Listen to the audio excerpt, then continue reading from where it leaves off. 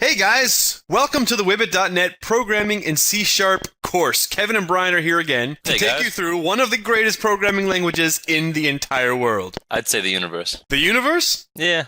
Wow, that's very impressive considring it's a Microsoft language. I didn't say it was useful. I just said it was good.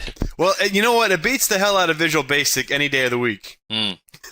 That's the important thing. So look at where you guys have come from. You know, coming through the Wibbit.net courses, you guys have learned what? C, C++, and Java? Object-oriented.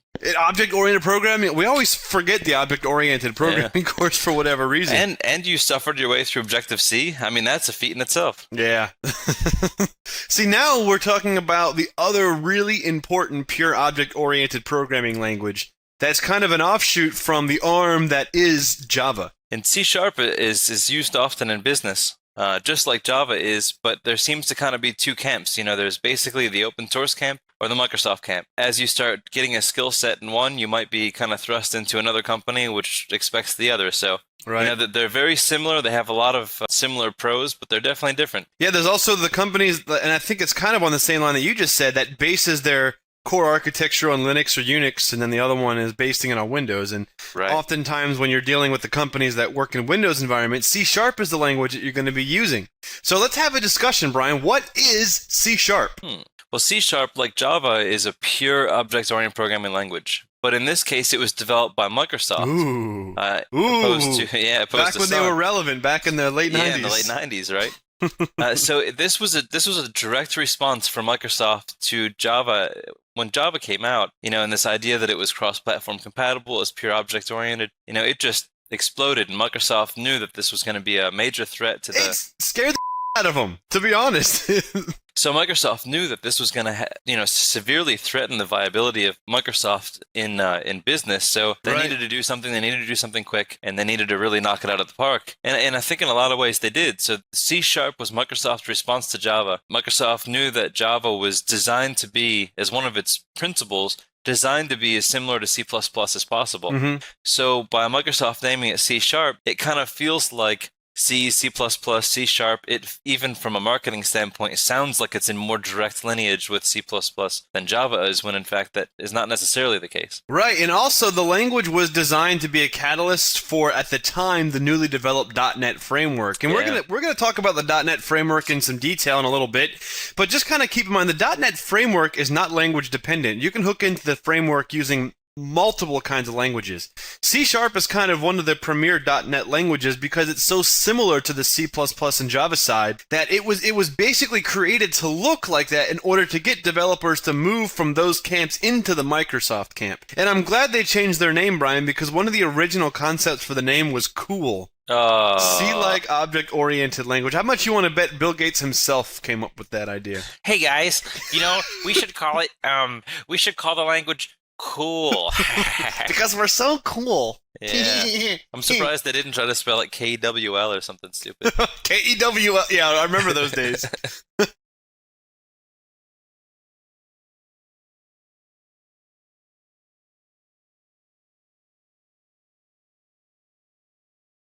So, Brian, let's talk a little bit more about C#. So, before we talked about some of the high-level stuff, now, one of the most, if not the most common implementations of the language is that the C# code doesn't compile into machine or native machine language like we've been working with before. It compiles into an intermediate code or a form of bytecode just like Java does. This is also known as the common intermediate language, but it's effectively the same as Java, where Java runs on a Java virtual machine. C# runs on a .NET runtime environment. And that's called the common language runtime. Even though you can technically compile the code down to machine code, it's generally not implemented that way. And this common language runtime runs over top of a framework layer, which is usually referred to as the common language infrastructure. And so that infrastructure is sort of the way that it moves that interpreted code most effectively and kind of does other things like memory management and so on. And it also uses a concept called just-in-time compilation, which means that the bytecode is converted into machine code right before it's executed. So that's what that just-in-time compilation concept comes in. And really, technically, Java does the same kind of thing, so you're already familiar with this kind of execution already.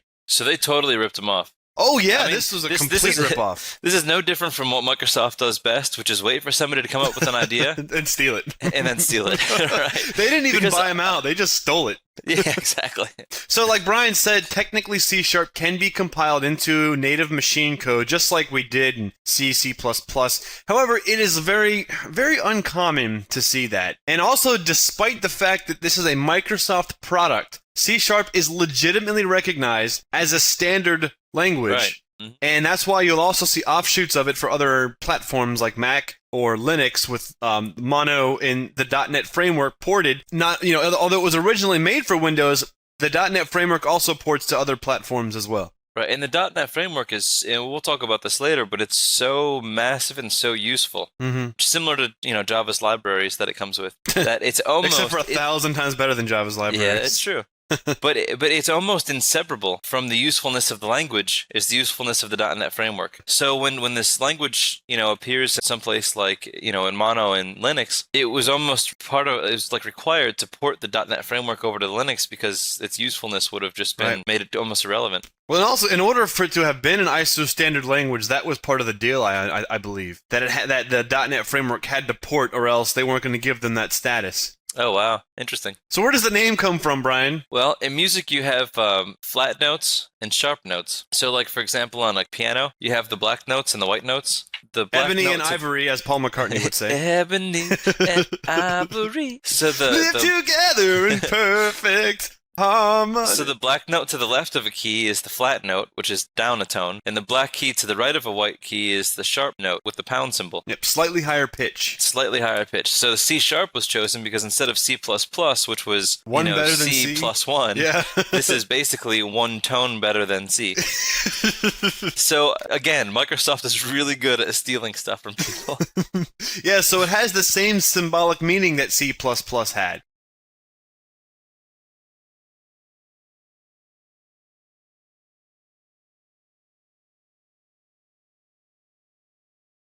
When we start talking about the language philosophies of C#, you're going to notice a few of these are very similar to when we discussed the Java philosophy because, like Brian said, it's a complete ripoff. So the first thing is that C# doesn't really believe in top-down design, which Java doesn't either. So, because top-down design is for suckers. It's for suckers, man!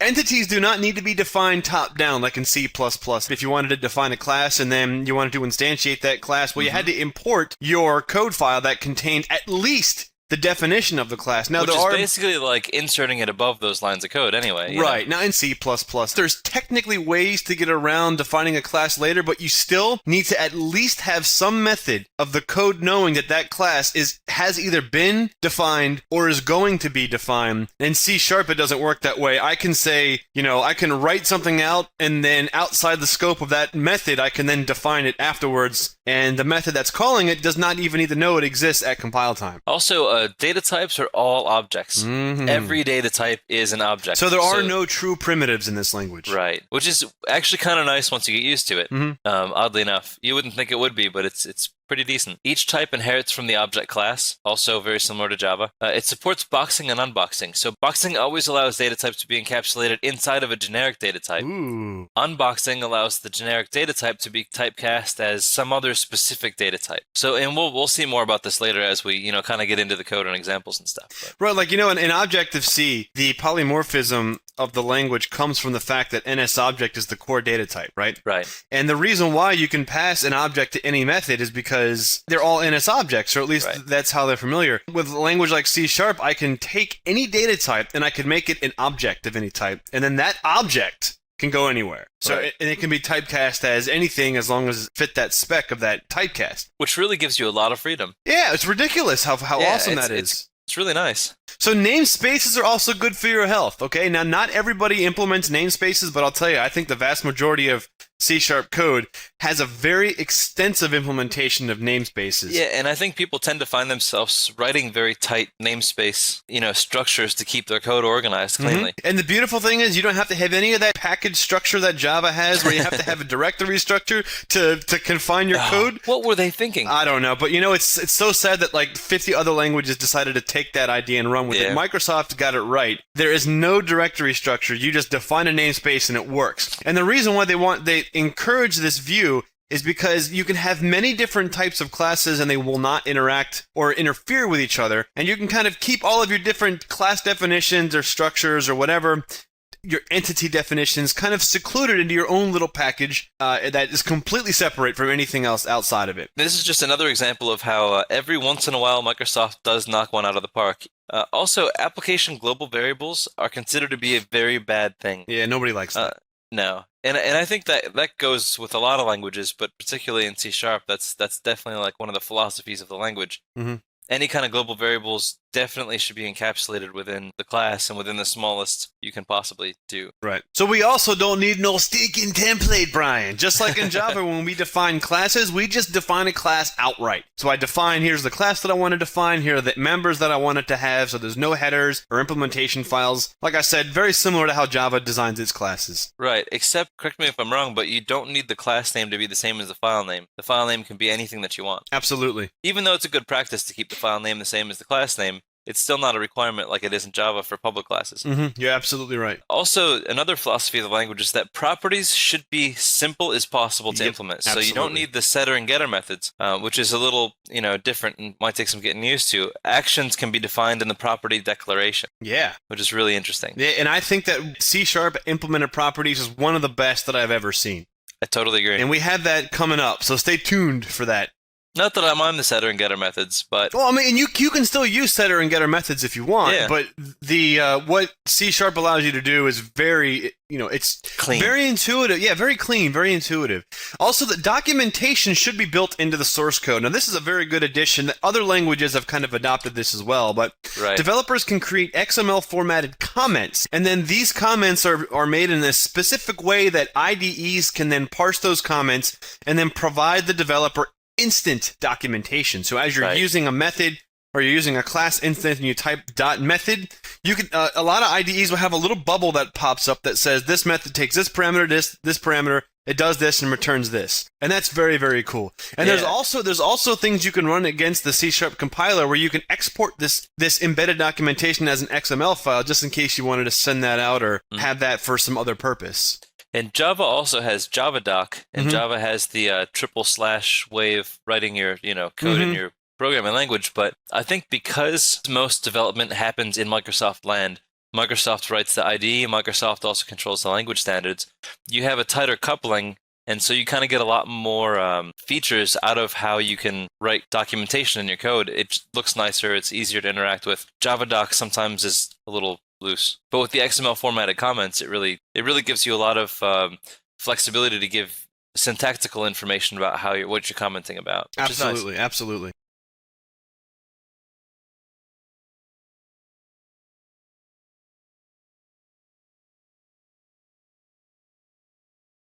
Also, pointers are seen as being very unsafe, and they are. I mean, as you know, anytime that you're using pointers... Objective-C. yeah. So, I mean, if that pointer now is referring to something else that no longer exists there, or something wrote it, and now you're affecting some other variable, pointers are absolutely unsafe. They just jump you right into some part of memory. You don't know what the state of that memory is. So if in C# a pointer must be used, on its own as a pointer, it's allocated in its own section of memory marked as unsafe memory, which is really interesting. And pointer memory, that segmented area of memory, is unmanaged. So you're responsible to clean it up after yourself to make sure that you have a greater chance of tying up all your loose ends. But memory management in general is handled by a garbage collector in C#. It's actually a very effective way of handling memory. So memory management cannot explicitly be deallocated when it's handled by the garbage collector. Yes, no, that's managed memory. Right. Now, when we start talking about the .NET framework, we're going to get into the differences between what is managed and what is unmanaged. So keep that in mind. But Brian, that's a good point about the garbage collector. So we have several IDEs out there for C#. Now, one of the premier IDE is the Microsoft Visual Studio IDE.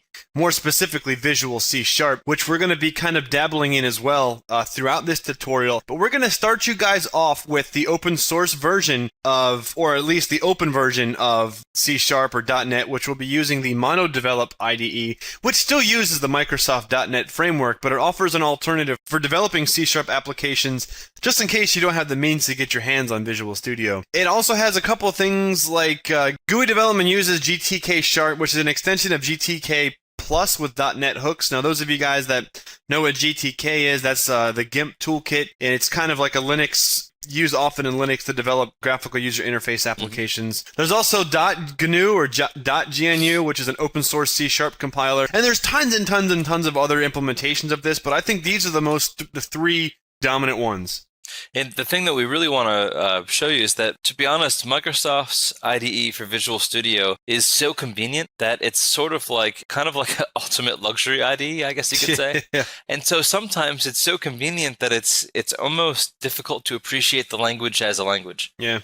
And I think sometimes people actually start developing in C# and don't really appreciate it as a language and don't really develop an understanding of what's happening, because the IDE actually just does so much for you, right? And it sounds kind of weird. So that's why we really want to start, like we've started all of our other courses, where we start on the command line. You really get the feel of this language as a language on its own that can stand on its own 2 feet, with a text editor and a compiler. Yep, absolutely. And then we'll go from there into mono-develop so that you can see that it's really not platform dependent. You really see it as this is the core of the language, so you can kind of clearly differentiate what's the language and what's and with mono develop, if you're running a Mac, you can run this on Mac. If you're a Linux guru, you can run it on Linux and Windows as well. People actually use mono for writing iOS applications on iPhones and iPads too, which is interesting. But so that by the time we get to Microsoft Visual Studio, you'll really be able to appreciate what Visual Studio is doing, what it does for you, and how it allows you to interact with the .NET framework so easily. Absolutely. So there are many different ways, Brian, that C#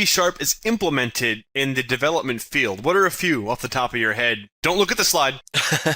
Well, the big ones are Windows services for server applications, Windows applications, any kind of web development that runs on IIS, which is Windows server. It's like the Microsoft version of Apache. It's the Microsoft web server that runs ASP with C# in the back end. Silverlight content sometimes, and you have Windows mobile development. Sometimes you have embedded CS scripting language, like you have VBA, like Visual Basic for applications and stuff. Similar to that, you have C# script, where you can kind of embed it and use it as a scripting language.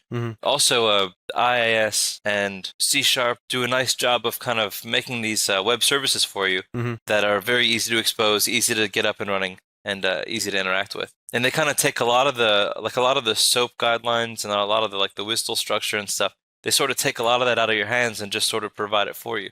So you can really knock out web services very quickly using C#. And it's also cool because you can add remote web references that are web services. Oh yeah, absolutely. Like in your program, you can, instead of importing a DLL, you can just make a reference to a web service. Exactly. So you just literally say, I just want this, whatever this web server provides, I want this to be in my application. It's really, really cool. Right, and that's really nice for large companies who want to try to, if you have a lot of disparate development groups, and you really want to make sure that you're exposing platform features to other teams to incorporate the larger intelligence of the business, that's a great way to do it. Absolutely.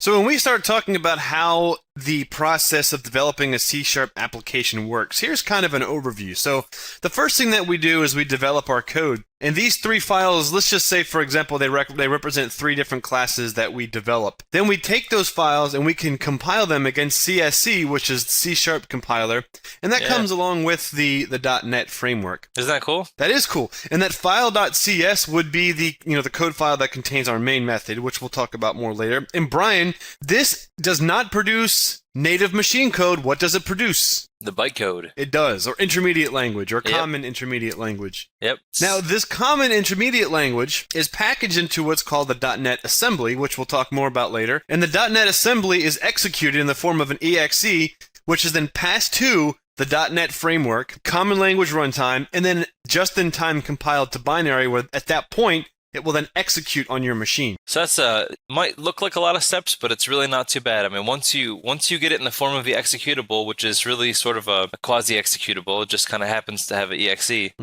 That executable can't, if you don't have the .NET Framework runtime installed, that executable won't be able to run. Nope, not at all. And so so that executable is really something that calls the .NET Framework and then provides your intermediate code. Right. It's almost comparable to those of you guys that work in Unix and Linux to the shebang. You know, like at the top of a script, you can say run with this compiler, but you can still set it as executable and run it as if it's an executable, but it actually executes by proxy. Something else runs that allows it to run, and this is sort of the same thing.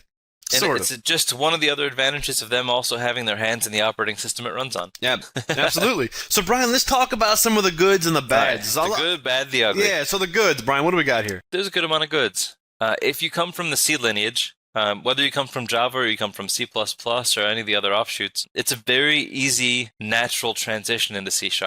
I would almost argue that if you know C++ or if you know Java, you could almost come in cold. Yep. Open up a C# IDE and just go to town. Yep. Or even pick up a project that's halfway done and just keep moving. Yep. And you just read it and just add on to it and just keep on moving. Right, exactly. And the things that are different, the IDE and Visual Studio will basically just kind of like channel you into what you're supposed to do properly. You know, not that I'd recommend that, but that's one of the things that is really good about it is it's very natural to understand. And part of the reason it's so natural to understand coming from those or not coming from those, even if it's your first language, is the namespace and the objects and structures are very intuitive. And one of the huge problems that Apple has with Objective-C is that from one object to another, you can really tell that it was written by different groups of people at different time periods.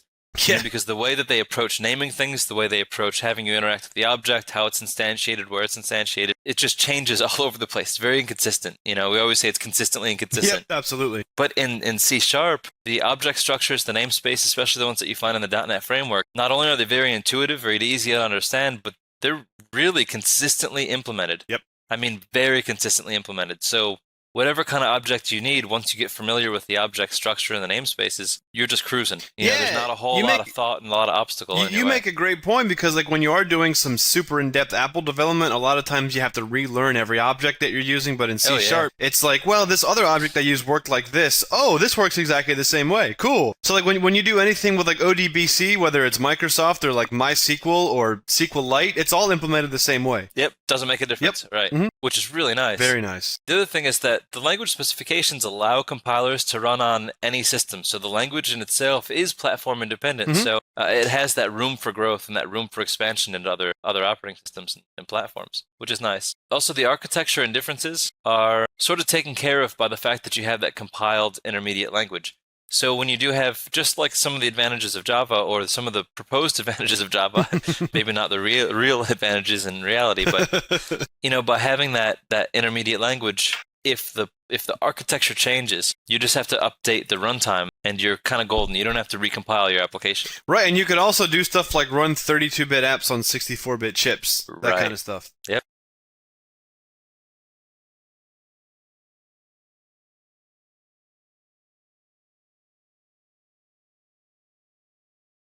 Also, its memory management philosophy makes the code pretty safe to run. You don't have the same kind of dangers that you have in C. Danger. C++. Danger. Yeah. So it kind of keeps it contained and it kind of keeps it relatively safe to run. It's not going to sort of like boost its way into the space of another application and other things like that. The language design has a very intuitive interface for auto-completing. So just the way that the language flows, the way that the language, kind of like the rhythm that it's spoken, so to speak, gives you a very intuitive interface for okay, I want a, and you kind of start typing, and it kind of auto-completes the rest of the way. You have like a very intuitive way of what you would expect to come next. This dot that dot this, you know, is very much what you would expect is generally what you'll find. And it's not like you know, sometimes, especially in Objective-C, you'll have very strange naming conventions. Objective-C bashing hour is what we have here. Yeah, maybe I'll just stop comparing it to that. But anyway. It also has integrated security if you're in the Windows realm of things, which is really nice. Oh, so it's instead so of having to, convenient. Oh, yeah. So instead of having to build up your whole, you know, user authentication system, basically, if you're in an Active Directory, you can just say this group of users have access to that thing. Yep. And you're done. You don't even think about it. Absolutely. And the beauty about that is you don't have to have different sets of credentials if you're building applications, which any of you guys that work in large companies know that is just the worst thing ever. Right. So now let's talk about some of the bads. Now, we came up with more goods than bads because, to be brutally honest, I believe, and I think Brian does as well, that there are a lot more goods than bads in this language. The bad is it's very Microsoft focused. Now, you can say that's a good or a bad, but the reason why you can almost categorize it in a bad is because a lot of the new cutting edge APIs and stuff like that are often ported into the Microsoft land first. Any other platform is an afterthought, if it even comes at all. Right. You know, so that's one thing to keep in mind, is that Microsoft is always going to get the first push for any technology with this framework. Developers are also somewhat limited to the language design, which those of you guys that come from Java and languages like that, that's not necessarily a terrible thing, but one of the big things that we kind of see is it has the ability to stunt the growth of programmers. You know, kind of like how, you know, if you smoke a pack of cigarettes a day, you're like 13, you might not grow as tall. Well, C# is the equivalent of that, because like if you start using C# at too young of an age, C and C++ are going to be very scary to you, because C# is so intuitive, it's so quick. Oftentimes when I'm writing stuff in C#, I can literally write as fast as I can think it, and I can speak out loud. I'm gonna select this from here, then I'm gonna run here. I can literally code as fast as I'm speaking, and having that convenience, if you start there, going to other languages can sometimes be very difficult. Right, and one of the things that it tends to the difficulties of other languages sometimes make you a little more aware of the overall structure of the application. You know, whereas when it's that easy to code, you know, you can tend to just sort of march your way through things and have these very long private methods, for example, which can be difficult to break apart, difficult to unit test on, difficult to do a lot of things, you know, and then have a much higher impact when you do code changes to logical errors in other sections, you know. So sometimes those can be tricky, but it's a very easy thing to get out of once you just simply break yourself out of the convenience of it. And also, because of the overhead of the actual runtime environment, it does slow down performance. There is a pretty substantial mathematically performance hit compared to languages like C, which have very little. Right. But similar to other languages, you can always write libraries in C and import them into C#. That's true, and we Very have easily. examples of that coming up, which is going to be great. Yeah.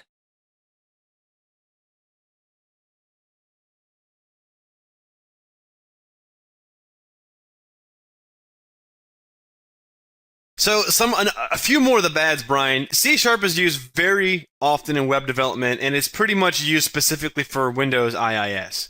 So if you wanted to do some stuff with Apache, although technically you could, it just integrates way too good with IIS, and a lot of companies that run down the C# route are stuck purchasing very expensive servers to host IIS and very expensive software to host IIS. And a lot of the advantages of, you know, C# and ASP, you can really only get on IIS, and ASP really has to be run on IIS.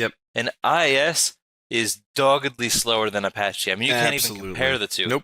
So if you really want, you know, anything outside of an internal application, if you want it to be a really widespread, wide-used, you know, application to the masses, you're going to have a really tough time running it on IIS unless you just have hundreds of servers, you know, and a very complicated structure. I mean, you're going to be seeing nasty performance hits just on the fact that you're running on IIS. Yeah, and the mobile development only officially is used on Windows mobile devices, except for the Mono, like Brian was mentioning earlier, that there are some extensions for Mono for iOS. Right, but you just don't generally see them very often. And Windows Mobile is a little, at least at this point in time, a little wobbly. Is that a little wobbly? Yeah.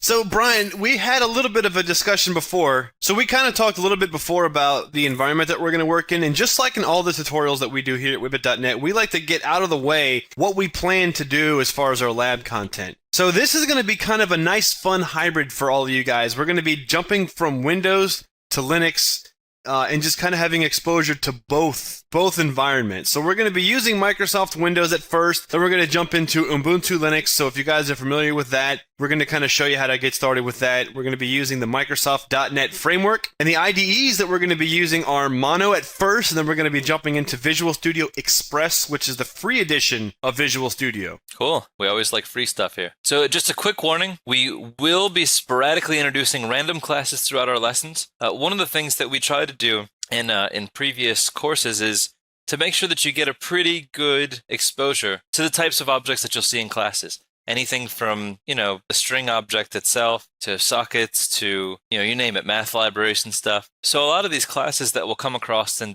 .NET shouldn't really be that foreign. Yeah.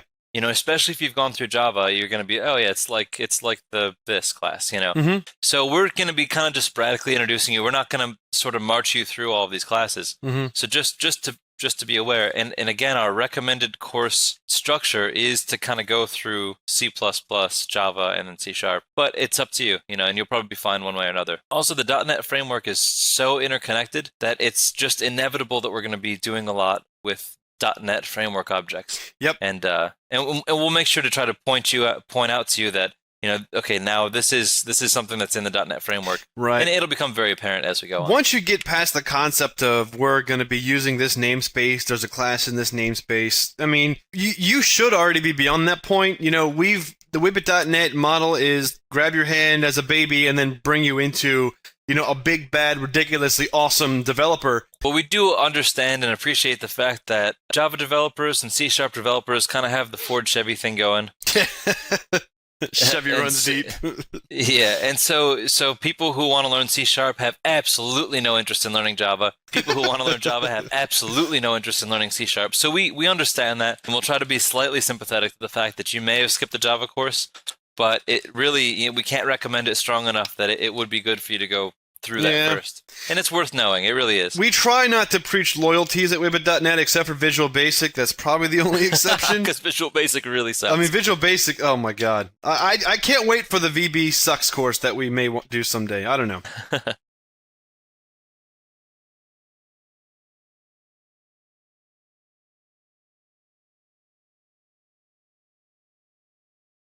Let's take a look at a basic C# program. Now, for those of you guys that follow the Java course, which you better have followed the Java course, this looks very, very familiar to you. Look at this, Brian. Yeah. You got your class declaration, your main method. Right. We have our class declaration, and then inside of our main class declaration, we have our main method, which just like in Java, and also technically in C, C++, this is going to be our entry point to the application. And inside of the main method, what we're doing is we're calling the console object, which is encapsulated inside of the system namespace.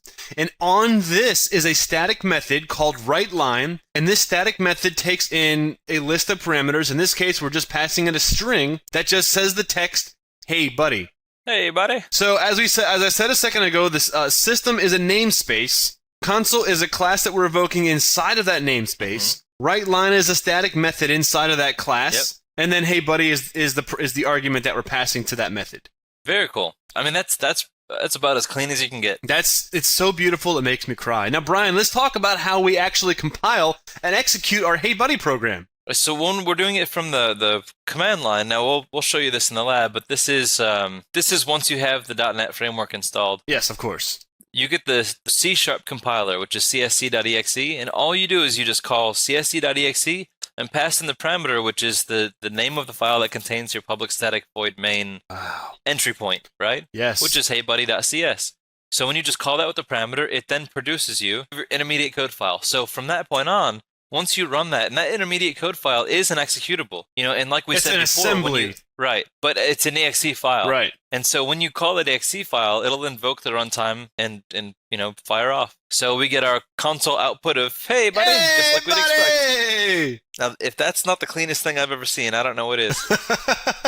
So let's talk, Brian, a little bit about prereqs. Now, you mentioned a little bit ago, we do expect you guys to have followed the C introduction at OOP, C++ and Java. Objective-C would be good just because it kind of takes you through the entire course outline. But in order for you to truly get the most out of this course, we want you guys to follow the Whippet.NET course structure just because it was all purposefully done this way to make Java and C# easier for you to learn.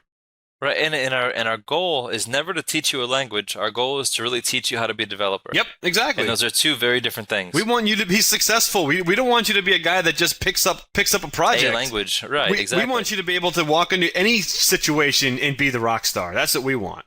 Right, and if sometimes companies don't do well, and oftentimes developers tend to have lots of jobs over their careers. Mm-hmm. And so if the company that you're working for doesn't do so well for a little while, and you need to sort of adapt and roll your way into some other place, we want to make sure that you're ready, flexible, and robust enough to kind of handle that, whatever those transitions are. And by being a good developer and not just somebody who can use a language, you'll always stay flexible and be able to roll with new technology, absorb new new languages and just always keep on moving, which is really what we want you to get out of this. Absolutely. So, Brian, our journey of C# begins right now. That's awesome.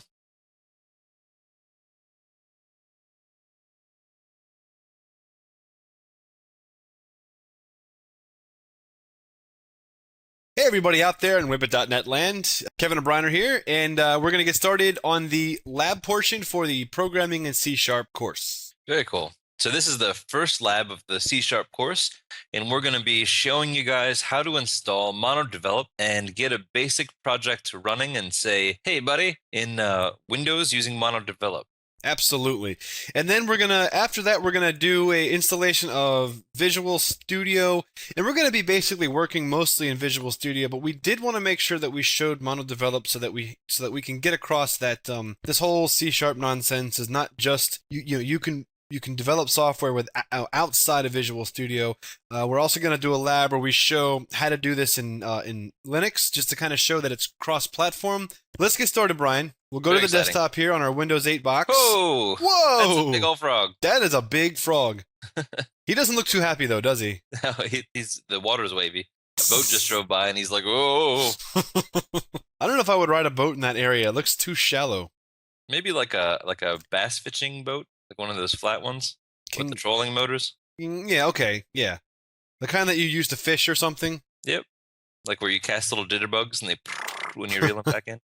So in our buddy Google here, I just looking up MonoDevelop, monodevelop.com. So we'll just go to the main web page here. MonoDevelop 4.0. We'll hit the download now button. Oh, you can do it in Linux, Mac OS X, Windows. Yep. So down here we have our two major platforms here. Windows, Mac OS X. We also have stuff for Ubuntu, Debian.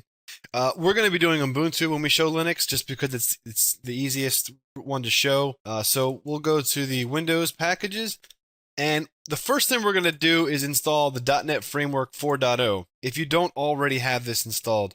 All right, so here we go. We'll run this little fella here.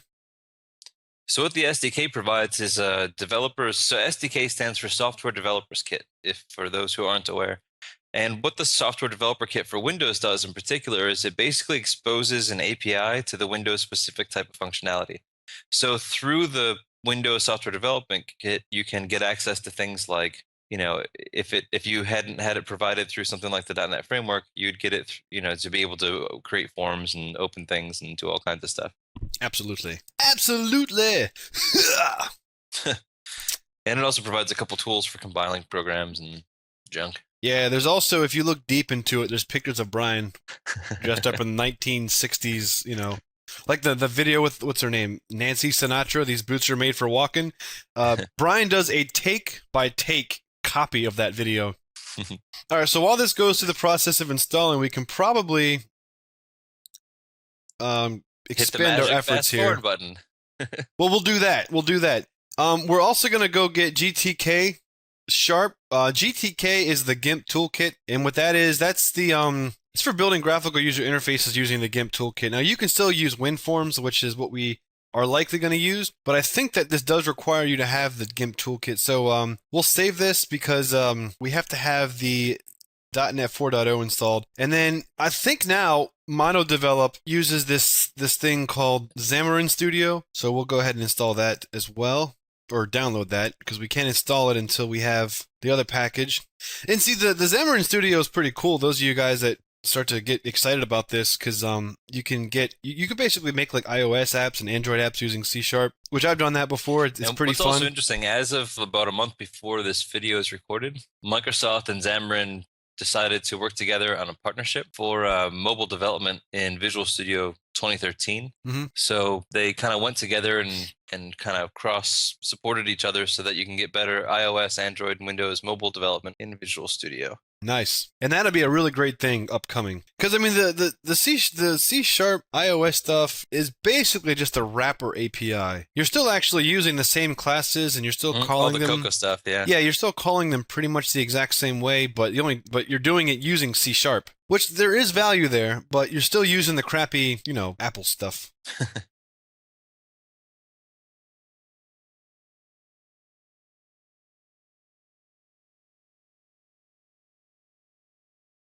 All right, so the Windows SDK for the .NET 4.0 was installed. I don't really care about the release notes, so I'll finish this little fella. Cool. All right. So the next thing that we'll install, I believe, will be GTK Plus. So let's run out to our downloads. Oops, sorry. I forgot what version of Windows I was using. All right. We're getting old. Yeah. All right, so we'll open up the downloads for this machine, and we should have GTK Sharp, which we already installed. So let's go ahead and install this baby. I don't think we have planned any GTK Sharp stuff, but it's good to have if you're really getting into mono-develop and developing graphical user interface form-based applications that you intend to deploy for Windows, Mac, and Linux. GTK Sharp is just stellar for doing that. It's the way to go. Yeah, and I've done it with apps for business purposes before. I've used GTK Sharp, but if you're just using Windows, then WinForms is all you need. So we'll let this guy install. All right, so GTK Sharp is installed, so we'll finish that. And then we'll do the Zamakar Shamalika Raulian Studio, which is going to be our development environment for mono-develop. So we'll just go hit next, install. We've installed it, so let's go ahead and let's launch it. Let's see what happens. Let's see what kind of errors we get. The frog is making me a little bit nervous. I don't know about you. He is awkward. It's kind of like when you're in a haunted house and you look up at the painting and it smiles at you and then it stops smiling as soon as you look at it. Like in Ghostbusters. Ghostbusters 2. Yeah, right. I am Vigo. All right. It's coming up. So here we go, ladies and gentlemen. Oh, that's exciting. This is very exciting. So we can let's make a new solution. And just to be clear, in the slides we had mono-develop, but Xamarin Studio has replaced mono-develop. But functionally, it's the same exact IDE. Those of you guys that have maybe used mono-develop in the past, well, this looks the same. You have the same, GNOME icon look and everything. So we'll create a new solution, and the solution is going to be a C# project. Now, you can see the cool thing about the Xamarin Studio is we have Android as a project type. You can also download, like we were saying, an add-on that lets you do iPhone development, which is cool. So here, we'll just do a C# console application, Brian. Should we just call it Hey Buddy? Absolutely. What else would we call it? Hey Buddy. Okay? So that creates our project directory with all of our files in it. And inside the project directory, we're going to have a solution file to kind of be our table of contents and our program.cs, which is our public static void main. And we talk about the whole thing about solutions and project files a little bit later. But you can see that as we just create this console program, I didn't have to do anything. It just created this was just auto-generated. So we have our namespace, Hey Buddy, which is just the name of our project.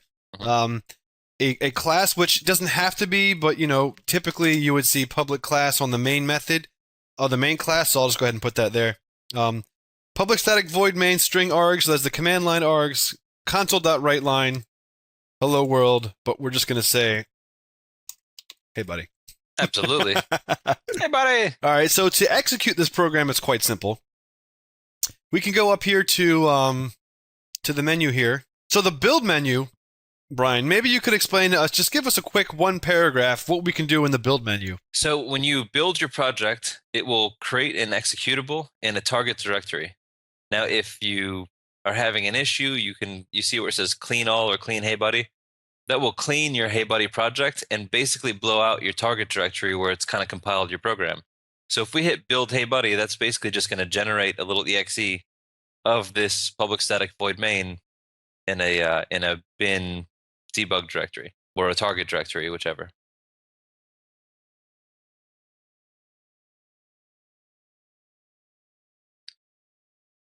So if we take a look at where we save the project, you'll see this projects folder.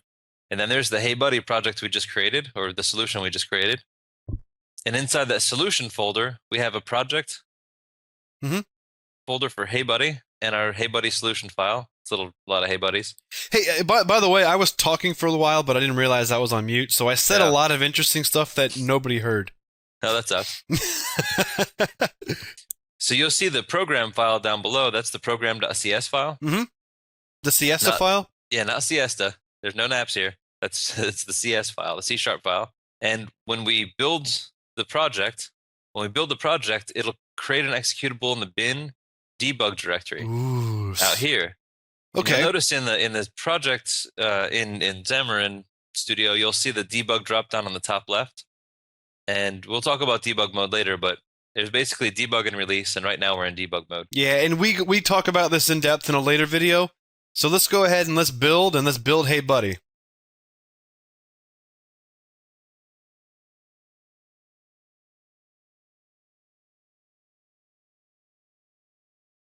So let's go ahead and let's build Hey Buddy. Perfect. Okay.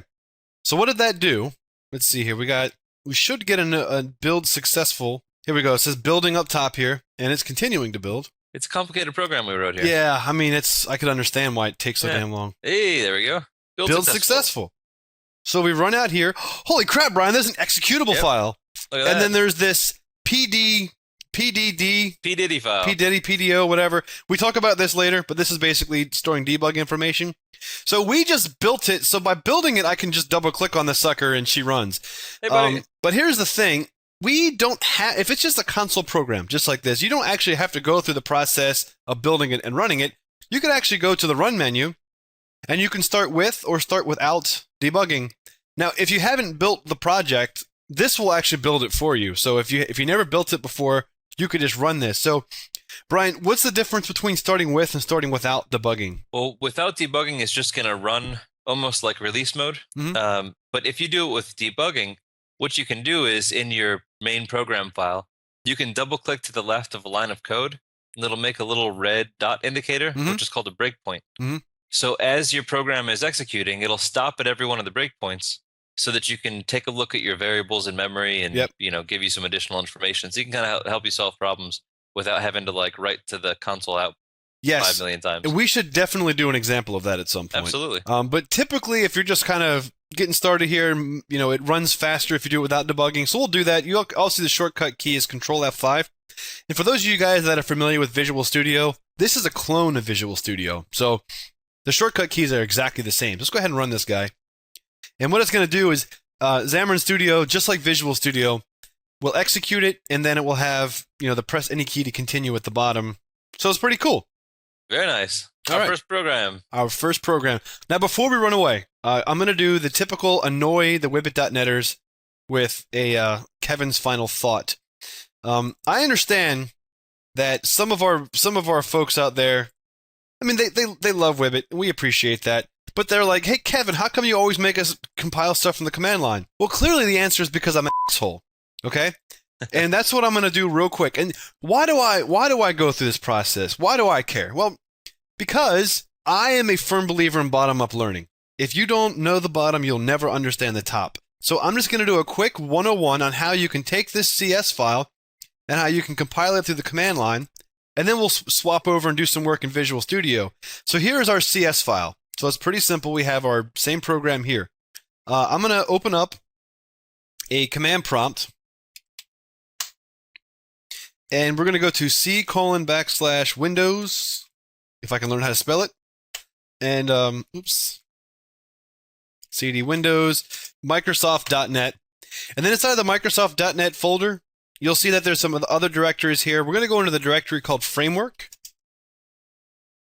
And then inside the Framework directory, you're going to see the different versions of .NET Framework here.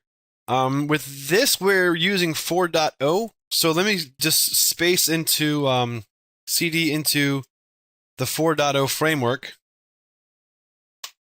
And then if I do a dir, whoop, there's a lot of stuff in there. You can just take my word for it that there's an executable in here called csc.exe, which stands for C# compiler. So what I'm going to do is I will copy this path because I don't have it in the system path, or I can just put it in the system. I don't want to. I'll just copy this like this. And then let me go to the desktop.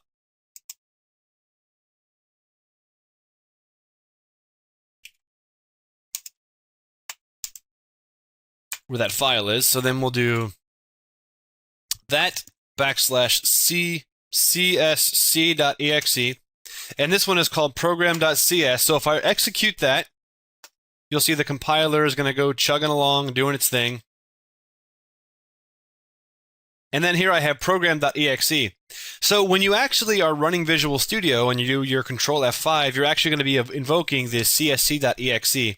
Now I think it's cool to know that because there are some circumstances where you have to add switches, where you can add them in like Visual Studio, but you can have unsafe code, which we'll talk about later, that you actually have to add unsafe to compile it. Otherwise, the compiler will not compile it. In some cases, I found it more useful to just do it from the command line, but maybe I'm just an old geezer and that's just how I do things. But here's program.exe and it runs perfectly. So there we go. Beautiful.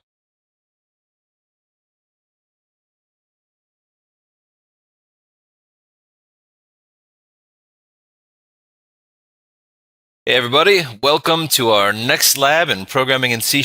So we just showed you how to develop using the Mono toolkit in Xamarin Studio in C#. We made a Hey Buddy application. Yeah. Now we're basically going to do the same thing in Visual Studio just to make sure that you kind of know, that it's easy to get them both set up. They're both free. You can just download either Xamarin Studio or Visual Studio at no cost. Visual Studio is not free, but we're going to be using the Express version anyway. The Express edition of Visual Studio 2013. All right, so we'll go ahead and open up our Internet Explorer here. Let's go to Google, and we'll just simply do a quick Google for Microsoft Visual Studio 2013 Express. So we'll go to the Visual Studio home, I guess, visualstudio.com, and we can go to all that purple. Yeah, there's a lot of purple. Let's see here. Get started for go to downloads, I guess. We'll go to downloads, and we can go down to the. Let's see, where's the Express? Visual Express. Yep. So should we get 2000 for Windows Desktop? I guess that's probably the best thing that's gonna for what we're gonna do. So we're gonna go ahead and do English. Hopefully you speak English so you can follow this. And we don't really need to get a ISO, do we? We can just get this install now. Let's just get the installer. Loading identity providers. That's a useful message. Do I have to log in? Yeah, I think that make you just sign in with anything. All right. So I'm going to log in here, but you're going to see a blurry thing here because I'm not going to show you what I'm logging in with. America, America. All right, so here we go. So our download is starting. I'm going to go ahead and hit run. Obviously, clearly a little more painful to get to the download, but still, no big deal. Here we go, Brian. Here we go.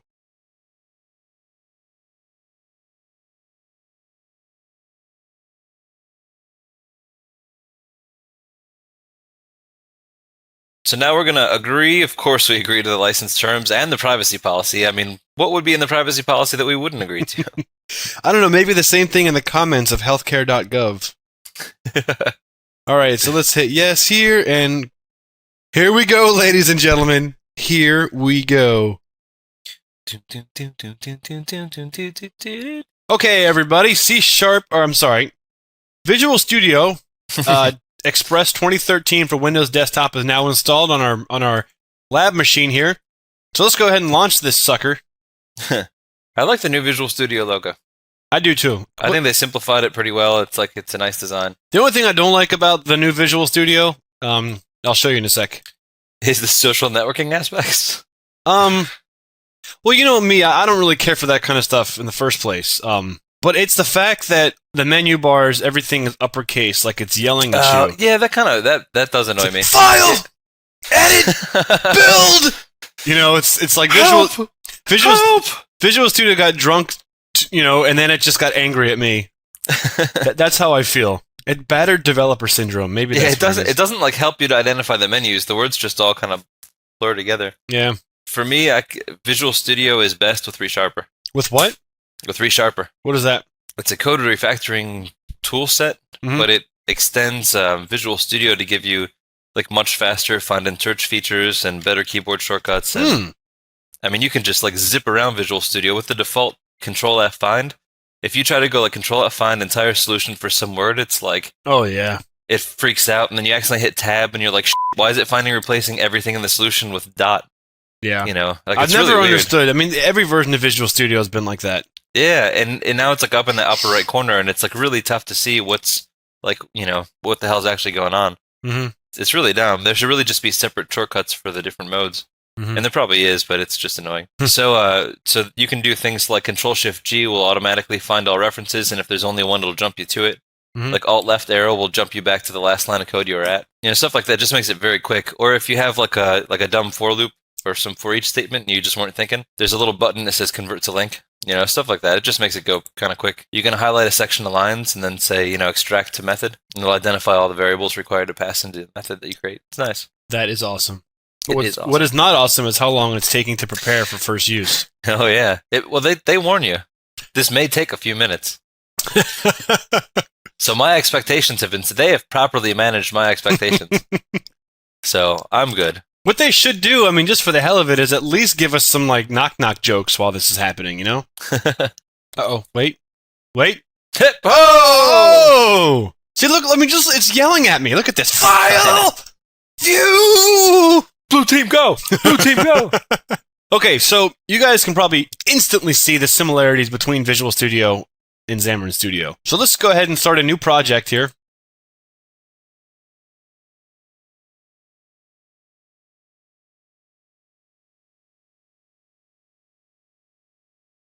So we'll click on the yelling file menu. So in this case, we'll create a new project to just make it nice and simple. And, oh, good God. Oh. Why did they do that to me? I don't know, but I feel so dirty that my, oh my, die Visual Basic. So we can see we have a bunch of, you know, the similar type of projects that we had before. We'll just go ahead and select a console application. Awesome. And we'll call it Hey Buddy. Just like the other one. Just exactly like the other one. But you'll notice that it's stored in a different location, and we'll go check that out in a second. And we'll just hit OK. Pretty simple.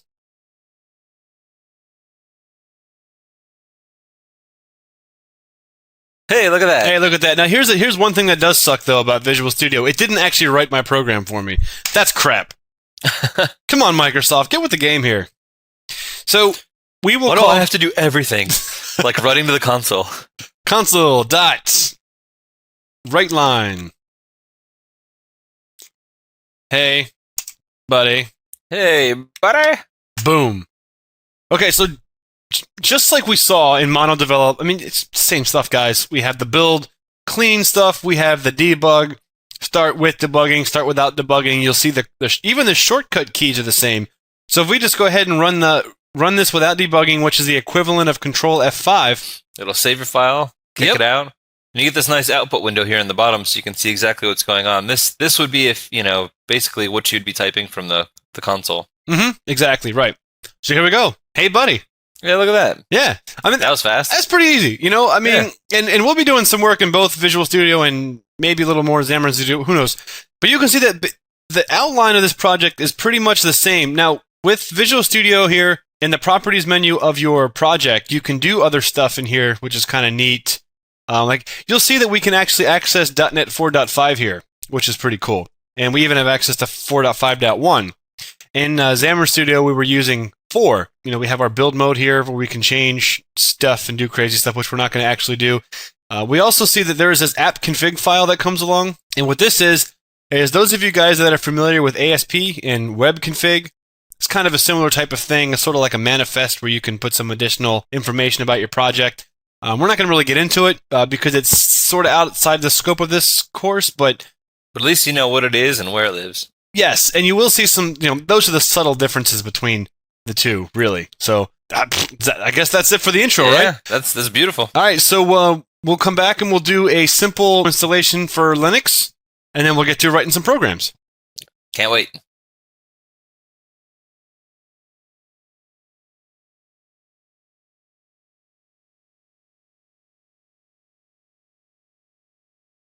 All right, ladies and gentlemen, as promised, we are going to show you how to set up the MonoDevelop IDE in Ubuntu Linux.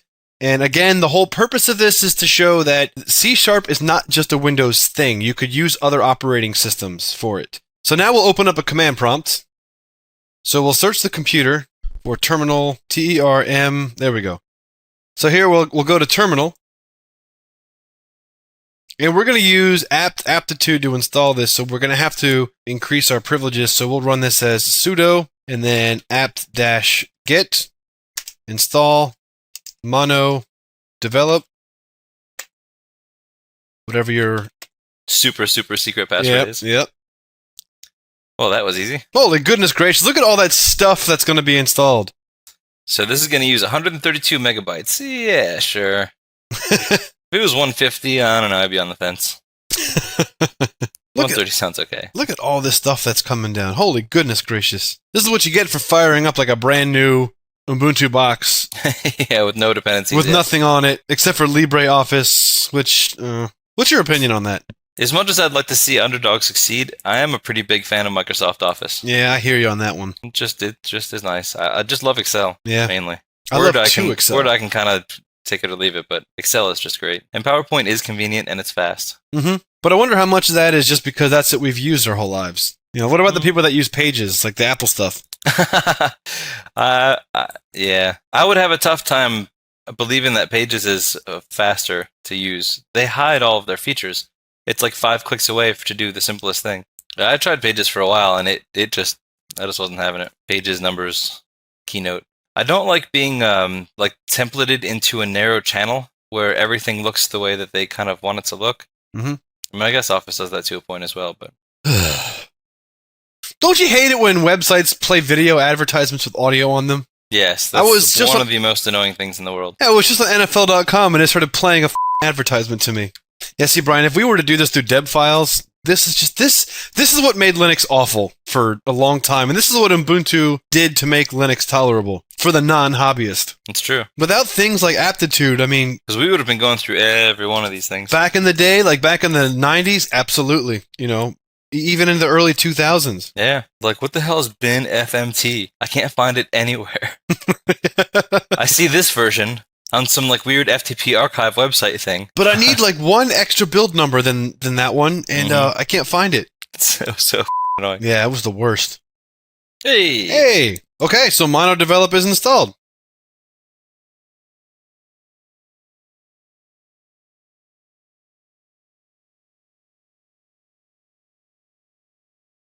Hey! Okay, so mono develop is installed. We're good to go. So does that mean I can search for it, or do I have to run it from the command line? Let's find that out right now. Cool. Hey, look, there it is, mono develop. Yeah, so now we have access to mono develop inside of our application, so let's go ahead and launch this sucker. Here it comes, Brian. Now you'll notice that in Windows we were using Xamarin Studio, and in Linux we'll be using mono develop. It's just because there is no Xamarin Studio, there is no mono develop 4.0 available for Linux yet at the time of this recording, but that does not mean that in the not too distant future it won't be. But it'll all basically be the same thing. Well, yeah, once you see, I mean, there's really no difference. I mean, the GUI may look slightly different, but it's fairly the same. You could open up projects from one with the other. It's no big deal. So let's go ahead and let's create a new solution. And we'll go to C#, console project, and we'll call it Hey Buddy. Now the location's not set, so let me browse to, should be able to do documents, create a folder called projects, and we'll stick it there. Perfect. Yeah, so home with it has a home. Documents, projects, we'll go forward. We don't really care about this stuff. When we weren't asked this in the Xamarin Studio, but in the Mono Develop IDE, you'll ask the GTK Sharp support, which we installed that when we were doing it in Windows. And if you were gonna have a cross-platform graphical user interface application, you could import this. You can use that. But in this case, we don't care. We're not gonna do it. So we'll just say nope. We don't care. Cool. And here's our Hello World program. There we go. Looks just like the other one, except they did the thing for us again. Yeah, you know, and when are people on Earth gonna get that we know what we're talking about and that Hey Buddy is wave of the future? It's just better. It's just plain better. You can also see stuff like the keyboard shortcut, Control F5 is exactly the same. So, I mean, you're really talking semantics here when you talk about the difference between the two environments. It's really nice if yes. you need to switch back and forth. Yes. In effect, it's pretty much the same. So we just Control F5 this sucker. And we see build successful on the bottom left. Terminal pops up. Right. There we go. Buddy. Hey, buddy. So, Brian, explain the magnitude of this to our viewers just so that they fully understand why this is so important to showcase. So not only are we able to take code from one environment to another and basically write the same code and execute it in two different environments, but our IDE, our situation, our keyboard shortcuts even are all basically the same. So you have a very, low learning curve to move between different environments. But what's also nice is, as you were saying about with the GTK Sharp stuff, you can actually use this to write graphical applications in my opinion, a lot easier than you could in Trolltech. Oh, yeah. And, write it once, run it in Windows, run it in Linux. You're basically good to go. You basically just Mac as well? All the major platforms. Yep. Yeah, so that's cool. Unless you write something that is platform specific. Right. You'll get a lot of use out of this. And in those cases, you can easily just do a provider pattern to kind of implement your classes differently where you need to in the different environments. Right. Yeah, exactly. That's it, guys. Now we can start coding with C#. Awesome.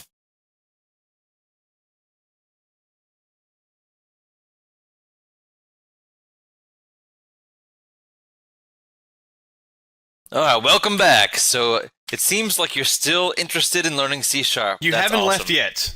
Yeah. You haven't But done you probably select will all after delete this that one. yet. Okay. So this is going to be the introduction to the .NET framework. So we kept mentioning this .NET framework, and we're going to try to expose you to the differences between this one or that one, when we come across it so that you can differentiate the language from the framework. Not that it'll be tough to do, but this is going to be our way of introducing you to this .NET framework and find out really what is this thing. Right. Keep in mind, the .NET framework is exactly that. It's a generic framework. You can hook into the .NET framework with a multitude of language. I mean, there's even Perl, TCL, Python hooks. You name it. You can hook into it with a lot of languages. Even Visual Basic at its bare bones uses the .NET framework. It's just a really crappy way of getting someone to use the .NET framework. So C# is a catalyst, or it's a way of making use of the .NET framework. So just make sure that you understand and keep in your mind that .NET framework and C# are not synonymous. They're actually separate. And the .NET framework, in its most basic sense, is imagine you have the English language, right?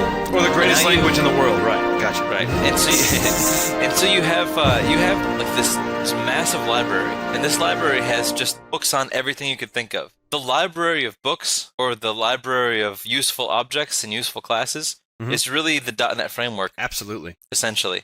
And so the difference being that if you don't speak English or don't read English, you can pick up one of the books and just say, oh, I want to read this in Python, or oh, I want to read this in Perl. Yep. And that's kind of the difference. But the .NET framework is still ultimately just a collection of really useful objects, kind of like Java provides and Apple attempted to provide. Objective-C bashing hour continues. So let's help it. I'm a little bruised. I mean, So let's talk a little bit more about the .NET framework. So just kind of to officially get some of the officiality things out of the way, it is an application framework that was originally designed for the Windows operating system. So it provides a common environment for software to execute in. So it relieves the developer of writing for multiple architectures. So the architecture is portable. .NET framework exists for Mac. It exists for Linux. It exists for Windows. So the developer writes one set of code, and then it can either be compiled or redistribute to the other different platforms. And as we were saying before, multiple languages can make use of the framework. It provides an extensive series of libraries that creates an abstract environment, like the example Brian was giving about the library. So you come in and you use the library, and then the library just facilitates all the knowledge that you need to do whatever you're trying to do. The intermediate code runs encased inside of a software layer, which is different from C and C++, which we learned is compiled to native machine code and therefore runs at the hardware level. Whereas the C# code in the .NET framework is going to run at that software layer. Is that kind of like Dr. Evil's layer? Dr. Evil's layer. Is that where it runs? Yes. So also keep in mind that the CLR, or the Common Language Runtime that this code runs on top of, is effectively an application virtual machine in a very similar sense that Java runs on top of the JVM.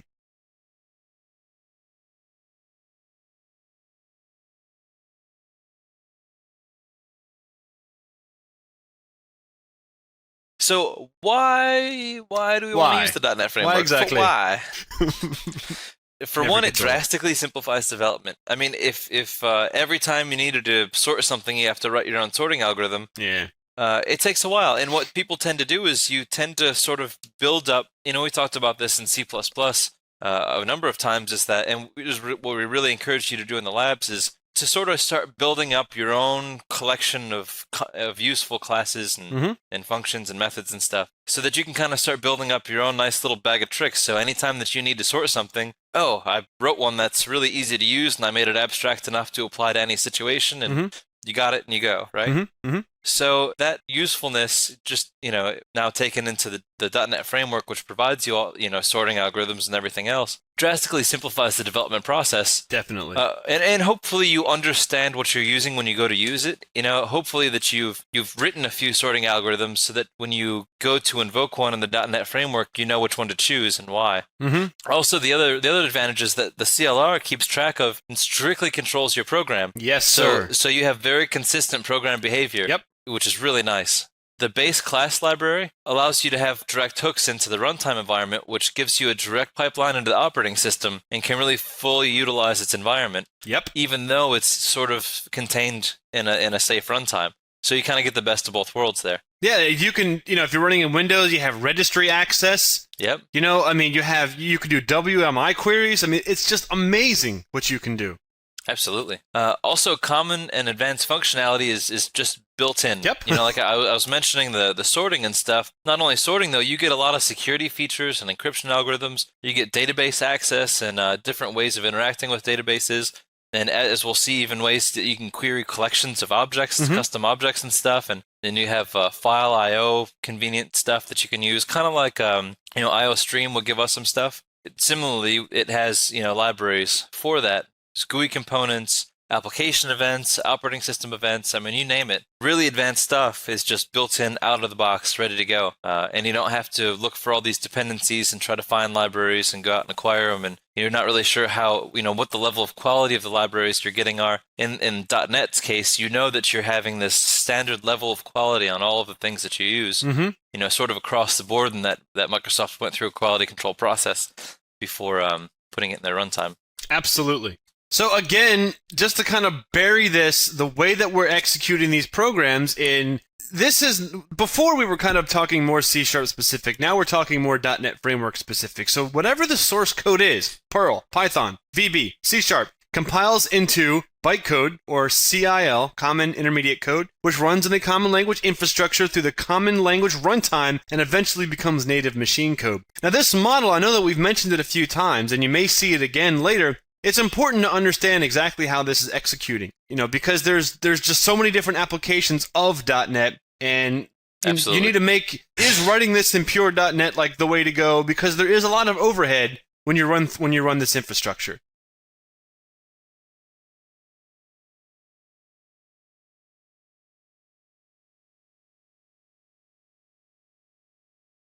So memory management, Brian, how many times have we talked about memory management in our courses? Oh yeah, over and over. It's such a crucial thing. You just can't have an application that has memory start leaking all over the place and crash your system. It's just not useful. You also can't have an application that takes 5 hours to do anything. So memory management is just an absolutely critical piece of everything that you do in software development. And the beauty of the .NET framework, Brian, is we have a large majority of the most common functions or most common actions that you would do are encased inside of objects that use what's called managed memory.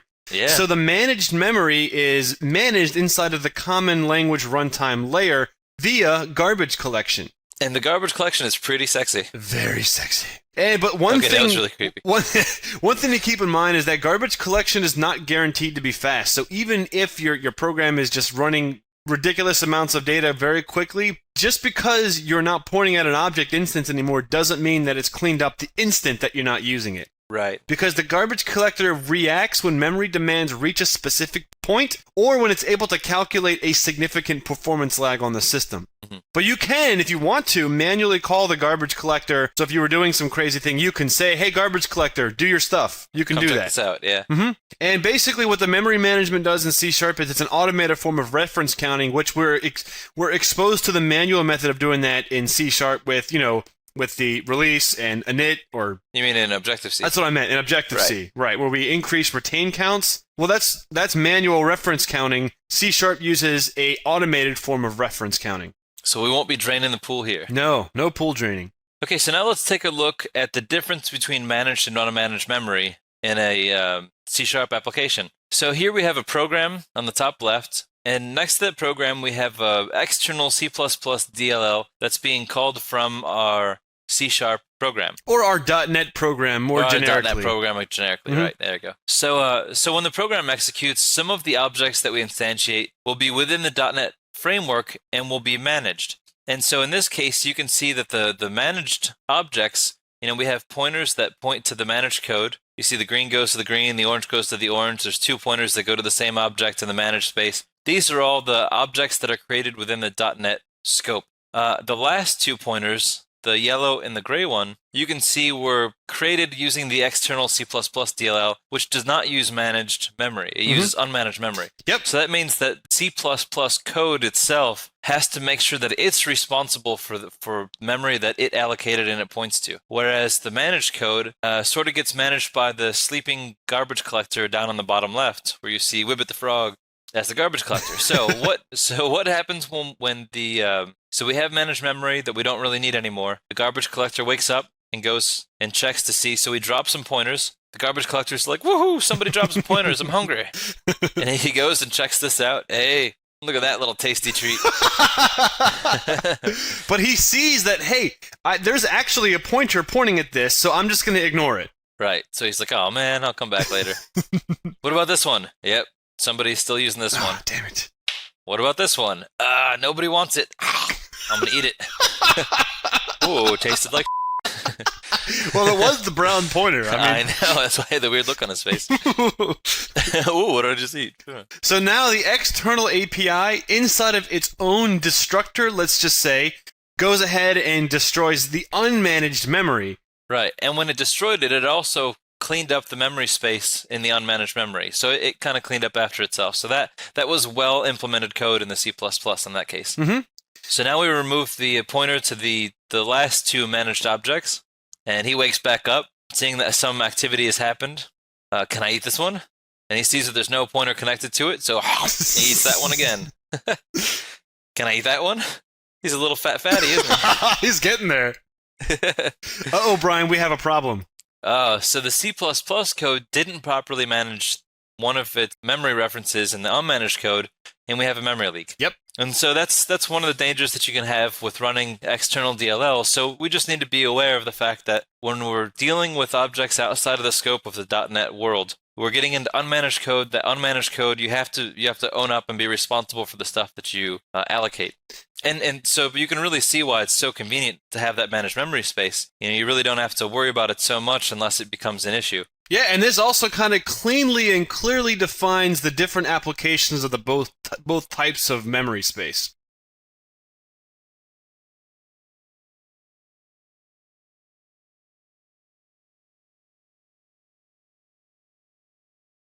Now, Brian, we're not going to get into the most recent version of the framework in this tutorial, but we're going to kind of talk about the evolution of a little bit of the .NET framework. So, .NET Framework 2.0 was the first major, awesome, ridiculous version of the framework, although 1.0 was pretty cool too. When you look at the hierarchy and how this builds on top of each other, the lowest level of the framework is that common language runtime that we talked about. And that's the area that manages executing the code. So the memory management's going to rest there. The just-in-time compilation's going to rest there. And then sitting on top of that layer is the base class library. Now, we have an entire lesson dedicated to the base class library, so you're going to learn about this, so don't worry about it. The base class library is just that. Pretty much most of the fundamental core classes for the .NET framework reside in this layer. Resting on top of that is the Windows Forms layer, which we also have a lesson for that as well, which is just basically a series of classes that manage GUI controls and that kind of stuff for graphical user interface design.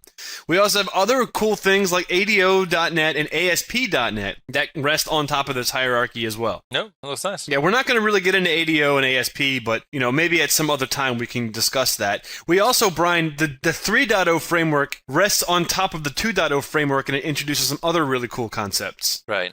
And so this brings in things like the Windows Presentation Foundation, the Windows Communication Foundation, and the Windows Workflow Foundation. And we'll get into more details of this later, but it's just kind of a different way that they started kind of separating out the namespaces so that it can kind of encourage you to have a more modular approach to writing your application.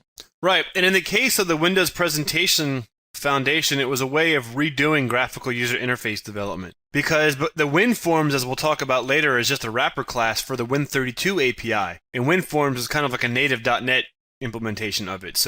And then 3.5 included this wonderful technology, Brian, called LINQ, which we're going to have a lesson on later as well. Yeah, which that's very exciting. Very, very exciting. So there's Wibbit standing at the top of the pyramid of the framework, and we're going to cover a lot of this, not all of it, but we're going to cover a lot of this throughout this course. Although we're not going to get into too much detail of 4.0, 4.0 is also released, but 4.0 doesn't change any of this structure of the framework's hierarchy. It hasn't really introduced new major things outside of LINQ, but it has done a lot in parallel processing, increasing precision on data types, big integers, performance improvements, security updates, some improvements to the workflow foundation, things like that.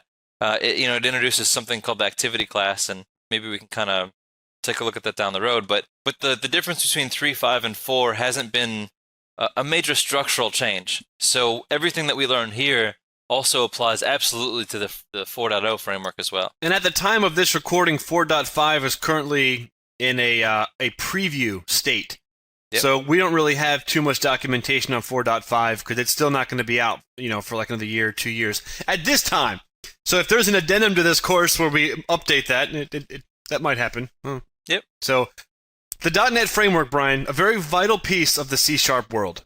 Absolutely. I'd almost argue an inseparable piece of the C# world. Yeah, absolutely.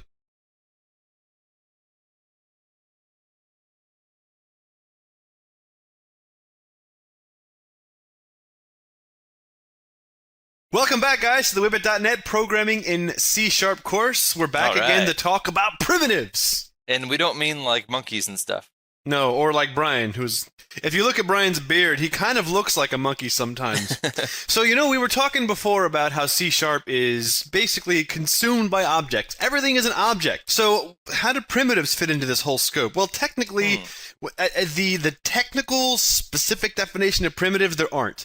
But then there's also like another way of looking at primitives, because primitives can be defined as anything that can be stored as a number, is a primitive data type. Right. Whereas a string would not be, because that's a collection of numbers, so that's not a single number. But in C#, you can look at primitives in anything that is kind of baked into the language as native, could also be considered a primitive data type. So we're abstracting outside of the numbers realm that is C and getting into the high-level stuff that is C#.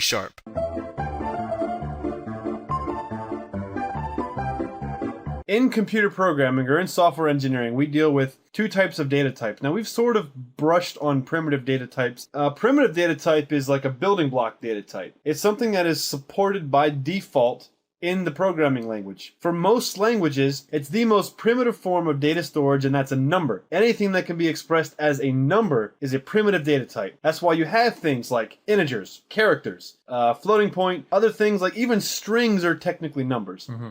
In some languages, treat strings as native, some don't. Right. So, Brian, let's take a look at this basic list of the most commonly used data types in C#. Right. So we have a primitive, which is just a primitive data type, as you would imagine. You have arrays in general, collections, you can call them as well. Mm-hmm. Pointers, composite data types, which would be like classes are composite because you can have, multiple things inside of them. Mm-hmm. Yeah, enums, structs, interface, we'll get into, delegates, generics, and these are all different kinds of... You're probably familiar with most of the things on this list, from other languages, but we'll get into the specifics later of how C# implements them. So if we start talking about common primitive data types, we start looking at a very familiar type of list now, don't we? Yeah. We got bools, we got bytes, we got chars, floats, ints, longs, shorts. This is like old hat to you now, you know? Yeah, this is the stuff that we've been talking about since day one, guys. I mean, even the introduction to computer programming mentioned a lot of this stuff. Now, one of the things that I like, though, one of the things that's really nice is if you'll notice, you have int and uint. Oh. So you have a signed integer, but then you have an unsigned integer. Nice. Let's see which here. Is very clear and easy to differentiate, easy to access either one of them. And that's I like that a lot. Our buddy Java deprived us of this functionality because they were like, "Who on earth would ever use an unsigned integer?" It was the 90s. I'll give them credit. I mean, it was the mid 90s was a weird time. I mean, Friends was still on TV for sake. They were mesmerized by Chandler and how hot Rachel was that they didn't think that unsigned numbers could be useful. So if you take a look at this output here from the mono-develop IDE, you can see that when you define an integer, you can make a new instance of an integer. And when you have an integer object instance, you can do the dot syntax to access internal methods. So you're actually dealing with object-oriented programming with the C# primitives. Right. It's very cool.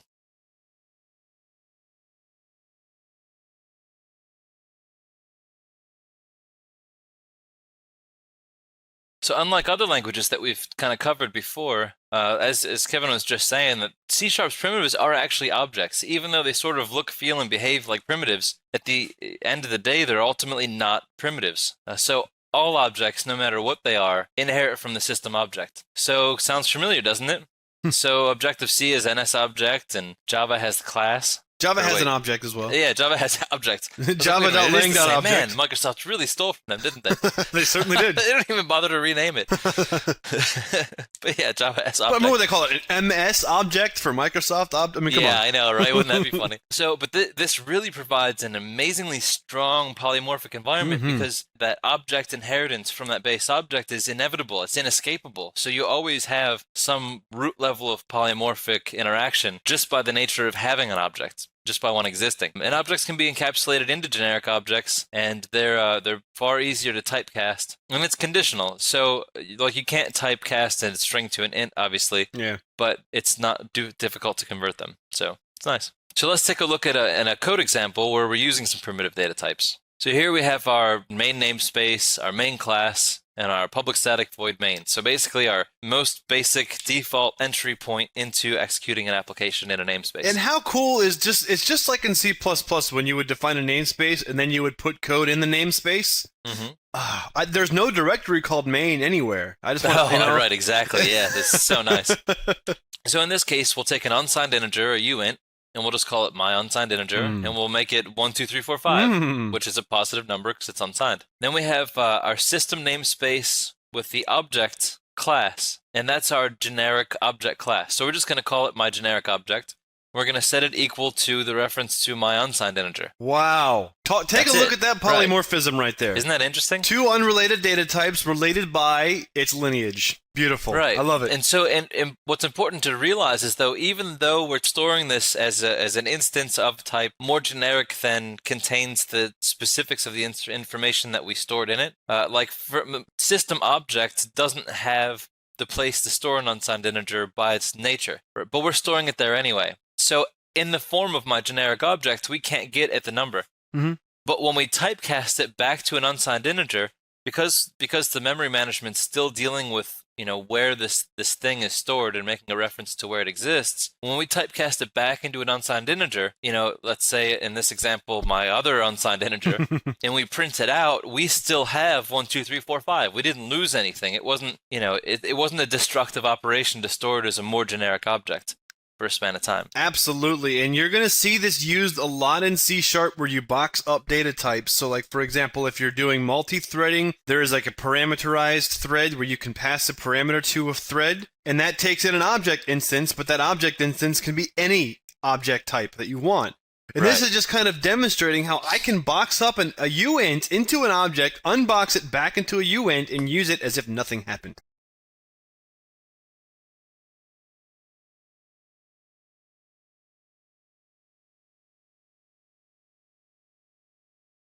Now we can also do stuff in this. I mean, we saw this in other languages too, but just parsing. So we have a double instance, and that's going to be of my double equals, and we're going to be calling the static method parse on the double class, taking in a string representation of a number. So 15.2984 will then be converted from its string type into a numerical type that we can do mathematical operations on. And that parse method on the double class is baked in. I mean, that comes in like out of the box. Yep. And almost every data type that it comes with has things like that. A lot of data types utilize this, right? Yep. Mm-hmm. Now, Brian, one of the cool things about the Webed.net approach is we don't have to tell you what the for loop is nowadays. Because yeah, I know, right? I mean, this is one of the early lessons, and we're already doing nested for loops. And it's no big deal.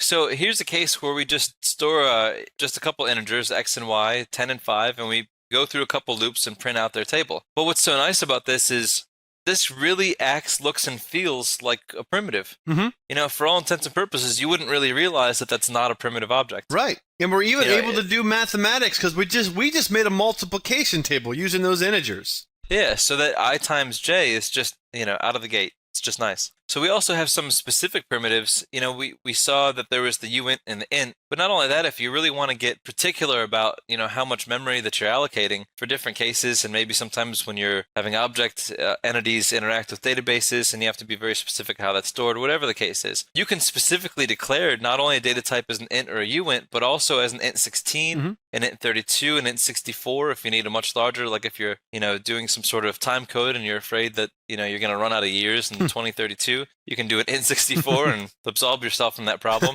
Which is what the programmers in the 70s and 80s didn't do. And then we had the Y2K. Right. So you get, uint 16, unsigned integer 64. So basically anything that you want, you can get into that level of specificity and when you declare your primitive, which is really nice. Very sexy, Brian.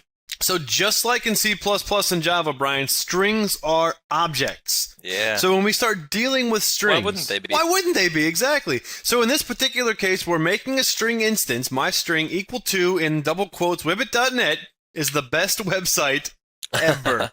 Totally unbiased. Yeah, and to demonstrate its object-orientedness, what we're doing is we're going to have a for loop that is going to iterate from 0 to the end of that string by calling a property called length. And we're going to get into properties and stuff later.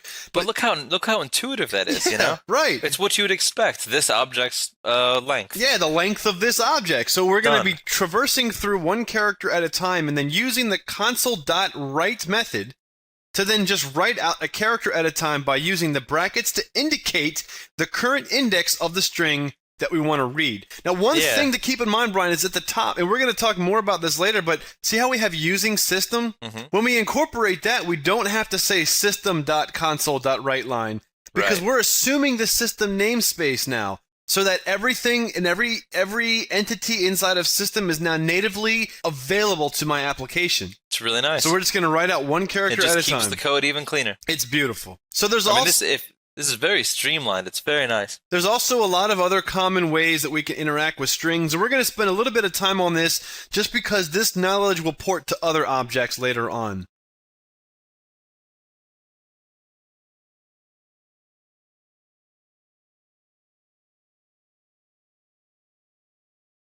We start talking, Brian, about comparing to. Like, how we had strcmp in C? Yep. What is this? Isn't this the same thing?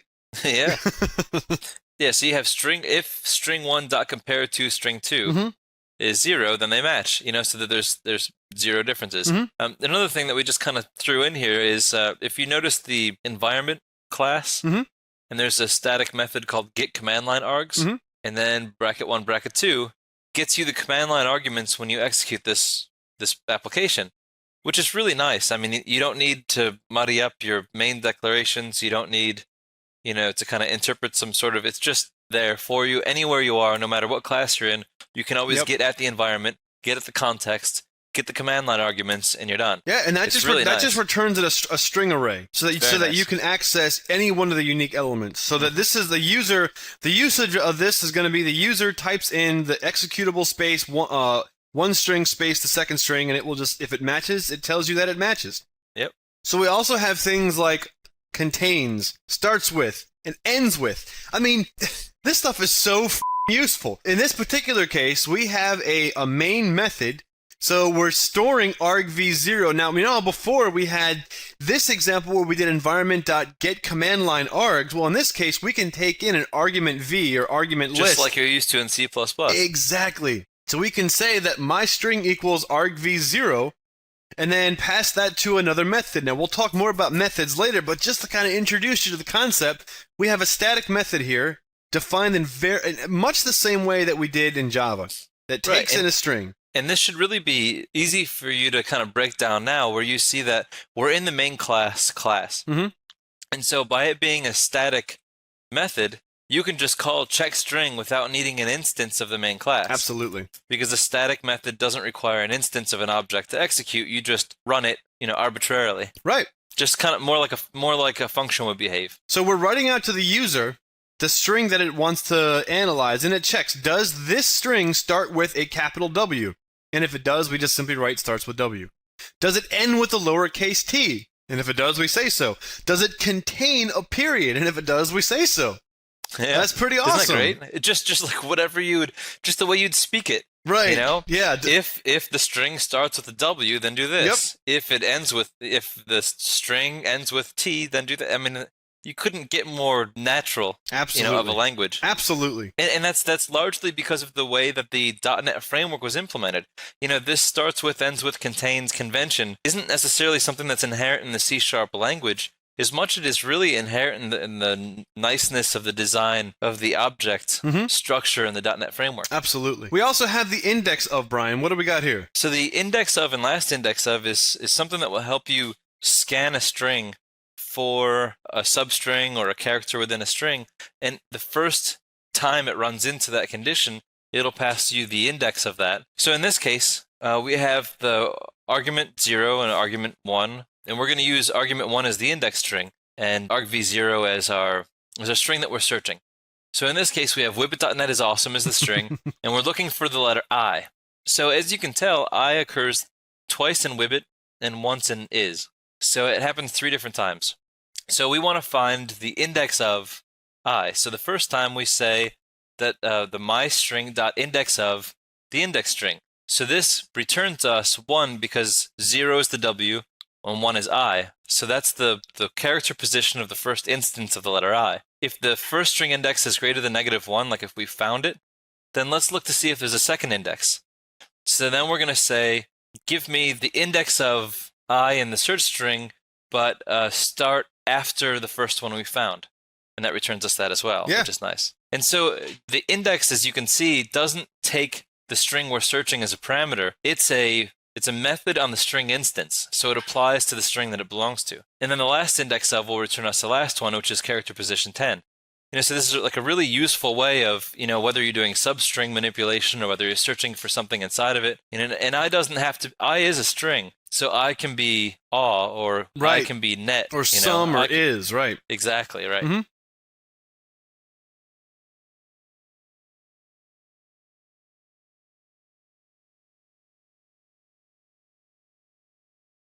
We also have really easy and intuitive methods like insert, replace, and remove. So in this case, we're taking in the original string as hey ... space buddy ! And we write that out to the terminal or to the console. Then we do an insert. So we go into the 7th index and we insert there, space. So then you see on the terminal or the output, that's what we have. Now we're going to then change that the value of that object, and we're going to replace the ... with nothing. So you'll see that where it once said hey ... there, buddy, now it just says hey there, buddy. Yeah, it's awesome. And then the very last one is we're going to go in 10 and remove 2 to remove the comma and the exclamation point so that it says hey there, space, buddy. Right, and it's really nice having the start position length versus start position end position. Yeah, I totally agree. You also have things like pad left and pad right. Now these are things that you don't, especially padding left and padding right, you don't find in a lot of language libraries because it's something that doesn't come up that often, but when it does, it just always seems like kind of a nuisance to sort of like write these one-off pad functions. You know what I mean? It's just a nuisance. So it's great that they provide it for you, and it's really easy to use. So if you don't pass a parameter, it'll assume that you're meaning to use a space, if I remember right. But generally speaking, you always want to pass the parameter of what you want to pad it with. So let's say we have some base string of 1, 2, 3, 4, 5, 6. And we can pad with anything that you want. So in this case, we're going to say we're going to take the base string, and we're going to pad it left, and we want the end result to be 10 characters long. And anything longer than the base string, we're going to fill it with zeros. So you'll see the result is 0, 0, 0, 0, 1, 2, 3, 4, 5, 6. And similarly, you can pad right, and it'll append the characters that you want to pad it with to the right side, which is cool.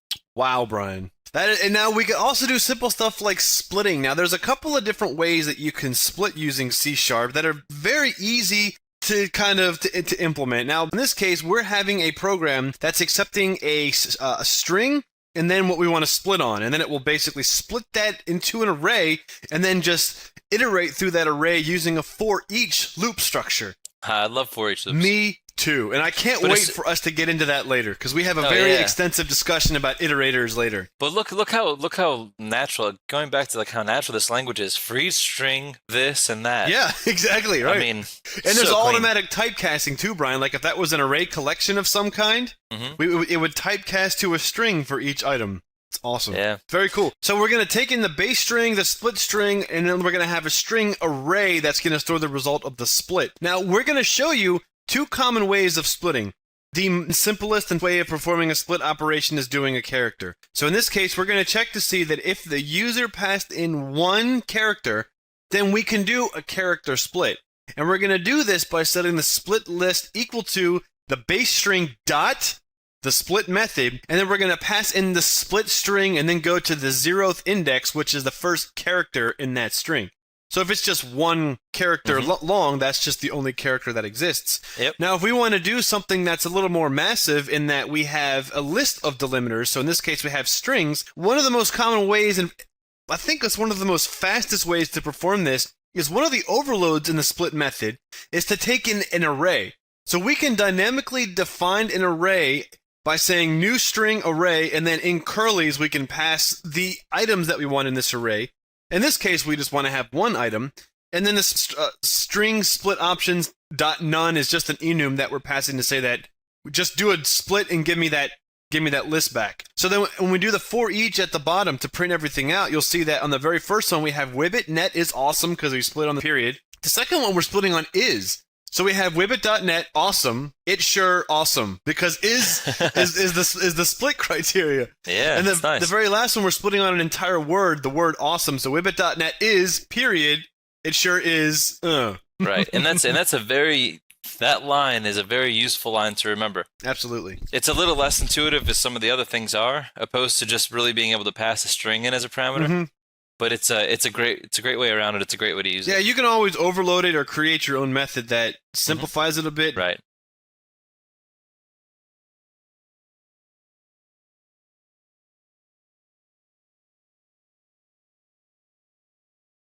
Substring. So substring, in most languages you use day in, day out. And substring used in conjunction with index of and last index of is even better because usually I just want the substring from where, you have the equal sign to the first backslash. Or if you just want the path, you want it to go from the beginning of the string to the last backslash. So you get like the directory path. Or, using that after that to get the file name. And that's exactly what we're doing here. So here we have a string, which is c:\/ blah, blah, blah, blah, blah, file. So you have the directory path and then the file name. So oftentimes you want to know just the file name or just the directory path. So a substring, you can say, like, I want a subsection of the string. So string.substring, and we start at position 0, and we want the length to be the up into the last index of the backslash. Oh, yeah. Which is great. So it'll give you just the directory leading up to that last, so it'll give you c:\/user/ribbit.net/documents. And then for the file name, instead of going up to that as the length, we're going to start at the position of the last index of the backslash +1, because we don't really want to include the backslash in the file name. And then if we don't pass it a second parameter, it'll assume to just make a substring operation to the end of the string. Yep. And then we print the lines out using console write line, and we're using system and so on. How beautiful. Now, if you look at this example, Brian, you see that we have the double backslashes as escape sequences because those backslash represents an escape sequence or special character, but C# allows you to put an @ symbol to do an automatic ignore of escape sequences. Right. If you're not going to use like a \T and all the rest. Exactly. So a \T would not be interpreted as a tab. It would literally be the / character and the T. Yep. So when you do something like this, you don't have to have the double backslashes to escape the backslash. Right, and the @ symbol also does not mean that it's an NS string. That's true. So that was such a nerdy programmer joke. You can also do cool stuff, Brian, like pull in some sort of implementation of reflection. Now, we're going to get into this stuff later. Again, this is just intended to be kind of like a scare the crap out of you overview. But in this particular case, we can import the using system.windows.forms namespace, and inside of the forms namespace, there's a class called application that contains additional information about the application that's running. So you can do stuff like call application.executable path to get the path of where this file is running from, not the current directory. So like if you are on the desktop and you run it, it doesn't have the path of the directory it started from. It has the path of the actual assembly where it's running from. So we can say that it's actually currently executing in this directory as this file name. Pretty neat, huh? Yeah, it's awesome.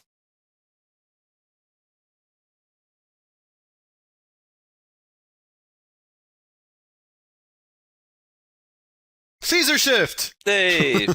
So here's a method called toCharacterArray, and it will basically convert your string into a character array, essentially. And you're probably familiar with character arrays from where you just have the array of characters making up the string before strings really existed. And we did that in C, we did that in Java, the whole works, yeah. You declare the space that you're going to use for the character array. So we're going to declare this as of type character, and we're going to call it sentence, and it's going to be of 20 in length. So at So the 20 elements. instant you declare this, there are 20 spaces allocated for this. Yep. So that's reserved in memory for you to use. And so one of the advantages of converting something to a character array is we can then do some operation on each one of the characters in the character array. Now we could do this in a string as well, but we'll just use a Caesar shift example on this just for fun. Mm-hmm. And so I just want to point out, at one point a Caesar shift was a lab. Now it's just like a 5-second slide. Yeah, That's how awesome you guys are becoming. So the parameter we're going to pass it is the number 5. So we're going to shift the characters up 5 digits in the ASCII chart sequence, which you all probably know what that is now. Yep. And the message that we're going to be shifting, or the message we're going to perform the cipher operation on, is going to be wibbit.net. So here we have our shift is an integer. We're going to just grab it from argv0. And then the C array is argv1, which is a string, .toCharacterArray, which returns it as a character array. So now we're going to do a for loop, and then we're going to get the length of the C array, which is just C array.length, which is really nice. So it understands that this is an array. It understands that not only is it just a characters strung together memory, but it understands that a character array as a whole is a collection, and that you can do a length operation on it. There's a length property. Just like the string instance, .length. I mean, come on, man. That is awesome. Very cool. Yeah. So now what we're going to do is we're going to say, C array I, which is, where we're at, is going to be itself plus the shift, which is the, how many we're going to shift. So basically, if we have 2 characters, and the character values are 87 and 89, you have a 2-number difference. So if you have character 87 and character 2, and you add them together, you get character 89, and that's exactly what we're doing here. Mm-hmm. So it's really the plus equals the shift. Yeah, because you remember that characters are numbers at its most primitive form. Now here's an example of how we can utilize the toUpper and toLower methods. Now before, when we were doing the environment.get command line args, if you look at the sub-0 element, that's going to be the actual executable name. So in this case, the exe name .toUpper is all uppercase and toLower is all lowercase. Not bad. Easy. Doesn't get easier than that. It certainly does it. Now trim is a very exciting one. Oh yeah. So trim, you can trim both sides. You can trim the start. You can trim the end. And the way it works is you have a string, which will say space text space, and then you have another one where instead of spaces you have zeros on the left and ones on the right. So this is where it gets really cool. So you can trim the string, and it will trim on both sides. You can trim the left. It'll only trim the left. Trim the right. So with no other arguments, if you just say trim or trim start, it's assuming that you want to trim the spaces. Mm-hmm. But if you pass it a parameter, so for instance, on the second example where we have the zeros on the left and the ones on the right, if you say trim, and we can say, I want you to trim, a collection of things. Right. So we have a new character array of, and then in the curlies, a 0 and a 1. Right. So we basically say we want you to trim and a single quote. The single quotes are so we can see where if there's any spacing on the side, so we know that the string's ended. So we take in the trim collection of 0 and 1, and it trims all of them from both sides. So even if we had 0 1 0 0 1 1 0 on each side, that collection would trim. Yep. The outermost. I want you to trim a 0 and a 1 from both sides of my string. Right. So then in the second example, we trim start 0. It just trims the zeros off the left. We trim end 1. It trims the 1 off the right. Wow. So it's really useful. So if you ever have, padded zeros or whatever the case is, whatever weird kind of thing that you have in there, these can be really powerful methods to help just clean up your string and move along. Well, I know that we kind of babbled on a little bit, and I know this was kind of early to get into such detail, but you like it. You love it because you're nerds like us. But also, having gone through this now, when Brian and I get into other stuff in a little bit, it's just nothing. I mean, okay, we have this instance that has all this crazy stuff, and it's just beautiful, and it's just awesome. Right, and the faster we get up to speed, the more we can drill into stuff without wasting your time. Yep. So we can really kind of get you exposed to more and more things and more exciting and elaborate, useful, higher level things quicker. Brian which is really what we're all about. Brian always just wants to expose you to things. He's just like a serial exposer. Yeah, that's why by police order I have to keep curtains up on my windows now. And wear a trench coat everywhere you go. See you guys.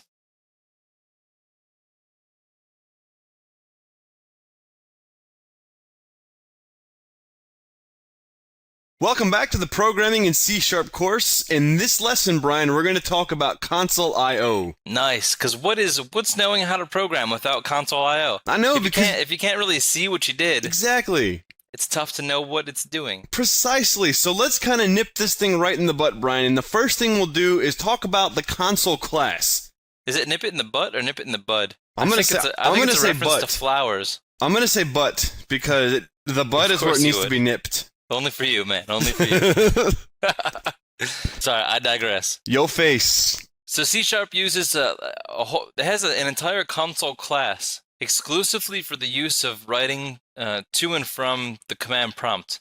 And you have different streams that you can use. The console class resides in the system namespace. And it can't be instantiated, so all of the members that belong to it are static, and all of the methods contained in it are static. So it's not something that you instantiate, but you don't really need to, because when you execute the program, it's only intending for you to have one console that you're dealing with, right. or one direction that you're directing it to. Mm-hmm. So we can't go over everything that it does, but if you look at the Microsoft documentation for system.console, it's really pretty good. Microsoft, although some of their documentation gets a little weird, their class documentation of .NET is really pretty good. So check it out if you want to see all the nitty-gritty. Absolutely, Brian. So when we start talking about the console class, we'll take a look here at an example of a built-in property, which, as we discussed in the previous video, the previous lessons, we're going to talk about properties a little bit later.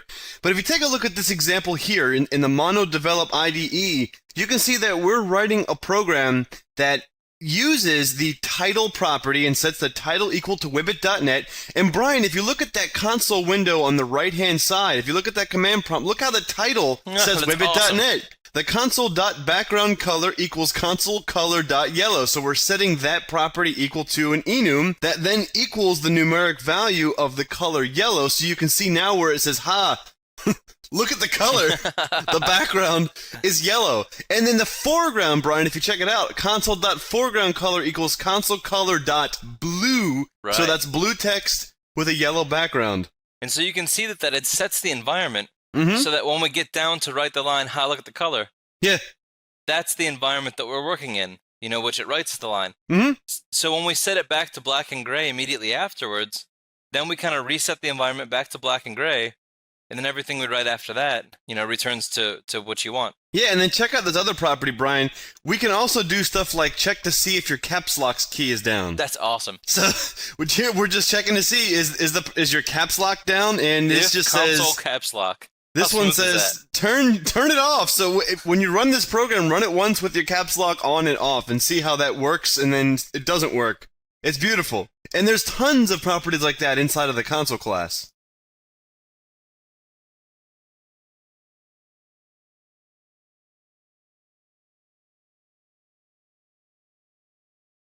And here are the tons of properties. Yeah. So like some of the stuff is you can make the cursor invisible. You can make the cursor really big.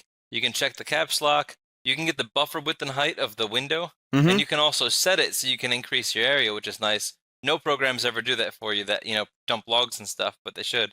Yeah.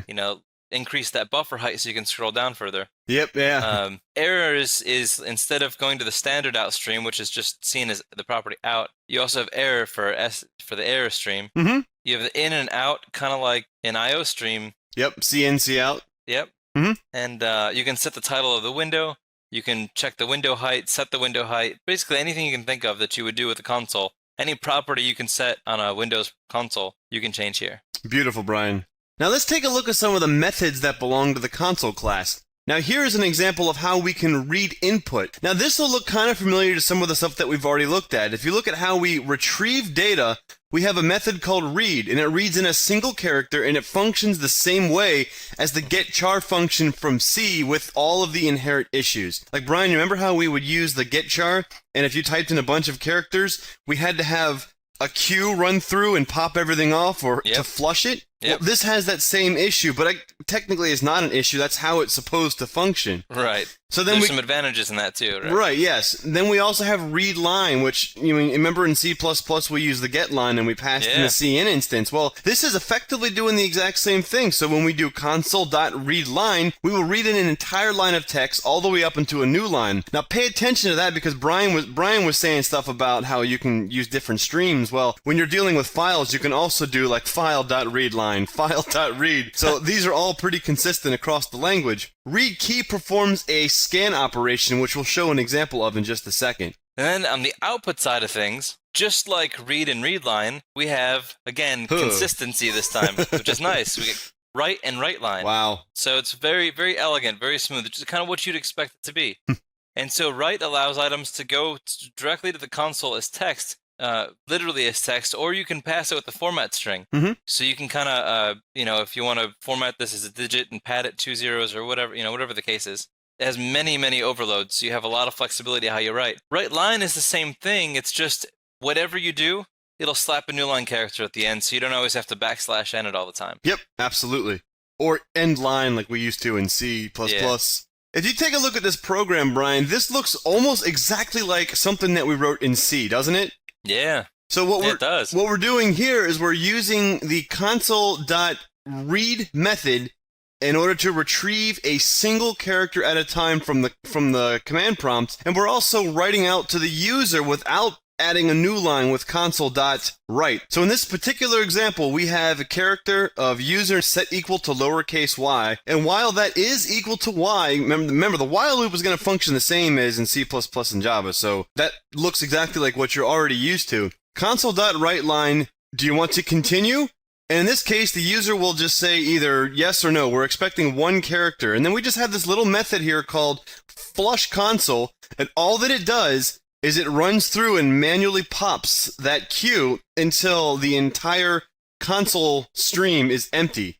So then it can start over again. So if you look at the command prompt on the right, do you want to continue? Y. Do you want to continue? Yes. But remember, only the Y is going to be captured. Yes, please. Only the Y is captured. Why are you still asking me? Remember, the Y is going to be captured. You know what? I don't want to continue. Still, you started with a Y. You trying to start a fight or something? You know what? Y'all going to get this Y'all going to get your kicked if you don't stop. And then finally the user gets it and says N, and then the application ends. Cool. Yeah, because no matter what you do, it's just grabbing that first one, but it's pulling in the whole thing after you do the new line character. Yep, and we're using that peek method on that in instance inside of the console to know if we're at the end of that stream or not.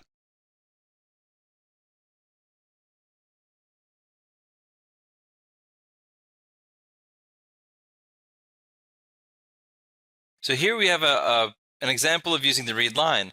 Now read line's really nice because it's basically going to take everything that you type leading up to when you hit enter. Mhm. And it's going to grab it as an entire string, Ooh. which really makes a lot of sense. It's very convenient. In a lot of other languages, we kind of have to do a lot of wrangling and wrestling to try to get it to the point where we can sort of, pull in the data from the console to get it into a string that's nice like that. Mm-hmm. So in this case, all we do is we, print out to the console, type something, and we just do console.write so it doesn't add the new line character. So we're on the same line. Yep. And then we just store a variable str as a string, and that's going to be equal to the result of console.readLine. Console.readLine will then just sit there waiting for the user, waiting for an entire line to get entered. Yep. And then when that user hits enter, it just throws the entire line they typed, like something, smiley face, whatever the characters are, so long as it's not a new line, and just throws it all into the string. And then we can, right line the string if we want. Beautiful, Brian. It's very nice, very clean. Now, when we look at read key, if you take a look at this animation on the right, this program is scanning for a user to press keys, and it's just printing out what they're doing to the screen. Now, you can imagine this kind of stuff is useful if you were making a game, right? Where you're scanning for up, down, left, right, space, or whatever. In this case, we're just kind of setting a variable of type console key info, and then we're just creating a string. And then we have our do while loop.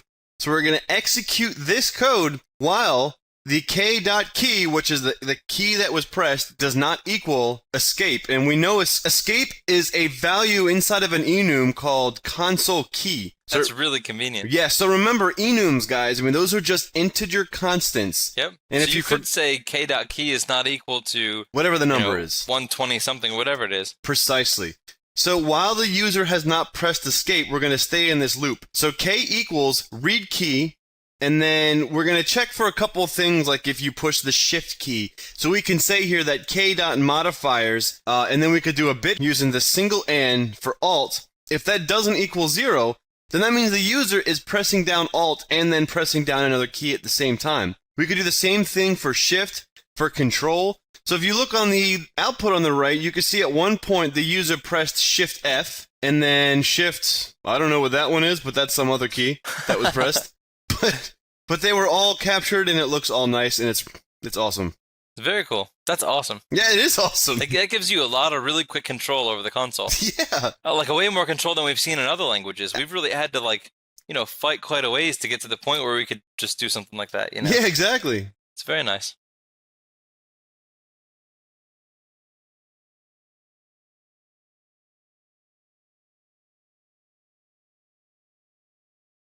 So now let's take a look at write. Ooh. So we kind of saw a basic example of it, and it was so intuitive we didn't really even notice, think too much of the fact that we're using it. Mm-hmm. But here in this case, we'll store a string. Let's just say some random string that just some random person would say, typically, like Weebit.net is the best website ever. Yeah, I mean, if we're gonna do this, you might as well speak the truth, So all we're gonna do is, why start like we saw controversy? before, so the string can also be viewed as a character array. So we're gonna do a for loop. From I is 0 to the length of the string, and the length is the property on the string instance. So then we're just going to print out by saying console.write, and we're going to pass it just a character at a time. So we're going to pass it my string sub I. So it'll be W, then I, then B, then I, then T, then dot, and so on as we loop our way through until we get to the end of the string. And then, so that won't enter any new lines. It'll just directly write to the console one letter at a time. And then console.writeLine with no parameters will still slap that new line character on it. So that's when we get in the console, it just prints out cleanly as Weebit.net is the best website ever, new line. Now, Brian, let's have a discussion about format strings. Now, format strings are very important, and you know what? You're going to find yourself using these all the time.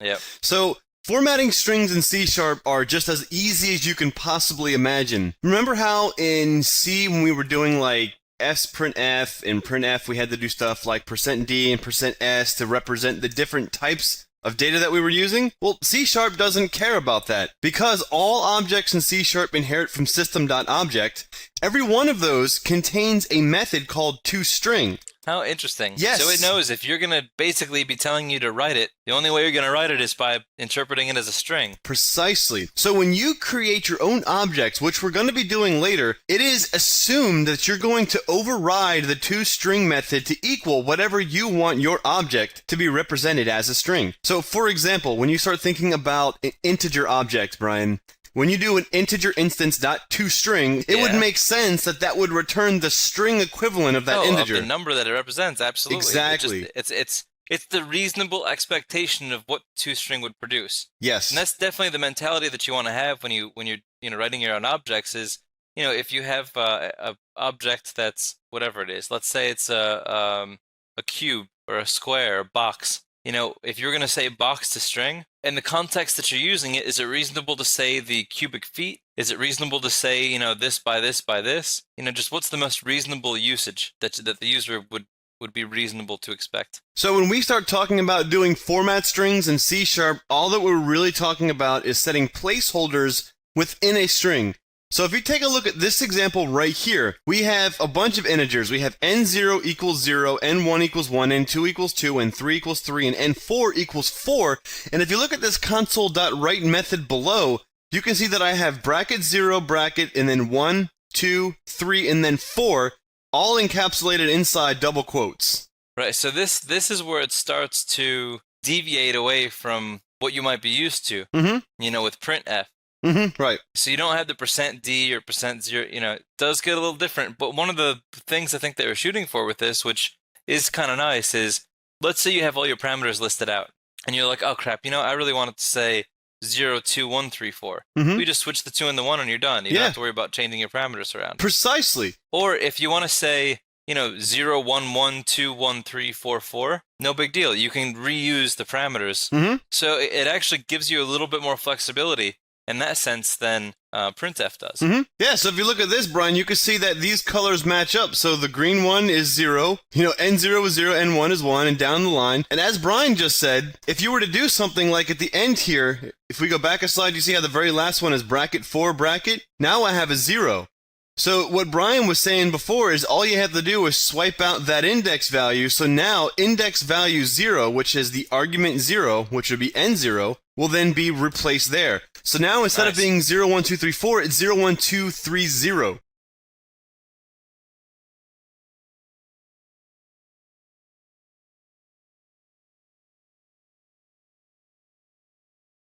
Okay, so we still want to make sure that, if we're passing in a number, if we need it padded, if we want to specify certain things, and if we want decimal formatting on double numbers, we still want some of those things, and we can still do that just like we can in printf. The format's slightly different. So in this case, we use a colon separator to say, so this format is 0:C. C will format as a currency, and 0 just means like 0, 1, 2, 3, 4, the parameter position, the parameter index, if you will. Yep. So the first in the curly braces, the parameter index, colon, the format that you want it to be in. So you have currency, decimal, which will give you a decimal number, scientific notation, which is always useful if you're building a calculator with a really short screen or something. I don't know. Anyway, sometimes it's useful.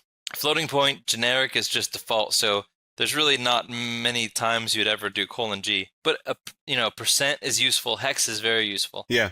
So 0:X is probably one of the more common ones that you'll use. The other thing too is if you want to pad it with numbers, you just put the number of zeros that you want to pad it to. So if you use 00000, whatever your number is, if it's 135, it'll be 00135, and so on. Yeah, and this next one here, if you wanted to set the precision of a value to be 3 decimal points, all you have to do is put as many leading zeros, period, as many zeros as you want to be in the precision. And also, one thing that's really cool, Brian, I find myself using this kind of thing all the time, is the 1000 formatter. Oh, yeah. So you have big numbers, and you don't want to run through and do string, every 3 characters put a comma. You just put the index value colon and then 0:0, and it formats it in thousands.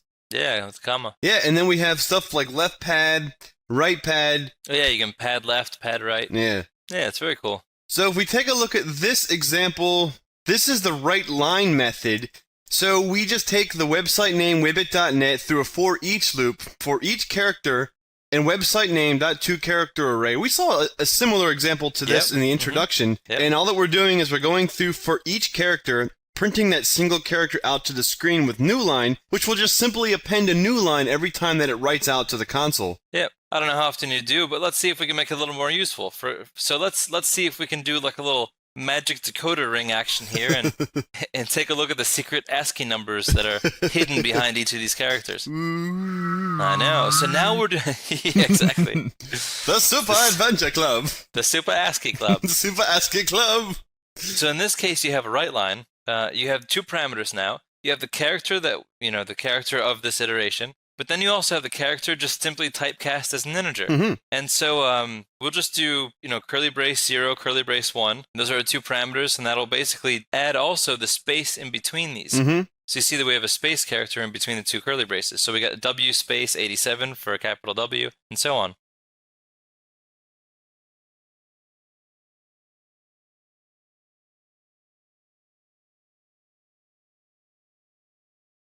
So remember, when we were talking a little bit ago about the properties that the console class provides, one of the things that we talked about was the error property. Yeah, and the error property is a property that allows us access to standard error. So we can, when we write out to the terminal, we have two common streams, the STD out, the standard output, and STD error. And, you can write different things that read those two different streams, and you can have software react to circumstances. Like if you write to the error stream, it does certain things. But in this, like also write it out to a log or something. Yeah, there you go. In this case, we can access the standard error stream by simply calling console and the static member error dot, and then we have access to the same types of methods. That's like awesome. write and write line. That's so cool. Yes. So please make sure that you experiment with this class. Because and from here on out, everything that you're doing in all the labs and everything are, you're going to be spending a lot of time on the console. So when you're writing your programs, get a little freaky with it. Yeah. Like change the color of stuff and tab it over and do weird formatting. It's C#, so play jazz with it. Oh, okay, that's just bad. Yeah. That would be funny. C minor 7th if it was jazz. Well, actually, Brian, speaking of playing jazz, so in this very last line here, we say there are tons of cool things that you can do with this class, right? I'll bet you there's one thing that our viewers right now have no idea they can do with it, and that is you could become the most super awesome musician ever by using console.beep to play music. Now, what this does is this uses the, like the PC speaker and makes a beep, and you can set the frequencies and the length of time that frequency plays. So in this case, what we have is a program that will actually play Twinkle Twinkle Little Star. That's so cool. And if you look, the first is the frequency of the node, and the second parameter is how long that node, so how many milliseconds that node will play. Yeah. And what we do is we look at the sheet music, we can translate the musical notation to a specific frequency, depending on which octave of the frequency that you want to play, and we can put music in here. When I was in a computer science class in high school, Enter Sandman from Metallica, I wrote that in QBasic. Nice. I had it playing Enter Sandman. It was great. That's awesome. But even when you read this, you can see it's da da da da da da da. That thousand milliseconds is da. It kind of lasts. It lasts twice as long, right?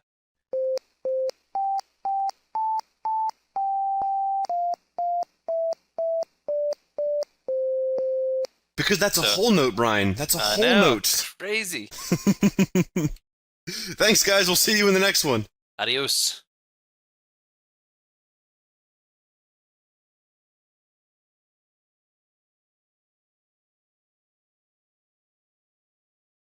Okay, so welcome to the next lab for Console I/O.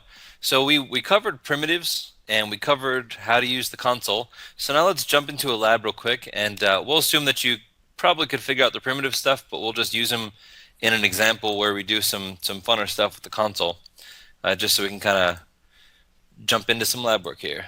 Okay, so what do you want to call the project, Bri? Let's make a console-based simple calculator. So let's say console calculator. That works. Okay. So we'll create our project just like the Hey Buddy project was created. Yeah. And so let's first write to the console. So here's the 3 steps that we're going to do. Here's the flow of the application. The first thing is we're going to prompt the user for the first input. Then we're going to prompt the user for an operator. And then we're going to prompt the user for the second input. And then display the result. So pretty straightforward. So this will be a pretty simple one to move through, but at least we'll get kind of comfortable with reading and writing to the console and all that kind of stuff. Okay. So say enter a number. Yep. And we could do this with write line, or we could even do it with write, so that it stays on the same line. Which is how we'll do it. So we'll do console.write. Beautiful. Enter a number. Cool. So then after we enter a number, then we want to do console.readLine so that we can read in what the user's saying. Yes. Now here's one thing to keep in mind, guys. We are going to talk a little more about exception handling later. We're not going to worry too much about it here. We'll just assume that the user are doing this, are putting these stuff in correctly. But we're going to have to parse this so we can do math on it. Absolutely. So we'll do a double.parse. So there's number one. Yeah, once we get into exception handling, we'll show how we'll be able to handle this situation better. Okay. All right. So we've satisfied number one. Cool. Now number two, we have to get an operator. So then we'll enter an operator. okay. Okay, and this one will take back a string value, and operator may or may not be a keyword. It is a keyword. So we'll do Calc operator. Perfect. Okay. So now what we can do is we can try to recognize what the operator is, and if we don't, we'll just assume they meant addition. Okay, so we'll do a do while. So do. Okay, so this way we can continue to prompt the user for a valid input. Yeah. Do this while. And then we'll want to move calc operator up and out of there. Yep. Bool valid operator equals false. So valid operator can just equal a Boolean expression. Calc operator equals plus. Perfect. Hold on, sorry, I'm having some technical difficulties here. That equals plus, or Okay. calc operator equals minus, or calc operator equals plus. Please excuse my calc operator equals divide. So we have add, subtract, multiply, divide. Is there any other? Nope, that'll do it. No, you want to add modulus simple. just for fun? Sure. Yeah, I like modulus. Yep. Nobody gives modulus any love. I think it should be one of the. I think it's like the Pluto of operators. Exactly. I think it's a planet. So why? Yeah, there you go. While it is not a valid operator, let me build just to make sure that we're doing right so far. Cool. Beautiful. All right. So while it is not a valid operator, so then we come down here and we want to get another number, right?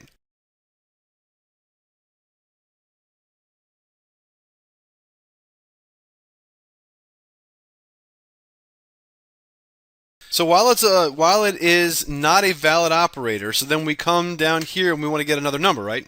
Because we have step 1, Yep. we have step 2, ask for the other input, which will be number 2. Yep. Perfect. So number 2 Yep. equals And then that. we just need to present something to users so they know. Enter another number. There you go. See, that's why you get paid the big bucks at Whippet.net. That's why it's paired programming is not the worst idea in the world either. Sometimes it depends. Okay. All right. So now we are basically going to have to maybe do a case statement or something. So switch or case. No, switch. Yep. Switch calc operator. All right, Brian, here we go. So case So case of plus. plus. What are we going to do? Plus, oh, you got an extra colon in there. I know you like colon. So we'll have a double answer equal to 0. So if it's a plus, answer will equal number 1 Number 1 plus number 2. Sweet. And then you're one step closer to the edge. Then we and break. You're about to break. So add, subtract, Yeah. multiply, divide.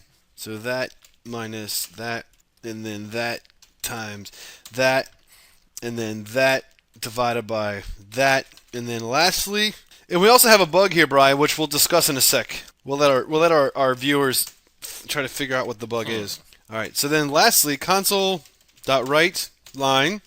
Let's do number. Let's do a format string just because. Sounds So good. number 1 operator, Calc operator. Yep. and then number 2. And then answer. All right, so those are the variables that we're going to substitute in here. So we'll do number 1, and then the operator, and then number 2 equals number 3, Perfect. right? So those of you guys, I don't recall if we've talked about formatting, but this is pretty simple here. All that we're going to do is the 0th parameter, which is this, will be substituted here. The 1 parameter, which is this, will be here. So in the end, this will be number 1 plus, or whatever the operator, number 2 equals the answer.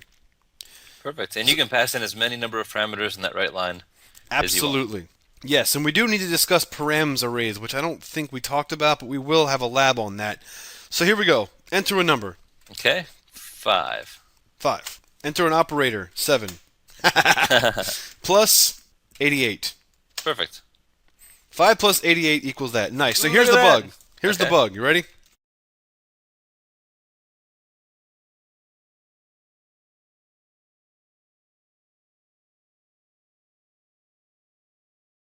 Here's the bug. You ready? Right. You ready for this? Let's do it. 99 divided by 0! Yeah, no, it actually worked.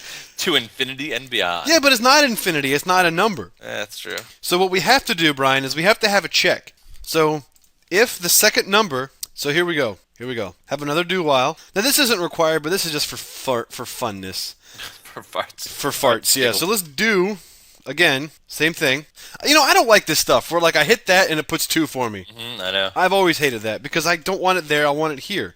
Do this while, and then we'll figure that out. So so here's number 2 equals that. We can cut and paste the enter another number down there. Bool, yes, we will. Bool is valid calculation equals. Oh, you could say while number 2 is 0. I can't. Well, I guess I can. I can do this while number 2 equals 0 and calc operator equals divide. Perfect. I like it. Yeah. There's a nice simple way to do it. All right, so here we go. You ready for this? Let's run this bad boy. Okay. 99 0. I'm sorry. Divided by 0. Well, that still felt 0 0 0 0 0 0 0.00000 0.1. Sweet. Nice. Not bad. That's awesome. Not bad at all. Not bad. So, I mean, with this little simple lab, we just sort of demonstrated how in C# we can write to the user. We can extract data from the command line. We can do some logic here, and we could loop through a do-while statement while the user has not inserted the operator within a specific range of operators. Some simple error in input validation here, where we just take in the second number, and if it's a 0 and it's divided by, we will not allow the calculation. Perform the calculation simply by switching on the calc operator, and since there is a finite number of values here, there is no need for a default. And then we're just using a string, a format, console write line format string to write to the console. Yeah, and as you can kind of see how we went through this, you know, one of the things that we sort of want to expose you guys to is the back and forth, so you can kind of hear how somebody thinks when they program. Maybe not the smartest people in the world think when they program, but as you know, you can see that this code isn't like this perfect thing that you have to formulate in your mind before you execute. It is like putty. In C# in particular, in my opinion, is one of the more putty-like languages for me. Like, I actually feel like I'm cheating sometimes when I'm writing in C# because it's so convenient and it makes so much sense, and the IntelliSense works so well that you really can just, you know, hammer some little thing out and then be like, oh, let's try like this, or let's like that, or let's move this over here. You know, it's just a very flexible thing. So you can really just kind of like play with stuff and sculpt your little program like putty until you get it right. So are you saying putty like the clay or putty like the SSH client? Like the clay. Okay, just clarifying.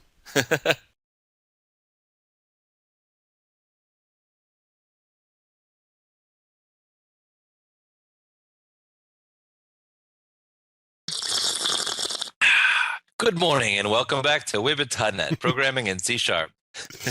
That coffee sip would have done much better in the Java course. Yeah, it would have. What are we talking about this time around, Brian? We're going to be talking about arrays. Nuh-uh. Yeah. Arrays in other languages generally haven't been that bad. And usually we have our bracket limitation to the right of our variable, which kind of says the index number and everything. You'll find in C#, arrays are generally be used the same, but they can also be used much more abstractly.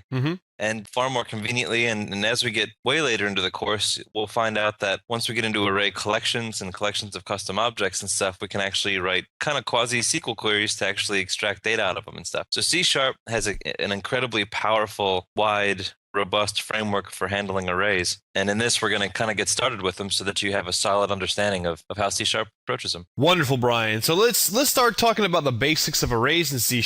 Arrays in C# are treated like a class. So there is an array class that encapsulates the list of data that is behind the array. And there's a few different types of arrays and collections. And actually, arrays and collections are separate. But we'll kind of talk about them as the same beast for right now. You have the array, which is kind of what you guys are already familiar with, which is the indexy, you know, just I have this list of items indexed by this value. You know, you can do stuff like get the length of the value. We also have lists and array lists. Now, lists kind of fit into that generic data type, which we'll talk more about later, and the array list uses the object data type, so a non-specific data type. Right. So the array is generally created with one data type in mind. So you could have an array of integers, an array of strings. Yeah, you could technically have an array of object types, and that would be, fair. Right, so since object is the base class, it could be anything. Right. So here's the syntax that's probably similar to what you're used to. Here we have the data type,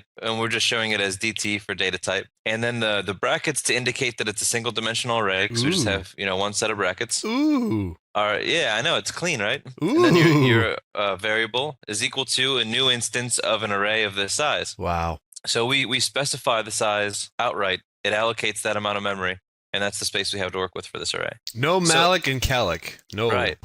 So here's an example, like a real world example of how clean this is. Let's say we want an array of double precision numbers, and we just say double bracket my array, and that means that it's an array of type double, new double size 12. Right. That's it.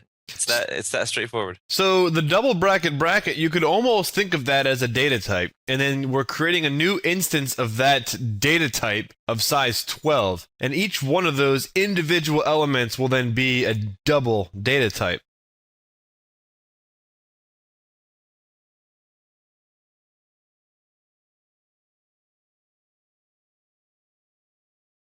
So in this example, we are creating a main namespace, a main class, and inside of our main method with a capital M, by the way, which we didn't mention that before. C# has a capital M for main.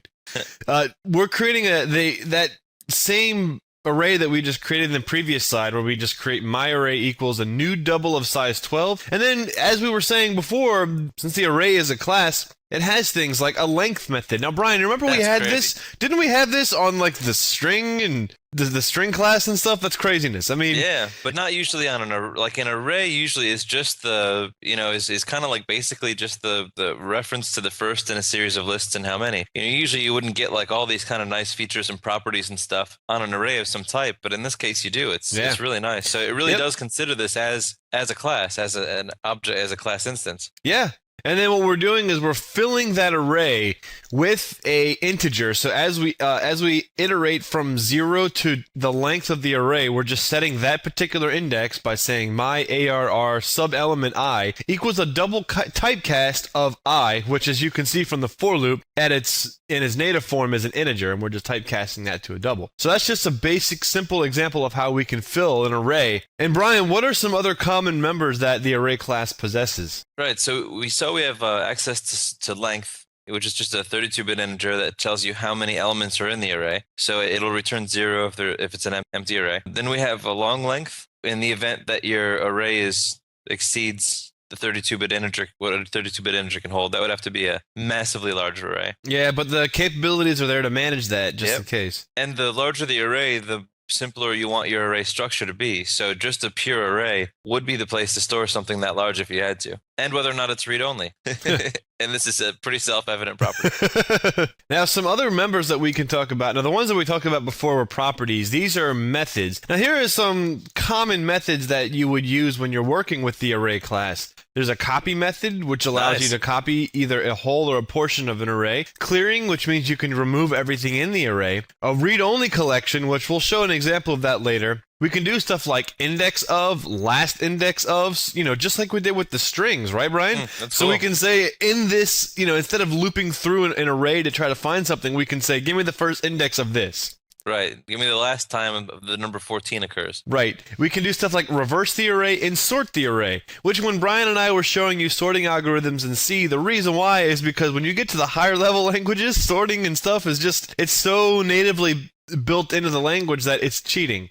Yeah. So and also in the sort, you can choose the type of sort, and if the type of sort that you want isn't available, you can create your own type of sort and bind it to the array if you need to. So having that foundational knowledge is definitely critically important to understand how to best use it. Yeah, like you don't want for to your do needs. you don't want to do a bubble sort on a 5 billion length array. Yeah, right. That would just be ugh. So when you want to create an array that's a read-only array, here's an example of how you can do that. Now, if you look at the top, we are using the system namespace. We're also making use of the system.collections.object model namespace. We are creating an instance of the read-only collection type, and this is a generic, which we're going to talk more about in a little bit. Remember templates, Brian? We talked about templates before in C++. Or we can pass in a data type so that it understands. Yeah, so what we're doing. To use it abstractly. Yes, so we're creating an instance of a read-only collection of type integer, and we're setting that equal to an array, which is the array class, which comes from the system namespace, dot as read-only, and we're passing in an actual array. So we're creating a new instance of an array by saying new int bracket bracket, and then in the curlies, we're passing the index values. So index 0 will be the number 1, index 1 will be the number 2, and so on. So when I create this read-only collection, I'm making it so that if this were to be passed to other parts of my application, it could only make use of it as a read-only type of data type. That's awesome. That's very so cool. you're protecting the values within that array.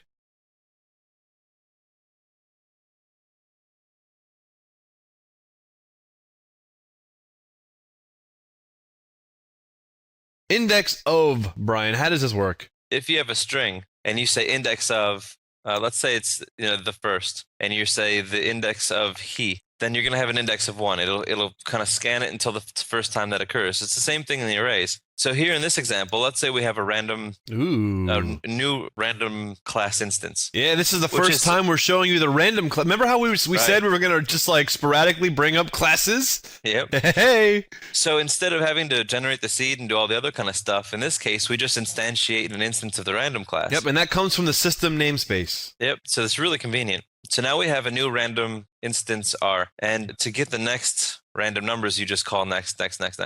So we'll see we create a new array, an integer array. We'll call it an array, and it's going to be a new integer of size, some random size. between 10 and 10,000. Yeah. Right? So we're just going to get the next random number somewhere in that range. So we don't know the size of the array. So now we're going to loop through that array of whatever size it chose to be. It could be 10,000. It could be 10. We don't know. For each I within the length of the array, just let them know a normal standard for loop. Then we're going to set the array sub I to be equal to some random number between 1 and 10. Ooh. So now we have a random size array of random numbers. Now we want to find what's the first occurrence of the number 5. So let's scan through our newly created array until we hit the number 5 and return back the index of it.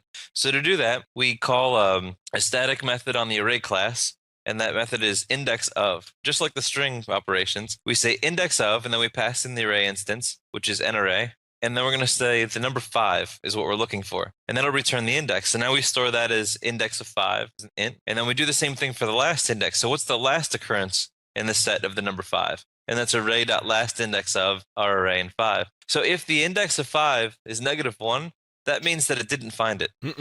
So that's kind of like returning a null value, like it didn't find it, but in this case it returns a -1. Right, because an array has to be indexed in positive numbers. Right. So the chances are pretty high that the array does have the number 5 in it, based on our condition, but just in case. So it'll print out the number 5 does not exist in your array. Otherwise, print out the first index and the last index. And you can see in our experiment, the first index occurred at position 5, which is kind of funny. Wow, interesting. Very ironic. Yeah, right. And the last time it occurred was at position 808,005. I can count. Way deep into the array.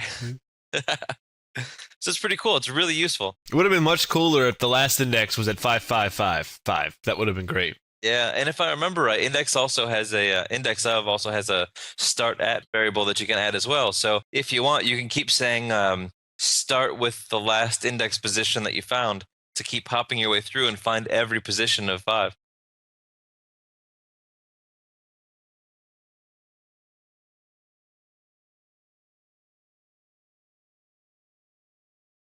Now here's an example of using the reverse method on the array class. So just like in the last example, we're creating a new instance of a random type, and we're making another integer array that is of a random size between 1 and 20. Then we run through a for loop from 0 to the length of the array, and then we're just assigning the current index the value of I. So this array, when it first runs through this loop, will be 0 through whatever the length of the array is. So it'll be a sequential from 0 to n, where n is greater than 0. Then we run it through the static method reverse from the array class, passing it the array, and then we print that out, and we'll see that in this case, the array went from 0 to 18, and then we ran it through reverse, and now it goes from 18 to 0.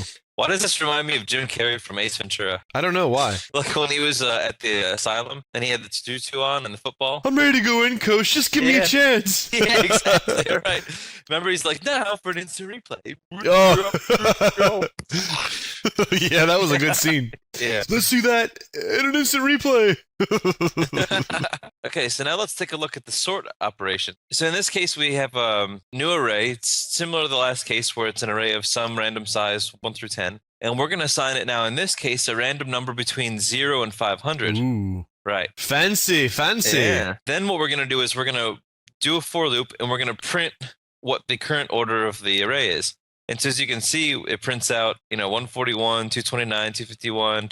Actually, that's relatively in order until you get to 431, which is then not in order, and then 403 and 375, which we got like a little pyramid structure. But even though it, for some whatever reason, randomly was almost in order, it wasn't in order. Exactly. So what we do is make a new line character. I wonder what the chances of that happening are. That it randomly selects numbers in perfect order. So then what we do is we say array.sort, and again, it's kind of, coming as a static method like the other ones are, and we pass in our array instance. And it's a destructive operation to the array and sorts it. And then when we print this out, we can see that similarly to the last one, the first half is sorted, but once you get to 369, it then goes to 375, 403, and it's sorted the rest of the way. Very nice. Which is pretty cool, yeah. And the natural, we were saying that in some cases, maybe not so much in arrays, but in array lists and stuff, you can choose your own sorting algorithms and stuff. The case of the .NET framework, I'd have to say that they definitely spend a lot of time trying to make sure that the framework by default has a very optimal sorting algorithm, which is one of the advantages of having a framework like that, because they can kind of keep it up to date.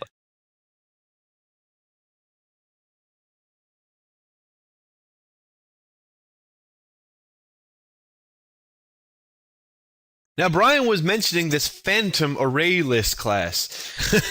Now, the array list is so useful that I find myself using it almost all the time. I do too. To be perfectly honest, I definitely do. It's relatively fast, it's extremely flexible, and encapsulated inside of each instance is pretty much every single type of operation that you would ever want to do on a list. Now, you could think of the array list sort of similar to the LINQ list that we wrote in C++, only a lot better. And one of the things with the array list is that a long time ago, applications didn't have a whole lot of flexibility of connecting to web services and connecting to local flat file databases and connecting to, just databases on other servers and stuff for storing massive amounts of information. So your application would oftentimes need to be required to read in from a file, store huge arrays in memory, and perform operations on them. So because of other assistive technologies, those conditions occur less and less nowadays, I'd argue, and they occur more often in the structure of databases. So because of that, the arrays that you're going to work with in an application will more oftentimes than not be arrays of a more manageable size. And in those cases, the array list performs just amazingly.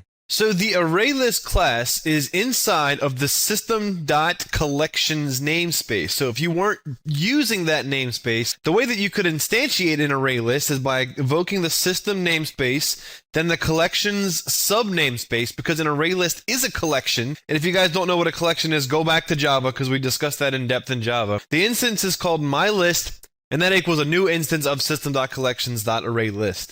And here are some of the properties that come along with the array list. You have things like capacity, which returns the number of elements that the array list can contain.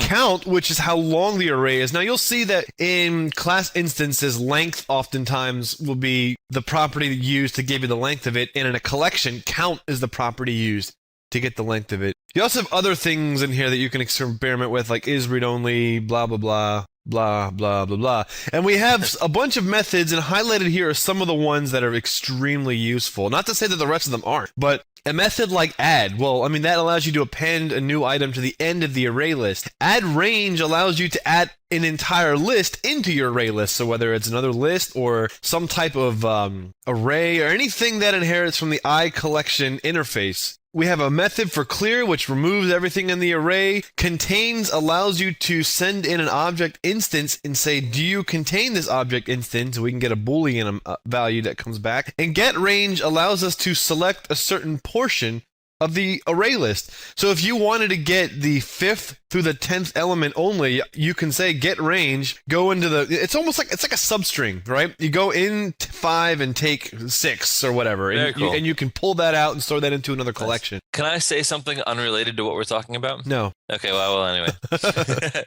So we've seen table formats in documentation from other languages now, right? And we're familiar with them. How nice is it? And I know this is a really stupid thing, but the fact that they have like the clean icons on the left, which kind of like indicate things about what you're looking at. Right, like if it's font. static or if it's a exactly. method, right, yeah. Right, and you have a link to more information. The description is clean. It's not like wrapped all weird. Yeah. The font's nice. Like it's just white on gray. It's all concise. There's not a lot of space. Like the Java style, like it would take so little effort for somebody to just take the 10 minutes to update the CSS to make more readable documentation. This is definitely something other groups should learn from Microsoft, because I honestly think that part of the reason .NET Framework is so easy to understand is not that the language of the documentation is clearer, but I think it's easier to find what you're looking for. Mm-hmm. But that's just me. Now here's a second subset of methods. Now on this one, I only have one of them selected, although you can see insert range is another really good one. Remove at, reverse, sort, set range. Those are very important methods. The toArray method allows you to convert a array list into an array of some specific type. And we'll do an example of that a little bit later. That's awesome.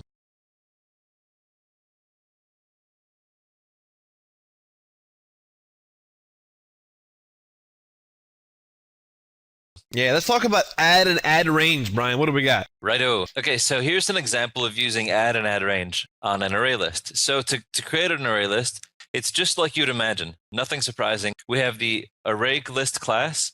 Our instance is equal to a new instance of array list class. That's about as clean as it is. So then we also have, the classic style array where we have the int array myArray and new int array of length 5. So in the first case, we'll take a look at just the normal array and how that works. And then in the second case, we're going to take a look at now the array list and how that looks when we add data elements to it. So we iterate through our integer array, the old style one, and we say my array sub I is equal to I times 2. And that just kind of goes through and fills that array. And then in the second case, we have our my array list, which is our array list, and we iterate through that. And in this case, instead of the sub I, we just say my array list instance dot add, and then we pass in as a parameter the value of I, which is pretty interesting. Mm-hmm. Then at the end of it, we're going to say my array list dot add range.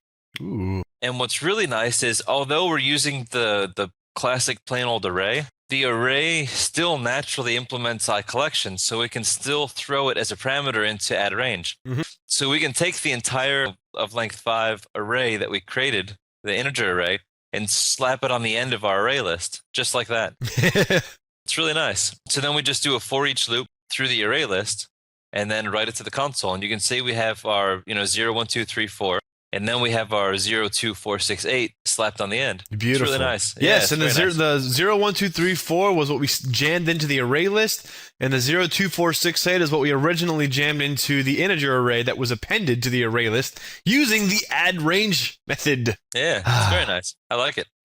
Now we start talking about things like clear and sort. Now check out how easy this kind of stuff is. So let's create an instance of a random type. The length, we'll set an integer length equal to 10 to 100, some random number. We'll have an integer C equals 1 and seek equals 1. And look at this, Brian. You can use labels in C#. That's awesome. We have a load array Look at it label. old school. Refer back to your C course to know what a label is. Right. Or your quick basic course. Yeah, exactly. So we can go from I to length, and then in this case, what we're doing is inside of our array list, we're creating a new random number between 0 and 1,500, and then we're sorting it. So then here we have an if condition. If the first index element typecast to an int because an array collection is going to store these as object types. If it doesn't equal seek, which in this case is the number 1, we're going to clear the array, increment C by 1, and go back to load array. So if you take a look at what this code is doing, it's creating a loop type structure, loading up a random series of numbers inside of an array collection until it finds that the first index equals 1, and then it tells us how many times ridiculous. that it took to randomly make a list of 1,500 and get element 0 to be the number 1. So in this case, it took 65 tries. Yeah, that's not bad. And one of the things that you can see, which is nice, is that instead of saying the class sort and pass in the array list instance, Yep. you can just have your array list dot sort, Precisely. array list dot clear, Ah. array list dot. So it's very natural when you're using the language, because the IntelliSense in Visual Studio, when you're using Visual Studio, is really nice, and it's very fast, it's very responsive. In Mono, so it's really nice too. yeah, it is absolutely. So like as you're typing, you just say like, okay, my array list, I want to dot, and then it shows your options. I want to, sort. It's very Sexy. intuitive. Yeah, you make it sexy. Yes.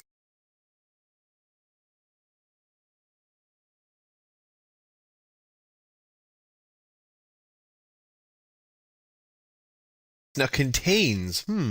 Interesting.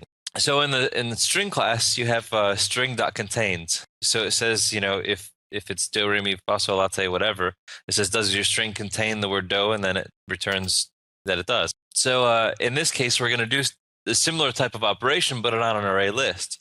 And it'll check the array list to see if it has the value we're looking for in it somewhere, at least once. So we create a new random number.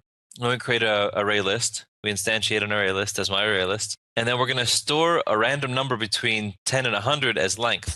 Then we're going to set C equals 0 and seek equals 1. So while my array list contains seek not, Not. so the bang means the opposite of the logical condition that returns from contain. So if my array list does not contain the seek value, which is the number 1, so if the number 1 does not exist in my array, we're going to keep going through this array list. We're going to clear the array, and then we're going to fill it back up again. So this is the same kind of a condition as we saw in the last example, but in this case, we're using the contains. So long as this array does not contain it, we're going to keep regenerating the list. And then when we, How interesting is that in the last one, it took 65 tries to get 1 at the first index. This one, it took 102 tries to get 1 at all.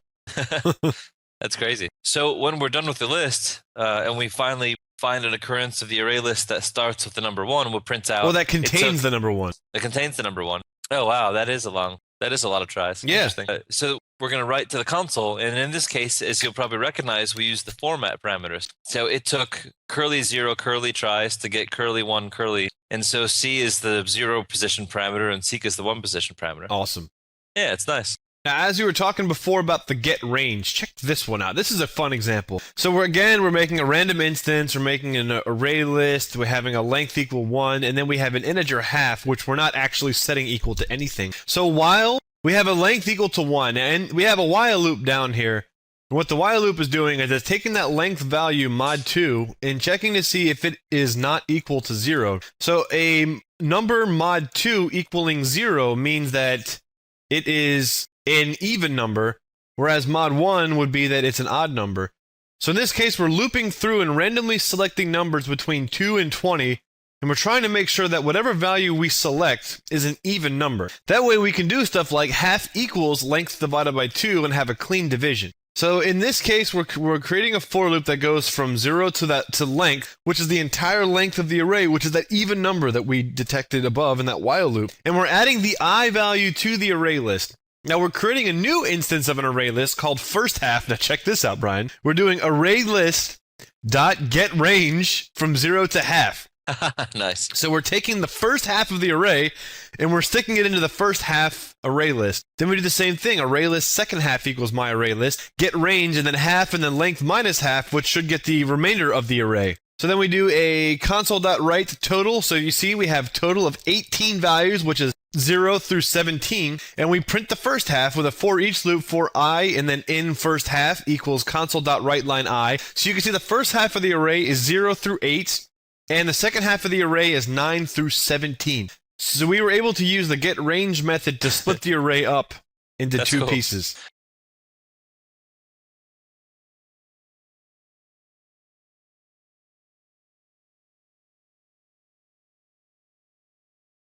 Now the add range, Awesome. Brian, and it's this one where we're making use of the garbage collector. Okay, so let's take a look at the add range method. So we have a new string array, which we're going to start out as saying null, and then we're going to do a for loop, and we're going to loop through some random length between 1 and 10. And every time we loop through this for loop, we're going to call our static method down below append to array. And we're going to pass the first parameter as our input array, which is my array, and our second parameter, which is I, and then a string representation of I as we increment. And if we go down to append to array, you can see that we start by creating an array list, and we'll call it a temp list. And if the input array is not null, then we can just add the range of the input array, which is kind of cool. So we're taking the entire array and we're sticking it inside of the array list.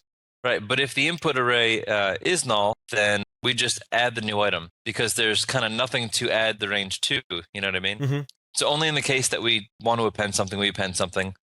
And then we say the temp list.add and we add the new item. So now we have our full temp list of everything, our collectively growing temp list. And then we return the temp list, but in this case, we want to return it back as the old style array.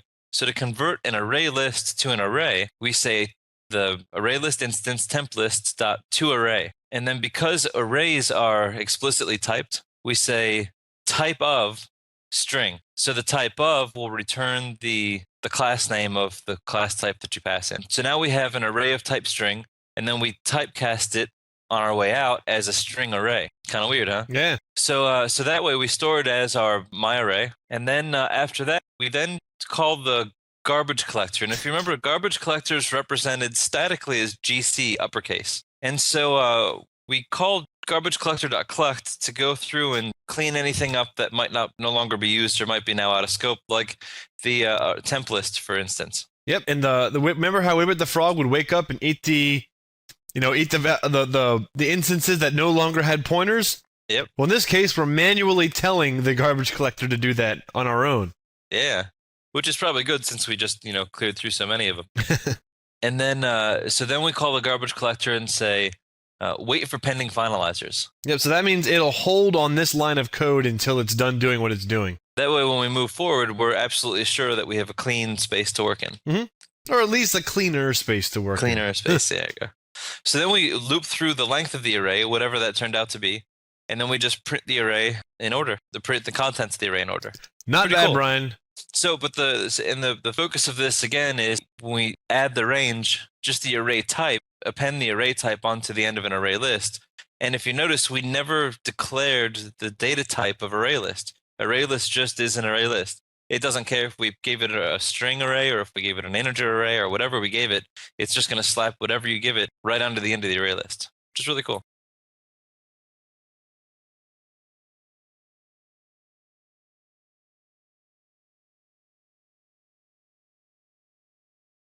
Now let's talk about the list type, which is utilizing generics, or templates, if you will. So we can utilize the system.collections.generic namespace, and inside of there is an object or a class called list. And the list is going to take in a specific data type. So we can, like on this bottom example, create a list that takes in an integer, and then making a new instance of that list, just like we would an array list. And this sort of functions exactly like an array list, but we're type specifying. So instead of doing array list and just taking in any type, we're doing a list and we're taking in a specific type. So in this example, we create a new instance of the list, accepting an integer. My list equals new list, and then the generic is the integer. For I, 0 to 10, add, and then print that out in a for loop below. So, Brian, that looks suspiciously like the array list, but it's not. Yeah. It's interesting. Yeah, so we're actually in this, and using the list, we're specifically selecting the data type that we're going to make use of, and then the array list just makes use of the object data type. So it's like the best of both worlds, because the array collection had strict data typing and was a little more rigid, which has its advantages.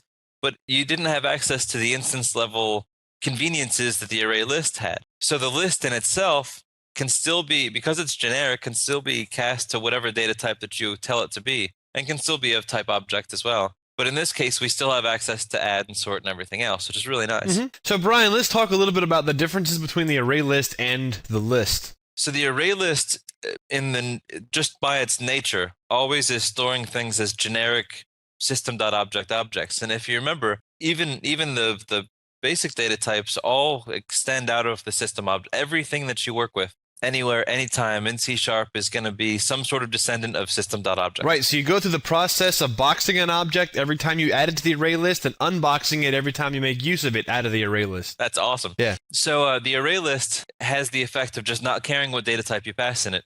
List uses generics, or like from what you remember from C++, templates. This can give you the advantage of faster processing and more reliable conditions for performing things like sorts and searches and stuff, because you know what you're working with, and they're all of a comparable, situation. Mm-hmm. But a list can also be cast to use an object generically, but that's not really what you would tend to use it for.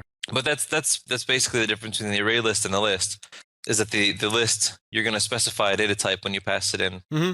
Yeah, and like Brian was saying, the list historically is an advantage when it comes to speed of processing. Now, what about multi-dimensional arrays? We haven't talked about that yet. So to declare a multi-dimensional array in C#, all that you have to do is use a comma to depict the number of dimensions that you want your array to be. So for example, in a two-dimensional array, we would have our data type and then within brackets a single comma to say that this is a list of 2, which would say that this is a two-dimensional array. And then below here we have a three-dimensional array, so our data type, and then within brackets there's going to be 2 commas to show that there are 3 places for a dimension. In this next example, this is a two-dimensional array example, where we're creating a simple multiplication table by saying int rows equals 5 and cols equals 5.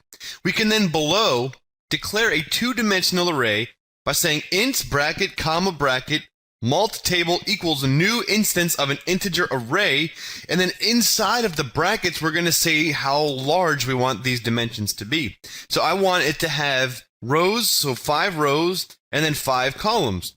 We can then fill the array by traversing through 2 loops. So we have a nested for loop structure, I equals 0, I is less than rows, increment I, and then j equals 0, j less than cols, increment j.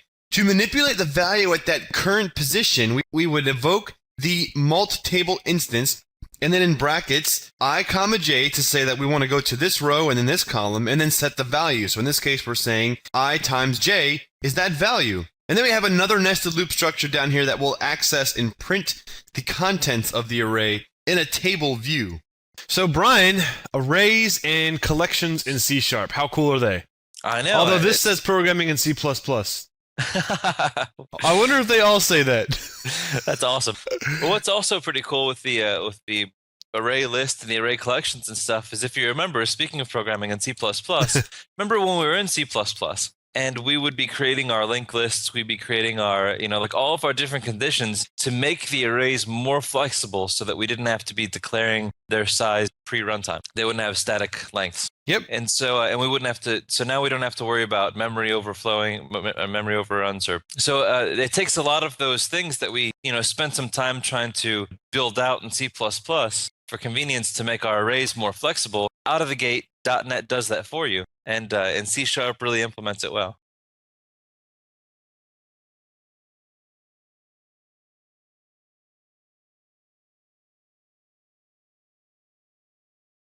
Here we go, Brian. Now the rubber hits the pavement and we start rocking with this whole C# thing, huh? Oh. Not bad. So let's do a simple, basic, let's get rocking and rolling with arrays, okay? Now we've done arrays in other languages before. So array, so like simple array lab. Why not? Okay. We've done arrays before, so we know how they function in languages like, C, C++, Java.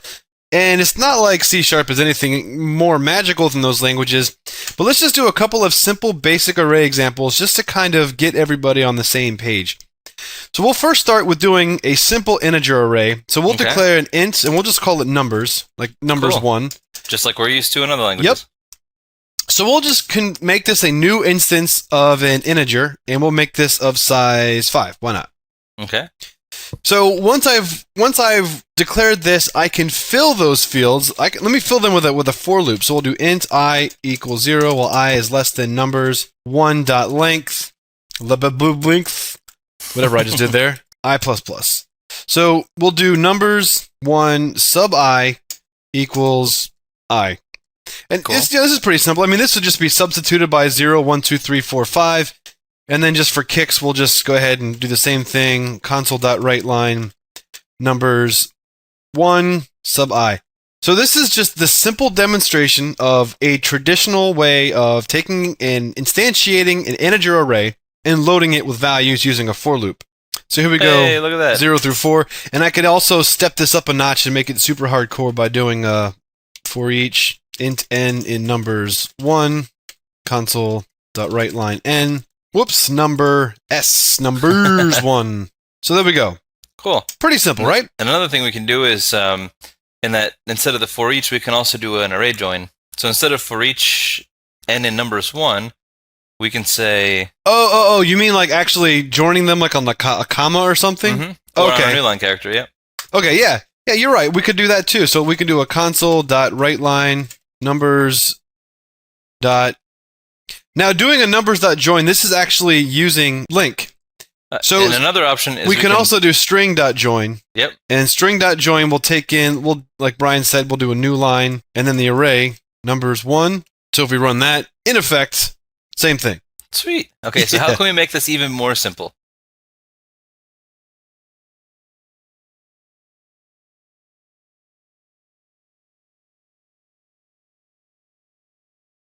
Okay, so how can we make this even more simple? Well, let's just look at this in a different light. So we'll keep this as, we'll just call it like traditional. Why not, right? We got to have these nice little comments here. So there's your traditional. I'll comment this out so that it doesn't bother us later. Now let's do the same thing, but let's do inline 1 dimension. So inline would be pretty simple. So let's do an int, same thing, Okay. Mm-hmm. numbers 2 equals. Now, an array can be notated in C# as squirrelies, just like this. So if I actually run this program, this program is perfectly legit. It's just a blank array. It is not too legit to quit. Exactly. So to fill this up with the same values, we could just do 0, 1, 2, 3, 4. And then let's just go ahead and use this because it's just a single line. Run this, and you'll see that we have the same values. Look at that. Not bad. So let's do an inline. Well, actually, let's do a traditional. Let's do a traditional 2-dimensional real quick, or multi. So we'll do a tradition 2D. Tradition al 2dim. So we can do a 2-dimensional array would be declared like this. So we have Look at that. yes. So that'll be comma that. in there. Numbers 3 equals a new instance of integer, and instead of having nothing, we'll have 2 by 2. Or 2 by 2. So building this should work, and it does. So to fill these values, sub-0. So we'll start with the first index, which will be the row, and then the column. So at 0, sub-0 equals 0. Not bad, right? Cool. Yeah. So we don't want to have to fill each one of those. So let's do a nested for loop so we can, populate the whole thing. How many? All right. So here's one thing to note about the nested loops here. So check this out. Let's do a console.WriteLine numbers 3.length. And also just to kind of give a little bit of variety here, let's make this 2 by 3. There we go. So you'll see that when you do a length, it actually is going to give you every single, it's basically multiplying the two numbers together, every single possible value. So if I wanted to get the first dimension size, I can do .getLength, which is a method. And then in here, it's going to ask me which dimension that I want. So if I do dimension 0, let's run this, it's going to give me 2. Because this is the first dimension that I declared. So in effect, by saying getLength 0, I'm getting how many rows that I have. Now, if I do 1, it will tell me how many columns that I have. Look at that. Yeah. So it's pretty simple. So what we're going to do is what Brian was saying was we'll do a nested loop. So we'll do a for int timeout exception. We'll do int i equals 0 while I is less than numbers dot get length, and we'll do sub-0 or matrix 0 I plus plus. And we want numbers 3. Yes, you are correct, sir. You are correct. I got victimized by autocomplete. All right, so then in the nested loop, we'll do j while j is less than get numbers matrix number 1 j plus plus. Cool. Yeah. So let's do numbers 3 sub I comma j equals. What do you want to do, Brian? You want to do a multiplication table? I times j or I times j. I times j. All right, so we'll just print this out, and we'll we'll just keep it simple here, guys. So we'll just kind of copy this list here, and instead of setting this, we'll do console.writeLine or .write. I mean, we've done this example, I think, in pretty much every language so far. Oh yeah. So this is simple for us. So we're going to write it out to the screen each time that we go through the row, and then console.writeLine, and then we're just going to have a blank line. Cool. So if we run this little feller here, hey. well, maybe we should put a space or something. I don't know. If I do a plus symbol here, console.writeLine will convert this to a string. So if I run this, it'll work just fine. Yep. So now, Brian, we see 000012. Let's do that inline. Yeah, let's also increase the size of the array to be like 100 million. We can do that if you want. Do you really want to do that? I do. I really do. So you want what? How many rows do you want? 200 by 300.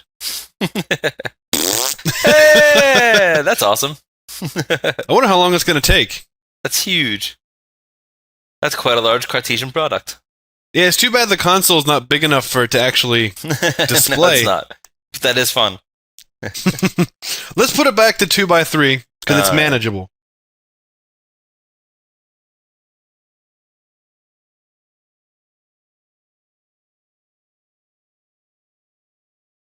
Now let's do a 2-dimensional array. So let me go copy this one.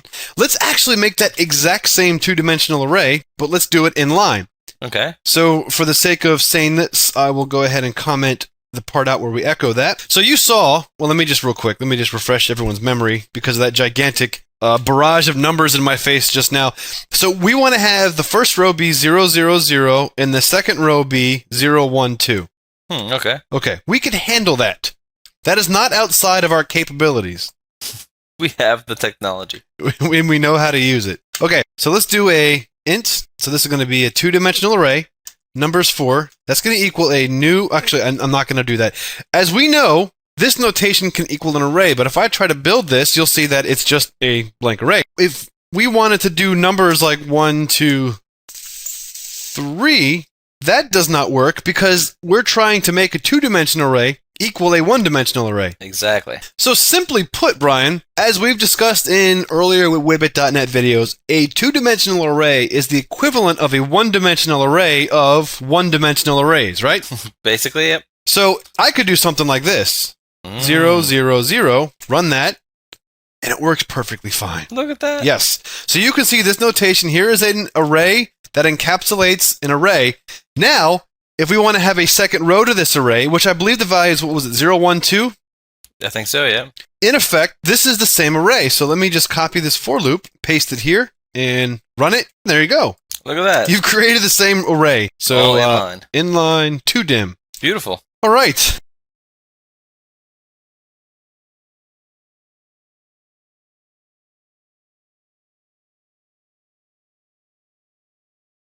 Let me also show another way of doing inline real quick that you might see. I don't see this very often, but let me just throw this out there. So let me do another inline, and we'll comment this out. All right. Now, also, you guys are smart enough to know that we're using integers, and that's arbitrary. That's just the data type, so that could be a string, it could be a person, it could be a Brian, doesn't matter. Let's do a 2-dimensional array, and let's set it like this. Let's do numbers 5 equals a new instance of a 2-dimensional array. And what I'm going to do is open up these brackets to represent the array. And just like we were having, saying that a 2-dimensional array just kind of encapsulates, I'm sorry, this has to be a new integer, just is a array that encapsulates arrays, we can really see that happen if we do this. Int array 0, 0, 0, comma, new int array 0, 1, 2. So it's effectively the same thing. Precisely. So just to make sure, we print this out and see what it looks like. Run this guy. And we've done the exact same thing, but this makes it more blatantly obvious. Numbers 5. What's that? We need to make that numbers 5. You are absolutely correct. And you know what? This needs to be numbers 4. But it would have worked. Yeah, it would have worked. We'll just go back and make sure. But yeah. So here we have, this looks the same, looks good. This makes it even more obvious what's going on. More numbers 3s. Oh, cheapers. Victim of copy and paste. What is this? What's happening here? Oh, yeah, it's got to be the bracket. Numbers What? Sub-I length? Yeah, so Well, numbers all right, 5.length. let's get on the same page here. So this is working. And we are getting 3. So let's do console.writeLine numbers 5 sub-I. Now let's just see what data type this returns. This is going to return a 2-dimensional array. So I was sort of right. So once we have that, so we are encapsulating an array inside of a 2-dimensional array. So now what we'll do is for each int n in that console.writeLine n, and that should perform the same thing, sort of, Wonderful. except for this needs to be a console.write. There we go. Now we're on the right path. All right. Yeah. So you can see that it's not exactly the same thing. We're basically creating a 2-dimensional array with inner 1-dimensional arrays. So I should, in theory, be able to do this. Yes. Because it is the indices 0 of length that will be the length of the array. So this one is slightly different, but it's just a hey, did you know kind of thing. Now, just to make sure that we don't embarrass ourselves again, let's go ahead and fix this. And we'll make this numbers 4 here, numbers 4 here, and run it, and you can see it works. Perfect. So there's a nice little run around the block of a simple exercise working with arrays in C#. Cool. Yes. That was the programmer's equivalent of running scales on an instrument. Yes.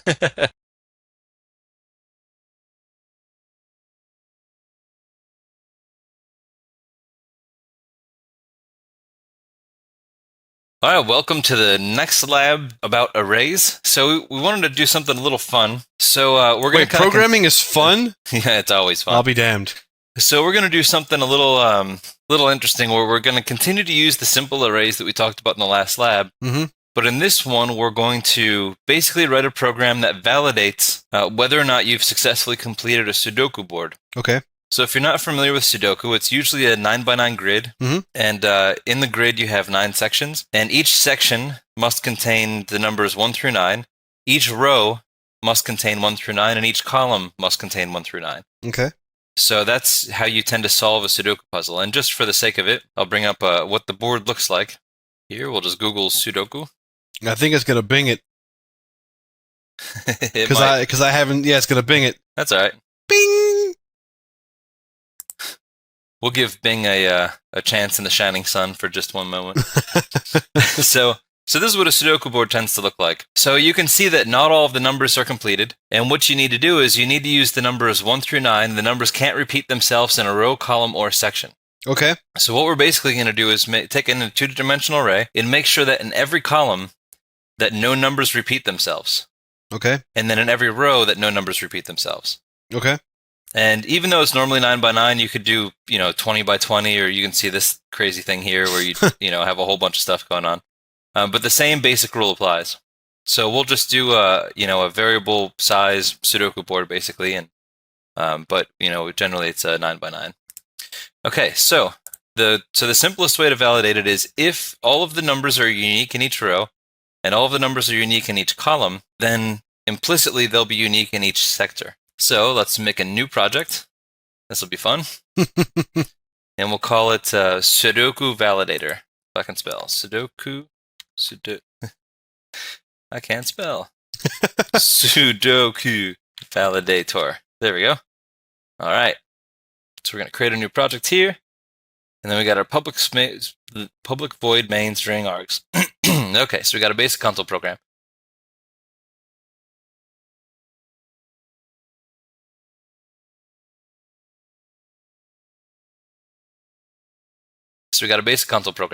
So we're obviously not going to have the user try to solve the stuff in the program. We're going to provide it an array, and it'll tell us whether or not the board is successfully completed.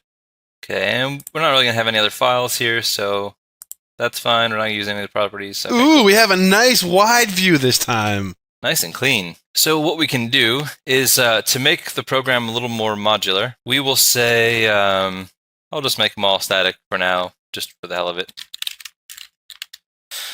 So we'll make a new static method that's returns a Boolean value, and we'll say is row complete. About right? That looks perfect. All right, cool. So the first parameter we're going to take in is going to be, like we saw before, a 2-dimensional integer array. Okay, so we have, so we're taking in a Sudoku board. We're going to take in a ref row for the row that we're currently looking at, and then that's it. Okay. Okay. So what we'll do is we'll say for int I. So the first thing so what we were basically wanting to do is we want to have a nested loop, but both runs of the loop, we want to make sure that no integer in the row is equal to another integer in the same row. Basically, as an easy way to ensure that everything's unique in that row. Okie dokie. Make sense? Makes perfect sense. So while I is less than Sudoku board get length, and because we're talking about rows, it's going to be 0. Mm-hmm. Which those of you that watched the last lab know what that means, right, Brian? Exactly. Okay, so first we go through the. So first we go through there. Then lastly, excuse me, I've got a frog in my throat. A Wibbit the frog in your throat? It might be. It was dirty.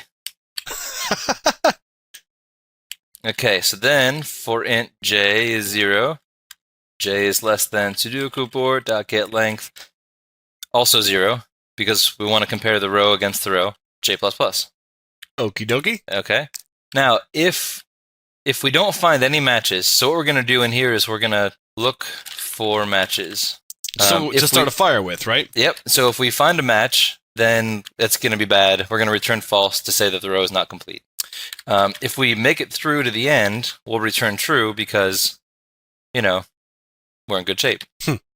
So for every time we pass through the second instance of the row, we don't want to, we don't need to do this for everything because it's a little redundant. So what we can say is we can initialize j to basically be I+1 because the first thing that we look at is obviously not going to equal to the one that we're currently looking at because it's the same thing and we don't want to compare that because it'll fail. Right. And then we don't want to look at things we've already looked at. There you go. So, so we're going to look for matches. So if the Sudoku board sub reference row sub I is the same as the Sudoku board sub reference row sub j. So if that happens, then we're screwed. We'll return false. Whoop. Flassy. Flaccid? Cool. All right. So basically, if we move through these things and we find a match, that means that we've had the number 2 and the number 2 in 2 different places on the same row. So we've failed to win the game.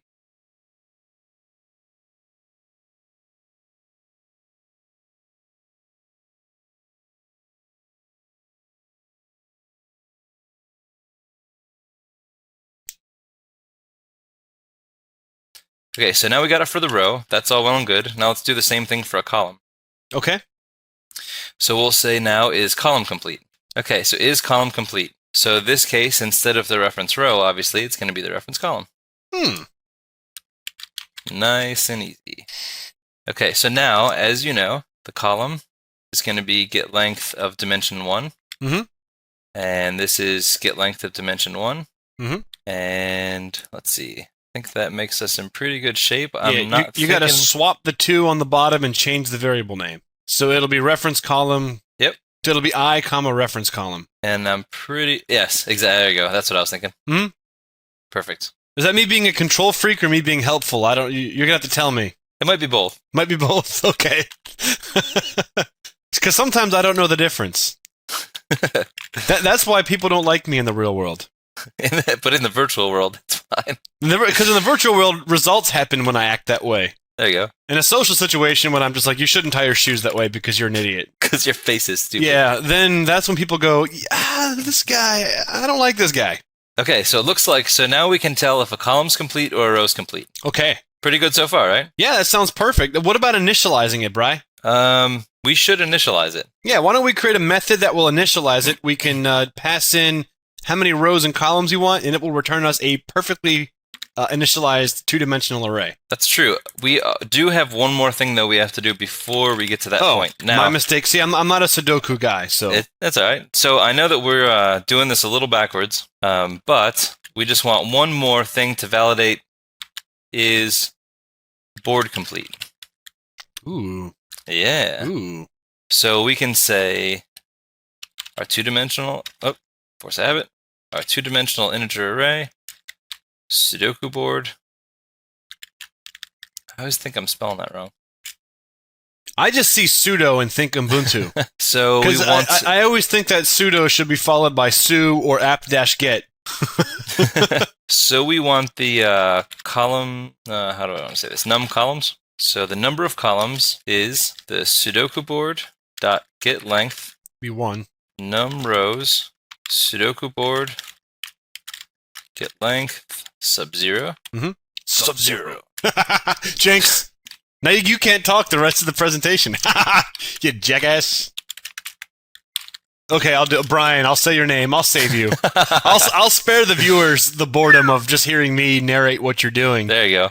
Okay, so now we're gonna go through the columns. Basically, we're just gonna go through the columns, validate the columns, and then go through the rows, validate the rows. Okay.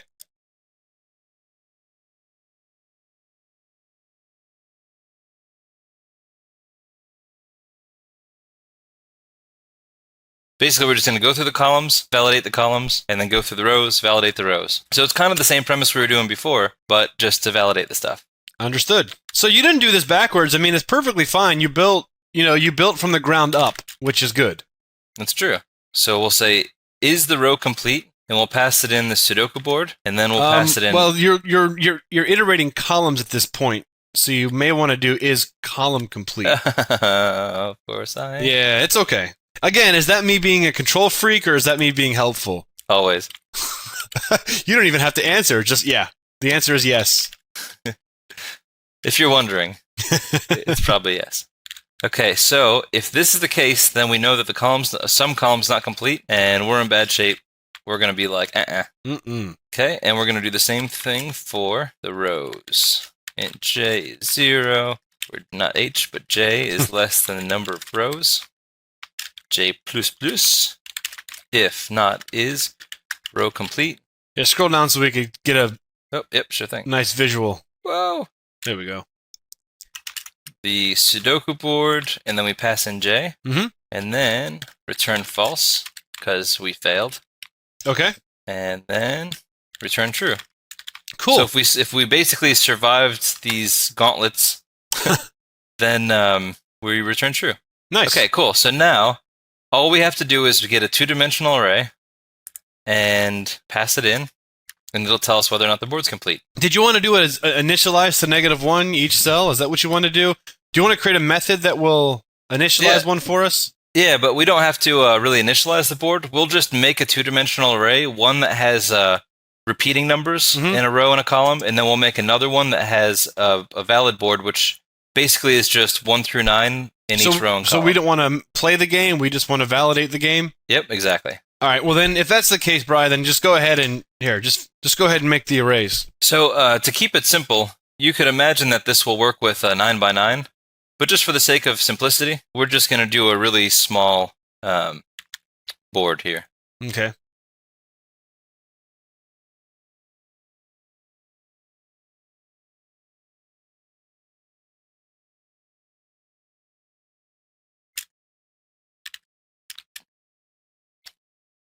Okay, so just like we saw before, this is going to be like this and like this. So if we have 1, 2, and then 2, 2, we know that this is going to fail because both for one of the rows and for one of the columns, they're both going to have the number 2. All right, well go ahead. Let's test it out. Yep. So this board will not be valid, but we'll see if our program works. And if it doesn't, we'll delete this lab and act like it never happened. Like the 35 that we did before it.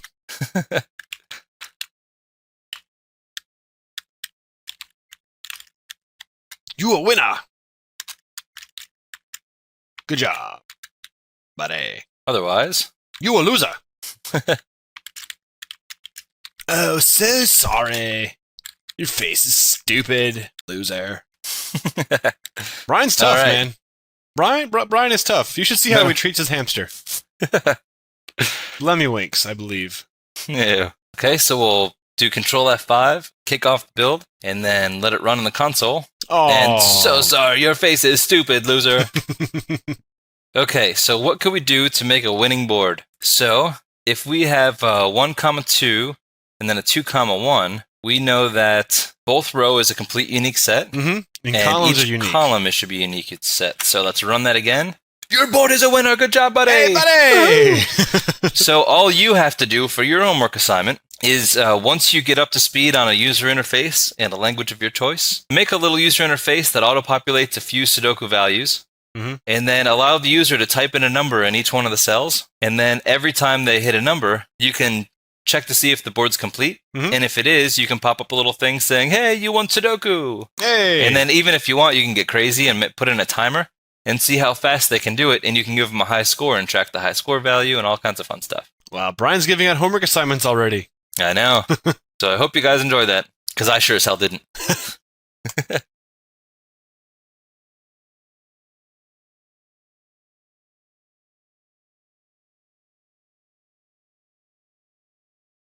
Welcome back to Programming in C#.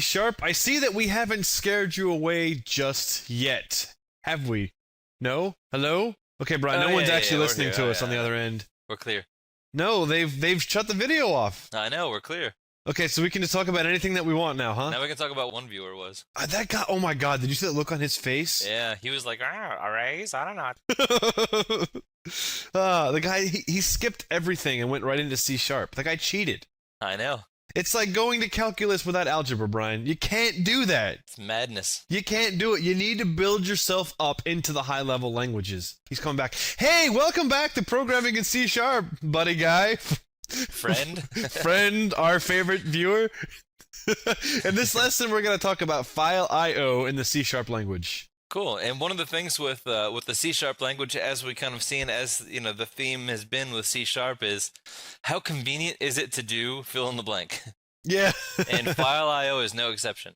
Absolutely. So let's take a look before we get started at a couple of other data types that we're going to introduce. So you can kind of think of this as, yeah, we're going to talk about file I/O, but we're also going to slide a bunch of crap in there underneath this, you know, beneath your site, and it's going to be awesome. So a few things that we should cover before talking about I/O are some of these classes listed below, because they're either used directly or indirectly in file I/O type operations. So we're going to talk about the datetime class, the using statement, the file class, the file info class, the directory class, and the directory info class. I can't wait. Me neither, Brian. What's going on with this datetime class that I was just talking about? What's happening? So datetime, the datetime class is a .NET data type, and it's just exclusively for storing and manipulating time values, which is really nice. So you can either create a datetime instance and have it set to be the current time, whatever it is now, or a time in the future, or a time in the past, and you can compare them and get the difference between two times, and add time to a datetime object, and all anything that you would want to do. It's really convenient. A lot of the .NET classes will return this data type. It's the standardized official time format. So like in C, C++, oftentimes you'll get like the epoch time. The Unix time returned is like the number of seconds since 1970 and stuff. In .NET land, you'll usually get back this datetime object. And what's kind of nice about it is you can say, the datetime instance .toString and format it however you want, or all sorts of things. Pick time zones, whatever. And so this is like the official de facto format for storing any kind of time data. So here's an example of using the datetime object. So here I'm actually specifying a date. So I create an instance of datetime, calling it DT, and making it equal to a new instance of datetime. And in this overload of the constructor, it's taking in year, month, day. So I am creating 1989, December 17th. Nice. And then in order to kind of access some of it... Is that your girlfriend's birthday? In order to access some of its inner properties, all we have to do is do instance dot. So if I do in this console write line datetime and I just pass DT as a parameter. Now, Brian, remember how we were talking about in the console output, if you overload or override the toString method, that's what this is going to be. So if you were to just call dt.toString, that's what it would be. 12/17/1989, and then since we didn't set hour, minute, second, it's going to assume to be midnight, which is the first moment in that particular day. That's cool. Yeah, let's just say I want to drill down and I want to get stuff like the year, the month, the day. Well, there are read-only properties that allow me to grab this information. So I can do dt.year to get the year, dt.month, and dt.day to get the individual units of measurement for that day.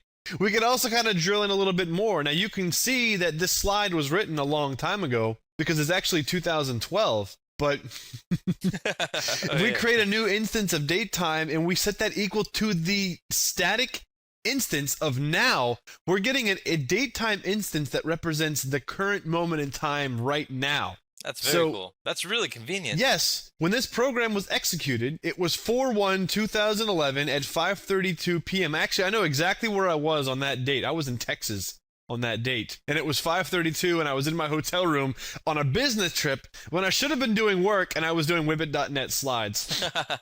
So you can see that I'm accessing individual elements here. The DT instance, which is just the toString, year, month, day, hour, minute, second, and millisecond. So yes, it goes all the way down to that millisecond layer. That's awesome. Now, Brian, let's talk a little bit about formatting date strings.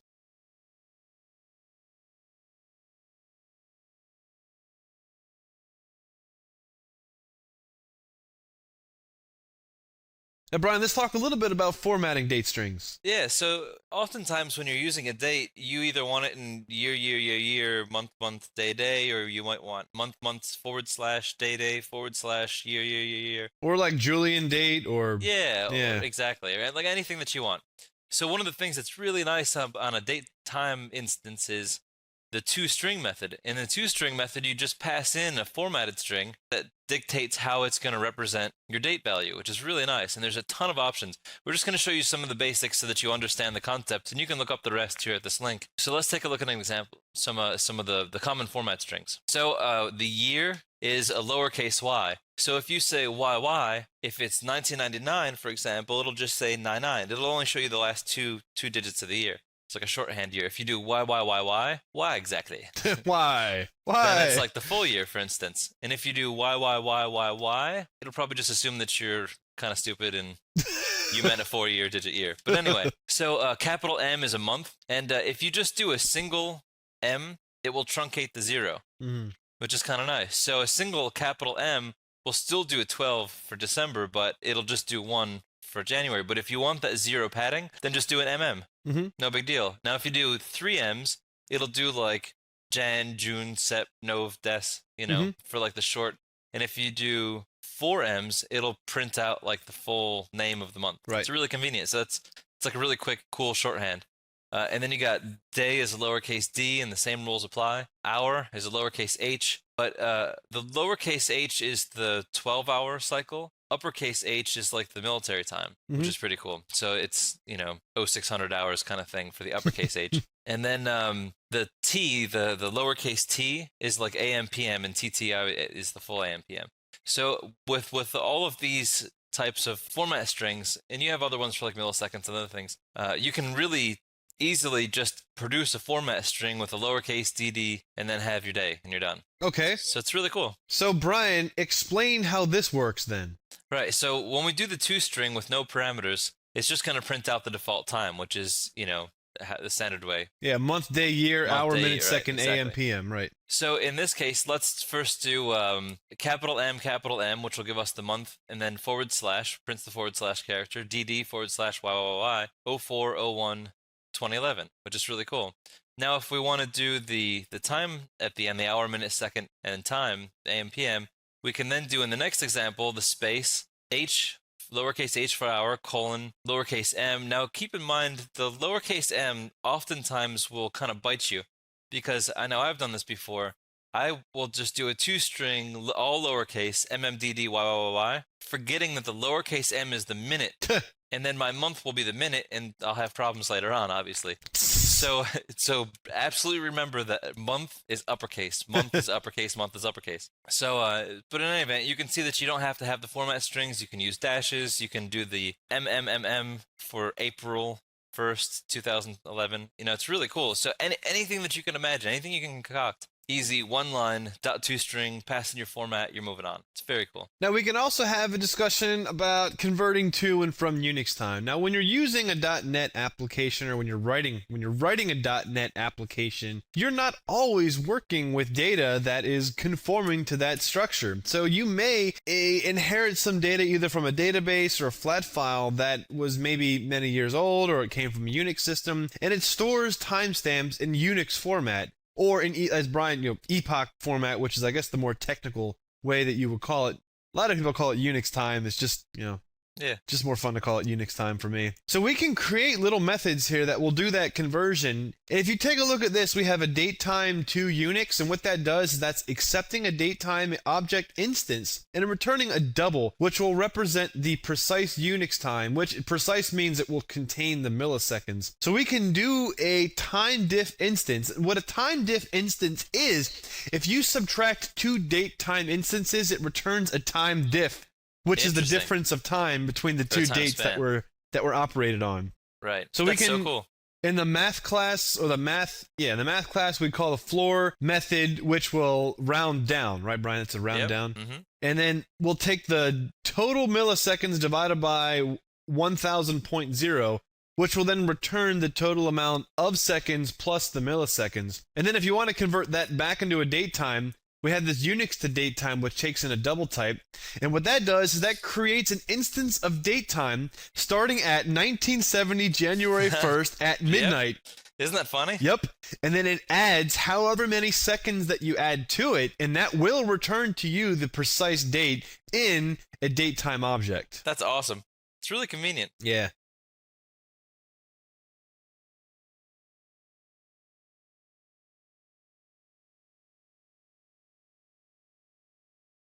So now let's take a look at the using statement. Now we've kind of mentioned this before, but now let's just make sure that, we're all on the same page. So we kind of saw this in C++ where we'd say like using namespace standard. But in this case, it's sort of different, and we can kind of call into many different namespaces just by saying using and then the namespace name. Okay, so here, as you've seen before, we have the using directive. So in this case, when we declare this at the top, you say using system.io, and from that point forward, anything in the IO namespace you have access to, because that's what we're using. Now we're going to show a different use of the using statement, a more inline use of it. So Brian, we've discussed before using the using directive. Well, using the using directive.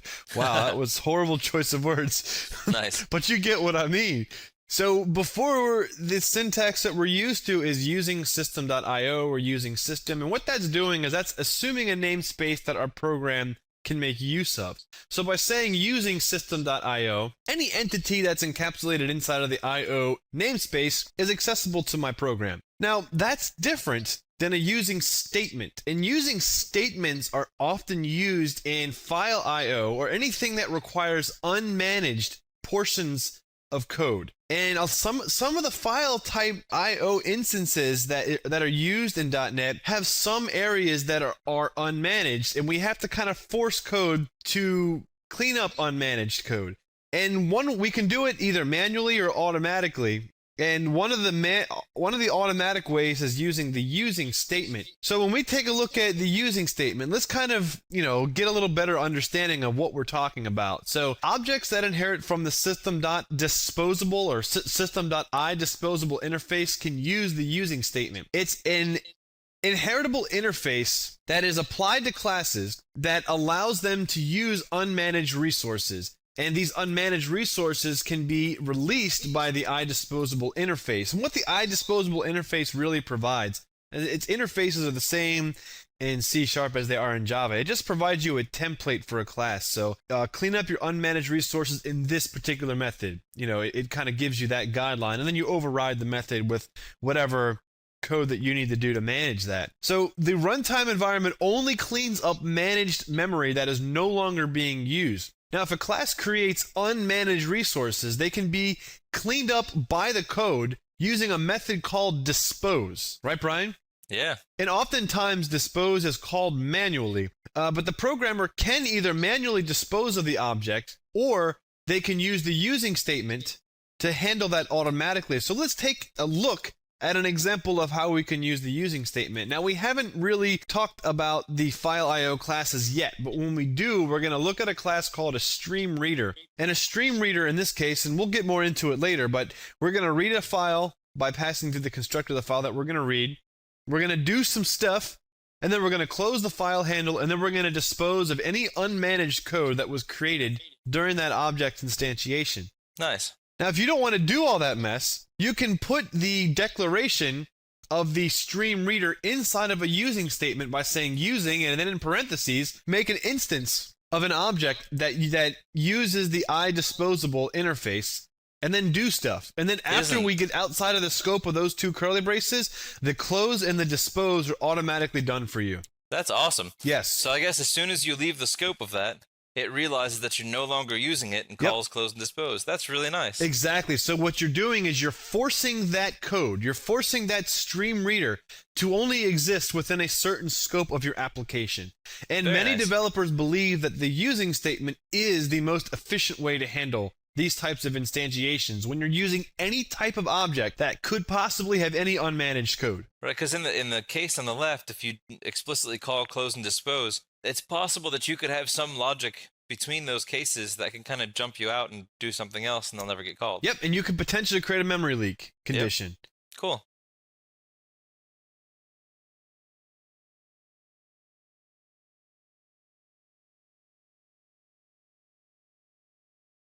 So Brian, what about the directory class? What's going on here? So we have a directory class and a file class, and they're both very similar. So you'll see some things, and it'll become very apparent what this is used for. The directory class has methods such as create directory, and you give it a directory name. Delete a directory. Does it exist? Like, does a directory exist? You have access, get creation times, get files that exist in a directory, get a directory's root, get the directories that are contained inside of a directory, all sorts of stuff. But it's really convenient way of working with and interacting with directories and paths in .NET. Yes. And the directory class is not a class. It's sort of like the console class in that it's not designed to be instantiated. The directory class can take in parameters to then work on the file system. A instantiation representation of a directory is coming up later in the directory info class that we'll talk about. Here are some methods that we have so we can check to see if it exists, what the create time is, blah, blah, blah, stuff that Brian was saying. And then we have other stuff here like we can set the time. Very interesting. So here's an example of using the directory class. So we create a instance of a string that represents a directory. And this is a path on the file system. So since we're using Windows, we have the c:\temp\wibbit.net. We can use the directory class, which is inside the system.io namespace. So we can do directory dot and then call the static method create directory and pass it the string of the directory that we want to create. So as we run through, we actually created that c:\temp\wibbit.net directory, and then we go through a for loop through 10, and then we append to that directory. We make a new string dir equals output, and then append a backslash, and then the I2 string, and then D3, which is formatting that string to be at least 3 digits. And then we're creating that directory. So now inside of the c:\temp\wibbit.net directory, we've created 10 directories, 1 through 10. Cool stuff, huh? That's awesome. That's really cool. Now what about delete, Brian? So similarly speaking, the directory class can also check to see if a directory exists or be able to delete a directory as well as create it and many other things. Mm-hmm. So in a similar case, we have our output directory, and we create that. So we now have created temp.wibbit.net, and then we're going to go through a for loop of 1 to 10, and we're going to say the out path is going to be the out path that we had created, \i.toString 3, just like we had before, and we're going to say if the directory exists, delete it. So it's going to check to see if we have a directory 001, 002, and if they exist, delete it, and as you can see, now our directory is clear. It's totally empty. Beautiful. It's also good to note that if you called create directory on a directory that already exists, it will not get angry. It will just simply realize that the directory has been created. We can also use the directory class to iterate through directories inside of a directory. So when we define our c:\temp\wibbit.net directory, we're creating a for each structure. So let's pretend like we didn't run the code in the previous slide. We can then run through a for each loop, which will do a iteration of the result of directory.getDirectories. So inside of the getDirectory static method, we can then pass the directory that we're scanning, and it will return a string array that represents the file path to each directory inside of that parent. That's awesome. Right. So here we can just do a console write line, deleting directory, and then do a directory.delete, and then pass the directory as a parameter. Okay, so now let's take another look at the use of getting directories and listing out files and stuff like that. Like the command like the method get directories, we also have the method get files. So let's walk through this. So we take in some arguments. and the parameter that we get passed in is the directory that we want to take a look at. And in this case, it's c:\temp/ribbit.net. And then if the parameter didn't come in, we're going to check our input validation and throw an error and say we're missing a parameter to console. Otherwise, if the directory does not exist, we'll return an error. We'll write to the error stream that this directory parameter name doesn't exist, which is kind of cool. Otherwise, if we do have a parameter and it does exist, we then want to check to see if it ends with a colon, which would just mean that you've passed in like C:, D:, F:, G:, whatever. And we're going to append a backslash to it so that we have, a proper root directory string. And then what we're going to do is we're going to say for each string in directory get directories of the first argument that was passed in, we're going to write to the console each directory that's in that directory. Then what we're going to say is for each file in the directory, we're going to print out the name of the file. So f.substring up to the last index of, because the file will actually be the full path. So we only want to print up to the last backslash, the last index of the backslash, and then the rest of the string to get just the directory name or just the file name. Pretty cool, huh? That is awesome, Brian. Yeah. So it's that easy to just to say, get the files, get the directories, do something to it. Also, keep in mind, look at the public static int instead of void. We can set that to an integer and return a return code back to the operating system just like we do in C, C++. That's awesome.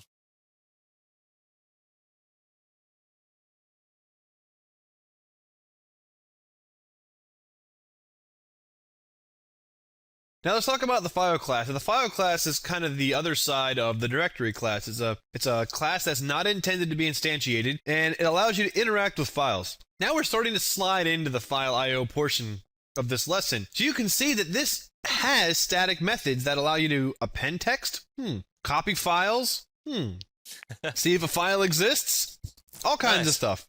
Getting the creation time, and of course one of my favorite, setting the creation time. I've always found this useful because I remember when I was in college, a friend of mine had a paper that was due at midnight, and this particular person didn't have it done before midnight, so they asked me if there was anything I could do. So I wrote a C# program that set the creation and last modified time to 11 p.m. the previous night, so that when the professor got the paper, the timestamp said 11 p.m., and they actually believed. They bought it. They were like, oh, okay, this was last saved at 11 p.m. Okay, you're good. That's awesome. Even though you turned it in after midnight.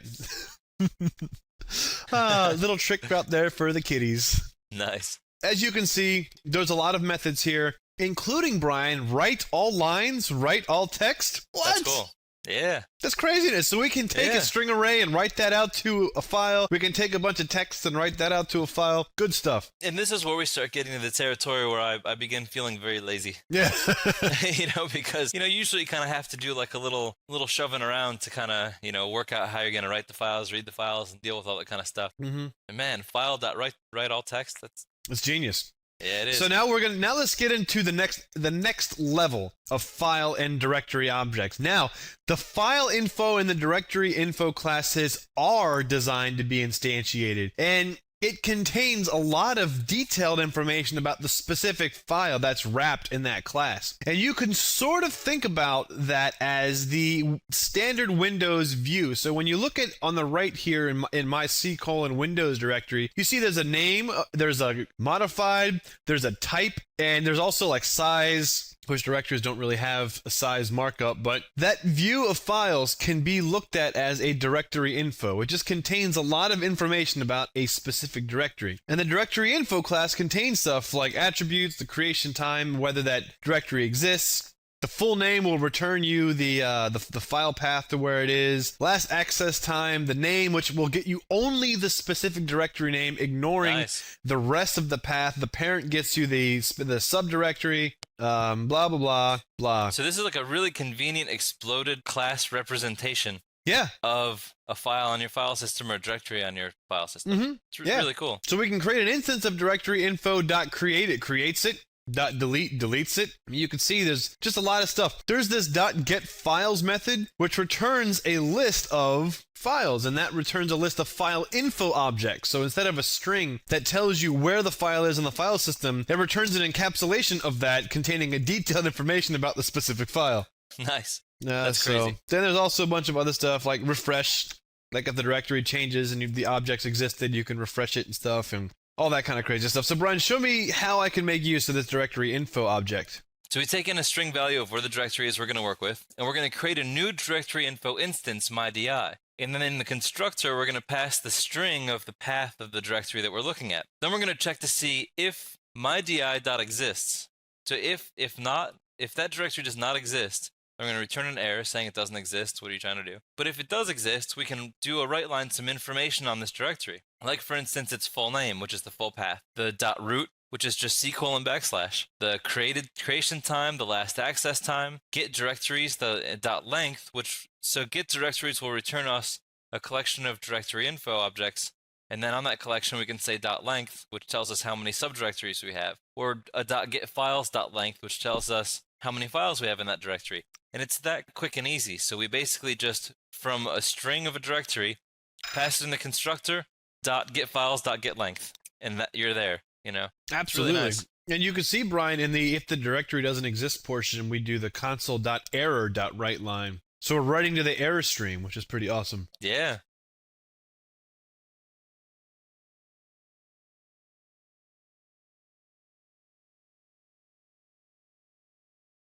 Now, file info, Brian, this is the other side of directory info. What's the deal with file info? Yeah, and similarly to directory info, file info also has things where you can access any kind of file attributes, including custom attributes. You can get the directory that the file is contained in and the directory name it's contained in, whether the file exists, the full file name, just the extension, the last time it was read, the last time it was write, you know, the size of the file in bytes of how big it is, which is really nice. You know, the name of the file, and you can do all sorts of other operations on the file too, like you can append text to it, you can copy to it, copy to that reference to where the file is. You can create a file, create text, delete, encrypt it. You can do anything, basically any kind of operation that you would reasonably do to a file. You can generally find it in the file info or the directory info object instances. Very nice. Very exciting. Now, if you look at these methods like open, that's going to return us a file instance of a specific type. So we have this open read returns a file stream. What's a file stream? Yeah, Open I know, text, it looks familiar, right? Open text is a stream reader? Right? That sounds damn familiar to something we've seen Yeah. before. I don't know, Brian. Let's take a look at the file info, and then we'll try to figure out what this whole stream reader crap is all about. Okay. But what is this? This is a mess right here.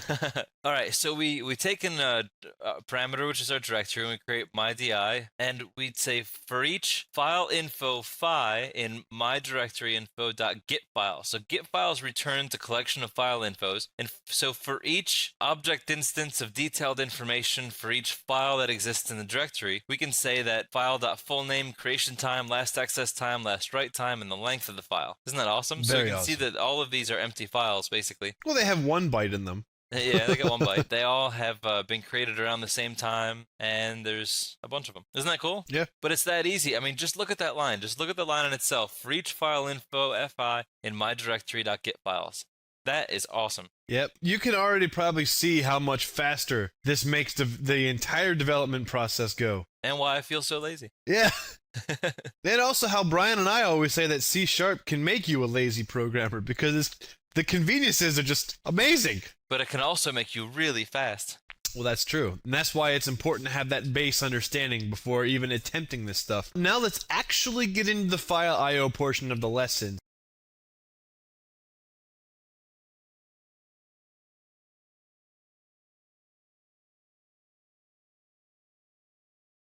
So now let's actually get into the file I/O portion of the lesson. So the other stuff that we did was just to kind of prepare you for some of the stuff that you're going to see in file I/O and actually in many other implementations of classes later on. So C# has many different ways to handle file I/O. And we're going to cover the following. System.io.file, which is working with a file stream. System.io.fileinfo, a file stream and a stream reader. We also have other classes that can encapsulate file and file processing, like the text reader, the stream reader, the text writer, the stream writer, the text reader, the stream reader, and the file stream. Now you guys remember in Java, Brian, when we talked about file I/O and the postfix of classes, a file that ends with the word writer is typically working with what, Brian? Writer is usually text. Right. And if it ends with stream, it's what? Binary. Exactly. And the same goes for reader. If it's reader, it's typically text. So usually, if a class that works with files ends with writer, you're working with text. And if it ends in stream, you're working with binary data. That's very important to know the difference. Because if you're working with files that are written in some binary format and you try to read it as text, well, that encoding is not always going to work one-to-one. And you might not get the full data contained inside of that file. It might get a little nasty. It might get horribly nasty. So, Brian, what's the difference between these different methods? We have the postfix of writer. So anytime it's like reader writer, it's really for text. Streaming, and you can kind of think of it as like if you're going to stream something, the stream is just the flow of data. And the stream doesn't really think or care too much about what's going on. So if it ends in a stream, you know that it's probably just the binary data, just a stream of ones and zeros coming through. But if you're reading and writing something, you're probably doing something in language. Like textual language. So on a technical level, they really aren't equivalent. I mean, they really are functionally different. And although characters can be treated as binary, and that works, it doesn't work in the opposite. So not all chunks of binary data can convert themselves into characters and survive the translation. And they can, but don't bank on it. Yeah, because sometimes they'll become invalid characters and just get chopped or truncated or turned into something else. Or you know, you just don't know. You get into unpredictable code territory. Absolutely. Good call, Brian.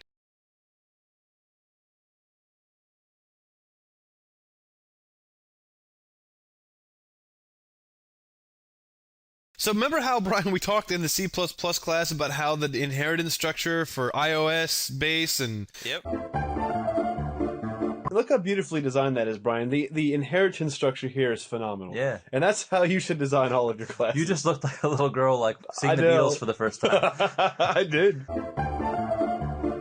Here's an example of how that structure kind of works in C#.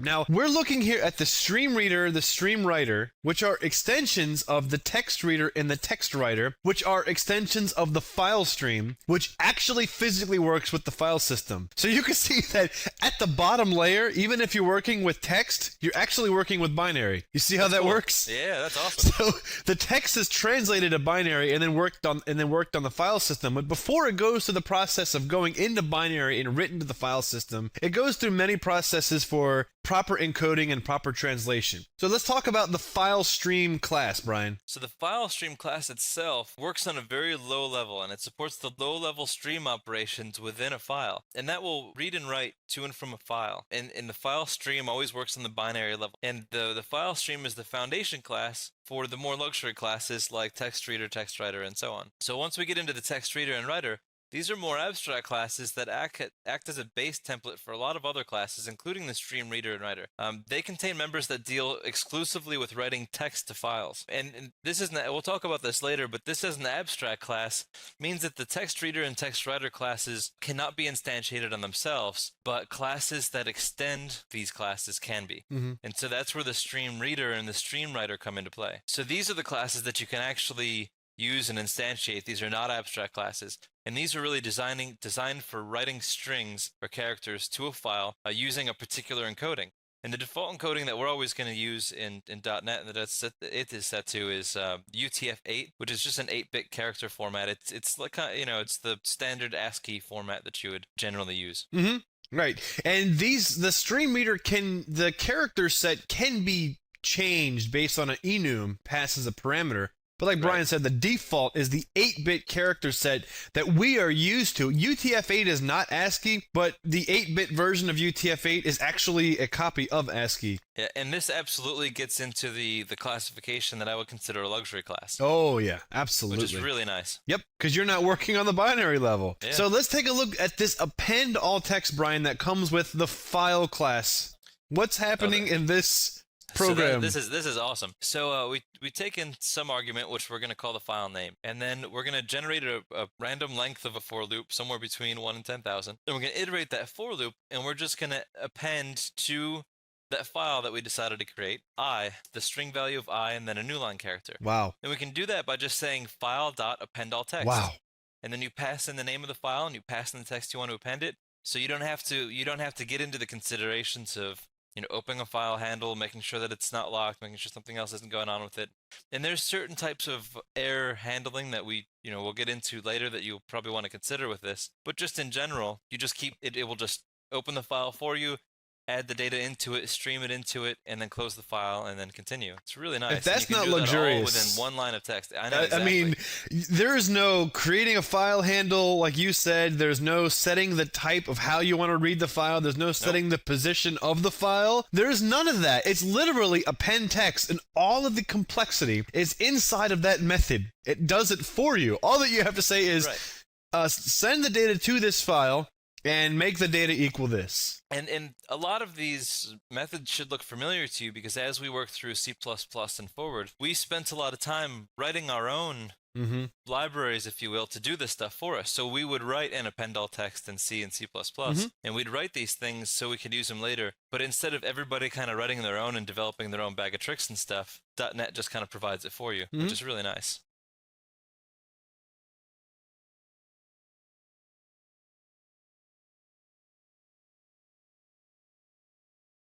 Now, when we start talking about writing alt text is different. Now, appending alt text is if you're referencing a file that currently exists and currently has data, it's just going to add the data to the end of that file. It's going to take the text that you send it and just stick it at the bottom. When we use the write all text method, even if there is data in the file, it performs a truncate operation, which you guys remember, that's the basic operation in the OF stream in C++. So when you create a pointer to a file and you want to write data, it truncates it. It deletes the data. It overwrites the data.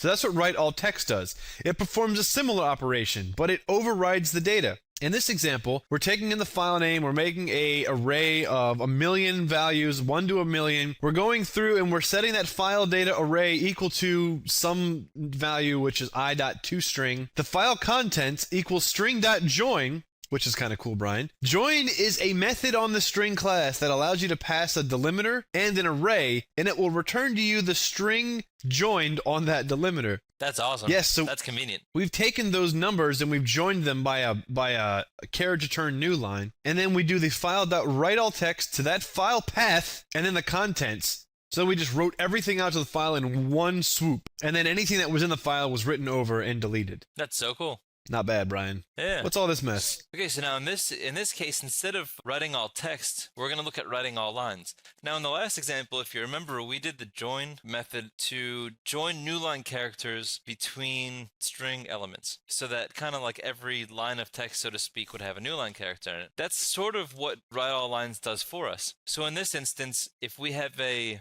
string array, which we'll call it file lines. String file lines is new string of some length. We're just going to fill it with random junk. So we're going to go through a for loop and basically generate strings of random characters, just sort of different lengths and different characters.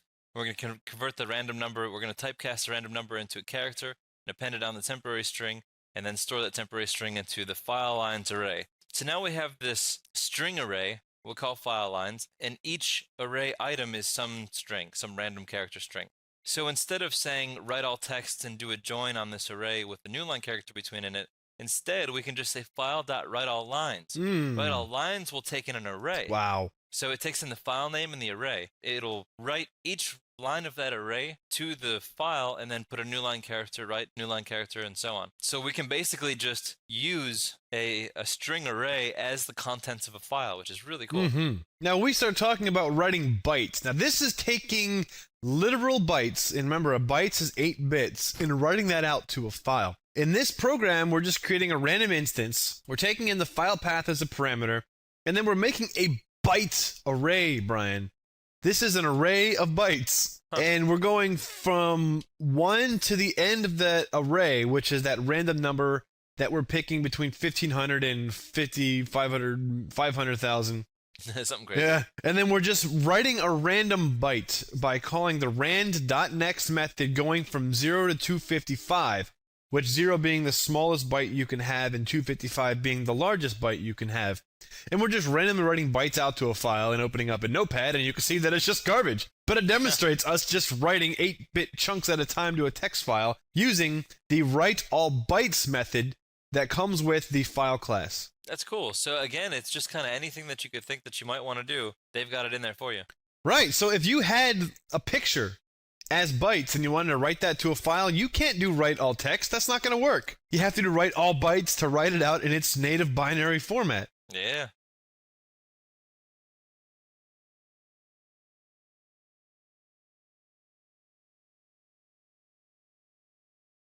So now let's take a look at an overview of system.io file. So we have reading data, and reading data contains read all text, read all lines, read all bytes. Now this is kind of like when we did write all lines, for instance.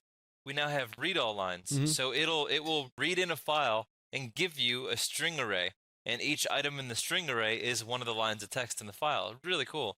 Or we can just take an entire file and just slurp that whole file up into just one big string, which is read all text, or take the byte data or whatever we want to use. So the text lines and bytes are usually how we break down how we read and write to a file. So in this example, we take a file name and we say file.readAllText and the file name. And this will just pull in and store as a string file data all of the contents of this file as a string.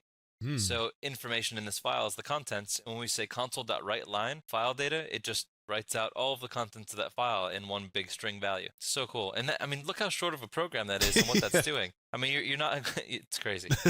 And in this case, we're going to do something similar, but we're going to say read all lines. So what this does is it will give us a string array of all the contents of the file. So we can then do I know, right? So then we can do a for loop. So the for loop goes to the length of the file lines, because that's how many lines in the file we have is the size of the array. So then we can write out each of the lines of the file as its own string value. It's really cool. I think it's kind of funny that one of the random text phrases that this generated was Smith, M-I-S-M-I-F. For some reason, that looks really funny to me. Smith. So let's talk about reading all bytes. Now, we used pretty much this exact same example in our C++ class, and we were demonstrating the binary option in the IF and OF stream class. So we're pointing at the executable that's currently running. So we're running a program called binarycopy.exe. We're using the system.windows.forms namespace. We're calling the application class and then pulling back the property executable path, which is a full string path to the location of the executing program on the file system. That's awesome. Yeah, and we're extracting the file name and the directory path, and we're making a new path to send it to. So the new path, we're making a copy of this file, basically, and the new path will be the current directory that the file is in, plus the file name dot substring all the way up into the dot, so we're basically getting the file name without the file extension. Then we're adding a year, month, day, and then we're re-adding the extension by going to the substring of the last index of period all the way to the end. That's great. So we, in effect, converted C:\temp /binarycopy.exe to C:\temp /binarycopy.20110401.exe. And then we read the file bytes by doing the file.readAllBytes and storing that into a byte array called current exe data. And then we utilize the file.writeAllBytes to write that out. So, we've read in the binary data and then written the binary data. And if you executed the binary copy with the date format, it'll work. It'll work just fine because we copied it bit for bit, byte for byte, and wrote that out to a file. And what's so cool about that is when you really get down to it, the binary copy operation really comes down to read all bytes, write all bytes. Yeah, right. That's it. It's that straightforward. And it passes through a byte array. It's crazy.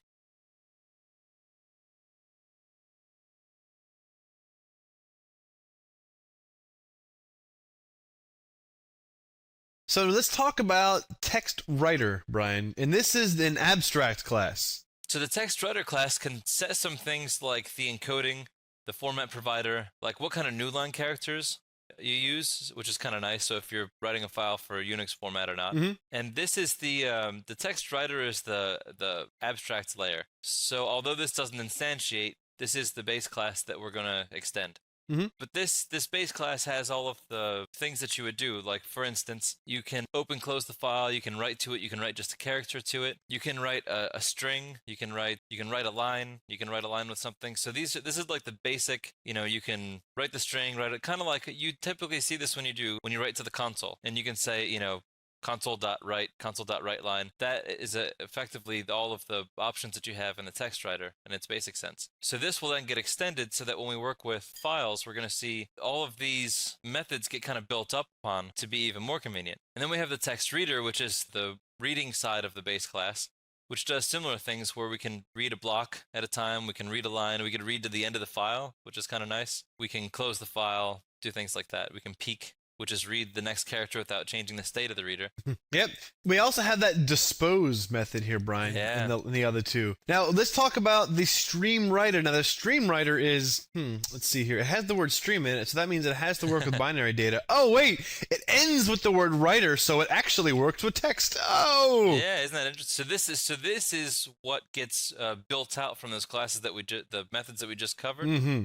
This is now kind of taking them into that luxury territory. Yes. So it has the same kind of base stuff because it's an extension of the text writer. Which is why we still have like encoding and new line Yep. and provider and stuff. Close, dispose, flush, write to string, write line. All that stuff is kind of pulled in from the text writer class. So remember now, Brian, when we were doing the file.write all text, we were dealing with a method that handled everything for us. So creating the file pointer was handled, writing the data was handled, closing the file stream, and cleaning up any unmanaged portions of memory was all handled for us. With the stream writer class, we have to keep a few things in mind. At the end here, you'll see that we have to call the dispose method when we're done with it. Otherwise, we could potentially have a memory leak condition. Right. So in this case, we're creating an instance of a stream writer to some file. We can do the file stream.write line. Looks suspiciously like the console class, doesn't it? Yeah, right. And then we could write, this is line 1, this is line 2, and then file.write so that it doesn't append a new line. This is some text on a line, this is the rest of the line. So you can see that the file.write line appended to the file.write in the text file because there was no new line appended. Then we run the close method to close the file stream and dispose to clean up any unmanaged memory. That's great. So now let's take a look at a simple example of the stream writer with the inline using statement. So as we had mentioned before, if you don't want to include the close and dispose, we can surround the declaration and instantiation of the stream writer instance in parentheses as kind of like a parameter for the using statement. And then following the using statement, we have our curlies to show the scope of where we're using this file stream. And within the file stream, within that scope, that file stream is open. So inside of the using block, we can say, write the line, write this, and write a line again, just like we would, but we don't have to say close and dispose, because at the end of that scope, it'll do it for us with the using statement. Yes. Which is really nice. Yes. Now, if in the previous example, when we were creating a file stream, that was doing a truncate operation by default. Right. And that's what, C++ has trained us, and C has trained us that that's just the normal way to write the files. Writing data to a file by default is a destructive operation. Now, if you don't want to be destructive, if you want to be nice and, all green and stuff, Friendly to and the file. you don't want to destroy your carbon footprint in the environment, you can pass, there is an overload of the constructor that has an append flag. So by default, this is false. But if you pass it true, you can append to the current file that you're pointing at. So in this example, we're just passing comma true, and then at the end of that last code file that we created, we just said, I am appending this to the file. That's nice. That's great.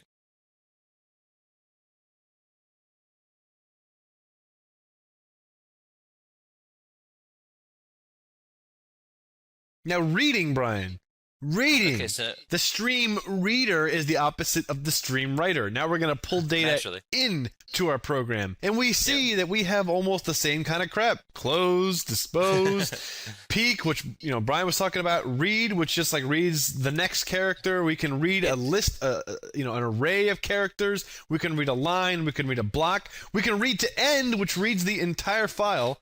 It's just madness. Now, and I would argue that these classes are so cleanly organized, and it makes what they do and what they're used for so plainly obvious that it's borderline boring. yeah. Because it's so clear to see what it's going on here. It's really well laid out classes. Yep. So let's look at this example, Brian. What's happening? Okay, so in this case, we're gonna create a new stream reader instance. We'll call it myFileStream. And then while we're not at the end of the stream, right? So while our cursor is not at the end of the stream, we'll increment C, and we're going to say a string line is equal to the file stream.readline, and that will return us a line at a time. And we'll write it to the console, and then we're going to go through this loop again until we hit the end of the stream, and we'll stop doing that. So every time we read a line, it'll shift that cursor into the next line, as well as return the string. And then when we're done, we're going to close and dispose, and then return 0. So here's also a similar example, but in this case, we don't have to use close and dispose because we're using the using statement. So inside of our using block, we can say, you know, while you're not at the end of the stream, read, just read, and that will read a byte at a time. And or in this case, since it's a file stream, it's a character at a time. Right, exactly. And so we'll store that character value as an integer, as like the ASCII code value, because it's by default as the UTF-8. And then we're going to write line character's hex value and then its numeric value. It's really cool. And the read method returns an integer. Now that's kind of interesting to keep in mind because when you think about characters and when you think about even on the binary level, you think about bytes, we're dealing with positive integers. So if you ask the question, why would the read method return an integer that can be signed or unsigned? You know, it could be either a negative or positive number. How does that make logical sense? Well, you'll see that in many implementations of stream reading or file reading or even, you know, network card reading, anything in C#, you'll see that read methods often will return integers. And the reason why they do that is because if a negative number is returned, that means that you have either reached or exceeded the end of the stream. So in this case, we're saying that my file stream.end of stream, which is just going to tell us if we're at the end of stream or not. But you could read a byte and say if byte, you know, is less than 0, then that means we have exceeded the stream. That's yes, great. So that's just one reason why, if you may be wondering why you have to take that in and typecast it to a character, why does that exist? Well, that's the reason why.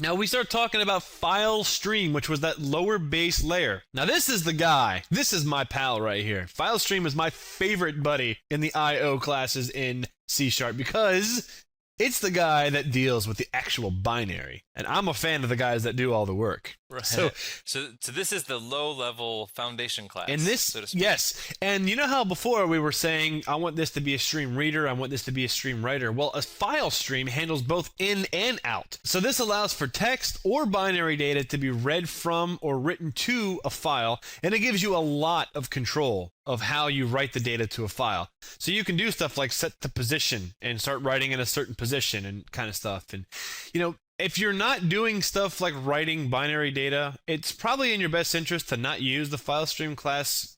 I use the example here as you don't want to bring a bazooka to a knife fight. Even though the file stream class gives you a lot of control and a lot of awesome features, if you're just writing text, don't waste your time. Use file.append all text. Use file. That's what it's there for. This is much more complicated for writing text. But if you're dealing with binary data, you know, or later on when we talk about sockets, when we're dealing with socket connections, this is the kind of stuff that you want to know. Exactly. So Brian, what's the overview? What kind of stuff can we do with the file stream class? So the file stream class is a lot of different constructors. We have safe file handles and the file access types. We have string in the file modes, which is, you know, where the file is and how we're going to access it, all sorts of different things. So there's plenty of options of how you can construct one. And we have a bunch of properties too, which says we can read, we can seek, we can write. This is an asynchronous connection to the file stream. What the length is, the name of the file stream, which is interesting. So you can have a bunch of different ones and differentiate. The position of the cursor. Mm-hmm. So it's like where your hard disk head is pointing inside the file. Yep. The read timeout, which is pretty interesting because if it's taking too long to read a file and you're having some sort of like time critical operation, you might want to just sort of drop it, move on, and come back. Mm-hmm. The safe file handle instance, the write timeout. It's really nice. So those are some of the properties you can access. And then as far as the methods go, you can say, I'm going to begin reading or I'm going to begin writing and start that process and open those handles. You can close. You can copy to and pass it a stream value, which will copy it into the other stream. You know, close, dispose, obviously. End read, end write. If you're going to use begin read, you want to end read. And you can flush, just like we've seen in other languages. Mm-hmm. And we can, you know, read a block at a time, block of bytes. We can read an individual byte at a time. We can seek, set the length, unlock. It's really cool. Yeah, and you see here, Brian, read and write are both inside of the same object type. Yeah. So here's an example, Brian, of using the file stream, and we're just going to write text out. And as we're going to write text out to a text file in the form of bytes. So how does this work? What's happening here? So in this case, we have a string like, hey, buddy. Hey, buddy. Hey, Hey, buddy. buddy. So we have the ASCII encoding class, and that has static instance of the ASCII class, and then we can say ASCII.getBytes, which will take in a string value, knowing that it's ASCII, and it will convert that and give you the byte representation of that ASCII string. So we then store that as a byte array, and then we create a file stream instance, FS, which is a new file stream to the path, and then we have the option of setting how we're going to interact with this file, which is the file mode. And the file mode is an enum, which gives us a bunch of different options, and in this case, we're going to say open or create. So if the file doesn't exist, create the file and then open it, but if it exists, just open it. And then we're going to write to the file stream, and we're going to write the text as bytes, which is just our byte array, and we're going to pass it the parameters 0 and the length, so from 0 to the length of the bytes, so the total number of bytes that we have. And then we're going to close and dispose. So that will be directly writing byte at a time into the file stream to our file. So this is a very low-level operation for doing like a write-all text. Right. So yeah, if you can do write all text in one line, why waste 1, 2, 3, 4, 5 lines of code? You know. Right, unless maybe you're doing some sort of like ciphering or like cipher operation or encryption operation, and you really need to get down at that byte level, but you have that available to you. So the file mode enum, as we were looking at in the last example, is a parameter that we pass to the file stream that kind of tells the file stream what we're actually doing with the file. Append will append data to the end of a file. So we have a file stream and we just want to append bytes to it. That's the enum that we want to set.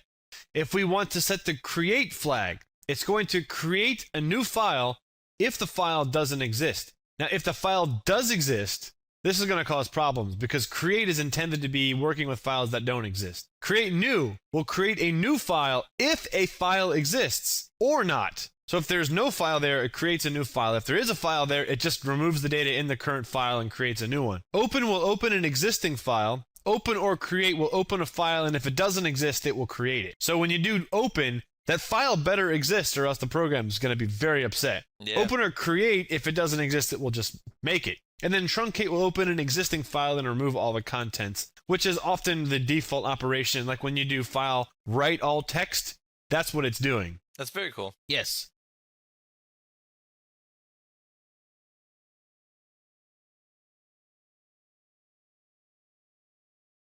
So now let's go through an example where we're, testing out our file modes. Okay, so in this case, we're going to take a look at the file mode option open. We're using the using statement so that we don't have to close and dispose our file stream. And our file mode is open, so that's just going to simply open the file. So the file stream position is going to be 4, and then we're going to read the byte from the file stream at position 4 and store it as B. And while B is greater than or equal to 0, so like Kevin was talking about, if the byte that we bring back, if we read a byte and we get a negative number returned, that means we hit the end of the file. So we're going to start at position 4 and read to the end of the file. The file contents are, hey, buddy. Hey, buddy. So when we write this out, HEY space, those first 4 positions are going to get hopped over by setting the position value to 4. Wow. And then we're going to read bytes, and then we're going to read bytes to the end of the file, which is after the exclamation point, which is the null character. What? Yeah, and the null character returns as a -1. We stop, write the line out to the console, and that's it. That's really cool. Wow, Brian. And that's a safer operation. Now, in this case, if you want to demonstrate, and we'll post this code because it's kind of difficult to see what's happening here, but this is creating a byte array that just has numbers in it. You can see on the upper right, it's a little circle. Yeah. Look at And that. this is basically creating a GIF image. So we do the, if we write the file stream to the file name open or create, for each byte in that array, we write the byte out, and if you open that, it's a little circle GIF. That's awesome. Yeah. That's really cool. So that's what we were saying, like if you're storing binary data, you would need to use the file stream in order to get this written to a file properly in order to open it as an image. Yeah, so one of the things that would be really fun to do is, as an experiment, take some random, GIF file, read it in, and try to extract all the color out of it. So, like, to convert a color image into a grayscale image. Because the number value representations, each pixel that gets painted has 3 digits to represent the color value. But how do you know? But how do you know which one's color? Well, there's a rhyme and a reason and a sequence of how the file is structured. We'll see if anybody takes your challenge. It's not as bad as it looks because there's an order. Because see how you have all the zeros in the center? Mm-hmm. That's all the white space. Mm-hmm. Because the color values are 000, which gives you white. Okay. And so the 3-digit color combinations can easily be converted from color to grayscale. There's an equation for that. Okay. So anyway, if you're crazy, if you want to try it, if you want to really like dig into the byte data, give it a whack. Awesome. File I/O and a bunch of other stuff, Brian. Wow, we just went through quite a journey right now, but yeah, exactly. Everything you just learned is completely relevant to C# and a lot of other things that we'll discuss later on as well. And look how quickly now we've gone. So now we've cruised all the way. We're 4 lessons in only, and we've already just sort of bull moosed through what would take a lot more time in other courses to learn. And now that we have this expectation that you've established your foundation, that you've been through the intro courses, that you know C and C++, because they are inseparable from how C# was designed and how C# is to be understood. So we're making these assumptions that you've worked with files before and that you've read things and you understand text and understand ASCII and all the rest. And so at this point, we're really flying through and moving forward from this, the lessons that we're going to get into, we can really start kind of operating at a very high level and cover a lot of ground really quickly. Absolutely. So it's really exciting. Oh, yeah. Oh, yeah. Snap into a snitch.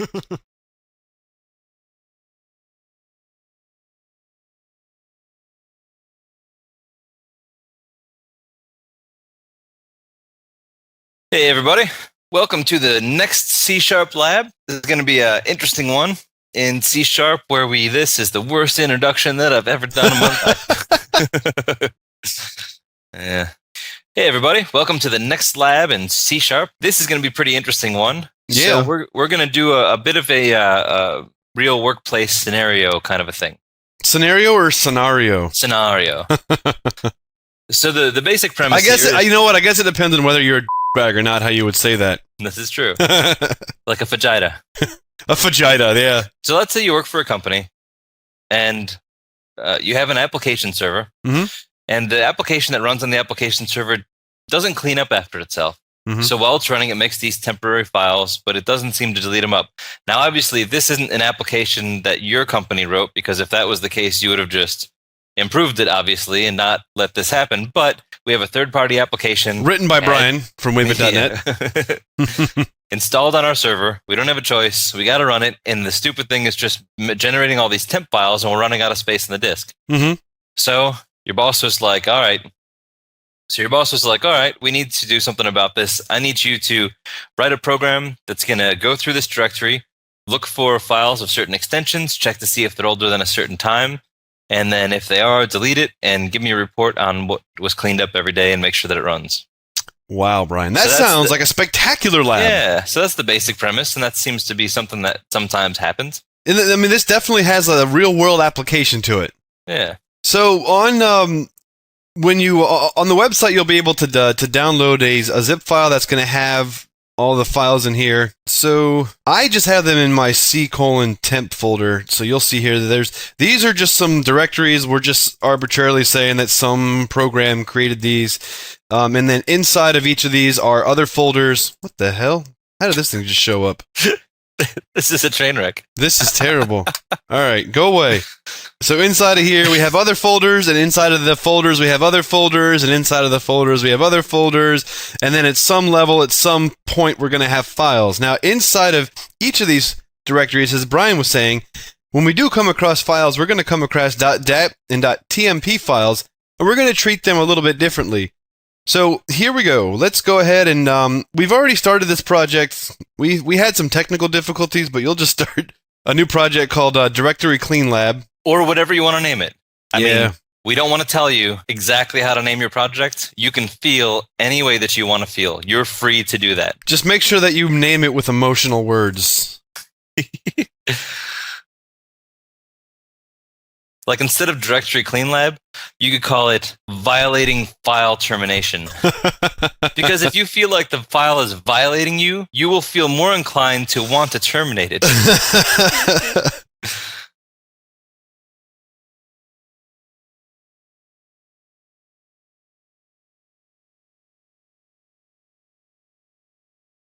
All right, guys. So here we go.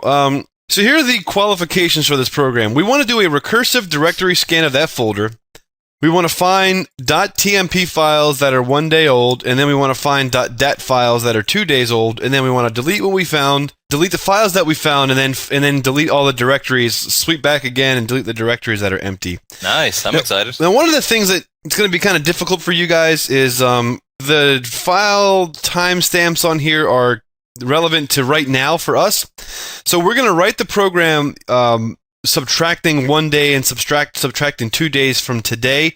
But we'll also show you how you can just hard code those dates so that you can actually run this for yourself and get the same results. Because if you run this 30 days from now, then all of these files will be deleted, you know? So let's start first by doing a recursive scan. Now, we know that doing a recursive scan, at least we should know, is a recursion algorithm. So that means that we're going to have a method that calls itself. And there are tons of different ways to do a recursive directory scan. And let me just show you one that I like to use. So here we go. Let's create a private static method that is of type void, and we'll just call it recursive directory scan. We'll take in the root directory, and then we'll take in a list that will contain strings dir list. Nice. Actually, that should just be called file list. Oh, dir list is good. Because we're gonna have directories and files, I guess, in here. So just check this out. This is pretty neat. So let's do a for each. We'll do a string file path in directory, which we're gonna have to add file.io. As you can see, file.io is not pulled in by default. Pretty simple. This has a little squiggly line. We right-click on it. We can do resolve, and then using file or system.io. So directory.get files for root directory. So far, so good, right, Bri? Yeah. I'm with you. dirlist.add file path. Pretty simple. Not bad. We good so far? So the directory list is going to be the resulting list that gets modified on the way back out. So you're kind of modifying that list by reference. Yeah. Along the way. Mm-hmm. Gotcha. Yep. So then we'll do a for each string dir path in directory.get directories for root directory. Okay. And then, so here's where the recursion comes in. So let's kind of describe where we are at this point. Let's just say we call this the first time. We have c:\temp. It's going to go for each file in this directory, and there's going to be no files here. So that's actually going to be blank. So then once we add no files to the list, then we're going to iterate through the directories. And as you can see, this directory contains a bunch of directories. So it's going to go for each one of these directories, and then it's going to recursively call itself. So you can see the algorithm starting to work itself. So it's going to go for each one of these, find me a file. There are no files. For each one of these directories, go in here. For each one of these files, find me a file. For each one of these directories, go into it. So we're basically just going into these directories and looking for files. Nice. Yeah, so in this case, we're actually going to see files. Hey. Ooh. So we're going to add files to that list, and then we're going to go through each one of these directories, and then at the end of it, we will have scanned every single one of the directories and added every single one of the files. Very cool. Yeah. Yeah. Here's where I'm sorry, bro, what was that? Yeah, so you should be able to just call itself from here and then basically be in good shape. Recursive directory scan.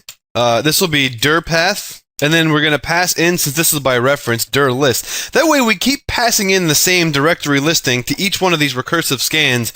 And by the time that we're done, the calling code will have this completely populated with all the files. Nice. Now I'm going to modify this slightly. Let's do file list. Since a file can be a directory or a file. Well, we're gonna be cool. Oh, there is no directories in there. We're gonna have two lists that we're gonna maintain. One called dir list, and one called file list. That makes sense. Yeah, that way we can have a list full of directories and a list full of files in the directories. So here we have recursive scan. So instead of dir path, let's make that we have dir list. Then we need file list, and instead of adding this to dir list, this will be file list, and then this will be dir list. So you can just see from we're storing each one of the files into the file list, and then we're storing each one of the this will be dir path, each one of the directories into this. Cool. So now I have two lists, one list of all the directories, one list of all the files. Exactly. That way we can easily just go back and find all the empty directories when we're done. Cool. Which is the reason why I went back and changed that is because when Brian and I thought this would be a cool thing to add when we originally planned this lab, we didn't have that. So that part of it was improv. The rest of it should be not improv.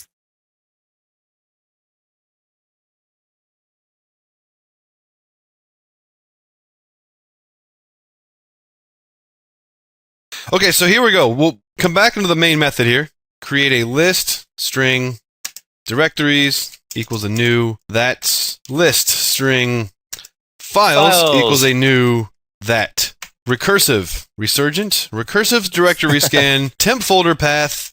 Okay. And we're going to pass in the directory list. Cool.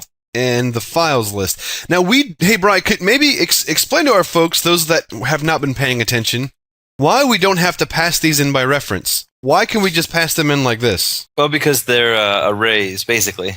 Any list of objects is basically an object that's simply pointing to all the memory references of all objects contained in the list. Right, so by default, just like in C and other languages and Java that we're used to, when we pass an object type to a method, it's going to be by pointer reference. So when we change this object up here, so when we add things to these objects, it's actually affected in this scope down here.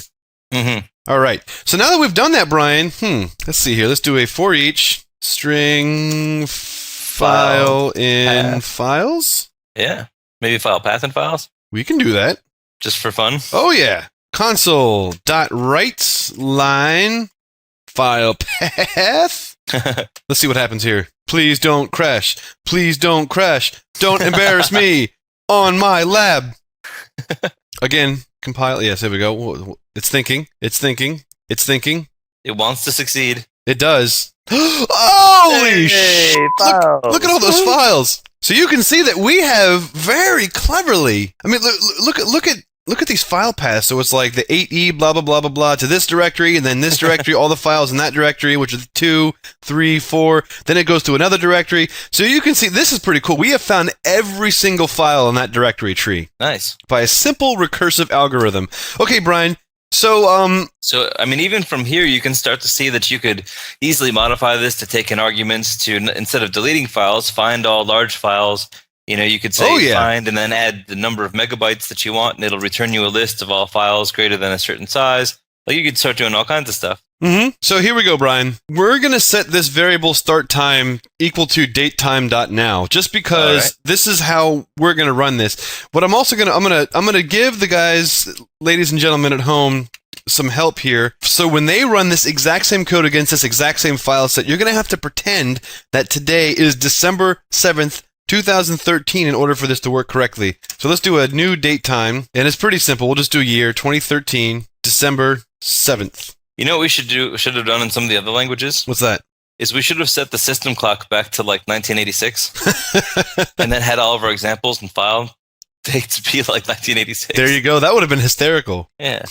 Anyway, sorry. So when you guys run this, you're going to run it like this. Brian and I are going to run it like this just because right now this is current for us now. And you could reach back in time to when this was recorded and change your system clock if you want. Doesn't matter. So this will be our basis. This is what we're going to start with. Now, Brian, we have some qualifiers here. We need to identify temp files and dat files and treat them differently.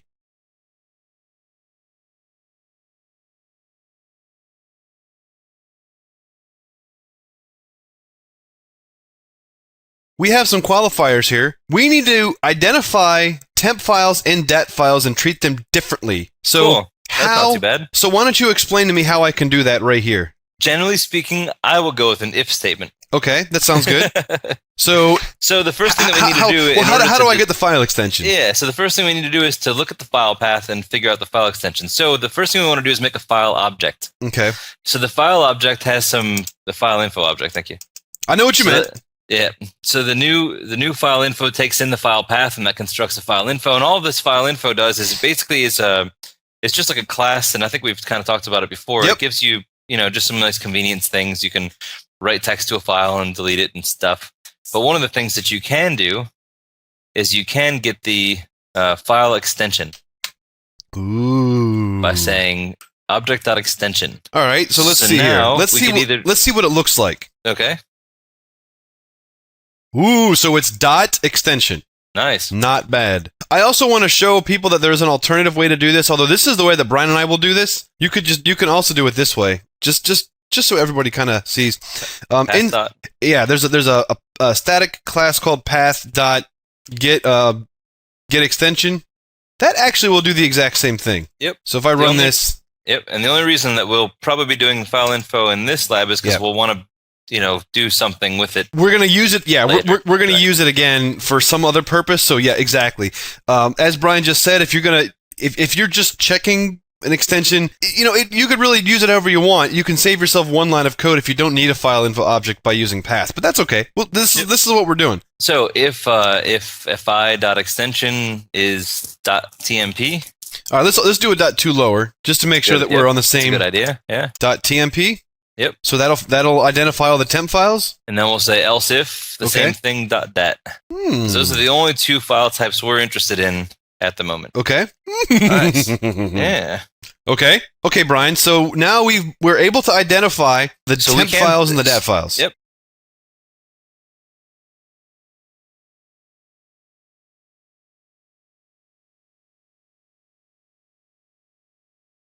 We're able to identify the temp files and the dat files. Yep. So we can stack the condition in this if statement if you want to. So we could say if the file extension to lower is .tmp and.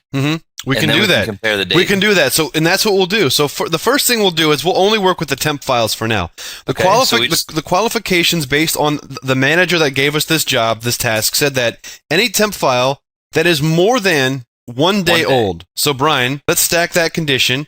So, we've now identified that it is a temp file. And what's the condition? So, the fi dot creation time. Here we go. All right. So, we have the creation time. If that is less than start time dot add days -1. Perfect. Yeah, that's how we do it. There we go.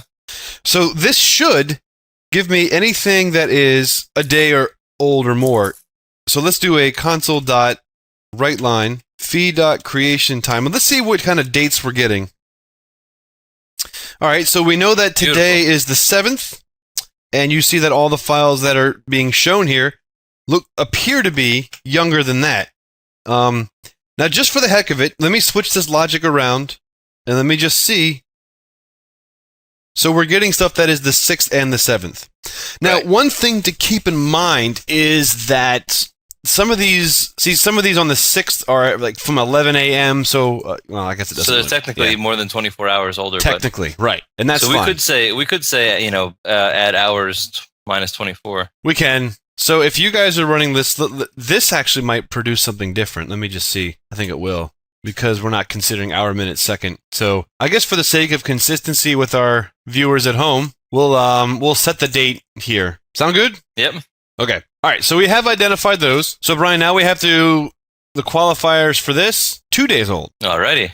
So I guess it's just as simple as copying this and then making this 2, right? Exactly. All right. Console.writeline fee.creation time. Let's see what kind of numbers we're getting here. Cool. So you see that everything is 3 and 4. You don't see any 5s in there. So that's good, right? Yep.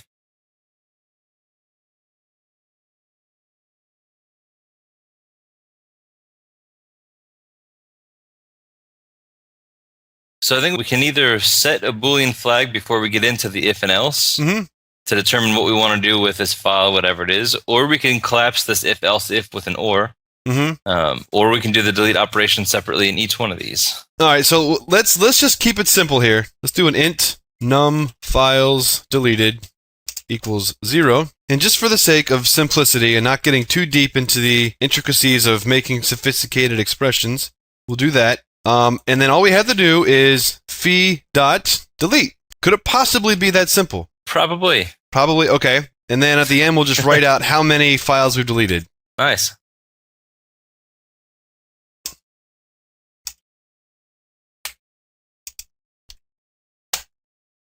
Should we give it a swing? Yeah, absolutely. Should we also write out the files that we're deleting? All right, we're going to run this to do a second swing for the directories, but if the files aren't there, it's not that big of a deal. Nope. So should we write out the file that we're deleting maybe just for fun? That's going to be a lot of stuff written to the screen. Okay. Oh, you know what we could do? You know, it'd be fun. just instead of write line, just write a dot to the screen. So as we're deleting stuff, you see the dots like dot, dot, dot, dot, dot. Because that way it's informative and doesn't take up so much space. Gotcha. And then we can do like a dash or something for the DAT files. Sounds good. So maybe just change it. There you go. Perfect. Awesome. Very cool. All right, should we give it a swing? See what happens? That'll be cool. All right. Hopefully we don't like delete everything in C:\Windows or something. Whoa! Nice. Check that out. That's actually pretty neat, Brian. Well done. As you can see that every time that there's a period, we deleted a temp file. Every time there's a dash, we deleted a DAT file. And here we deleted 1404 files. So the last thing that we have to do, according to our manager, who is me probably, because I'd be the jerk that would ask you to do this. Now we got to go find all the directories that are empty. And that should be pretty simple. So at the end of this, let's iterate through each directory. So for each string directory, path in, path to in, what is that? I called it directories. Yep. All right, so let me just write this out. Directory path. So now this will be a nice, comprehensive, simple list of all of the directories. Whoop. Nice. Cool. Not bad. So hey Brian, tell me, how can we tell if a directory is empty or not?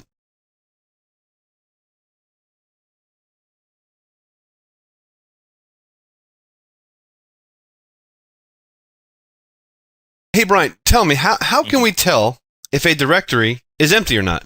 So kind of similar to how we did it before, we said get files for a path.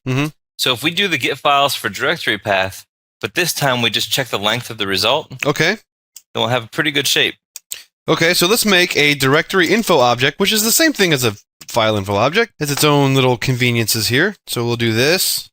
So the directory info has a get directories and a get files.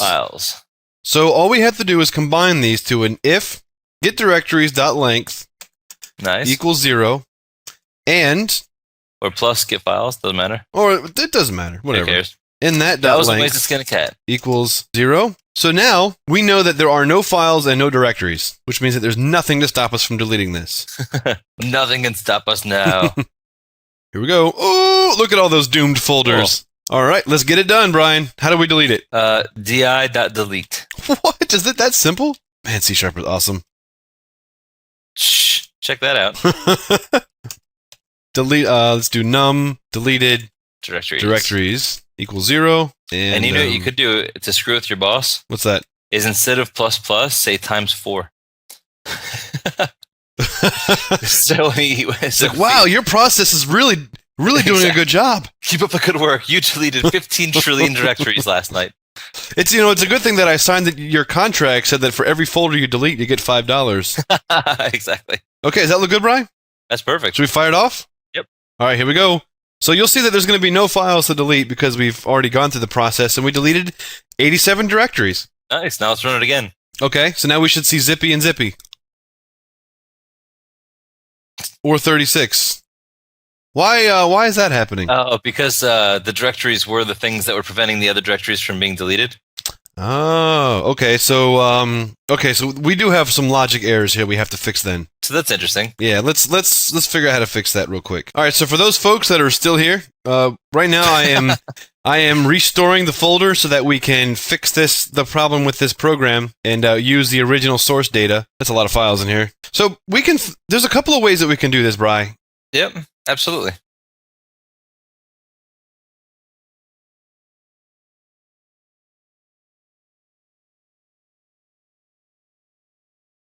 So I want to show you guys like a little fun trick in Visual Studio. So what this is called extract method. Mm-hmm. So we'll select from int number deleted directories all the way down to the end. Okay. Is this LINQ? Nope. So select all the lines. Oh, I'm sorry. When you said select, I thought you meant that you want to write a LINQ query. I was gonna say LINQ is way towards the end. Yeah, so we should save that. Yeah, this is basic. Okay, all right. So you want me to do what now? So select all the lines from int number directories deleted all the way down to the end of the curly. Here? Yep. Okay. And then actually include. Yep. No, that's it. So right click on it. Oops. Sorry. Right. So we'll right click this stuff. Yeah. And then we'll go to the refactor menu at the top. Refactor. Extract method. Extract method. Okay. Year 2000. So we'll call this delete directories. Ooh. I can't spell today. Director. Jeez, come on, man. All right. Directorie. That's a really hard word to type multiple times, Weird. isn't it? Okay, so Brian, tell the folks what this is actually doing. Okay, so what it does is it takes all the variables and stuff that we have in a little code block, and it's going to try to figure out what you need to be able to produce this as a method. So if you notice, we're counting the number of directories deleted as int number of directories deleted. Mhm. So it realized that that's what we want. So it says private static int. So it's going to return us the number of directories deleted. Mm-hmm.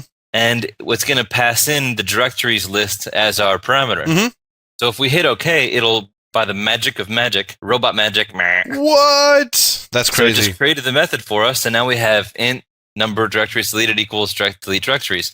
So what we can then do is we can say, we can start off num directories deleted, or we can say, while number of directories deleted is 0, or we can say while delete directories greater than 0. So what you're saying is we could do like while that dot length or dot count. Does it count? What is this? No, that isn't int.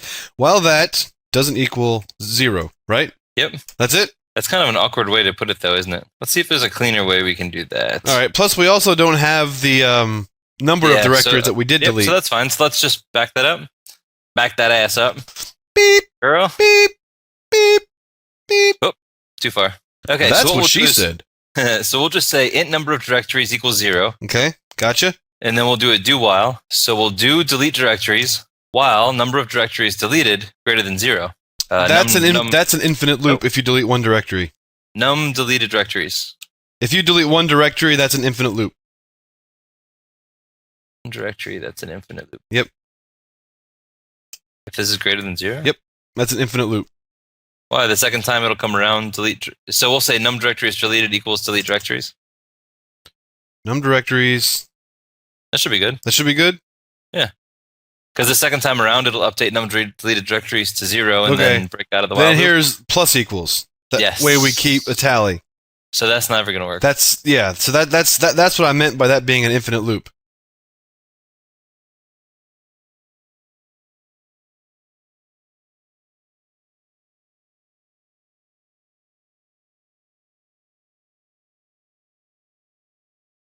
So the what you can do is, if you want to go this direction, we can do a total num deleted equals There you 0. Does that look good? Perfect. And then total num deleted will Is be what we'll increment. a plus equals of this. There you go.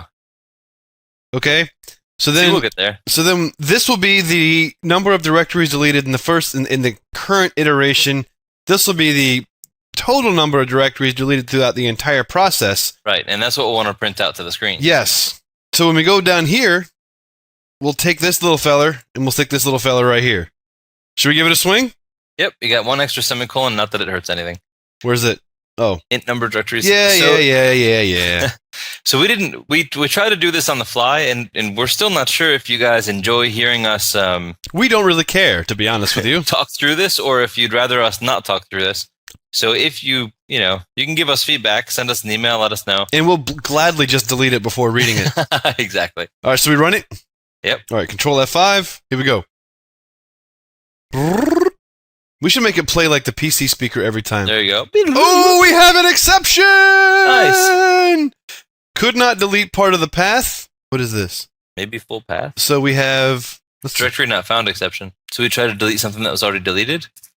Oh, I know why. Why? Because we're not removing the directories from the list on our second iteration. Yep, that's true. All right, so we have to do another restore The plot thickens. and recover from this mess up of Brian's.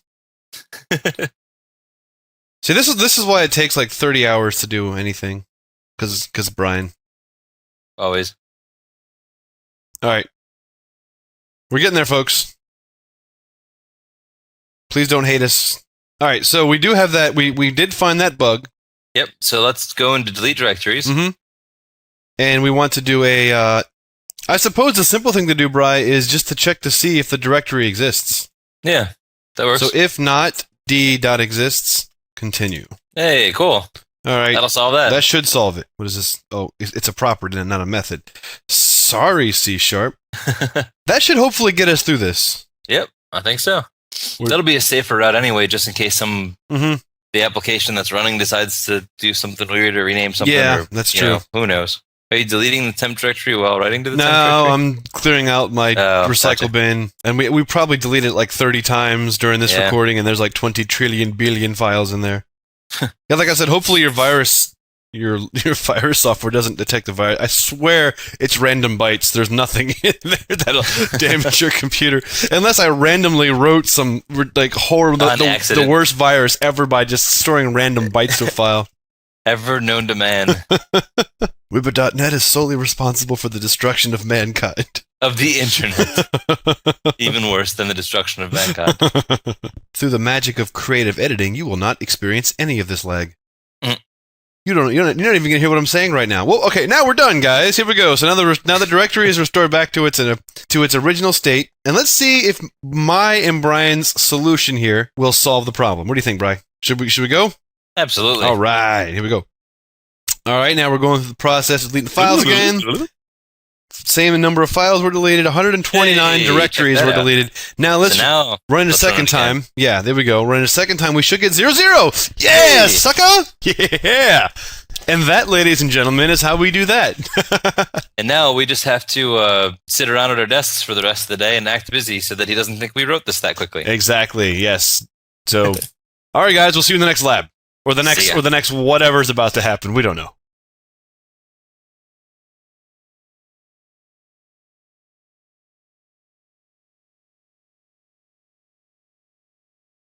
All right, welcome back. Now let's take a look at exception handling.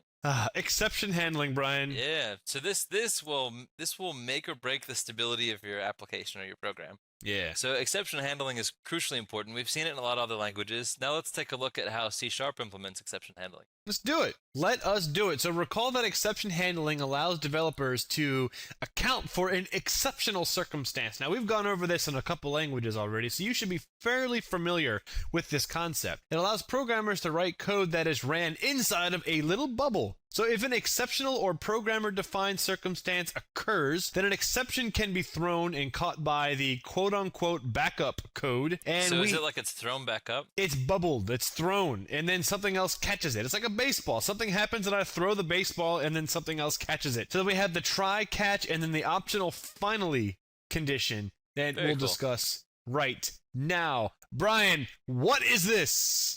Okay, so here's just the default way to use a try catch in its simplest form. Okay. So we're going to try to say z is equal to x over y in the case where y is 0. What? Obviously, that's impossible. Oh. So that's going to cause an issue. That operation's just not possible. So we're going to try to do it anyway, and then an error is going to occur. The error will be thrown, and that will be caught into the catch block. Mm-hmm. So then in the catch block, we're just going to write to the console that some error has occurred. Error and exception has been caught, which you see happens in this case. So when that divide by 0 error occurs, it throws the exception, gets caught by catch, and prints it out. And we've seen this before in other languages. Absolutely. Now let's take a look at finally. Now finally is going to execute whether the try works or the catch works. It's just something that happens at the end. Right. So we're going to expand on that last example, but add a finally condition. So we're adding a bool is error equals false. So that means that we're assuming that there is no problem. But if the catch executes, then we're going to set the error to true. And then at the end, we're going to set if there was an error, z equals 0. So then we can just say an exception was caught, but z equals 0. Since we set z equal to new int, we're setting its value equal to 0 just so that we know that that's what z is. Even though technically that's wrong, but that's just to demonstrate what this does. Okay, so most of the time when you're using try-catch, you actually want to throw an exception so that you can get detailed information on what's occurred. Mm-hmm. The base level exception type is of type exception. And there's a lot of different ones that extend the exception type. So in this case, we're going to try to do the same sort of operation. So z is going to be, we're going to get the division by 0 error. So in this case, when we try to divide x over y, the error occurs, the application throws an exception, the exception's caught, and in this case, when we catch the exception, we're going to store that exception as type exception in the instance EX. Mm-hmm. So now we have access to a bunch of things that exception provides us, one of them being the .message property, which is the message that was stored in the exception that was thrown. Thrown? Is that a word? Now it is. Thrown and caught. together makes throat. So then we're going to right line that message, and you can see that the message is division by 0. So if this was a lot of lines of code and some exception occurred, we can now know exactly what happened. Oh, there's a division by 0. We need to go handle that exception. So we can do a specific exception. In this case, there is actually an exception class called divide by 0 exception. So that's a more specific exception. So in this case, instead of doing the exception generic type, we're creating or catching an instance of divide by 0 exception. Nice. Very cool.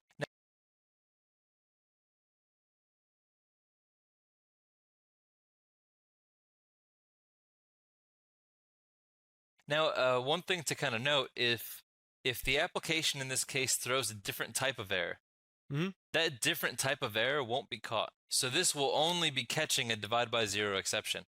So we'll get into this later, but just know that by using a specific exception type, we're narrowing the scope of the catch.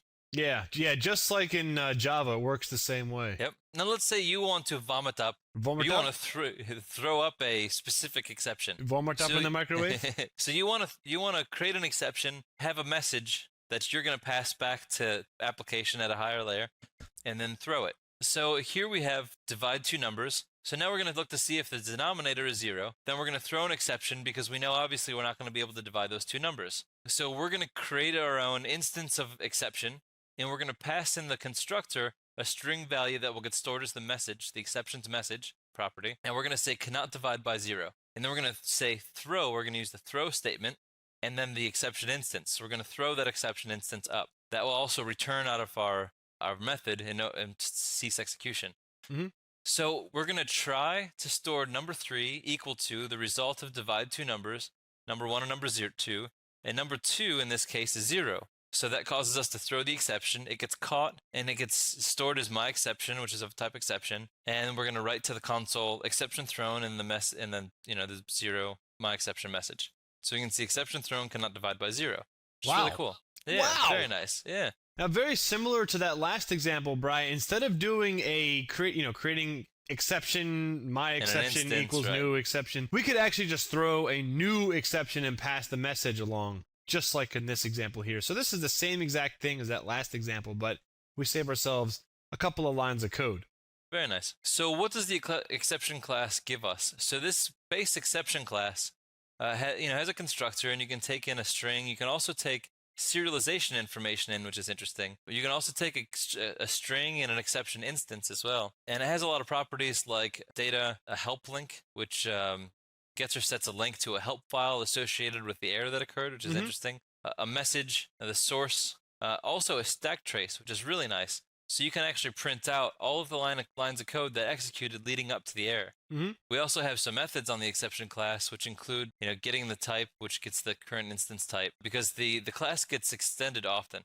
And so when you get the type, it'll get what the type is that you're extending into in that case, and you can write it to string and some other stuff. And then some other notable exception classes: system exception, access exception, argument exception, null exception. There are tons and tons of these. This is just kind of a small list of some common ones that you'll see. Now, a good question, Brian, is if you're writing a program that has a index out of range situation happening on a custom data type that you've made, is it important to throw an index out of range exception as opposed to just a regular exception? And I guess the answer to that is depending on who you ask, because my view on it is, go ahead and throw an index out of range exception, because it can be cast as a regular exception because it is extending a regular exception. But it is really nice when you're stacking catches to know the exact situation that happened. Because I always advocate trying to be as reasonably specific, throwing exceptions, and to try to not just throw them generically.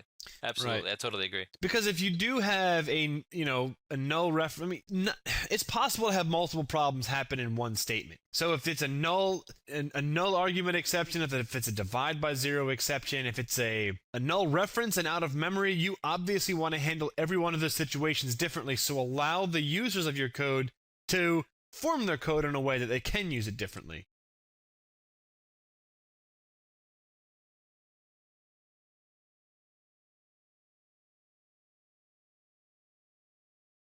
Okay, so here's a case where we're going to throw one of those specific exceptions. So in the previous example, we threw just a generic exception and passed in the message, divide by 0. So in this case, we're actually going to, if you see in divide by numbers, we modified it where if n2 is equal to 0, then we're going to throw a new divide by 0 exception.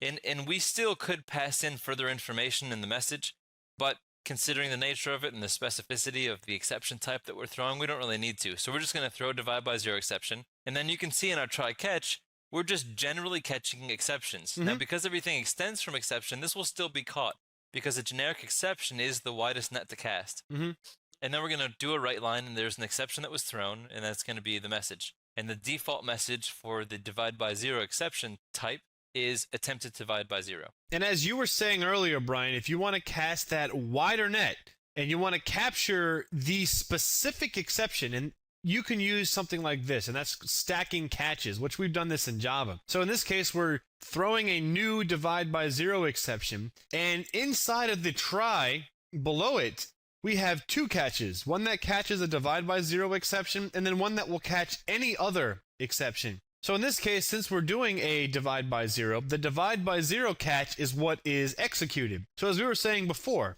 if you have different types of exceptions that happen, you may want to handle them differently. So this allows a divide by 0 exception to be handled one way, and all other exceptions to be handled a different way. That's so cool. That's very nice. Yes. Gives you a lot of flexibility. Yes, developers will often write their own exception classes that extends the exception class, but since we haven't really talked about inheritance yet, we're not going to go through that. So maybe later on we'll discuss that, but once you know the basics of inheritance in C#, at this then point you could the whole probably concept of extending an exception class is just going to be arbitrary to you. Well, we'll show you. We'll walk you through it going forward. So exception handling, Brian, awesome, huh? It's a very important part of high-level software development. Java loves it. C# doesn't require it like Java does, but it certainly does lend itself to using exception handling a lot.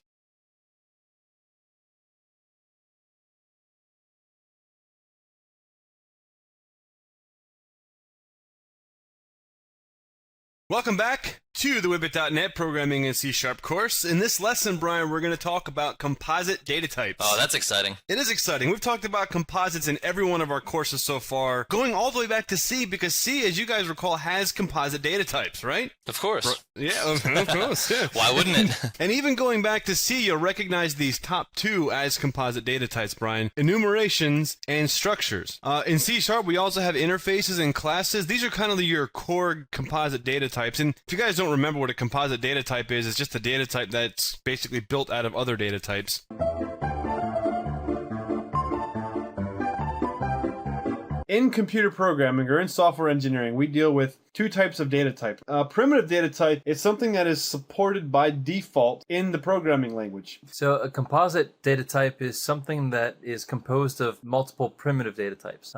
These can also contain other composite data types as well. So it's a data type that incorporates other data types, basically. These you'll find in structures and unions and classes, which we'll get into later.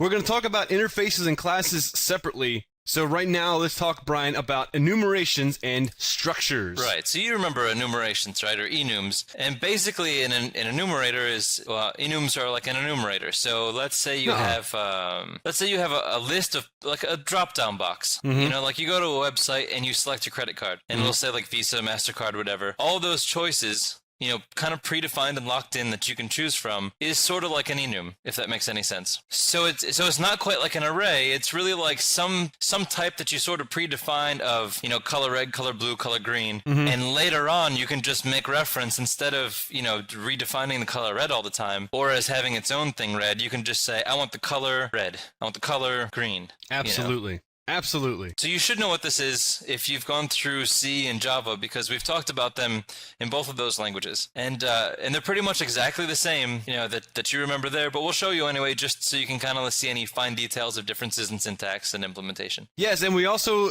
enjoy wasting your time, so we're just going to talk about this again anyways. So Brian, here's a basic example of an enumeration, or an enum, in C#. Now, as I look at this, Brian, I'm reminded of something. Let me think about this. Oh, this looks like every other damn language we've looked at. So we define the enum by using the enum keyword and then defining what the name of it is. In this case, it's day of week. And then inside of the curly braces, we're defining the different integer constants. So Sunday through Saturday. If you guys remember with an enum, the very first item is going to be the 0th element. You know, it's going to be equal to 0. And then the second one, so Sunday is 0, Monday is 1, Tuesday is 2, all the way up until Saturday. It's like an index, but since this list never gets reordered or modified, you know, it's like a fixed index. It's a static index. Yes. So when you take a look at this code, Brian, tell me about this. What is happening? So because an enum is really just making a reference to whatever's in that position. So if you look, so we declare our enum Sunday through Saturday, and that's, you know, Sunday is 0, Monday is 1, and so on. So we go into our main class, we execute our main method, and we declare a day of week type, which is our enum, a DOW, and then we can set that as being, that instance is going to be equal to the day of week dot Saturday. So it's a really nice, convenient way for the programmer to be able to just dot Saturday, like instead of trying to remember, oh wait, is Saturday 7 or 6 or 4 or yes. Let me look at the comments. I can't remember. You can just day of week dot Saturday, done. It's over. It's really nice. And so the only actual value that's stored is the index values. The word Saturday is never actually stored as a value. That's really just stored as a key display for the programmer to see. So day of week is going to be 6 because Sunday is 0, Monday 1, 2, 3, 4, 5, 6 is Saturday. So when we go to actually print this out and cast this to an integer, you know, you'll see on the console that 6 equals Saturday. Awesome. Yeah.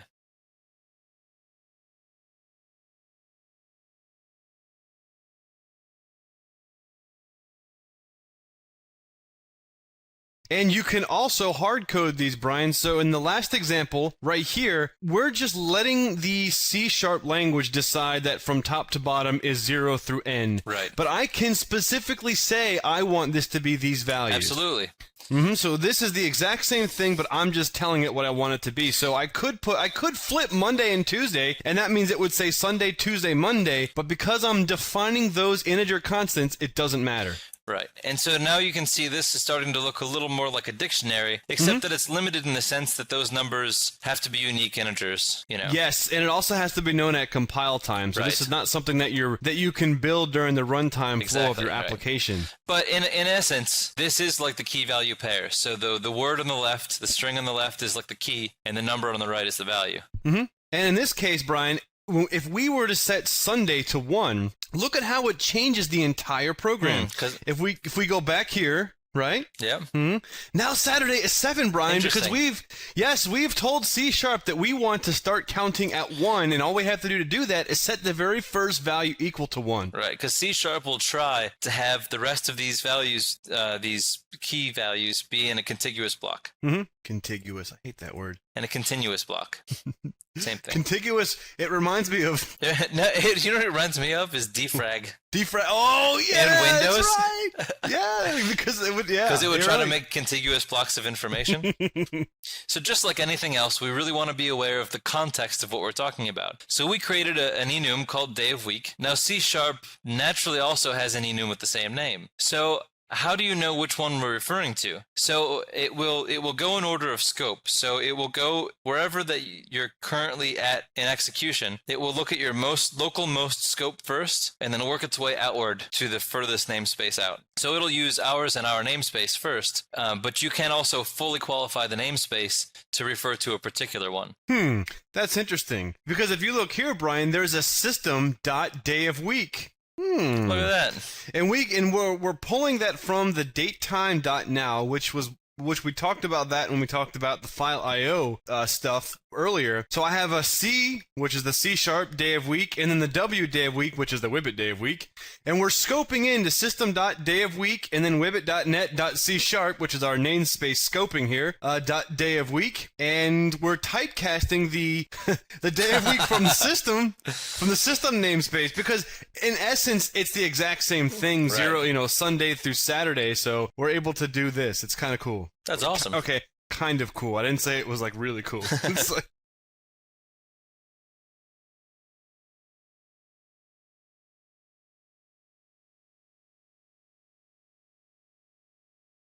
So, Brian, what about some limitations? I mean, enums are great, but like, where can an enum not do what you want it to do?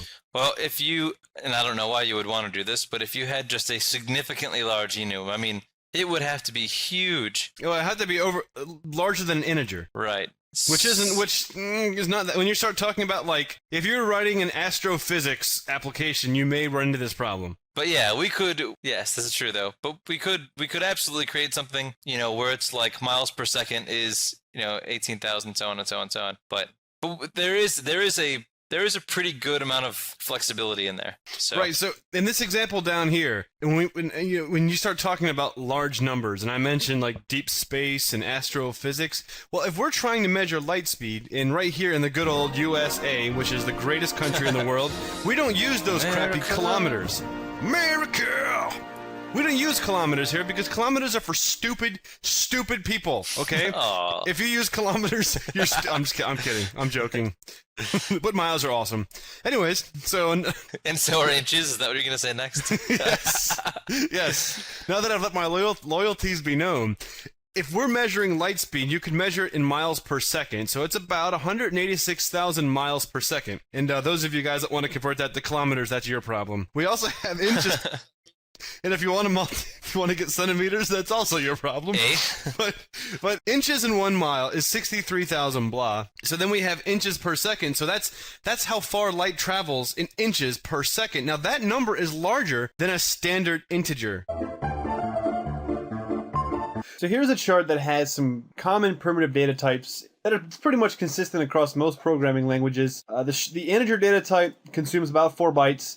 We also have here the unsigned and signed ranges, which I'm not going to talk about because that's like billions and trillions, and I don't feel like talking about that. So we're dealing with a situation where an enum, if you wanted to store that as an enum, you couldn't do it, Brian. You couldn't do it unless you... Well, in the next slide you'll see. So Brian, explain. Here's that paradigm written in code, and this is what the compiler says. What's happening? It's saying there's no way this can be an int, so I'm trying to naturally convert it to a long. But we can't do that. Do you need a cast? Would you like to cast it? Drop some of those digits. So, since we can't have this gigantic number as an enum, I guess we have to just give up and go home, right? Yes. All right, let's call that a... Wait a second. Wait a second. Look at that. Brian, what have we done? That's crazy. We've defined our data type of our enumeration. Holy crap, Our that's enum. insane. That's crazy. Yeah, so if you do want to use a different data type, you can do this. That's awesome. So we can have... But not only could we have the speed of light, we could have every possible speed leading up to the speed of light in there too.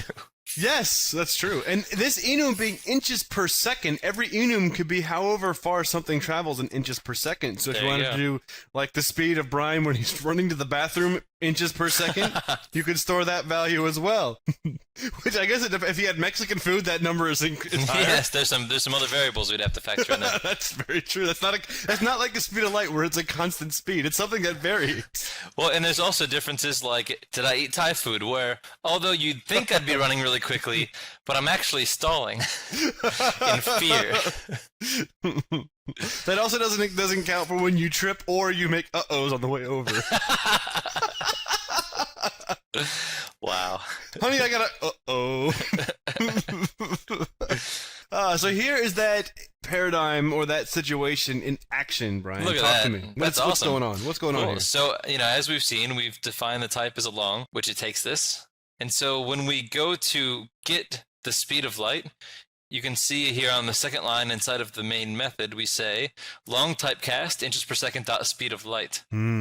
Which is pretty cool. And then, when we write that out, it prints that as well, naturally. Right, so we're just dividing it by inches per mile so we can get the speed of light in miles per second is blah. That's awesome. So the data types that the enum does support is a byte, a short byte, a short, a U short. Now basically the short, U short, int, U int, and long, U long are all basically, in a sense, integers. Right, absolutely.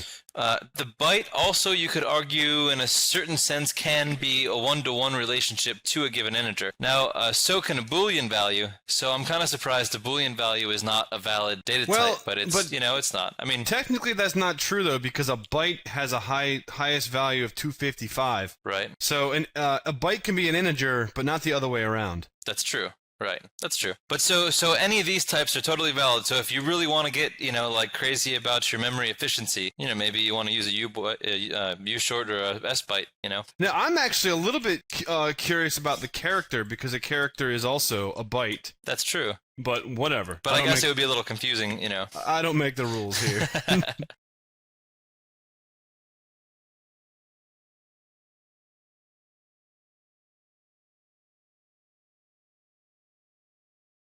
So now let's shift gears a little bit to structures. And structures are the enum's cousin, basically. Enum's cousin? Never mind. Actually, I know I'm behind the 8 ball on this because this show's kind of old, but my wife and I started watching that show, Arrested Development on Netflix. And I didn't know, was it Michael Cera is one of the characters in the show, and he's like a kid, and he's like madly in love with his cousin on the show. Oh, yeah. So Michael Cera is... Arrested Development, yeah, that's a good show. Michael Cera is Enum, and his cousin maybe is a structure. There you go. So they're very similar genetically to classes, but they do have some subtle differences. I don't know. Nothing like incest and programming all rolled into one. So structures are a value type, whereas classes are a reference type. So what that means is that a structure declares just a single memory space in which all of the data can reside, just like a primitive data type, like an integer, like a long, like a float, like a whatever, But classes are a little different because you don't know how much memory you're going to need. A class just stores like the reference and the references to the pieces that refer to the other parts and pieces that may be contained in the classes. So it's a little different. So let's take a look at an example, or kind of give you some more details of how that works. Well, structures can also have functions which are similar to methods in a class, because remember, Brian, in a structure, it's not called a method, because a method is a function that belongs to a class, not a structure. Right. Okay? So when we're dealing in the context of structures, we call them functions and not methods. A structure can also have a constructor, which is kind of confusing. We'll try to clear that up a little bit, because visually, sometimes you'll see a structure and it will look just like a class, and you may not know the difference if you don't have a trained eye. So we'll try to clear that up for you as well. A structure cannot inherit from another struct, which is another big difference between the two types. So you can create a structure, you can create another structure, but you cannot inherit from another structure. The rights for that are exclusively given to classes. And you can also use properties in structures, which we'll talk more about later. And this, Brian, is a structure. Look at that. Ooh. That's crazy. Yeah, what do we got here, Brian? So very similar to a class, this struct has you define the struct of the struct keyword followed by the name of the struct that you want. In this case, we'll call it a fraction. And we have a public integer numerator and a denominator. And we have a function, a value function that returns a double. And so that function can access the two values in the struct, and everything about this will be allocated memory at once. I feel like I'm using ActionScript right now when I'm talking about functions. Pascal or something. That's cool, Brian. We have two integers that are accessible, and then a function that's accessible that will basically just divide the two values. I still don't understand why they call them functions in ActionScript. I don't know if it's correct. It's not correct. They're just... Basically. So here's an example of implementing that code. So we have the struct fraction at the top, and we have the numerator, denominator, and then the value, which divides the two. And inside of our main class and our public static void main method, sorry, I almost said function for a second, we're making a new instance of a random class, and then we're making an instance of our structure. So I can say, yeah, fraction, my frac equals new fraction, just like you would see in a class in Java, and just like you've seen in class instantiations in the previous lessons in this course. We can access the internal members of the structure by using the dot syntax that we're so familiar with. Instance dot and then the member. So in this case, we're accessing the numerator and setting that equal to a random number between 0 and 9,999. And we're doing the exact same thing for the denominator. And then we've already talked about exception handling, so we know this already. We're putting this inside of try-catch blocks, and this is to prevent a situation where the denominator equals 0. Right. Because that's a bad situation. And then we're just printing out to the user using the format string, so we're using 0, 1, and 2. So the 0 is numerator, myFrac.numerator. The 1 is myFrac.denominator. 2 is myFrac.value, and at the top you can see the output. It's pretty awesome. That's sweet.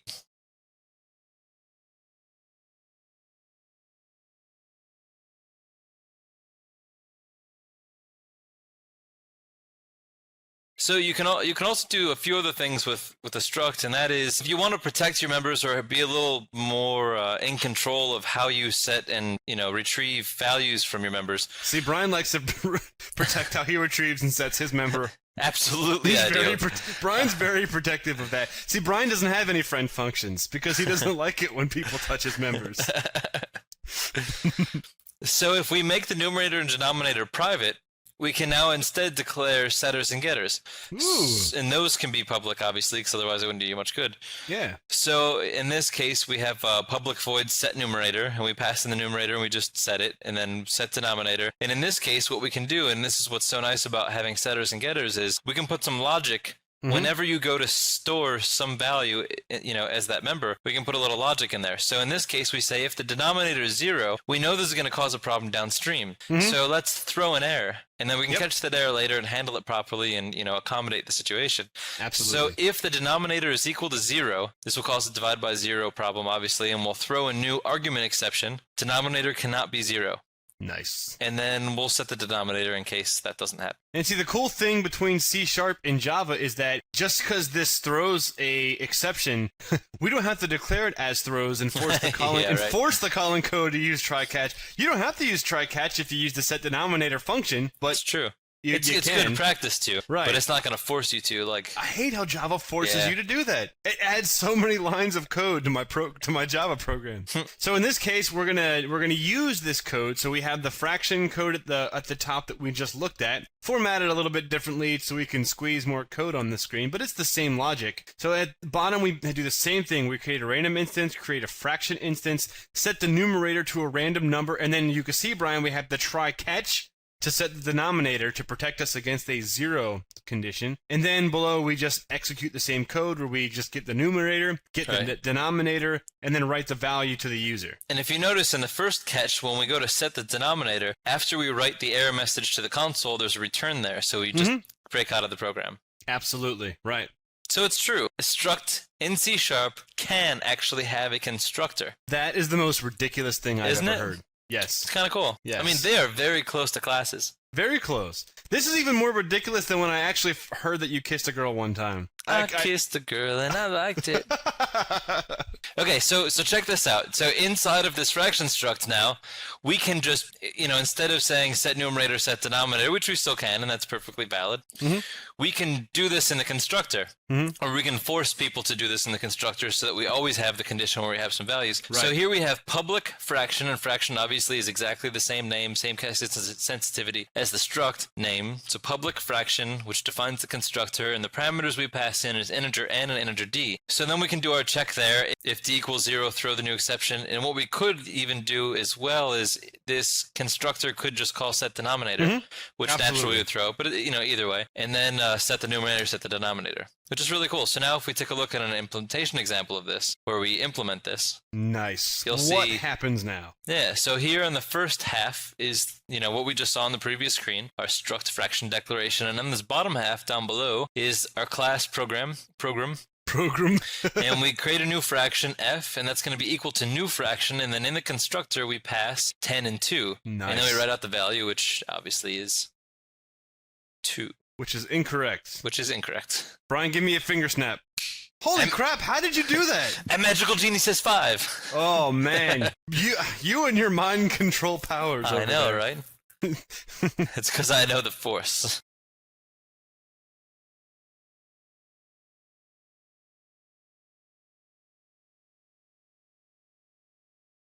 All right, so we've really been enjoying our discussions about structures. At least I've been enjoying it. So if structures are just like classes, Brian, when do I know which one to use? Well, my immediate response to that is just relax, man. Whoa, hey.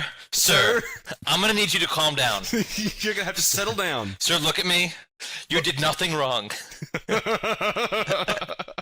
You did nothing wrong. It is not, I repeat, not your fault. So, So just hold your horses there, pal. Just relax, okay? Because we're going to talk about classes in a couple lessons from now, and we'll kind of see what the real differences between the two of them are. But there's also some extremely technical differences between the two that Brian and I don't want to sit here and spout off and pretend like we understand, because you guys will be asking us some very technical questions that neither one of us have really good answers for. You know? But just know that the .NET bytecode, the Common Intermediate Language, handles structures and classes extremely differently, and there's also a lot of aspects of classes that are missing from structures, and one of them we saw already, which would be inheritance. And the basic takeaway from structures, you know, the fundamental takeaway from structures is that they're simpler than classes, and you can predict your memory usage. So in cases where that's important, structures are very valuable. Absolutely. So it's really about predicting memory consumption more than anything else, so that your memory consumption won't go out of control. Now, what about unions, Brian? Remember how in C and C++ we had unions? Yeah, screw unions. Yeah, unions were yeah. How many cases would you actually use a union? None. in all of my years as a software developer, folks, I've never used a union. Yeah, I've ever. only seen it in textbooks. Yeah. Maybe you'll find a reason for it. If it does apply, it can save you a lot of memory. There's no doubt about it. Yeah, but it's not 1960 anymore, yes, dude. That's true. We're not working with 64K of RAM. Yeah, so, that's true. You know what, unions, you can go yourself. I don't want to deal with you anymore. Thankfully, Microsoft looked at unions and said, why? What were Why we doing exactly? here? I don't know. Like, why was I mean, even when Brian and I talked about unions in the C class, we were both like, I don't know why you'd want to use a union. But just so you know, just in case you see one. So don't even sweat it in C#. Because in your Comp Sci 101 class, they're going to ask you about unions, but I'll tell you what, when you get your first job, or those of you guys that have worked in the field for a while, I've never seen a union in code ever. I've been developing for over 10 years. I've never seen a union in code ever. I did see a guy fired once for using one. No, really? I'm just kidding. No, I'm just kidding. Oh, man. I was going to say, because if a guy worked for me that used a union, I would have to have him out the door. No question. That would at least be a yellow flag. So that's it, man. Composites. Not Nice. bad, huh? Good stuff. See ya.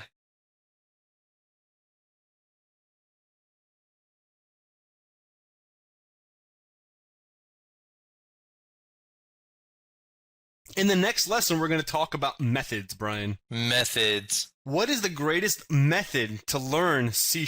Let me ask you that question. The greatest method, I think, is by going to Wibbit.net. Really? .com. Wibbit?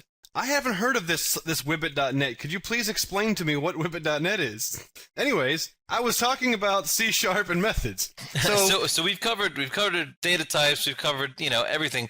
In our examples so far, we've even been showing you methods. We've been making reference to methods. Yeah. So it seems kind of redundant. How many languages have we taught you about functions or methods, or talked about functions and methods? You know, Right. And you know what they are. Right. So why are we wasting your time? Right. I guess the only reason for us to cover this stuff again is because we know that when we talk about our courses, we say learn C, C++, and Java before you get to C#. We do expect you guys to have followed the C introduction at OOP, C++ and Java. Objective-C would be good just because it kind of takes you through the entire course outline, but in order for you to truly get the most out of this course, we want you guys to follow the Wibbit.net course structure just because it was all purposefully done this way to make Java and C# easier for you to learn. But I know some of you guys, I know for a fact, some of you guys are skipping Java and coming to the C# course, where we had this discussion. Now, when you look at these two languages, C# and Java, there's very subtle, there's big differences, don't get me wrong, but like as far as like basic syntax, it's very similar. So if you know methods in Java, you already know methods in C#. So if you skip the Java course, please go back and review it. But If not, we're going to give another thorough overview of what methods are. We got your back. So, as you already know, we'll use methods to encapsulate modularity in a program. So we, imagine that you have this insanely complicated program and it's all one big, wrong, run-on procedural thing. It wouldn't be very flexible. It wouldn't be very robust. It would be very difficult to have anything happen when you click buttons. Just it would be weird. So you really want to break up your program into smaller pieces. So every time that you think of a concept, like, okay, so now in this next step, I want to do this. That one thing that you want to do should all be encapsulated in that method. And depending on how many different pieces there are in that one thing, you may want to encapsulate that into multiple methods. Yeah, exactly. And then bring it together with one method. Because remember, whenever you're making a decision to create a method or not create a method, you have to ask yourself the question, is this part of the process something that's reusable? Right. If the answer is no, then there's no reason to break it out. But if the answer is yes, break it out. So that way you can reuse that code in multiple situations. And that's called keeping your program dry. And dry is like DRY for don't repeat yourself. Actually, it should be dribe for don't repeat yourself. Dribble. Dribble my nipple. I don't know.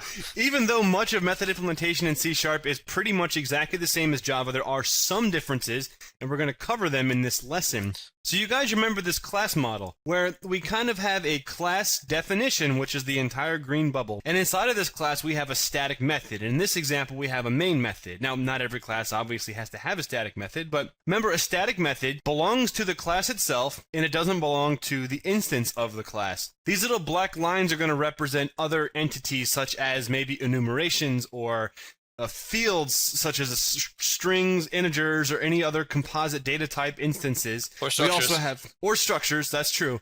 We also have methods and static methods. And again, like we just said, static methods belong to the class, and instance methods belong to the instance of the class and not the class itself. Okay, so what that basically means is that, just to completely reiterate, to make sure everybody is absolutely on the same page. In case you skipped the Java course.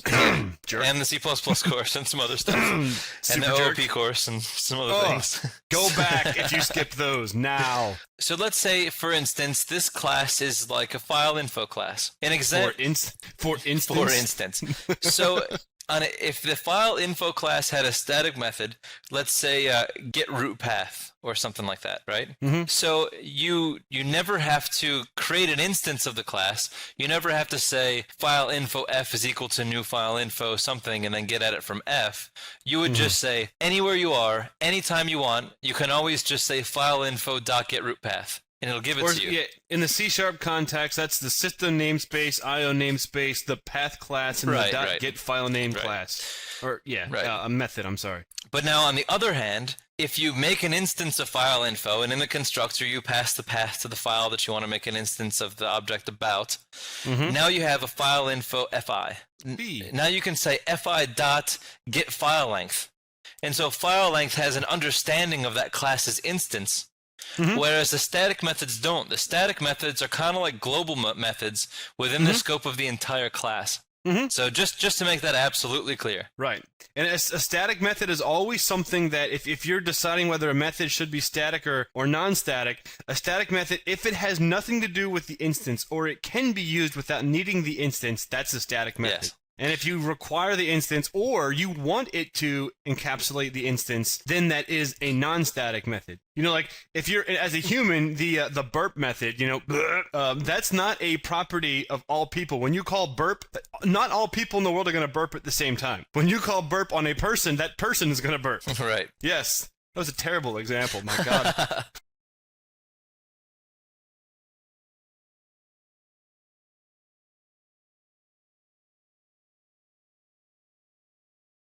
They can be class or instance level, which we've already kind of burned into the death. And if you guys remember the Java course, we use this example in the Java course. So we have public, private, protected, which you guys remember, if it's public, it's accessible all the time. Private, it's accessible only to the class itself, and protected, it's accessible to the class and any class that inherits from that class. Right. And so we've seen this for variables, and now we're going to see the same type of rules and scope for methods as well.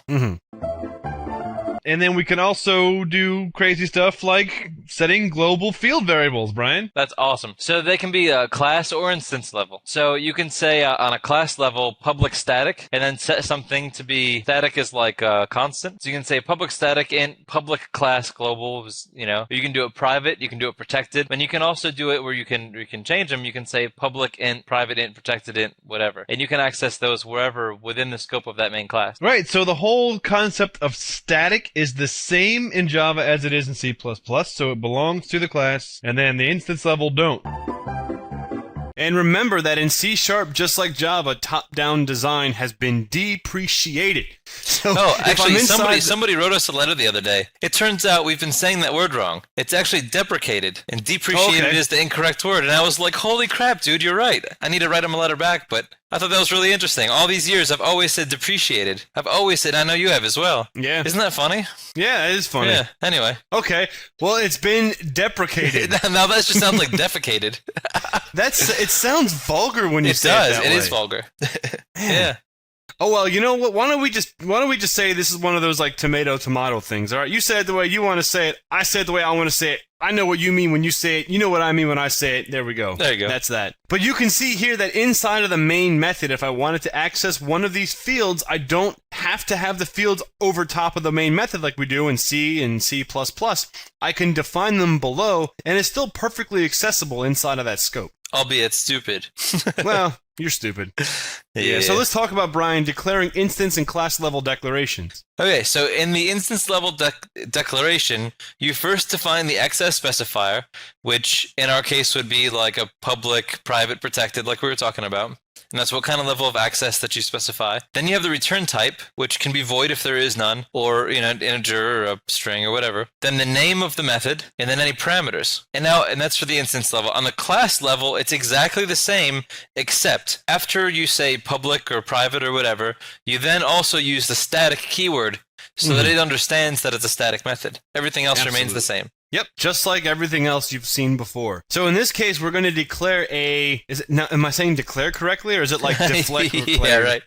We're going to declare a Boolean method. So it's going to be private. So that means that it's only accessible within the scope of the main class. No other class has access to this. So it's private static bool does file contain. And this method is going to accept a file path as a string, and then a string that you're looking for inside the file. So as you can see at the top, we are using the system.io namespace. So we are assuming the namespace. So when I call the file class, see, Brian was talking about, the file IO, file info example earlier. We're calling against the file class a method called readAllText. So that's an example of not having to instantiate the file class in order to use it. So we're going to be reading all text, and then we're going to be passing the string representation that is the file path to that file, so that's going to return us a string. And onside of that string instance, we can call the .contains method, and then pass it the string that we want to see if it exists in that string.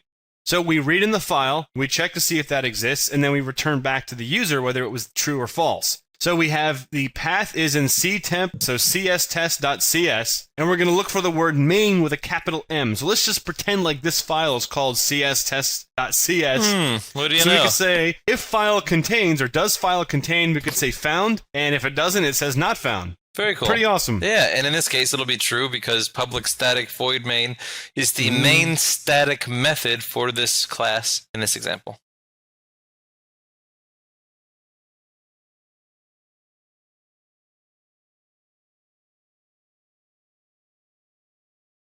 So let's talk about method overloading, Brian. Oh yeah, this is fun. So sometimes you won't always get to, have one method that has these set of parameters and they're going to work all the time. So sometimes you want to have them be like a little more, arbitrary.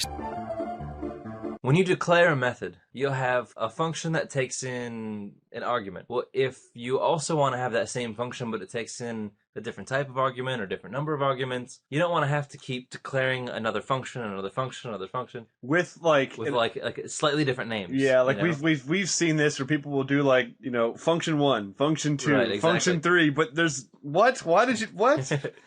Method overloading prevents this from having to exist. Yeah, so once we declare a method, we can overload that method and use it differently. This is very convenient. It really gives a lot of flexibility to how we design and stylize our class blueprints, because we really want to say append something. And that something can be an integer, it can be a character, it can be a string, and we want to handle all those different conditions. We want to, whatever. So let's take a look at using overloading. We're going to have 3 methods that have the exact same name. They could have multiple return types, and they could have multiple parameters. So we have method that has a param1 set, which could be the same, number but a different type, and then param2, and then param3.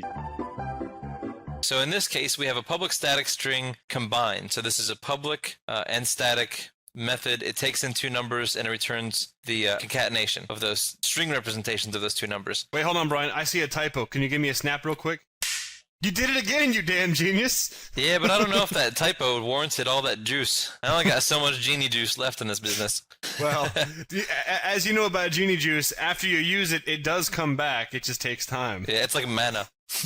Yes, exactly like mana. Okay. Or like something else completely different. which is also another form of a life essence. You're talking about method overloading. Yes, I am. So in this case, combined, obviously takes in two integers, converts them to strings, and concatenates them together. But sometimes we might not want to convert those. We might just want to pass in strings and combine the strings. So we have the same public static string method name in both cases, but in these two different conditions, we have two different parameter types. And so this whole line is really what makes it unique. It's the accessor, the static or not static, the return type, the name, and the parameter types, and how many is really what totally makes a method unique. And so the Visual Studio, for instance, and other IDEs will understand that these are all effectively the same method with different parameter options. Right. And we're also familiar with this idea from other languages. Oh, absolutely, yeah. So here's an example of using method overloading, and we're doing the does file contain.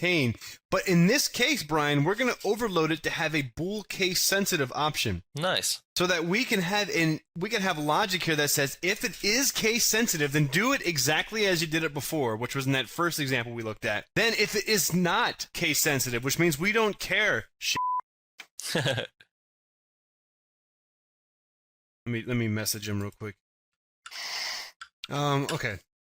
Then we don't care what the case is. So we can say that the read all text file path result, set that to lower, and then the contains we're looking at to lower. So we're kind of evening the playing field by making both strings, the one that we're looking in and the one that we're looking for, both of the same case. Right. And what's also cool is if you see the other overloaded method where we only have the string file path and the seek string, in this case it doesn't have the case sensitive option, but it's leveraging the method that we've already written. So all we're doing there is saying return the result of the method we already wrote that has more options, and say pass along the file path, pass along the seek string. But in this case, we're just going to say if you didn't specify whether or not you want case sensitivity, we're just going to naturally set it to true by default. Absolutely. So it's kind of giving you like a shorthand version of it, where if you don't always want to say yes, true, case sensitive every time, you can just not say one way or another, and it can make your method calls even shorter, which is really nice and keeps your code clean in the end. In the end, it doesn't even matter. I thought you were gonna go the Doors route. No. Linkin Park. Who's that? You know what Linkin Park is. Don't mess with me.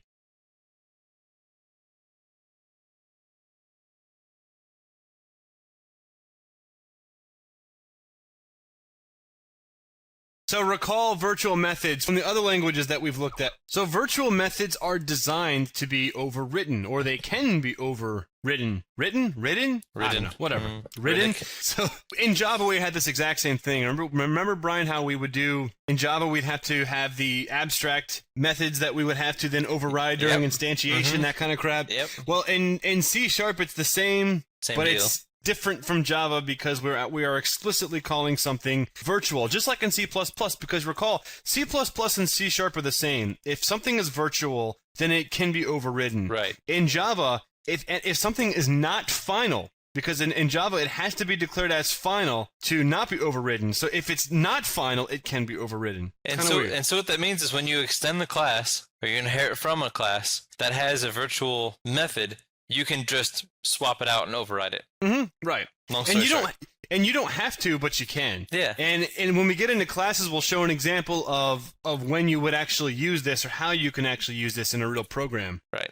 In order to override a method, you can use the override keyword in conjunction with the inherited class having the virtual keyword on the corresponding method. So all you have to do effectively is kind of where you would say static. In this case, we would say override and use the override keyword. And so this is the same rules that applies to C++. So let's take a look at an example of this. Yes. Thank you, Brian. What do we have? What do we have here, Brian? In this case, we're overriding the toString method. Mm-hmm. Now, the toString method is a method that comes with the class. With the core data type in the C# language, which is the object data class, type. Right. And so the object's toString method is a virtual method. So we say public override string toString, so that way if you ever want to print out, my class instance to a string, we can just say hello instead. We can do whatever we want. And that's exactly what we do here in the main method.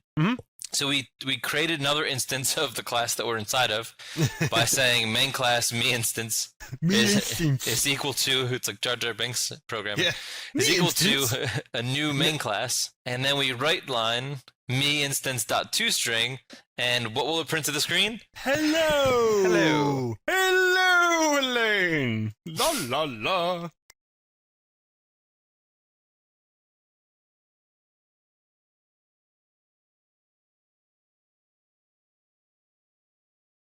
So by default, objects pass by... I don't know, Brian. Wait a second. There's text on the screen that explains. So the same paradigm exists in C# that exists in Java. So after all, C# was an attempt to clone Java, so why wouldn't that be the case, Brian? Why would they want to think through something? Just do whatever Java does. I couldn't imagine a situation where you'd want to have an original thought. So when we are passing... object instances and arrays to methods, how do they pass, Brian? Do they pass by reference? Do they pass by value? So we have a couple of different options. Do they pass by pointer reference, which means that a memory address is passed? Does it pass by a variable reference, which means that the variable itself is passed? Or does it pass by value, which means that there is an actual copy of the data that is sent to the method? I don't know, Brian. If I were to look at a program like this and try to guess what would happen, let's try to figure this out together, Brian. We can do this. Alrighty. So, in this example, we're creating an instance of the main class, me instance, and inside of the main class, you can see that there is a field that is a string called myString. Nice. And we're setting that equal to whippet.net is awesome. Naturally. And yeah, well, we hope so. So then we write to the user the before, which is meinstance.myString. And then we have a method, Brian, that's called changeStringValue. Or so we think. Yes. And it takes in an instance of main class. So inside, I am setting m equal to a new instance of a class, and then setting myString equal to whippet.net sucks. So, and then I print to the user the value afterwards. So which one of these will take precedence? Will the end value be whippet.net is awesome, or whippet.net sucks? Now, my instance dot string value equals new myString. It doesn't work. We now have that instance pointing to something else. Exactly. So in C++, you could look at this code and you might think that this makes sense, but it does not actually work this way. It doesn't work this way at all. You are you must be thinking about a reference. So here's why this doesn't work, Brian. In memory address 0, I set test string, and this is C++ code in case you're getting scared and confused. But you've already went through the whippet.net programming in C++, so naturally you're an expert at this. So we make a new instance of a string, print out that value to the user. Then I send this as a pointer reference to this other function, and this function creates a new instance. So when it comes in, it's pointing at this same memory space, but I make a new instance, and then I assign that to my str label. So str is actually pointing at a brandly new allocated memory space, and that's why when we come back to this main function, my string's value equals the same, and that little new test string is orphaned. Exactly. It will be whippet.net sucks. Okay, let's see. Oh, Brian's wrong. So inside of the change string value, we actually pointed m, because remember now, when we passed main class into this method, and we point it to a new instance of main class, we're actually not pointing at the original instance that came in as a parameter. We're creating a brand new instance. And when we modify the myString field on that new instance that we created to whippet.net sucks, it does not affect the instance that was passed. Right, Brian? Right. So I guess that means that it's not passed by variable, right? Right. The variable is not passed. Otherwise, that would work. So now, Brian, what's different here? Okay, so in this case, when we call change string value, we don't create a new instance of main class. So we're not redirecting what our local scope of m is inside of change string value, we're still pointing at the same memory space We think. we right? think that Maybe. the me instance is pointing to. In So theory. which one will take precedence, Brian? So on the after, is that going to say Whippet.net is awesome or Whippet.net is really awesome? It's going to say Whippet.net is really awesome because we're modifying that same memory space. And our programs always speak the truth. So Whippet.net is really awesome. As Brian said, that main class instance is being passed in like it's a pointer. Right. And we're able to access the memory space of the instance that was passed to it. Not bad. So Brian, by default, objects are passed by what? By reference. If you don't know what happens, then I guess you skip the Java course. Because we did this in Java with, like, animations of pointing at different things. Go back and take the Java course if you skipped already. So the $1 million question: what the hell is going on? What the crap? Is it reference? Is it value? I don't know. I can't tell. So how does C# handle passing parameters to methods? Any object instance, all object instances are pointer references. Just all the time, it's an absolute given. Yep.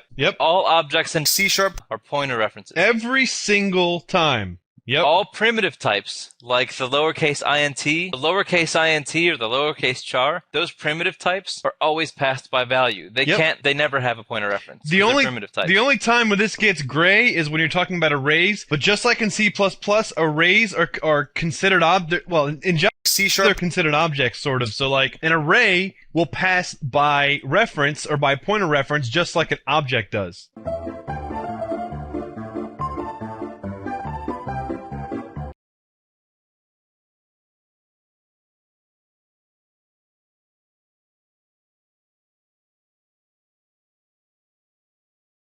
So let's talk about the naming conventions. As you know, the naming convention is not a rule, and you can kind of do whatever it is that you're used to, and whatever your style is. Right. But And you'll see many different ways of doing it in C#. Yeah. Many different naming conventions. In C#, the style is generally derived from the .NET framework. Mm-hmm. A lot of times. And the general convention in C# is if you have a publicly accessible method, you would use camel case starting with the capital letter. So in this case, read all text with a capital R instead of read all text with a lowercase r. Also, and kind of conversely, in private and protected methods, you generally show them with a lowercase first letter and then camel the rest of the ways. So that way you have some kind of quick visual indicator of knowing whether or not you're interacting with the public or private method. Right. And I'm not going to say that Brian and I follow this rule throughout this course. And I generally don't, but still. I generally don't either. I mean, I kind of follow this to a degree, but this is kind of, from my experience working with C# and C# developers, this is kind of their view on it. And how we talked about before, like in C, with using like global variables with an underscore, that's fairly consistent, I think, with some of the more hardcore programmers. The private ones, yeah. So, that kind of stuff stays consistent. But the upper camel compared to the lower camel is one of the big differences. Yeah. Like if you're using Java frameworks, integer.toString is a lowercase toString, and you've already seen that the object data type in C# is a capital toString. So I rarely use a uppercase first letter. When I'm writing in C# I do, usually. Mm-hmm. But when I'm writing in other languages, I don't. Yeah. And that's that. When in Rome. When in Rome. That's methods, baby.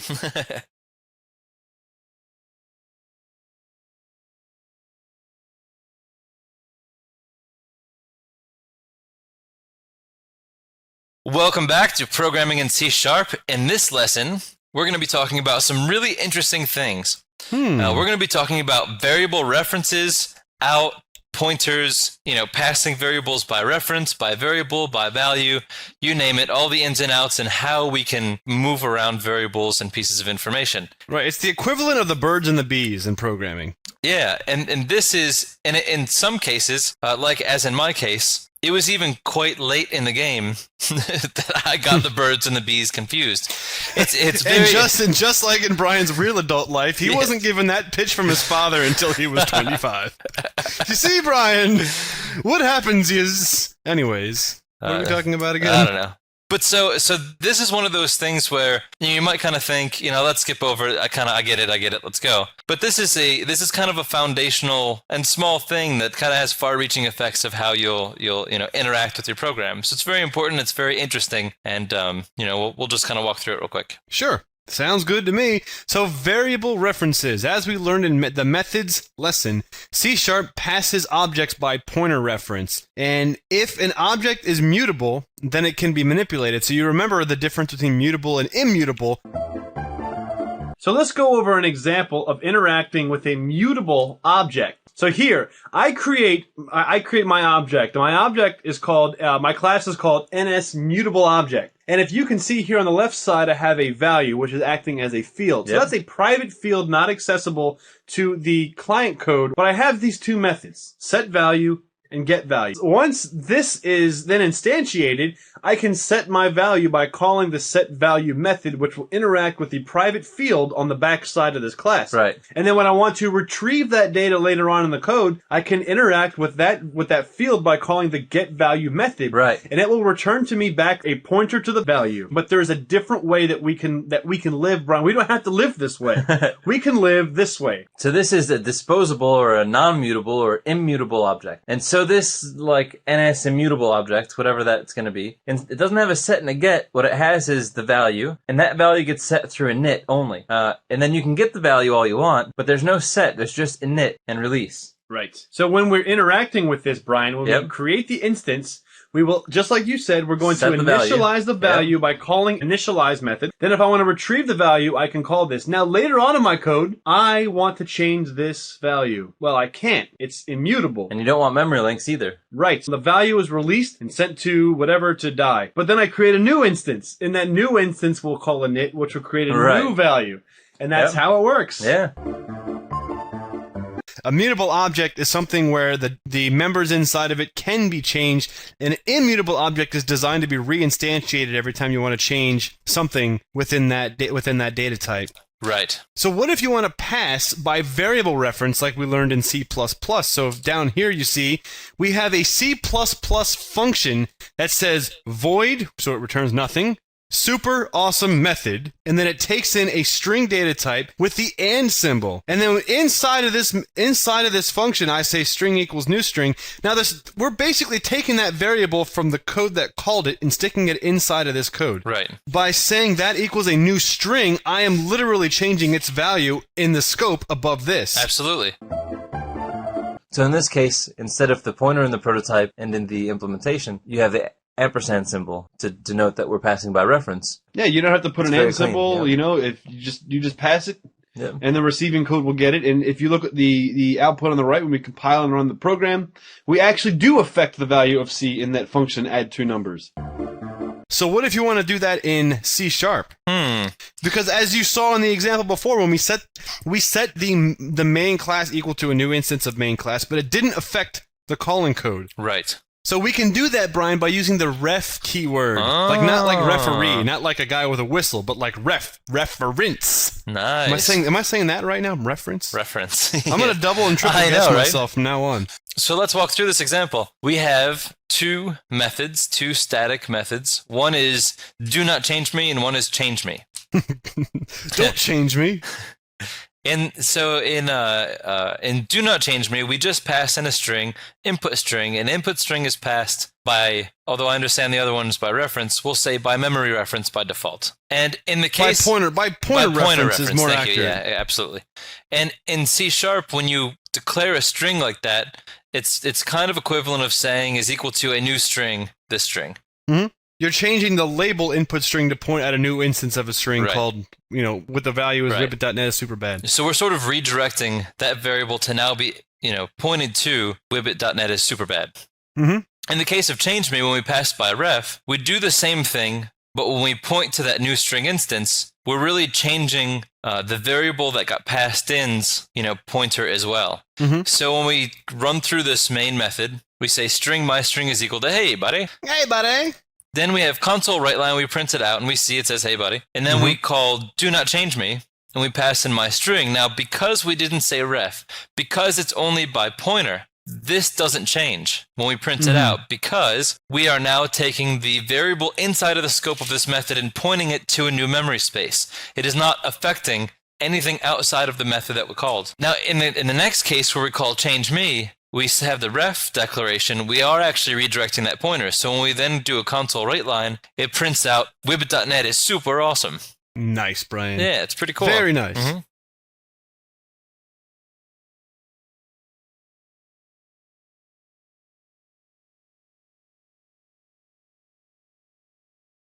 So in this example, we're going to be performing a swap operation using ref. Now, a swap operation is when you have two different objects, and then you want to just take the value or the instance of one and cross the wire so that A points to B and B points to A, right? Very Or cool. in this case, I points to J and J points to I. So we've done swap in C before, I believe. It was either C or C++ where we did swap. So here we're just creating two instances of an object, and we're just setting it equal to 1 and 2. So those will be integers, 1 and 2. And in the console write line, we're writing out the integer value of x and the integer value of y as a typecast. And you can see it in the upper right. It's x equals 1, y equals 2. And then we pass it to the swap method that takes object I as a reference and object j as a reference. So we create a object pointer and point it at the memory space where I is, and then we basically cross the wire. So I, instead of pointing to I, point to j, and j, instead of pointing to j, point to temp, which is actually I. And if you don't have that temp value there, then you can't cross the wires, because if you set I to J and J to I, well then J is pointing to J and I is pointing to J as well. So you can see that when we come out and we do the other console write line, you can see that now x equals 2 and y equals 1. Would you look at that? And if Not bad. Not bad at all. And if you think about this on a larger scale, this is a quite efficient way of sorting things, just as a hint. Mm-hmm. Because really we're just moving around the pointers. You're not moving all of this data and values around. Yes. So you're sorting something by sorting their pointers, or by their references, I should say, can be a lot faster. So in this case, Brian, when you look at a collection, in this case we're looking at an array of objects. Yep. Each one of those individual array elements is an object type in this case. So I can do the exact same thing with an array, where I can say array index 0 and 1, swap them. So now in this example, when I run swap, the 0th index is going to be equaling 1, and the 1 index is going to be equaling 0, because they've been swapped within the actual array. Because an array is effectively a series of variables. Mm-hmm. Very cool. Okay, so now keep in mind, in C#, when you set an instance equal to another, it is functionally the same as using pointers. So let's take a look at this example and figure out what it will do. So we in the main class, we have a public string me instance. And then we make an instance of our main class itself, and then we set the me string inside of our instance to quote-unquote wibbit.net. Nice. Now we create another instance called my instance, Nice. and we point it to me instance. So now they're both pointing at the same thing. Wow. Now in this case, if we then set the me instance dot me string to hey buddy, we are telling that instance its variable to now point to something else. So now that instance effectively is hey buddy. Right, so even though we have two different labels, me instance and my instance, they're both pointing at the exact same memory space. Right. So think of this as we were in C and C++, an Objective-C, where we were, so worried about reference counting and stuff like that. This is the same exact type of situation. Mm-hmm. Right. So be mindful.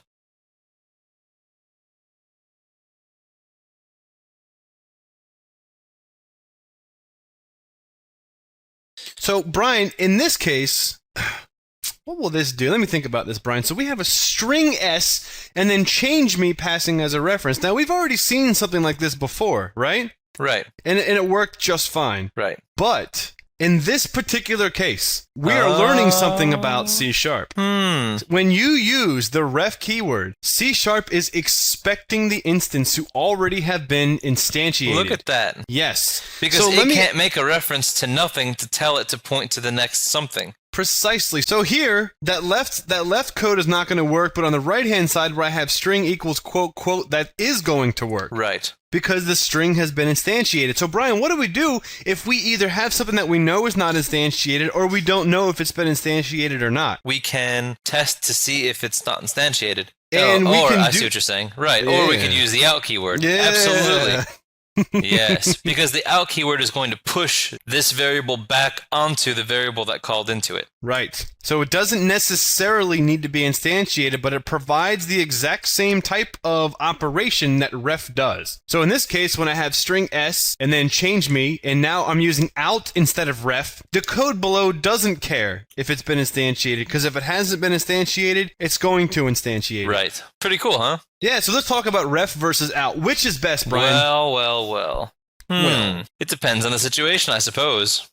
If you know that your instance is going to be instantiated, you could just use ref. It's perfectly fine. If you're not sure, then use out. You could just use out in all cases. I don't know if there's any sort of performance differences between the two. Yeah, but I don't know either. But in some cases, if you want to have like a level of protection where it will fail, if that's the case, that's perfectly valid. But it's it is common. It's more common to see out than ref. There's no doubt about that. I see out very often. Yeah. So when we start talking about pointers, Brian, now we haven't seen a single star character yet going through this language, right? So remember how Java was just like pointers? Absolutely no way. Well, Java is very anti-pointers, totally.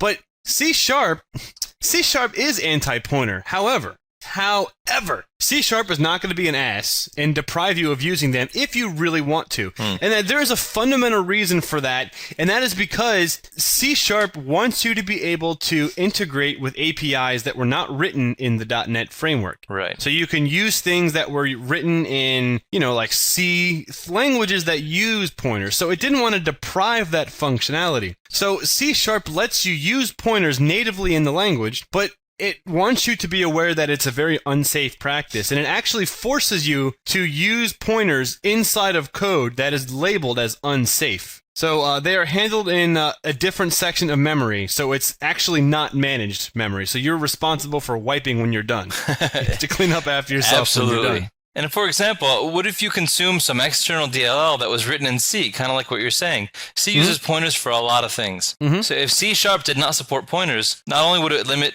the type of external resources it can consume, but it could also potentially introduce memory leaks and have all sorts of other issues. So it's a significantly limiting factor if it didn't allow you to do that. And there are decades of code written not in .NET. Yeah, in code which is absolutely efficient, absolutely valid. Right. And why make all that code useless just because it's not 20 years ago? Why? Right. I mean, like a ladder. Well, maybe not. Well, maybe a ladder. Well, I mean, like exactly. a hammer that was 20 years ago. You can still use it. Why would you make a hammer not work just because it's old? So C# didn't want to do that. So unsafe code. If code is considered to be unsafe, it must be executed within an unsafe block. So the unsafe blocks requires a compiler option. So when you're running csc.exe from the command line, you have to pass a -unsafe. Or in IDEs like Visual Studio or MonoDevelop, within your compiler options, you can select whether you want to allow safe or unsafe code. And we'll do an example of that probably in a lab.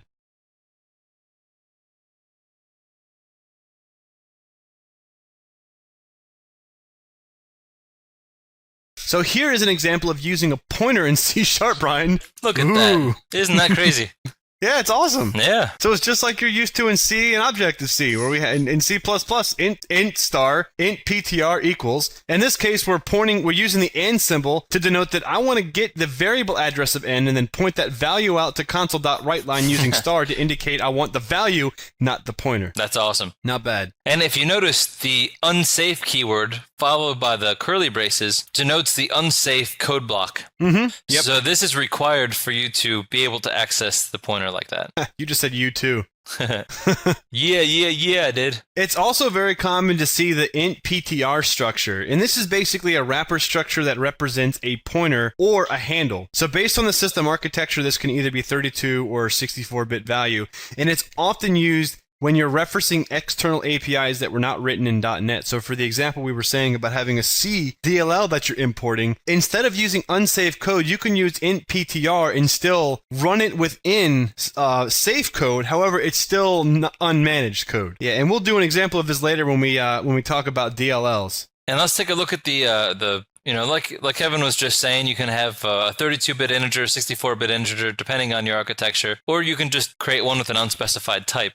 One of the properties on it is the size, in which you can get the size of the instance of the pointer. So it's pretty straightforward. We also have a couple of methods here. Add 232, 264, pointer, which will allow you to return a pointer. We have string. So you can see that this it just encapsulates a pointer inside of a C# structure. Very cool. And we also have other stuff here that we're never going to use, but I'm just showing it to you because I'm awesome. You can offset your pointer value, so you can kind of walk your way through memory or subtract or whatever. That's the case true. is, If you had like a list or something, and you knew the size that you wanted to increment, and you knew they were all in one block of memory, like arrays, that kind of thing. Yep. It's cool. It's a little difficult to demonstrate how to use these right now because we haven't explained some other pieces of information that you'll need to know to be able to describe it, but by the time we get to the DLL lesson, we'll definitely give you an example of how this is used. Absolutely. No question about it. And I know you're going to be shaking in your boots in the meantime, just waiting.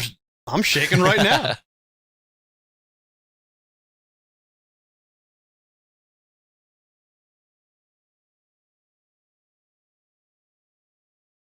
In this lesson, Brian and I are going to talk about classes and interfaces, which we already know about, Brian. I mean, come on. You went to the Java course. You know exactly what a class is. You know exactly what an interface is, Yeah, but whatever. This is the most exciting part of the object-oriented programs. I mean, classes are what makes these languages awesome. Yeah, like the Wibbit.NET C# class that you're taking right now. Yeah.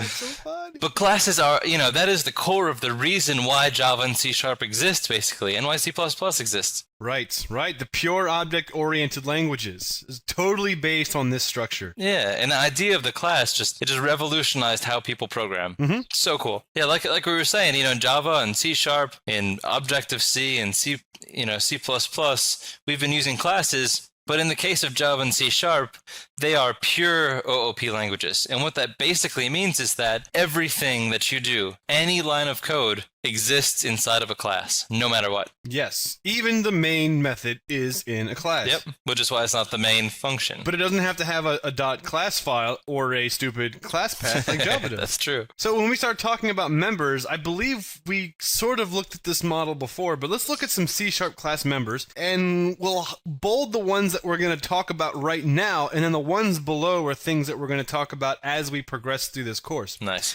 So we're going to discuss fields, methods, constructors, and destructors, but upcoming you have the excitement of knowing you're going to learn about properties, indexers, delegates, events, and nested classes as well. Very cool. Yes. So let's get started and look at a basic C# class example, Brian. Now, we've used person before in Java. What is this person class in C# all about? So in this case, we have a person concept. We have a person class. Some definition of what a person is. Here's the class definition of a person. The person we were talking about has a first name and a last name. And that's it. And we're going to also put in the methods to set and get the first and last name. Now here's an example, Brian. What is this method here in the middle? What is that? It's a class level method because it has a plus sign on it. Holy sugar. Oftentimes we'll create this person class because it's just such a an easy to understand object structure. In this case, we use the class declaration, the class keyword, followed by the name of the class we want. And that's pretty common. You're probably used to that. So we have a person class person. And inside that code block, we've declared some members. We have protected strings, our last name and our first name. You've seen this before. Protected means that you can only access this inside of this instance or if something extends it. Then we have our constructor, which is public person. Person is exactly the same name as the class name. In this case, this first instance of person doesn't take in any parameters and it's not implemented. In the second case, we've overwrote the person method with 2 parameters, a last name and a first name string, in which we set those. Then we have our tilde person,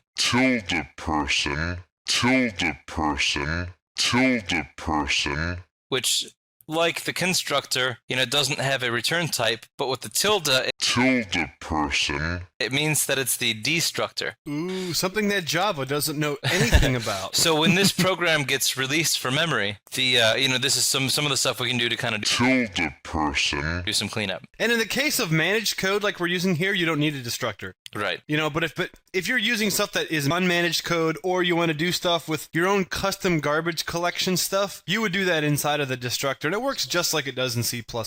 Then we have a couple public methods. We have a set first name and a set last name. And because this last name and first name are protected, you can't really access them publicly naturally, so we put setters and getters. Then we also have get first name and get last name, which returns the value of the first and last names. So that's the basic, that's a very basic example of a class. So we're declaring the class, we're declaring the fields, we're declaring the constructors, the destructors, and the methods. So this is the total breakdown using that little roadmap we had in the beginning of these slides, kind of breaks this class apart into its different little pieces. Let's just break it down. Whoa, whoa, whoa, we build it up, and then we stop.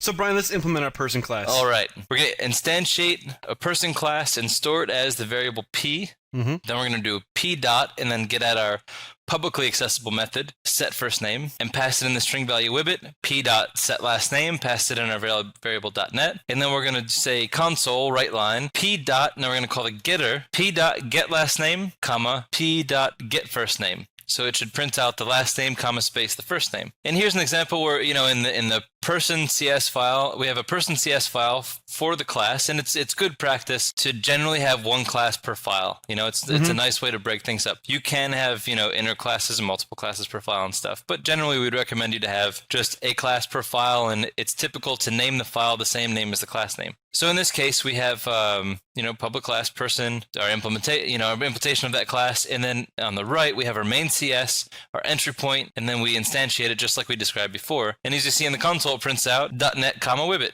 just like we were expecting, yeah. So we can kind of see where this is all coming from, how it all relates. Right. So class inheritance, Brian. So you know how in Java we had to do like extends or whatever and that kind of stuff? And in C#, you don't have to do that. It's very similar to C++, only it's actually a little bit easier than in C++. Very cool. So you recall this class, and why not? Because we just talked about it.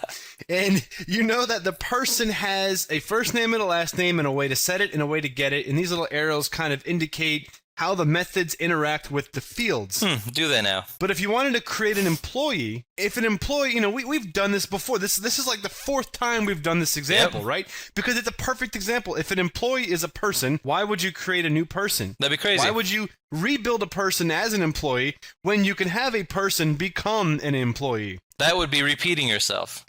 Is a robot a person? I don't know. But I mean, but you know what? That's fine. And you could try to make that case, but even though we have computers work for us, do you write your computer a paycheck every week? Exactly, because there's no robot rights. I don't pay my computers every week. Maybe I should. I don't know. Maybe that's why they don't behave so well. In this case, we're creating an employee, and if you look on the right-hand side, we're doing :person, so boom, we have inherited the person in this employee. Nice. That's awesome. That's so clean. And then we just have, the private int, employee ID, job title, and then the manager, which is another instance of employee. And in here, we're implementing, in two constructors, one that does nothing, one that takes in a person. And you can see the set first name and set last name belongs to the person class. That's awesome. Yep, so we're making use of what we inherited. And then we just have other things for the specific fields that are specific to this class, like setting the employee ID, setting the job title, and setting the manager of the employee, which is another instance of employee. Also, another one for isManagerSet, so basically if the manager is null, you don't have a manager. And then the getters are below. So you can see this little pictorial representation of the employee just absorbing everything that a person is and making it its own. That's great. It's quite sexy, Brian. Yeah.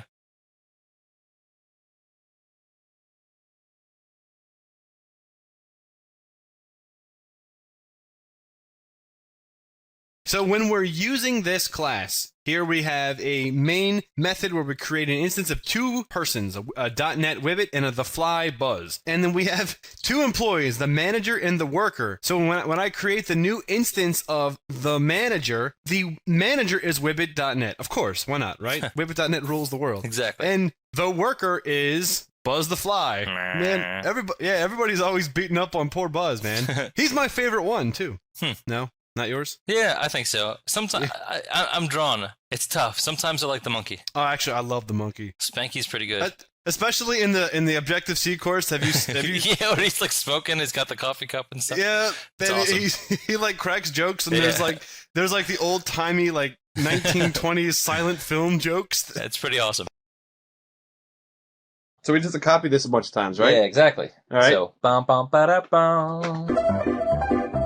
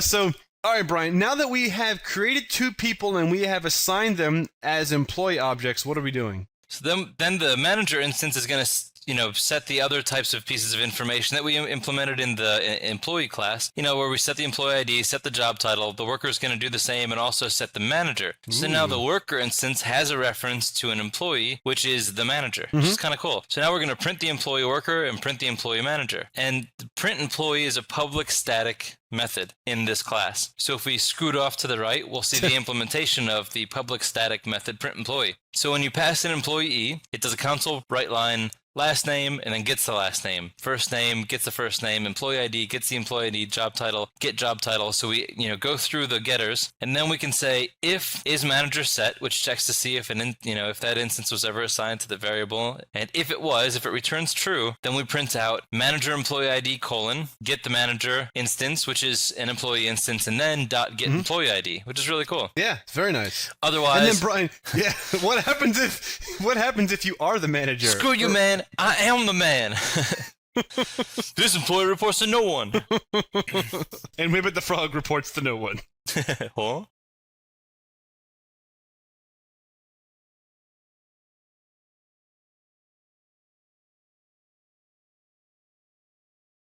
So remember how we discussed virtuals earlier and method overriding, yes. Brian? Mhm. Let's take a step back and remember all the excitement we had talking about that. And now let's actually see this in action. So in this example, inside of the scope of the Wibbit.net namespace, we have a public class called myClass, and we have a public virtual void method that's called please override me.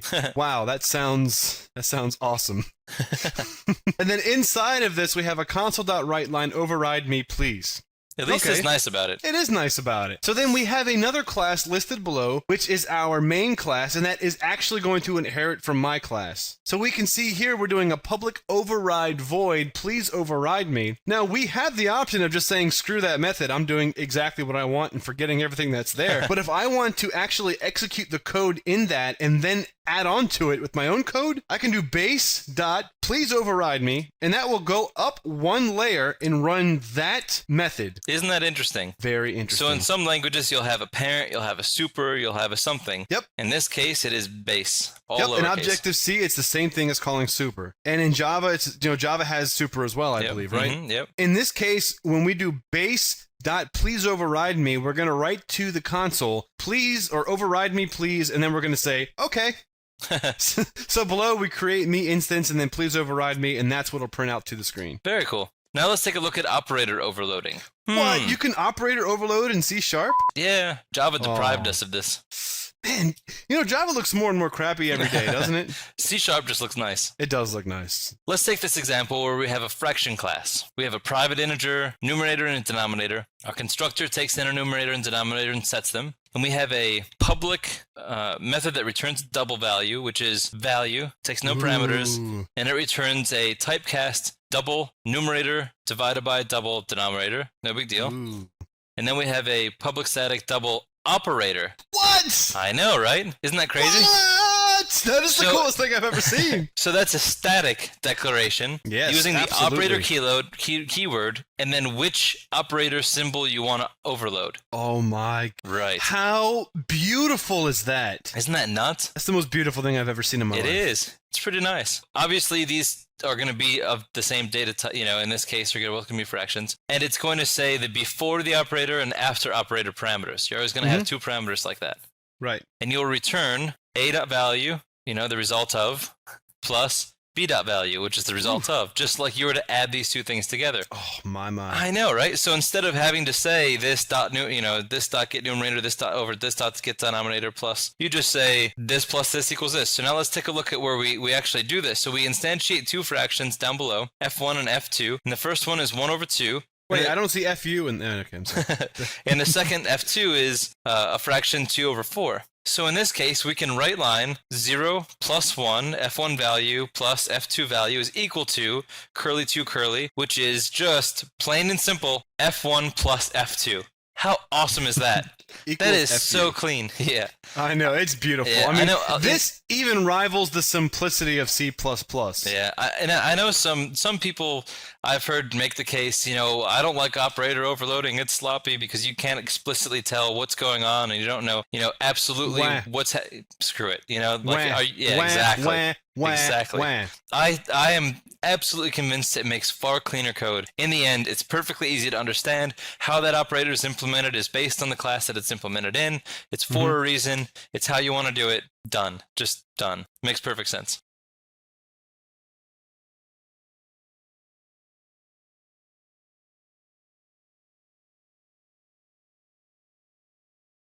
So let's talk about abstract classes. Now, a review of abstract classes.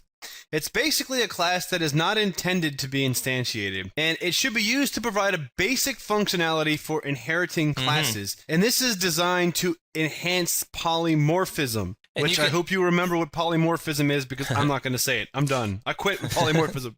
So what's nice about this is you can think of it like an interface. So let's say you have a class and your class does these things to something. Your class does something, and you don't want to really explicitly say, I want to do this only if you pass me a person class, or only if you pass me an employee class. You could instead say, I can take and interact with anything that has implemented this abstract class. And so it really frees up the types of classes. So that way, when you write, your class that interacts with whatever, you don't really have to fully evaluate to see if you can interact with it. You can just make that assumption so long as it implemented this class. And that way, anything down the road, if you have some other class and you want to do that thing, you just implement the abstract class like everybody else did, and off you go. Yep. There is some basic layer of expectation that the class will behave in a certain way, and that's what makes the polymorphism, when you're taking advantage of abstract classes, so awesome and so valuable and so just great, awesome, beautiful. I can't say awesome enough. Now let's talk about the abstract modifier. The abstract modifier is a keyword that you can use on a lot of different things: classes, methods, properties, indexers, events. And this declares that entity as a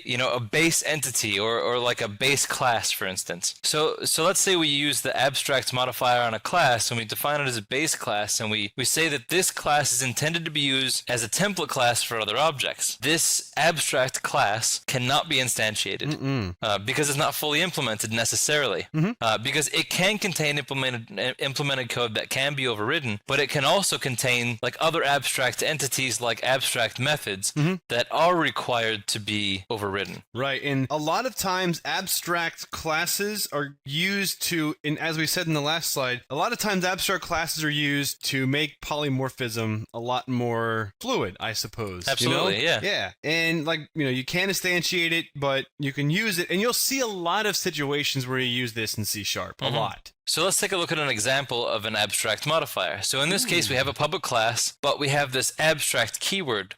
So it's a public abstract class. And we'll just call it my abstract class, Why not? Speaking abstractly. And in that we have a public method, returns an integer, process integers, takes in two integers and returns the addition of the two of them. But then we also have a abstract method where we say public abstract string, because it returns a string, process string, it takes in two strings. If you notice, it just is terminated with a semicolon. It does not have a implementation block. So that means that this method must be implemented later. Absolutely. And if we're when we make use of this, here's one way that we can make use of it, and that is by inheriting it inside of our main class. And then the main class contains the main method. So the main class, I'm inheriting or implementing, however you want to say that, my abstract class. And we're doing a public override and then string, process string. So we're defining the functionality of that abstract method that was defined in the abstract class. And all it is doing is just taking the two strings and concatenating them with a plus operator. So inside of the main method below, you'll see that I create the instance of main class, and then I just simply say the main class instance dot process integers, process strings, and I will get 3 when I do process integers, and I'll get 1, 2, or 12, whatever, when I do process strings. Cool. Now, Brian, there's another way that you'll see abstract classes used. So now let's take another approach, of how this can be instantiated. So we have a public class, my class, it inherits from my abstract class, and we implement by overriding the process string method, so that we have an implemented class, my class. So this is kind of the same as before, except for there's no main method. Right. And so this is in its own class. So now let's take a look at the main method where we say, my abstract class MC. Now this is kind of interesting because now we're saying we're going to set this as an abstract class instance, which is equal to a new my class, which is the implemented class. So because the abstract class, contains the definitions of all of the entities contained in the class, it's sort of more abstract than the implemented ones, so we can actually store it like that, which is kind of funny. They're sort of synonymous with each other, although my class can contain more than my abstract class. But, this is the relationship model. This is like you and your brother or you and your sister. Right. Genetically, you're very, very similar, but there's still differences about you. So in this case, my class can masquerade as my abstract class during this instantiation. And when you look at this, Brian, if we were to try to instantiate this as my abstract class, what would happen? There's no way that could happen because you have methods that haven't even been implemented. Right. And that is not allowed. You cannot do that. And you'll get an error that's thrown, and it'll say, literally verbatim, cannot create an instance of the abstract class or interface, and then the name of the class.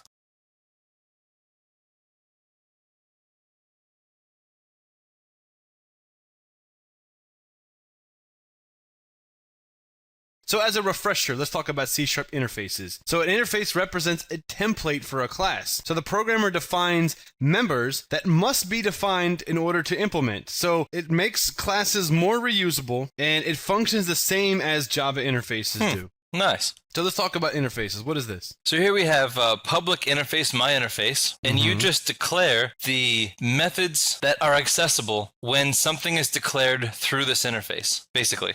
So the class that this interface is for may have 8 different methods, and they're all public, but this interface only has 2 of them. So in this case, we have public interface, my interface, and we have int process integers, X and Y, and a string, process strings, S1 and S2. So those are their interfaces that you have access to. Yep, and the code that implements this, basically the code that uses this doesn't care how it's implemented. It just cares that it is implemented. Right. So when you want to use the interface, we can inherit it just like we do anything else. So we have my class. Yep, we're inheriting my interface, and all that we're doing is we don't have to do any overrides or anything like that because this is coming from an interface. It's not coming from a class, it's coming from an interface. So I don't need to say public override int, I could just say public int blah, public string blah, and in this case all that we're doing is we're just using the plus operator and returning the result of that. Cool. Super cool. So let's take a look at this case where we say my class is equal to new my class, and we write my class dot process integers 1 and 2, which will be 3, and my class dot process strings wibbit and .net. Not bad. It's pretty cool. So we can see that it works, it functions just like you'd expect. And in case you got lost, this is my class, and then this is implementing my class. Right. Wow, Brian. Classes. Pretty exciting. Super awesome. Pretty exciting.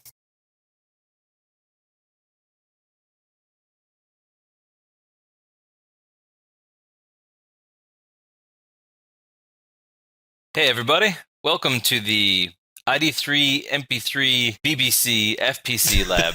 On the FTP with the SSH and the BPC and the LBC. It's kind of hard being Snoop D-O double G, y'all. That's great, Brian. So this whole ID3 thing, what's this all about? For those of us that have lived in a hole for the last 20 years. So let's say you use a music player, like an MP3 player, your car stereo, or iTunes, or Winamp, or Amp, or whatever. And you open the file in there, you'll see that the song doesn't just have the file name, it knows what the artist is, what the title is, the album is. Even when you open it in Windows and you know, the folder is known as a music directory. You'll see that here in Windows, it'll show you the file name, but it'll also show you the title, the contributing artist, the album, you know, whatever the case is. Mm-hmm. So where does all this information live? Right. This is information that is embedded inside of the file. Now, ID3 takes multiple forms, and in this lab, what we're going to do is build a simple class that parses ID3.1 tags. Now, in Wikipedia, Brian, you can see, I just went to wikipedia.org/wiki/ID3. The specifications for ID3 version 1 are very, very simple. So you can see, according to the specifications, and, you know, this is good for you guys to look at because sometimes you're going to have to read, you know, the protocols and how things work and then write your own software to make it work. So it's 128 bytes.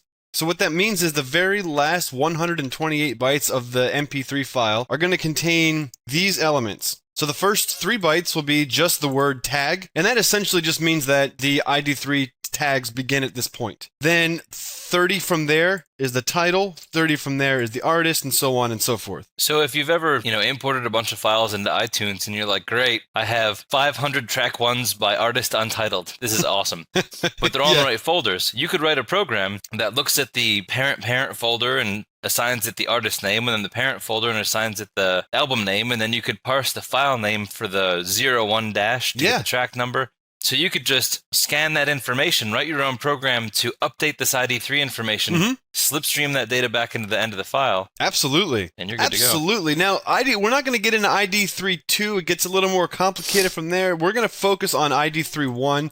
And I still believe that most MP3 files are going to have ID3.1. And actually, Brian, let me try something a little bit crazy. So first off, this right here is a band called Wire Drawing, which was a band that actually Jason and I used to be in many years ago. And we're going to be using some of these tracks to build this. So if I open, let me just take this MP3 file and let me open it with, hold on a second. I'm gonna try something stupid here. We may end up editing this if it doesn't work out.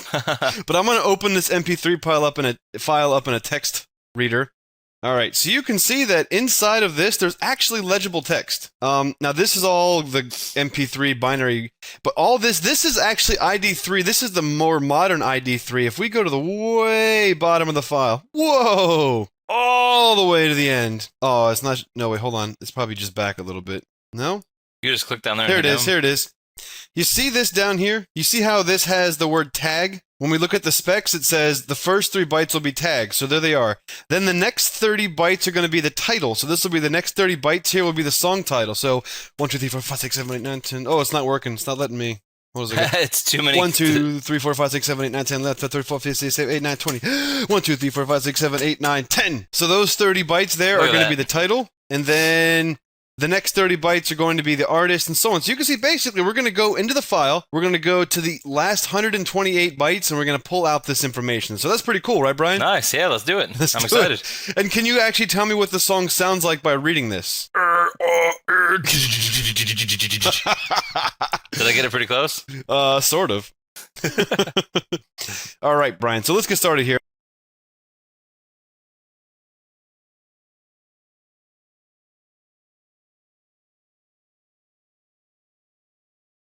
So let's get started here. Let's go fire up our Visual Studio Express Edition for desktop. I was like staring at the blowfish. Yeah. I'm like, what? What blowfish? What?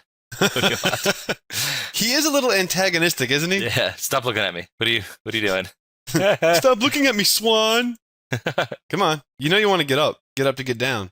Visual Studio is like, don't you minimize me. Apparently it's very mad at me. Oh, there it comes. Oh, wait, Okay, Mr. Brian, let's go ahead and let's start a new project. all right. And just for simplicity's sake, we'll make this a console application, and we'll just call this MP3 MP3 ID3 Lab. ID3 Lab. That's an MLP. Oh man, Jinx. I'm all messed up from our other labs that we did. All right, so let's get started, Brian. We'll just create a class called MP3 ID3. Cool. And So there's going to be one part of this that I'm just going to copy and paste straight because it's all of the genres. Oh. And it's just not that important for us to go through and type all the genres. If you just Google ID3 genre codes, there are numerical sets that say if the genre number is this, then the genre is this for ID3 version 1. What I did is I just have like an array. Seems kind of limiting, you know what I mean? Yeah, well, but the new version of ID3 is not Right. like that. But Yeah. we're talking the 1990s, you know. Because And like, does grunge still really require its own genre nowadays? I don't know. and what is alternative anymore? You know? Yeah, true. I mean, alternative was like Nirvana, and now it's like I don't even know what it is now. Would you call it ambient rock? I would just call it a bunch of crybabies. But you know, I don't want to insult our young audience because I know that most of our audience are young people. But your music is terrible. So let me let me create a new class, and we'll call this MP3 ID3. Huh? Cool. Sound good? Yeah. So I'm having my first natty bow as we speak. I had 6 of those last night. Oh, I've never had one before. You know what's great about Natty Bow? You can get a 6-pack for $3.99. Yeah, it's true. So last night, my wife and I went out to what did we go out to do? I forgot. No, we went out. We picked up dinner, and I was like, you know what? I'm gonna watch the football game tonight, and I want to have some beer. So I went to the liquor store, and I whenever I want to drink and I want to drink cheap, I go for Natty Bow. It's always it's right next to the Bud Light, and it's Bud Light $6.99, Natty Bow $3.99. I like how the slogan is, "Ew boy, what a beer." Yeah, well, you know, it is a local Baltimore thing. It's funny. And you get them when you go to Camden Yards to watch the Orioles. I think that's I mean, they sell other beer, but that's like the premier beer there. You remember when Natty Bow used to be the trash beer back when we were in college? Then all of a sudden, I just assumed it still was, but I'm not really sure. I guess it's just branding. Their marketing department has really pumped them up. So like local pubs sell Natty Bow at a premium. Yeah. Anyways, that's not bad. It's not the best I've ever had, but it's not bad. It's all right. It's terrible beer, but it's so good. It's it's better than this like Coors Light, right? It's better than Coors Light. It's better than High Life. You know. High Life. Coors Light has got to be one of the worst beers on the planet, unless you just got done jogging and you need something to cool off.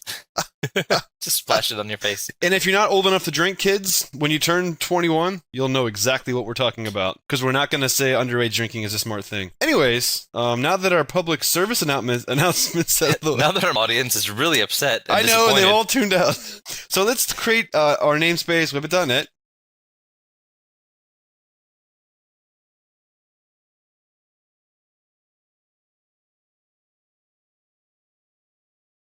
So let's create our namespace, Whippet.net. And what I'm going to do, Brian, is you can't see this, but I'm just going to copy and I'm going to paste an array in here. It's really not that important. Whoa, how'd you type that fast? I know, I'm a really fast typer. This is the list of the genres that we'll have stored, and we'll use this in a little bit. Cool. All right. So Brian, when building this class, we're gonna want to create infrastructure for consuming a MP3 file and then having infrastructure around it. So what would be a really good place to get started here, besides copy and pasting the genres? One thing that I'd probably want to store is that little tail end set of 128 bytes. Gotcha. And so, okay, great. So it'll be a private byte, and then we'll just like call byte that array. ID3 byte. Sound good? Sure. We'll make that equal to a new byte of size 128. Okay, what else? Yep.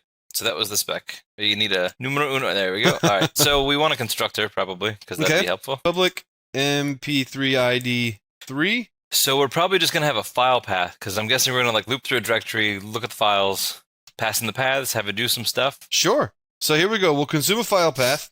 Okay. And let's also just kind of store the file that we have just so that we can know what file we're looking at. So we'll do like a public private string underscore MP3 file path. Yep. So we'll do let's just do it. So we'll just set that. MP3 file path equals MP3 file path. And then we'll make a public method that Hold reads on, it, real or quick. should we read, Let's go ahead and let's slurp those bytes in, and we'll kind of store them when we construct the object. That way an exception can be thrown if the file's not there or something. Okay. So we'll set up a using block here, and we'll use a file stream object. And Brian, as you know, it ends in stream, so that means it's working in what? Wee. Binary. Inside of the file class, there's a method called openRead. And I believe we talked about this, but if we haven't, basically it's just a shorthand way of creating just opening up a file for reading it in binary. So it returns a file stream naturally. Exactly. So OpenRead is going to want the MP3 file path, and then inside of this scope, we have access to the open file. Cool. So file stream will seek it. Okay. Because we want to jump to the position where the tag starts. Right. So seeking is basically like if you imagine that the file is a record on a turntable, we're taking the needle and we're seeking to a specific spot, Brian. So where are we going? And if you don't know what that is because you're too young, then it's like fast forwarding a cassette tape to the position you want. And if you're too young to remember what that's like, it's like skipping a track on a CD. Okay. And if you're too young to remember what that's like, it's like skipping forward in an MP3? Yeah. Okay, Brian. So we want to seek to what position? Based on the Wikipedia documentation here. We want to get to the 128 characters from the end. Okay, great. And so seek will accept a negative parameter, right? Yep. So we want to go to the we want to put that at the end of the file in 128. Right. And we want to go to the end. So there's an enum called seek origin. So we're basically telling file seek to go to the end of the file and then go in 128 bytes. So now that we've put the needle of the record in the right spot, or the seek of the MP3 to the portion that we want, what are we going to do to it? Now we want to read the rest of it. So we'll file stream read from file stream based on the position we're at. Okay. So read will take in the byte array value that you want to store this into. Right. It's also usually called a buffer. Right. And we will not offset it.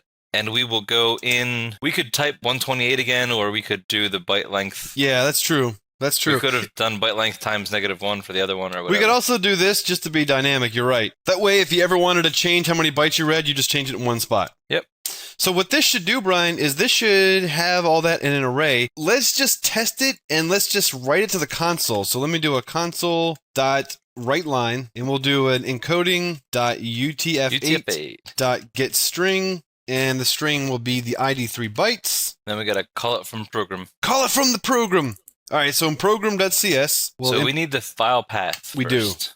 We'll do or we could take it in as nargs if we wanted to. Whatever, we'll just type it in. We'll be lazy for this one. It's just a lab. Yeah. And plus, Brian, we have another fun lab coming up where we'll do argument stuff. Cool. So let's see here. It's going to be this. So on your computer, you'll probably want to find some other files to try this with. Go to your iTunes or whatever you want, wherever you store your music. So I'm just going to copy this file location, and we'll do an MP. You know what got me irritated, and maybe somebody out there can write a program to do this? What's that? So in iTunes, you change the artist name and you group the stuff and you get it all ironed out, right? Mm-hmm. Well, then I lost my iTunes XML file in the library, long story short. Yeah. So I took all my files, all my MP3 files, and I reinstalled iTunes and I imported them all, but it didn't have any of the artist names again.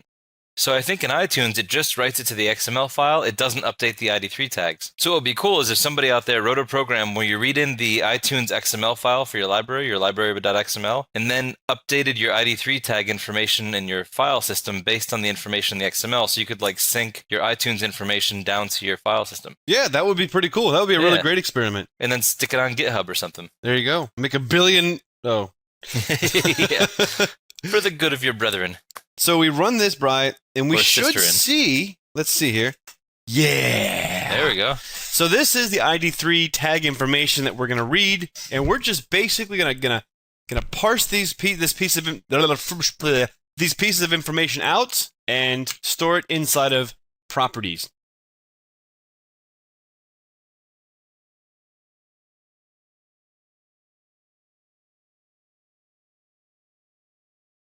So back in our MP3 ID3, Brian. In the program, did you make a constructor? Yeah, you did make a constructor. Yes. I'm stupid. I just zoned out. You did. You did zone out. All right, Brian. So let's make a nice little helper method here that will help us simplify reading the bytes from that array. Right. So we want something that'll just get a little range of bytes, because we remember in the spec it said from position 28. Move 30, it's going to be this. From position whatever to this, it's going to be another 30, and that's going to be this. Mm-hmm. So we want something that takes a starting position and then the length. So we can say the length for year is 4. The starting position is going to be 30, 30, 33, which is 90. So it'll be 93 length of 4 is how we want to pass in the arguments to get the chunk. So it's sort of like substring for bytes, right? Yep. All right, Brian. So what's a simple way we can do this? So we want a get byte range method, private one. All right, so we'll do a private, and this will just be kind of a helper, so we'll just make this instance level. Get bytes range. Okay, Brian, you said that you want to have a starting position and a length. Absolutely. So it's sort of like a substring. Yep. Cool. All right. And then we got an extra T in start. No, we got an extra R in start. We do. No, that's right, right? Str. Oh, str. Okay, now what? Okay, so we want we basically want to do a for loop from. All right, so let's write out the for loop first, I guess. Okay. So we'll say for int I equals start, Okay. and I is less than start plus the length, which will be the ending position. Okay. I plus plus. All right, so we're just going to iterate through these bytes. Yep. So we want to add this to probably a dynamically allocated list of bytes. So That's probably the simplest thing to do. we'll do a list typecast of bytes With the least amount of code and least amount of thought. Yep. Okay. because we can always send that to an array. So this Right. we'll just call it return bytes. Okay. There's a new instance. And All right, then I'm assuming we'll do this then, right? return it to array. Yep. Return bytes To array. to array. Okay, so now Cool. we should. All right, so in the for loop, all we have to do is just take the byte at position I and add it to return bytes. Ah, gotcha. So the position, the array is going to be the ID 3 bytes and position I. Yep. Okay, that's pretty simple. Not bad. Okay, so now that we have that, now we can actually get at things.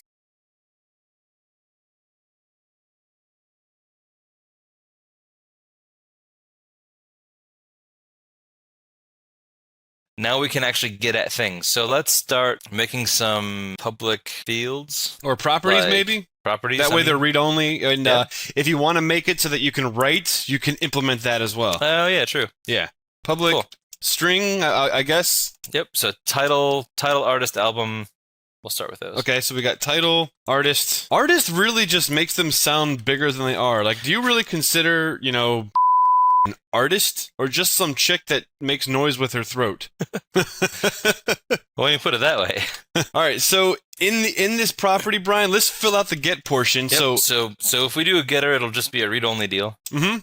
So all we have to do is return. We just want to do a string version, so encoding, Okay, and then we'll do UTF-8. yep, and then get string, Okay, and now we can call our get byte range method we just made. okay, And if I remember right, title starts at position 3 because TAG are the first 3. right. So the And first it's 30 characters are going to long. be TAG, which means that we're going to go 0, 1, 2. Two. So then starting at position 3 will be the title, right? Right, and that's 30 long. So as you said, Brian, we'll start at byte 3. Whoops. We'll start at byte 3 and we'll take 30. And just again to reiterate, we're getting this from here. We're starting at byte 3 and then we're going to take 30. Cool. Because that's what the spec says. Now, if you want, guys, you can implement a set here and you can basically set the byte range and then you could write out the last 128 bytes to the file if you want to. Yeah. We won't do it in this example just because we're going to be lazy. Right, but you could do the same using we did and then seek and then write instead of read. Yes. Yeah, Right. there's a number of ways you can do it. Yeah. Oh, yeah. And So that'll be your fun assignment. So Brian, we want to get the artist and the album. So 30 plus 3 is 33 for the next position. Okay. And this was also 30 long. Gotcha. And because this is also 30 long, album's going to be from 63 to 30. Okay. That sounds pretty simple. Yeah, Let's test this real quick. So we have, we probably should. we'll do console.writeLine ID3 dot. So we have, let's do title, Plus, and then we'll go to colon like the next artist or something? line. We'll do Yeah, that works. title, and we'll do album. I guess we'll do artist. We typically see it like this, right? Artist, album, title. yeah, it doesn't matter. Yeah, well, we might as well. All right, so hopefully this will look right. And it successfully found the Hey, band. check that out. The artist is wire drawn. The name of the album is Leaving Here Without You, and the name of the song is My Direction. Excellent, Brian. So there's a couple other fields that we want to extract. Now let's start with the year that the album came out. Okay, so this is going to return an integer this time. Okay, right, because a year is a number. So this will be int year. And what's going to change? So the position, so 63 plus 30 is 93. Okay. So the next position is 93 is the starting position. Mm-hmm. And there's only 4 characters in a year, so I would assume that the spec is 4 characters long. All right, so Sure it is. that'll bring back the string. Yep, so now we just want to parse it as an integer. Okay. But something could go wrong if we parse it as an integer. So Right, like let's just say that the person never set the year and we just get back 4 bytes that are all null, which is not a number. Right. So what's a safe thing that we can do just to make sure that our software doesn't crash in case that's the case? So we could either do a try parse or do a try catch. Okay, let's just do a try catch. Okay. I think we did a try parse in a different one. And if we didn't, Then whatever. it's pretty simple. And if we have an opportunity again later, we'll do one. That works.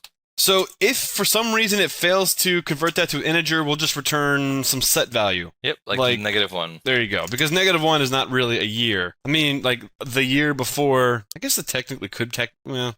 We could do an integer with a capital I and return null. It doesn't matter. It doesn't All right, matter. let's do it. Because any MP3 that came out before the common era, I don't know if we have recordings from that time. Well, I just mean if they never said it. I know. I was just joking. Yeah. So if you All get right, -1, you know that it's not set. So, comment. We have another field to get right here. Yep. Comment. Yep. All right. So 93 plus 4 would be 97. So 93 plus 4 is 97 would be the starting position, and this, I believe, is also 30 long.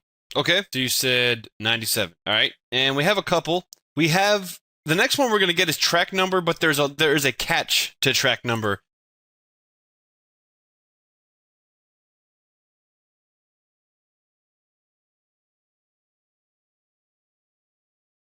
And let's read about this real quick. What it says here is the next we're gonna now read 1 byte. Oh, right. And if that byte does not equal 0, so if the value is 0, then that means that the track does have that means that the ID3 does have a track number. If it's not 0, then it does not have a track number. So what we'll do is we will read the byte and we'll return a -1 if it does not equal 1 or 0. 0. So we'll do public int track number indexer. What? Int track number. All right, Brian, talk me through this one. Okay, so let's get the track number by getting... So based on the spec, we want to check at position 125 for whether or not there's a 0. Okay. If there's not a 0, we want to return 1. Okay, so if... So in this case, we want to cast it as an integer. Okay. Because it's not going to be stored as a string. Okay. So ID3 bytes, and we can just say sub 125, and we'll just get that byte at that position. Okay. So yeah, so if it's not 0, then we return -1. Okay. Just to say, like, that there's no track number. Okay. In all other cases, we return an integer cast of position 126. Okay. That's it. And just in case we don't have all the bytes read or something like that, we'll just do like a nice try. Sure. Just to make sure that the program doesn't crash for something as insignificant as this. Keep it nice and clean. Yep. Return -1. All right. Cool. So the track number, and then lastly, we'll get the genre. The genre. So we're basically going to do exactly the same thing that we did for the track number. Okay. Is that how you spell genre? I think it is, right? Switch the R and the N. Genre. N-R like that? Yep. Okay, great. All right. So although we're going to get the byte the same way we did before, like when we cast it to an integer, only difference is we want to look it up in our genres enum. Ooh, the array that we set up here. Yeah. Nice. So we'll return array at position, Okay. and then we'll grab it and cast it. Woohoo. So integer cast of ID3 bytes at position 127, which in a 0-byte index is the last character value. Cool. So like that. Yep. Is that it? That looks to be it. All right, Yeah. let's build it. And they will come. So let's go through. Let's get. So we have the artist, the album, the title. What else do we have? We have a genre, the genre. comment, There probably is no comment, but we'll just write that anyways. Comment, track number, year. track number, and year. Is that Yep. it? That's it. I think so. What Right. else could you possibly want? I don't know. All right, so if we run this little guy. All right. So the comment, Brian, does have that little bad thing at the end. So let's take 28 instead of 30 for the comment. Right, because the track number can be either 1 or 2 characters long. Yeah. All right. So we'll do that, and then we should be happy and healthy. So Cool. instead of this, we'll be 28. And that's a safe comment size. That's a safe comment size. So there we go. Wire drawn. Leaving Here Without You is the name of the album. My Direction is the name of the song. The genre is rock. There's no comment. It's track 1, and the song came out in 2003. So Nice. Check that out. let's for each that directory and make sure that we get unique results. What do you think?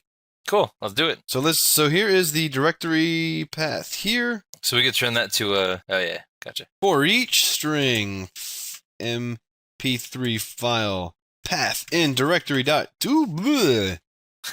directory. Oh, come on. Directory Oh, that's why. Yeah. Cool. System.io. dot get files from that path that are star.mp3 files. Cool. So we don't have any system.db files or something. Yeah. Some thumbs in there. All right, so we got that, and we'll just put like a console.writeLine at the end to separate everything. And let's see what we got, Brian. So we have Whoa. 9 tracks. There's the first track, the second track, the third track, the fourth track. So not bad.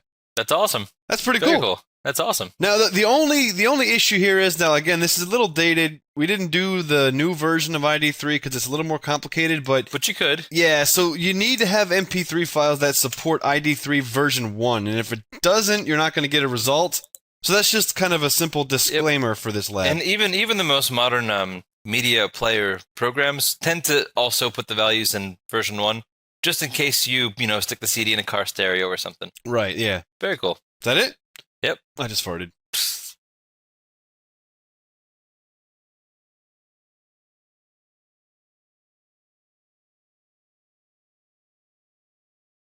You know, Brian, I've been a professional developer for a long time now, right? And so have you, right? About as long as I've been a professional dancer. Which has been a very, very, very long time. And a very pretty dancer you are at that. One of the things that I really, really hate as a professional developer is writing documentation. Yeah. Not only does it burn time for my entire day, but it just sucks. It's boring, awful work. And you'll spend a couple of days or a couple of weeks, months, maybe even a year developing something, and then you have to go back and document it, and you don't remember what the hell you were doing a year ago. Sometimes you just don't bother. Exactly, right. And So then you say, I don't know, my program's so clean and easy to read that it kind of documents itself. So, C# has provided a way to try to help make documentation part of the development process, which is awesome. So I find myself using these a lot more than I do updating SharePoint sites with information about my projects. Yeah. This is C# saying, help me help you. Exactly. So we can write comments in our code, and that's great. It allows us to just write in plain language, whatever language that is that you speak. Ours would be English, which is the American language, the greatest language in the world. In the galaxy, really. Yeah. We all know that good programmers document their code, right, Brian? Yeah. Yes. Wouldn't it just be cool if we could just add documentation as we were coding? Yeah, and documentation in places that are not only useful, for people who aren't looking at the code, but more importantly, places where it's useful while you're looking at the code. While you're using the code. Yeah, like for instance, if you're writing some code and you come across a situation where you're like, oh crap, how am I going to pull this off? It's going to be not this, but for this. And you're like, this is kind of the simplest, best way to do it, but man, that's weird. And you kind of throw a comment in there for your own future self to come back and look at and be like, thanks, past self, for that little note. I remember what I did there. Not only those kind of times, but also instead of having to read an entire page full of stuff, you can kind of summarize things. Those are all very valid and useful things that don't really take a lot of time, but can really pay off in the end. Yes. Let's take a look at some ways that we can use comments in our code. So we can use the double line for the single line. You guys remember this from the C course. And then we have block comments. But what are these 3 slashes, Brian? What's a documentation comment? Yeah, documentation comment. That's weird. What does that mean? Could that I don't know. Let's check it out. It's just so weird.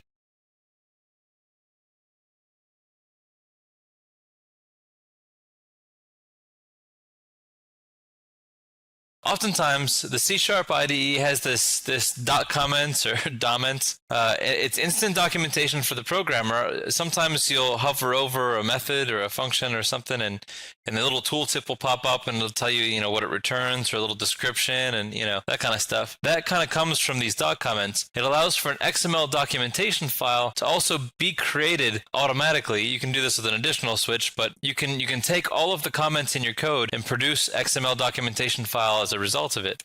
Absolutely. And then you can upload that to your SharePoint site. Yeah, right. You can take that and shove it up your SharePoint site. and even the comments itself uses XML kind of formatting. It's really useful. It's used all the time. You probably recognize the fruits of it in projects that you import into your own all the time, but maybe don't often use it yourself. When we are using a regular class here, like in the console class, when we evoke the WriteLine method, we can see that the mono-develop IDE shows us some documentation here that says that it's a void method, it's called WriteLine, and it has a description. First off, it says that it can write a line to a text writer writer, and you can see that it says one of 19 overloads. So there's this instant documentation that allows the developer to know precisely what the method that they're looking at does. And you may be wondering, if I were to write my own console class, could I provide this same luxury to the programmers that come behind me? Probably. And yes, you can. So those triple slashes or document comments or Domments or whatever you want to call them can make use of these XML tags.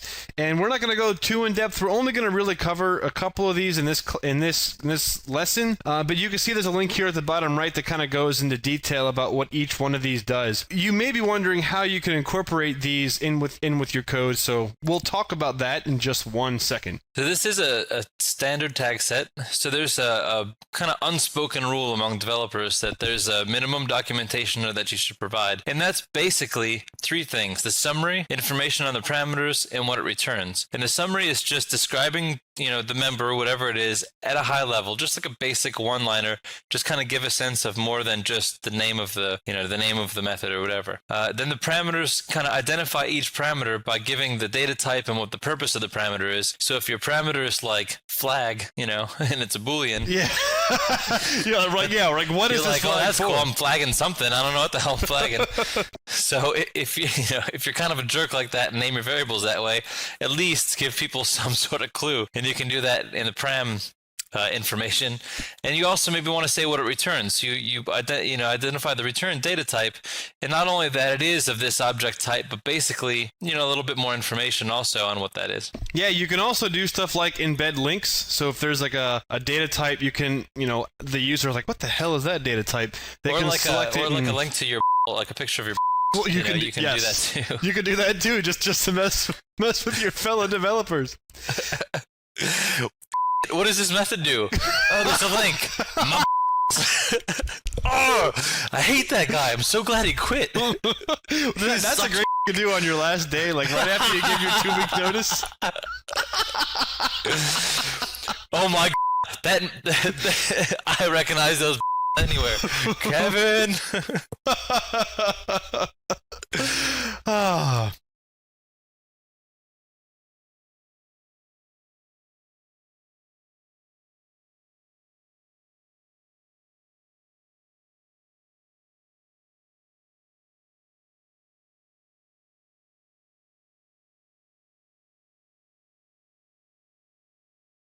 Alright, so if we look at this C#, this is a full code file C# with the using directive, the namespace declaration, class, and everything. And you can see that we have created this method down here. Just add 2 integers, takes in 2 integers, and it just adds them. Now, I know that the name is descriptive enough, right? Add 2 integers. You have to be kind of an idiot to not know what that means. But let's just say that I worked for Apple, right? And instead of naming something add 2 integers, I said initialize a blah da with blah da da blah da and blah da blah da blah blah blah blah. So like you have no idea what the hell I'm trying to do. I can in C# you can get a standardized response here, which is add 2 integers. You can see the return type is an integer. It takes X and Y. But if the name was a little more cryptic, you may not know exactly what that may not be enough information for you. So what I can do is I can add this summary tag. You see this little XML markup here. So I have summary, and then I could just put text within those tags. So the open and close summary, and then it says, this is a method that will take in 2 integers and add them together. And you could see in That's awesome. Yes, in the mono-develop IDE, it tells the user the summary that I just put in here. That's very cool, and it just looks awesome. It does. It makes the method look more legit.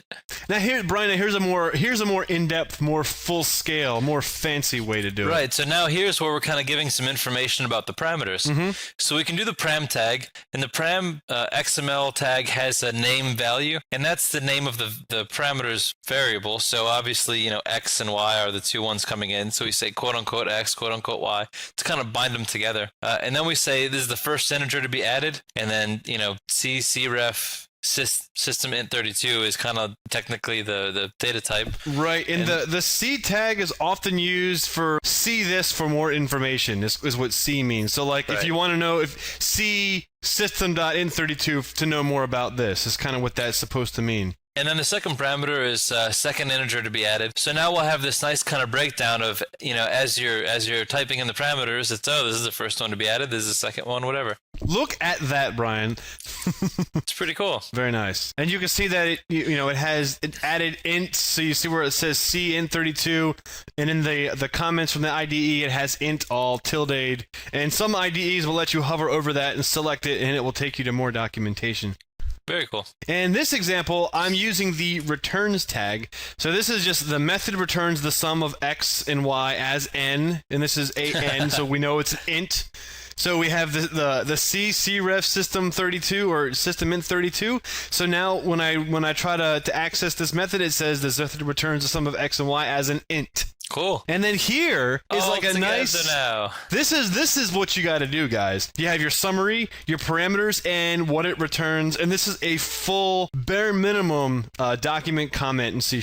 It's pretty awesome. Yeah, of course you don't have to use all these, and there's plenty of other ones that you can use. But as far as I know, most developers want this as a bare minimum because it kind of tells them the smallest amount of information they need to know to make full use of this code. Yeah, and I'll be totally honest. Oftentimes, I don't put in the param values. It's because you're a lazy bastard. I probably should, but I try to do my best to name them very well. But I probably should. It makes sense to you, but if I read your code, I'd be like, what the hell is Brian talking about?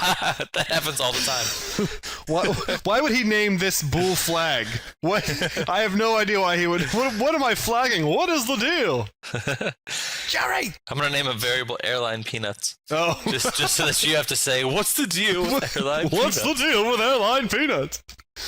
So, Brian, you were saying earlier that when you fill your code with these Domments that you can actually run them against the C# compiler, and it will export a full XML document for you that contains information about your class. Yeah, whatever. Right. So how do you do that? So you call the compiler, pass in the name of the file that contains the documentation, then use the /doc attribute parameter, colon, the name of the file that you want to export to. Nice. And then it will just do this, and then if we do a dir for XML, we have a main doc XML, and if we open it, we have a full-blown XML file. Check that out. Not bad, huh? Yeah. So, like, this is something that you could, literally throw into either a database or a website, and if you had the proper formatting, you could make this look nice and pretty and beautiful, and you could export this from all of your classes and have a full-scale, easy, already written documentation of all of your code at your disposal. There's also tools out there that will take these XML files and you build them out in the same directory structure as your code, and they will convert them to be an interactive online website. Nice. That's perfect. And you can run your entire project at once too. And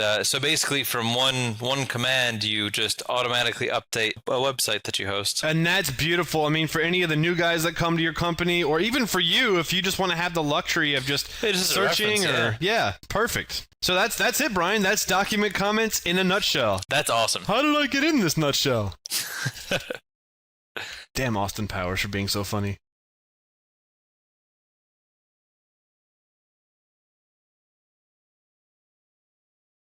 Welcome back to Programming in C#. In this lesson, we're going to talk about the base class library, and this is effectively an around-the-world tour of .NET Framework. The base class library is kind of the meat and potatoes chunk of the .NET Framework. You know what you're around the tour reference? I don't know why, and this is not my generation, so I'm too young for this, but it made me think about Spinal Tap. They went on their American tour. And nice. What a funny This ass is movie. Basically Spinal Tap does .NET, yes. But these go to 11. Did you ever see the other movie they did? Was it Best in Show? Yeah, that movie's really funny. Wasn't that a hysterical movie? There was another one about them being like an Appalachian folk band. Yes, it was Eugene Levy and the redheaded girl. I forget her name. Yeah, that's pretty good. That was really funny. Those guys, man, those guys are funny. So as Brian said, we're going to talk about the base class library in this lesson. So even though we've gone kind of far with this whole C# thing and we're writing programs and doing all that kind of stuff, let's kind of like step back, right? So you know kind of some of the simple ways to use the language. We know how to instantiate objects that belong to the .NET framework. We know how to use objects that can't be instantiated, like the console class and that kind of thing. But what is this whole .NET framework really comprised of? Well, there's different sections of the .NET framework, and the base class library is one of the layers of the .NET framework. And then sitting on top of that layer is the base class library. Now, we have an entire lesson dedicated to the base class library, so you're going to learn about this, so don't worry about it. The base class library is just that. Pretty much most of the fundamental core classes for the .NET framework reside in this layer. So in this lesson, we're going to kind of go piece by piece into the major parts of the base class library and also discuss parts of it that are, in how they are standardized in different ways. And you're going to use the classes that we're going to show you are kind of the core .NET classes, and you're going to use them all the time. If you become a professional .NET developer, you will use these so many times, it's going to drive you insane. Even if you're a C# hobbyist, you'll use these all the time. That's true. There's no way around it. So Brian, talk to me. What is the .NET base class library? So this is effectively an API or series of APIs that are available to any language that uses the .NET framework. It's easy to think that the .NET framework is largely around C#, but we know it's also in VB and it's also in other languages. But this is the partially standardized set for the .NET framework in a more abstract sense. So this base class library contains libraries for things like basic I/O, graphics, database operations, stuff like that. Like the extremely reusable things, the things that you're going to be hitting all the time. Every time the .NET framework is updated, a new version of this BCL is introduced. So this really is effectively the .NET framework. And again, it's not specific to a language, but it can be used equally in any language that implements .NET framework. Couldn't have said it better myself. So when we talk about partially standardized, let's kind of define what we mean by this. So the BCL is kind of broken apart into two sections. Now you can really slice and dice this in multiple ways, but when you really get down to the nuts and bolts, there's an industry standard section and then there's a Microsoft standard section. So the industry standard portion of BCL is what's recognized by the standards board. So when we say that C# is a standardized language, the .NET is a standardized framework, the portion of that standardization is in the industry standard portion of the BCL. So every single .NET implementation will implement the industry standard classes and actions and entities. And then we also have the Microsoft standard, which is the portion of the framework which is not recognized by standard boards. They close a blind eye to this portion of the framework. So this is what is implemented in the Microsoft version of .NET.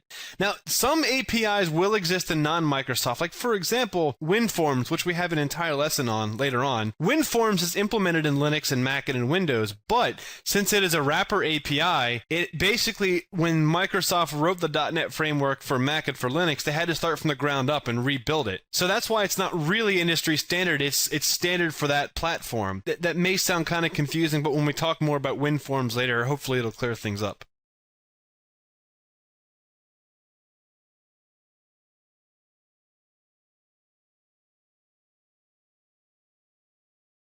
So now let's just kind of jump into some of the standard namespaces that you'll find in the base class library in .NET. The first one is the system namespace. This is the absolute core development namespace, and this namespace provides things like base data types, integers and such, exception handling, arrays, console interactions, any kind of write line or anything like that, and mathematical operations like adding, subtracting, division, modulus, any of that kind of stuff. So this is the absolute fundamental type of stuff. Right. So when you're using a string, you're actually using a system.string. When you're using an integer, you're using a system.integer.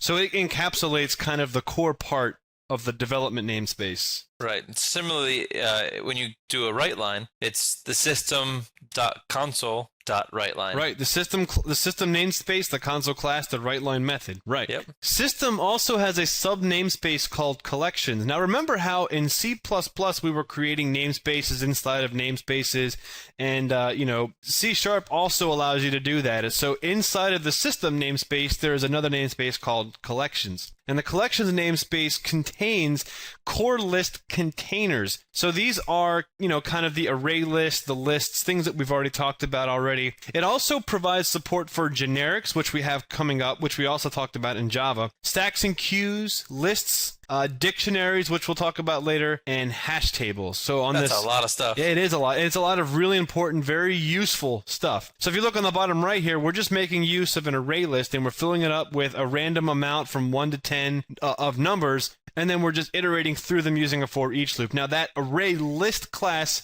is encapsulated inside of the system.collections namespace. And do you remember in C++ when we went through and we built our own stacks and queues and things like that? You know, this does it for you, which kind of makes things a lot easier. And you know they test the heck out of this before they release it, so the chances of bugs in it are a lot less Absolutely. than if you were to write one yourself. So it's kind of a safer way to use stacks and queues than writing your own. Exactly, right. Another one is the system.diagnostics namespace, and this provides functionality to diagnose programs. This involves logging to the system event logs, and looking at system process interactions and managing system process interactions. For instance, we can create, there's a process class we can instantiate, and if you look at this code we're instantiating one as P, and then there's another class we have access to, process start info, and we create a new instance of it, and we say we want a new instance of CMD, you know, the CMD process name, and the parameter being /c ping google.com. That's starting the process of cmd.exe and passing telling it to execute the command ping google.com. Although that hasn't executed, we're just instantiating it with that information. We can say things like create no window true, so it's, quiet, redirect standard output true, use shell to execute false, and then we can bind that to the process object and then start the process and wait for it to complete. And then we can, write the standard output that we get back from it. So not only can we execute that process, we can execute ping google.com, but we can redirect the standard output and grab it as we're executing it inside of our program and write it out to the console ourselves, all by using the types of classes that are provided to us in the systems diagnostics namespace, which is incredible. I mean, that's a really high level view. I mean, this is really where .NET's kind of elevating your level of abstraction when you're writing code. Absolutely, right. Because there's a lot of stuff going on here, to be able to create that, execute it, pass the parameters, make sure it executes, redirect the standard output, not creating the window, all that kind of stuff. So this is really pretty neat. Yeah, there's also, you can list, there's ways to list currently executing processes. So you can get a process instance for all the current processes that are running and check the status. You can make your own task manager. Right, yeah, you can see what they're doing, how much memory they're consuming, how many CPU cycles that they're consuming. So this is a very important, very highly used class.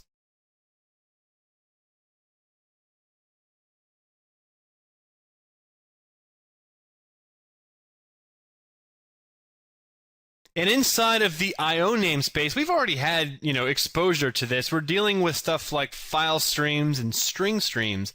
And you guys know what a stream, we already kind of talked about what a stream is in a couple of our courses. A string stream, and there's many different ways of utilizing strings, and C# allows us to have a string stream, which basically treats a string as if it was a stream. And, we did this in C# with OString stream, and we were, converting. Remember, Brian, we were doing... C++, you mean? In C++, right. Mm-hmm. Yeah, sorry.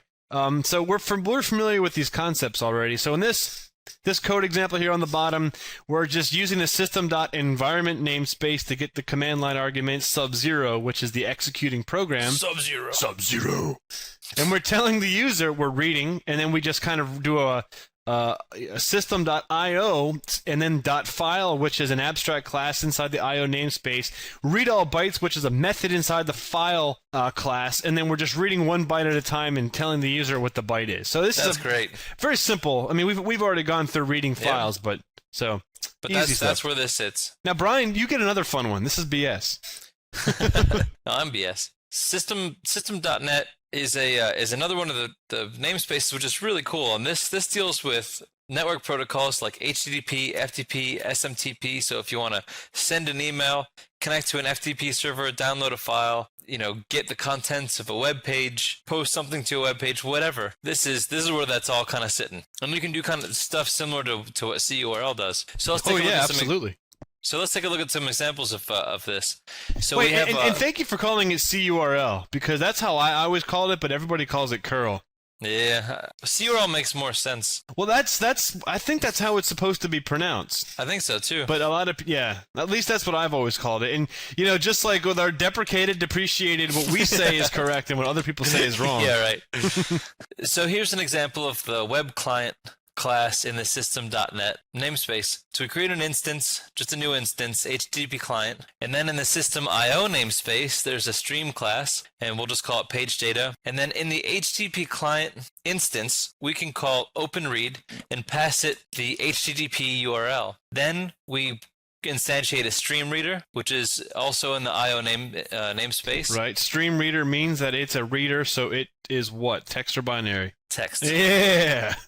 So we I always get nervous when he asked that. I'm like, oh, what is it? Text.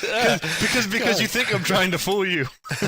So then we take the page data stream, which we now have opened and tied to the web page, the web URL, and then we create a new instance to that, and then we then call on the reader read to end. So that's going to establish an HTTP connection, request the contents, and read all of the contents to the end until the entire page is delivered, and then store it as string page text. Then we can write it out to the console, just dump the data, and then we'll kind of clean up our stuff by closing the page data stream and closing the stream reader. And you can see on the console output, it actually just dumped the contents of http://wibbit.net.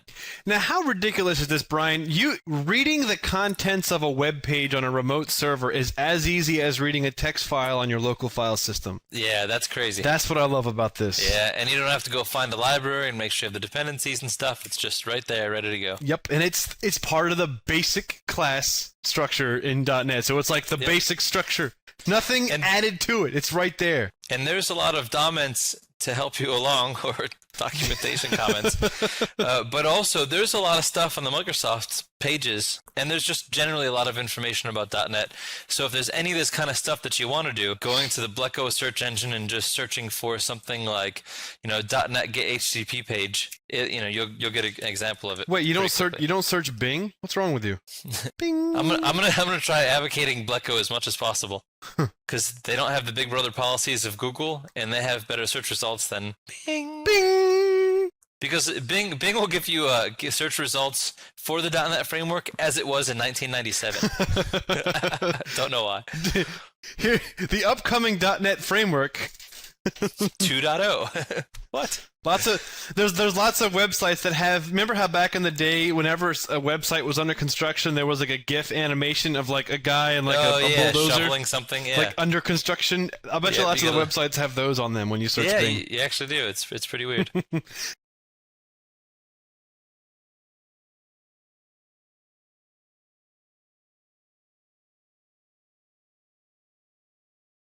So the system.text namespace provides stuff for text encoding and also for string manipulation and regular expressions. Now here's a class below that we haven't really talked about, but it's a string builder. And string builders are used very frequently. And what the string builder allows you to do is it creates a mutable instance of a string, sort of like what we had in C++. But when you're using a string in like a standard string in C#, it is an immutable object, which means that once you create the instance, you can't change the value inside of the instance. You can substring the value, but that returns you a new instance of a string. You can lower the value, and again, that returns you a new instance of a string, not affecting the original instance that you created. But with a string builder, it is encapsulating a string so that you can change the value of the string inside of the string builder. So here, I'm just creating a new instance of a string builder and just appending the text wibbit.met. Right? And then I'm going to go in 5 places and I'm going to put a period. And then I'm going to replace met with net. And then I'm going to append is super awesome. So then when I write this out, wibbit.met ends up being wibbit.net is super awesome. Okay, so now let's take another look at another example. Sorry. Yeah. I'm going to get some water after done with this. Yeah, I think I'm getting like mush mouth. Yeah, it's been a couple days since I've talked this much. Yeah, I know. Usually go to work, put my headphones on, come on. Yep. So let's look at another example of the system text namespace and some of the fun things we'll find in there. Ooh. So here we have an entry point where we have a byte array, and we create a new byte array, hey buddy bytes, and we do 72, 101, 121, so on. And then we call messing with bytes, and we pass in the hey buddy bytes. Hey buddy bites. That sounds like a breakfast snack cereal. Yeah, it does. Sounds delicious. Mommy, I want my hey buddy bites. With 5 times more sugar. And taurine. The same stuff in Red Bull. Hey buddy, hey buddy, hey buddy. So one of the things that we can do is there's a system.text. Namespace has an ASCII encoding .ASCII.getString, which is really cool. So within the domain of ASCII encoding, we're specifically looking at the ASCII class, and we're going to get a string, and we pass it in bytes. So this converts our byte array up above into a string. So then we have our B string. And then, so that we kind of put that off to the side, and now we're going to iterate through all of the bytes in bytes. And in this case, we're going to typecast the byte B into a character. So now we have our B char, which is a character representation of our byte. Right, so we can actually see it. Right. Then we're going to use system.convert namespace toString, and we're going to pass in B, comma 2. Right, so we're converting that number, that byte, to base 2, which is what, Brian? Binary. Ooh. Then we're going to pad left up to 0. So, if we have, if it's not a big enough number, we have kind of consistent things. So now we have a binary representation. Ooh. And then we're going to right line the character, and then a tab, and then the binary bytes. So it'll be this. It'll be the byte, the character, and then the binary byte. Ooh. Da-da-da-da-da. So that'll be kind of cool. So then after that iteration, now we're going to use system.text.regularExpressions, Oh, regex. which is really cool. .regex. We'll call R. We'll instantiate a new one, and we'll pass in left caret, which means anchor left. Hey. So that means a search expression for some string starting with the letters capital H, lower EY.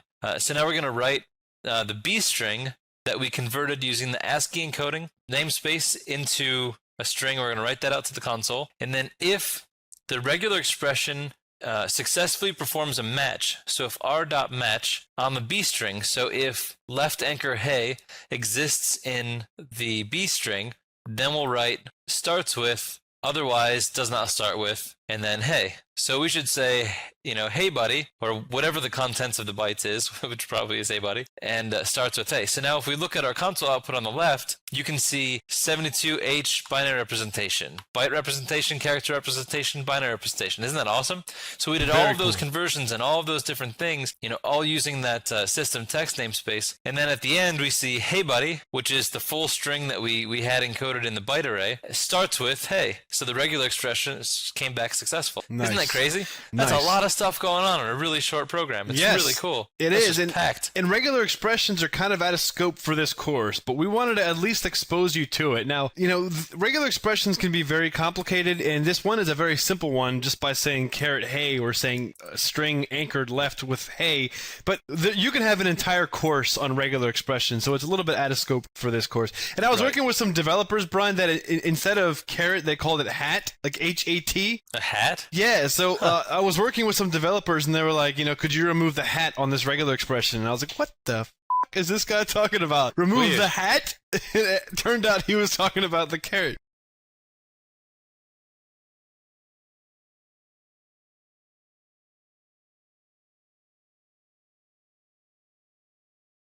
So as you guys recall, in the Introduction to Object-Oriented Programming, Brian and I discussed the concept of reflection. And when we discussed reflection there and also in the Java course, we kind of showed examples of what reflection is from a high level. And reflection, even though we discussed it from the kindergarten level early on, reflection can get fairly complicated and fairly in-depth. And one of the great things about the .NET implementation of reflection is it's a lot faster than Java's implementation of reflection, and it's also fairly simple to use. So when we take a look at this program here, what we're doing is we have our main class, and inside of it we have an instance level or a non-static method called HeyBuddy. So that means that we have to instantiate main class in order to access this method, and all that it does is it returns a string, and the string is HeyBuddy. So we can do cool stuff like read from like a text file or a database and create objects in our program at runtime. So the object instances are not known at compile time, which reflection is all about working within the runtime environment. So here we have a class name. We're scoping in through the namespace. The namespace is Wibbit.net. .NET.C#,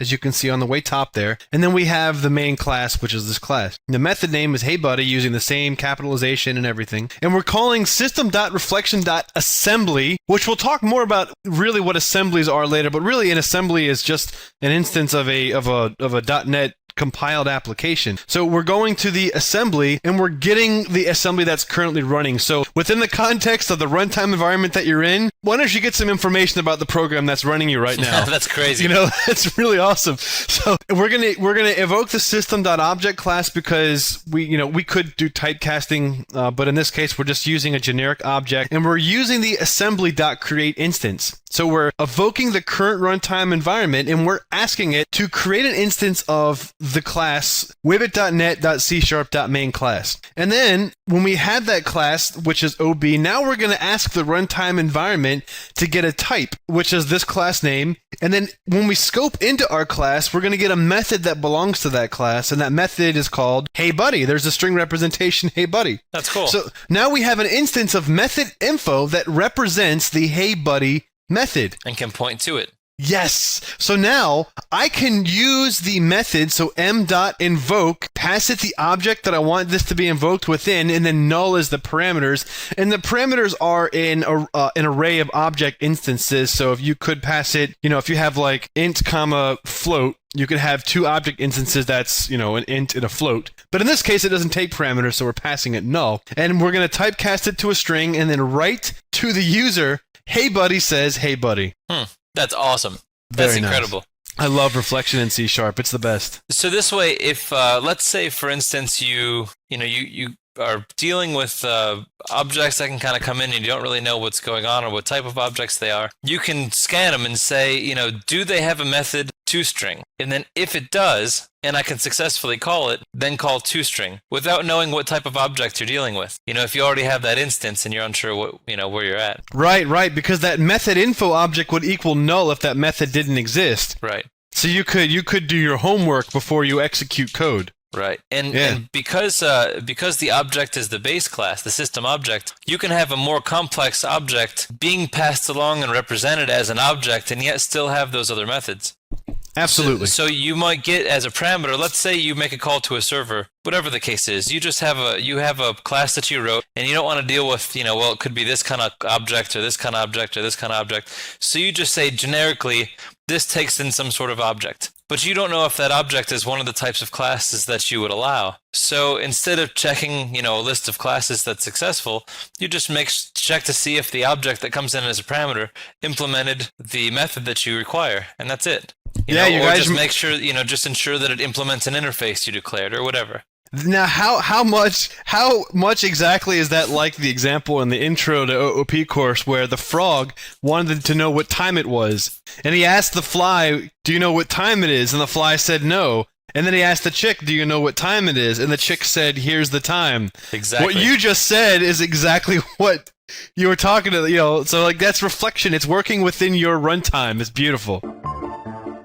So now we have some sort of object that wants to know what time it is. It asks the frog, and then the frog asks, "Do you know what time it is?" "No, man, I just had numbers. I don't know." "Do you know what time it is?" Killing my buzz. Yeah. So what is the time? It's 10:15:23. So now he knows, and then he reports back to the object that asked. Now this is another important reflective concept because, in this specific example, a task was given to him that he did not know, for lack of a better way to explain it, at compile time. Right. Ahead of time, he didn't know what was going to be asked of him. No Some clue. object just asked him a question. Exactly. So that was not something he was predetermined to know. Yes. But he was fluent enough to figure out how to do it. Yep.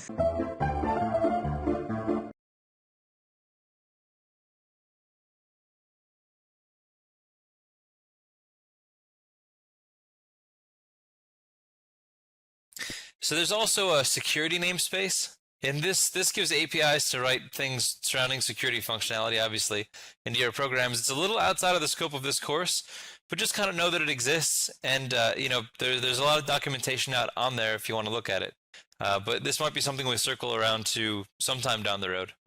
Yep, you can do cool stuff like you can impersonate users, you can use encryption, you could access like the SAM on your Windows box, so you can authenticate users based on their Windows username and passwords and all that kind of stuff. Right. But that's more advanced programming, which this course isn't going to really get into, this kind of stuff. But it is fun to play with. Just mess around with the security namespace. You'll find lots of fun times there. We also have a course coming up about threading, so we're not going to discuss threading in this lesson, so just know that we're going to have an in-depth threading lesson upcoming. But they're inside the system.threading namespace, it contains all of the functionality that we would need for multi-threading and in that kind of stuff within our applications. Right, and we definitely find it valuable, and we will spend a good amount of time on this this exact namespace. Multi-threading, I mean, as you guys know, it's a key part of development. Action script.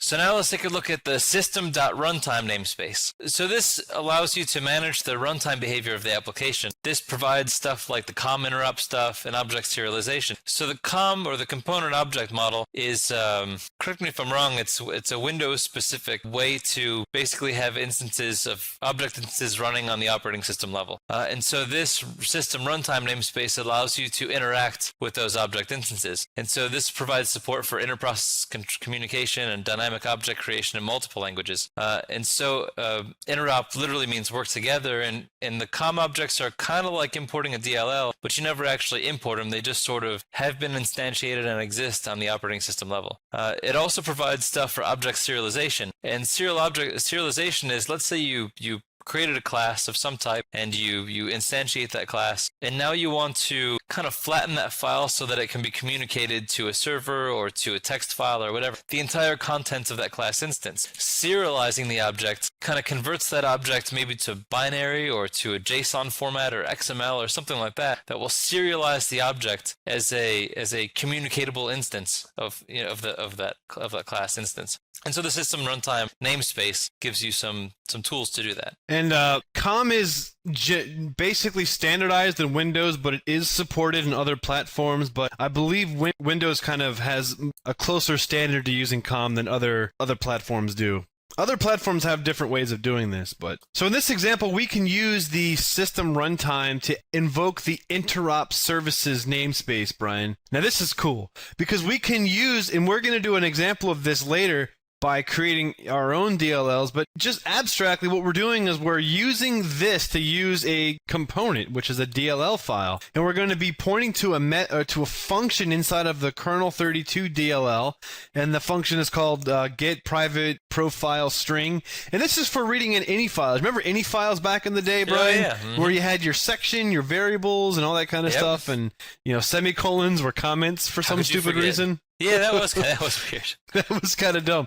So what we're doing in this instance is we have a method that has this just called read any value, and what it does is it sends C# recognized data types to a C++, or actually I think it's a C written API, Probably, yeah. and it returns us the value. It's pretty cool. Remember this person class, Brian? Yeah. Do you really remember this? Because I don't know if we've talked about person enough.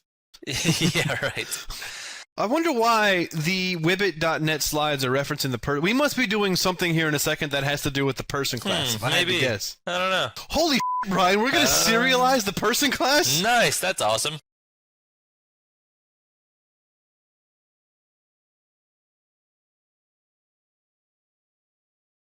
Holy Brian, we're going to serialize the person class? Nice, that's awesome. Oh man, let's talk about this, Brian. So what is this all about? So this means that the public class person is implements with the colon iSerializable. And since it starts with an uppercase I in naming convention, that means interface. Right. And then part of this declaration is by calling the serializable directive so that the rest of the application understands that this class is serializable, I should say. Right, yeah.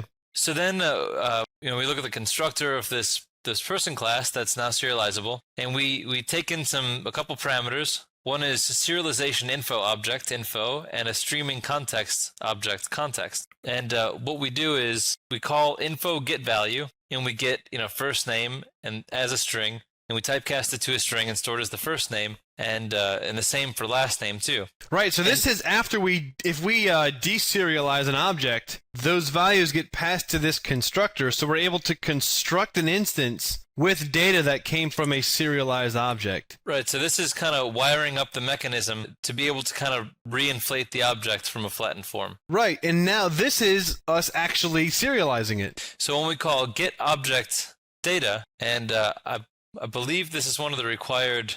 Yes, these two are required by the iSerializable interface. So this is a required method to implement.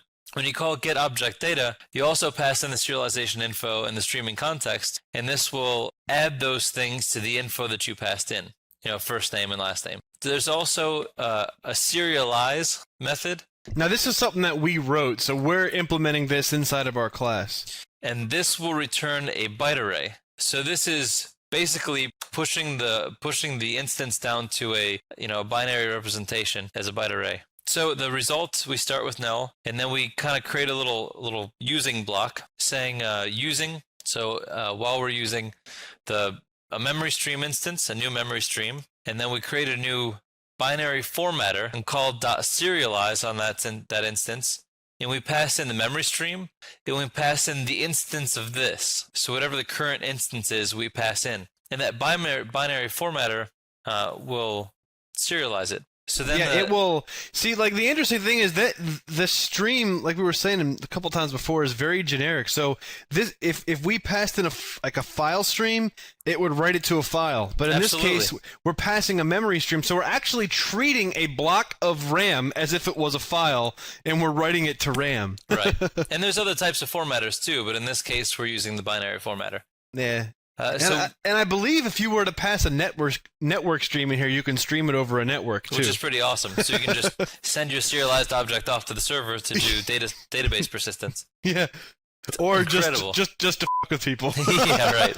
So then we set the memory stream position to 0, and then we store the result as a new instance of byte array of the length of the memory stream, and then we read the memory stream, and we read the into the result starting at 0 for the entire length that we've allocated in memory. So then once that happens, we've basically filled in our byte array with the result of the binary formatter's serialize of this instance, and then we return the result. And the reason this works is because when we pass this into serialize, this instance must be an instance of a class that implemented iSerializable. Otherwise, which came from the system.runtime namespace. Exactly.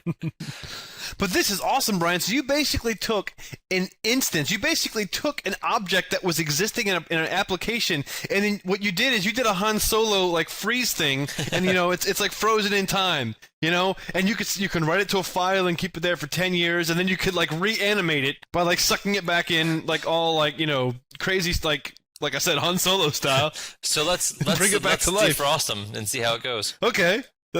So we have this deserialize, which does exactly that. So now we pass in the byte array. So let's say we burnt it to a CD-ROM, and 10 years have passed, and now we load the CD-ROM and get the byte array off of the disk or wherever we stored it to, wherever we put it, or whatever we did with it. It doesn't even matter. So now we read it in. And we create a person instance, we'll just call it result, and then we'll set it to null at first. And while we're using the memory stream, create a new instance of memory stream of the byte array, B. And so then we're going to save into the result, typecast as a person, because that's what this is, a new instance of binary formatter.deserialize, and pass it the memory stream. Isn't that crazy? Wow, so you just unfroze Han Solo. Yeah, because we constructed the memory stream with the byte array, it already had access to it. All we had to do is just pass where we wanted to deserialize this to. Yep, and now this person that was frozen in time on a CD-ROM for 10 years is now reanimated in the state that it was when it was frozen. It's crazy. It's awesome. So, and here's how we can implement this code. So in this case, we create a new instance of a person, .NET Wibbit or Wibbit.net, whatever, and we're gonna store the serialized version of this object into byte array by calling p1.serialize. Then I'm creating a new instance of a person here. So person p2 equals, and since the deserialize was a static method, I called that on the class, not the instance. So person.deserialize, pass it in the bytes, and then it will come back as a person. So now I have two copies of the same person, one that was instantiated by this program, and another one that was deserialized from a binary representation. That's so clean. Yes, of that class. It's so beautiful. I love it. That's really cool. But you can also, Brian, do stuff with like XML. Now, this doesn't use system.runtime. This uses system.xml, which we're going to talk about in a second. But since we're already on the topic of serialization, in this class, our person class is simply a string, public string first name, public string last name. We create a new instance of the person. We set the first name to Wibbit, last name.net. And here we have a string object XML equals serialize, and then we pass the person P. The serialize method in this case uses a string writer. So instead of writing into a memory stream, we're just writing it into a string because XML is a string.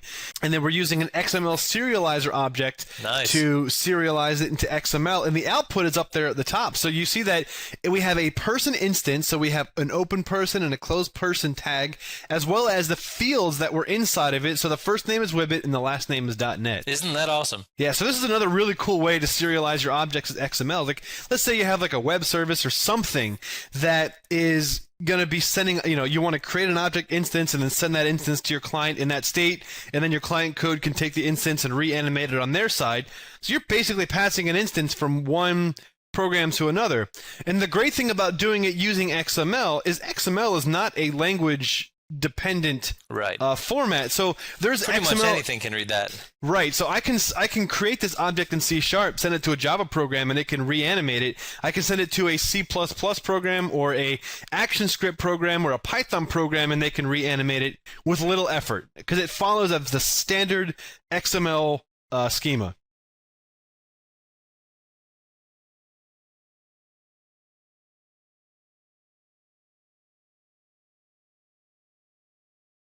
Now, we already talked about the system.xml namespace. Now, what we're doing in this case is in that last instance, we were doing a serialization of an object. Now we're going to we're not reanimating the object, but we're reading the data from that object. So I'm using that exact same XML output, which I stored here as person.xml, and I'm using an XML text reader to read that path.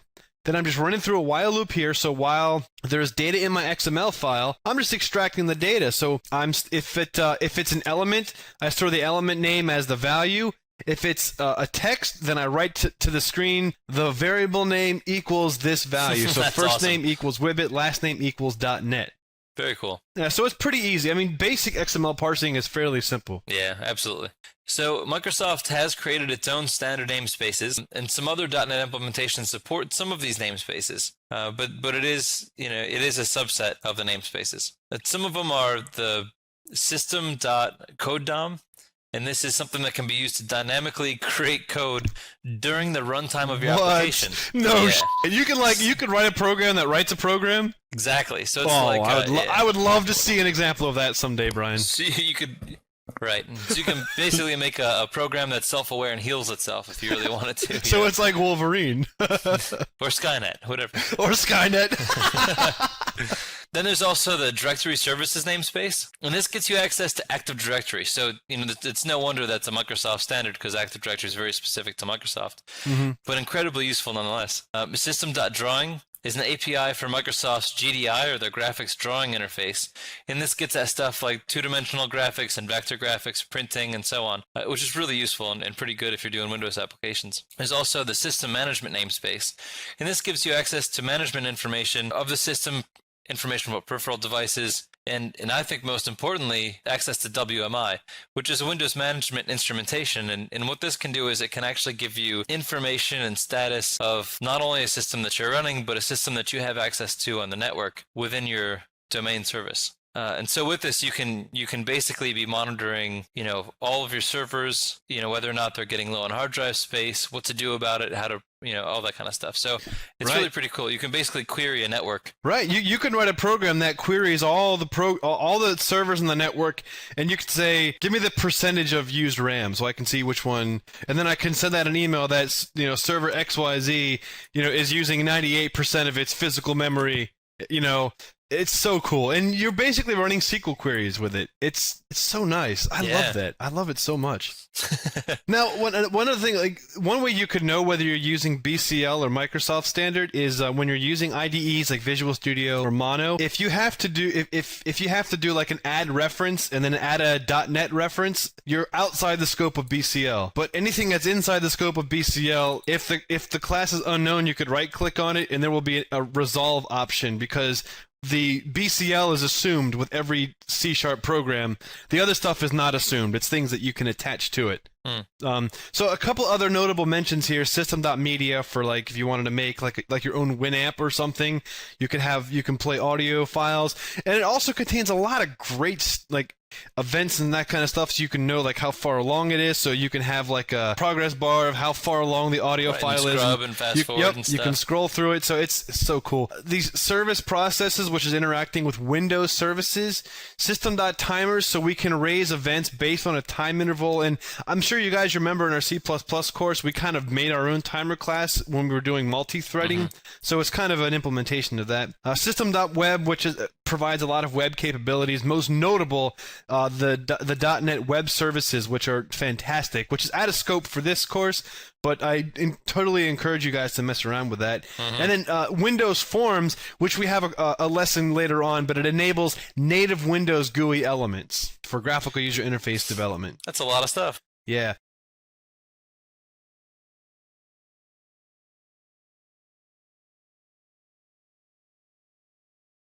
So Brian, let's take a look in the system.management namespace. You can do stuff like this. What is happening here? So let's take a walk through it. We have a server name, which is wibbit-pc, the name of the server. Then we have a server string, which is a / server name /root /cimv2. So that's our share path, basically. Root device path, I guess. So then we have a connection options, con options instance, and then we add the username and the password being wibbit.net is the best website ever. Just in case you're wondering, that is the password to my machine. Yep. So that's my regular password. So those of you guys that want to hack my then we create a management scope instance. Again, these are all in the system management DLL. And we pass it the server string and the connection options so that it understands where to go and how to get there. Then we're going to create an object query. So we create a new object query, which is crazy. And we're going to say the select star from win32_logical disk. Then we can say the management object searcher instance, new management object searcher, and we pass in our management scope and our object query. So then for each disk in this query, so for each logical disk on this server. Awesome. Yeah. So that disk instance has the device ID, which you can see in the right line, the device ID, the volume name, how much free space, the size, the use space, whatever you want, which is just crazy. Absolutely crazy. Yes, and you note that this code was not executed on wibbit-pc, so I'm actually querying another machine on my network. Right. So like Brian was saying before, you could write a program that gets all the servers on your network and goes out there and gets this type of information. So it's fantastic. Isn't that incredible? Oh yeah. Now let's talk about the system. Or let's talk about the service process. So let's open up our services.msc from our Windows machine. So in this case, we'll do start run, Windows MSC, and then let's locate a service that we want to restart. So right now, my Windows firewall just pisses me off, and I just want to write a program that periodically turns it off, right? Just to get back at it. Yeah, right. So I'm going to locate the service that I want to shut down, and when I right-click and go to Properties or double-click on it, I've noticed that there's a couple of different names here. Now, services have two names. There's a service name and a display name. When you're using the .NET APIs to interact with the services, it uses the display name. So where it says Windows Space Firewall, that's the name that we're going to use to reference this. Which is a little weird. Yeah, not the actual executable name. Yeah, so, you'd think it would be the executable name, but whatever. Whatever, man, whatever. So if we take a look here, and I'm note and comment here, you may have to run this as administrator depending on the version of Windows that you're running. But we have a string, and then we have Windows Firewall, and then I have a stop service method. And inside of the static method, I'm passing the service name as a string, and I have a service controller instance that takes in the service name as a string, and I can just do .stop. What? What? Is it that easy? It is that easy. And after that, I can call a method that waits for a status. So what I'm saying here is I'm invoking an enum that has a .stop enumeration. So I'm waiting for the service to be in a stop status. Now you can also pass another parameter. This has overloads for timeout. So if you want to wait, maximum of 30 seconds before you do something, you can do that. But in this case, I'm just waiting indefinitely until the service is stopped. And then when it stops, it returns control back to my main method. And as you can see, my Windows box here has the little bubble that says, turn your Windows on, turn your firewall back on, come on, I feel naked without it. So, and then if I want to turn it back on, I can just do a .start. What the hell? What do you know? So and then instead of waiting for it to be stopping, I'm waiting for it to be stopped. I'm waiting for it to be running, and then I'll return control back to the main method. That's just crazy. Oh, it's so nice.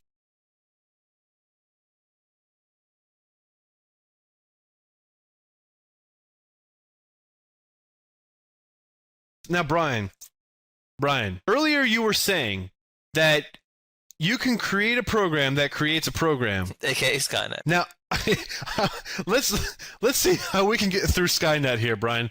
What do we got here? This is using CodeDom. Right. System.CodeDom. System.CodeDom. So we create an instance of a code compile unit. Otherwise known as CCU. Right. And you can kind of like pretend like CCU was like your code file. Like your brianisdumb.cs, sort of. It's, right. As a unit. So now we have a code namespace. What? So now this is effectively going to be declaring a namespace, and in the constructor we pass it wibbit.net. So that's just like, and you can see in this little green preview down here, this is the equivalent of declaring a namespace in a file that we wrote. So like we said before, CodeDom allows a program to write another program, which is crazy. Yeah. So just kind of keep that in mind. So this code compile unit is the mechanism that will enable that to happen. A code namespace is a namespace you declare in the file. So just to make sure we're all on the same page. Mm-hmm. Then separately, we're going to create a code type declaration. Now this is like, for instance, when we make a class definition. Mm-hmm. Right. So we're going to say we want a new instance of code type declaration, and we're going to call it Hey Buddy. Oh. So that effectively is the same as doing a new class block in a program. Mm-hmm. Right. Which is also crazy. So now we're going to create a code entry point method. So this doesn't really take any parameters, but as we know, the key for a code entry point has to be a public static void main. Absolutely. And right. that's what considers it to be an entry point. Now you could just create a method with all that of that type, but this is kind of a convenient way of just saying, just create a code entry point method, and that will make that public static void main, and you're only going to have one of them. At this point, our program has created 4 objects. One that's going to represent the entire program. Right. One to represent a namespace. Yep. One to represent a class, and one to represent a method. Now, all of these are separate. So Right. the namespace is different from the class is different from the main method. So let's see how this all comes together, Brian. What are we doing next? Well, okay, so we're going to make a couple more things. So we have the kind of the shell. We have the structure. Now we want to have a couple things that we actually we want to execute in do the program. something. Yeah. Yeah. So one of the things that we're going to be interacting with is the console. So we want to basically import a reference to the console. So we're going to say a code type reference expression, C# console, is a new instance of a reference expression to console. And then we're going to actually invoke a method on that class instance. What? Yeah. Holy crap, Brian. So in this statement, hey buddy, we're going to create a new code method invoke expression, and we're going to pass it the C# console, which is the code type reference, and then we're going to pass it the method we want to execute, which is Oh my god. right line, obviously, and then the parameter is going to be a new code primitive expression. Oh my god. And we pass it the string, which is basically the parameter that we're passing to the method. Oh my gosh. I know, right? So that effectively builds console.writeLine and passing in quote unquote, hey buddy. Holy So crap. now, these aren't all together. So now we have all these pieces. We have all these parts and pieces kind of sitting out there. We have the reference to console. We have the call to its method. We've got the namespace, the class, the entry point. So now let's put it together. So this is going to be a heads, shoulders, knees, and toes kind of thing.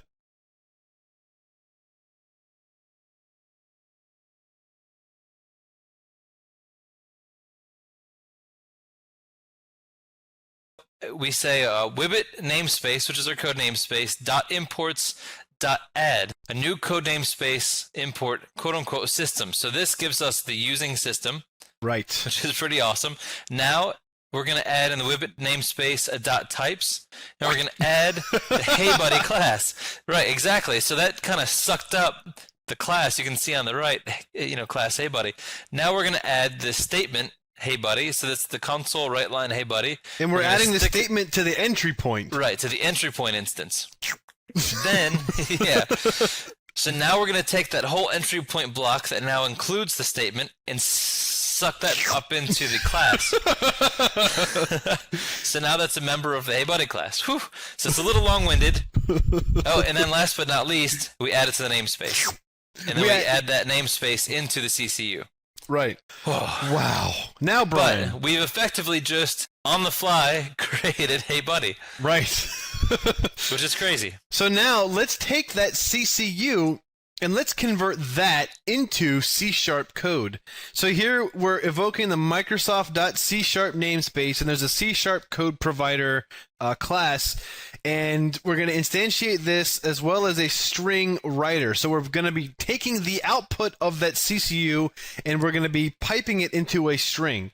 So we're going to call the provider instance, which is the C# code provider, generate code from compile unit, pass it the compile unit, the string writer, and then a new code generator options, which in this case we're not passing it any options. And then when we do the sw.close, we return the string representation. So when we actually run this program and we pass the CCU to this method, you can see this code will be generated. Isn't that crazy? So we just wrote a program that wrote a program. Now, And have some auto-generated comments, too. Right. So now, let's take this one step further, Brian. Let's use CodeDom to take this code, compile it, and execute it. What do you Nice, think? absolutely. Okay, so here, we have a method here called execute C# code, and it takes in C# code. So what we're doing is that right off the start here, we're just creating a temporary location on disk to store this, and we're writing that file to disk. We're evoking within the Microsoft C# namespace the C# code provider, new instance of that. Compile the parameters, and we're going to add system.dll, so that way when we compile this, the system namespace is known. And then we also have generate executable, which is true. The output assembly is going to be the executable file, which we defined above, where we have the exe file name. So generate in memory. No, we're going to generate because we could generate this to memory, but we're going to make an exe because we're cool.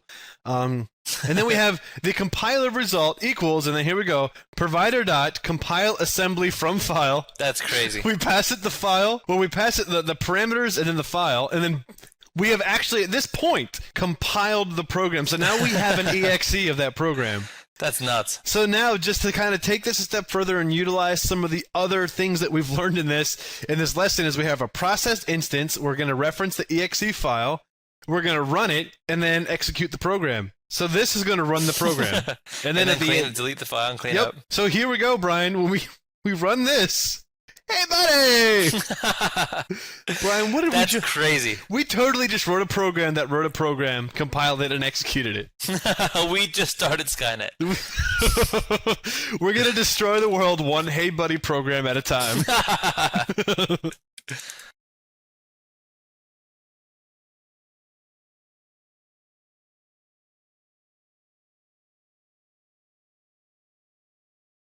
Hey everybody, welcome back to the Wibbit.net Programming in C# course. Brian and I are going to talk in this lesson about solutions, assembly info, and references. That sounds very exciting. So let's just jump right in, Brian. Let's talk about .NET projects. So when you're developing a .NET application using an IDE like MonoDevelop or Visual Studio, there's just a couple of things that you have to know, because these IDEs are going to create different project files and just different solution files that it would be good for you to be able to navigate, kind of see what's going on, and that kind of stuff. So, right. What is a solution? What? Sorry. Although the end goal of MonoDevelop and Visual Studio is the same, it's a place to store all your code files, it's a place to compile your application, to build your executables, all those kinds of things. Yep. There are just a couple differences. The structure is all the same, but there's just a few minor differences we'll point out. Yep. Exactly. So let's talk first about what is a solution. And are solutions and projects different? I don't know. Let's find out. What are the different types of project templates that we can do in these IDEs? I don't know. Let's find out. Where are my solution and projects located? Where's my source code located? Where are my executables located? And what the hell is the difference between release and debug? These are the things that we're going to answer in this lesson. So Brian, what is a solution? So a solution is something in the IDE where you can maintain multiple projects within your same session. Yeah, so a solution is a bunch of projects, or just one, depending on what you want to do, that you'll all use together and be dependent on each other, possibly, sometimes, maybe not, to create one or more executables. Interesting. Projects are contained inside of a solution.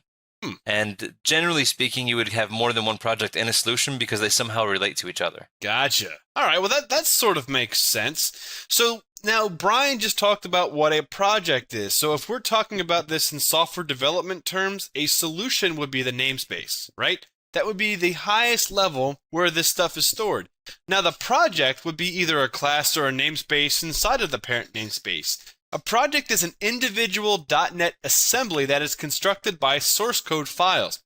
So when we talk about assemblies, you just got to wait just a second because we're going to get there. Because an assembly is kind of its own different thing. So again, just like you do in software engineering, we're scoping in. Namespace as a solution is the highest scope, and then a project is just scoping in from that point. So let's talk about, Brian, a solution, how to create one using MonoDevelop. It's quite simple. There's probably tons of IDEs that do C# development that are exactly the same. So we'll create a new solution using our IDE. And then in this IDE in MonoDevelop, we have C# and we have the different types of projects that we can start inside of C#. Now this one here is a console project, which we've all been using throughout the entire course and the labs and everything. And it's just a solution template that is for a command line program. An empty project is pretty cool because it allows us to make whatever type of project we want. We just get a completely blank template, and then whatever you want to do, you do. And you could just use whatever skills that you have to make this project to be whatever you want it to be. Inside of MonoDevelop, there is a GTK# project, and what GTK# is it's basically a GUI toolkit for MonoDevelop. So you can make graphical user interface applications and that kind of stuff using GTK#, which I believe we talked about in the introduction. Or we can make a library.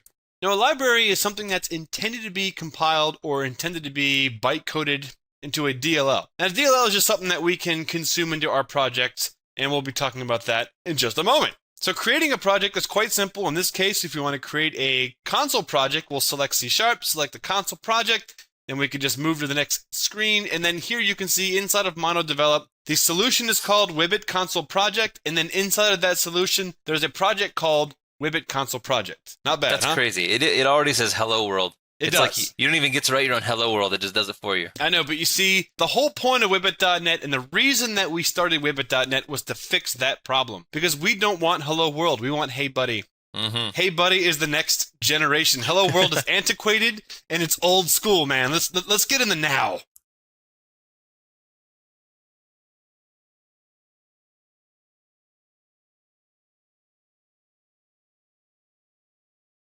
So Brian, tell me where this project that I just created is located. So the default natural directory is in your users, documents, projects folder, but you can always change where that lives and where it resides, and you can give a different name for the actual project versus the solution. Yeah, and that's for MonoDevelop because Visual Studio is going to be just a little bit different. Exactly.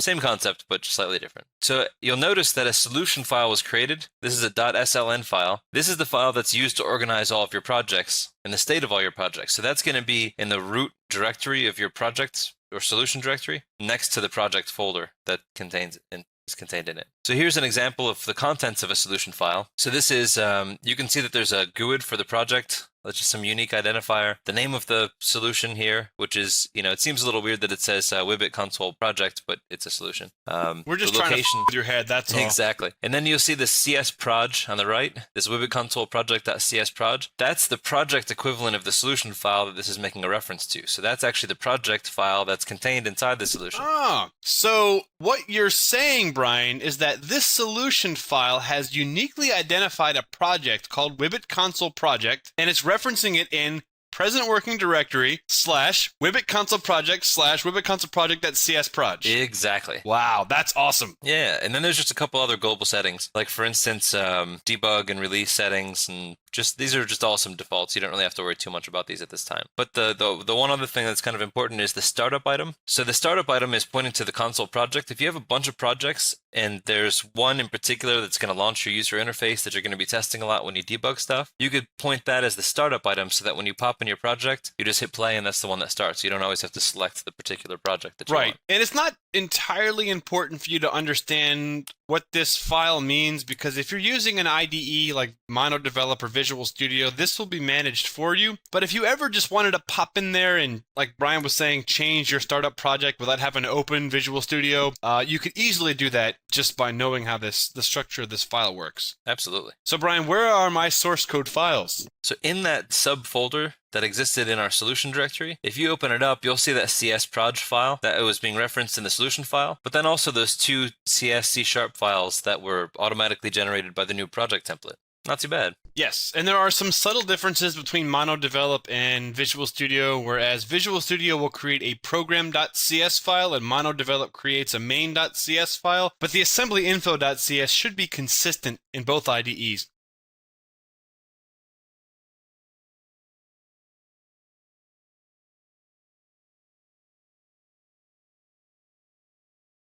So let's take a look at the csproj file. Now, csproj is just a file extension that represents C# project. And it's basically an XML file that contains information about your project. And the solution file will actually open these files. So when you have a solution with multiple projects and you say open up this project, that's going to read this XML file and it will just contain information about that particular project. So here is an example of a csproj file with the one that we just created, and you could just see some basic pieces of information in here, and we're not going to really go over this, but you can see simple stuff like the version of .NET that it's using and the name of the assembly that you're going to create, as well as whether you're going to use debug or whatever, the output path for the binaries. Those types of things are just kind of stored in this nice little XML file here. Very cool. simple. Yeah. Yes. So in MonoDevelop, it creates by default a file called main.cs. And this is intended to be the code file that contains the main method. And again, like I said, in Visual Studio, this will be program.cs if you're creating a console application. With the .NET applications too, you'll also get these assembly info.cs files that get auto-generated, and this is a file that contains additional information about your assembly. This is sort of like if you're used to any Java development or Android development, this is sort of the equivalent as the manifest file. The difference is in languages or in platforms like Android, you're writing in Java, but your manifest file is in XML. C# was kind of cool, and they said you're writing in C# and your manifest file is also going to be in C#. So that makes a ton of sense. Yes, precisely. You can do whatever you want. So we'll take a look at that in just a little bit. You can see here's the equivalent. You can see the project on the upper left. You can see assembly.cs, main.cs, and on the bottom right, you see where they are physically contained inside of that directory. So Brian, tell us where the executable files are going to be. What? I don't see any. This is weird. You don't see any executables? No. What am I supposed to double click to run it? I don't know. I have no idea. This is what you're supposed to explain to me. Maybe we have to build one. Oh, we have to build it. How do we do that? I don't know. Let's go to the build menu, and then we'll say build project. That seems like it would be a decent way to build successful. So then it says build successful. That seems like something good happened, right? Yeah, success is positive. Holy shit, there's a bin folder! Nice. That was easy. Not bad. So inside of that bin folder, there's a folder called debug. Why does it say debug? Why shouldn't it say awesome or wibbit.net is awesome or something? So we have a couple of files in here, Brian. Tell me what they are. So we have a exe and a pdb file. So the pdb file is a file that's only generated in debug mode, and it's basically the database of debugging information. So it stores debugging and state information like which line that you're executing on and what the variables are and some handles to get access to some of that stuff. It's used by the debugging utilities when you want to step through code one line at a time and interrogate everything. That sounds pretty cool. Yeah. Now what the hell is this?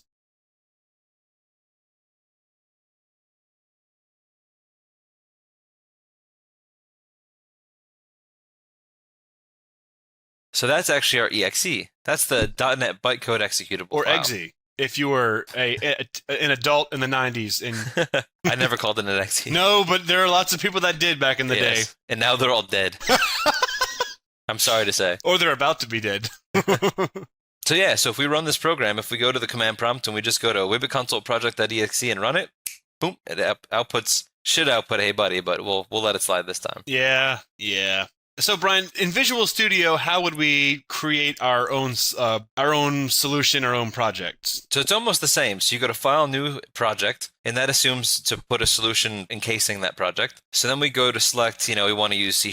We'll do a Windows Forms application, console application, whatever, WPF, Silverlight, WPF service application, activity library, you name it, whatever. There's a whole bunch of different types of projects. There is a load of projects that you can make in Visual Studio. We can just kind of lay it down like that. Holy crap, this looks almost exactly the same as Mono Develop. It still has doesn't need the public because I guess it's implicit, but it still has the static void main. But this time it has, hey buddy. Hey buddy. Since Microsoft now adopted the standard of having their default project. Oh, wait, no. That would be awesome, though. One of these days, Brian. One of these days. So let's talk about the difference between release and debug. When you're developing your .NET applications, you basically have the option of selecting one of these two compile types so that you can either compile your program for a debug purpose, which would be you're still developing it, or a release purpose, which means you're ready for it to be a production-ready application. Released out into the wild. Exactly. So Brian, maybe you can tell me the difference between the debug and release mode. Right, so debug and release they're effectively both generating the same exe. The difference is that debug is going to have bytecode that's a little more verbose, easier for the IDE to break it apart so that you can move through each line at a time and keep handles on what exactly is happening on. Release kind of minifies the file. It makes it as optimal and as condensed as it possibly can, but it's not really very good for debugging. It doesn't generate the debugging database. You can't step through it. It is what it is. Right. So release, and the bottom line is the release is for end user deployment. And that's what's important to understand. So when your code is production ready, you compile it using release mode. Inside of MonoDevelop, if you want to choose between debug and release, there's a simple menu that you can either select debug or release.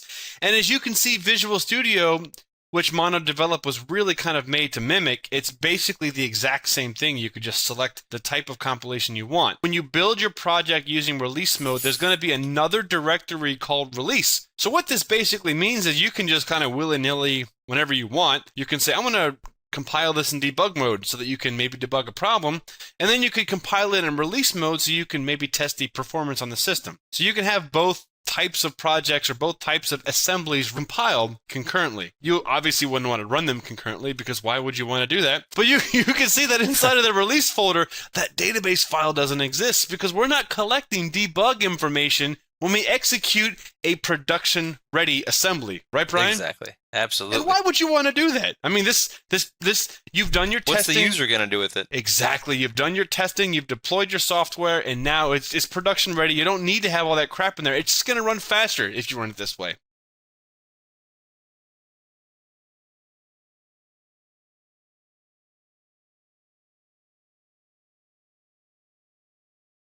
So to add another project to your solution, we right-click on the solution and go to Add, New Project. You also notice there's an existing project if you want to import one in. But we're going to add a new project, and then we'll go to C#, and let's say we add a library, just for the heck of it. So then we click Forward, and now you can see that there's a WibbitConsole project and a Wibbit library. Oh my God, really there's two projects in this solution. It's not bad. That's ridiculous. But now there's that Wibbit library subdirectory, which is really cool. So we can right-click on that, and you can build it straight from there, or you can build all projects in solution, or whatever the case is. So now if you look at the output, it's a DLL. And that DLL can be imported by another project, or whatever the case is. That is it's really cool. nice. So in a nutshell, the .NET assembly is effectively your final compiled program, either as a DLL or an EXE. But those .NET assemblies can actually be imported as a module into another project, and sometimes we're actually referred to that as a code module. Wow. Yeah. So since .NET is a catalyst for a lot of different languages, some programmers tend to use a bunch of different languages to actually make up the assembly. Although it's bad practice, it's kind of transparent to the end developer who's importing that library, which is nice. And let's state this officially as the Wibbit.net opinion. If you make anything with Visual Basic, that's considered bad practice from our perspective. It doesn't matter what it is. Not only is it bad practice, but that also makes you a bad person. That makes you a terrible, horrible person. I mean, they should put you on some kind of watch list if you use Visual Basic as a programmer. Like to make sure that you don't get on airplanes and stuff. Keep you from airplanes, keep you For from your buying own a safety. home, keep you from getting married. I mean, there's just many things that you should be forbidden to do if you use Visual Basic. Absolutely. Yes, but as Brian was saying, the .NET assembly is just basically, your compiled bytecode for your .NET application. What, you were laughing at something? Nope. No? There's nothing funny about Visual Basic. There's nothing funny.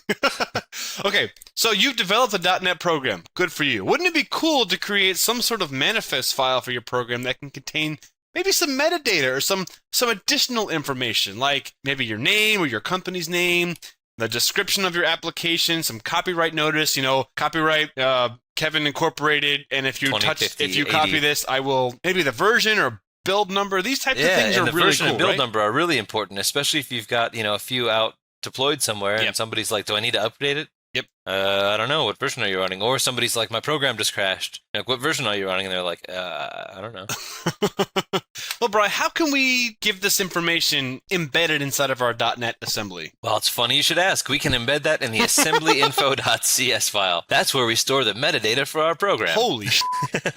So it's sort of like the Java manifest files. Exactly. Like we did when we did our Android development. See, you just put it in there, it binds it to your final assembly, and, it kind of stamps your output with that information. Okay, so inside of our Wibbit library project, if we open up the assemblyinfo.cs, we can see that there are some directives here like assembly title, description, configuration, company, project, copyright, and trademark, and there's many others that we can add. But you can also see stuff like the assembly version right now is wildcarded, but you can add a build version to that. You have the major version, the minor version. You can make that the build version as well, so you know exactly which build it is. Pretty neat, and it's extremely useful for your end users. So let's talk about references now.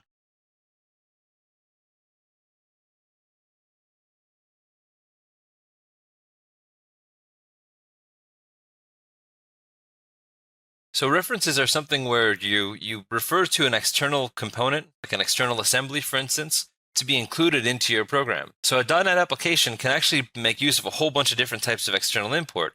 The first being obviously .NET assemblies. So those are either Microsoft prepackaged .NET assemblies that exist in the .NET namespace.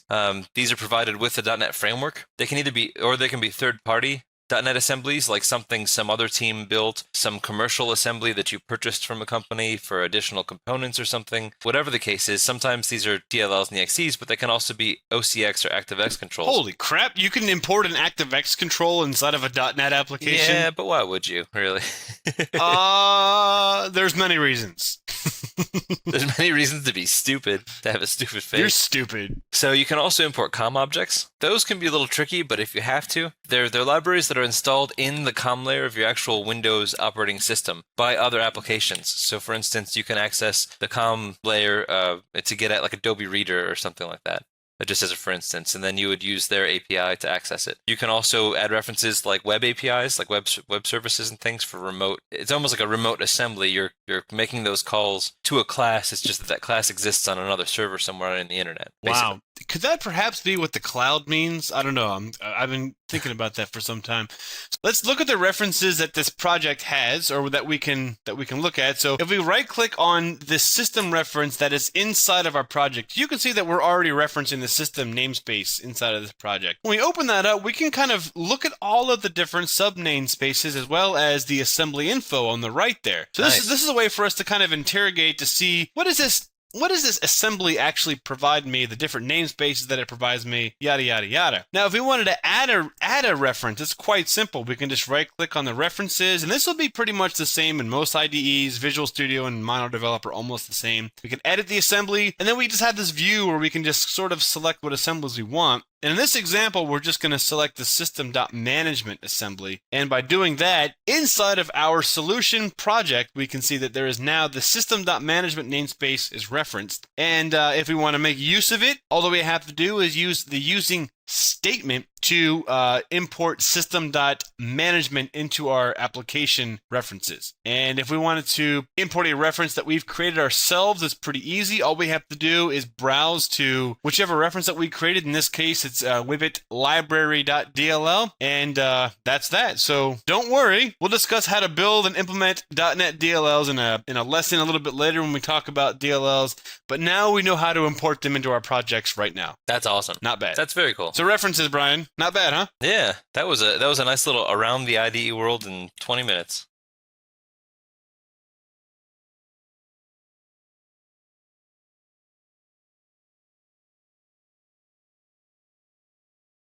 Brian, in this lesson, we're going to talk about properties and indexers. And we talked about properties in our C++ course. We wrote our own properties class. We also discussed the concept and introduction to object-oriented programming. And our favorite language, Brian, Java, deprived us of this. I know, it's horrible. Yeah, but C# to the rescue. So let's start talking about properties. So now let's get rid of all these unnecessary methods saying, get this and set this and is this and has that. Yep. We can just have our properties and be done with it. Yep. So if you recall, the property is really an abstract or indirect way of accessing a field and returning the result from custom code. So instead of directly accessing, the field or the member, we're going through a getter or a setter. Mm-hmm. And by doing that, we can write code to kind of manage how that happens, how we set that variable, and how we get the result. Mm-hmm. And the real beauty of a property is it looks like, it smells like, and it behaves just like a field. Right. So for all intents and purposes, you're not realizing that you're going through the getters and setters. It just looks flush. It's really nice. Very clean code. So in our opinion, C# has the best implementation of properties of any programming language. Do you agree or disagree to that, Brian? Absolutely. Yep. I think C# totally knocked it out of the park with their implementation of properties. So you don't have to really specify setters and getters, but you can if you want to. So it's totally up to the developer how they want to define this. So each property will contain one or two of these two code blocks. So you have a set code block and a get code block, and I'm going to leave it up to you guys to figure out which one does what. So, and they're basically declared in a very similar way, and we'll take a look at how we do that here. So Brian, this is the person class using the traditional approach, which is using getter methods, right? Right. So when we want to get the first name and get the last name, on the instance, we're calling the get first name method and the get last name method. Which is public, whereas the underscore last name is private. Precisely. So now let's convert this code to use properties. All right, I can't wait to see this. I can't either. So Brian, talk to me about the syntax and format of what a property looks like in C#.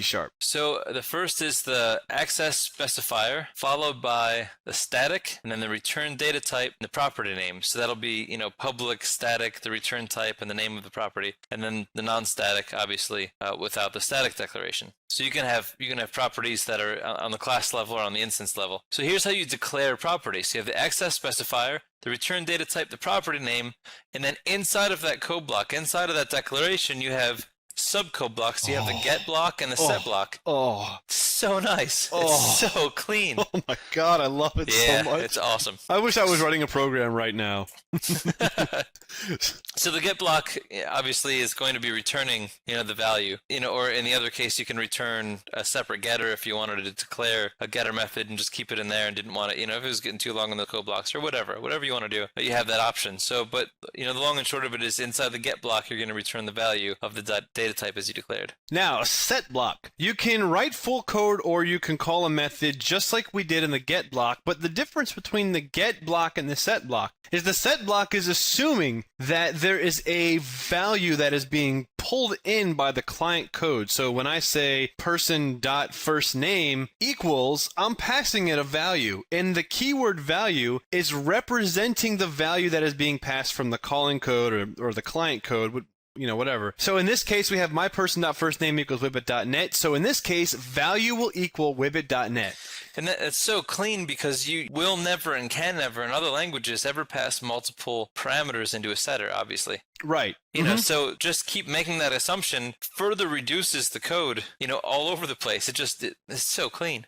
Yep. And so the data type value is variable and it's based on the property definition, so there's no need to do any typecasting or anything like that. So if your property is a string, then value is a string. If it's a complex data type or a composite data type that you've created, it will be of that type. So there's no need for typecasting. So in these set blocks, I want to set first name equal to value, or I can call my set first name method and pass it value. And that, like I said, value will be equal to a string in this case. So awesome.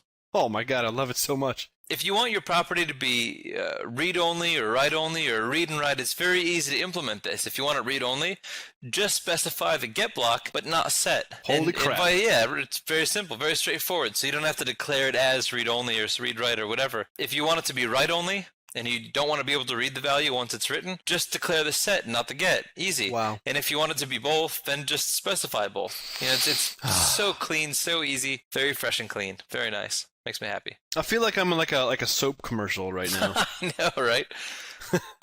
So here, Brian, we have a couple of properties that we're going to add to our person class. So we have public string first name. So when we do the get, we just return the get first name method. I mean, we already wrote it. We might as well use it, right? And then the set, we're going to pass the value to set first name. Then we do the same thing for last name. And if you look here, we also have birth date. So we're going to be sending out the date time instance, and we're going to be receiving the date time instance. And then down here, we have age, which is going to call the get age method, which will do a calculation based on the birth date and the current time. So every time that you call age, that value is going to be different. So that's really cool. That's just when you're calling a method and just executing code every time you call it. And then that's Awesome. all kind of invisible to the developer who accesses that property. Yep. It looks like, feels like, smells like a field, but it doesn't behave that way. So in this program, we're going to kind of make use of this code. So we're going to create our person instance, whippet.net, and we're going to call system.threading.thread.sleep. So sleep is a static method inside the thread class, and the thread class belongs to the system.threading namespace. And we're going to sleep for 500 milliseconds, which is 5 seconds, and we're going to write the first name, last name is old. So in this case, at the end of this program, it would say whippet.net is 5 seconds old. That's awesome. Yeah, it's very nice.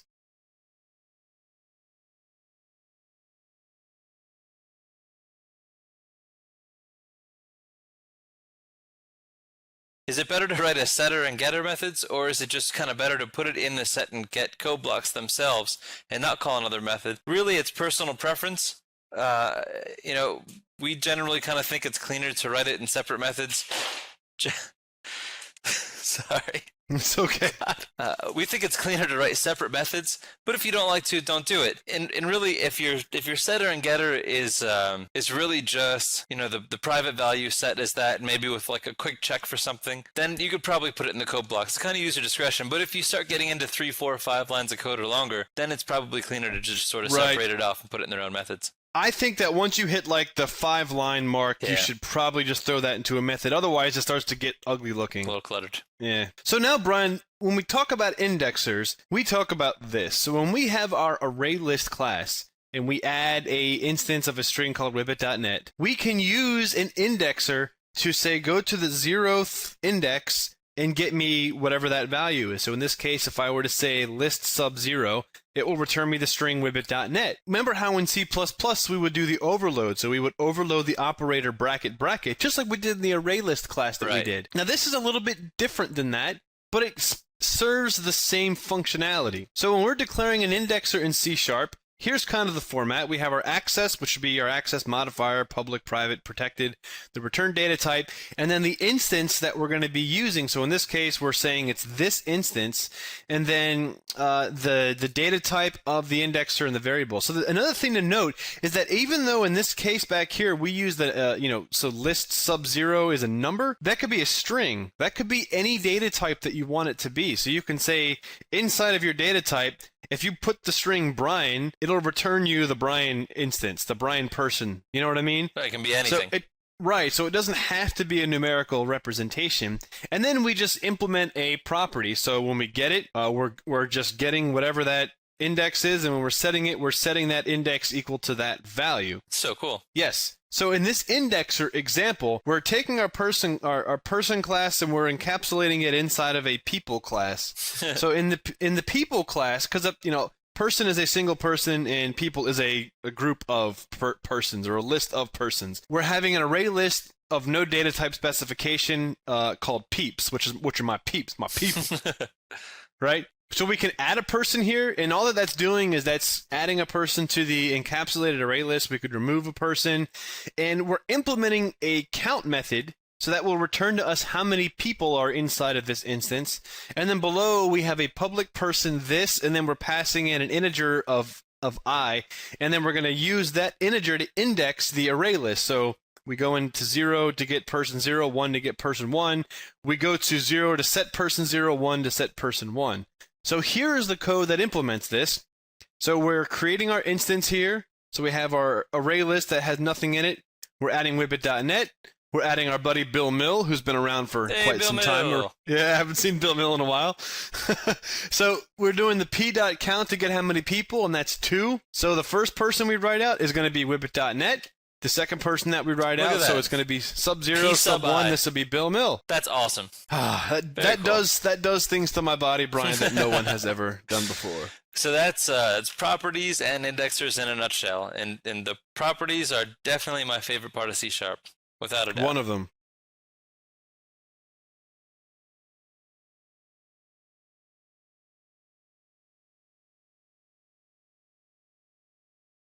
Welcome to the next video on programming in C. This lesson we're going to talk about enumerators. Actually, Brian, it's programming in C#. You forgot that part. So, yeah, that's right. Programming in C was a long time ago. I don't know if you remember that. Let me try that again. All right, Brian, so let's talk about enumerators. Right, so enumerators are something that allows us to iterate through a collection. So how about that? Yeah, it's pretty interesting. So the classic example is the for each. So for each thing in the list, in order to get all of the things in a list, that means that collection has implemented the IEnumerator interface. So this is an interface that provides that iterating functionality to get the next item, and so on. Now the list in C# naturally will implement this interface. So if you have a list of some type of object, it will have already done this for you. But so we'll show you how to actually use this enumeration interface. Holy goodness. So we're going to actually teach somebody how to make their own collections class. Yeah, exactly. That is ridiculous. So there's a couple of things in the IEnumerator that you just have to basically implement. So since the prefix is an I, we know that it's an interface. So that means that you cannot instantiate this. It's just going to be used as a template. So it's abstract. So in this case, we're going to have to implement a property called current, which is going to represent the current element in the collection that we're looking at. We have to implement 2 methods, one that's called move next, which will move to the next thing in the collection, and then reset, which will basically set the enumerator back to its original position. So in the case back here where we did the for each and the strings here, so we have for each S in S list. When we first enter this, we're going to hit move next, and that's going to set the current value to whatever the current string is. And then after we get through every element in this list, we're going to execute the reset method. Awesome. Only 3 methods. A property and 2 methods. It's not too bad. I think we can do this. So this class right here is a template to what a basic implementation of an IEnumerator looks like. As you can see here, we just have class my class, and then we are extending the IEnumerator or implementing the IEnumerator interface. So in this class doesn't actually do anything, but it implements the basic methods and property that you need in order to do this. So the first thing is we have a public IEnumerator get enumerator, which just returns this current instance. And we implement the move next. Now, typically in move next, you'll see something like this. If the current position is less than the count, meaning how many elements there are, -1, then we will increment the position and return true. So every single time that you go through the for each loop, it will check to see, are we at the last one? Are we at the last one? Are we at the last one? So as soon as that hits false, then it's going to know that it's done. Then the reset will just set it back to the original situation that you had when you first had the collection. So we'll set the position back to -1, and then the current value is just using an indexer. So this, and then the current position. So that's kind of a bare bones. Basic template. This class won't actually do anything, Brian, but this class will do something.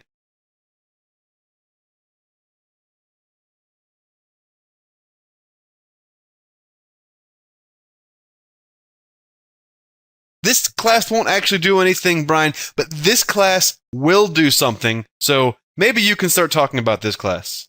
All right, so we'll get into the details of how this is implemented as we step through this, but the basics is that we have a new instance of my class. And so we want to create a new instance of it. And as you can see on the right, when we look at the implementation of the class, you have a private int position is -1, so that's our initial position. Then you have a count of 2, which is the total size. And then our data is the string wibbit and the string.net. So that's what we're establishing, and you can see on the bottom left in the diagram, we have a position 0 wibbit, position 1.net in that data list, and then we have a position of -1 and a count of 2 for the total counts. What we want to be able to do in the end is to be able to iterate through all the elements in our myClass instance. So for each string in myClass, that's what we want to do. So when we say for each string in MC, the for each syntax is expecting the implementation of the Enumerator interface. And so the first thing that it expects is to get the Enumerator instance.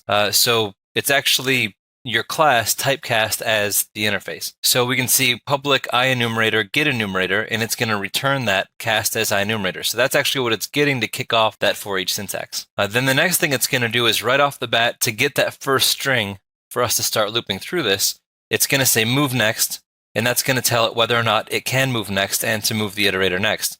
Now, because we're starting out as -1, we are obviously less than the count that's there. So this is true. We go in and we increment the position, which will make it now 0. So yes, it's true. So we can move next. So then we do move next. So because we can move next and we incremented the position, now string x will actually get current. And current is just a getter, and it returns an object of any type. So that's why I say public object current, and it's going to return the item at position in our data array. So in this case, that just returned wibbit, because that's the first item in the array. So we go through this one more time. We come back here, we move next. It says that we can move next. Then we get the instance from current. So now we get .net. We write that to the console. Now the third time we come around, because we only have a count of 2, this position is not going to be less than count -1 anymore. So this will actually be false. So it'll return false. That'll tell the for each syntax to drop out of the loop and reset the position of our class. Pretty straightforward. Not too bad. That was the most compelling thing I have seen since The Notebook. You mean the movie or the item? No, there's a notebook actually sitting right next to me. I think you're talking about the movie. No, I'm literally talking about a notebook that's sitting right next to me. It has drawings of me in it that I draw. So anyways, Brian, you did a really good job explaining that. So now let's take it from now. The example that Brian just gave was a simple class where all of the collection elements were hard-coded. So we had wibbit and .NET hard-coded, and then we just iterated through that using an enumerator. Now let's take a look at an actual collection. So one interesting thing to think about is, right, so we have individual people, so each people is a person, but us as a whole is a collection of people. So let's take that abstract concept and let's sort of put it into a computer science-y little program here.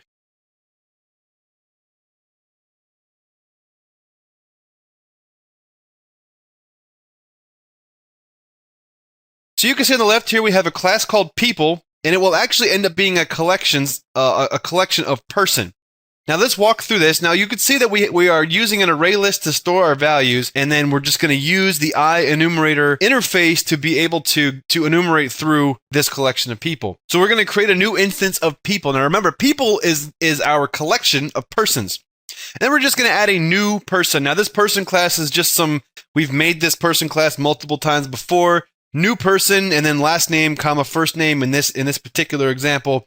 So we're going to add a person, and as you can see, we have a variable called peeps, my peeps. So my peeps, so wibbit.net will be added to my peeps, and then our pal Bill Mill, who we just can't seem to get rid of, is going to be added to my peeps as well. And now after we've added our 2 people, we want to go for each person in people. And we can basically implement this the exact same way that Brian described it in the simple example before. So we're going to just check to see the position here. The current value is going to be 0 at first, and then now we're going to be pointing at the next one. We're going to come back to the move next implementation here. This code is going to be launched again. So now we're at the 1 index. At this point, when we get back to the move next method, that's going to be false because we have already surpassed the amount of elements that are in our collection, and then that's it. So Brian, pretty simple, huh?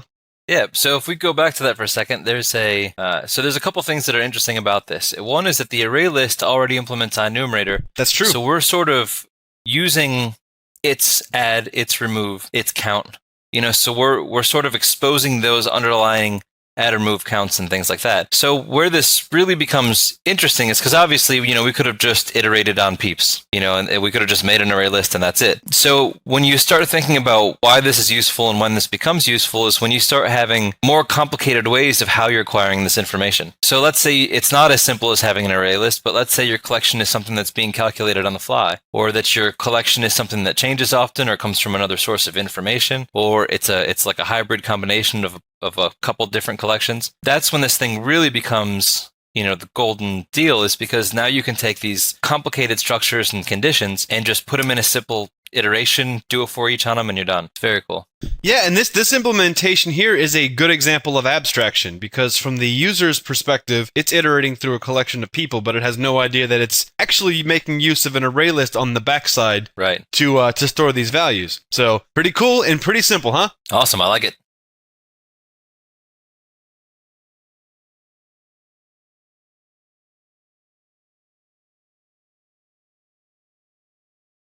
Welcome back, everybody, to the C# lesson on generics. Now, we talked about generics before. I believe we went over them in C++. In C++, they're called templates, and we talked about them as generics in Java. So those of you guys that went through the Java course are basically just going to get a refresher on what generics are and how they're used in C#. And those of you guys that are familiar with Java will see in 5 seconds that generics in Java and C# are pretty much the same, because, Brian, as you recall, C# was basically a clone or a theft of Java. Response, yeah. That's maybe a more polite way to say it. A response to Java. A response to Java. A lively response. There you go. So generics allow a programmer to build data structures without confining the code to a specific data type. Now, I think that's a very beautiful and concise definition right there, because it allows you to create code and not have to worry about typing, and that's great, especially when you start talking about strongly typed languages, which is the languages that we've worked with now. That'll change later when we get into scripting languages, but let's not talk about that right now. So anyways, so recall that we had the linked list lab in C++. So in the linked list lab, what we did is we created a collection. So we created a object that can store data and can link them together in memory, and that data could be of any type that we wanted it to be. It could be a integer, a string, it could be a person, it could be a file object, it could be anything, because it was generic. So similar to templates in C++, and generics in Java are basically what the topic of generics in C# is. Cool, so let's take a look at some implementation. Yeah, so Brian, what in the is this? What is this? What are we seeing here? So here we're just declaring a variable, just like we would normally. So let's say this is basically the equivalent of string variable equals new string, except in this case, we want to say it's of some class of some data type. So here we say class, and in the brackets, that's where we're actually declaring the class type that we're going to be using. Are you sure we're not writing XML or HTML? Are you sure? So we could just as well say class, and then in those brackets, we could say string variable equals new class, and then in brackets string paren, and that would give us a string variable. How about that? So the class is really the abstract writer for a data type. So we use this when we create lists all the time. So if you make a list, you want to make a list of some type. So in this case, we're making a list of integers. So when we pass in that int, we're actually passing in the data type into in as a generic list. So this is exactly what that's doing. So every object that gets instantiated inside of the list will be instantiated using that class type that we passed in. Right. And what different than the array list in C#, where the actual data type that's encapsulated, or the collection of data types, is generic. It's the object type. Using the generics, we're specifically saying, I want this to be an integer type. And in many circumstances, using a generic is more convenient for the developer than using an array list, for example. Right. At least that's what I found, from stuff that I do. So anyways. Because if we don't define that type, every time we iterate through that list, we would have to be like, is it an integer? Okay, right. Cool, it's an integer, let's add it. Right, but it does come in handy if you're going to have a collection of a bunch of different types of lists. Absolutely, so you're going to have strings, integers, and persons, and other, right. A list Brownies inside of a and list. Cupcakes, and we want to add up all their sugar content.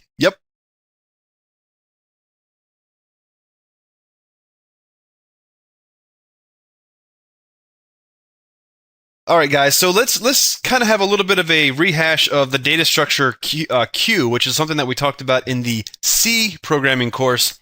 So remember that a queue is going to have first in, first out. Like a queue is the real life equivalent of a queue is you waiting in line at Starbucks or something to get your coffee. There's people in front of you, and the person that got there before you is going to get their coffee.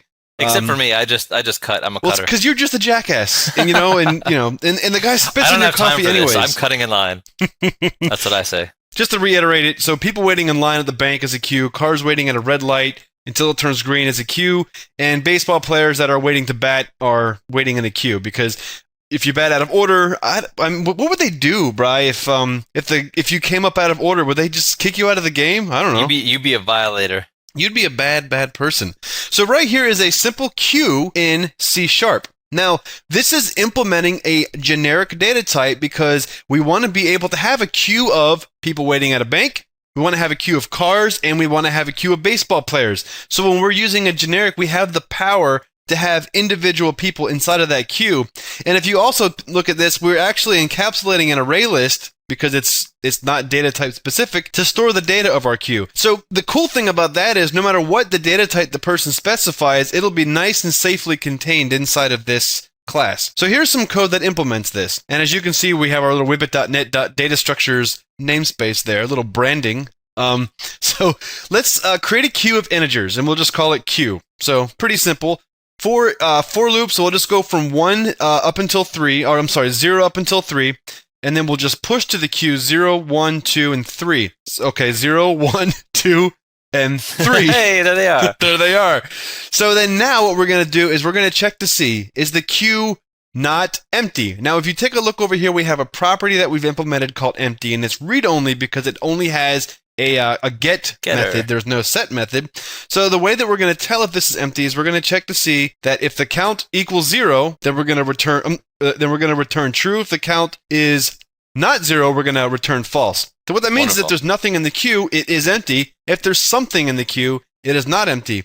So while it is not empty, we're going to pop it. So here we have a property called pop, and this is a really cool implementation of a property because it sort of works like a method, right? We're going to iterate through this while it's not empty. We're taking from the bottom. So since 0 was added first, it gets taken out first. 1 was added next, it gets taken out next. 2, and then 3, and then boom. That's the end of our queue. We probably just did your homework assignment. We probably did. And notice how the shortstop didn't bat before the catcher because that would be bad. There was no violators.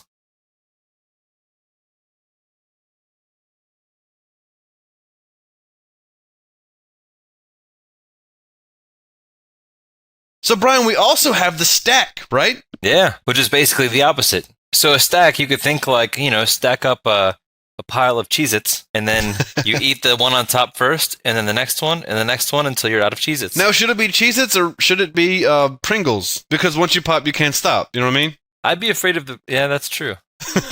That's true. Pringles are pretty good. So let's take a look at our stack implementation. So it's very similar in structure. So you can see we have the public class stack DT. So we put in that DT to define that this is our data type variable. So whenever we create an instance of this class, we pass an int. So anywhere you see DT, that's going to be translated to int.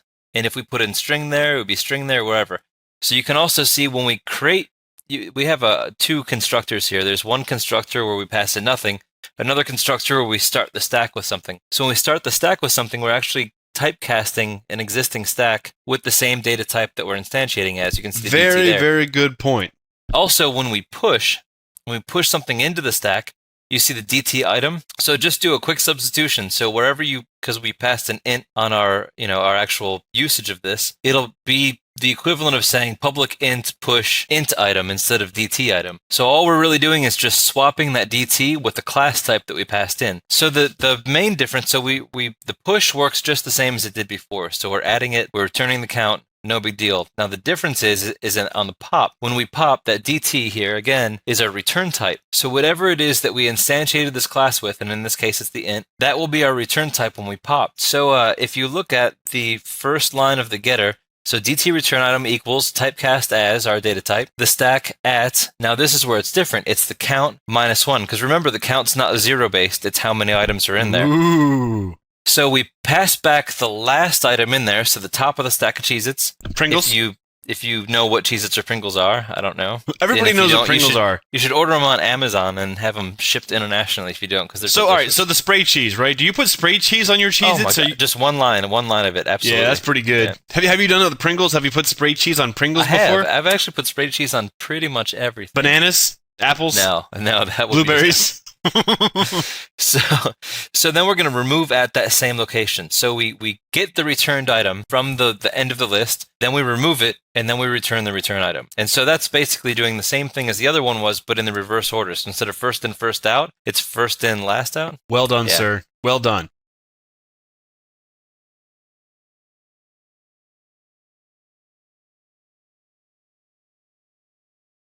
Let's take a look at another interesting data structure that is used in a lot of programming languages, and it's the concept of a dictionary. Now, I don't remember if we talked about this in Java. We may have, so this is probably just going to be a just kind of a refresher for some of you guys. But let's take a look at how the dictionary data structure works. Now, a dictionary is a key pair. It's what they call a key-valued pair. And a key-valued pair means that instead of having an index-value pair, which is what an array is, you're actually going to have some data type that indexes a collection, and then whatever the value of that object is, will return a value based on that key. Now, that was probably a little bit confusing, but if we were to compare that to an array, where we have an array where we set sub 0 to 0, sub 1 to 1, sub 2 to 2, if we were to ask for array sub 0, we would get 0.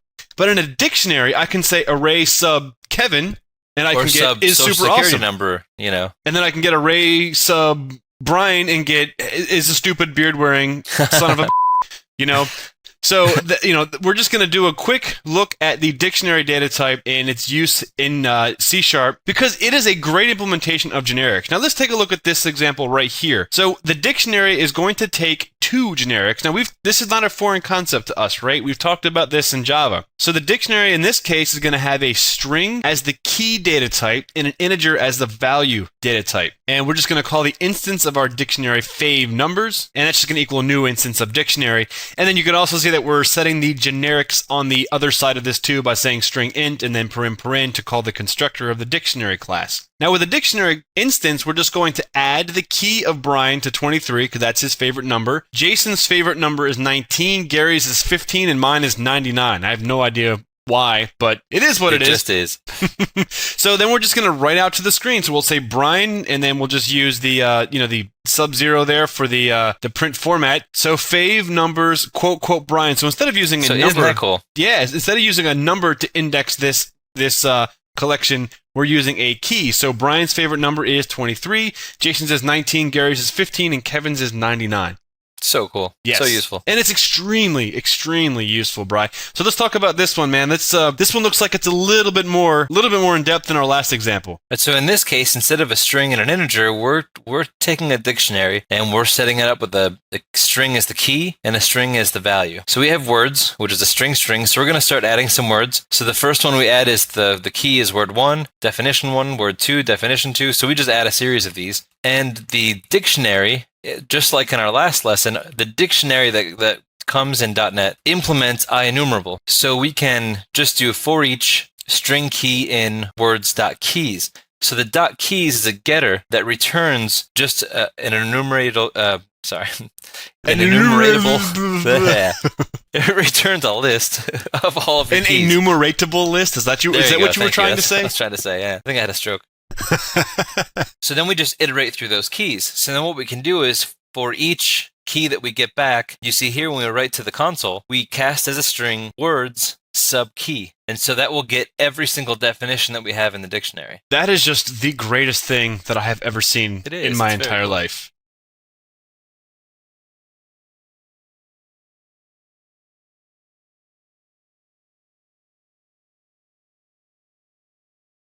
Hey guys, Kevin from Wibbit.net here on a lab about reflection. Now we've talked about reflection in other languages, and I want to do a quick lab on reflection in C#. Now we didn't do a lecture slide series on this, but it's not a big deal. We can figure this stuff out. We're just going to go over some of the basics of reflection in C#, how we can create instances, how we can go through fields and properties of an instance, and all that kind of fun stuff. All right, let's create a new project, and this will just be a console-based project, and we'll just call this Reflection Lab. Now, the basics of reflection you should already know because we've already talked about reflection in other languages. So I'm not going to really go over into the different reflection types and that kind of stuff, exactly what reflection is, basically how it functions and what it's used for. Because at this point, you know how it's used, and if you don't know exactly how it's used, then go back and look at some of the previous Web.NET tutorials. Now let's take a look at a couple of basic things in C#. The first thing we'll do is create a simple class. Let's create a class, public class, my class, and inside of my class we'll have a public string field1, then a public int field2, and that'll be good for right now.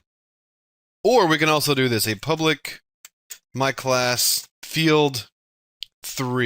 So here are 3 different fields in this class. One of them is actually an instance of itself, or an instance of its own type. Now, if I were to create an instance of my class equals a new instance of my class, and if I were to run this, everything should work just fine. Now let's take a look at a data type called type.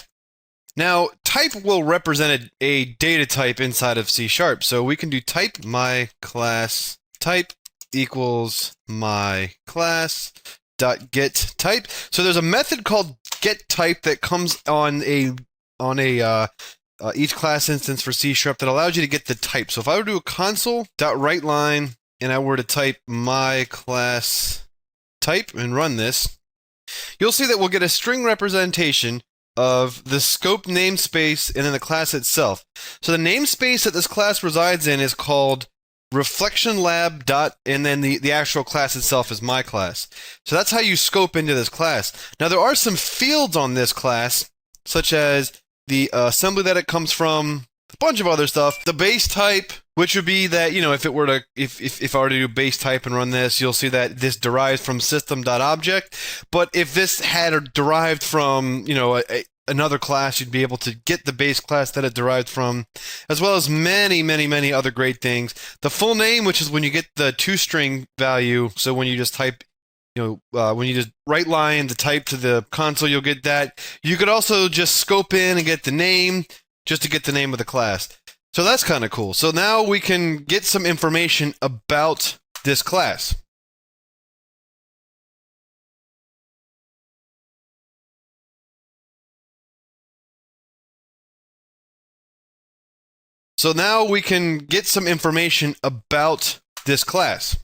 My class type contains information about the actual object and ways that we can access parts of the object. So let me show you an example. It has a field on it called getFields. Now this is going to return a system.reflection.fieldInfo array, and what this will do is this will actually send back all of the different fields that this class has. So if I were to just do getFields, there are some parameters in here that we can set, which we'll take a look at in a sec. But for right now, let's just do a for each field info, and we're going to want to add system.reflection, and we'll just call this fee. All right, so then I'll do a console. Oops, I'm sorry, I have to do in console.writeLine fee. And if I were to run this, you'll see that it comes back with the data type. In this case, it's a system.string and the name of the field, field1.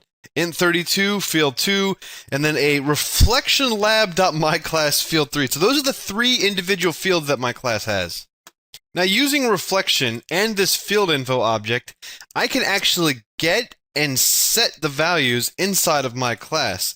So check this out. Now let's say you want to get a specific field and not just all the fields. So let's get field1. Now we can do this by doing this. My class type dot get field, and then when I do a get field, let me do field1, and this will return a field info. Field1 equals this. Now if I were to do a console.writeLine, I can do a field1 dot get value, and what this is going to do is the first parameter it's going to take, and the only parameter it's going to take, is the object that you want to get the value of. So it's going to expect the type to be my class, and if I were to run this, it's going to be blank, And it's blank because we haven't set the value, so we can just kind of set the value here just to kind of get a basic understanding of what's happening. So you can see we're able to access the field inside this class. Now, let's set that field inside this class, and that's just as simple. Field1.setValue, the first parameter is going to be the class instance, so the object instance of my class, and the value is going to be the value that you want to set it to be. Now, this accepts an object, so you can see this can be generic. This could be any kind of field that you want it to be, any different data type. Now, it's going to want to be, since this is a string, we have to send it a string. It's going to want to have a string. Let's set this to test, and if I run this, you'll see when I get the value is test. So you kind of get the basic gist of it.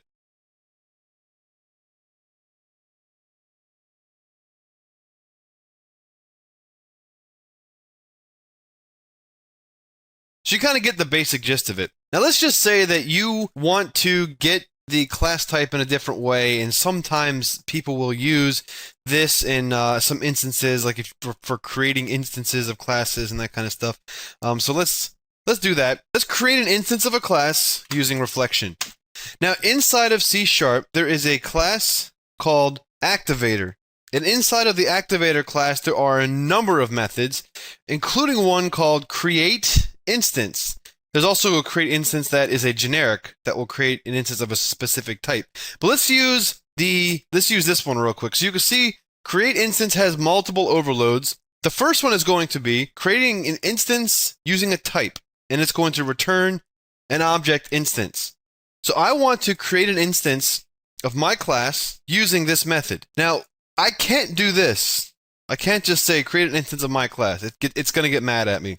What I want to do is use the keyword type of, and what this is going to do, it's going to act sort of like a function, and it's going to take as a parameter the name of a class, and it's going to return the type instance. So now that I've done this, if I run this program, I've actually used reflection to create an instance of a class at runtime. So that's pretty cool. Now let's actually get that object type. So let me do my class equals. Now, since this returns a generic object, I'm going to have to typecast it, and if I run this program, it works perfectly fine.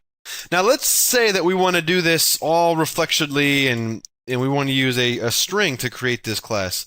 So let me do a type. My type equals the type class has a static method called getType that will accept a string. So in here, I can type my class. It's going to have to be properly scoped in.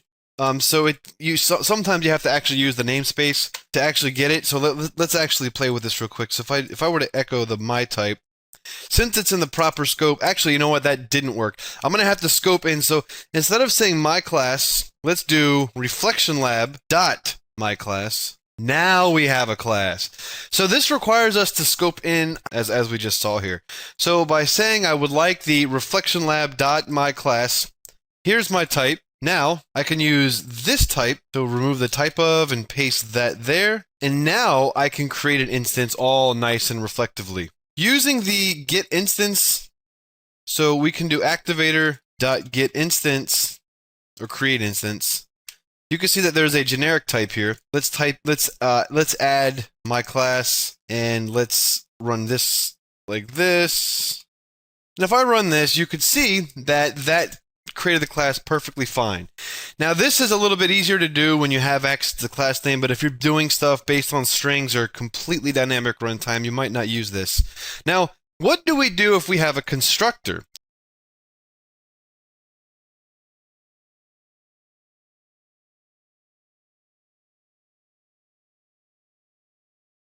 What do we do if we have a constructor? So let's do this. Let's do public my class, and the constructor is going to take string field1 and int field2, and all that the constructor is going to do is it's going to set field1 equal to field1 and field2 equal to field2. If I were to run this program, it's going to get angry at me. And the reason why is because I have a class that only has a constructor that accepts 2 parameters, and I'm trying to create an instance of a class that does not take any parameters. So what I'm going to want to do is on activator.createInstance, we'll send in the type of my class, and you could see if I hit comma and go down to another one of these overloads, you can see that it has a params object array. So with this, I can send in arguments in one of a couple of ways. Let's just say I want the first param of the constructor to be test1 and the second param to be 111. Now remember, I have to typecast this. So now if I do a console.writeLine, my class dot field 1, and then I'll do field 2, run it. You see that we successfully set those values simply by passing them as a parameter. Now you can also pass them as a string array, and I say this quite frequently, just because it helps people organize in their mind exactly what's doing. And by I'm sorry, I said string array, I meant object array. So now if I run this, it performs the exact same thing, and it works the same way. Now you can also see, if I were to take my class, I can also do, if I would just do my class.getType.get, you can see that there's a ton of things that I can get. Get nested types, get methods, I can get all the methods that belong to a class. I can get, I mean, you can play with this. There's just so many things, getting fields, getting events, getting enumerators. You could just basically use this class to get so much information during the runtime environment. One of the one that you'll see a lot too is get properties and get property. A lot of people will use those as well in their code. Let's take a quick look at the assembly class. Now, the assembly class is used in .NET, and it represents a specific assembly. And its assembly basically represents common language runtime executing code. Now, we can call the assembly class, which has a static method. Let's look at the one called getExecutingAssembly. Let's just look at this object real quick. GetExecutingAssembly. And let's just say myAssembly. Now, if we take a look at myAssembly, let's see here. We have the code base. Gets the location of the assembly. I don't know. Let's see what that does. Ooh. So you can see that this is the location of where the assembly is running from.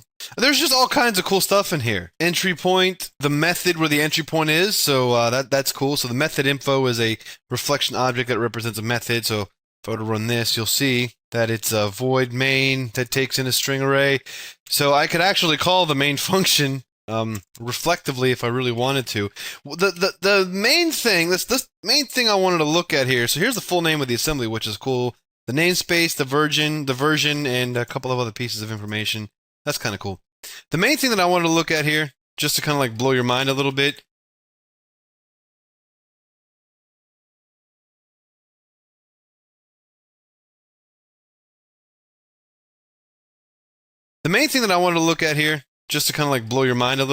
for each type, assembly type, in.getTypes.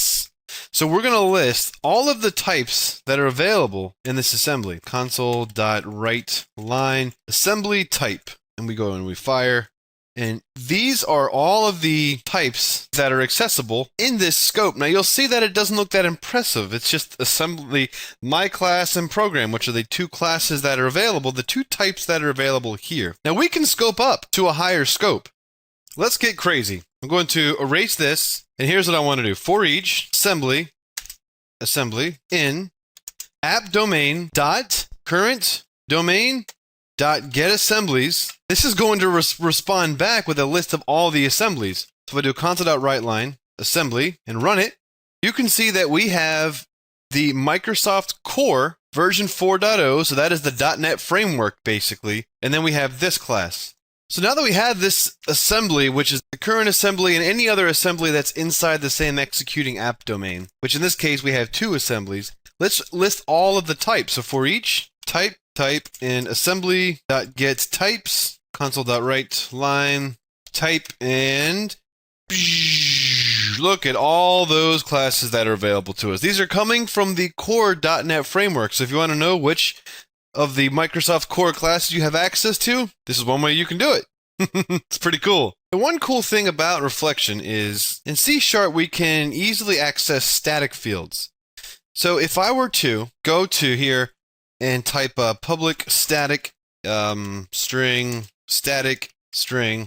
equals quote quote, if I were to try to access that, this would get mad at me. So if I were to do this, get type of my class dot get field static string and run this, it'll get me that. Now here's the problem.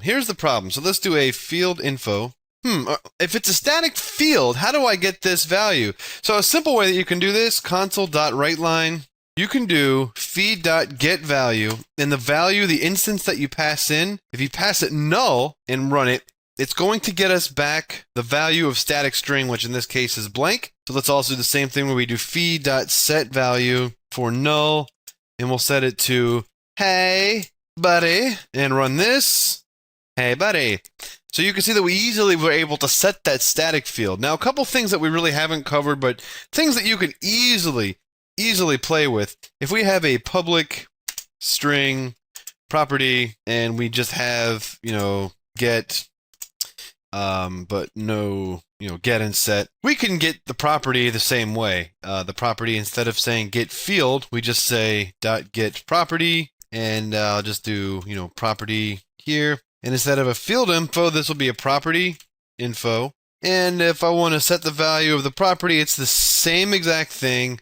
So in this case, we'll create a new instance. So we'll have my class equals a new instance of my class. My class instance will set the field property equal to, okay, this has the requirement for the here, so I'll just do blank and then -1. And instead of fi, we'll do pi. If we run this, after I put my class here, of course, now the property that is called property will now equal hey buddy. So we set it the same way, we get it the same way. So I hope that this was informative to you. We didn't go that in depth, but we've covered reflection in a number of courses. The introduction to object-oriented programming, we kind of talked about learning how to think in reflective terms, which is like scanning your environment, being able to be fluid, being able to pass things and know how to do things. So with this, you can basically take this and run with it. If you wanted to check to see if a class had a specific method type, it's very simple.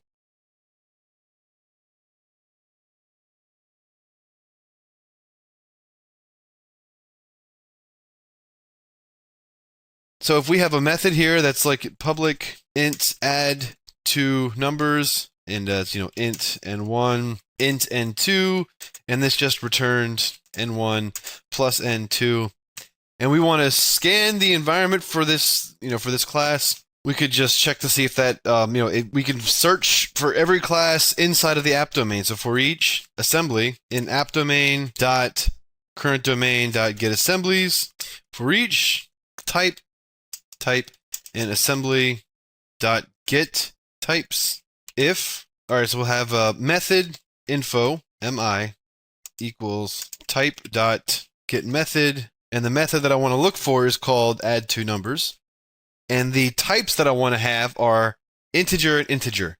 So let's look for a class that's called add two numbers, and it requires type of int,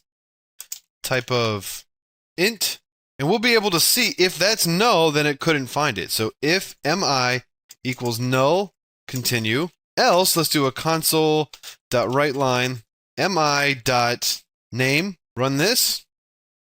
So we just scanned the entire app domain for a class called add two numbers that takes in two integers, and we were able to find that reflectively. So now that we know that it has that, let's check to see first if it's static, which right now it's not.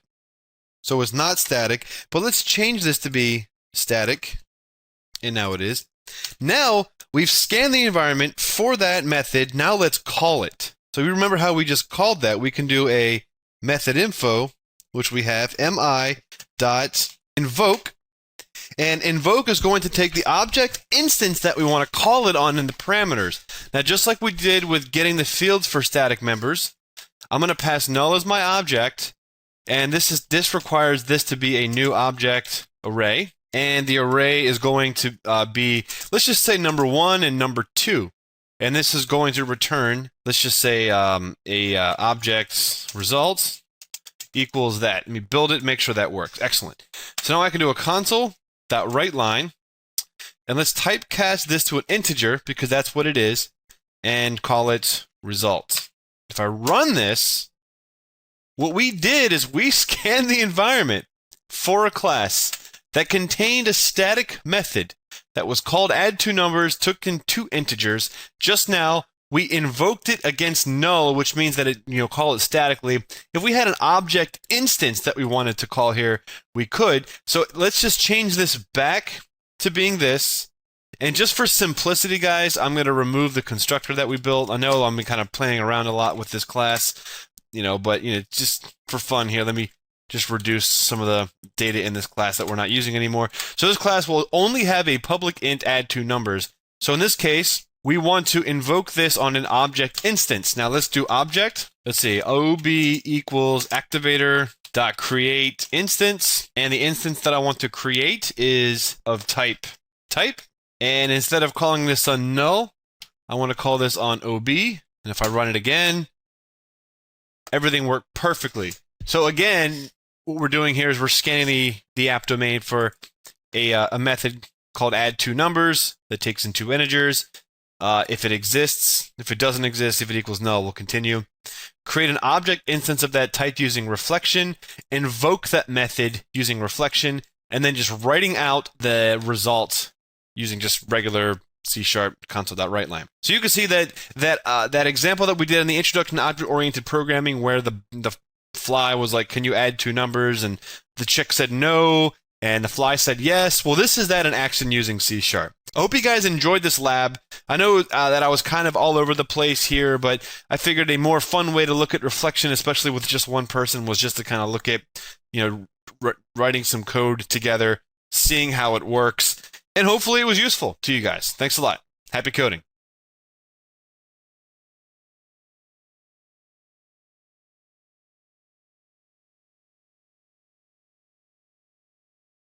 Let's have a look now at threads in C#. For all applications where you need to perform a task independently of where your code is executing, so you have multi-threading, we need to use threads. So let's jump in and take a look to see exactly what these threads are and what they're similar to. Absolutely. Now, we've talked about threads in multiple contexts. I believe we started with threads in C++. I think we've talked about them in every language after that, so this should not be a foreign concept to you guys, but let's take a look at how multi-threading works in C#. So they're very easy, very streamlined in C#.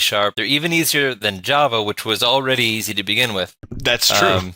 So real quick, what we need to do is get acquainted with the thread class, and then we can jump into it. Now, just as a quick recap, in case you forget the value of multi-threading, let's say you have a application that has a user interface, and you have you need to do something. You need to make some calculation or save a file or download something. If the thing that's performing the action is in the same thread as your user interface, your application will look like it's locked up and frozen. Yep, and a lot of software was written terribly, and that problem exists. Yeah, absolutely. It's a disease in a lot of fat clients today. So when you thread your work into the background, your user interface can still function and do stuff and move through methods and functions and whatever it needs to do while that background task is happening.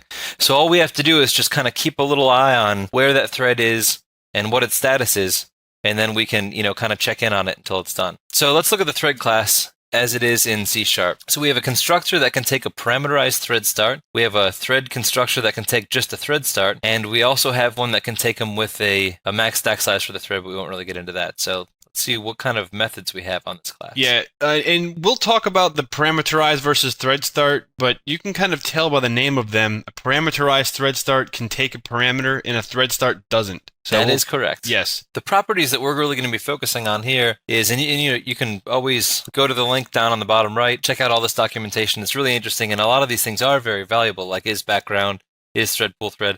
But for now, we're just going to look at is alive, which tells you whether or not the thread is currently running. Name, which is that you can set or get the name of the thread. The priority, so there's a scheduling priority and how it's going to take precedence in the CPU. And the thread state, which is just a getter. We also want to look at the method abort, which can allow us to remotely terminate that thread's execution. Well done. Oh, just a couple more. We also want to be able to call sleep, where we can suspend the current thread for a little while, or sleep for a specific span of time, which is pretty interesting. We want to be able to start passing in a parameter, and that's it because we already covered abort. Yes, so you can see that there are a ton of different methods that this class provides, but there's really only a couple that are really important to focus on.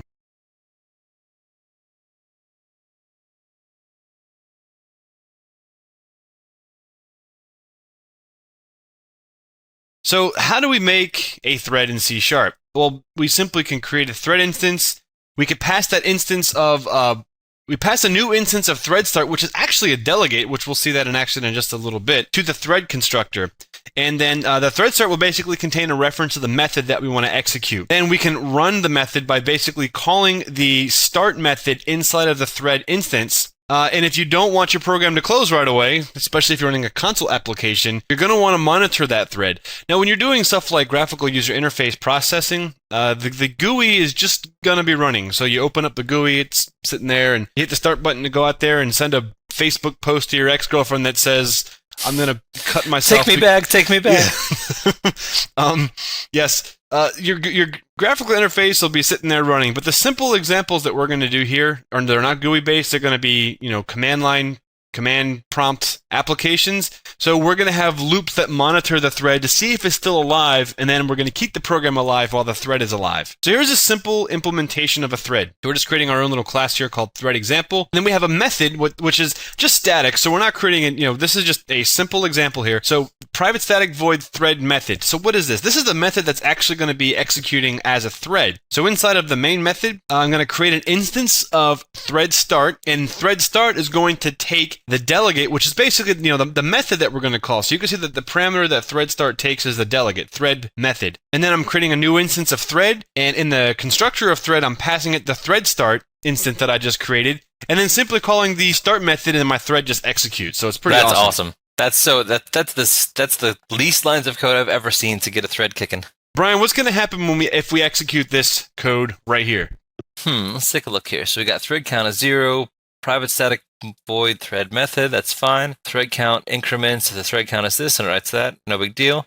So thread start, new thread start, thread method, new thread, start, while is alive. So we're going to loop while it's alive and then call start again. Yeah, so basically what we're doing is we're creating a thread, and then after the thread is no longer running, we're going to try to start it again. This is what happens, Brian. This is what happens. So what does that mean? Why did this happen? Because a thread is, let's say a thread is immutable. Once it's done executing, that's it. It's like a disposable thing. A thread's not something that you can kind of keep reusing. You have to make a new thread instance every time to create that new handle on it. Now, you don't have to create a new thread start, but you do have to create a new thread instance. Yep, a thread is basically like a shooting star. It's there, and then it's gone, and then it's gone forever. I mean, because think about when a thread is running, like we said, we want to have that remote pointer to where that thread's running. So that instance, the whole nature of that instance is to have a hook on that pointer of where that thread's running. Well, once that thread stops, there is no instance anymore. So you can't start something that won't have a hook on it anymore. Right, exactly.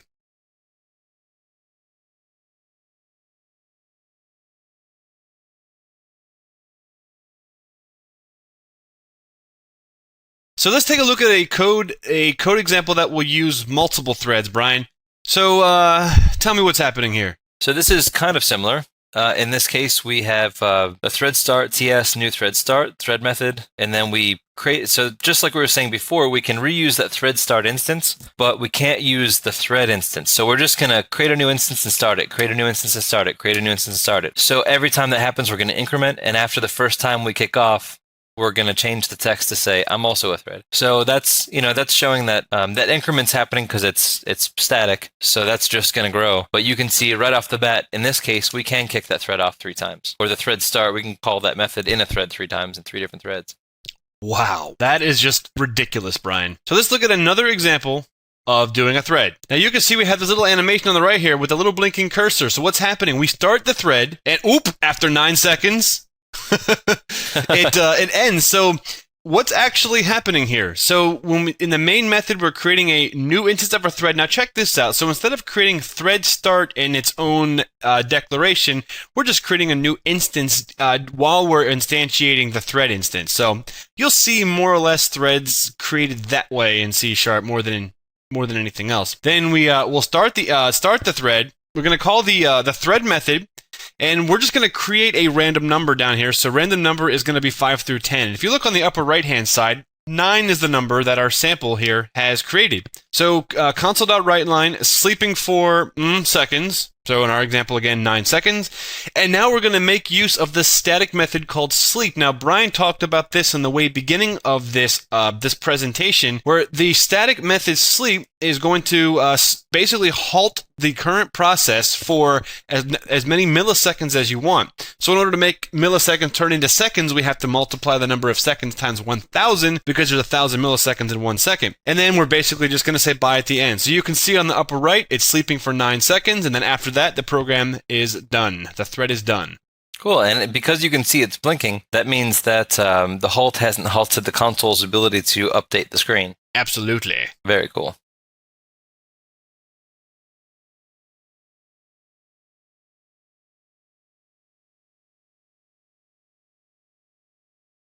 There are 2 common ways to pass parameters to threads.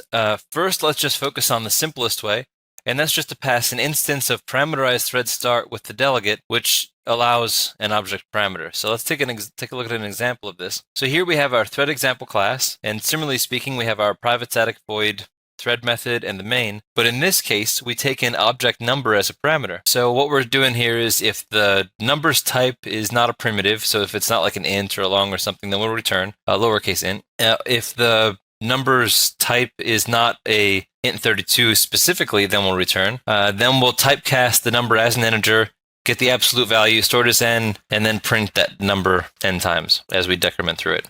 Okay, so let's take a look at how this works. So we have a parameterized thread start PTS, and we create a new instance, and we hook it to the delegate with thread method just like we did before. And in this case, when we say new thread PTS, we'll start, and then in the start method itself, we'll pass in the parameters that will then get passed to the class. So if we pass start test, nothing will happen because it's not a primitive and it's not an int32. Then the next time we pass a decimal, it's not an int32, so it's going to fail. Then we pass 5, which does work. So we'll have, 543, so on. And then we'll do 10, 10, 9, 8, 7, 6, 5, 4, 3, 2, 1, 0. So only those last 2 calls of thread are going to write anything to the console.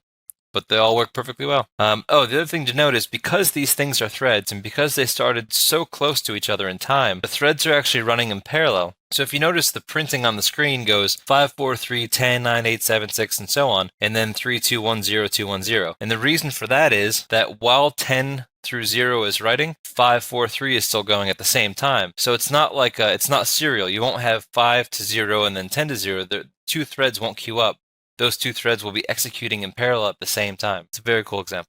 So let's look at one more example of a parameterized thread. So here we have public static void thread method object n, and in this case we have sleep time, which is cast as int, and we're gonna sleeping for this many seconds, and then we'll just sleep the thread and then say bye. So in this case, we'll create a new thread that passes in a new parameterized thread start instance referring to the thread method. And then we'll start it, and we'll pass in a parameter straight into the start, new random next 5 to 10, which will give us a new random number, somewhere between 5 and 10. So oftentimes, developers will spawn a thread within a class instance. This is a very common thing to do because it sort of keeps it managed, keeps it just part of the nature of how the class is functioning. But this is also gives the developers to set up an ecosystem for the thread to run within, where the class can do some certain types of management tasks like keeping track of the thread or handling conditions that might go wrong with it, or making sure that it stops when it needs to stop, or whatever the case is. So you can kind of set up an entire ecosystem of these different little threads as agents running around in your CPU.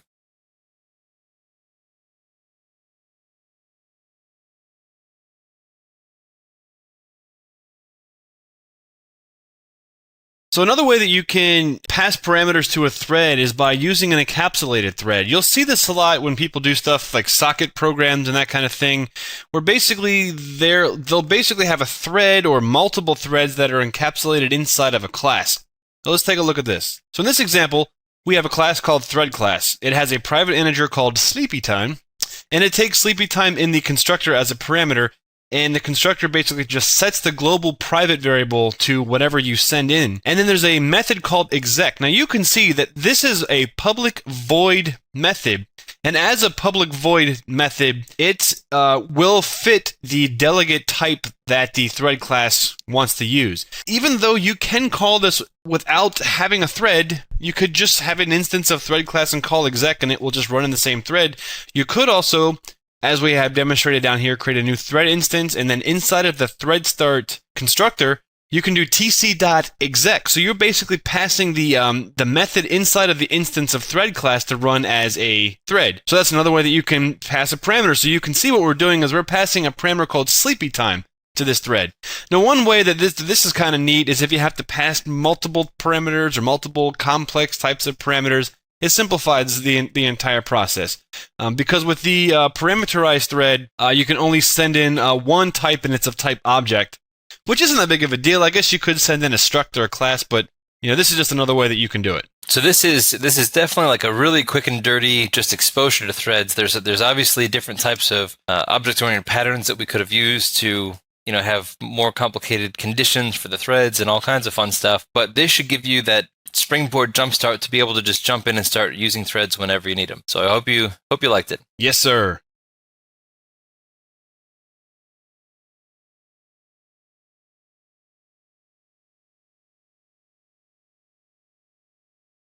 In this lesson, Brian, we're going to talk about delegates and events in C#. Are you excited about that? Oh, I'm thrilled. I am thrilled too, because now we're cooking. You can probably taste it right now. Your metamorphosis into being a software developer is starting to take shape, and all of a sudden, all this C# bullshit doesn't look that scary anymore, does it?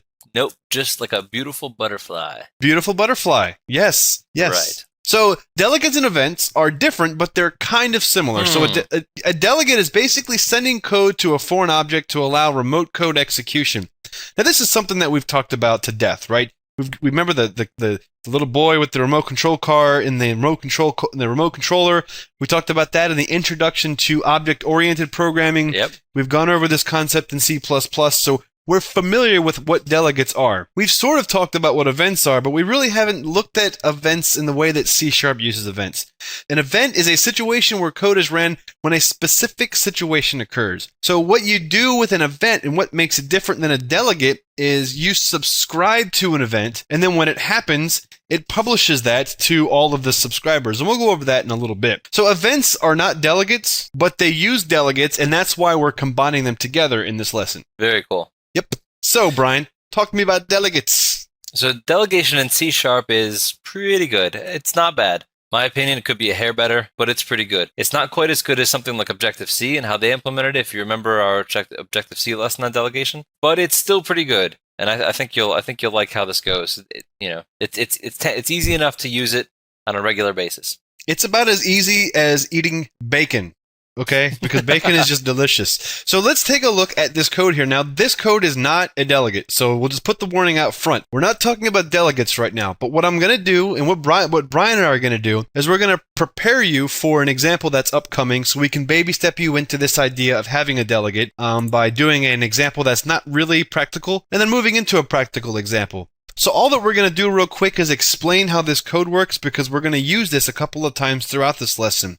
So what we're going to do is create a method that will be used as a log method. So you could actually take this and probably use this in your production code now if you wanted to, because all that it's going to really do is just write a log file in the same location where the current assembly is executing from into a directory called logs, and then it will have a timestamp on it. So it's really nice and good. So the very first line here is we're going to use reflection to get the current location of the executable. So in this particular case, if you look on the upper right-hand corner, exec path is going to equal c:\whippet.net C# delegate x.exe. And then what we want to do is create a variable called log path, which will represent the full file path to the log file that we want to write to. So the first thing we're going to do is set the log path equal to the directory of where the currently executing process is. So it's c:\whippet.net C# delegate x. For example, in case you couldn't figure that one out. Then we want to just add onto that a directory called logs. So we'll just add /logs /delegate x _, and we're getting delegate x by doing the path, which comes from the system.io namespace, get file name without extension, which I believe we've already talked about this already. And then we're just appending an underscore because we're going to append a date stamp to the end of this. Nice. Now, when this example was documented, it was August 4th, 2011. So the datetime.now, which is the moment right now, .toString year month day .log.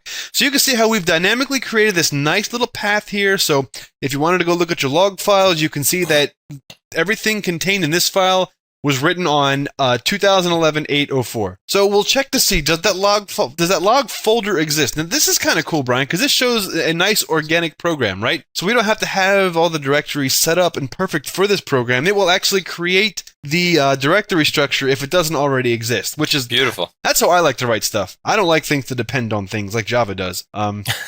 So if that log folder is not there, great. We'll just create it, and if for whatever reason we can't, we'll just be like, you crazy, you know? Now let's manipulate the log message that comes in, and we're going to simply do this by adding to the beginning of it datetime.now toString. So we're just going to have year, month, day, hour, minute, second, then a tab character appended by the original log message that was sent, and then a /r/n for a new line. Write it out to the screen so you can see this is what the log message looks like, and then we're going to append it to a file. So inside of this logs folder, there will be a file called delegatex_year-month-day.log, and that's where all of your logs are going to be. So it's pretty cool, right? Oh, that's awesome. Yeah. Very straightforward.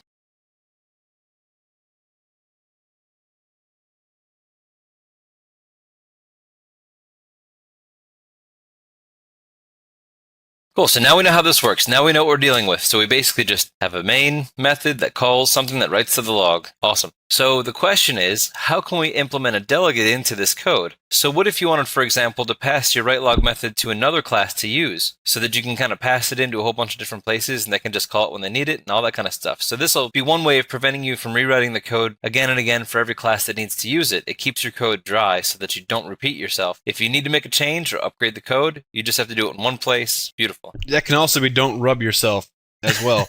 And the cool thing is using the creating a delegate for writelog is the code that's written, that's abstract and hidden away from you, all the details are hidden, it gives you some control over what's happening back there. So if it has a log, say, you know, we'll take in a string and then we'll do whatever you want with it, it lets you call that back into your program and do it custom, which is really great. That's really awesome. So when you're declaring a delegate, this is a simple template. So we're going to use the delegate keyword, the return type, the name of the delegate, and then whatever parameters that we want to pass to it. And then we're just going to close that off with a semicolon. And if you look at this code example here, we're just creating a delegate. So it's public, it's a delegate. It returns void. The name is arbitrary. Think of writelog message as if you're making a class called writelog message. So that can be whatever you want it to be. And then we're just taking in a string called message. Now the actual name of the variable does not have to match the name of the variable in the delegate. It just cares about the data type. The name is just there for, you know, to make it nice for you. So now let's take a look at how we instantiate one of these delegates in C#. So the syntax for instantiating is the delegate name, which is kind of our delegate type name that we defined, and then some variable instance name. And then we create a new instance of that delegate name, and we pass into that constructor as a parameter the method name that we actually want to be tied to. Man, this is hardcore. This is getting into some hardcore stuff right here. So let's take a look at an example of this. So we have public delegate void writelog message and passes in string message. And in our public static void main, on the first line, we have writelog message. Writelog delegate is our instance name. And then we create a new instance of writelog message, and we pass in just writelog. And writelog is the name of our public static method down below. So that's how we wire up the writelog method to that delegate. Holy, which is pretty cool. Good God, man, that is really simple. Yeah, it's not bad. So how do we call it, Brian? So all we do is with that variable that we now have, we just call it like that variable was actually a method. What the f? It's that easy? That's it. That's all you do. You just pass in the parameters. So wait a second. Hold on there, Mr.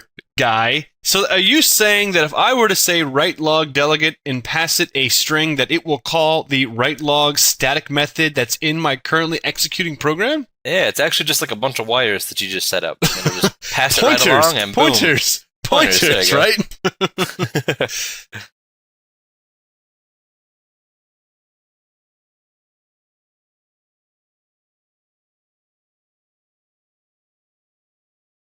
So now that we know how to instantiate and use a delegate, now so just to kind of elaborate, this is a simple non-practical example, but all that we've really demonstrated is that we can create a delegate, we can pass a method to that delegate, and then we can call the delegate, which will in turn call the method that we pass as a parameter. So when we call write log delegate, we're actually calling write log. That's so awesome. That's really the only thing that we wanted to get across with that. So now that we know how to instantiate and use a delegate, let's actually take our delegate and implement it inside of a foreign class. Now, this is not something that's foreign to us, right? Because when we talked about threads, we sent inside of the thread start class, we sent a delegate. So now we're going to actually build our own quote-unquote thread start class. Nice. Okay, so let's take a look at this. So when we construct my class, we're going to be passing in our write log message instance. So that's actually the delegate's instance gets passed in as a parameter. What? Yeah, so we don't actually have it declared here. We're not doing anything here. We're just passing in our delegate that we've done somewhere else. That's crazy. In as a parameter. Yeah, it's really cool. So now you can see we're going to set that log delegate as _log so that we have it privately available to our my class instance. Oh my god. Yeah. So then we make a new thread, and then we call new thread start exec and start. Now, if you look at the private void exec, we just do some stuff.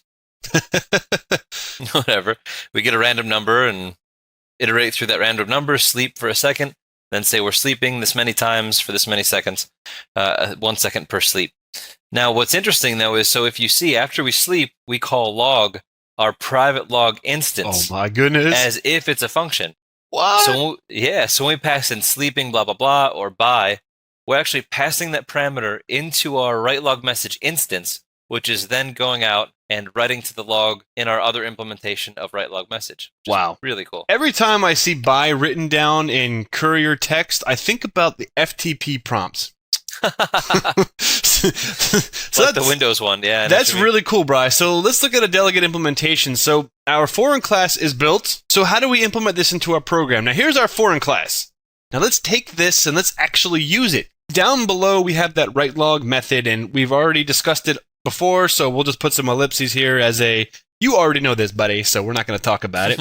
We're going to create the instance of our delegate here, so we're going to have a private delegate void write log message, takes in a string, and as you can see in our class here, we do have a private write log message type that we're going to store here.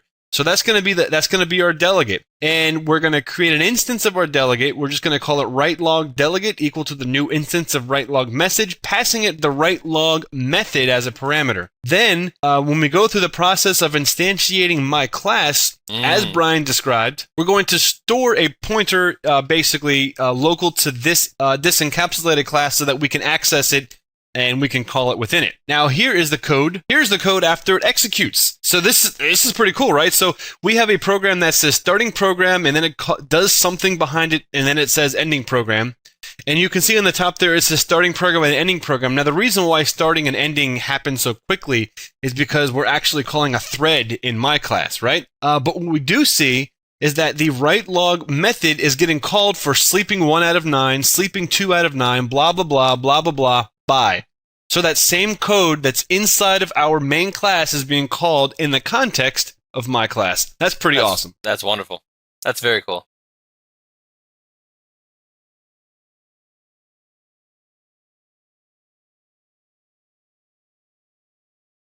Yeah, Bryce. So let's talk about events. All right, so we're going to switch gears just a little bit. So now we got the concept of delegates. We see how they're implemented in C#. So now let's see how the events work. So what the event does is you fire off an event. It's like you're calling out a signal, you're firing off this event, and when that fires off, it notifies another class that something that it's interested in has occurred. So we raise an event. So this is when an event message has been triggered and sent out, has been broadcasted out.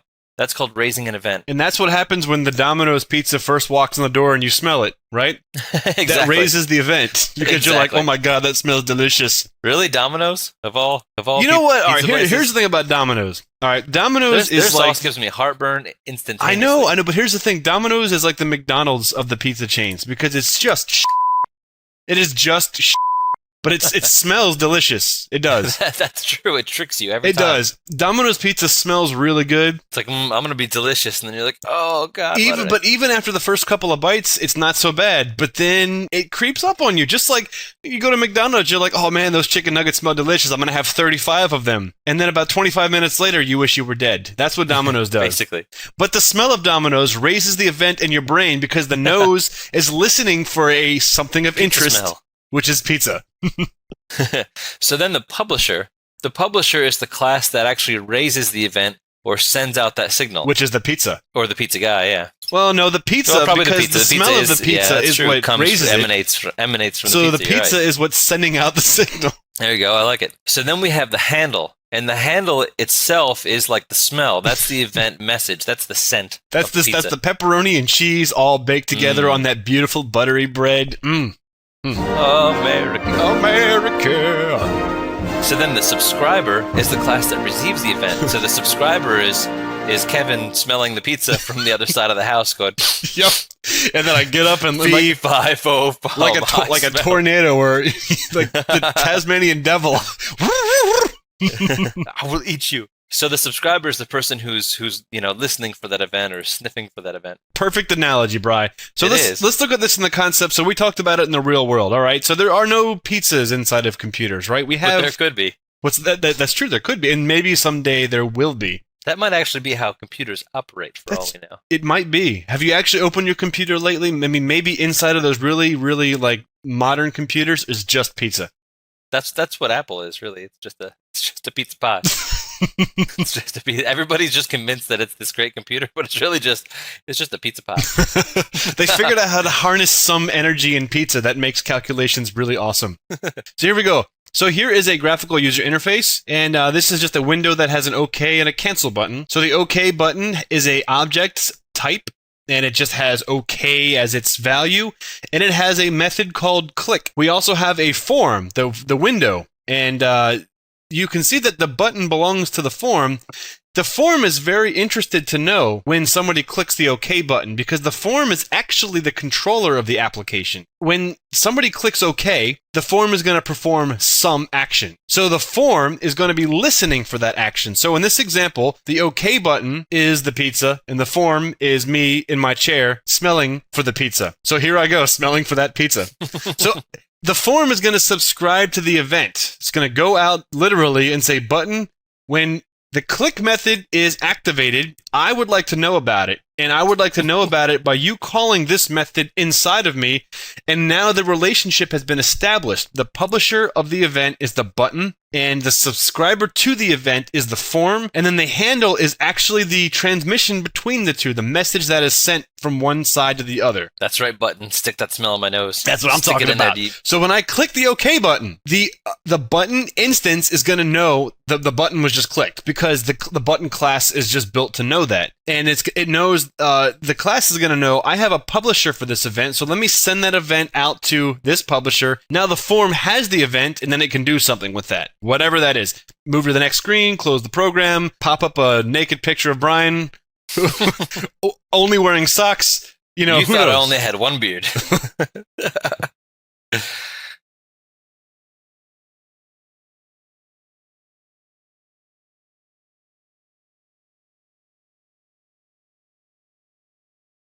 So events function very similar to delegates because we use them to call remote code just like we use a delegate. But the difference is that an event can have a whole bunch of subscribers. So it's not that one-to-one relationship. So if Brian, me, and our friends were in the room and the pizza came in, we would all notice the smell. Exactly. Yep. Genius. Yep. So the event methods often accept multiple parameters, and typically they accept two parameters in particular. One is an object, which is a pointer to whoever it was, like the button instance. It's whatever is raising that event instance. So that's usually the object. And then the second parameter is the event args.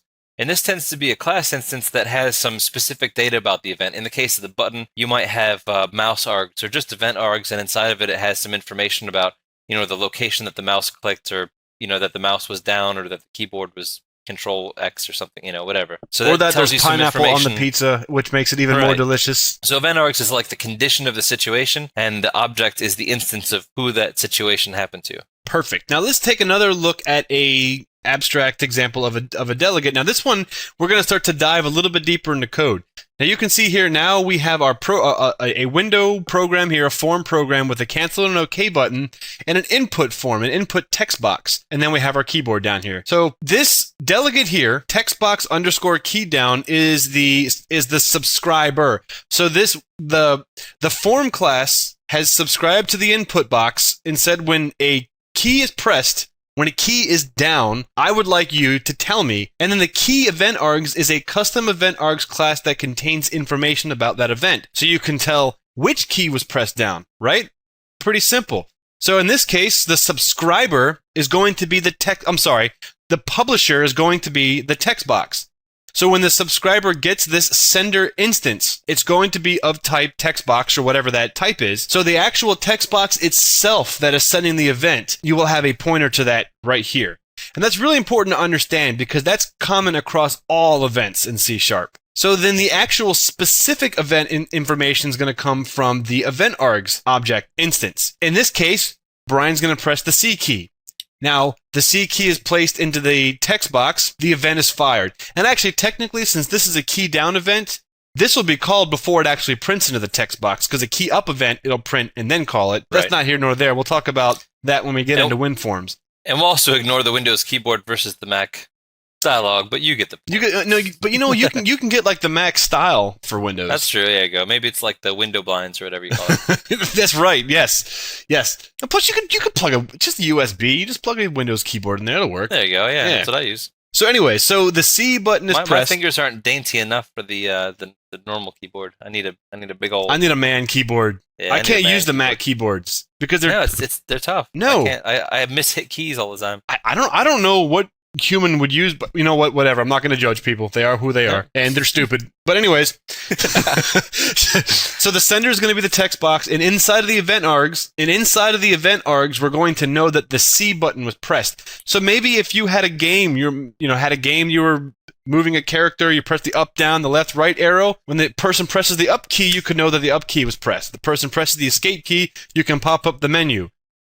Or if for some reason on key down you want to validate the character that they're typing in the text field before it displays. That's true. What you could do is you could be like, nope, I'm only going to let them type letters, not numbers. Right. So if it's a number, I'm just going to stop the event from happening, and that C won't ever display in the text box. So you can do like preemptive input validation. Absolutely.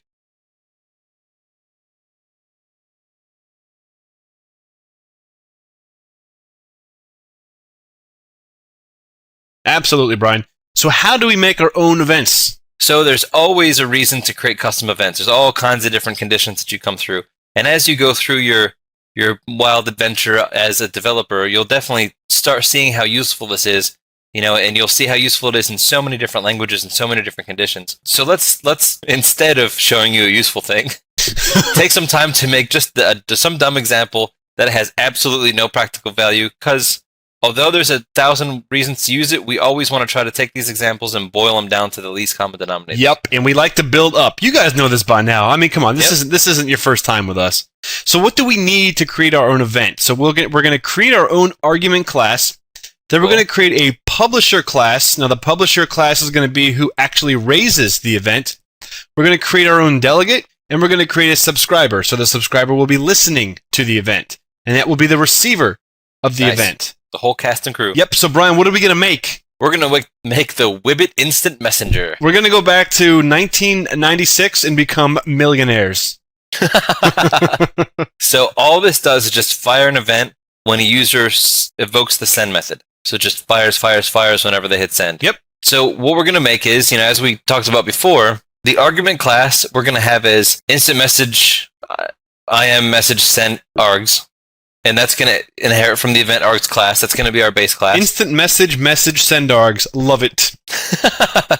And then we have a publisher class, and that's going to be instant messenger, the actual messenger. Then we have our delegate or our handle, and that's going to be the send message event handler. So that's the event handler for the send message condition. That's going to accept the object instance and our args instance, like we talked about before, those two classic instances. And then we're lastly going to have our subscriber class, which is our main class, to be the listener. Perfect. Well said. So here it is visually. Now, let's kind of, just like we did with the OK button, let's walk through this process. Now, again, we have these 3 separate classes. Now, let's see how they interact with each other. So inside of the main class, which is going to be our client code, it's going to actually be the driver of the program. It's going to have a delegate inside of it. And that delegate function, the delegate method, is going to accept a orange circle and a dark orange circle and a light orange circle. Now, the dark orange circle represents the instant messenger class on the bottom right, and the light orange circle accepts the IM message send args in the center. Cool. So the main class wants to subscribe to the instant messenger and say, when somebody sends a message, I want to get it. So it's going to go out to the instant messenger instance, to the delegate, and subscribe to it and say, when this is called, send that message here. So when a message is sent, so in this case, Brian says, LOL, LMFAO, KOOL, OMG, and just one long word that nobody can understand. This is going to create an instance of IM message send args, which is going to encapsulate the message that the person just sent to the instant messenger. And it's going to then package it up along with a copy or a pointer to itself and send that along to the main class that's subscribing to it. So what the main class now knows is not only what the message is, but which class sent it to me, which class instance sent it to me. Very nice. So it's pretty cool, right? Yeah, and then you can extract information out of that class that sent it to you if you wanted to get more information about which instant messenger or who's logged into it or whatever, if that was the case. Yep. Or you can just destroy it or, send it pictures of anything. Something. Use your imagination. Yeah.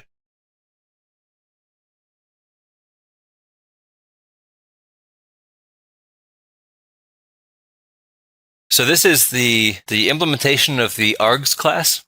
So let's take a look to see what we have here. So we're extending event args into our own IM message sent args. We have a private string message to store the message that we want. That's going to be passed along in this event. Then we have the constructor, which takes in the message, which stores it, and then just a simple getter for the message. So nothing really crazy, but the only thing that this is really going to add onto the event args is the fact that we have this additional getter to get the message that we constructed this with. Very simple. Well said, Brian. Now let's take a look at the instant messenger class. Now, if we're going back to this example, that is the dark orange circle on the bottom right. Cool. What this is going to have is the delegate. Now, remember, the instant messenger class, we can imagine that this is the hub of the instant messenger. So when somebody sends a message to instant messenger, it goes here. This is the actual instant messenger program in this abstract concept. So we're going to create the delegate, and we're just going to call it send message event handler. Now, remember, that's my choosing. That's my free text. I can call that whatever I want. The only thing that really matters is that it takes an object sender and it takes an IM message sent args. And one thing that I'm going to say real quick is you could make an argument that says instead of saying object sender, why don't you take an instant messenger sender? And that's a very, very good point. The problem is that that's just not how it's implemented in C#. Why? Object is generic. We can box anything up as an object. So it's just simpler and more usable and reusable if we just call it object. So there's your answer. Absolutely. Yep. So deal with it. Yep. So we're going to create a public class called instant messenger. And inside of here, we're creating our event. Public event, send message event handler. So that's the same type as the delegate above. Very interesting. Yeah. So an event actually is a delegate. It's just declared with the event keyword. Yeah, and now our event is going to be called on message sent. Now notice that we don't set that equal to anything. So when we instantiate the instant messenger, it will set that to null, and then when the send message is executed, we'll check to see if on message sent is not null. Then we're going to call the event on message sent. We're going to pass this instance and then a new instance of IM message sent args and then the message that was just sent. So it's pretty simple. Now, one thing that's really cool, if you look at this, you can have 1,000 or 1,000,000 subscribers to this event, and you're pushing this information out to all 1,000,000 of them simply by saying on message sent paren stuff. Cool. I mean, that's pretty cool, right? And that's one of the really cool things about having events and having subscribers to events.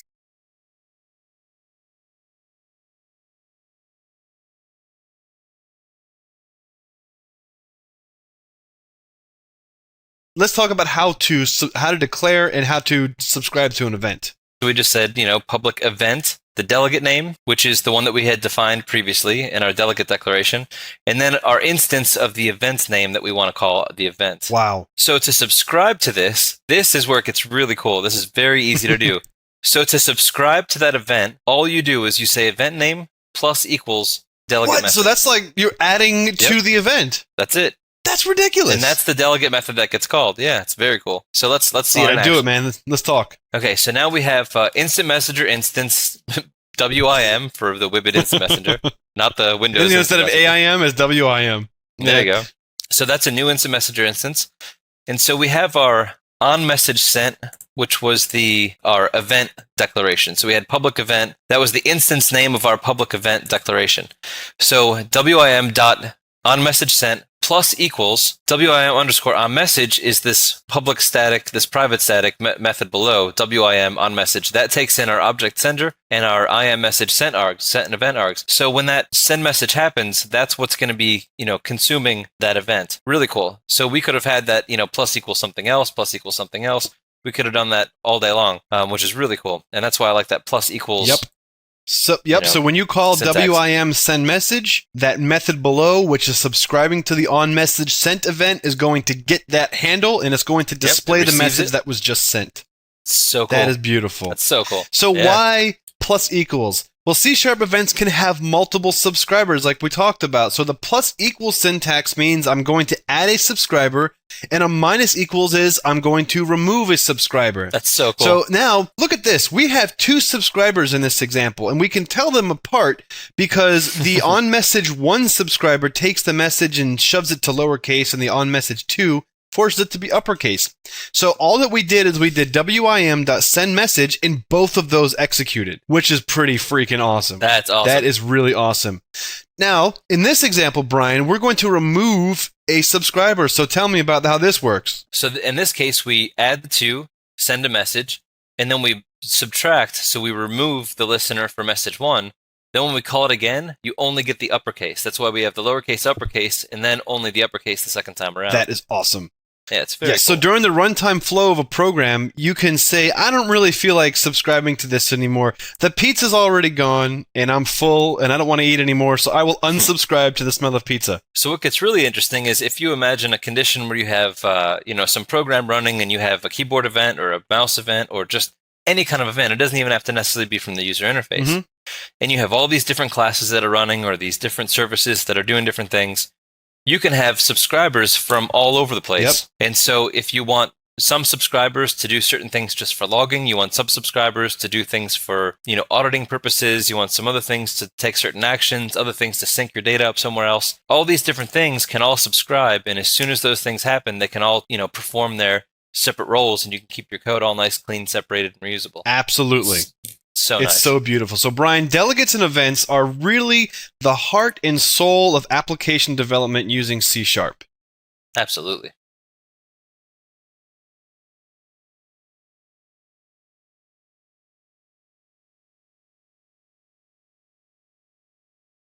Continuing on with our C# journey, let's talk about DLLs in C#. Now, we've talked about DLLs before in other languages like C, but I wonder how DLLs are different in C#, and I wonder if we could use those C-compiled DLLs in our C# applications. What do you think? I heard in C# that they're pronounced dulls. Dulls? Yeah, that's like the cool way to pronounce them, dulls. What kind of an idiot would pronounce it like that? Do you actually know someone that says that? No, I don't. I'm just kidding. Okay, man, I was gonna say because that guy's a dick, if that's what he says. That's the same guy that says WYSIWYG, I'm sure. So there are multiple ways to manage DLLs in C#. The method depends on how the DLL was built, and you will learn how to import a C-compiled DLL into C#, write a C# DLL, and import a .NET compiled DLL into C#. Oh, that's awesome. Dude. Speaking of WYSIWYG, have you ever heard somebody use WYSIWYG like in a non-computer situation? Yes, I have. Like they'll refer to themselves like, oh, well, I'm kind of WYSIWYG. What you see is what you get. I've heard that before. You know Yep. what you're going to get from me because I'm WYSIWYG. Because I'm so like unpredictable, Like seriously. So remember this, Brian? This whole DL import stuff. What's this all about? Yeah. A long time ago, we promised that we would show you how to use the int pointer struct. Yep. Well, we will. if a DLL is written in C or C++, you have to import it into your code using the DLL import directive. What? Yeah, which is kind of cool. It's sort of like a little base layer thing happening, so you can kind of drop down and grab it from the system. Yeah. And each function that you're importing must be declared individually, which is a little tricky, but we'll walk you through it. It's not that bad. Okay, so let's just create a simple DLL in C, Bri. What are we doing here? Sorry, I thought you were going to say so I took a mouthful of yogurt. So what we're going to do is we're going to create a simple DLL in C, and we'll just call it test DLL. So in our header file, we've done this before. We're doing the DLL export, we're doing the DECL spec, and we, so we're basically setting that define up there for the DLL export. We're making a char star called init. We're making a void function because we're dropping down to C. Void function called set value that takes in a char star. A void function called print value that takes a char star, and a void function that's called delete value that also takes a char star. So when we're dealing with pointers, it looks like we're going to be dealing with dynamic memory. And if you see right here in the init function, we're calling calloc, which means that we are creating dynamic unmanaged memory. Very dangerous. Now that's dangerous. And when you import DLLs from C, this shit happens all the time. And you got to be very careful about how you manage this. So the person that wrote this actually did it nicely. And they're saying, I'm going to return you some dynamic memory, do some stuff with it. And when you're done, just send it here to delete value and I'll take care of it for you. Very cool. And whenever you write DLLs in C, so Brian had said earlier, the execution time in C is always going to be faster than it's going to be in C# just because there's no overhead of the runtime layer. If you have to write something that requires massive amounts of speed, like for example, when they land the rovers on Mars, they write that in C. I mean, they don't write that in Java because, I mean, that would be funny. That would it wouldn't work. So they write that stuff in C because it runs so quick. But maybe a higher level operating system layer thing is running Java or running .NET, goes down to the lower level, gets all of its fast calculations done, and then neatly the lower level provides an outlet to clean up after itself. So if you're going to write this kind of stuff, be nice to your future self.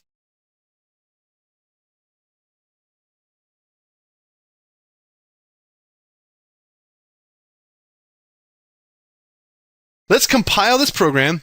So here we have the .c and .h file, which is, you recall this stuff from our C class.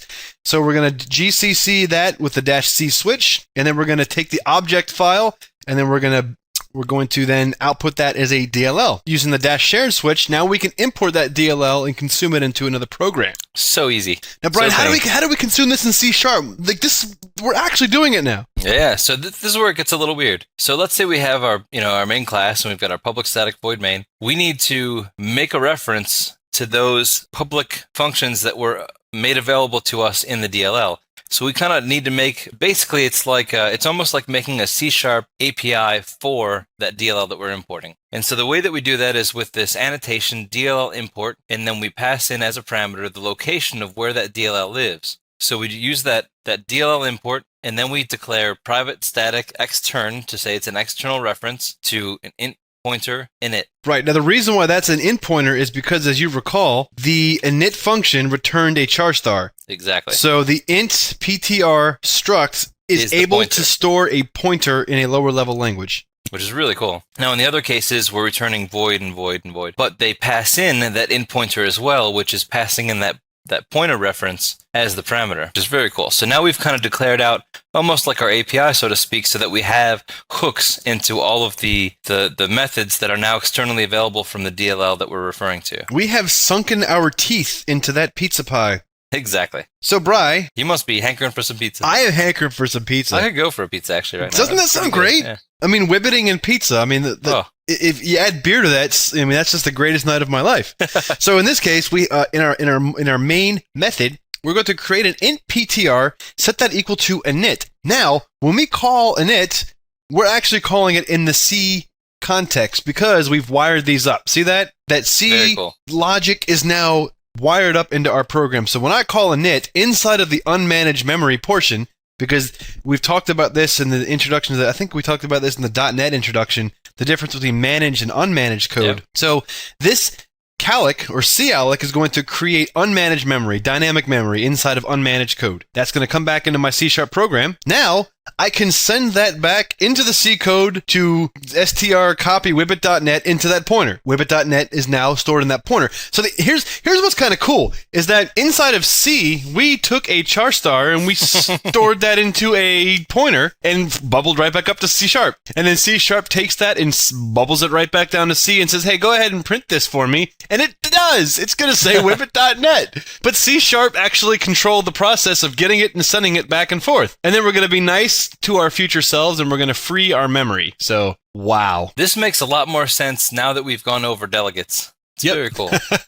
And a really fun lab will be to take the sorting algorithms that we wrote in C, in the DLL example, and consume them in a C# app. And then write the same algorithm in C#. Yeah, and compare the time. Massive amounts of information and compare the time. Yeah, see what happens. Yep, so the free is going to free out our unmanaged memory, and then it's going to die, and then we're going to move on.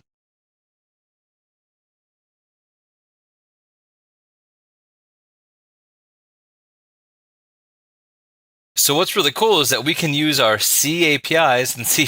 That's because we are so awesome. We are awesome. The awesomest. So C and C++ are absolutely amazing languages, and APIs written in these languages are really great. So now let's say there's some condition, for whatever reason, you want to write a DLL in .NET. So just remember that when you write DLLs in Visual Basic, they'll still work in C#, but if you wrote it in VB, you guess because you've given up on life.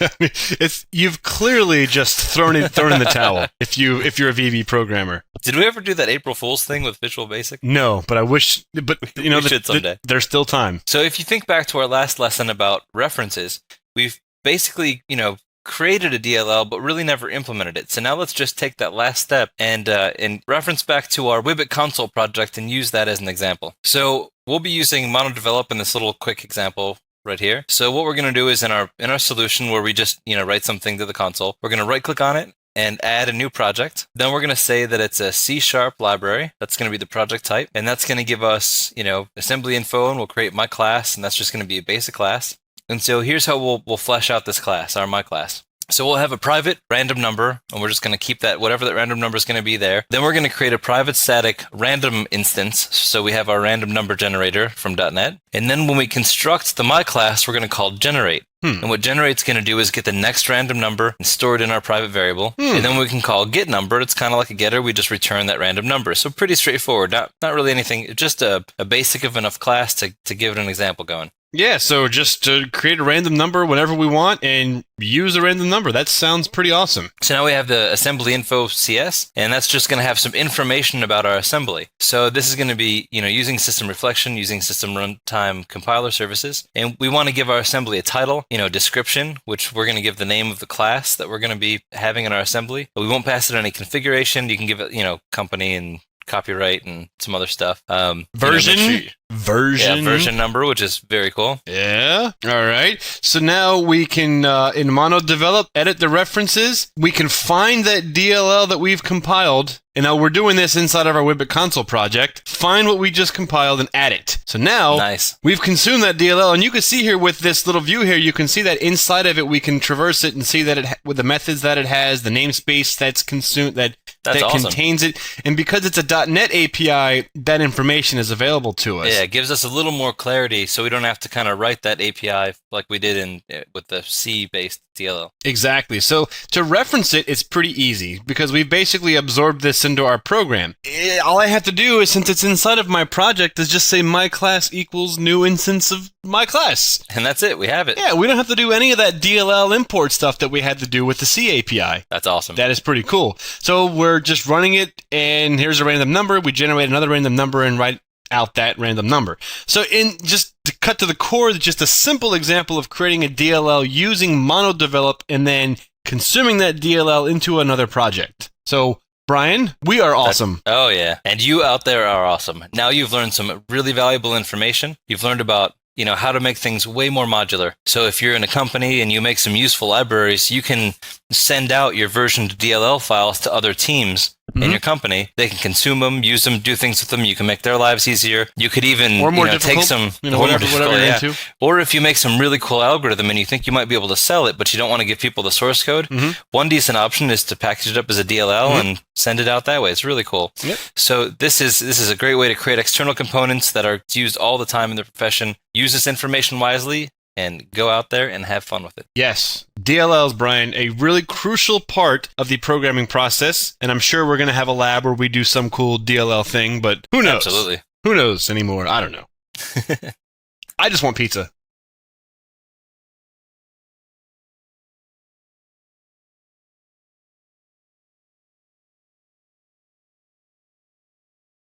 Hey everybody, welcome to the lab on importing DLLs. So this is going to be kind of cool. We're going to take a couple methods that exist in a DLL, import them into a C# project, a Visual Studio project, and use them to do two different types of sorting. So we'll kind of get to see nuts and bolts, how it looks to import a library, call something from it, get the results out of it. Well, here let's also preface that this is a lab that makes use of a DLL that we wrote in C during our C programming course.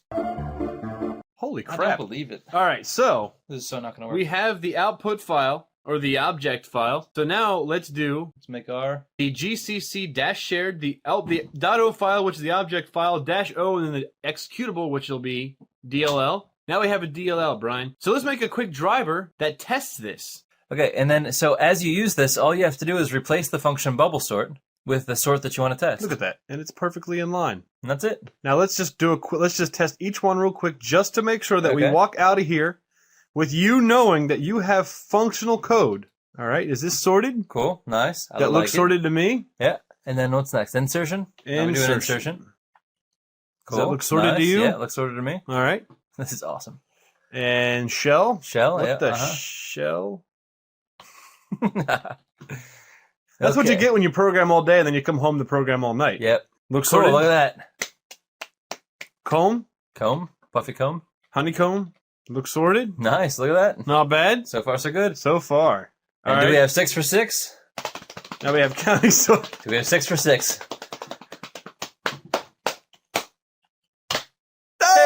Oh! All right. Cool. So make your own libraries, make them kick ass, consume them in higher level languages. Adios. This is very true. So this is not a .NET API. So the whole process, as we went through during the slide videos of importing an API written in .NET, this is totally different. But this kind of takes us full circle. It shows us how when we were in C and we were doing cool stuff in C, we can take that code and we can use that in C#, which is pretty freaking awesome. That is. Yeah. That's very awesome. Yeah. So that's like before when we were saying if you want to write some sort of high-performing, lower-level image processing library or sorting algorithm, whatever the case is, and you want it to execute not at the .NET bytecode layer, but you just want it to, just run. This is a hell of a way to do it. Mm-hmm.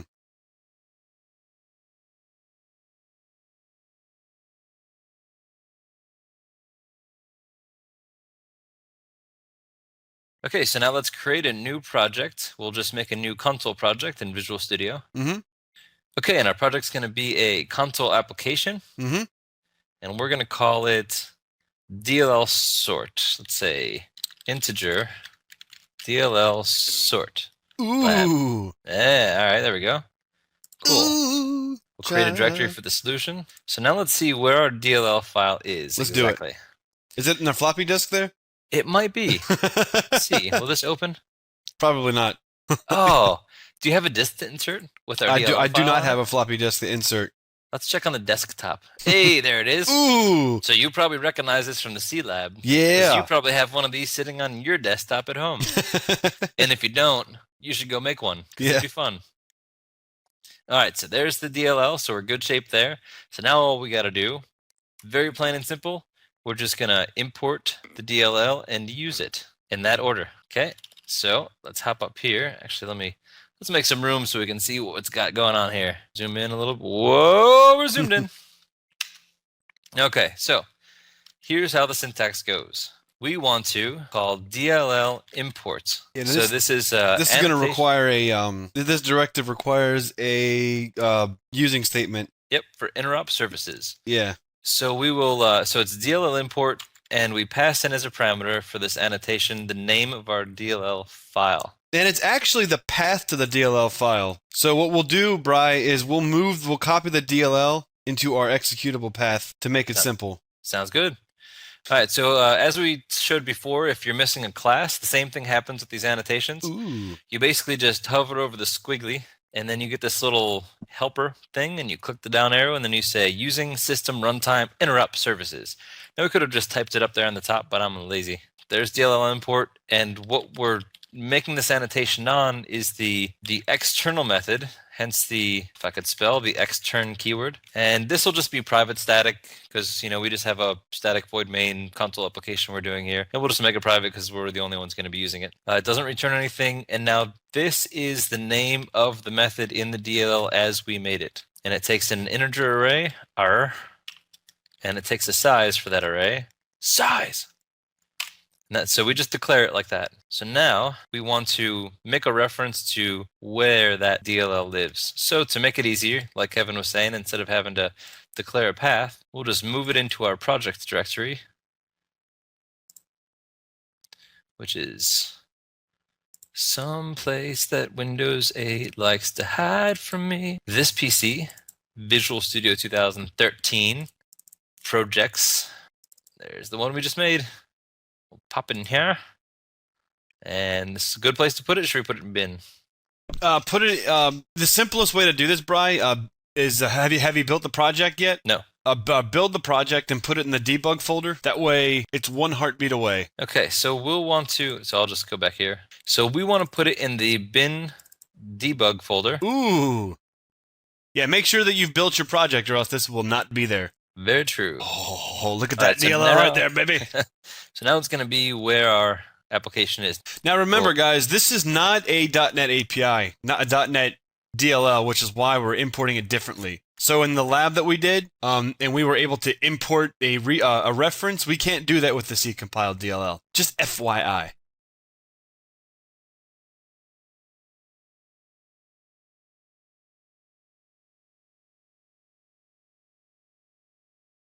Let's just make sure this all compiles and everything's happy. Okay. Hey, buddy. Hey, buddy. Why is there an S there? S, you don't belong there. Okay, so now we'll build solution. Just kind of make sure everybody's happy. Successful. And we'll start this up. Start me up. And it won't do anything, but it shouldn't crash either. Perfect. Awesome. Yeah. So it worked perfectly well. Yeah. By doing nothing. All right, so just as a refresher, let's take a look at, so these are the original source files from the project that we did in C. Mm-hmm. So let's just take a quick gander here. So let me see if I can just move them over here in Visual Studio so we get nice syntax highlighting. Ooh. Nice, though. Look at that ASCII art. Can't mess with that. Okay, so here's our code file here. So we got a bubble sort array, which is the first one that we just did. Mm-hmm. We also have some other cool stuff like selection sort array. If you remember, we were comparing the speed between these. Mm-hmm. Insertion sort array, shell sort array, and so far they all take integer array and a size. Mm-hmm. So here's a comb sort, counting sort. Right, so all of these kinds of fun stuff. functions will be available to you in C# when you import this DLL. So this here should match. So this here should match this here. Let's see. Does it, Brian? Does it? It No does! Ooh la la. Nice, check that out. Yeah. Now the variable names don't have to match, but the data types do. That's the important thing. Cool. So, all right. So we're in good shape. That runs. It launches. Everything's well in the world. Mm-hmm. So let's say we have some integer array, and that integer array is some numbers. Let's pick some numbers here. 0, 8, 2, 9er. I'm not typing numbers because numlock's not working. Beep. You also completely screwed up the front part of it somehow.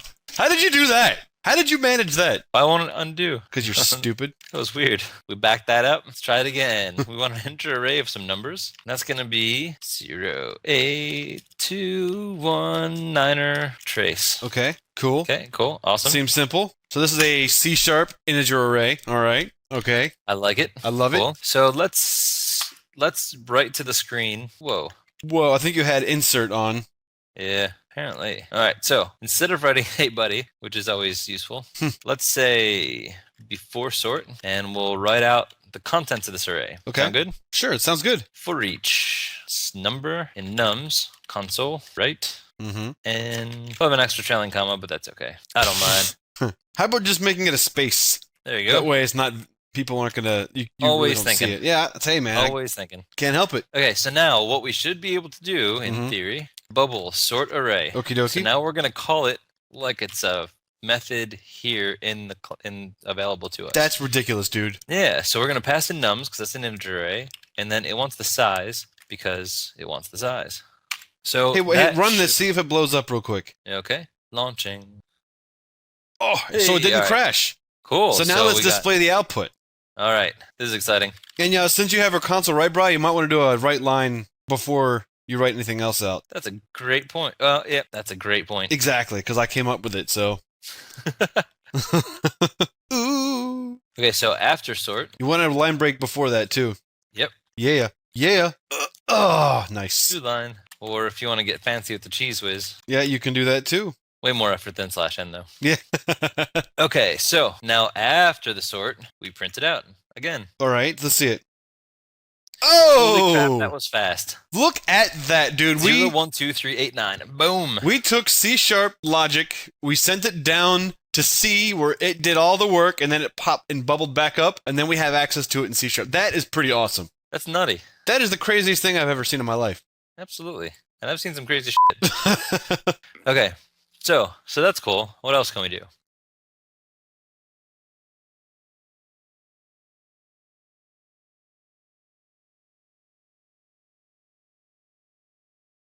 Let's see. What do we got here? We could do. Wait, but before you do anything, why don't you explain what we're doing? So we have a bunch of different sorts in the DLL. Okay? So let's call it different sort, but this time when we call it, we will call it by way of another internal method that then gets access to this.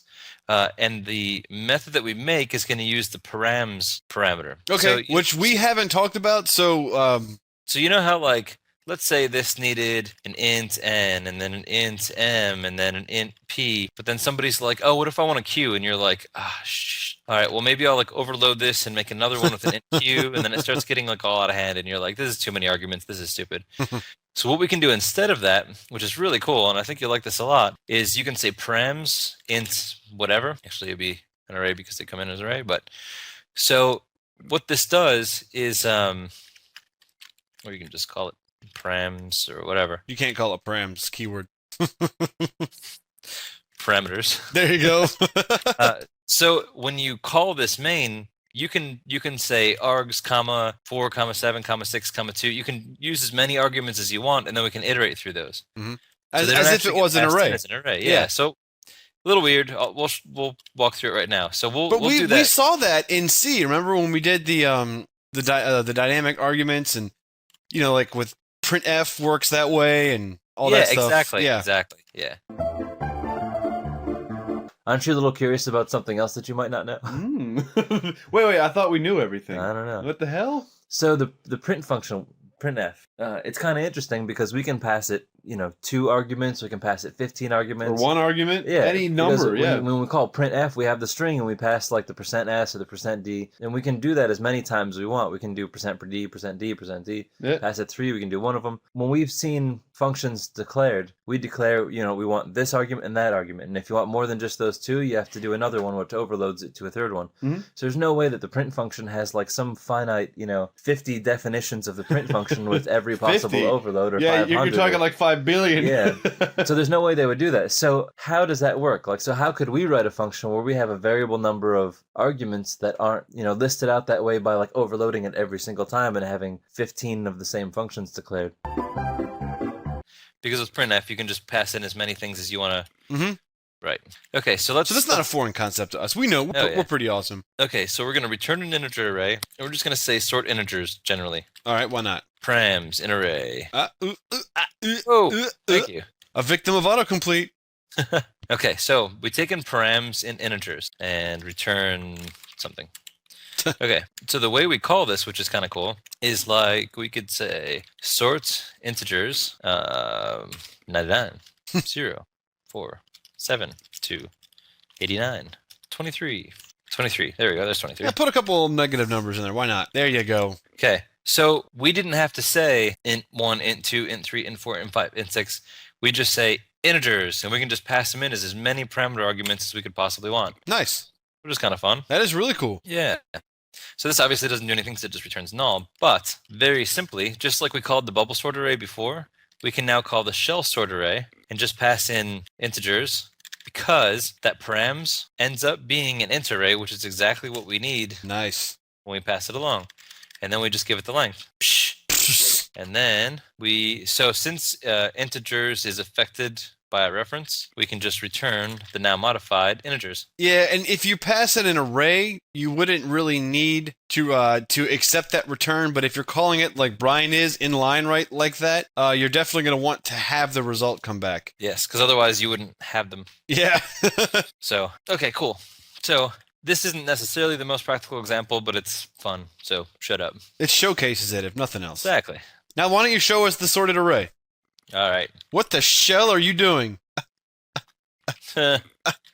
Shell sort. Remember in Back to the Future, Marty McFly's dad laughed like that? He was like, Remember that? No? You're such a dork. God, you're a loser. You're the loser.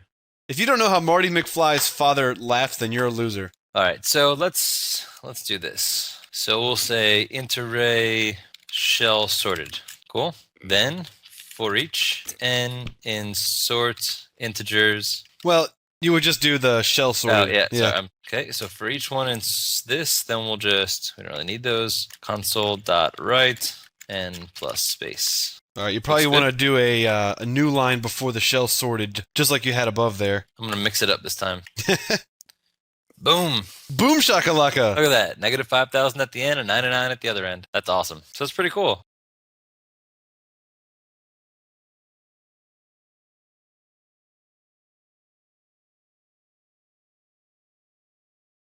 Okay, so we took a look at, we got two different ways of sorting something. So one of the things that I want to talk about for a little while is the provider pattern. The provider pattern is basically just another way of describing a common abstract class that gets implemented by more than one implementations, so that we can do things like in this sort integers, it shouldn't really care if it's a shell sort or a bubble sort or whatever the case is. It really should just sort. We'll just do kind of a quick example of how it'll look to implement a sort provider and then do a couple different implementations of that provider, and then we basically will go to sleep. Sweet. Yeah. All right. So in our Solution Explorer, we will first make a new class. Add class. The class will be sort provider. That's yes. Cool. So in this case, we're going to have abstract class sort provider. So abstract class means that this class cannot be instantiated. So this class must be implemented by some other class. So we're going to have an abstract property, which is going to be a string called name, which will define the type that it is or return the type that it is. And in order to do that without having to implement it, we just simply say get set like this, which says that it's you can not only read it, but you can write to it. Then the only other thing I think we really need is abstract void sort array. And then the sort array is going to take in an integer array parameter. That'll do it. So basically, no matter which implementation we have, we're going to have a name and a sort array. That's going to be the common thread between them. So now let's make another class. Add class. And we'll call this one bubble sort. Cool. All right. So bubble sort is going to extend sort provider. Cool. Okay. So this needs to implement two things. The first is going to be public string name. I'm going to modify something here real quick. We don't really need to set the name.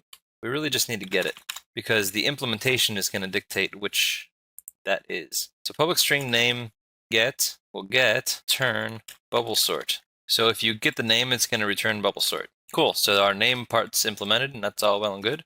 Then public void, and the other one was sort array, which takes an integer array. Cool. Now these override the parent classes to implement them. So these are going to override the abstract ones defined in the parent provider. So we got override public string name, override public void sort array. All right, so this class, what we're going to do is we're going to go to our program and we're going to take the You mean the bubble program? sort. The program.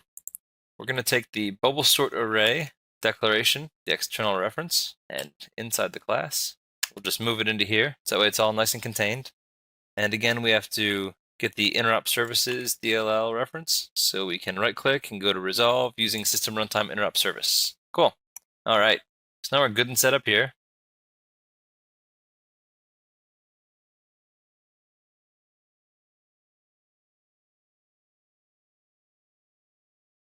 So just like we did before, all we're basically going to do is call the same way that we called the bubble sort down here. This bubble sort array, nums and nums length. And we're just going to move that implementation into its own class. So now we've just implemented the bubble sort, which is kind of cool. The only difference obviously is these aren't nums anymore. It's arr. Cool. So now we're going to do the same thing just like this, except we're going to do it for the shell sort. So I'm actually just going to copy and paste this class here. Save us some valuable time.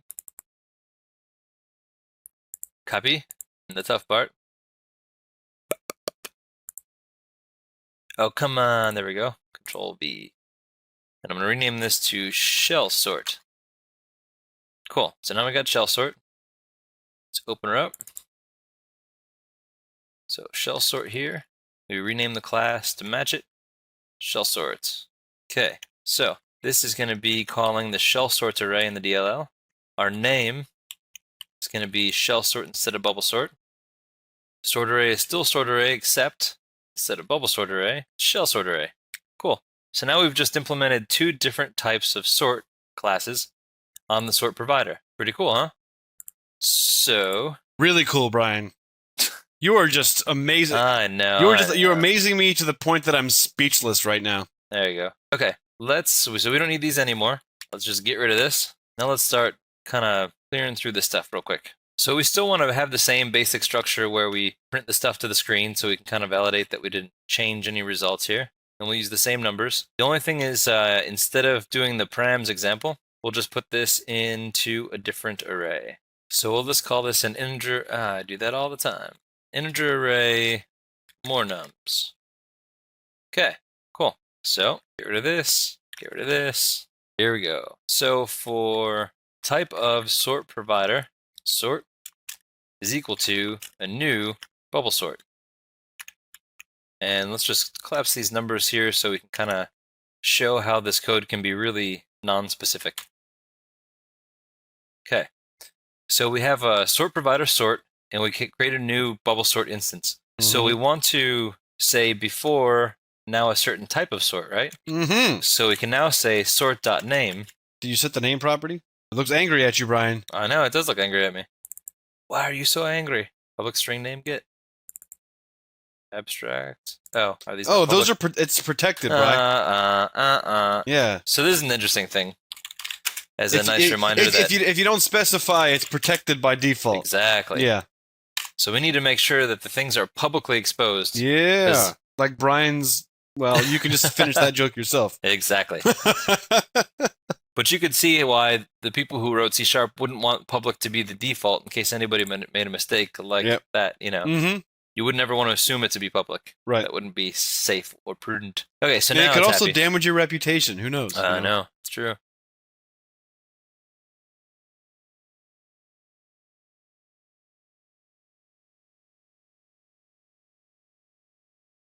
So before sort, write out the nums. After sort.name. Yeah, don't forget your new line at the beginning. Yeah. Every time. Okay. So here's where it gets kind of cool. So now we can say sort dot sort array and pass it in nums. So that just sorted it. And we'll just print it out again and make a new line. Okay, cool. So the sort provider doesn't really care which it is, but the bubble sort happens to be its instance. So if we run this, we shall see. Oh my before goodness! And after, I know, right? Kind of cool. Oh. Right, so here's where it gets even better. So let's say we went back to having a private static void sort array, and we take in one parameter, which is the sort provider, and another parameter that's an integer array. All we have to do is say sort provider, sort r. So what we can do here now is when we go to sort this stuff, instead of calling sort, which doesn't exist, we can have something a little more specific to say we have a shell sort specifically, and we'll still call it a sort here. Yeah, why not? That Just shows the so abstractness. names, Yeah. So we have a shell sort. Now we're casting it as a shell sort. So this could come in from whatever source, came in from configuration file or from whatever the case was. You have a factory that produces the type of sort that you want based on some sort of property file or configuration from the database or metadata, whatever the case is. So when we go to call sort array, method we just made, we can pass in sort and nums. And what's interesting is it's perfectly valid because sort provider, although it's the parameter, can be passed along as any of the children of sort parameter because they implement the same interfaces, which is kind of cool. So it just kind of gives you a perspective of how things can start kind of becoming a little more abstract. So what happens is if somebody wants to pass in a parameter for, they want a shell sort, they want a whatever, the provider here, and I'll try not to make this too long-winded because everybody's probably left the building by now. But in something like this, you can actually make the abstract classes aren't required to be implemented, but we can say abstract public static. Actually, I'll just make public static. Get sort instance. Data type. Thank you. And the data type is going to be a sort provider. So we can call get sort instance, and you can say something like if type is bubble, and I'm just doing this really quickly so I don't bore you guys to death. Return new bubble sort, else if type equals shell, return new shell sort, return null. So this way, if you're here, instead of having to worry about creating an instance, you could have one of your args basically say sort provider dot get sort instance arg sub 0, and you could pass in bubble as one of the parameters. Obviously, since we didn't do that, and it's not worth showing you guys arguments because you know how to do those, you just say bubble. So now if we run this, we got a bubble sort. Change this to be shell sort instead. Oops. Save it. Run it again. Boom! We just got a shell sort. Can I show you something a little sexier? Absolutely.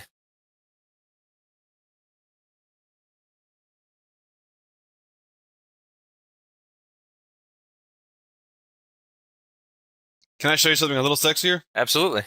Go to town. So what you did is great. So here in the sort provider, we haven't really talked too much about reflection in this course, although we talked a little bit about it, and we're going to be using some reflection concepts coming up in some labs. But we could make this more reflective by doing something like this. Public static sort. Would you have sort? Sort provider. I'm just going to go ahead and copy your stuff here. Get sort type. Sort type. All right, so the first thing we'll do is, so basically we're doing the same thing, but instead of taking a string, we'll take in an actual type. The first thing we want to check is if sort type dot base type. Oh, yes. So if the base type doesn't equal type of, which is a way of getting the type from a class name, sort provider. You need the of. Throw, no I don't. You don't tell me how I program. Throw new exception class must implement sort provider. This way, like, you can't just pass in a string.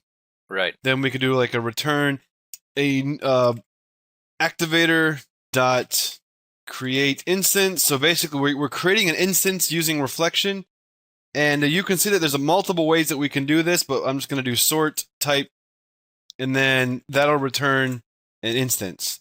Now we do have an error because now we have to. I have to pass in a type as a parameter. I have to typecast this. Yeah, see? All right, so this will work because the base type is a sort provider, so whatever type that you pass in can masquerade as a sort provider. So in here, instead of doing shell, we'll send in the type of, and the type of is going to be shell sort. Nice. And Check then that that should work the same, but it's using That's reflection. awesome. Yes. Very cool. Now just for fun, let's do type of string. Cool. Womp womp. Class must implement. Yeah. Hey, Hey, look, Windows is even trying to solve your problem. We are sending all of your personal information to Microsoft right now in order to solve this problem. Violator. We will track violators. Cool. That was fun. Yeah, that was a very exciting lab, Brian. See you guys in the next one.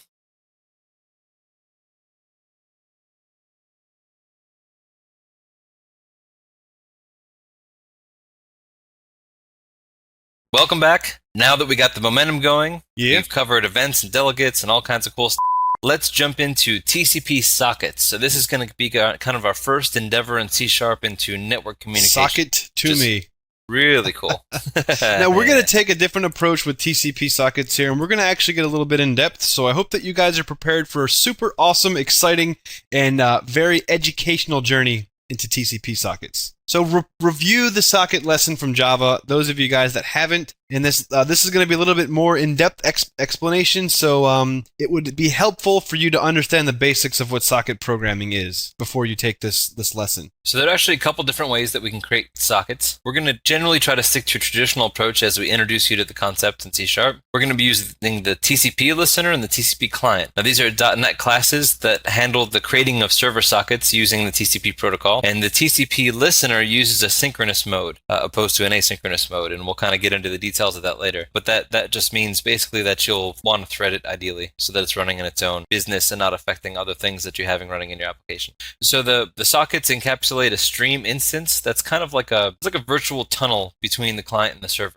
And remember, always when we talk about the term stream, we're talking about binary data in the stream, not ASCII data or any other kind of thing like Absolutely. that. Just ones and Yep. zeros. Even when you get a string from a socket, it got to you in binary. In C#, there is a IP address class, or in .NET, there's a IP address class, and it's very simple to use. Here are some of the constructors, some of the properties that this uses, and here are some of the methods that we'll use. These are things that you can play with in your own time, but you can also see down here that there's a parse method. We're actually going to use that here in a little bit, where you can take in an IP address string and turn into an IP address.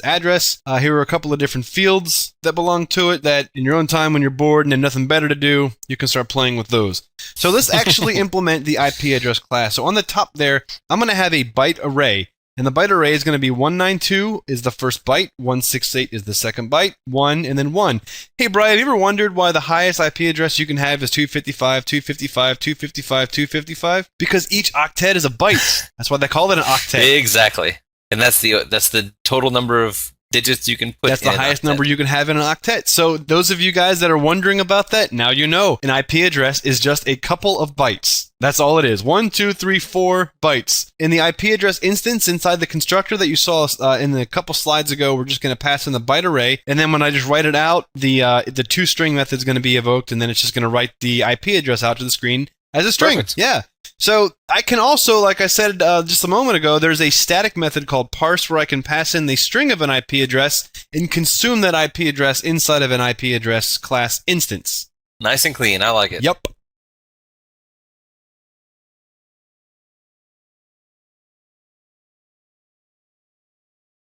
So this class is used in the socket class is a class used in .NET that handles all of the network connections. So you can either use this directly or by way of other convenience classes that we'll kind of get into. So even though the socket class is the base layer of network communications, we won't really be showing you this socket class. We're going to be kind of using the higher level convenience methods.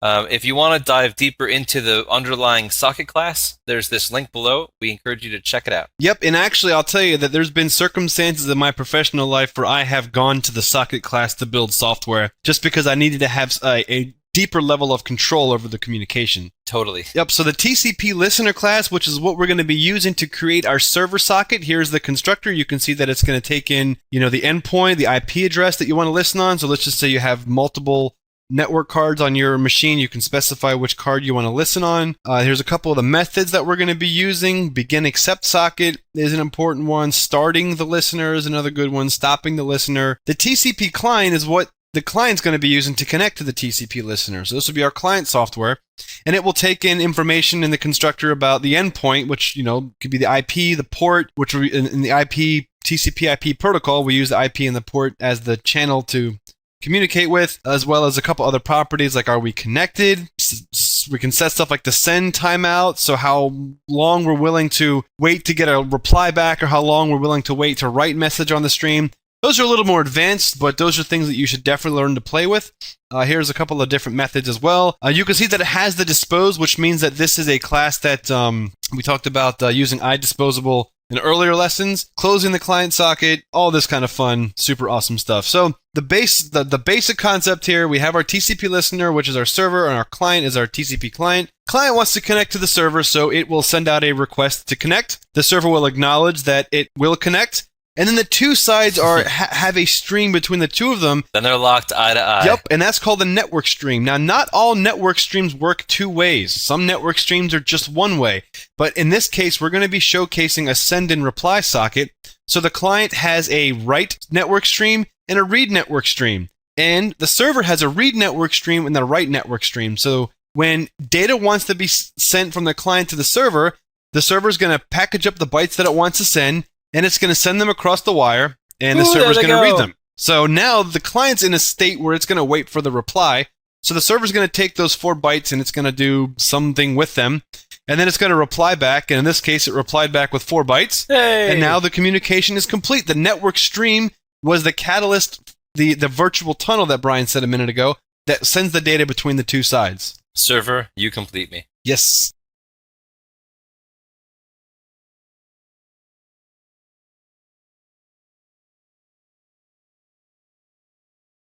So a couple of things. The network stream is, we've used streams before when we're talking about writing stuff to files. Think about a client socket TCP application as writing to a file. Writing to a socket is almost the same as writing to a file. And it implements some of the same methods that you would see inside of a string stream or inside of a binary stream class. It even uses the file access rights class as one of the arguments that you can pass in. That's how similar to a file stream it is. Absolutely. So you can also see, you can read stuff, you can read bytes. You've seen this stuff when writing to files, so this is not uncommon to you. You also see write bytes. I mean, you're just writing to the network stream like you're writing to a file. It's crazy. All right, Brian, talk about a simple server socket application in C#. Okay, so this is what's going to start the listening. So we start with a TCP listener instance. So we create a new instance, and we say that this server socket is listening on any IP address on whatever port it was that we passed in as our parameter to the listen method. So we're going to start up that instance, listening for whatever. Now we create a new client socket, and we'll start that out as null. We'll create a new network stream, and we'll just call it NS. We'll also start that out as null. And now we're going to create a buffer size. So for now, we'll just have 256 bytes at any point in time that we're going to be kind of scooping up off the line and reading in as our buffer. We'll start out with the client message as blank, and then we'll have server socket start up the server socket. So now that thing's listening, it's active. Now the requests are going to be starting to be queued in that listener while true, we're just going to iterate forever until somebody terminates the program. Control-C, Control-C! Exactly. So we'll just sit there and we'll continuously try to, accept, read, move on, and so on. So the first thing we do is in our client socket, we try to establish a connection from the server socket by accepting the TCP client. So that means a request came in, we're accepting the connection, we're getting the instance of the client socket. So then we want to extract the communication channel from the client instance. So we do that by saying client socket.getStream. So that's acquiring that communication channel. So then the network stream instance will actually get the stream from the client, just like we'd get the stream from a file. Now we have a handle on that network stream. So what we're going to do with that network stream is we're going to call read on it, and we're going to read into the buffer, our buffer instance, and we're going to start at position 0, and we're going to go up to the buffer length. So that's going to grab that chunk and read it, and that will pull it in from the network stream. And then we're going to take that buffer, and we're going to call ASCII encoding.ascii.getString. And what that'll do is it'll take that byte array and convert it into ASCII characters, which is really cool. So now we start setting that to the client message. Then we write that amount to the console. And then in response, we go back to that network stream handle, and we write this time instead of reading. So this is the same stream, and it works just like reading from a file and then writing to the file. Now we're actually taking the same buffer, and we're just writing the same thing that we received right back. Then we close the connection, and then we dispose it. There they go. So now we close the connection, we dispose it, we do some cleanup, we close the client socket, null out the client socket, and then we're ready to start again to get another connection for another message that's coming in. Then we kind of keep going through the loop and accept a connection, get the buffer, so on and so on. So it's pretty cool. So it's really interesting that we were able to both read and write from that network stream instance that we pulled from the client socket. That's probably the sexiest thing I've ever seen.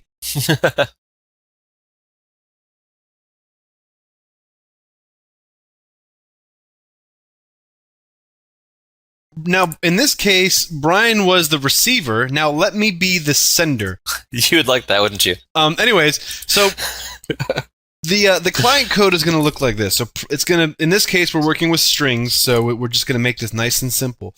This method's going to take in the host that it's connecting to, the port, the channel that it's going to connect to, and then the message that it's going to send. So the first thing that the client does is it creates a TCP client, and then inside of the constructor, it's going to take the host and the port. So the server, in the last example, we saw the receiving side of this. Now we're looking at the sending side of this. So the same communication takes place. The first two lines look pretty much the same as the server code. I initiate the connection, and then I get the network stream between the two of us. So now that virtual tunnel is established between the two sides. And I'm going to create a byte buffer of 256 just because I want to. And then I'm going to write to the stream the bytes of "Hey buddy" or whatever the message is, starting from the 0th index all the way to the length of the message. Now that buffer that I created, so okay, we send the message to the server. That buffer that I created is going to be used to store the server reply. So the server is going to take the message, do whatever it wants to do with it, and then it's going to go back out on the network stream,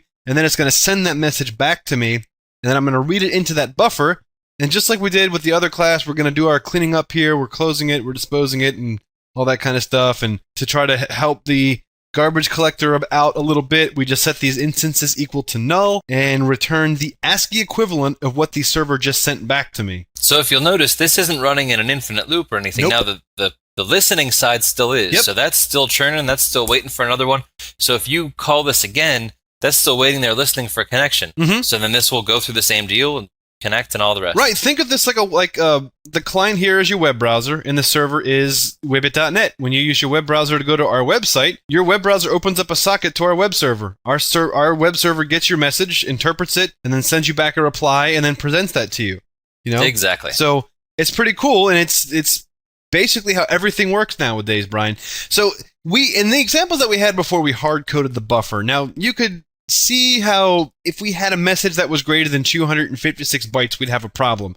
Just like in this example. So instead of having a buffer size on the server of 256, let's set it to 1, and we'll see that we're only going to get the H in "Hey buddy." Right. Right. So let's start to talk about ways, Brian, that we can make this a little more dynamic. Right. So even if we have a small buffer size, which is not a bad thing to do, I mean, you don't necessarily want to have your memory go, all crazy or whatever the case is. It depends on the condition. But you don't want that buffer necessarily to be way too big and have that connection established for too long when you're reading the information from the network stream. So even in the case where we only have 1 byte in our buffer, what we can do is, if you notice, we have this do while loop. So while the network stream has data available that's queued up, ready for you to receive, continue to go through this loop, and every time we go through this loop and while the data is still available, we read the buffer, which is only 1 byte long. We start from the beginning to the length of the buffer, and then we append that buffer converted to ASCII onto the client message. So we start building 1 letter at a time as we pull each letter individually off the network stream until we've built up the complete client message. So in this case, we could actually have a really long client message, but we would just be receiving it 1 byte at a time. And how cool, I mean, isn't that just like while, not end of file, read? Yeah, exactly, I mean, exactly. That's awesome. It's just amazing.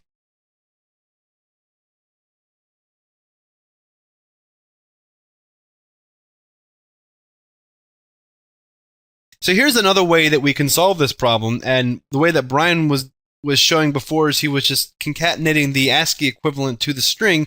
Well, in this case, we're just making use of a generic collection. So we have a byte collection, and every time that we read a byte at a time, so in this case, we're not actually reading to a buffer, we're calling the network stream and reading a byte, which is just 1 character. So while there is data available on that network stream, read in a byte, store it into the collection, and then after we're done, we call the buffer.clear to free up the memory, or at least make the memory available for the garbage collector to free it.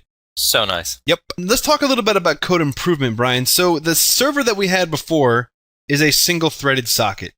So what that means is while it's communicating with one client, it cannot accept a connection from another client. Sorry, Google cannot be loaded because somebody else is using it right now. Exactly. So we can see that, okay, it's a great, easy concept, but in practicality, standpoint, it's better to have a threaded socket, right? So that we can handle multiple connections at the same time. So Brian, let's talk about creating a threaded socket. Alrighty. So here in this case, we have listen, which is our infinite loop that's constantly listening. But in this case, when we create a new server socket, we start it up. But in our while loop, we're creating a process request thread, just a thread instance. This is what we call it. And then that new thread is going to be the parameterized thread start, just like we discussed before. And that's going to be referring to the process client request, which is going to be some method that's not defined here, that when we get a transaction, we're going to thread off to this method and do some stuff. So then all we do is we start the thread, and then we pass in as a parameter.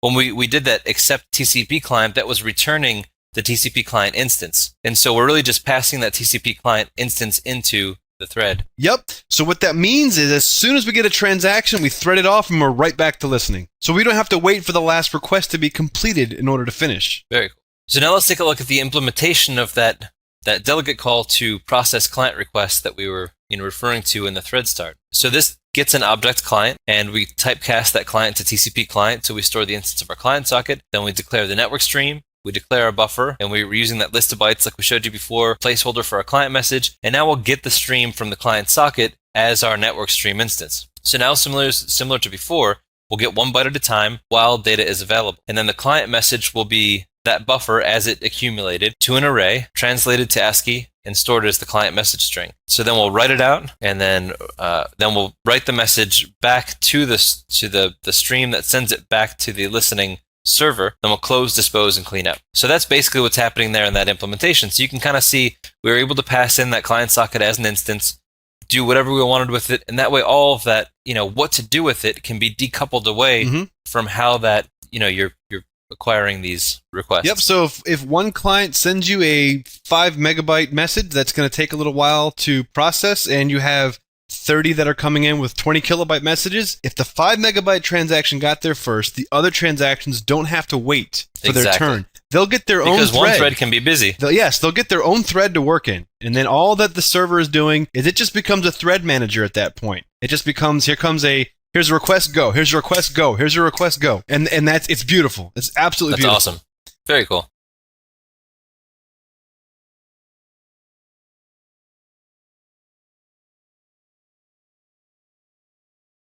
So let's talk about some logical error here. So reading bytes at a time from a network socket in C# can be very risky. Risky business. Risky business. Now, why is that the case? If the remote side has any delay sending, then what's going to happen is the data available property is going to return false. So how do we fix this? Well, what a lot of software does is it will create message types, message protocols, so that you could know when a message begins and when a message ends. Now, there's many different types of these. We'll have like a known end of message sequence. Well, we can add a known end of message sequence, and we can add a purposeful delay in the transmission process. We can send the header data at the beginning to specify the payload length. HTTP transactions do that, Brian. So when you go to a web server and you're a client, and you say, I want this web page, or I'm going to send the web server this data, there's actually a header that says you're going to read 175 bytes from me. And that's how the web server knows how many bytes to read from you, which is really cool. So it doesn't lose any data. HTTP uses instead of specifying a known start and end of message, it specifies this is how many bytes you're going to get, and if you don't get this many bytes, sit there and wait until you get them, or time out. Or we can force all messages to be a specific length, which is kind of dumb. But so it would work. Some people do that. An end of transmission sequence. So EOT. It could be a series of bytes that just tells the software that the transmission is over. So like when you're on a radio transmission and you hear over, that means that what I just said, I'm done. So the message would read Wibbit.net is awesome, over, and then the reply from the server will be Roger that. Okay. So that humans have this naturally in formal military speech, because we'll have those types of things. Because sometimes you're speaking over channels and bullets are flying and bombs are going off, so it's not always quite clear when you stop talking. And if you stop talking in the middle of it, then they'll know you're dead. So he didn't say over. He didn't say over. Actually, one of my favorite. Or does that mean just that the other guy on the other line is just sitting there indefinitely because the guy can never say over, so he just waits forever? There's an old Simpsons Halloween special where I guess they were doing a parody of The Shining, and Homer went crazy, just like Jack Nicholson did in The Shining. Nice. And Homer was walking around like, with no TV and no beer, make Homer go crazy. And and Marge picks up the radio and calls the cops, and she says, "Hello, police! My husband's on a murderous rampage. Over." And then Police Wiggum goes, "Wow, thank God that's over." And then he hangs up the phone. Nice. So anyways, so let's look at a implementation of an end of sequence type example.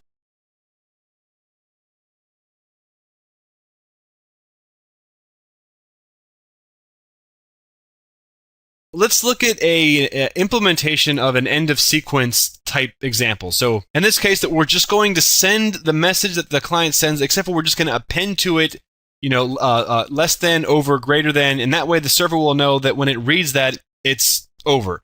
And the same thing happens when we're reading the reply. Look at this. So we send the message to the server, and while we're reading the reply, we're going to store each byte. As soon as the message ends with over, we're going to stop reading. So we're doing a literal of the military. It's very cool. Yep. And then what we're going to do is we're going to strip off the over, and then everything that was sent from the beginning all the way up until the over is the message. Perfect. Yep. And then what the server's going to do, so here's the process client. So this is the thread. So this is in the context of that threaded server socket that we looked at a minute ago. Right. Is it's going to read the client message until it ends with over. It's going to strip off the over, and then it's going to add the word over to the end of its reply back. And this is because if there was some delay between the two, the server will know I'm not done reading this message until I see over. Cool. So it's pretty nice. So we're not using the is data available anymore Exactly, which can be kind of tricky. So let's have a quick discussion about base 64 that we haven't talked about before. And there's a reason why we're bringing this up. So it's a very common way of encoding data, and it can be used to take binary data and store it into ASCII complicit characters, and it's used an awful lot, and it allows binary data to be transmitted over ASCII or UTF-8 text. So why implement base 64 in our socket, Brian? Tell me. So in our example, we used over to signify that it was over, that the transmission ended.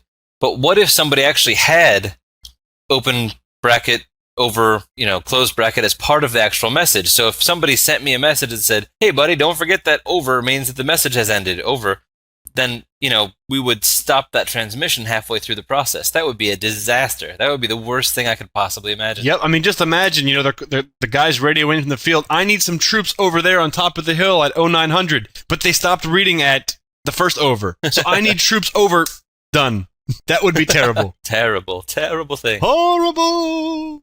If we encoded that message as base 64, though, then there is a 100% guarantee that over means over, because the characters less than and greater than don't exist in the base 64 character set. Holy Interesting. monkey! So, how do we convert to base 64? Brian and I want to blow through this just so that you can see it and you can show off to your friends, because all of your friends that are calling the base 64 encoder class, they're all just like, "Yeah, I'm awesome." But you can whip out a whiteboard and do this on a whiteboard and be like, "I'm even awesomer." So the first thing that you need to do to convert to base 64 is get your source data. So in this case, we're going to encode wibbit.net. Then we have to... Sounds as good as anything. Yep, then we have to convert that into bytes. So the different individual characters converted to their numerical equivalent and then converted to 8-bit binary. So Cool. We've done this before. In the introduction to computer programming, we've done these types of exercises. So, Brian, let's take a look at step 3. So the third step in this is to take 6 bits at a time, and we'll convert them into an integer, or an index. So as you see, we take the bits that we have from the bytes, and we make an index out of it. 010101 is 21, 110110 is 54, so on, all the way down the line. So now instead of the 1, 2, 3, 4, 5, 6, 7, 8 bits in a byte, we're now sort of subsetting that into chunks of 6. Mhm. So these no longer correspond one-to-one to a letter. Yep. Because you can't make the letter W out of just 21. Yep. Exactly. So step 4, Brian, what do we do with the indexes? So now we take that index value as that integer value representation of just the 6 bits, and we match those up to an actual character, the ASCII map, or in the base, not in the ASCII map, in the base 64 character map. So for instance, 21 in this character map is the letter V, just so happens, and then 54 is 2, 37 is 1, and so this is just, 64 characters to represent the base 64, and we kind of go all the way down the line, and it's just some like random letters and characters. It's no big deal, but they can all be represented as characters, which is really convenient. And this is a known mapping. So if you were in our example, we were saying over. The less than greater than over will never happen in base 64 encoding, because you can see all of the base 64 encoding characters. Those characters don't exist. And now when we send it byte at a time, we have this correlation, which is really cool. So let's take a look at an example.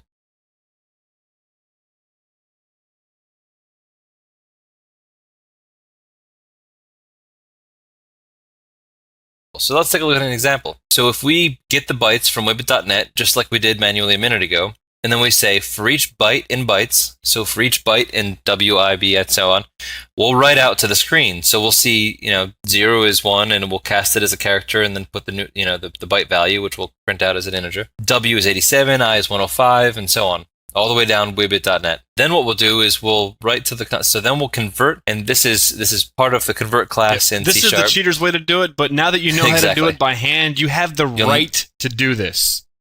Exactly. You'll be doing it in your sleep. So now we'll convert to a base 64 string those bytes. That will give us a base 64 encoded string value. And that comes from the convert class, and then there's a static method called toBase64string. And this is encapsulated inside of the system.text namespace. Cool.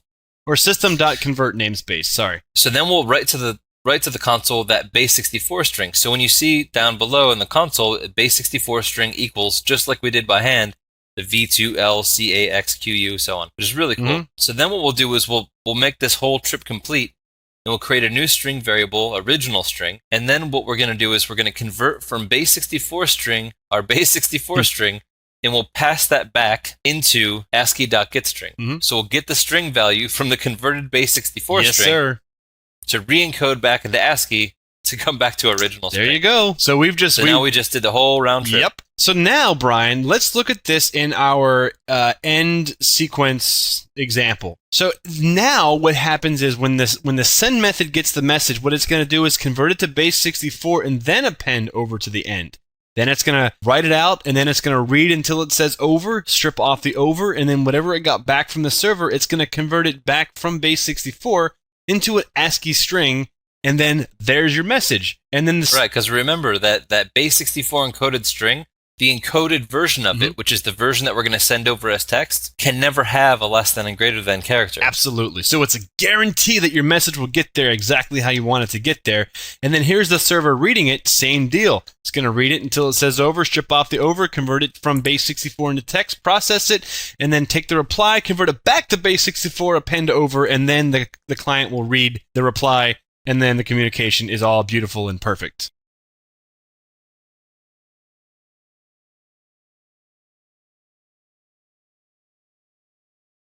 So here's a question. So far, all the examples have sent, received, disconnected, sent, received, disconnected. Yep.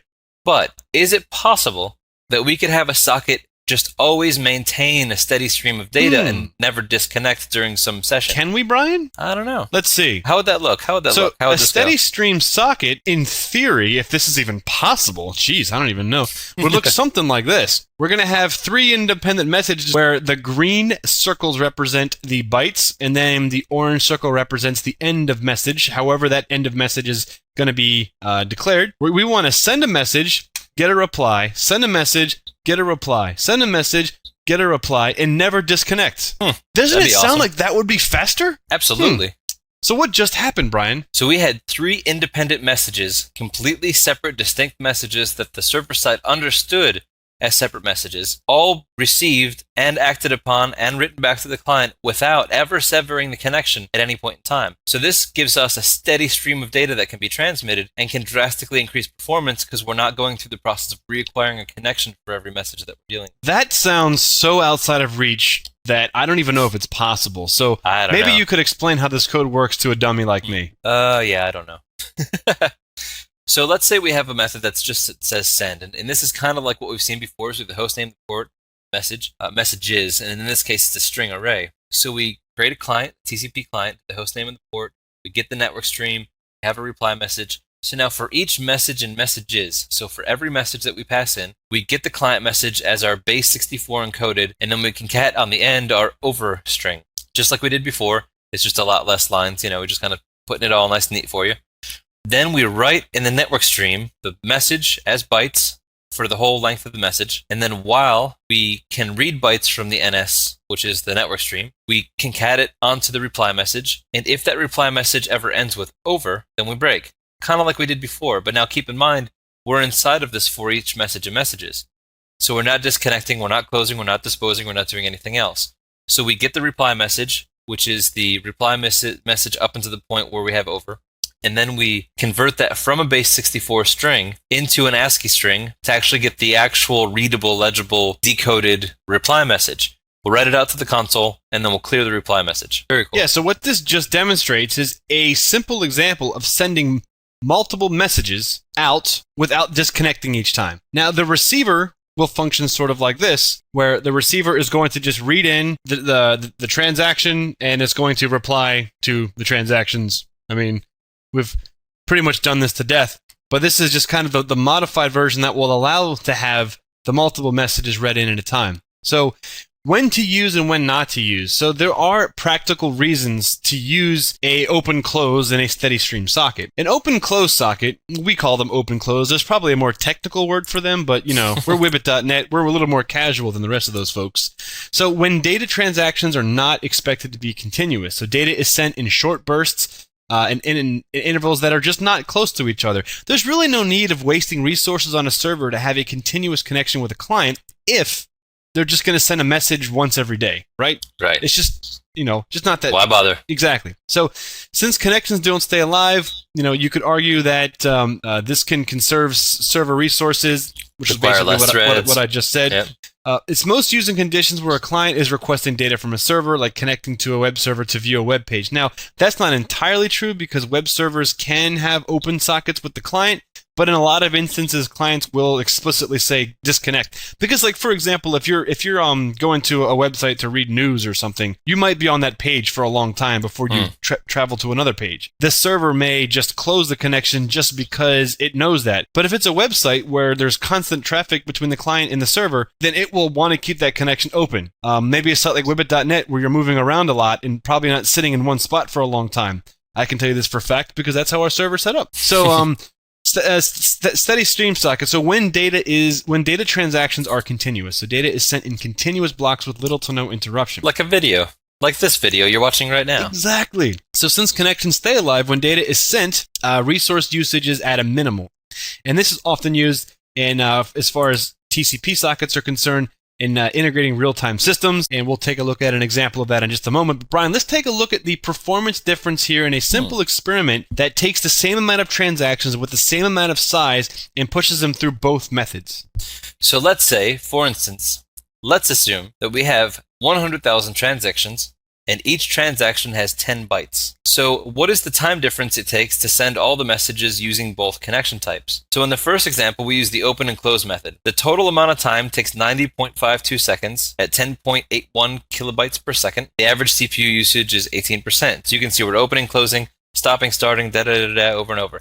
Now with the steady stream, it only takes 27.21 seconds at a transfer rate of 35.91 because we're not closing and opening the connection over and over. All that time that's spent doing that could otherwise, and in this case, is receiving data as fast as it can. The average CPU usage in this case, in our experiment, was 7%.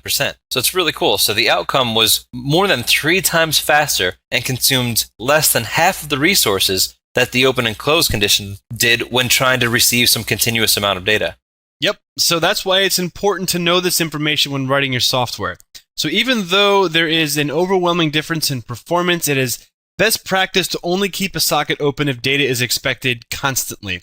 Again, just to kind of reiterate, there's just no point of consuming resources if you don't have to, and the previous experiment only considers a specific situation where data is flowing consistently. Right, and that's why one of the things that you might want to consider when writing your own is, maybe you keep it constantly open so long as you've had data within the last minute, or 5 minutes, And if you hadn't had data in 5 minutes, well, then you close it out. Yep, exactly. So you kind of get like some of those types of conditions, and you can be way more complex on how you implement that. But those types of conditions can kind of give you the best of both worlds sometimes too. Yep.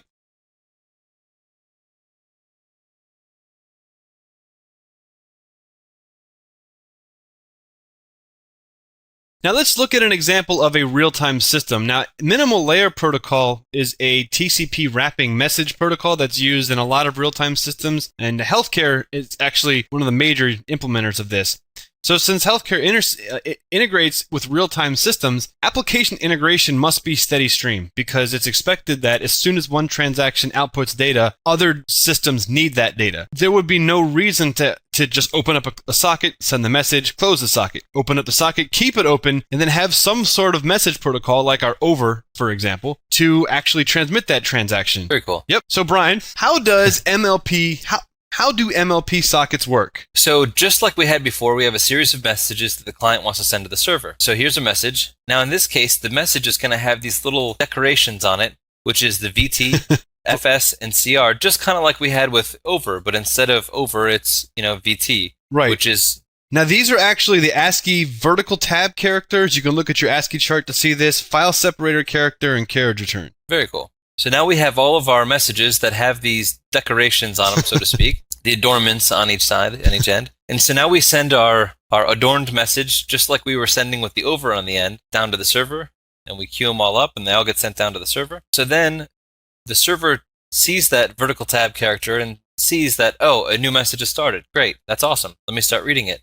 Oh, and because I have the file separator followed immediately by the carriage return, I know that the message has ended. So just like we did in our other condition, we put the message off to the side, it reads the next one, sends the reply back, so on and so on and so on, until it properly handles with a steady stream all of this data. Wow, Brian. Now to create a message wrapped in MLP, it's pretty simple. All that you have to do is add XOB hex, and then X1C and X0D. Check your ASCII chart. Those are just the characters for vertical tab, file separator, and carriage return. Characters that wouldn't exist in base 64. That's true. Now, Brian, what if you were sending a message using MLP and the transaction legitimately had this character sequence in it somewhere? Well, don't do that. So what do you do about this? I don't know. Well, there's a couple things we could do, I suppose. We could either force rules where only a specific ASCII value range is acceptable and that acceptable range doesn't include those characters. Or we could just strip those characters from the messages before they're sent and say, sorry about your luck. Or we could replace those characters with non-violating character sequences like an escape character sequence. Or, last but not least, and probably the best possible outcome for this, is to encode the message payload either in hex or base 64 because, as we saw before, base 64 won't contain those characters. Yep. So that you can guarantee 100% that your message payload will be safe from having those characters in it. Wow, Brian. What a trip around the block. Not only did we talk about sockets, we talked about base 64, we talked about wrapping messages in TCP sockets. Wow. Continuous, open, close, all kinds of stuff. I mean, that was a fun time. We are able to talk about this stuff so abstract now that, it's just amazing how far we've come. So for those of you out there who now go to make your own, not AIM, but, MIM or CIM or whatever your heart's desire, send it to us and show us the instant messenger that you made. Nice.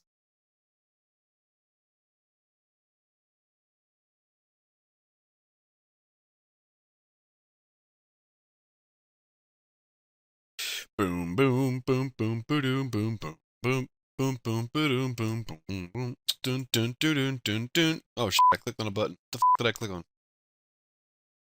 Ladies and gentlemen, welcome back to the Programming in C# Lab series. Kevin and Brian here are here again. I don't know. I don't know where I was going with that, but Kevin and Brian are here again. And what we're going to do in this lab, Brian, is something really exciting. We talked about TCP sockets and all that stuff and minimal layer protocol and messaging protocols.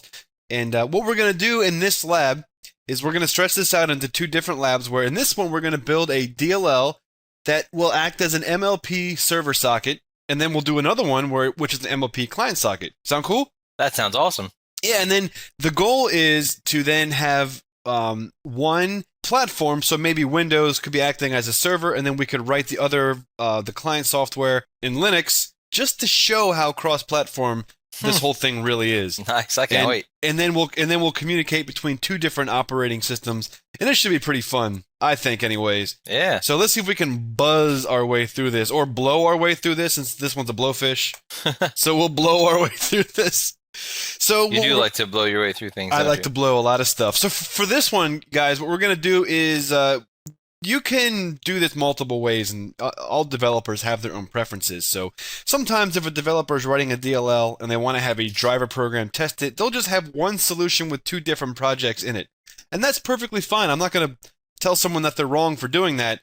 But what I'm going to do is what I prefer, just because I'm weird and crazy and wild and stupid. I'm going to have two different instances of Visual Studio running, and one of them is going to be on my DLL project, and the other one's going to be my driver project. This is just preference. This isn't standard practice or anything. It is, developers can have, the great thing about this profession is we have the freedom to do whatever we want, right, Brian? Generally, yeah. Generally, yeah. Okay. So we'll call this one. It depends on how, if your boss used to be a developer or not.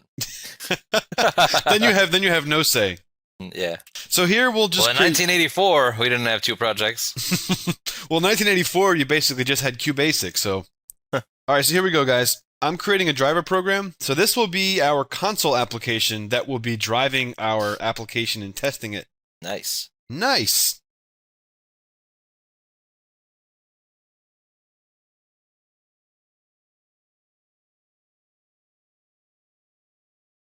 Okay, so here we go. So here it is. So this is our standard application. So if I run this guy, we're just going to get our console thingy. There we go. Hey. Now let's create another project. So in the other instance of Visual Studio, which is this one over here, I'm going to create a new project. And instead of being a console, this one's going to be a class library. And I'm going to call this one MLP Server Socket. I guess that's good enough, right? MLP Server Socket. Perfect. Okay. I like it. I love it. So this server socket's going to be cool because we're going to implement events. We're going to be doing multi-threading. It's going to be pretty exciting. So let's go ahead and let's brand this. So our namespace will be whippet.net because we're branding it. This is the whippet.net namespace. And our class, the way that I prefer to do this, and I'm sure Brian's the same way, is we want our class to be the same name as our DLL. So I'm going to call it MLP Server Socket. Does that sound good, Brian? Yep, and then we'll just rename the class file. Yeah, and that's my next thing is my little OCD. I won't be able to sleep tonight if I don't do this. Granted, it's not Java and you don't have to if you don't want to. Yeah, that's true. But you should, because it keeps it nice and clean. All right, so let's kind of start first by just doing this simple constructing of the object. So we're going to, on the back side of this, so in our private elements, we want to have a TCP listener. And this will on TCL. Well, what am I thinking? TCP listener. This will be kind of managing all of our TCP IP connections, and I'm just going to import system.net.sockets. Net sockets. Yep, and we'll just call this listener. Cool. Next, we'll have an object called IP address. Nice. And we're going to have to resolve this to system.net. And the IP address is going to be the address of the device on the machine that's going to be listening. So IP address. Cool. Then we want to have a private, and I'm going to do this as an unsigned integer because ports can't be negative, right? This will be the port number. And private bool, just a Boolean flag is running, and we'll just kind of set that to false when we start the program. Looks so good. not too bad, right? Yeah. So let's do a constructor public MLP socket. This constructor is going to be the constructor that has the most number of parameters. And this is going to take in the IP address. So we're just called IP address and the port. So the user is able to specify which device they want to listen on and which port on that device they want to listen on. Nice. I like it. Yeah, so we'll just use this to set the fields above. IP address equals IP address, and then underscore port equals port. Now, some people might not really care which address they... I'm just building it just to make sure that everything's okay. It looks good. Some people aren't going to really care which address they put it on. Maybe you only have one network device in the machine, and that's more common than not, especially for non-server-side applications. So let's create an overload for this. That's just... let's see, it'll be MLP socket. In this case, we'll only take the port because that's the basic minimum amount of information that we need to get this thing going. Right, Brian? Absolutely. Now to save ourselves some time, let me show you guys a little trick, and I don't know if we talked about this in the slides, but when you have a constructor and you want the constructor to call another constructor, you can put a colon after the constructor, and then you can type this, which is the current instance that we're working within, and I'm going to pass it. IP address has a property, a static property on it called any, which means any IP address. Nice. And then we'll pass the port. Huh. That's cool. So, in effect, when you call this constructor, it's going to call this constructor. That's awesome. Yeah, it's pretty nice, huh?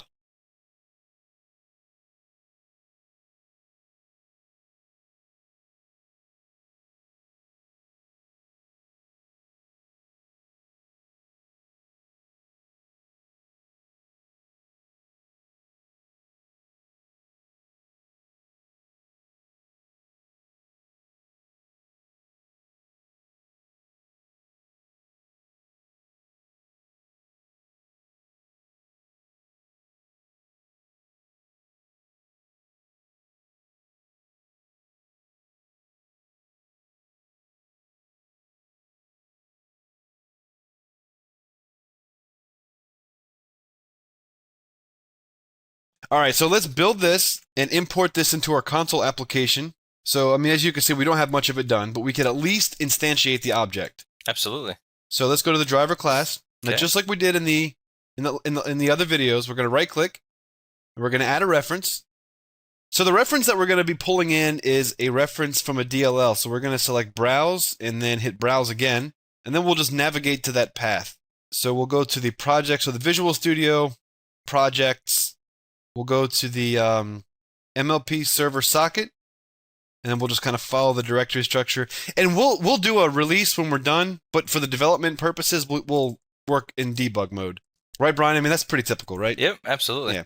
So here we go. So let's Cool. use our... So that just imported the other solution. That's Absolutely. So let's import our Wibbit.net namespace because, you know, we're 'Cause we have branding one. here. MLP server socket. So There we'll it just is. call this server equals a new instance. And I don't really care because I only have one IP address on this machine, so I'm not going to specify which device to listen on. I'm just going to set a port. We'll just make it 9999. Perfect. So I can execute this, and nothing's going to happen. But it didn't crash. It didn't crash, and that's good news. All right, let's go back to this class here. Okay, so now we're back to the socket. Yep. Let's create some properties so that the user of our class can extract some information from it.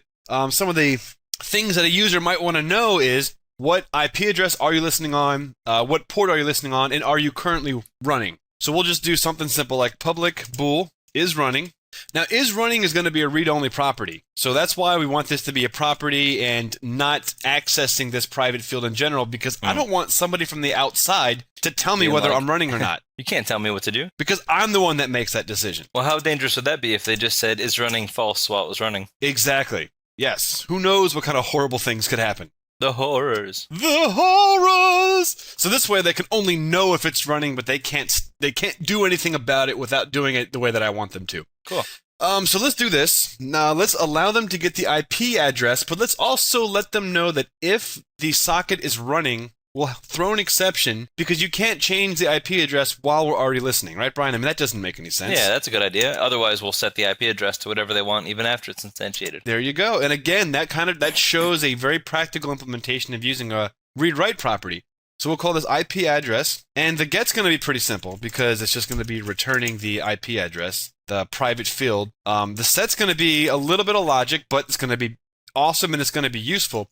So we'll just check to see if it is running. If it is running, we're going to throw an exception. And we could specify argument exception or whatever. I'm just going to be generic and just call it an exception. And the message that we're going to relay back to the caller is cannot change IP address while server is running. Sound good? Yeah, very informative. I'll put an exclamation point just to let them know I'm in business. We mean business. And so everything's good. The socket's not running. We'll just go ahead and set the property or set the field. So far, Nice. so good. Yeah, that looks great. All right. So we'll do the same thing for the port? We'll do the same thing for the port, and also know that the port has the exact same limitation, Requirement. right? So we can't change the port when it's already running without stopping the socket. So we'll make it a uint port, and again, this is going to be pretty simple. So get we'll just return port. And set's going to be pretty much the same as this, so I'm just going to cheat and be a good lazy programmer. Paste that there. So if it is running, cannot change port while server is running, and then we'll just change underscore port to value. Sound good? Flawless. Absolutely flawless. Now let's build this just to make sure that we haven't done something silly. Great.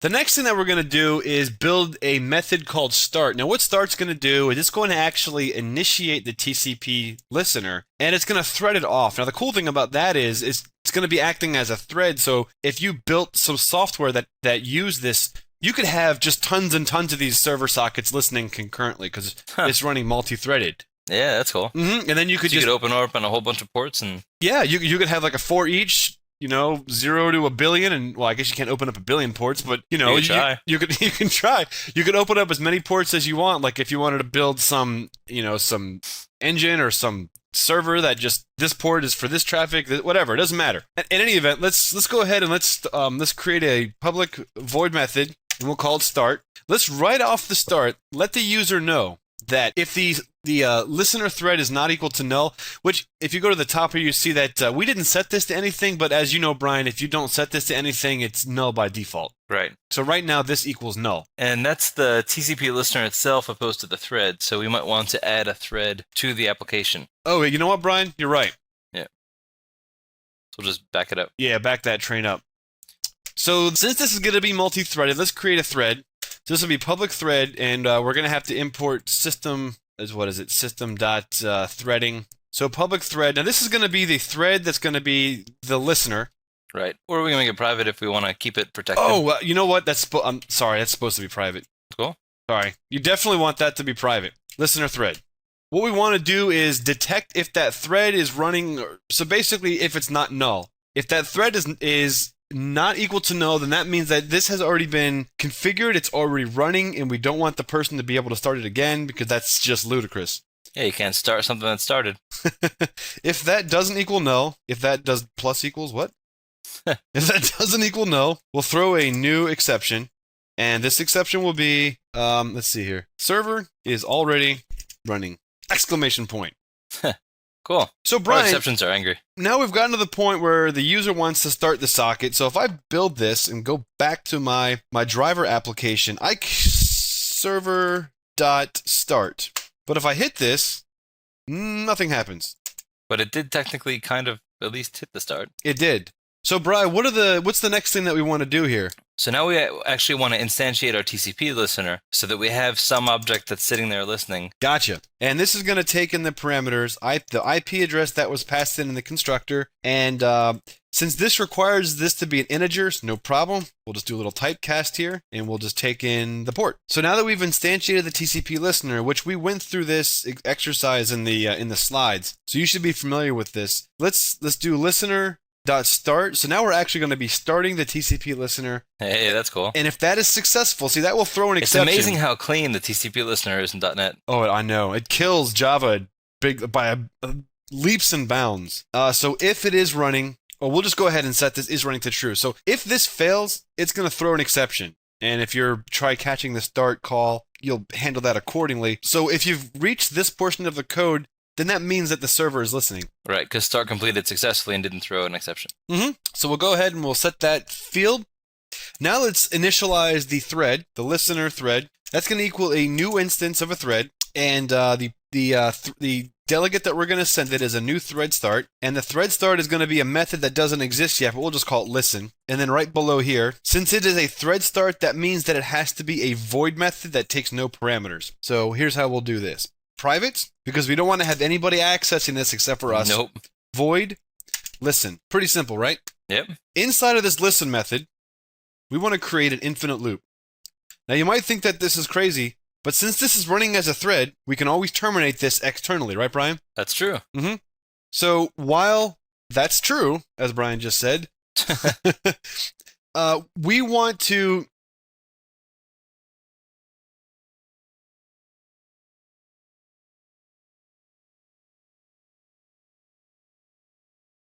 we want to listen for a client message and then thread off that connection to another method. So let's create our method that's going to be running as a thread that's going to handle the actual communication between the two sides. The reason why we're doing this is so our server socket can handle multiple connections at the same time. So we're not stuck to, once we connect to a client, we can only communicate with that client until we're done. This is working like a web server works, where like the example that we gave in the video was, if only one person could use google.com at a time, then that's just the stupidest thing ever, right? They'd have to have a separate web server per person's connection. That wouldn't fly. And that would be very expensive.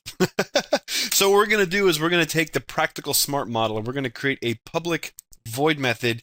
And what this method's going to be a parameterized thread start. So it's going to take a parameter, which means that it has to return void and it has to accept the parameter of type object.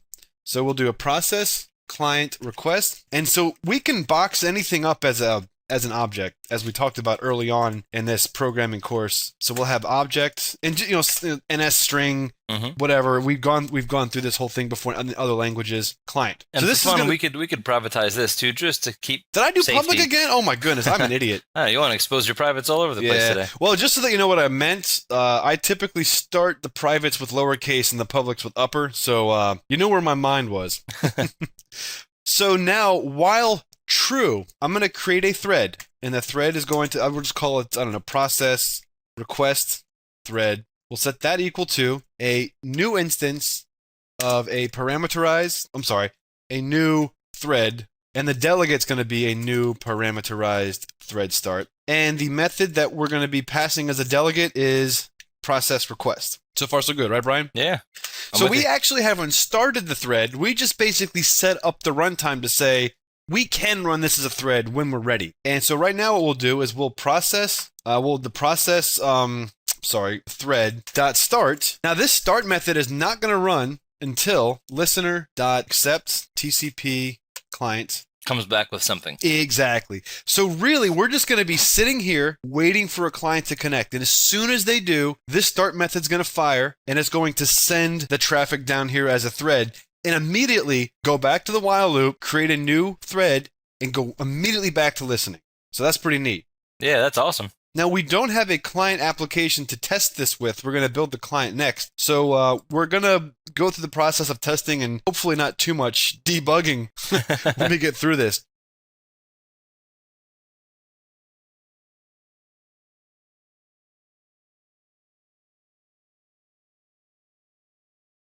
Okay, so now we want to find out what happens if we get the client back from accepting a TCP client. All right. And we're also going to go through the process of, there's many ways that we can do this, so don't get too angry at us. We're going to go through the process of reading an MLP wrapped message as well.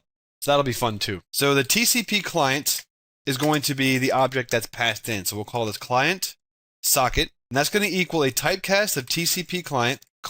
So the parameter that's coming from here was boxed as an object and then unboxed into a TCP client. The way that this one is set up is we're going to use a generic list. So this will be of type byte. So this will represent the client message bytes. We'll make that equal to a new instance of byte. And then while is running. And the reason why we're going to wrap this in is running is so that if the application terminates and the socket is shut down, we're just going to stop reading in the middle of that. So and we'll just break out of there. Yes, because let's just say we were receiving a 3 gigabyte transaction. We want to stop right now. We don't want to receive all 3 gigabytes and then stop. You know what I mean? So we'll make this conditional. And we will just read 1 byte at a time across the NIC. So here we go. So we'll do int b equals -1. In most cases, when you get a -1 across a socket, that means end of stream. So we'll go ahead and initiate this as -1. It can also represent a client disconnect. So to prevent ourselves from having a crash, that way we can crash softly instead of crashing hard, we'll set the byte equal to client socket.getStream. So this is getting the underlying network stream. As you can see, if I hover over this, it'll say network stream. So this is getting the underlying network stream, the virtual tunnel between the client and the server. And I'm going to read a byte. Here we go. Here comes the byte. Not Cath. So now when we catch it, we could set B back to -1, even though it's completely redundant. At least we wouldn't have an empty catch for good practice sake. I don't see why this is not clean. You and I have a fundamental difference of opinion. For some reason, empty catches just bug me. And they don't bug me, and I'm the one driving the lab, so f*** you. So here we go. Now we can check to see if b equals -1, then we know something bad happened. We'll just say that at this point we feel that the client has disconnected. Because we shouldn't reach the end of a stream with an MLP message unless a client disconnects. And the reason why we know that is because the end of message. An MLP transaction has a beginning and end of message sequence. So if we've never gotten the end of message sequence, but we received an end of stream, we can assume that the client has disconnected. And in that case, we're going to call we'll just basically create a method that will handle the disconnect nice and cleanly.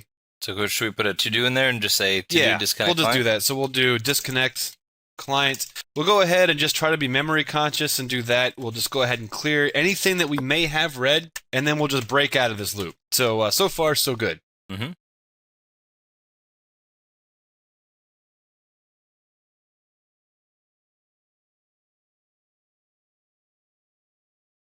So as we know, when we're reading an MLP transaction, since we talked about this in the slides, if the byte that we read is the equivalent of 11, which is the vertical tab character, we know that we have hit the beginning of the message.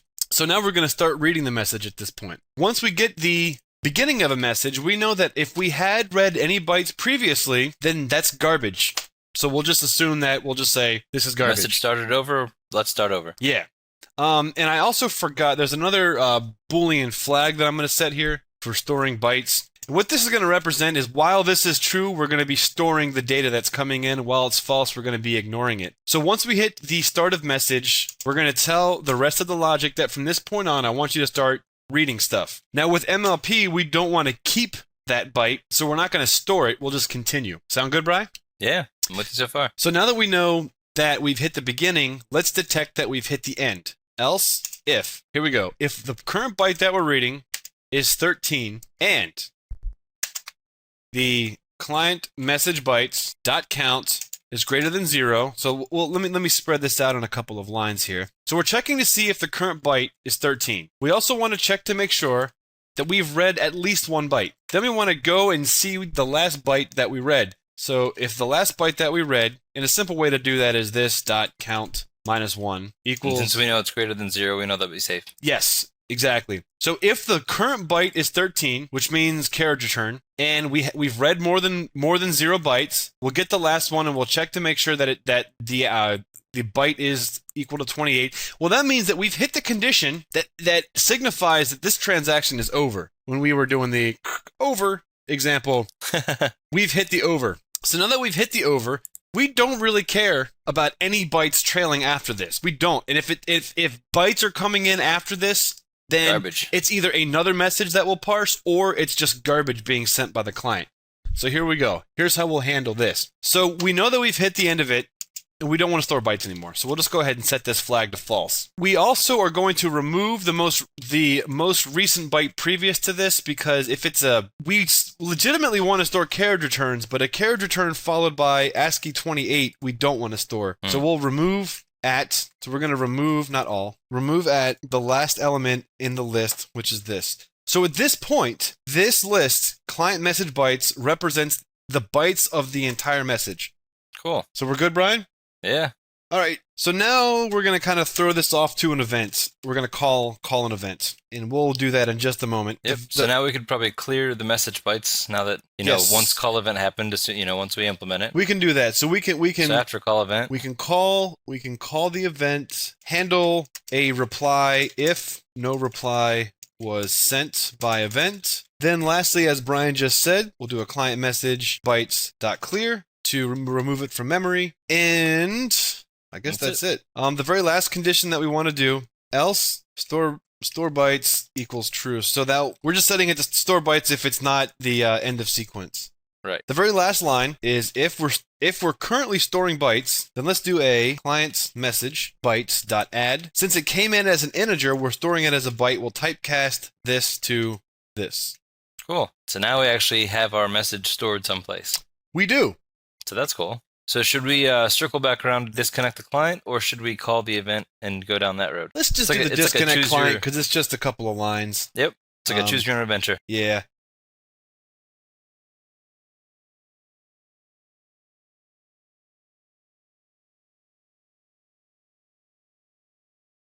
So below this method here, which starts here, we'll do and this is just going to be simple, and you can do this a number of ways, but this is just how we're doing it.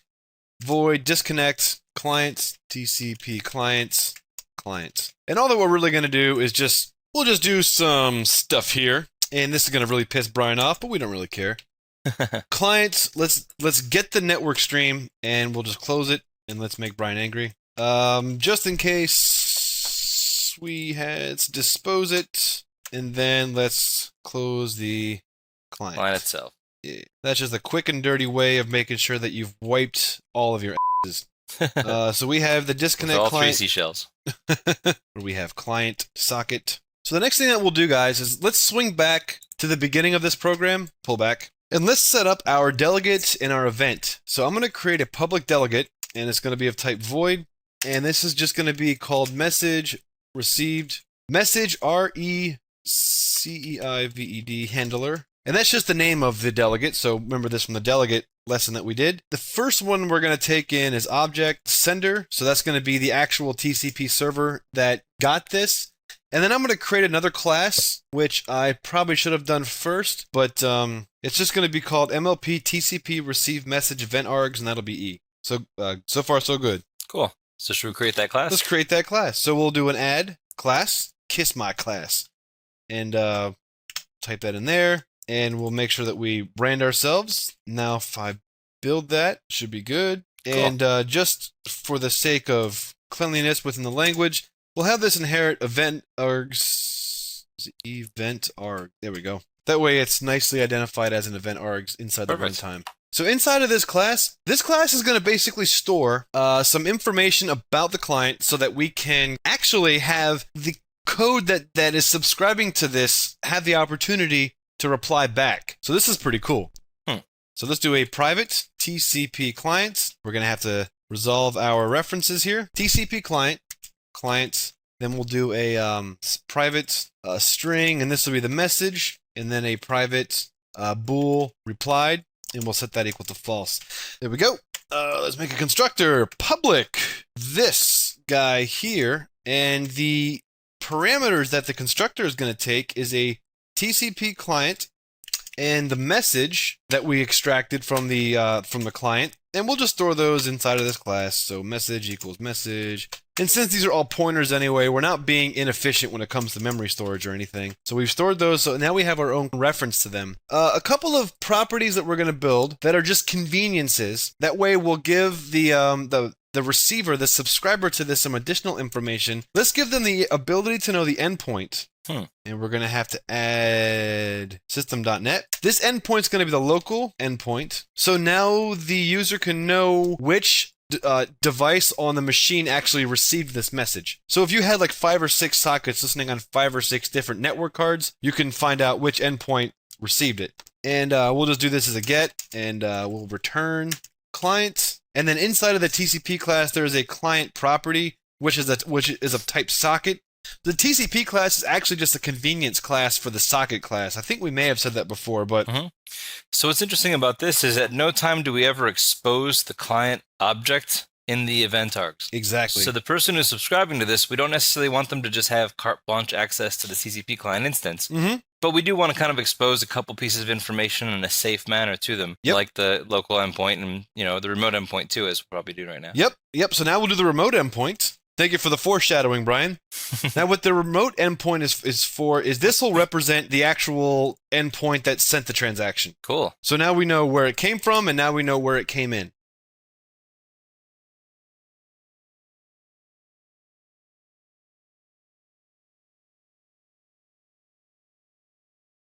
We're also going to allow the code to know if this was replied to or not, because we don't want to reply to it more than once. Because that would just come off as desperate. Yeah, exactly. That's like when you poke somebody on Facebook and they never poke you back, but you just keep poking them. Not that I've done that before. Anyways, so we'll just return the field that we're storing, replied, public string message, and this will just be the message that came in. So this is pretty simple. Get message. Got to return something, don't I? So now that we've got those properties out of the way, let's get into a little bit of meat. Now what I want to do is have the ability to reply directly from this, and you'll see how awesome this is when we actually run this. And we'll do a demonstration of this, even though we can't actually do it until the client's ready. But here we go. And actually, Brian, you know, I do have a demo client that we can test this with ahead of time. Let's do a public void reply. Now what this reply method is going to take is the reply message. So now you can say, hello, hey buddy, back to this guy. First thing that we want to do is if this has already been replied to, let's throw a new exception, and we'll just say a reply was already sent. Now, one thing to keep in mind is when you have events, you could have multiple subscribers. And in the context of TCP/IP replies, only one of those subscribers will be able to reply back. So if like 10 subscribers got the message and all 10 of them tried to reply, well, the first one that replied is the winner. Right. Everybody else, sorry about your luck. Yep. So at this point, we'll just set replied equal to true. That way, anyone else that comes after you is, yeah, sorry, buddy.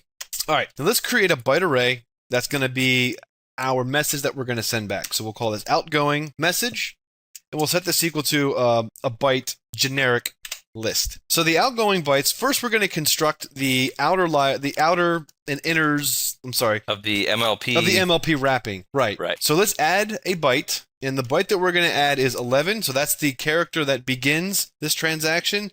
And as we know from the part where we were pulling it apart here, byte 11 is the beginning of the transaction, so we're going to start our message with byte 11.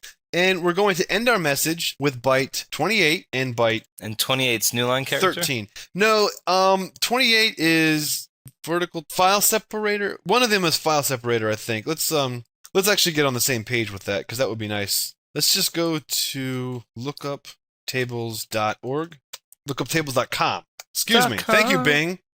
Bing. Do you see how the Bing logo is now trying to look like the Visual Studio logo? Yeah. All right. We want ASCII. ASCIItable.com.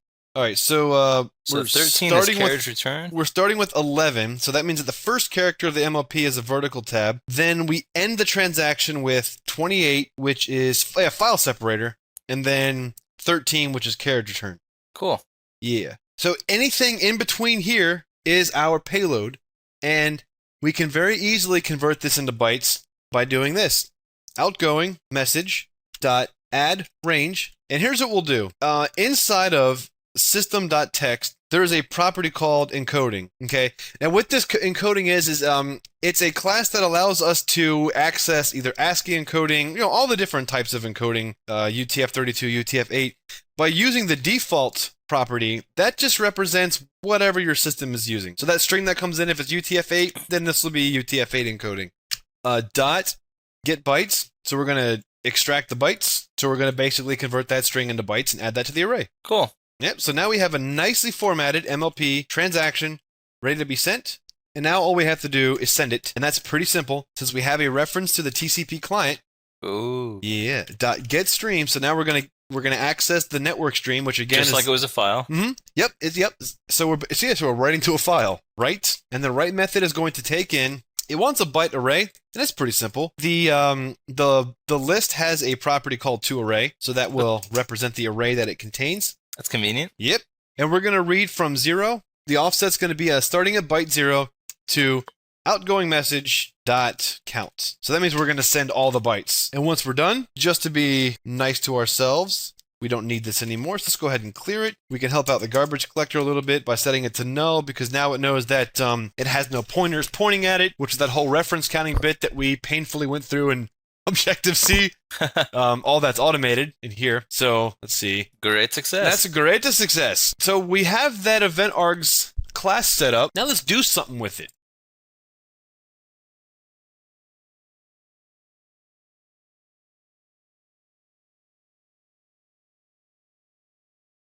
We have that event args class set up. Now let's do something with it. So we have our delegate. Now we want to create an event. So I'll just stick it right here above the constructor. We'll do a public event, and we'll call it message of type message received handler.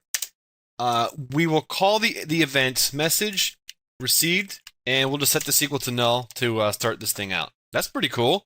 Yeah. Now, let's actually make use of it, and we're going to make use of it inside of our code where we're pulling the stuff Processing the request. in. So we have it right here.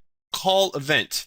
Right. So we'll just So this is back to where we know that we had the 28 followed by the 13. It's the end of message. We have the bytes all added in the bottom.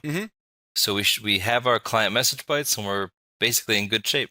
So let's create an instance of the message TCP event args. So we'll just, I don't know, call it EVT args equals a new instance of that. And the parameters that we need are, I believe it's going to be the client TCP, what did I call it? Client socket? Client. No underscore? No, client socket. And the message. So the message, we're just going to basically use the encoding, which comes from system.text.default.getBytes. So now we're doing the opposite. Or a string? I'm sorry, get string. My fault. Get string. And that string is going to be the, not toString, toArray. Sorry. Little trigger happy. In reverse land. Yeah. Everything's backwards today. So we're going to convert the message that came in from bytes to a string. So we have the event thing there. Now let's check to see if the message received actually has a subscriber or so. Then we'll call it. If that doesn't equal null, then we'll call it. And we're going to... I love how that works. Yeah. I've always liked that. We're going to send it the sender, which represents the object instance that's raising this event, which is going to be this. And then we're going to pass it the EVT args. So at this point, we've handed the control over to some other portion of code. Now we As yet to be determined. Right. Now we want to be able to handle replying back to the client in the event that the receiver, the delegate that is listening to the event doesn't reply back. So we'll just send it back a generic response. So if message received equals null, so that basically means that there are no subscribers. And the event args dot replied is not true. So the reason why we only the reason why we only want to do this when received is null is technically you don't have to reply back. But we're just basically setting this up that by default we're going to send replies back to the client. And that can be in either case, right? Not requiring both cases. So message received can be null, or you could have replied. Actually, that's kind of never mind. We only want if there was no if there are message no received, subscribers. Then event args could have never been replied. Okay. So never mind. You're right. Is it logical? Does that make leave it like that? Good. Mm-hmm. All right. No. Yeah, it's or. Because either there's no subscribers, or there was a subscriber and that subscriber replied. Okay. Didn't reply. Fair enough. Then what we'll do is generically, well, I don't want that to be an or, because if that's an or, then that means that we have to always reply back, and I don't want to always reply back. So really, it's just this. Because you could have a subscriber and the subscriber didn't reply. And that's okay, because MLP sockets don't require a reply. It could just be a socket that's just consuming. It doesn't reply back. Okay. So I just want the default behavior to be a reply, just to be safe. That make sense? Mm-hmm. So then in that case, if there are no subscribers, then we'll do this. We'll take the client message and we'll just reply it right back. Sound pretty simple, right? So a simple way we can do that is client message bytes. We'll just go ahead and insert at position 0, byte 11. And then we'll append by doing .add. So we're basically adding the wrapping back in there. No big deal. We'll add 28, and then we'll add 13. So it's like an empty message, so to speak. No. It's we're taking the message that they sent us. Oh, we inserted it in the beginning. Yeah. So we're basically just replying back with the exact message that they sent us. Cool. And then we'll do a client sockets .getStream, and then .write, and we'll do a client message bytes .toArray, starting at 0, that to count. Now, obviously, we want to encourage the implementer of this to subscribe and handle this properly, how they want to handle it. But we'll just give it some sort of default behavior, just in case. And that might be smart or stupid, but you know what? Since the source code is available to you, you can make this whatever you want it to be. So let's talk about implementing this.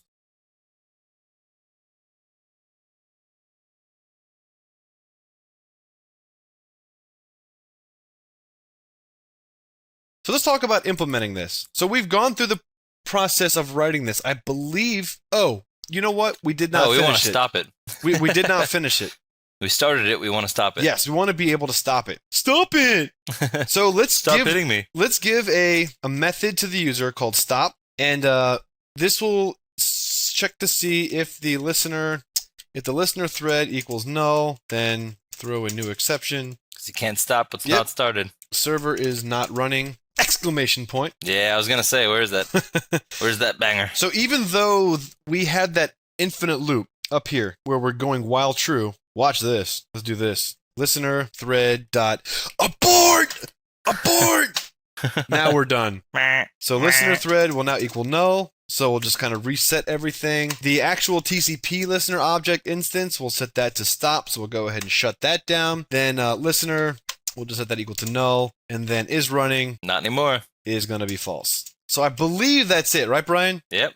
I think so. We'll find out in the not too distant future whether we're done or not. So there we go. Let's go to our driver application. So right now we had this .start. We're not quite ready to start this yet. Let's actually go through the process of subscribing. So let's do a server. Right, and if we wrote this well, this should be a pretty clean implementation. Yeah, I'm also going to show you a fun little secret. So when you select an event, so in this case we're going to subscribe to the message received event. So we're going to do plus equals.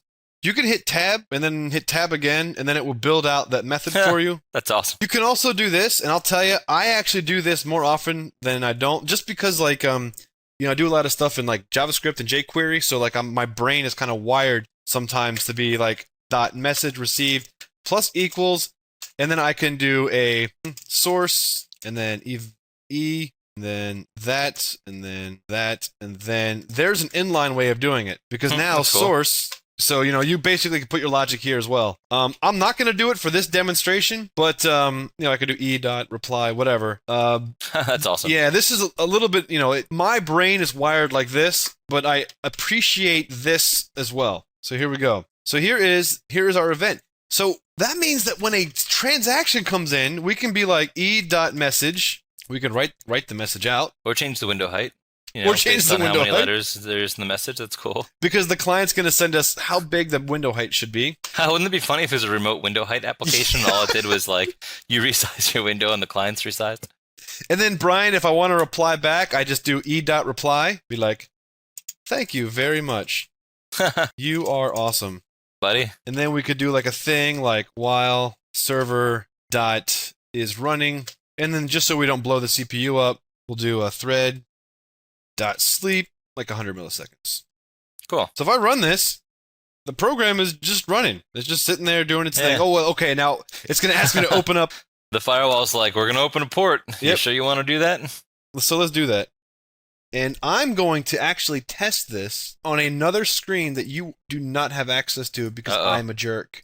It's invisible. Let's see here. What's the address of this box, Brian? I actually don't even know. It's 192.168.1.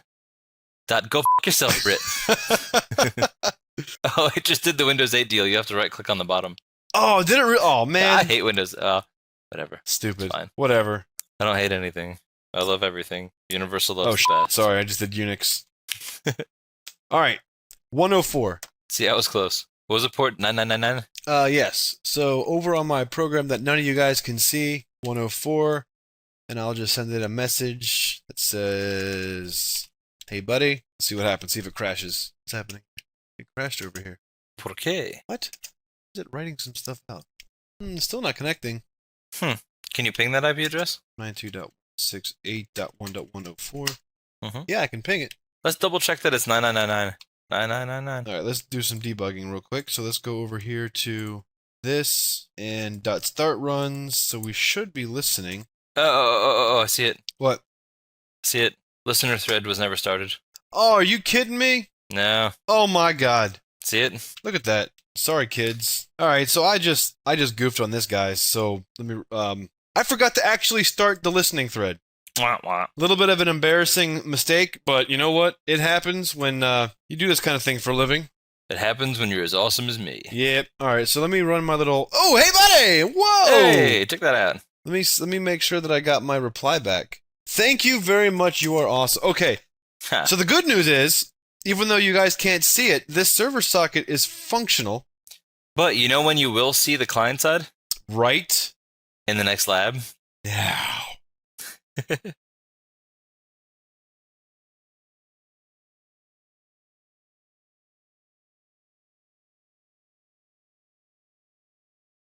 Welcome back, everybody. Now Brian and I are going to take you through writing the MLP client socket. Right, Brian? Yeah? Yeah, so we saw the server side. The client side was nefariously hanging outside the vision of the screen, so we didn't know if it was working for real or if this whole thing was just a freaking hoax. Yep. So here we now go. We'll find out if it's real. As we'll find out if promised. Bigfoot exists. As promised, we're going to do this in Linux. So here we have our Ubuntu machine. Now, if you guys are writing this in Visual Studio, you could follow along as well. You don't need to have Mono developed to follow this. I'm going to make a new solution. And the major difference between this run and the last run is the last time I had two different instances of Visual Studio, one that was driving, one that was the API. And this one, I'm going to create a solution that has multiple projects. So the first solution will be a C# console project. And I'm going to set my location to be my home directory, documents, projects. And I don't think I have to make a folder, actually. Let me delete that. It was a mistake. It was a mistake, I tell you. Yeah, I tell you, that was a mistake, I say. Yeah. Cool, so hit open, I guess. Yeah, okay, yeah, so hit open. Here we go. And we'll call this one MLP client socket. Client. And then, actually, client socket lab. You'll see where I'm going with this. Maybe not today. We'll just Maybe not tomorrow, but someday, kid. Someday. You'll understand why I do what I do. Someday there, fella. All right, here we go. So here's our Hello World program. Yeah. Here's our solution with a project inside of it. So let me just collapse this so the viewing is nice. So on my solution, I'm going to right-click on this, and I'm going to add a new project. And Visual Studio is pretty much the same thing.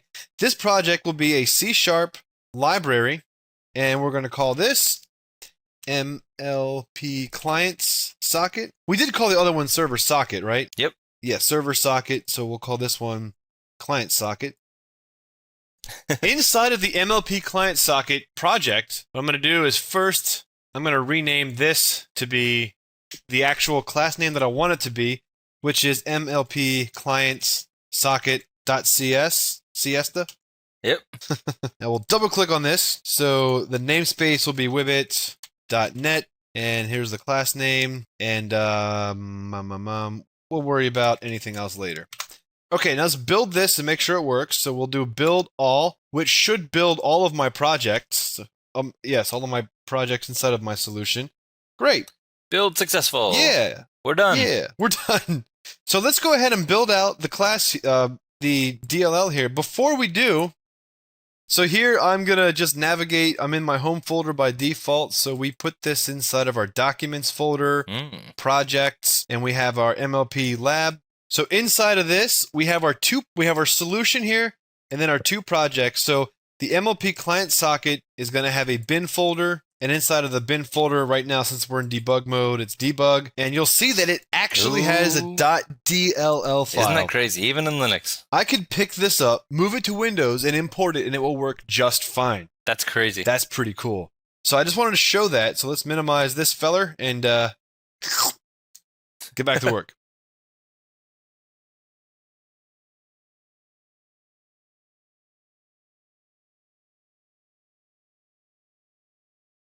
All right, so what kind of stuff do we need to store in our MLP client socket? Well, here's what we'll do. Let's make a private TCP client, and then this will be _ client, and we'll just set that equal to null. So this is an unknown class, so we can right-click on it, go to resolve, and then using system.net sockets. So man, it looks so familiar. Yeah, it's exactly the same. Private string. This will be the host that we're connecting to. And I guess technically we don't have to say null here. I'm just going to, for consistency's sake, not have that there. There you go. Private uint, the port that we're going to connect to. I mean, this all looks familiar, right? Yep. So those are going to be our fields. So now we want to have a constructor. Public, MLP client socket. And we'll take it as a string the host that we want to connect to and the port that we want to connect to. And all that we're going to do is set host equal to host and set port equal to port. And that's the constructor. Cool. Now let's go ahead and set a couple of fields here. Actually, you know what? No, this should be good. Wait. All right, so now we're going to create a couple of properties for our people to access. So we'll do a public string host. This will allow the caller to access the host field. So when we get, we'll just simply return host. Yeah, it's pretty similar to what we did on the server side. Yep. And then we want to do, the set have the same type of logic that if client doesn't equal null, meaning that client's been instantiated, we want to throw a new exception. For fun, we should start throwing exceptions that aren't related to what we're doing, like a divide by zero exception. Yeah. For no reason. That'd be mean. And the message that we're going to send the caller is cannot change host while connected. Whilst. Whilst? Do you mean just to mess with them? Or did I actually... No, just to be nice old proper English. Return to whence you came. Oh. Cannot change host whilst connected. You know what? That's funny. We should have our exceptions be Old English. That would be hilarious. Hilarious. And then we'll set the host, so that way the user can set the host without using the constructor, provided the socket hasn't been connected yet. The next one we're going to do is public uint port, and we're going to have the same type of deal here. Get return port set. We'll just kind of take this, just like we did last time. Yeah. We'll steal it and be a lazy programmer. And now it's all jacked up looking, but that's cool. It's cool. Cannot change port whilst the gentleman is connected. Isn't there an old-time English translator on Google? Probably. Cannot change port while connected, and then this will be underscore port. So at this point, we have the two properties. Now what we want to do is create a method called connect, which will actually connect the client to the server.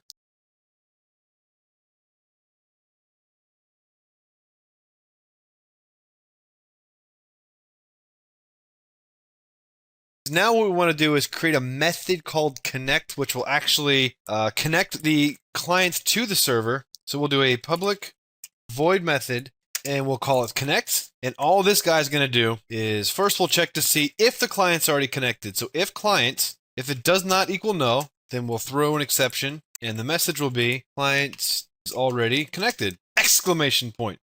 Brian, where's your enthusiasm?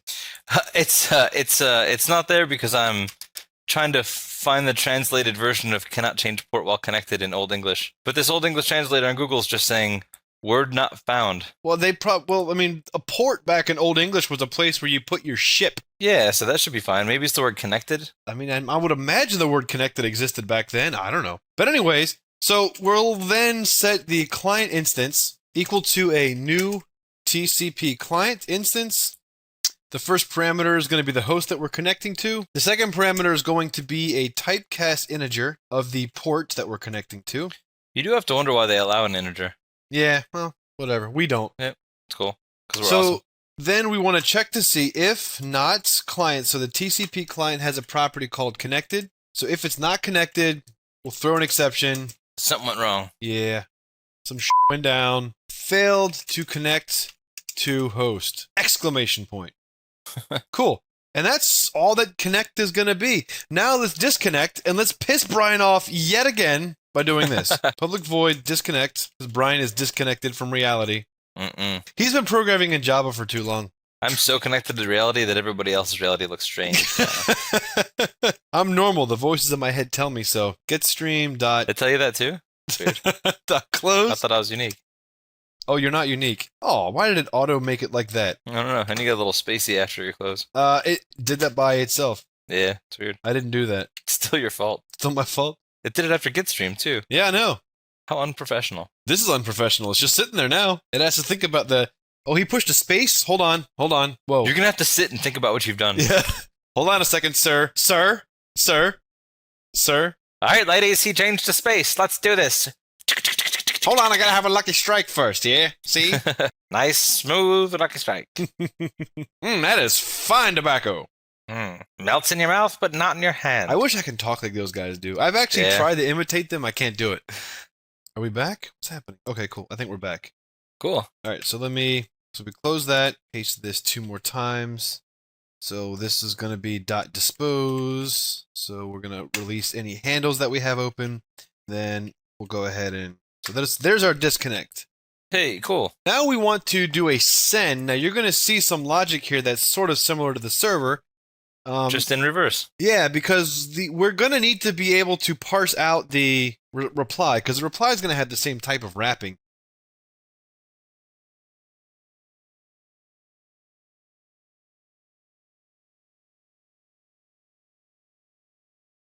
So let's do a public string And the string's going to represent the reply. Send string message. The first thing that we'll do is just for convenience, in case the person forgot to connect. Well, actually, you know what? Let's not do that. Let's do if client equals null, then let's throw an exception.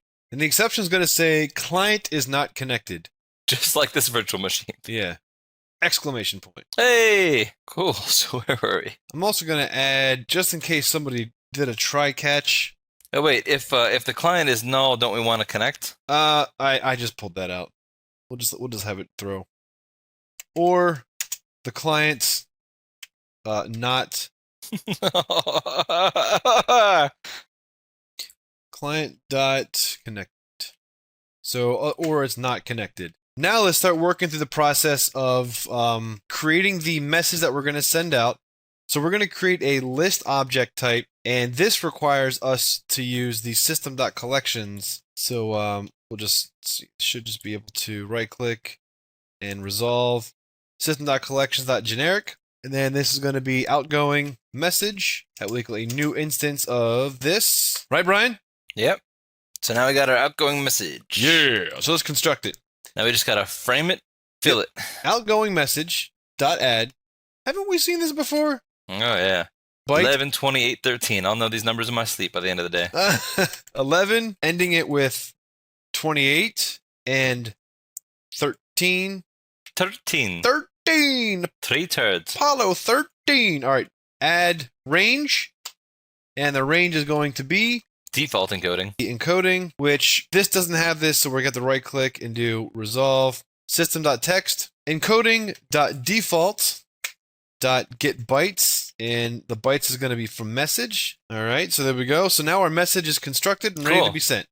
Now we got one. We just gotta write it like a file Let's do it. back up through the client. Client.getStream.write. Streams and logs, man. People who write these languages are into some weird. So this will be outgoing message.toArray. We're going to start at 0, and we're going to go outgoing to message 1 million.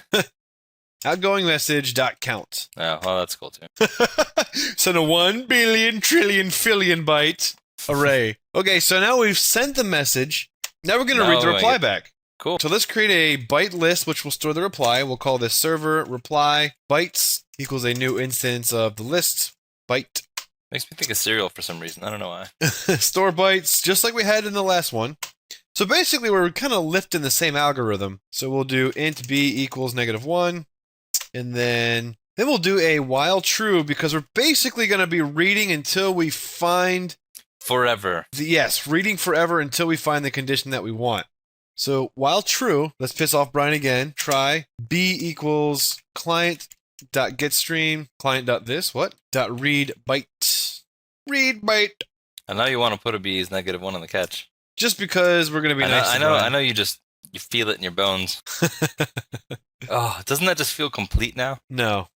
But when I hear that term, feel complete, I think about Star Wars. Something complete. So if b equals -1, the server disconnected. Oh yeah, something went wrong. Something bad happened. Well, you want to talk to me? Let's do disconnect, which we have. Did we write disconnect yet or not? We might have. We did. Ha, Suenya. Lion King, right? Yep. So we'll do disconnect, and then we'll do server. The bytes, we'll clear it. Clear. And then we'll throw an exception.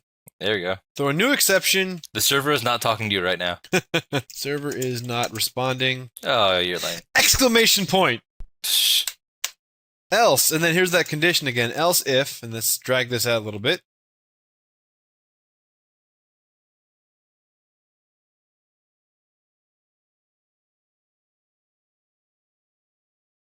Else, and then here's that condition again. Else if, and let's drag this out a little bit. Else if the current byte that we're looking at equals 13, No, you're crazy. and Girl, you're nuts. We want to Server- look for 11. Not an else either. server reply bytes is greater than 0, and server... I'm not joking. What? Are you You being a gotta start- jackass right now? No, if B is 11 first. You can't do an else if on this. Oh, you know what? You're right. I know. Because that... Okay, Yeah, sorry. so we'll just delete the block and we'll just I'm kind of not. start I'm over gonna leave after it there because Okay. I can still use it. All right, that's true. Yeah. See, fool. What? Girl. So if B is 11, which means that we found the beginning of the transaction, then we'll check to see if. So this is the beginning. In the beginning of transaction. Is it 2 ends in beginning or just 1? That looks good. Okay. This is going to be end of transaction, and then else. This is going to be. Oh, because I distracted you, your else if count -1 should be 28. I'm getting there. All right. So and that equals 28. Again, we went through this already, so you've seen this algorithm before. Ain't no thing. All right. So if we find 11, we found the beginning of the transaction. We're going to do a similar thing that we did. I mean, this is basically just redoing the algorithm. So we'll just It's like go the ahead. server side, but backwards. Yes. No, it's the same because we're reading the reply back from the server. So the algorithm's the same. It's true. But backwards. Store bytes equals true, and then continue. Are you French? True. You started this, Mr. Mime. Continue. The next condition is that we have found the end of the transaction. At the end of the transaction, we're going to change the store bytes flag to equal false. Server reply bytes dot remove at. So we're basically going to remove the last thing that we read. Server reply bytes dot count -1. Then reply string. Get the reply string. Sprint reply string equals encoding dot default. Encoding dot default dot get string, and the string that we want is a representation of server reply bytes dot toArray. So far, so good, right? Yep, cool. So all that we're gonna do next is clear, just server reply bytes dot clear, and we actually that whole flag they'll just return reply string. Why not? So then else. And technically, we don't have to set this to true since it did happen on the start. But Yeah, it's still nice to have like a placeholder for the we're in the transaction block, just in case you do want to add additional logic in here and stuff. yeah, I was thinking that too as we were doing this, but yeah, Whatever. that's fine. Doesn't hurt anything. Server reply bytes dot add Add a byte. byte. Cool. All right. Well, that was fun. Well, let's see here. Let's do a rebuild all. Actually, I think that's it. I Right? think that's it too. Shh. Nice. One error. What do we got? Wah, wah. Oh, connect ed. Sorry, folks. That's Brian's fault. Hey. Hey! All right. So now let's test it out. All right, so to test it out, we'll have to, so we're in the same namespace, so we'll just do a MLP client. Oh, you know what? I have to import this. My fault. So inside of the client, so our console project, which is the MLP client socket lab, in the references, I'm going to edit the references, and we're going to browse. Where's browse? Projects. Because you're in the solution, so you can just get it from the other project. Oh. Okay, so Sweet. projects, and then select the and then select that MLP client socket. Client socket. All right, so now here we go.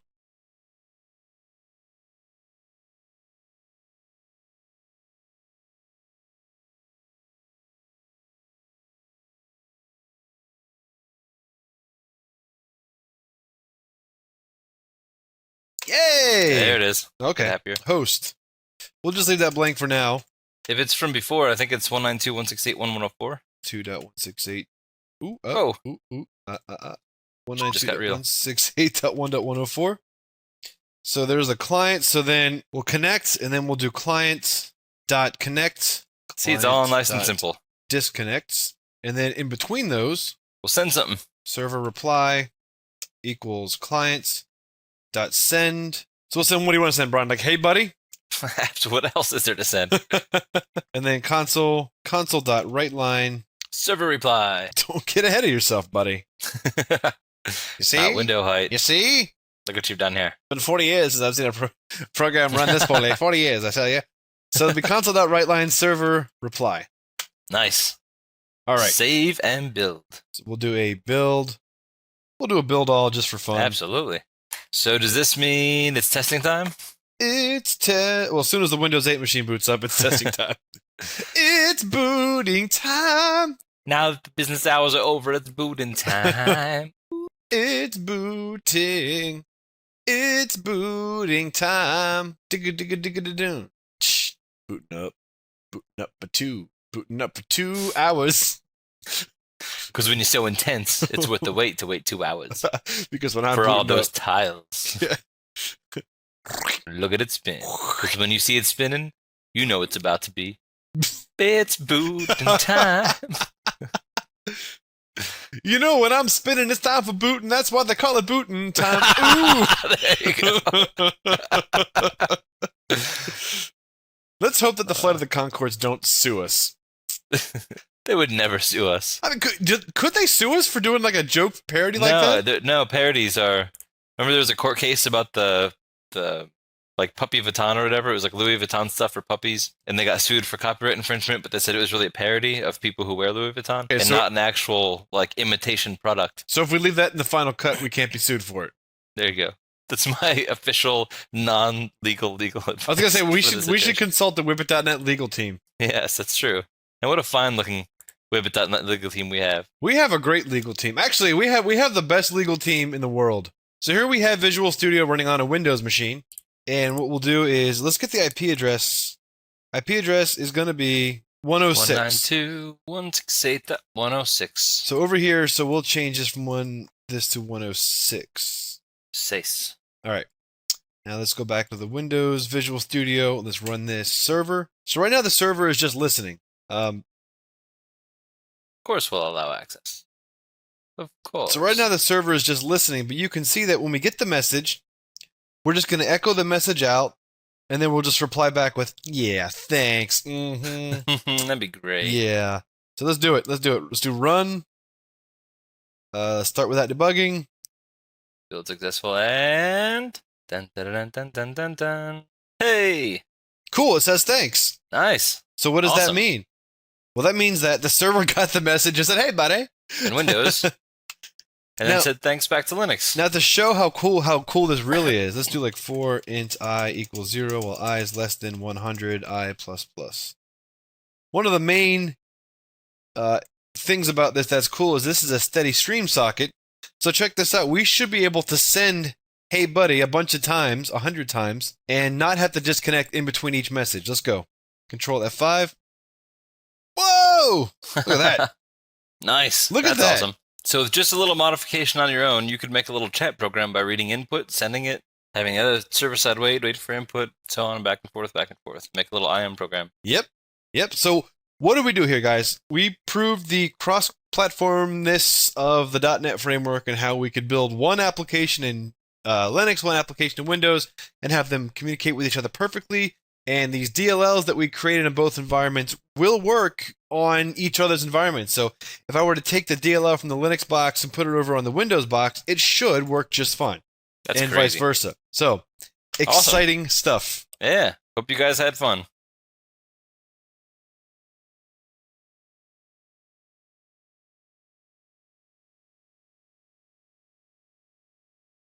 Hey there, buddies out there. This is Kevin from Whippet.net flying solo on this lab. What we're going to do in this lab, now that you're fresh off the MLP TCP Lab that we did, what I want to do is do something a little more practical that might be more realistic to a day-to-day experience for you, perhaps as a computer user and as maybe a potential software developer or a software developer.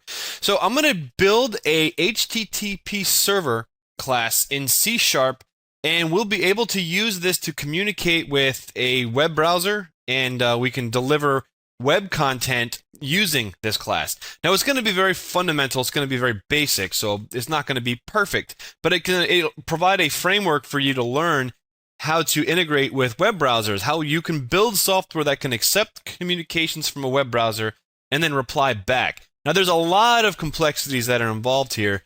Upcoming Whippet.net has planned a whole series of programming tutorials based on web development where we talk about some of the underlying protocols and techniques for working with web development, not only on the superficial level, but on the low back-end level.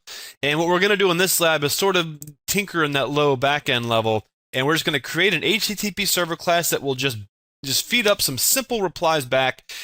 Again, we're not going to service all HTTP replies. This is just a learning tool for us to learn how we can use C# in another practical example. And I'm also really not going to be explaining too much to what we're doing. I'm going to try my best to explain as we go along. Those of you guys that have been following our courses should start to be getting your feet into the whole software development thing. And you probably don't really need that much explanation for things anyway. And some very, very simple Google searches can get you all the information that maybe I don't tell you. But again, I'm going to try my best to give you as much information as I can during the course of this lab. So let's create a console project called HTTP Server Lab. Excellent. So now that that's created, I'm going to go to my solution and right-click on it, and we'll add a new project to this solution. And this project is going to be a class library, and I want to call this library HTTP Server. So this is going to be our DLL. So then once I have that, I'll select OK. So now I have two projects inside of my solution. On my HTTP server project, let's right-click on this, and let's go to Properties. We're going to do something we haven't done yet before in a Wibbit.net C# tutorial, at least to my knowledge. Or maybe we have and I just don't remember. But we're going to change the target framework. Right now we're using the framework 4.5. I'm going to reduce this to 2.0, and that's basically to increase the portability of this DLL, so we can send it to maybe a application that's running an older version of .NET, and they should be able to consume and use this. And there's nothing in this DLL that we're going to use, at least in this tutorial, that's going to expand beyond the requirements for .NET 2.0. So we'll just select OK or select Yes right here. And now we'll close out of here. And we'll also notice that we're going to see a couple of errors pop up because these two namespaces are not available in 2.0, but that's not a big deal. We'll just go ahead and delete them.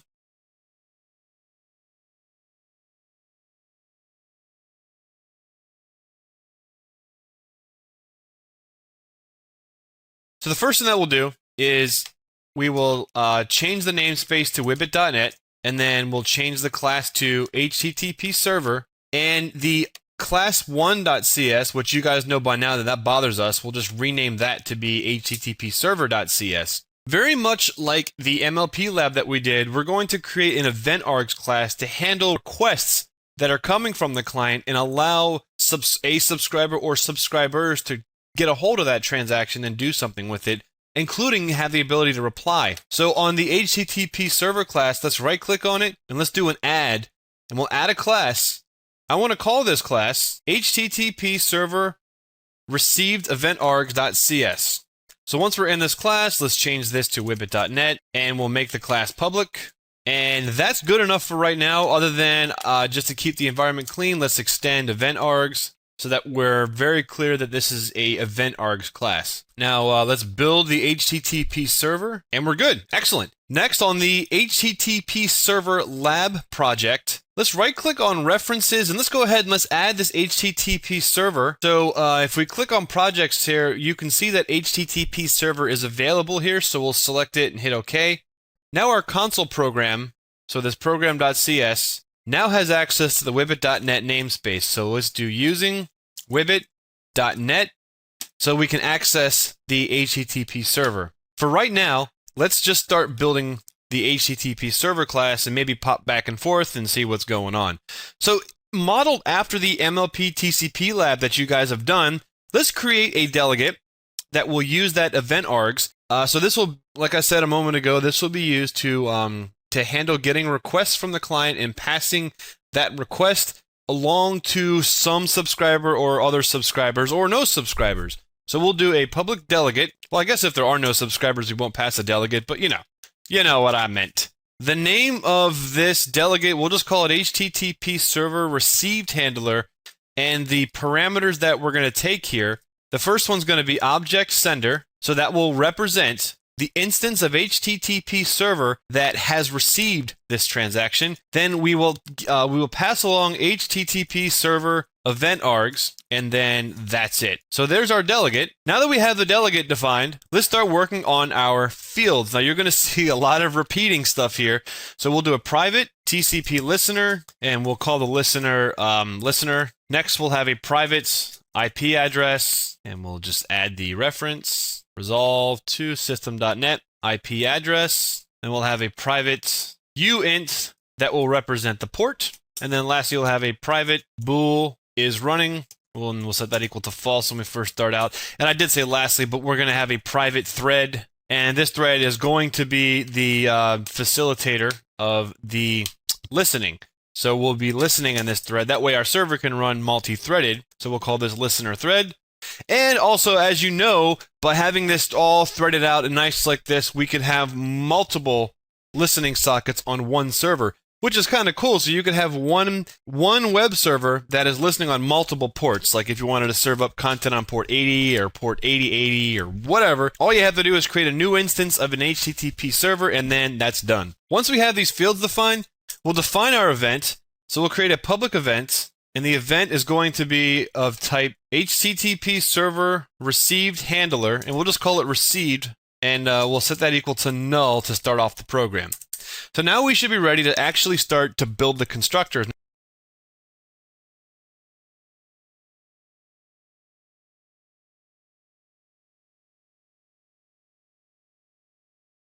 Now we're going to build the constructors in a very similar way that we did in the last lab. So we'll create a public HTTP server, and then we're going to have one that has the meet and then one that calls the other. So this one is going to take in IP address, and it's going to take a port. And what we're going to do is set IP address equal to IP address, and then set port equal to port. We'll create another constructor above this. So we'll do public HTTP server. This one is only going to take port, and we're going to call this instance, and we're going to send it IP address.any and then port. If you don't know what this means, then go back and watch the MLP Socket Lab, because we did that and explained it there. Now, once we have the constructor built, we're going to build some of our properties that will allow our integrating code to be able to access this, or implementing code. So we'll do public bool is running. And all that this is going to do is just going to return the flag. So it'll be, we'll get return is running. We have that. Then we'll do the public IP address. And as you guys recall from the other tutorial, we're just going to have some logic here. So if we just want to get it, then we'll just return IP address. No questions asked. But if we want to set it, we're going to have to do some logic just to make sure that the person doesn't kind of fool around with us here. So we'll just do an if is running. So if the actual socket is running, then we'll throw a new exception, and then we'll say that we cannot change IP address while HTTP server is running. But if we're not running, we'll just go ahead and set IP address equal to value. Boom shaka. The next property that we're going to put together here is the port. Let me just make us some room here. So we'll do a public uint port, and just like we had in the MLP lab, I know I keep saying that, but you know, it's true. We'll just kind of copy this in, because we're same type of thing. So we'll return port. If it is running, cannot change port, and value equals, or port equals value. So now we have some of our properties set up. The next thing that we're going to build is the method that the user is going to use to actually start the HTTP server. And we're going to do this exactly the same as you're familiar with. So we'll do a public void start. And we'll kind of start this off just like we have already with the if listener. If the listener thread doesn't equal null, because we have control over this, this means that the server is running. So we'll throw a new exception, and the exception is going to say server is already running. Excellent. But if the server is not running, let's go ahead and let's set the listener instance equal to a new TCP listener. And the TCP listener is going to take in the IP address that we selected, as well as a typecasted int of port, because we're storing it as an unsigned integer, but this class requires it to be an integer. So there we go. We'll do a listener.start to actually start the socket, and if this fails, it will throw an exception. So that means if it doesn't fail, we'll set is running equal to true. The server is actually running at this point. Now we'll go ahead and create the listener thread. So listener thread equals a new instance of thread. And this thread is going to be fairly simple. We're going to pass the delegate new thread start, and the method that we're going to call is something we haven't written yet, but we'll just call it listen. And since that is a thread start, we have to fit to this delegate. So it'll be public void listen. So it takes a void and returns a void and it takes no parameters. After we have that done, let's do listener thread.start, and now our listening loop will begin. Inside of the listening method here, which will be running as a thread, we'll do a while is running, which will be true at this point. So while the server is running, we'll create a thread called process request thread, and that's going to equal a new instance of thread. And instead of being a thread start, this one's going to be a parameterized thread start. So new parameterized. I mean, this is all. I mean, you guys have gone through this process before, right? So you know what's going on here. The parameterized thread start is going to be called. It's going to call another method, which we'll have here. We'll call it public. I'm sorry, not public. We want this to be private. And you know what? Here I go again with my the listen really should be private. I guess I was getting a little bit public happy there. This will be private process client request, and of course this has to return void. So we have process client request, and since it's a parameterized thread start, it has to take an object, and we'll just call this client. So there we go. The parameterized thread start here is we're going to pass that as the delegate.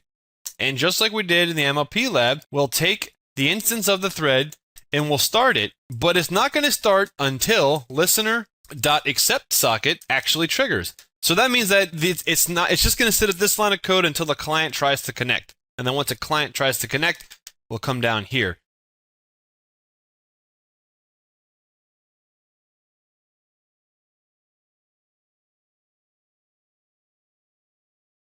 So while we're down here, we'll just do this really simply. We'll do a TCP client, and we'll call it client socket. And that's going to equal the typecast TCP client of client. Now at this point, let's just do a console dot. Let's just write out the message that's coming from the client. So we'll do a let's do this. Let's just do while true. Now this is not good, but we'll just do this. While true, int. So we'll just do a byte equals client socket dot read, client socket dot get stream dot read byte, and we'll do a console dot write, typecast that to a character B. So again, this is an infinite loop. We're going to have to end up breaking out of this, but we're just going to get to a point where we could maybe start to see something happen. On the server, we'll build it, which Control-Shift-B does the same thing. In program.cs, we'll create the instance. So HTTP server, we'll call it server equals a new instance of server. And we'll listen on port 80, which is a common port for HTTP traffic. Server.start, while server.is running, we'll just have it do a thread.sleep for 1 second. Why not? Or 100 milliseconds. So let's run this and let's see what happens. So it looks good. We'll open up Internet Explorer and we'll see if it crashes. Let's see. So once Internet Explorer loads, we'll go to the location bar. And we'll just type http://localhost. All right, so this is sitting here waiting, and that's because we're not replying properly. Now, we did have a crash, so our HTTP server lab crashed. Oops, I must have... Hold on one moment here. Let's see what happened here. Let's refresh that. All right, unable to cast object to TCP client. Okay, so that's a mistake on my part. I mean, obviously, on my part, I'm writing it. So the TCP client...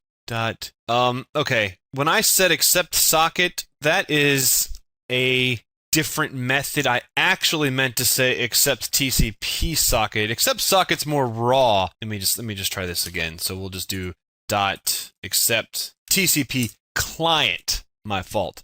So that's the actual method that we want to run. The accept socket works too, but that's more of the lower level way of doing this. Like I was saying before, that the whole TCP client, TCP listener thing are convenience classes for the socket class. So if we run this, here's the actual message that Internet Explorer just sent us. So it sent us an HTTP GET method, so that means that it wants us to retrieve something and send it back to it. The resource that it wants is / which means index, so whichever the index is configured on the server, that'll be it.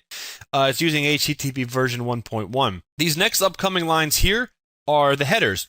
So this is saying that it would like to accept an HTML document. It accepts the English language. The user agent is just some information about the browser and the operating system that's being used. It will accept some encoding, so if the server sees that, oh, it can accept gzip, well, it can gzip the result and send it back. That way it's sending back a smaller payload. It just says the host that I'm connecting to is this. The DNT header, which I'm not familiar with, is 1, and connection is set to keep alive. Now ours is not going to do a keep alive because we're trying to keep this simple, but this is just saying that once I connect, don't disconnect. But we're going to disconnect anyways because we're a jerk. So here's a simple get. Now you'll also see my little blinking cursor here. There's a space between the last header and this blinking cursor. Well, that means that once we've read from here up to this blinking cursor, so once we've gotten to a point where there's 2 new lines in a row, we've hit the end of the headers. So anything after that will be considered the payload or the body of the HTTP transaction. In this case, it's a GET message, so it doesn't have a body. We'll do an example of doing a post, and a post does have a body, and we'll show you how that works in just a little bit. So let's get to the let's build an algorithm that will read up to this point and allow us to read in this transaction.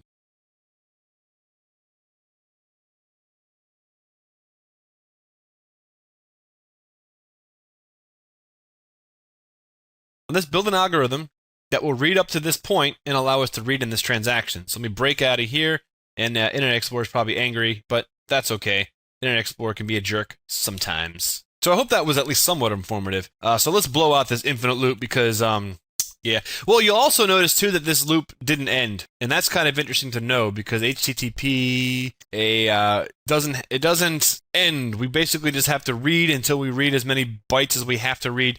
You'll see how it happens, and when we get into the web programming stuff later in our Whippet.net courses, we'll get way more in depth on how that works. So you can just kind of take my word for it here and just kind of use this to show off to your buddies. Hey, I wrote my own web server because I'm freaking awesome. So let's create a dictionary.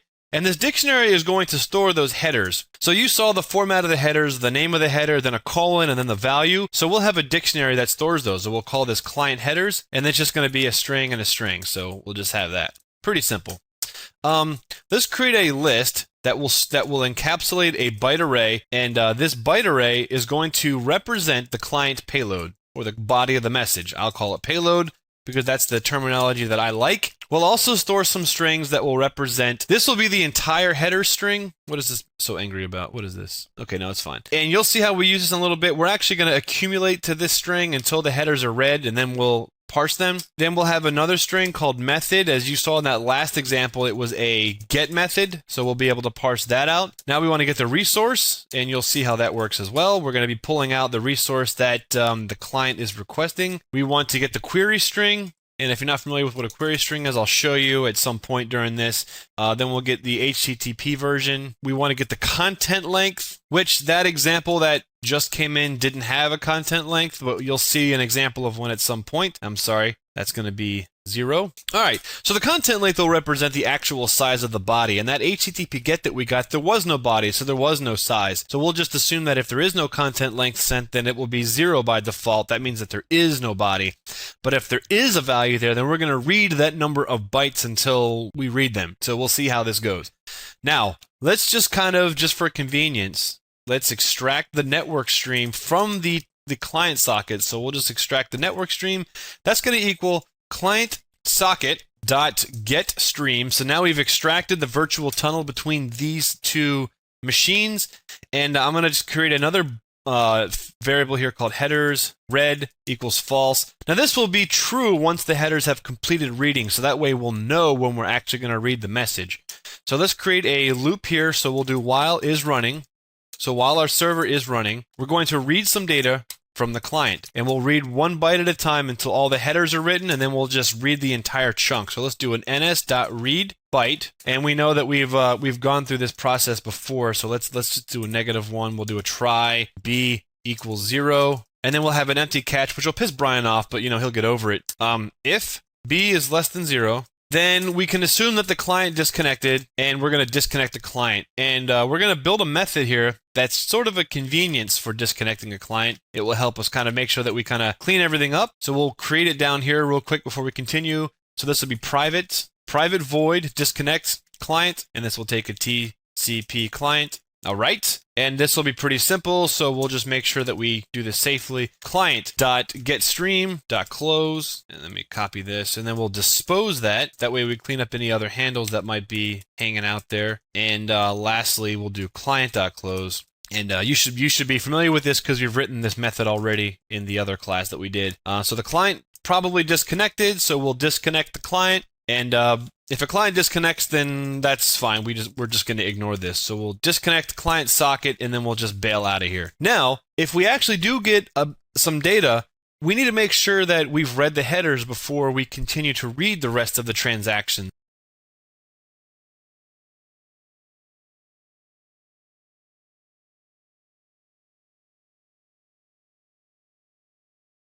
First, we'll check to see if the headers are not read. Then we're going to start to read the headers. So that means that we haven't finished reading the headers yet. That string that we set up before, that's just called headers, we'll just append to that. So we'll plus equals to that the character representation of the byte. So we're basically going to be accumulating bytes until we've read the header. Now, how do we know that the header has been read? Well, we know that there needs to be a blank line. Now, HTTP transactions are supposed to have lines separated in the headers by carriage return new line. So that'd be \r\n. And if they don't, it's typically considered bad, or they just didn't do it right. Some web servers are smart enough to be able to work with, \r \n, or just \n, or just \r. Ours is going to do \r\n just because I'm just going to do that. That's what I want to do. So in order for us to know that we've hit a blank line, all that we have to do is detect that we've seen 2 line breaks in a row. And that's a very simple thing for us to do. So if headers.length, so we got to make sure that the length is greater than 4. Otherwise, we can crash the program. So if we've read at least 4 characters, let's check the last 4 characters and see what they are. So we'll do headers.substring, and the substring is going to be the length of the entire string. So headers.length minus 4. And that's going to retrieve us the last 4 characters of the string. If that equals \r\n, well, by golly, we've hit that blank line, and now we're ready to start parsing it, and this is actually equal. So let's do a console.writeLine headers. Let's run our server, and let's see if we actually can print the headers out. So we'll go back to IE, and IE is going to time out, but that's okay. We don't care. We got the headers, including the new line, which is perfect. So we got the headers. We're in good shape. Now let's go ahead and extract the data from those headers so that we know how to interpret this message. Let's do a string headers split, set that equal to a headers, the string headers. We'll call the split method. Now the split method, instead of passing it a character, we'll pass it a string array of tokens, and this is just going to be \r\n. So that means split the string on \r\n. And then the next parameter that we'll send it is string split options, and this is an enum, and we'll just say none. So all that this is going to do is give us an array of each one of the lines. Now let's go for int I equals 0, while I is less than header split dot length I plus plus. Excellent. So we'll know that if I equals 0, we are at the line that tells us what the method is and the resource and the HTTP version. So let's do a console.writeLine, and let's just do header split sub I, and let's just make sure that we're able to see that. So I'll come back to IE and refresh it and minimize it, and you'll see get that. So again, the method that's being called, the resource that it wants, and the version that we're using.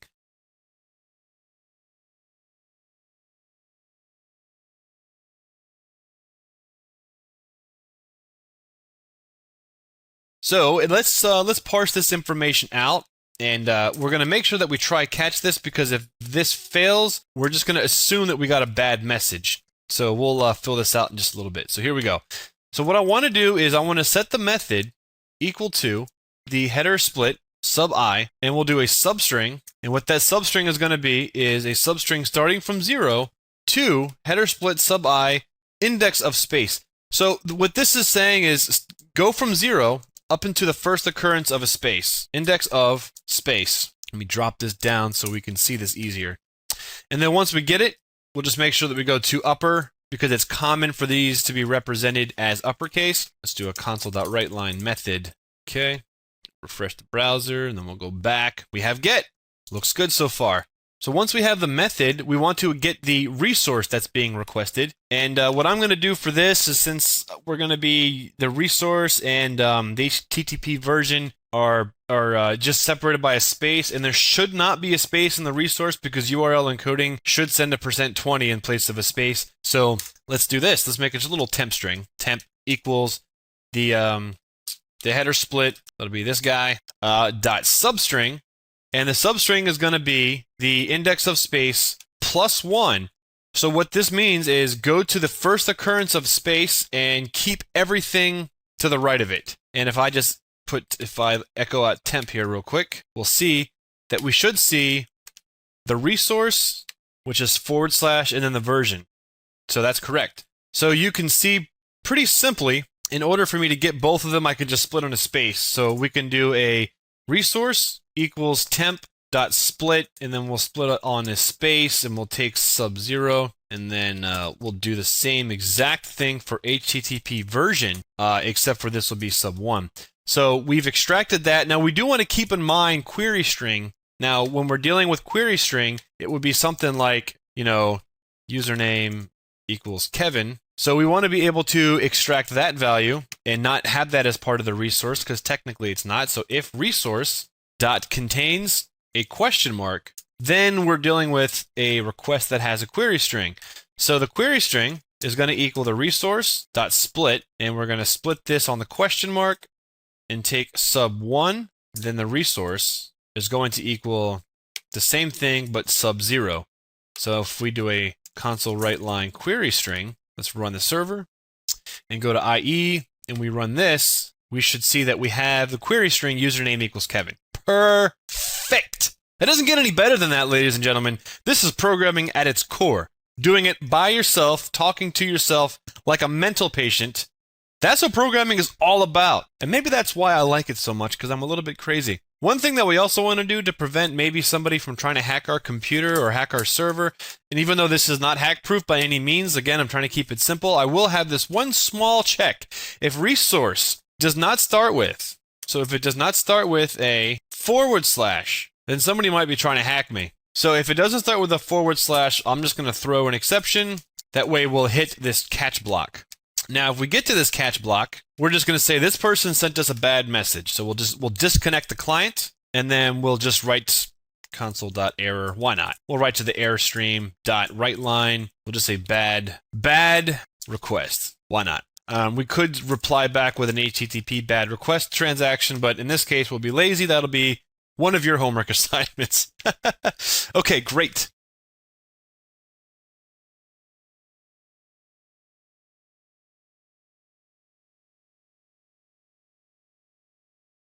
So the next thing that we'll do, so we've gotten past the point where we've checked to see that it's the first line, and we know that because index would be 0 if it was the first line. We're going to check then to see if the header split sub I dot trim. If for whatever reason we get a blank line, we're just going to continue. We'll just skip it. So that'll be that. Now we do have, now let's just say here we have a line that should be a header. Let's just create 2 strings to store the header name and then the header value, and we'll make sure that we do a nice little catch here. So we'll do header name equals, and since they're split by a colon, we don't want to split on a colon because the actual value of a header could potentially have a colon in it. So what we want to do is go from 0 to the first occurrence of the colon to get the name, and then go from the first occurrence of a colon plus 1 to the end to get the value. So the header name is going to equal header split sub I dot substring. So you're going to recognize this because we've done something like this already.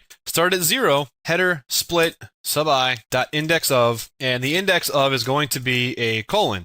And then we're going to get that value, and then we're going to trim it. So then we'll catch, and if we do catch, we'll make Brian happy, and we'll continue. So now I'm going to copy this, and it's going to be slightly different, but sort of the same. So the header value is going to equal the current line that we're looking at, but instead of starting at 0 and going to the first occurrence, we're going to start at the first occurrence plus 1. There we go. So let's do console.writeLine, and we'll just do a format string. So we'll just say 0 equals 1.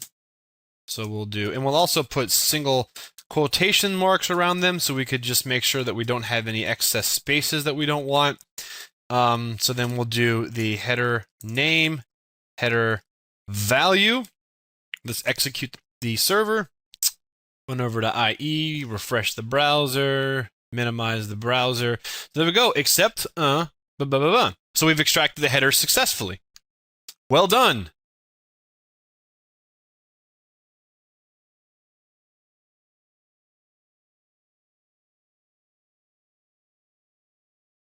Now that we know that we're extracting the headers, we want to keep an eye out for one of the headers. So if the header name .toLower, although I believe it's supposed to be capitalized properly by spec, but let's just say that, you know, we're dealing with some jerk out there.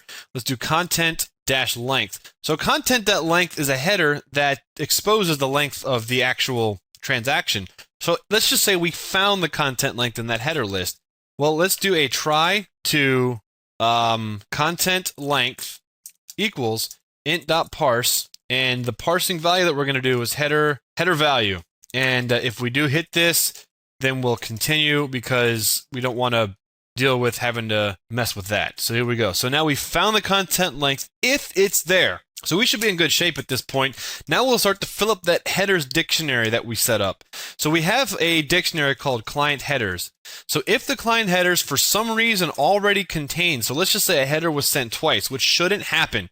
If we were to do a .add, this would crash. It would throw an exception. So we'll just say the most recent one. So we'll say header name equals header value. Hopefully that makes sense to you guys. Now, else, that means that it's a new header, we haven't seen it before. We'll do client headers.add, and this will be header name, and the value of header name is header value. So now we've built a dictionary that contains the headers.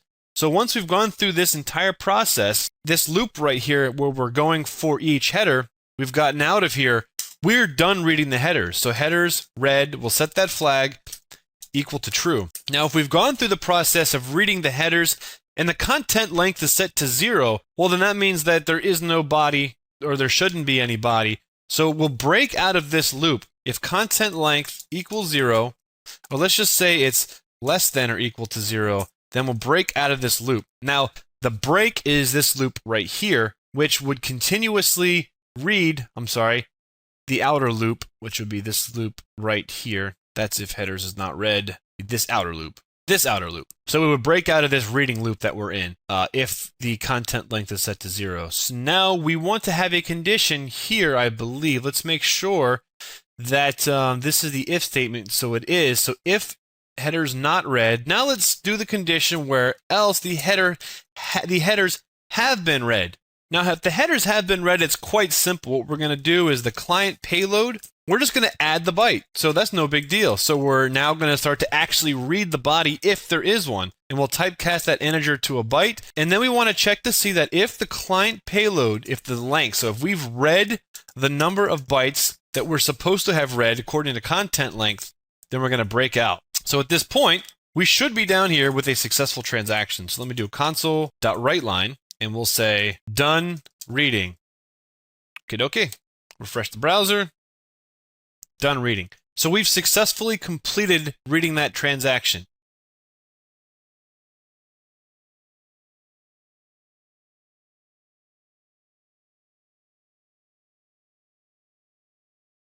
Now what we want to do is create that event args, call received if it's been received, and then send a default reply message back if the delegate has not replied back. So we'll go down. I just hit the wrong button. Okay. We'll go here. Okay. So here's what I'm going to do next. We'll create an instance of the event args.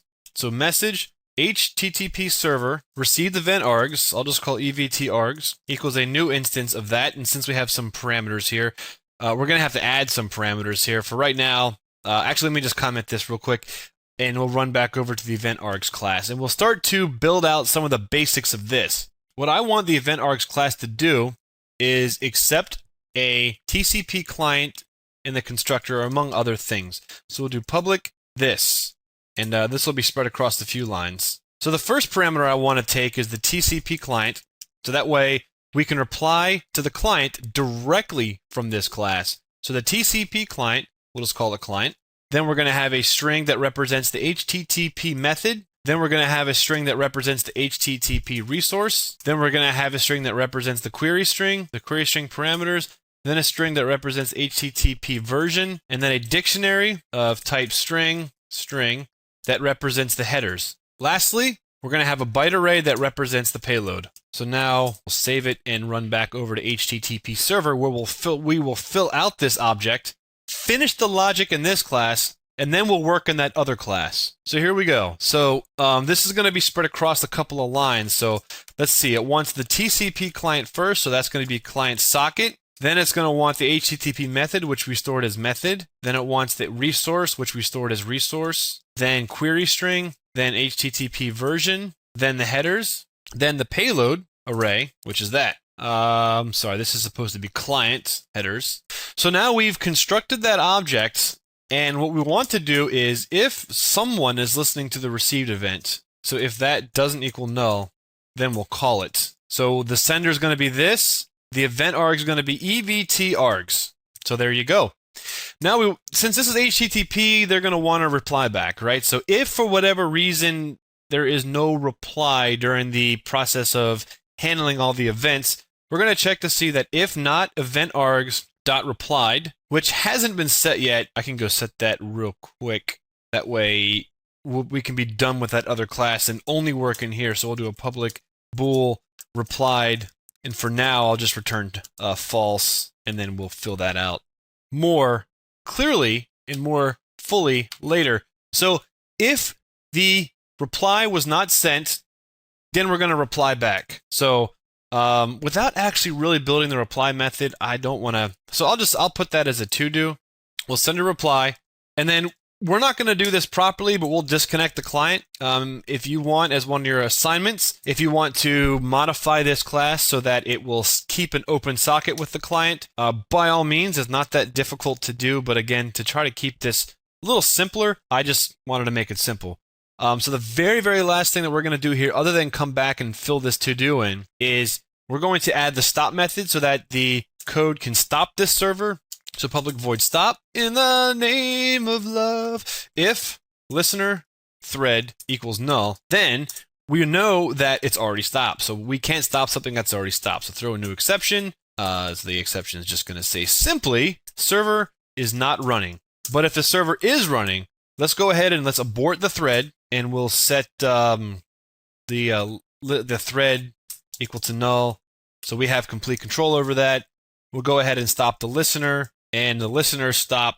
Then we'll just set the listener equal to null. Then we'll set is running equal to false. So build it, and we should have this class filled out. And all that this class is really responsible for is managing the HTTP connection, the TCP underlying connection, as well as extracting the headers and the payload. Then it's going to pass that to another class that's going to do something with it.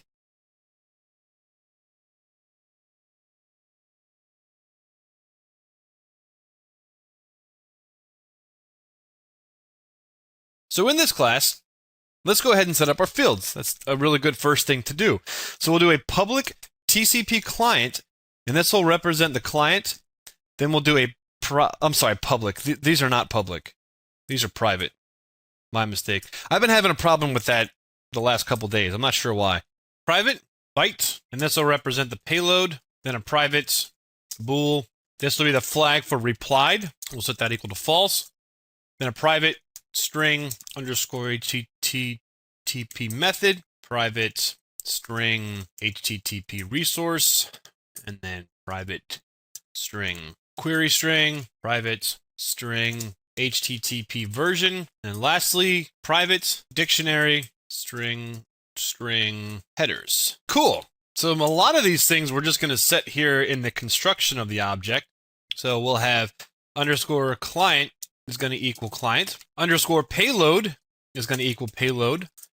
Underscore HTTP method is going to equal HTTP method. Underscore HTTP resource is going to equal HTTP resource. Then underscore query string is going to equal query string. Let's see here. Underscore HTTP version is going to equal HTTP version. Then, wait a second, I got lost here. So client, payload, method, resource, query string, version, headers equals headers. I think that's everything, right? So we got 1, 2, 3, 4, 5, 6, 7. 1, 2, 3, 4, 5, 6, 7. Okay. All right, so that little is replied. Obviously, now we're going to return replied. Cool. So let's build some of these properties Some of them very similar to what we did in the last example with the MLP. So we'll do a endpoint. So public endpoint, and this endpoint will be the remote endpoint. And we have a remote endpoint and a local endpoint. So that'll be who's connecting and which endpoint did it arrive on. Public string, method, and now this property is going to be read-only, and it's going to return the method, HTTP method. So we'll copy this because we're going to do the same thing for method, resource, and HTTP version, and query string. So here we go. So method, resource, and that'll be underscore HTTP resource. This is going to be HTTP version, and this will be underscore HTTP version. This will be query string, and then this will be underscore query string. All right, now we want them to be able to get the payload. So we'll copy another one of these little fellas here, and instead of being a string, it's going to be a byte, and we'll call it payload. And the payload is going to return the payload. So we're only going to see payload again in transactions that have them, like a post, which we'll play with in a little bit. I also don't want the users to have direct access to the headers. I don't want them to be able to change the dictionary. And yeah, there are read-only dictionaries, but just to kind of expand your knowledge on stuff, let's return a property that's a string array, and we'll call it header names. And simply put, we'll just create a dynamic list of type string. Of course, this has to be inside of a get block. My mistake. All right, so we'll create a list that's of type string, and this will just be header names. And we'll iterate through the keys in the dictionary for each string key in headers.keys. We'll append to that header names.add key, and then return header names.toArray. So that way they can see what they are, but they can't change them. So to be able to access the headers, I'll just have a little method here, public string get header value, and we'll take in header name, and the header name will just be used to go, so if headers does not contain the key that was just passed, then we'll throw an exception. We'll just say header does not exist. Do a, let's see, plus header name. So the header is not in that list. Otherwise, we're going to return the value of header name. Pretty cool, huh? Pretty simple. Oh, and that's supposed to be header name, singular, not plural. Now for the fun part.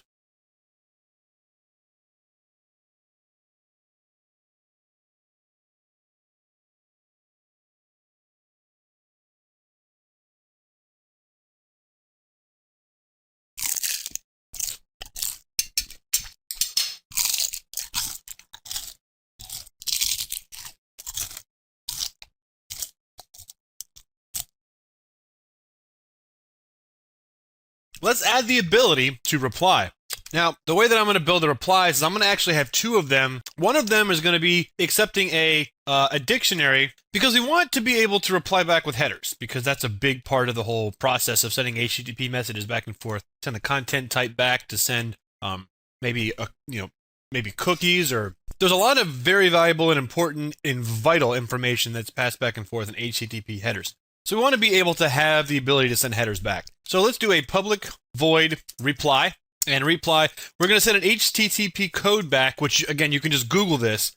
There's tons of them, so I'm not going to go through all of them. A custom message if you want to send one. The payload if you have one. And then a dictionary, which will be string, and then this will be the headers.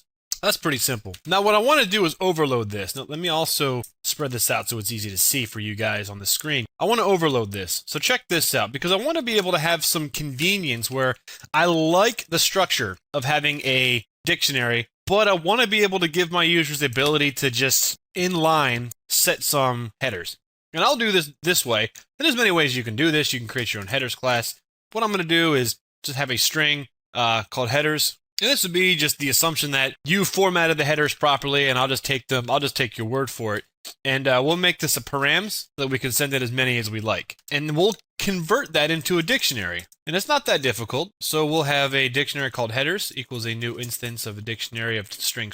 Pull this out. There we go. All right, so we'll go for each string header in headers capital. All right, we'll do a try and then a catch, and we'll piss Brian off again by not having anything in the catch.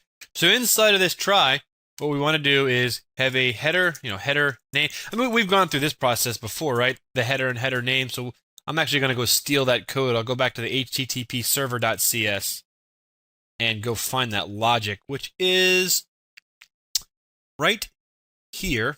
So I'm going to copy this and paste it here, although I'm going to be a little bit less try-catchy because in this case, if you send me something that's wrong, oh well. We'll just ignore the one that you sent. So instead of header split, that's going to be header. So you can argue whether this saved us time or not, but at least I felt more comfortable doing it.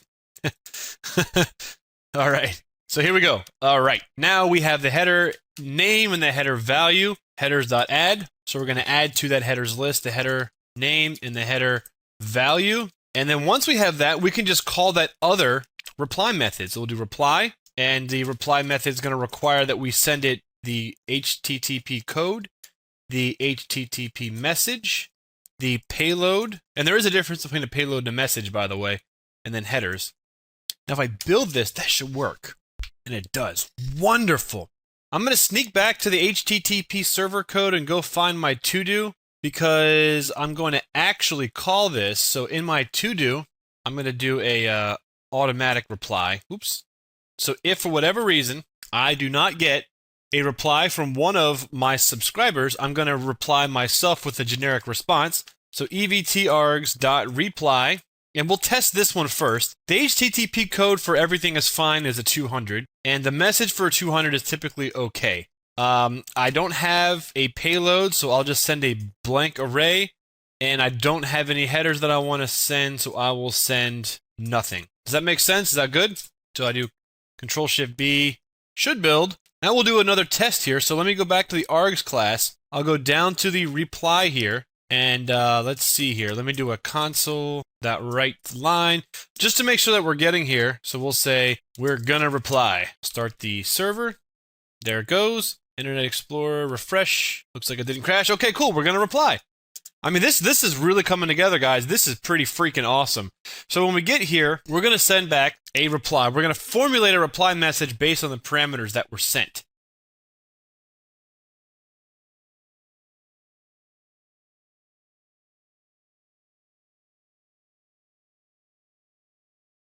So here's how we're going to do that. So I'm going to create a string and call it headers. This will represent the headers that we're going to be sending. So the first headers that I'm going to send are going to be inside of quotes here. I'll say http:/1.1. So that's the version of HTTP that I'm replying back with. Then a space. Then I want to add the HTTP code that was sent. Then a space. And then the HTTP message. And then I want to just wrap that whole thing up and trim it. Now, the reason why I put it around parentheses like that is so that I can just add a trim to this. So let's just say that this message was blank. I don't have a leading space at the end. Now, remember, guys, these have to end with what? You know this, right? \r\n. So there's the first line that says that here's the code, here's what's happening. Now we'll iterate through the headers and we'll add the headers. So for each string, header name in headers.keys, we're going to ignore anything that specifies the content length because we want to have control over that here. So if header name .toLower equals content length, we're just going to skip it. Otherwise, headers plus equals header name plus colon space plus headers header name and then plus backend. So we have the status of the reply as well as the headers. Now once we get to the end of the headers, I'm going to add my own content length. Headers plus equals content length. And the content length is going to be based exactly on the size of the payload. Payload.length, which is a byte array. And again, we're going to end this with what? \r\n. And then once the headers are complete, we'll add the empty line. So now the web browser that receives this says, great, from this point on, I'm going to be reading a message. So let's do a console.writeLine. I'm sorry, I'm going to be reading a payload. I said message, but you know what I meant to say, right? So let's run this fella. There it is. Let's refresh the web browser. All right. And we see that right now we're going to be sending back an OK with a content length of 0, which is correct. Now the web browser still is not happy because we're not actually sending it. We're just saying that we're about to send it. So let's actually now reply back to the web browser. And that's going to be simple because it's just a TCP IP connection. We've done this many times before. So let's extract the network stream just for convenience. So NS is going to equal the underscore clients dot, oops, let me spell client correctly, client dot get stream. So then we'll do an ns.write. Now the write method, the first parameters, it's going to want the headers.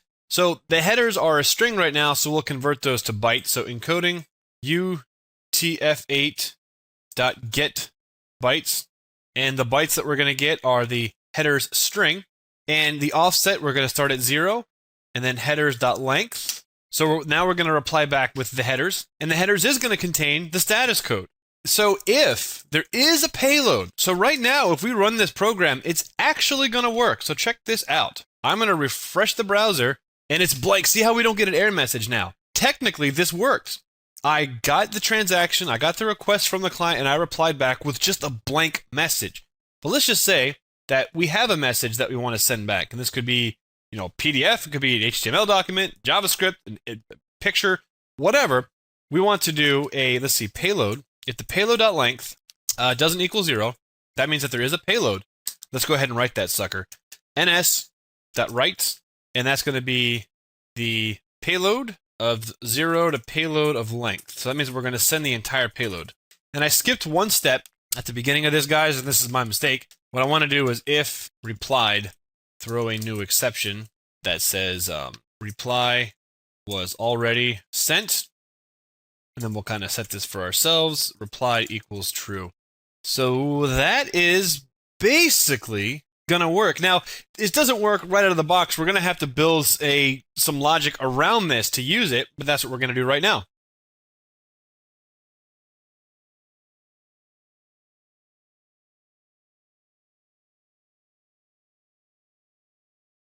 Inside of our project, guys, inside of the HTTP server lab, I have a directory called htdocs. Now, inside of here, we have a text document here called heybuddy.txt.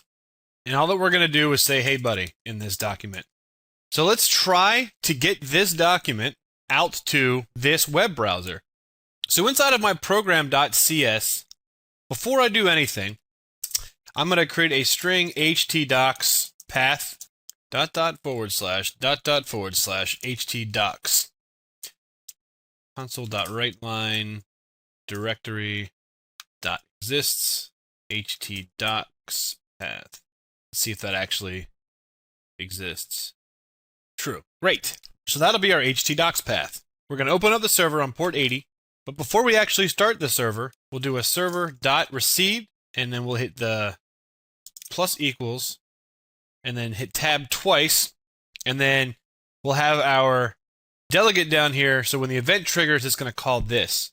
I'll take this, make it a private static htdocs path. Awesome. Okay, the first thing that I want to do is I want to find the local file that it's requesting, and that's going to be the resource. So if I do a string local resource path, let's set that equal to blank at first. Also keep in mind that when the / comes in, it's just asking for whatever the index is, whatever the base value is. So let's check to see if e.resource equals blank. And if it does, then we will have an index.html file. So we'll set local resource path equal to the underscore htdocs path plus / index.html. And that's just what we'll do for this. So it's pretty simple. So if it comes in as blank, it's going to look for that. Else, local resource path is going to equal htdocs path plus e.resource. So the resource that was requested.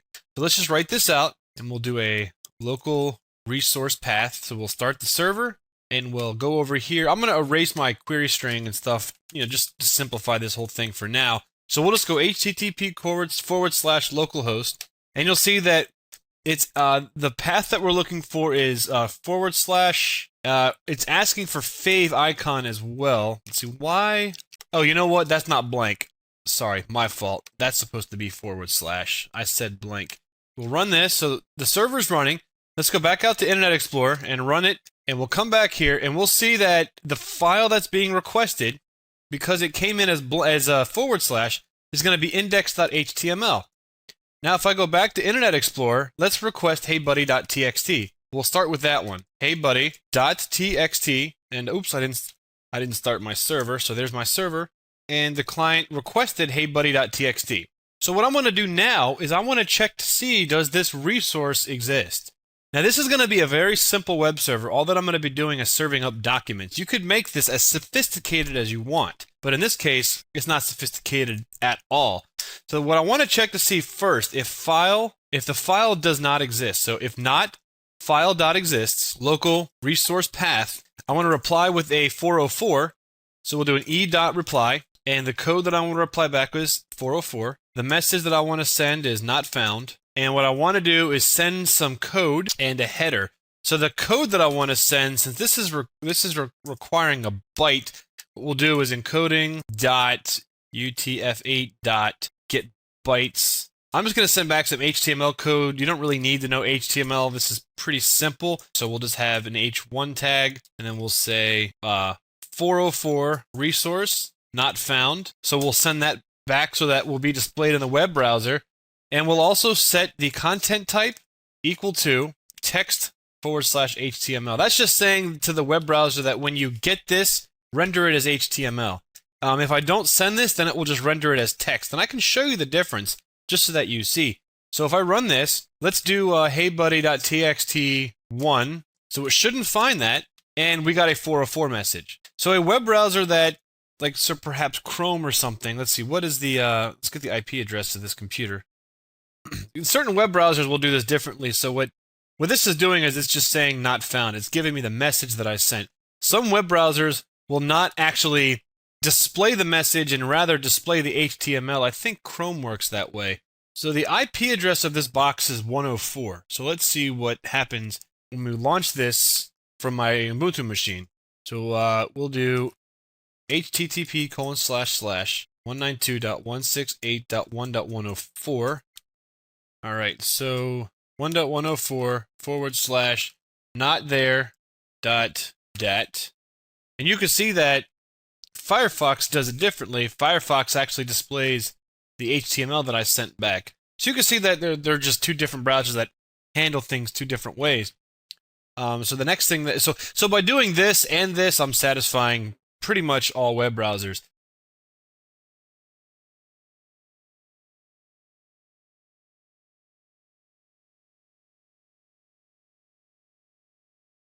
So we found the condition where the resource that was requested was not there. Now, let's have a condition where it is there. Now, there are many ways to do this. I'm going to just do this kind of simply. We want to be able to set the content type. And there's tons of different content types. This is just going to be a very, very simple example. So I'm going to have a string content type equals quote, quote. I'm going to switch. Now, this is not the most efficient way to do it, but it is what it is. Path.get extension, and the extension is going to be for the local resource path. I'll do that .toLower. So let's just kind of switch on this. So we'll do a case. The case that it's .html. Let's set the content type. And this is all documented, guys. So content type, we'll set that equal to text/HTML break.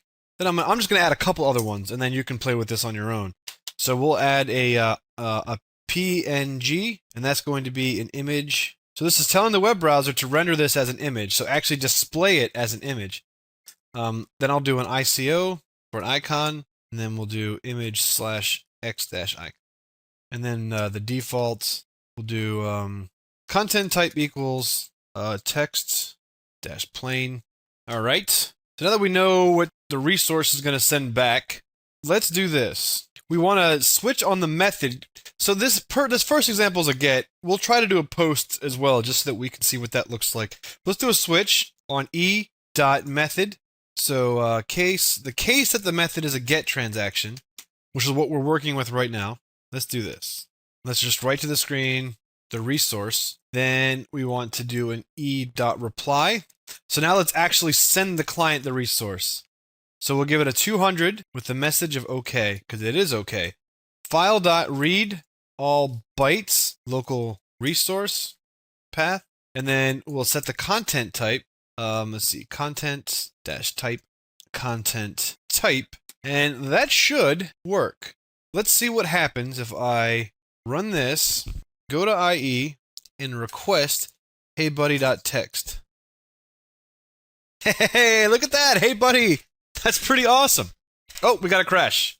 Aw, can't get too excited. Let's see what happened here. Could not find htdocs browser config.xml. Okay, so looks like there's a logical error. Oh, so when we send back a 404, we have to return. Because it's asking, the web browser just has things that it asks for. Like it's going to ask for the fave icon and maybe some other things. Who knows? From your server. And if it's not there, we have to tell them it's not here. So let's run this and let's try that again. Refresh. Heybuddy.txt. Now let's go back to the server. That looks good. Now let's just do the index. So let's erase this, hit enter. That looks like it worked. Now the index doesn't have anything in it, but that's great. Now we also have a wibbit.ping in there. Let's see what happens. Let's do a wibbit.png. And it served up the picture.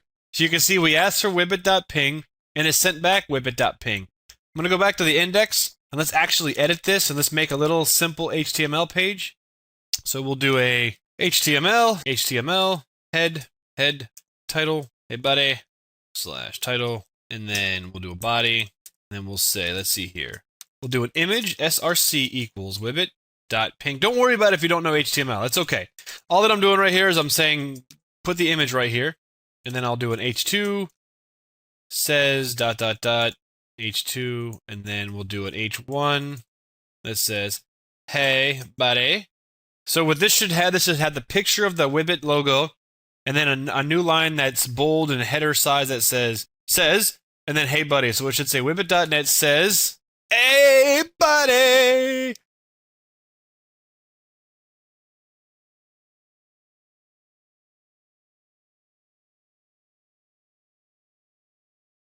That's pretty cool. I mean, that is really cool. And you can kind of see how the web browser is doing its thing here. Let's run this again. Let's go to the Unix, let's go to the Linux machine, and let's show that we can, let's see here, instead of not there.dat, we'll just erase this, and then you'll see wibbit.net says, hey buddy, and if we go back to the Windows machine, you can see that their web browser said, go give me index.html, so it pulled that back in, it rendered it, and it saw that inside of that HTML, there was an image, wibbit.ping. So then it went back to the web server and said, give me wibbit.ping, and then it did. And then it came back as a ping, so it actually displayed it as an image. So that's pretty freaking cool. I mean, that's about as good as it gets right there. So you guys have created an HTTP web server. Now, what I want to do too is I want to show you what an HTTP post looks like. So I'm going to set up a simple example where we post something. So we'll build a simple little web page here. So inside of that directory, I just created another web page called form.html, and what it has here is a form. And what we're going to do with this form is we're going to do an HTTP post. And the reason why I know that is because the form has a post action, and we're going to be sending in a variable called say something. And that should be it. So let's go back here. So what we have is if the method equals get, then let's do this. Let's do case, it's post, break. Let's do this. Let's console.writeLine encoding dot utf8 dot get string, and the string's going to come from e.payload. So we should then write out the payload of the message here. So I'm going to go back to my Linux machine where I have say something loaded, and then I'll say hey buddy, and then submit it. Now you'll notice that the web page is blank. And if I go back to Windows, you'll see that we requested form.html, and that was a get. Then we sent in a payload, say something equals hey buddy. So that form had a field called say something, and the value was hey buddy. So you can see that we sent it. Now, what do we do with it? Well, in this case, I don't really have anything that we can do with it, but let's just say, just for the sake of being simple, what we'll do is we will reply back with the bytes from the object here. Let's do this. Let's do a list byte. So post response bytes. Now this is not, you don't want to keep it this way, but this is just like a, hey, this is kind of cool kind of thing. So post dot add range, and what we'll do is say, we'll do coding dot utf8 dot get bytes for the string of whatever you passed in. So we'll say, actually, I don't have to do that. All I have to do is this. E dot payload, then add the range of these bytes. Check this out. This is going to be, this is kind of silly, but at least it proves the point.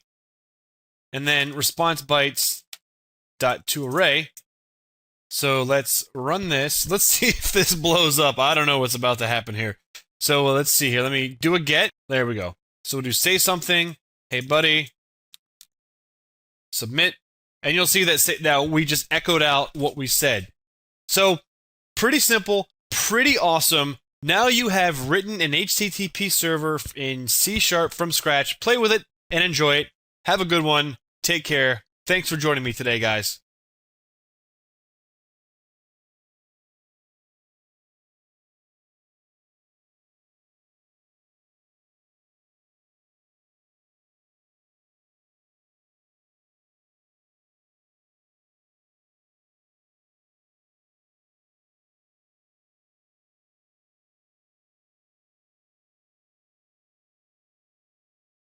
Hey, buddies out there in Wibbit.net land. Kevin and Brian back again for another exciting lab. Hey, Brian, what's going on, buddy? Not too much. You know, it's funny, Brian, because I read some Wibbit.net review, and somebody said that the two guys in Wibbit.net are tolerable to listen to if you're familiar with pop culture references like South Park. And then I was thinking, I was like, oh, you know what? It's the whole hey, buddy thing. Because, like, in South Park, they're like, I'm not your buddy guy. You know what I mean? Yeah. So, apparently we are South Park plagiarists because we say, hey, buddy. Oh, no. They stole it from us. I think they might have stolen it from us. Yeah, Trey and Matt wanted to become computer programmers, you see. That's what got them into South Park, actually. That's true. That's true. I also noticed that in a lot of Wibbit.net reviews, you and I are referred to as two nerds. I'm not joking. That is for reals. Well, I guess we resemble that remark. Okay, Brian, I'm going to get the environment set up. Maybe you could kind of describe the lab that we're going to do right now. All right. So, in C#, sometimes you have objects. Naturally, we've got objects that are cars and people and stuff and employees or whatever. But what if you want to communicate these objects out to like a text file across the vast tubes of the internet? So you want to send somebody some object as a string. Well, obviously, you can't just take the object and say toString because that won't really get you too much. So how do you restructure the object in such a way where we can communicate it? So one of the ways that you can do that is by it's called serializing and deserializing an object. We'll be serializing an object into XML. Ooh, yeah. That's awesome. And you've probably seen XML before. If not, it's kind of like HTML markup, where you have the less than greater than tags for an item and so on. So it's just a format to kind of store data in a text file. So we'll take an object and serialize it to an XML string. Right. Then we'll take the XML string, suck it back in, and recreate an object.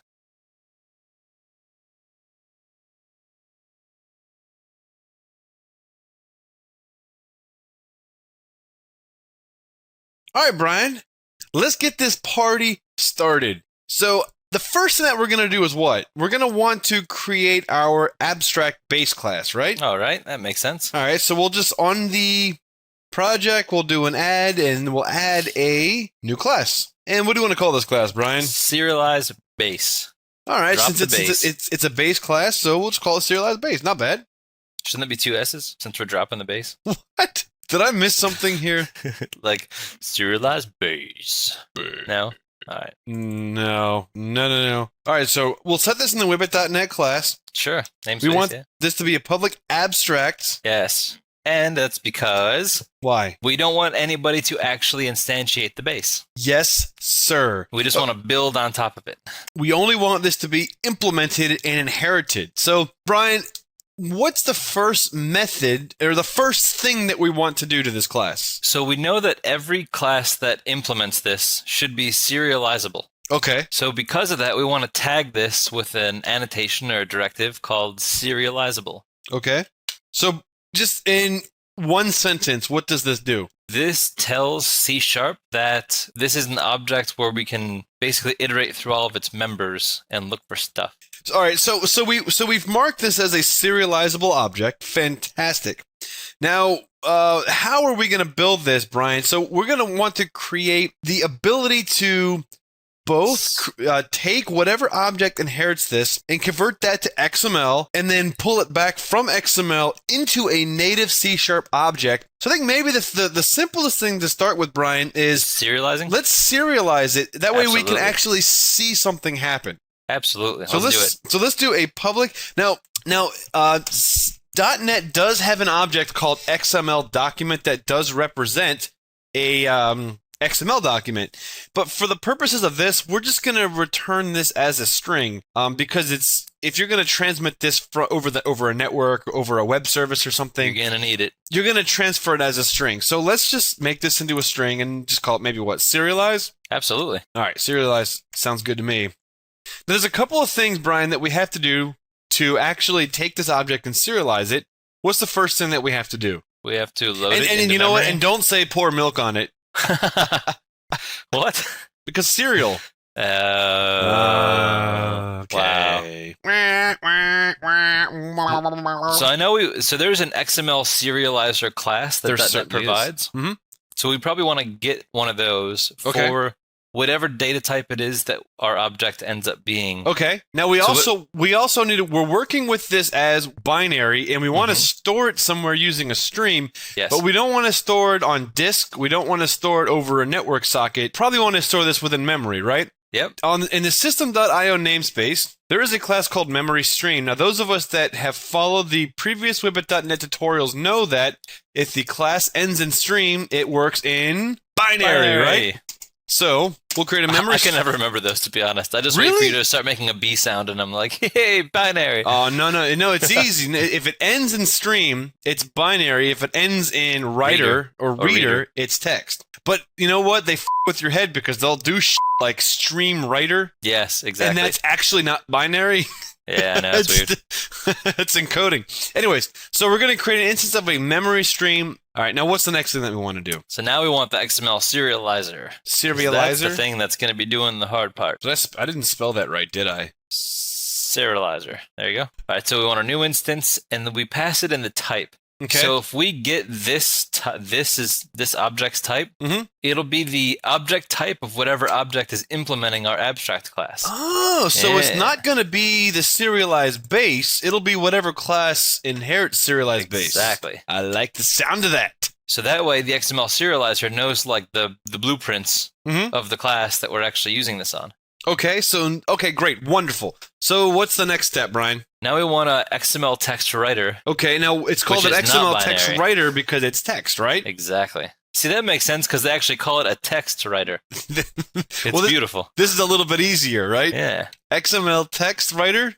Yep. All right, now that's going to require another import. So that's going to be the system.xml. Okay, so we have that. And how are we going to use this? This is going to take in the memory stream. Ooh. Because that's what's basically flowing through. Okay, so memory stream. And then text encoding. So we're probably going to be like UTF-8. Because we're American now. And we use UTF-8, yeah.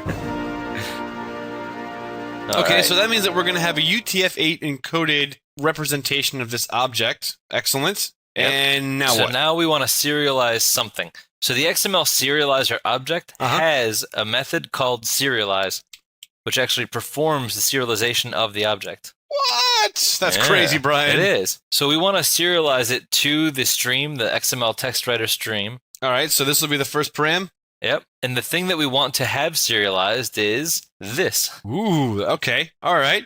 So we have created a serialized object. And the very last step, I would assume, is we want to take the serialized object, convert that to a string, and return that back to this method, right? Mm-hmm. All right, so the simple way to do that is, since the memory stream works in binary, we've exploded this into this memory stream. So we'll take this memory stream and convert that to a string. So in the system.text namespace, we'll use the encoding class to UTF-8, and UTF-8 has a get string static method, and that's going to, we'll go ahead and we'll take the memory stream where we've inflated the object, and we'll convert this to a byte array. So now we have access to that as a string.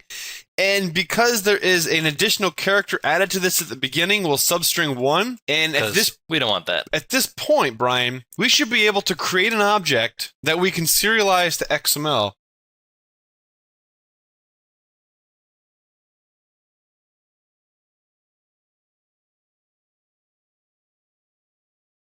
So what's a simple object that you can think of that we could use to just test this to make sure it works? What about our old person object? That sounds like a spectacular idea. What does he win, Johnny? So we'll create a new class, and we'll call it person. Pretty simple, right? Yeah. And the first thing we'll do with this person class, besides brand it with the Whippet.net namespace.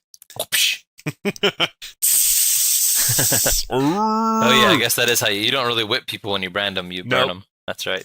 We'll inherit from the Serialize base class that we just created, and let's just create a couple of properties. What do you think? So public string. Now this is just, simple test of the class. First name, and we'll just make this a property, so we'll just have a get set, and then just do first name, last name, and what's another last one thing we can do?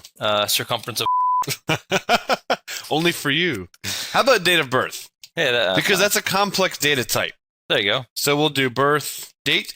Now, birth date, you'll notice, is a datetime object, so it's not a simple string. So this will kind of show that this is pretty cool. And we'll just give this a datetime.now value.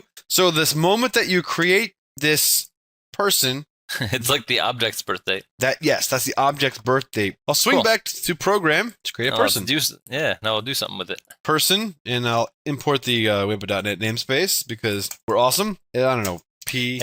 And do you wanna show using it with an object initializer just for and giggles? Oh yeah, just for fun. So like this, so right? New person space curly. Yep. Like that. Yeah, that'll be fun. First name equals, and this will be, we'll just use our buddy Bill Mill. Bill Mill. Bill, nope. Whoa, got excited. Whoa, hey there. It's an exciting name to say. Last name equals Mill. So let's just real quick, because we haven't really talked about this. In the LINQ lab, which I don't know if at the time, this might be before the LINQ lab if I had to take a guess. But in the LINQ lab, we were creating dynamic objects during runtime. This notation right here allows you to create a new instance of some object and set properties of that object during instantiation. So it's just shorthand. It technically doesn't really save us in this particular instance that many lines of code, but there are circumstances where it could, right? Yeah, it's just fun. Yeah, it's just fun. We're just confusing you. I'll just build this sucker. I mean, functionally, Brian, it's the same thing as doing new person, paren, p dot first name equals Bill, exactly. p dot last name equals Mill. Exactly. This is just it's another... It's good to get comfortable with either. Yeah, because you might see this in production code. Yeah, probably. So let me do a constructive exclusion scheduler pair. That's what I was talking about. That happened to me like 5 minutes ago. Always. I get so mad when it happens, too. Like, I don't get mad at much, but for some reason when that happens, I'm like, no, that's not what I typed.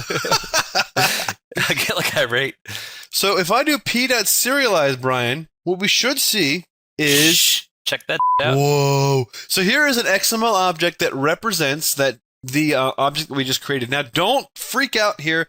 Whippet.net has planned a XML course when we get into web programming, but for the purposes of this right now and understanding this, it's pretty simple. Don't worry too much about the XML markup. Just know that we have a object called person, and it fits some XML namespace schema, so just don't pay attention to that. We'll talk about that at some other time. But inside of this object, there is a field called birth date, and you can see that it has a string representation. First name is Bill. Last name is Mill. Not bad. That was awesome. That was awesome. So now that we can create an instance of an object in C#, serialize that into some form of text representation, let's take that text and let's reanimate the object as a different instance. What do you think? Absolutely.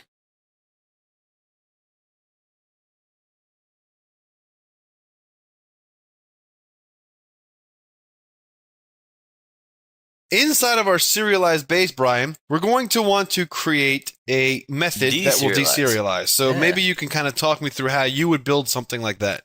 Basically, we just want deserialize to take in a string. Okay.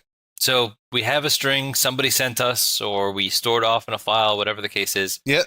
And we just want to fill it back out and reconstruct a person object out of it. Okay, great. Now, Okay, what's one way we can do that? So we can. So since we won't like that's what's actually going to be creating our object. Mhm. We don't actually necessarily want this to be a method on the instance. We probably just want this to be a static method that we can just get at wherever, throw in a string, and return the object. That makes it a lot easier and more fluid to use. Yeah. Right. So now here's the tricky part. The tricky part is that we're in serialized base. Mhm. If it's static, we don't have any instance of the object to know what type we're dealing with. Right, because static methods are not instance-based. Right. So in this case, we'll use a generic data type, which I think we've seen before. Yeah. They can always be Templates- kind of confusing the first couple times, that you use them. Mhm. But it'll be, we'll just use a templated type this time around. It'll be cool.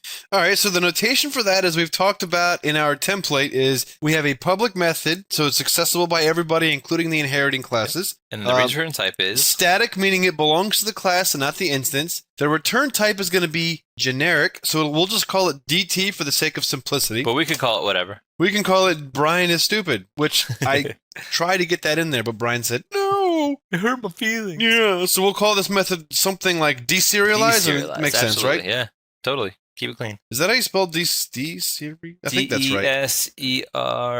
Deserialize. Yeah. Mm-hmm. Okay, so then we want to take. So here's the data type parameter that will be passed in. Yep. All right. So that means that whatever data type that's passed in here by the implementer, this data type will immediately be the return type. Yeah. And we'll just say Then- string XML string. Perfect. Yep. Because that's all we need. All right. Okay. So we can now consume an XML string. Now, how do we inflate this back into an object instance in C#? So we want to use the same XML serializer we used before. Okay. The only difference is that before we had this.get type. So we can call this, XS, whatever. All right. So what do you want to call this? XS, or doesn't really matter. Serializer, it doesn't matter. We called it XS before. All right. We'll call it Access again. New XML serializer. So instead of this, Take two. Ready? Action. So instead of this.get type, we want to instead say the type of DT. That way, it's Right. whatever type that we're telling it we're using this for. Right, and we've seen this in other labs before. The type of is just a way of us passing in the name of a class and returning the type, the type class that represents that class. Right. Mm-hmm. All right. So now we want to basically make an object instance of DT without actually instantiating it. We just want to declare it. Okay. So yeah. So it'll be null by default. Yep. Mm-hmm. Mhm. And then so now we want to actually get a stream for the deserialize method. Okay. So one way that we can do that, which we talked about in the file IO portion of this course, is we'll use the using statement so that we don't have to worry about managing the unmanaged portion of the stream. So we'll just call using, and then we'll block off the using statement. So once the object type is done within this scope, the close and dispose methods will be called by the runtime environment. So that way, it's just easier to manage and safer to manage unmanaged memory. That's awesome. Easier to manage unmanaged memory. Okay, I just thought about what I said for a second. Whatever, man. All right, so inside of the using statement, we'll create a new instance of a stream. Now, stream is binary, so we're working with straight bits and bytes.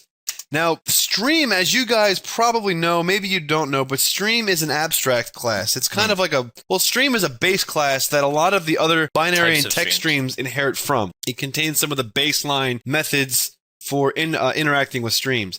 So we could masquerade a memory stream as a stream in this particular case. Now, you could just have this say memory stream like this. But just for fun, just to kind of expose you to different things, since memory stream inherits from stream, we could masquerade memory stream as a stream. Did I say that right, Brian? Yeah, Does that make sense? That makes sense, yeah. All right. So inside of the memory Masquerade.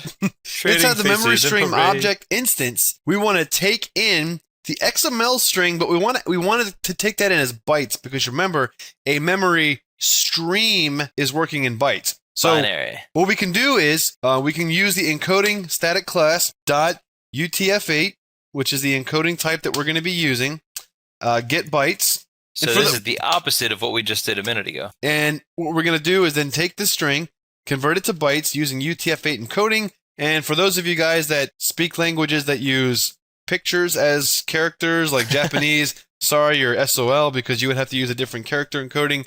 But for those of you people that speak the American language, or most European too.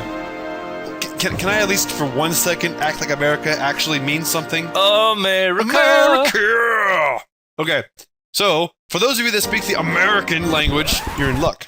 All right, Brian. So now that we have created a stream, so we've taken that XML string and converted that into bytes, and we're storing that within memory, how can we take that data and convert that back into an object instance? Okay, the basic thing is going to be, we're going to take our serializer object, XS, Okay. and then call that .deserialize. All right, so we want to set that object instance like this, equals, and we're going to want to typecast this, and you'll see why in just 1 second.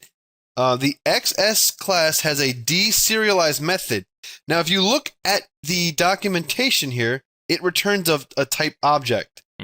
So because it returns a generic object, it's basically boxing up whatever data type into a generic object. Right. In order to return the data type properly, we have to typecast it.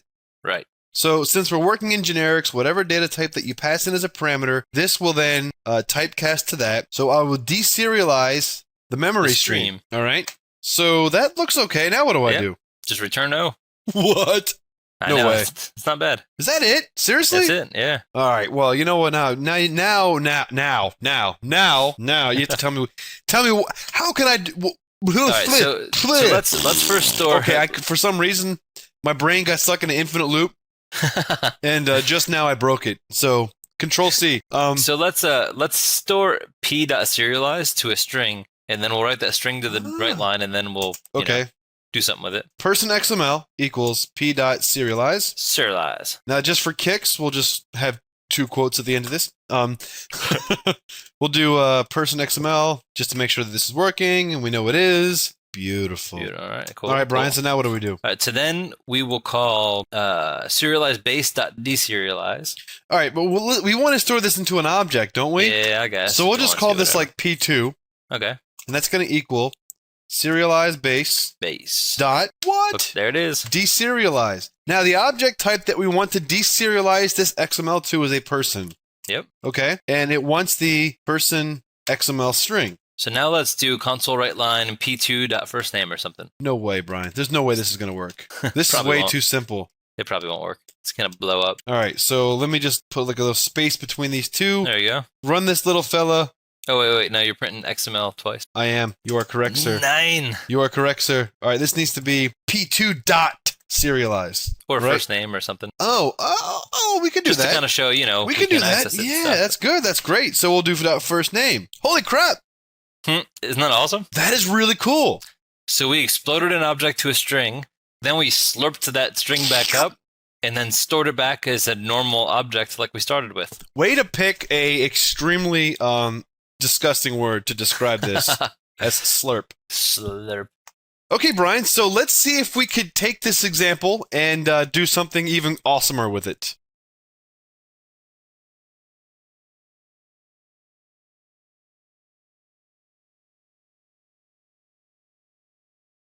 So, Brian, a cool thing that would really show the practicality of object serialization, which, as you and I both know, very common in software development. Having an object get constructed on a server and then distributed down to clients is a very common method of software development, right? Oh, yeah, you see it here, don't you know? Oh, don't you know there, buddy? So, we would like to be able to take this object the way that it is and send it over to another computer. So in this case, we'll use our other Ubuntu Linux machine just to kind of demonstrate not only are we going from one computer to another, but we're going from one operating system to another. That's awesome. Yes.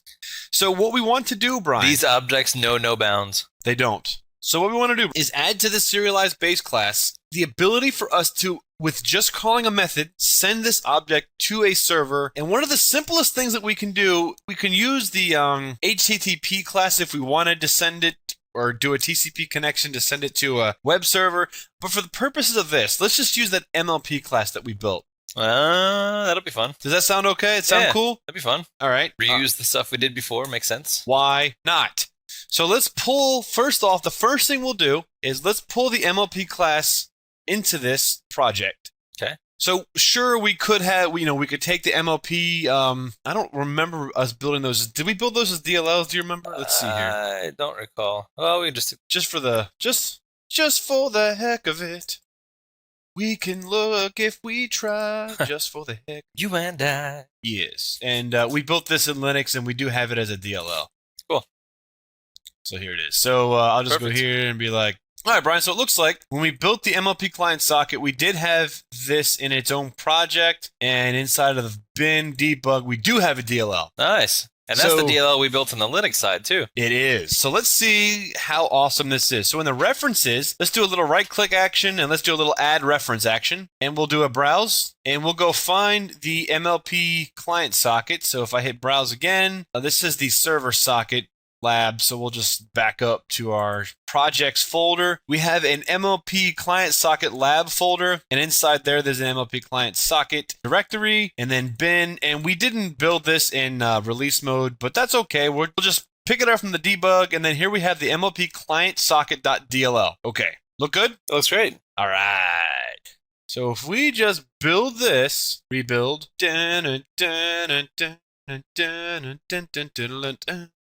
I'm afraid of no ghosts. All right, cool. Wow, we it rebuilt. actually built. What do you know? What do you know? All right, Brian. So here we go. Let's make this happen. So we want to be able to take this object and serialize it into XML and send it over an MLP socket. What's a simple way that we can do that?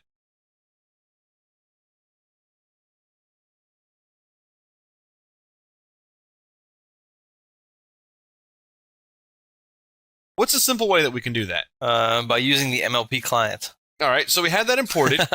So we want to send this to the server. So we could make a method that says to server. All right, so we'll just do a public, and we'll call this a string so that we can send back the reply from the server. Oh yeah, that'd be cool. Yeah, because maybe the server will get the object, do something to it, and give it back to you, and then you could like reanimate it. So we'll do a public string to server, and just for fun, let's do this with an overload. Let's do one that takes in a host and a port, and one that actually will take in an MLP client instance. Okay. Yeah, sound pretty good. Yeah, because the client instance will have a host and a port too, right? Yes, so that means that you can have a MLP client socket that you you yourself already have open at some Perfect. other portion during the application. Yeah, that makes sense. Yeah, so let's just do this. We'll do a MLP client. Did we call it socket? I guess we did.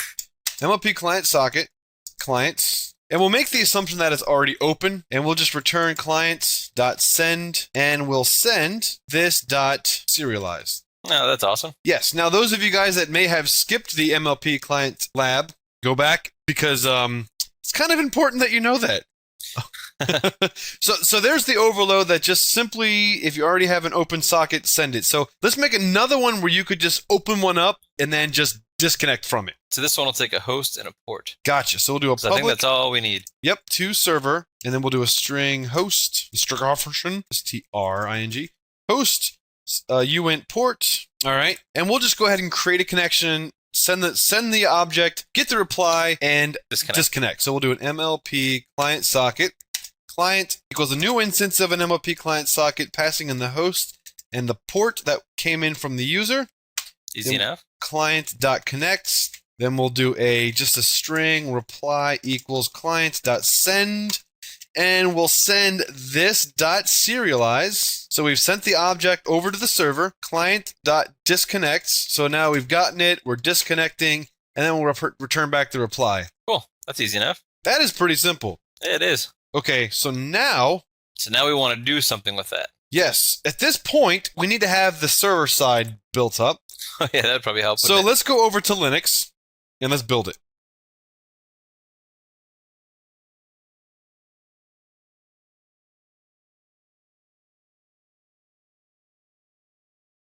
So on the Linux machine, Brian, we have MonoDevelop open. I'm just going to create a new solution. Now you could do this on the same computer for those of you guys that don't have different machines to go to. But again, we're just doing this to just show the cross-platform compatibility stuff here. So inside of C#, we'll create a console project, which we've already done this before. Yep. And we'll just call this we'll just call it Serialize Server Serialize Lab. server. Yeah, that works. Serialize Server Lab, and we'll select the location to be the home location, documents, projects, which is the other labs that we've done in Linux, and go forward from there and hit OK. Forward. Going forward. So we're going to have to import some of the classes here. Yep. Since we built the client inside of Linux before, we don't have the server code here, but no big deal. Thanks to some clever, fun editing, I have it on the desktop. So let me add files. There you go. So I'm going to go to my desktop, and here I have the MLP server. Then I have the server received args class, and then the serialized base that we just changed. That's all we need. Yep, and we'll do a copy. So that way they're here. Now, when I build this, you're going to see that there's an error, but that's not a big deal. So in MonoDevelop, we can see also, before we get to the missing MLP, Brian, we have some missing namespaces here. Uh-oh. So let's go ahead and let's, on the references, we'll go to Edit References. And inside of the All package, we'll scroll down to the system.xml namespace. We'll select that and hit OK. And that should fix itself, and it looks like it did. So let's do a build all. Okay. Now we should have gotten an error, and we did. All right. So the build error that we expect to see is that we're missing this reference. Not a big deal. We wrote this in Linux, so I have this already on this machine.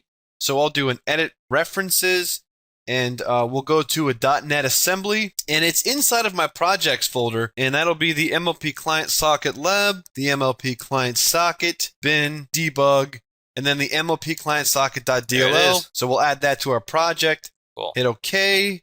OK, buddy. And build all. And we should at this point, yes, no be errors. able to continue. Cool. So what we want to do, Brian, is we don't necessarily want to write a server class. We'll just write a program that acts as a server that will take the object and just maybe consume it and do something to it and reply back. Send something whatever. back, yeah.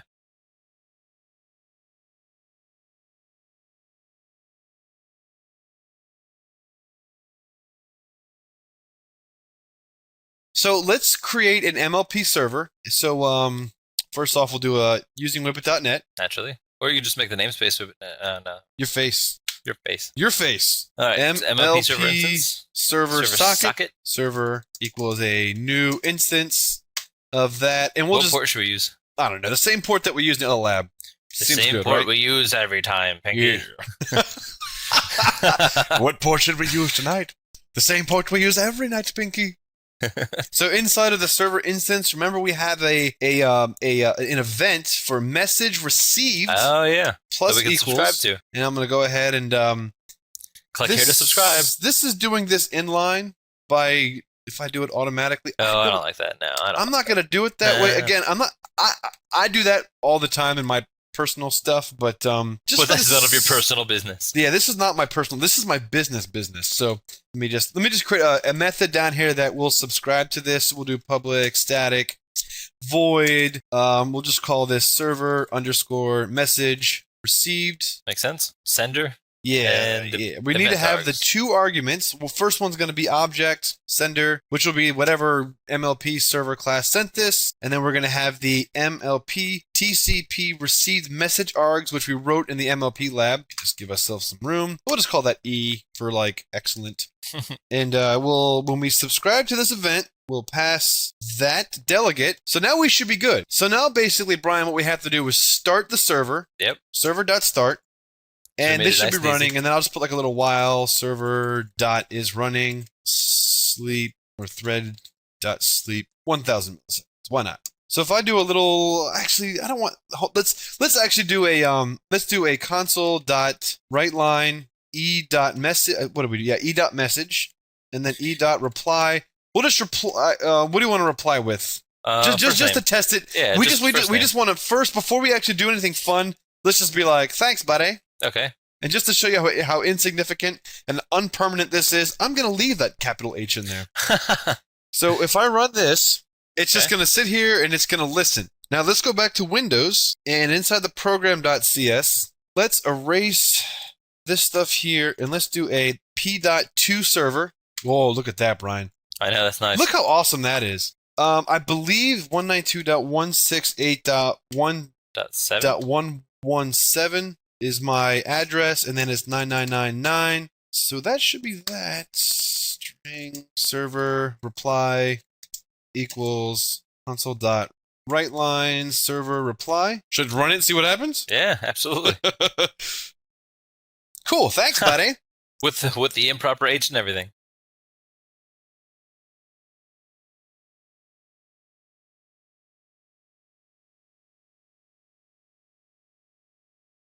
So let's do this, Brian, just for fun.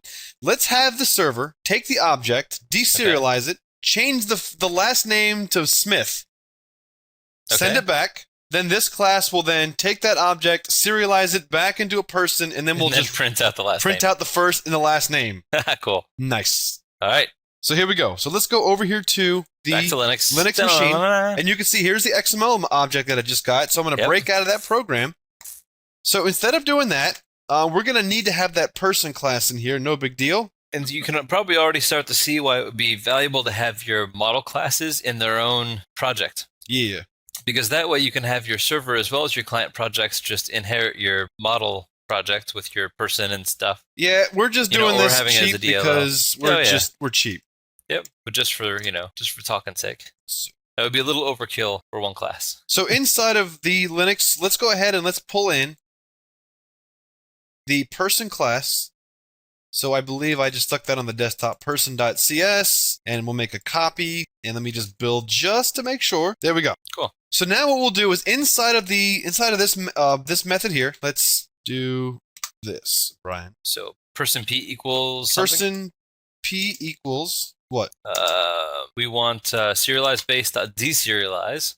Right. And we want to pass in e.message. Okay. So that we want to deserialize this to a person. And cast it, yep. And what we want is e.message, which is the XML. So unfortunately, in this example, it's only going to work with a person class, but you can just kind of, whatever. Yeah. So let's do a console dot. Well, first let's do a p dot last name equals Smith. And then we'll do a e dot reply, p dot serialize. You got replied to past tense. Your face is past tense. E dot reply. Serialize. So this should, let me just do a little control F5 action here, get the server running. So if this works properly, Brian, unless I'm crazy, the server is going to change the last name to Smith, and then the client's going to get that change. Yep. So let's take a look. So now on our client side, well, actually, we could just run it and see what it comes back. Yeah, let's just run it. Let's just make sure that Smith comes back. So you can see that now the last name says Smith. That's awesome. So now let's do this, Brian. Let's do a P equals serialize base dot deserialize person. This is so awesome. Server reply, and then p dot last name. We'll here's what we'll do, Brian. We'll do this. We'll do p dot first name, p dot last name. Holy moly! That's awesome, dude.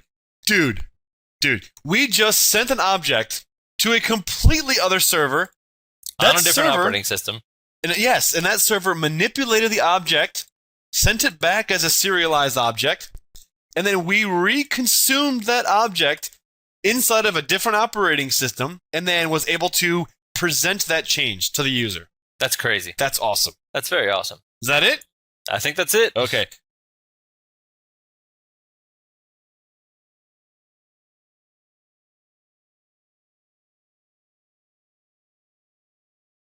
Welcome to our lesson on LINQ. LINQ is an awesome aspect of C#. It's probably my favorite aspect of C# that I think Java is horribly missing and many other languages are really horribly missing. Microsoft did a fantastic job getting this in here. So we are talking about The Legend of Zelda, right? LINQ? Absolutely. A Link to the Past? Kind of. That's what I thought this lesson was about. What the hell? So if it's not, if this is not Legend of Zelda, then what the hell is it? It's basically, it's language integrated query. What it basically is imagine if you can, you know how you query a database, you want to say like, I want to select these things from this table where the condition is like this. You have this basic querying language, this really simple querying language that you could query against a table or database or whatever. Now imagine if you could do that against one of our collections. Remember how we had like the enumerable collection? That word trips me up every time. We have our enumerable collections. We can query against those using something like LINQ, so we can have these really smooth, cool, structured queries against just a collection of any kind of classes we want. It's so fast and so cool. You can sort stuff, you can filter on collections, you can do whatever you want. So this is a .NET framework component which gives native data querying abilities. So these queries are, like I said, really similar to database queries, but they're running against data in the runtime environment. So if you want to get more information about this, all of LINQ's functionality is defined in the system LINQ namespace, and you can go to the Microsoft documentation for more information. This almost sounds so good it's illegal. So before we get started, let's talk about these two concepts, because even though some of you guys may be familiar with database queries, we haven't gotten into the SQL stuff yet. That's going to be upcoming. So let's talk about exactly what a query is, and this keyword var is in C#. So a query, what the f***? In a general sense, a query is simply asking a question. You could literally say, hey, Brian, I have a query for you. Why are you so stupid? That's technically a query. So you're in the context of LINQ, you're asking the computer a question in the form of a structured statement, and then it's going to return you an answer of some kind. Exactly. Queries can be used to extract from a collection, which is what LINQ is all about, or what selecting from a table is all about, because when you're selecting from a database table, you're selecting from a collection. So hello. So here's an example of a query. All right, so here's the question. Is Whippet.net the greatest website in the galaxy? And the answer is, of course, affirmative. Because in the future, we don't use colloquial terms like yes. We only answer affirmative. Now, yes, let's look at this in the context of LINQ. So let's say we have a data set. We just have a list of numbers, 1, 2, 10, blah, blah, blah, blah, blah. Now let me ask LINQ let me ask the runtime environment this question. Can I have every number from that data set that is less than 50? And then the response is going to be 1, 2, and 10. All right, so normally we would have to iterate through that list and have some condition that says if this, then this, and then set it to the sum of the list. And then when we're done iterating through all that, return the list. Yep, and LINQ takes the programming logic out, and instead of writing the algorithm of going for each number, if every number is greater than 50, then print to the screen or whatever, we ask a question, and we get an answer.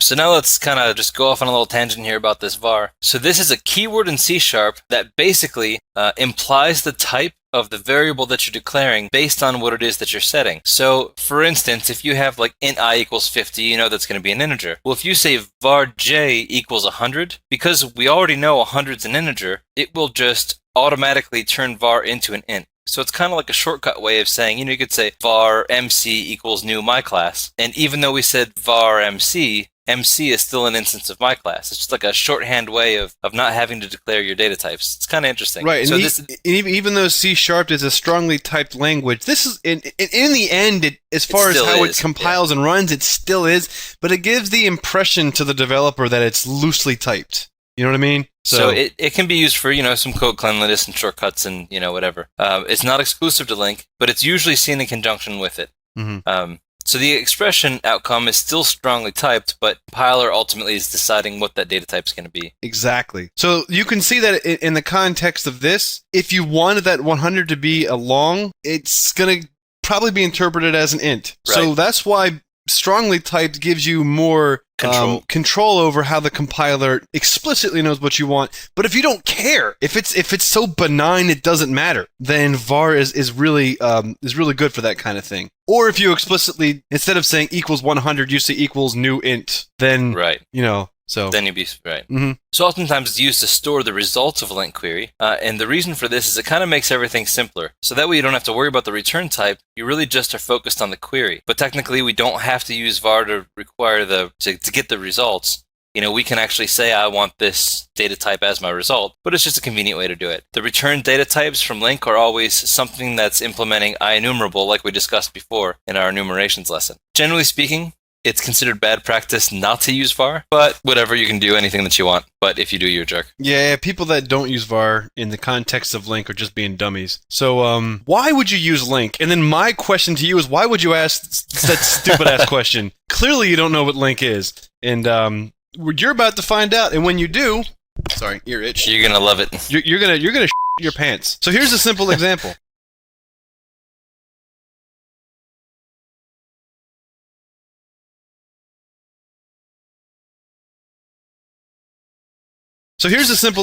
You have a file that contains 10,000 numbers. You want to count the average of the numbers in there that are only the average of the numbers that are less than 10. What? This is going to be crazy. How do we do this? So here's a program that will do this in a conventional sense. We have a couple of methods here that we have ellipses just for readability purposes. They're defined out here. So you can see that when we load the files in, so that this load numbers file method is going to read all the numbers and it's going to go for each line, convert it to an int, and then return a integer array. Then we're going to have another method here called find numbers less than, which takes in a number and then an int. And it's going to go through that array and it's going to find all the numbers less than whatever number you put in there. Then we have another method here that averages integers, just takes in an array and averages them. So you can see we have the int list of numbers, just reads the files in. Less than 10 uses that method to go through and find all the numbers, then it averages the numbers and prints them out. So you can see here that there were 10,000 numbers that were read. In this example, there were 915 of those numbers that were less than 10, and the average of them were 4.87. Bleh. Very cool. Yes, very cool, but very verbose, very noisy. Absolutely. This is a very noisy program. Now, let's use LINQ to do this. Now, we still have to get the files into the runtime because LINQ is for runtime purposes. It won't go out there and read a file for you. So in this case, we're reading in the files, and we have an average method down there. Instead of having a for loop go through and find the numbers, we have a LINQ query that says from n in list of numbers where n is less than 10, select n. So let's Interesting. Let's look at this real quick. Hold on. Let's break it down. Let's break it down now. All right. So var less than 10, store the result into an implicit variable called less than 10. Okay, I got it. So whatever the result is, we'll just store it as that. Stick it there. All right. Now we have this from n business. So for each item in the array or collection, we will call each item n. So we're just naming every item n. Okay. Right, so it's kind of like a for each. Okay, great. So I see it. Every single item in this collection is going to be called n. Perfect. Now let's look at this in list of numbers. Okay. Let's see. Query the array or collection, and the name of the array that I'm querying is list of number. Okay, so the list of numbers that I read in from the file is what I'm going to be running against, and each one of those items is going to be called n. Perfect. Cool. Now let's look at the clause down here where n is less than 10. Okay, so for each n that is less than 10, select n.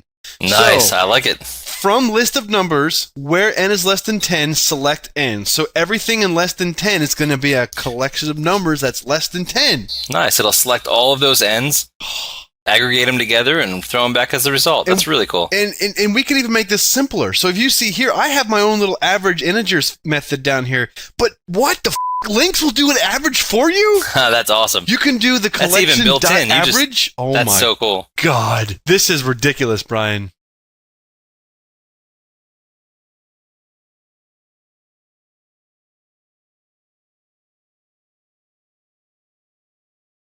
So the question then is this beneficial? I mean, clearly the code looked better. It was far simpler to write. There's less lines of code. But one of the things is, was this actually faster to execute compared to the other approach, or is it a lot slower? So it is faster, which is cool, but not significantly. It's about 1.6 faster, which is not that bad, I guess.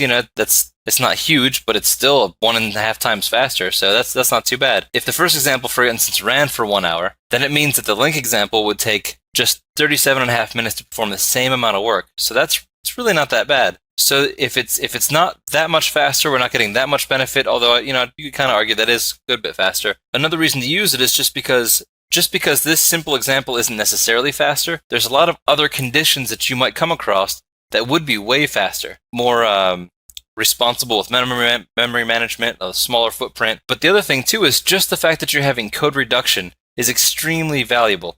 I mean, one of the things is that the less lines of code that you have, the less defects you're probably going to have. Also, the less lines of code that you have, the clearer you'll probably be able to read your business logic and understand what the application's trying to do. My business.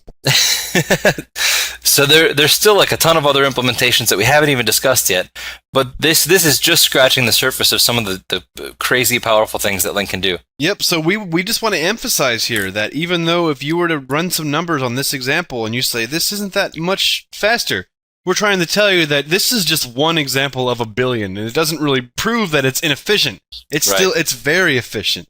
So another LINQ example. All right, we got this whole thing down with numbers and stuff, Brian.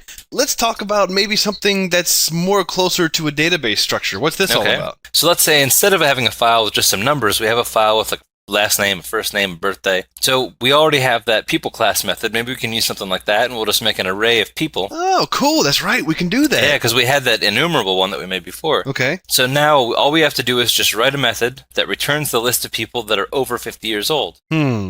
Okay, so we have a file of demographic information, and we want to get only the people that are 50 years or older. Awesome. Okay, so here's our data file. Okay, cool. So we got last name the frog, first name Wibbit, birthday, so on, a whole bunch of people. All right. Not so bad. Not bad. All right, and then the pound are obviously the comments. Right. So we won't read any of the pound lines. So when we load this file in, here's what our process is doing. Now again, LINQ is not going to really do this for us. We still have to load the data into the runtime. Right. So loading the names file, we're just going to pass it the file, and we just have an array list that's going to store the list of people. The file exists, so we'll go ahead and execute this code. For each person, let's see here. If it has a pound in front of it, continue.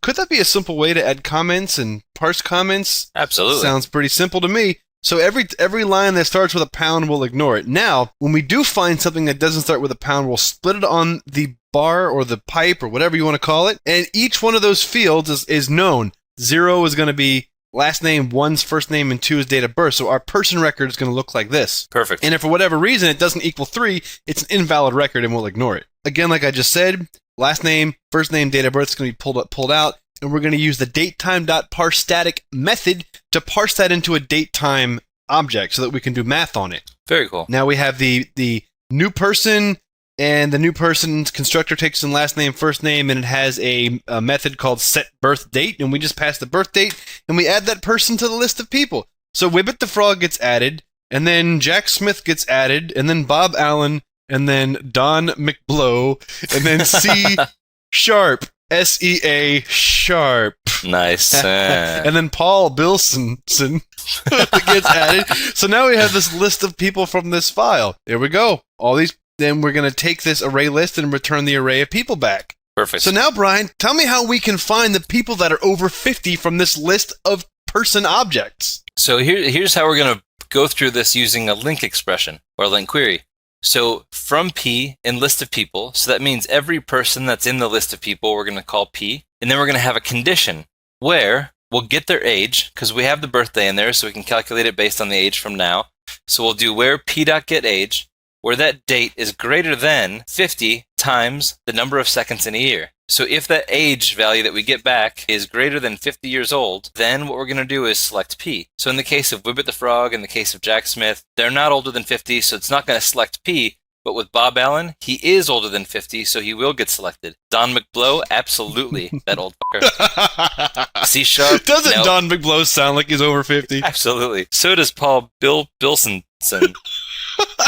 He's an old timer. So in each of those cases, we're selecting P and adding them to the people over 50. It's accumulating them into that result set, which we're going to store as people over 50. It's very cool. So then what we can do is, since we want to return it as just a person array, we can just cast that to, it's not really casting, but we'll just call the toArray method and then pass in the person data type so that we can have it strongly typed and then send that back out as a result. Holy shit. Very nice. Could you imagine, this is 2 lines of code, Brian. Oh, yeah. This is 2 lines of code. That could have even been 1 if we really wanted to be, nasty about it. And change You're the data absolutely right. You're absolutely right. So that is ridiculous.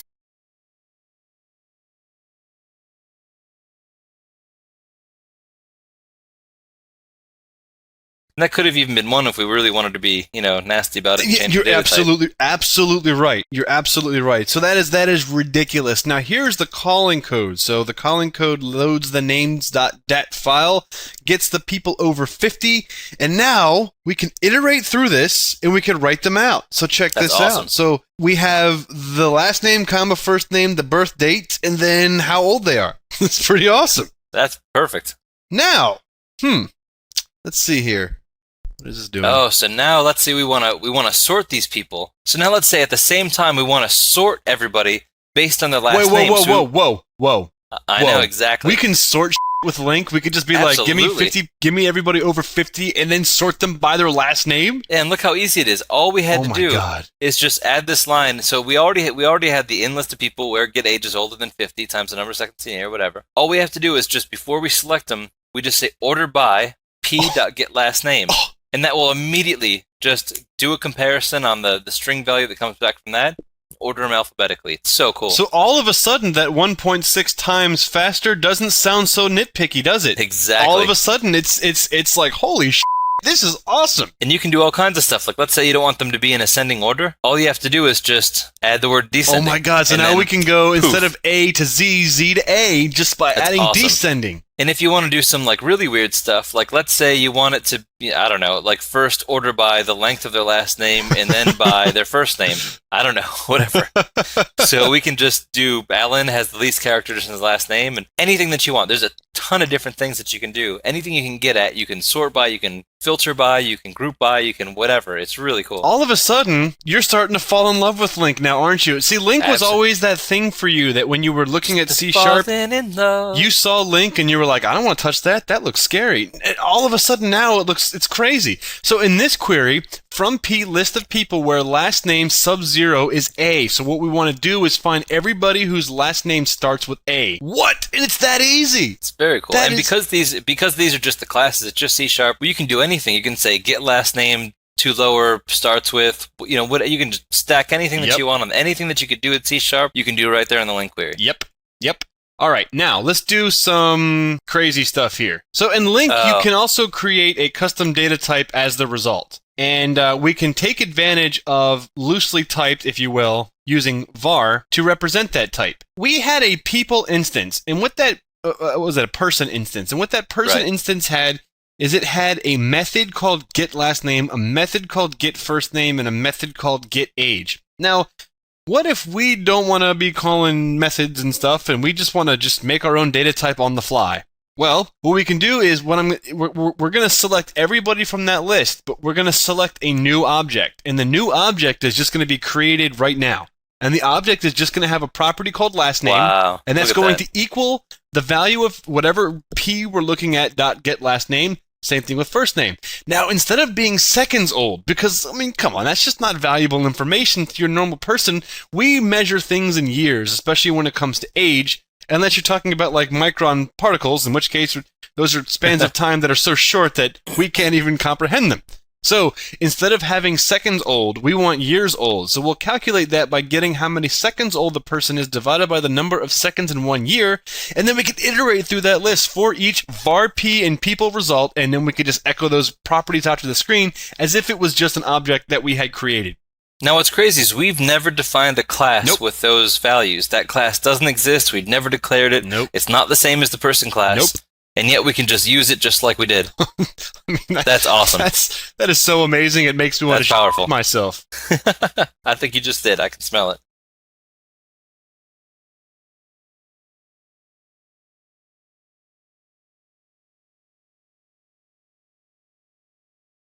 Now, Brian, this is even crazier. So here's a case where we have, not only do we have the custom data type, but we also have some other types of conditions that are happening inside of it. And we're calling a LINQ query inside of a LINQ query. It's madness. So here what we're saying is, from the people in the list of people, we want to select a new person. And now we have, you know, this person, which is the instance of the person that we're referring to, the years old. But not only that, one of the items, one of the properties on the result type that we're sending back is a collection of all the people who are younger. Oh my God. Isn't that weird? So the younger people is just equal to the result of another LINQ query, which is from young people in list of people, where their age is less than the person we're referring to's age. God. So see how it's yp.getAge is less than p.getAge. We're comparing the sub-collection versus the parent object that we're instantiating, all on the fly, all in LINQ. Oh my God. So we want to see where they're younger, and where they don't have the same last name, and they don't have the same first name. And then order by. Right, and then we order by their age. So we get the oldest people first. So cool. So Wibbit the Frog is 8 years old. There are 0 younger. John Smith is 30-some years old, and there's 2 younger. And then there are the 2 people that are younger than him. There are 4 younger than Bob Allen. Those 4. And in descending age. That is just so amazingly awesome. That's awesome. And that's all in line. You can stretch that out. I mean, right, we have it for readability purposes on multiple lines, but that could be 1 line. You can do all of that work in 1 line of code. That's just great. We don't recommend that, though. I mean, technically, it is just one line of code. I know, I You just wouldn't have do that your lines either, in but there. I'm just saying it's technically one You line of could. code. Absolutely. So you need to learn more about LINQ. Wibbit.net Absolutely. cannot possibly cover everything about LINQ in this presentation. This is a C# course, not a LINQ course, and we could have an entire course dedicated to LINQ, and maybe something that we might do down the road once we get a couple of other things under our belt. But do yourself a favor. If you're going to grow as a C# or a .NET developer, you must excel at LINQ. I can't express that enough. Brian, do you disagree with that at all? Absolutely not. All right. Well, that's it, folks. See ya.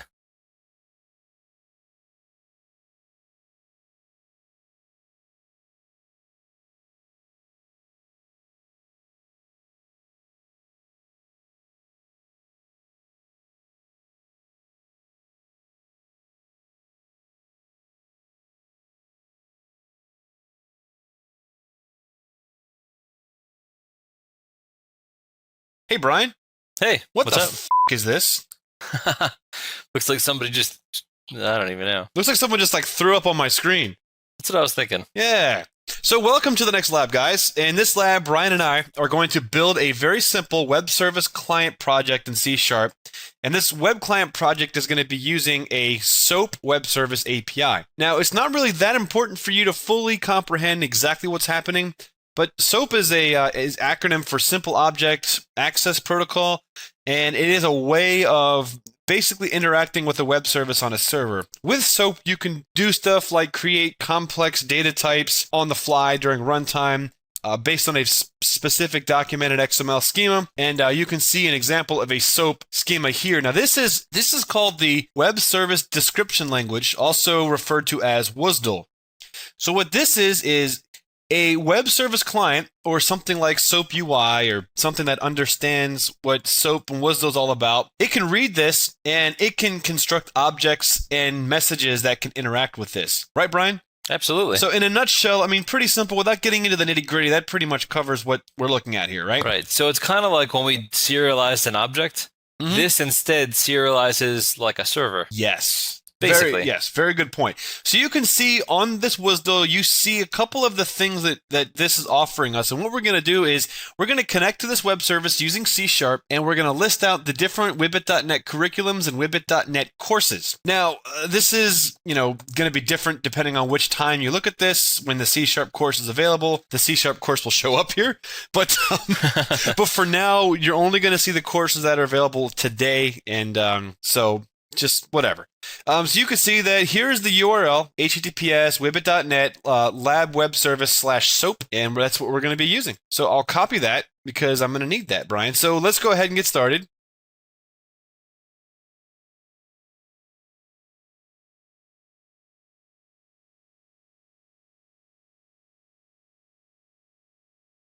And we'll create a new project. And we're also going to make use of some objects that we haven't used before, like the XML document.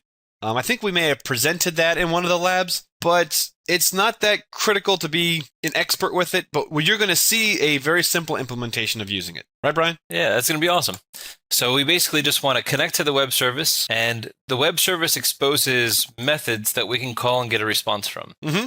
So we want to find something like, get curriculum or get course. So we pass in which one we want to get. It'll return back to us information about one of those. Mm-hmm. Okay. Just like we're calling a method on our own computer, but we're calling Wait it over... Wait a second. So we're actually going to be able to take a web service and just suck it into our program and use Absolutely, it? yeah. Oh my God. I know, right? You can so do we'll call that? we'll call it in C# just like it was another class. What? But the class exists on a server on the far reaches of the internet. Oh my God. So, isn't this awesome? This is just ridiculous. So let's import this web service. Okay. And I'm going to do this using a kind of an old-fashioned way, but there's reasons why I'm doing it this way. And the new versions of Visual Studio still support this, so this should work perfectly fine. So we'll go into the project, and I'm going to add a service reference. And when I do this, I can import the DLL or the web service using this method, but what I'm going to do is I'm going to go to the advanced option. Uh-oh. Yep. And I'm going to add it as a web reference. Cool. All right. Now, this is generating .NET 2.0 stuff, and the reason why I'm doing it is for compatibility reasons.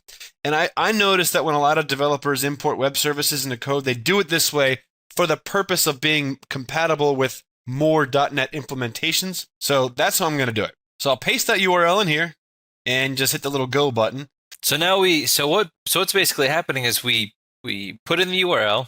The URL gave us information about what types of methods we can call and what the results are and descriptions of it and stuff. Mm-hmm. So this parsed that information and presents now back to us. It parsed all this down and boiled it down into, oh, here's the methods that you have access to. Mm-hmm. So it basically boiled down into a format for our project.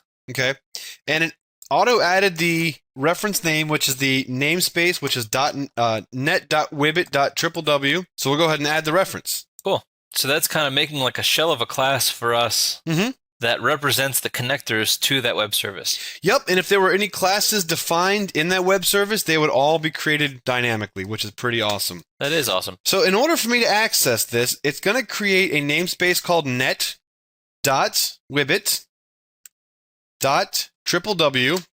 And then inside of here, you're going to see there's a couple of things, but what we want is the wibbit _ net WSDL.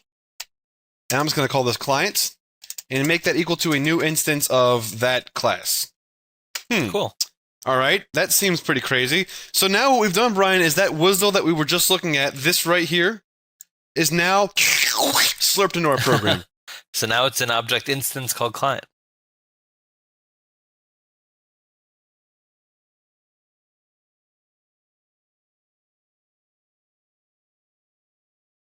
So if I were to type client dot, you can see there's like a whole bunch of other stuff here, but you have access to get courses for a curriculum, and that takes in a curriculum ID, and get curriculum list.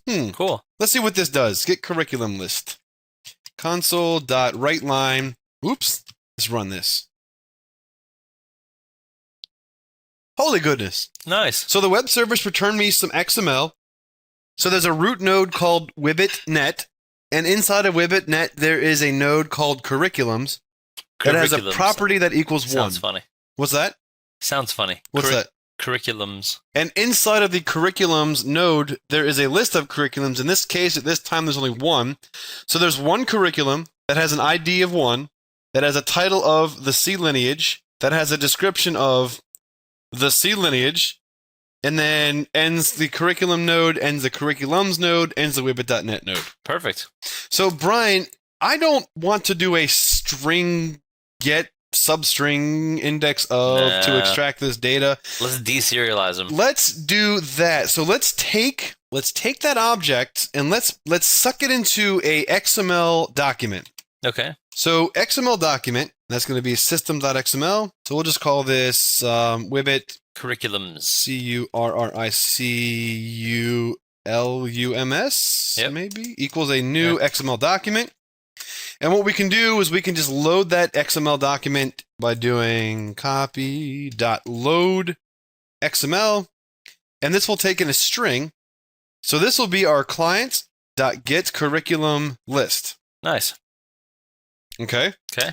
So now what we want to do, Brian, is we'll iterate through the curriculums. Now, there's a way we can do this using what's called an XPath. Now, an XPath is just basically, you can look at it sort of like a file structure like you would in Linux or Unix, like /Windows /System32 or /etc/init.d/Apache2, right? Yep, but only for XML. Right. So we're going to traverse the XML using a similar file system type notation called an XPath. So, Brian, even though there's only one curriculum in this course, there may be more later. In this result, later on, when we have more curriculums, we'll be able to iterate through them all by doing what?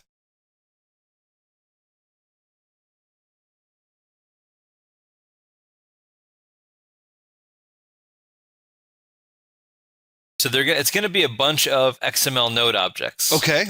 XML node. Yep. So we'll call it a node or a curriculum node or whatever you want to call it. Curriculum node. Brave in the spelling. Did I spell it right?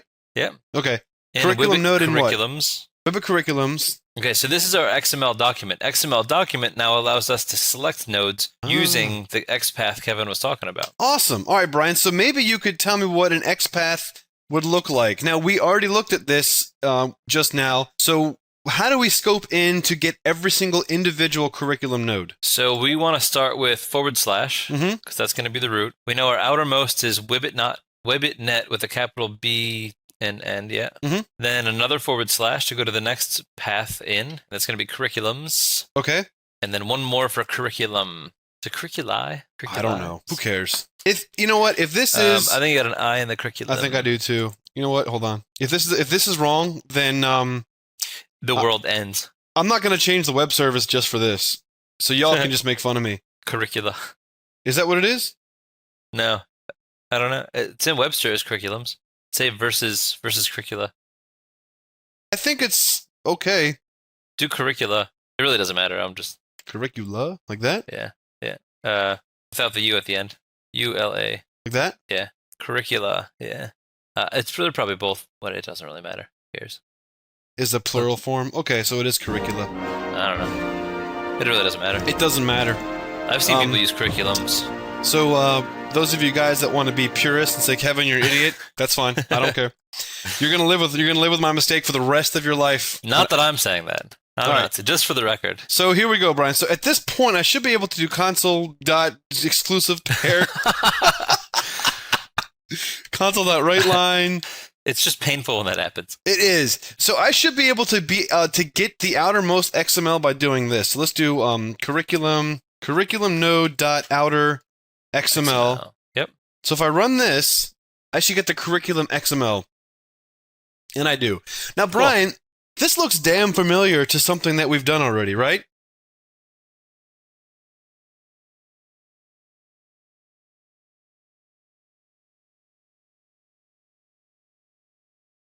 This looks damn familiar to something that we've done already, right? We have an object type. We have fields inside it. Can we use our serialized base class to take this and convert this into an object? Yeah, we could. All right, well, let's give it a try. Let's do that. So let's make a curriculum object. Yes. Well, first off, let's pull in the base object. So I'll right-click and add an existing item. So let's run out to the Serialize Lab that we did. So I'll just sort this by this. Serialize Lab. Serialize Lab. And inside of here, we have the Serialize Base. So that should be good. Cool. It may want the MLP client as well. And we will happily give it to it. Add a reference to the MLP client socket. Because now they're inseparable. Awesome. Okay. So as you just said, Brian, we'll create a curriculum class. So in order to do that, we'll just simply right-click and add a new class.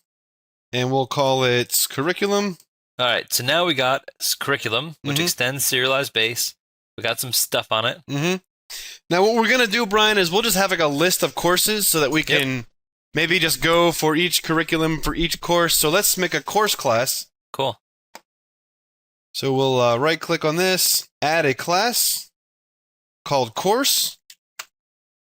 And drink, we've got a course object. Like magic, we have a course object. So if I save this and go to the curriculums, this should all fill out. Yep. Now it's happy. Yes. So if I build it, that should be good. Cool. So now we have the curriculum and course class that both inherit from serialized base. I should, Brian, be able to create the object from the outer XML. Yes. So I should be able to do this. Curriculum, C-U-R-R-I-C-U. That's a hard word to spell, by the way. I know it is. Equals a serialize base. Serialize base. And that's in the Whippet.net Right. namespace. That's cool. .d serialize. Yep. And then this is going to be of type curriculum. You're like, I'm not typing that again. No, sir. No, sir. And the XML that we're going to pull in is from curriculum node.outer XML. Come on, Kev, you can do this. Outer XML. Cool. Pull back. So I would expect this to work. So I should be able to do console.writeLine. Let's see here. Curriculum.title. We should see the C lineage. Let's see. We do! Nice. That's awesome. Dude, that's rockstar. All right, so now let's populate the courses.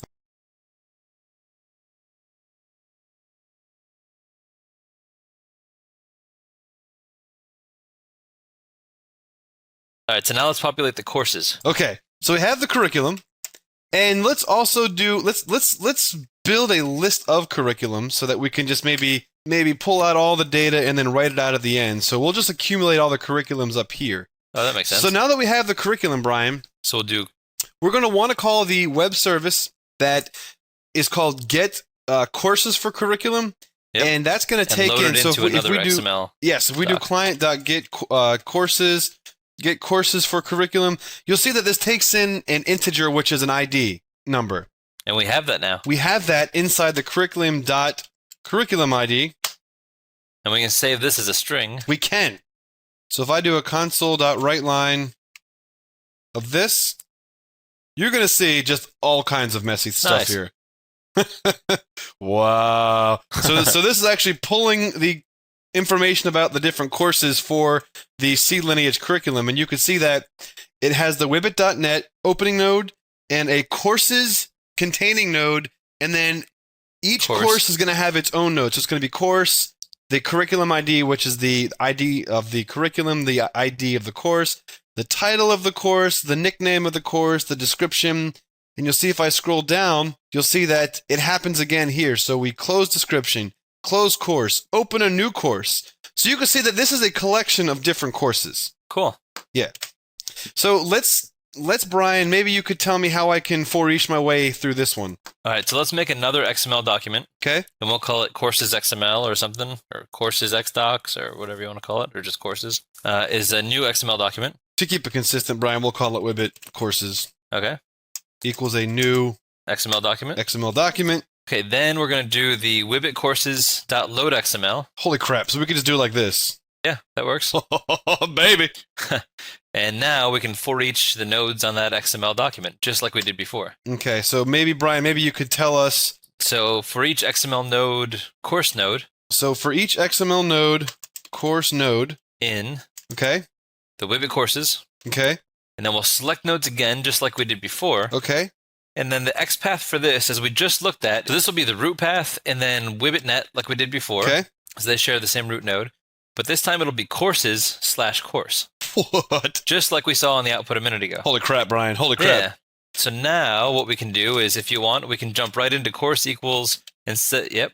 Yeah. Serialize base, deserialize course node outer XML. All right, so now I should be able to do console.writeLine course.title. Run this, and we see Introduction to Computer Programming, Programming. And so these are the Wibbit.net courses that are available right now. That's awesome. Pretty cool, huh? And we also have like the descriptions, and I mean, if you look at this object, we have, description, the nickname of the course. You can take this and send it to some server if you want, whatever you want to do. So the nickname, all that kind of stuff. I mean, this is pretty damn nice. Yeah, it's awesome. I love it. Okay. No, then we can add the course to the curriculum.courses. Ah, look at that. So let's do this. So we'll do curriculum.courses.add course. Yep, done. All right. So now once we've gone through these, let's add so once we go for each course, the curriculums or curriculi, who cares, man? Add the current curriculum, and then we'll iterate through those and just show the user some information about what Wibbit.net has. So we'll do a console.writeLine, at least has today. Let's do Wibbit.net course lists, and then Brian, just for each of these? Yeah, so this is where it gets really easy having the objects, because we can just say, for each curriculum and curriculums. I ain't typing that again. For each curriculum in curriculums. Okay, let's do a console.writeLine curriculum.title, I guess. Why not? Oops. Hammer. Title. Okay, and then we can iterate through the courses. Yep, for each course and courses. For each course. Course, and courses. In curriculum.courses. Course is a course, of course. Never the time of a talking course. Whoa! What have I done? We'll kill them all! We'll kill them all! You maniac! You blew it up! Watch where you're going, you little jerk. No, it's look what you did, you little jerk. That's right. Well, look what you did, you little jerk. Little jerk. We'll make this a line. Yeah. So we'll have a /T course. Yep, so we'll indent the course titles inside of the curriculum title. Okay, and then we'll just have a new line? Sure. All right, Keep let's it see what that separated. does. So it calls the web service, and then it says Wibbit.net course list. So the C lineage has those courses in it. Now that's a beautiful thing. And hopefully, unless you're one of our quality control testers, you'll see programming in C# in this list. All right, cool. Thanks, guys. See ya.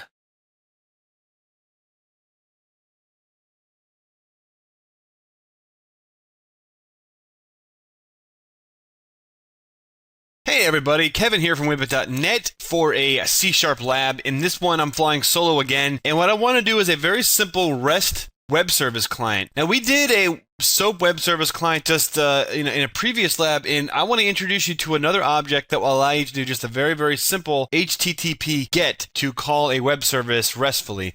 Now, I'm not going to really get into what RESTful services are because we have an entire course that's planned for that kind of thing, but I want to introduce you to the concept and show you fundamentally what the differences are and how we can use C# to interact with the RESTful service, because in a lot of application development nowadays, you may have to do this. So it's just a good thing to know, and that's why I'm squeezing it into the C# course. So there's a URL that we're going to use, https://www.wibbit.net / not backslash. For some reason, people like to say www.blah.com / and that's just completely and utterly, totally ignorant and wrong. But I digress. In the lab web services path, you guys remember that we did the SOAP one before, where we went to /SOAP and we were interacting with this web service. Well, we have another test one that we can play with. So if we just go to /REST, now this doesn't actually give us any information, and that's okay. We're just going to call this using a simple REST style URL. Now, we know that from the SOAP one, the SOAP example, we had get curriculum list and get courses for curriculum. So why don't I do this? Let's call the get curriculum list web service. So we'll do get, see if I spelled that right. There we go. So when you do REST / and then the name of the operation you want to call, so in this case it's just get curriculum list, you'll see that just one curriculum comes back because currently, at the time of this recording, that's all that there is. Now you'll also see that the curriculum ID is just simply the number 1. Now if I wanted to get all of the courses for that curriculum, it's very similar to this. I will call the operation get courses for curriculum. And then if I just run this, you'll see that no courses come back because I need to pass it a parameter. And the way that this style works, as opposed to having to build a SOAP message, is I just have a URL that calls the operation, and then I'll have a / and then the curriculum ID that I want to call. So you can see that calling web services in this way is just a lot simpler. You don't have to build complicated SOAP transactions. You just have a URL that you run, and there's the result in this particular case. Now, they can obviously get more complicated than that, and they do. But in this case, for something this simple, it works out pretty nicely. Now, this XML should look familiar to you because when we called this using SOAP, we got the same exact result. So let's call this web service in C# and let's parse out the items in a similar way that we did. Actually, we don't even have to parse the items out. You've gone through the process. When we did the SOAP web service with the WSDL, we actually went through and serialized this from XML into an object. You can do that on your own. Let me do the part that we haven't done before, and then the other part of this lab you can do on your own would be to take each one of these courses, serialize it into an object using our Serialize base that we built, and just maybe just echo the results to the command prompt or to a text file or whatever, whatever makes you happy, really.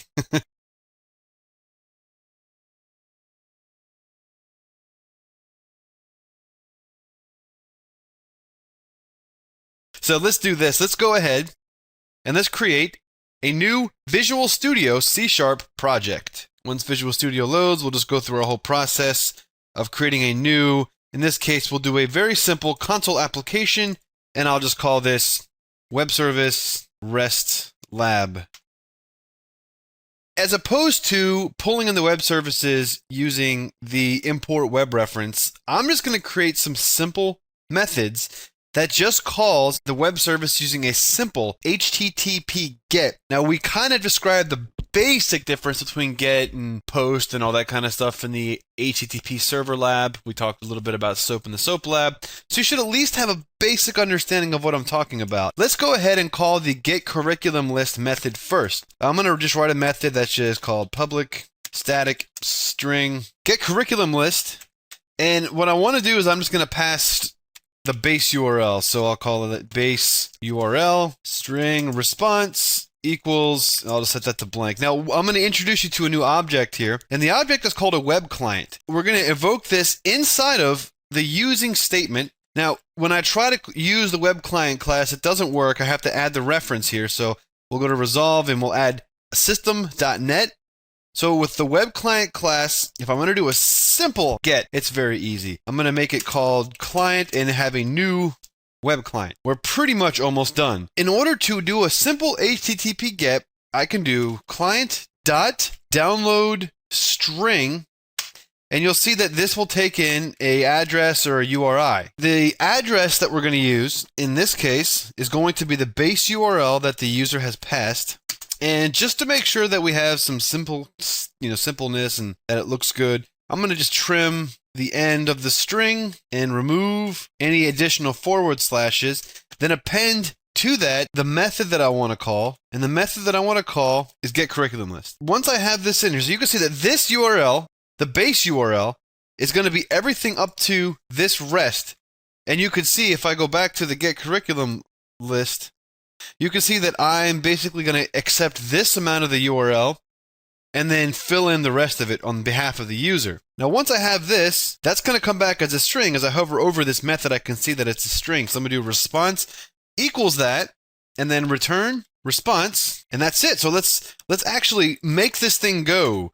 Let me do a string base URL equals, and I will store, let's see here, let me copy everything from the rest to the left and paste that here. Now what I'm going to do is console.writeLine. Let me copy this and do getCurriculumList, and I'm going to pass it the base URL, and that should be it. Let's do a Control F5. Now, wasn't that easy? All that I had to do was do a simple HTTP GET, and it responded back in a nice simple format, the XML of the curriculum. Now let me do it one last time for the get courses for curriculum. So I'm going to copy this method because it's basically going to be the exact same thing. Let's change the name, get courses for curriculum, and that's also going to be the method that we call. In this one, I'm going to accept the base URL, but I'm also going to accept a ulong called curriculum ID. And as you remember from when we called this before using Internet Explorer, we had a / and then the curriculum ID. So what this should do is I should be able to pass it an ID of a Wibbit.net curriculum and see the result. So let's do that. Let's do this, copy this, paste this, that, and then the only one that currently exists right now is number 1. So what we do is now we have the XML that has all of the different courses and basic information about the course, just like we did when we did the SOAP lab. Now if we were to call a curriculum like number 3 or number 2, run it, it should come back blank because right now these curriculums are not available, but you can see you can still call them. But the only one that's going to work at the time of this recording, now this might change in the very near future, is number 1. So we've gone through the process of building a SOAP web service, and now we've done a very simple RESTful style web service call using a basic HTTP GET using C#.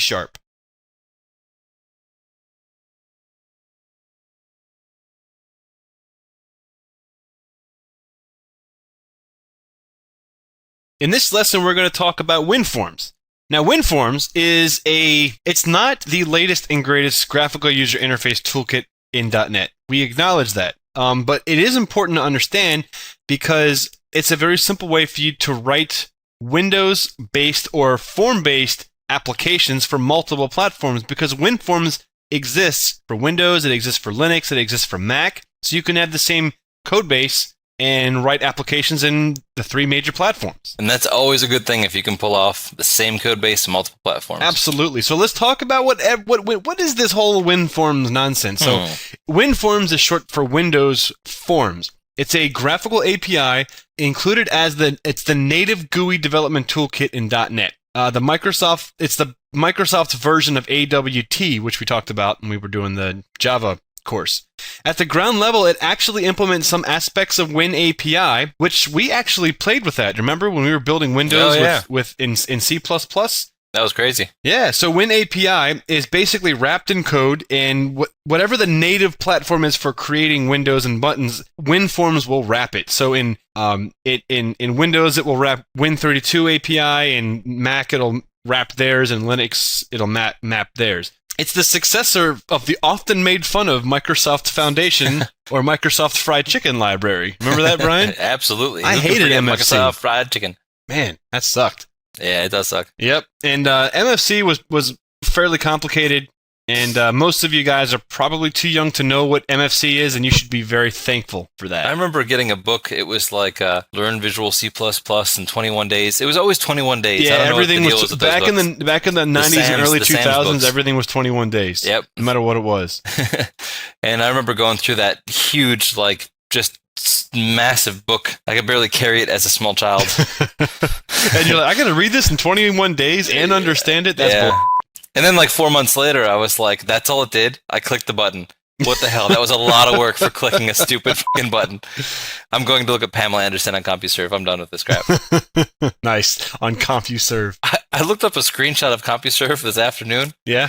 Just because somebody was talking about their slow VPN connection. And it was hilarious, like, how bad CompuServe looked. You should look up a screenshot, but it's pretty funny. Actually, later on in the web development stuff courses, we're going to talk about fat clients, and I bring that up. Oh, nice. That's awesome. Yep. So WinForms is not the same across all platforms because every implementation of the WinForms are really just going to be basically a wrapper for, WinAPI, or on other platforms it's going to be a wrapper for their API implementations of their Windows forms. I mean, if you have a window on your desktop or the browser that you're viewing this in or whatever you're viewing this in, that window in its most basic component are things that are accessible through the operating system's API to display it in your OS shell. So other platforms such as Linux or Mac might not be able to use all of the features, but generally speaking in the .NET framework, you can use WinForms 2.0, which was released as far back as the .NET Framework 2.0, and there's going to be enough of the basic components to get something to flesh out. Absolutely.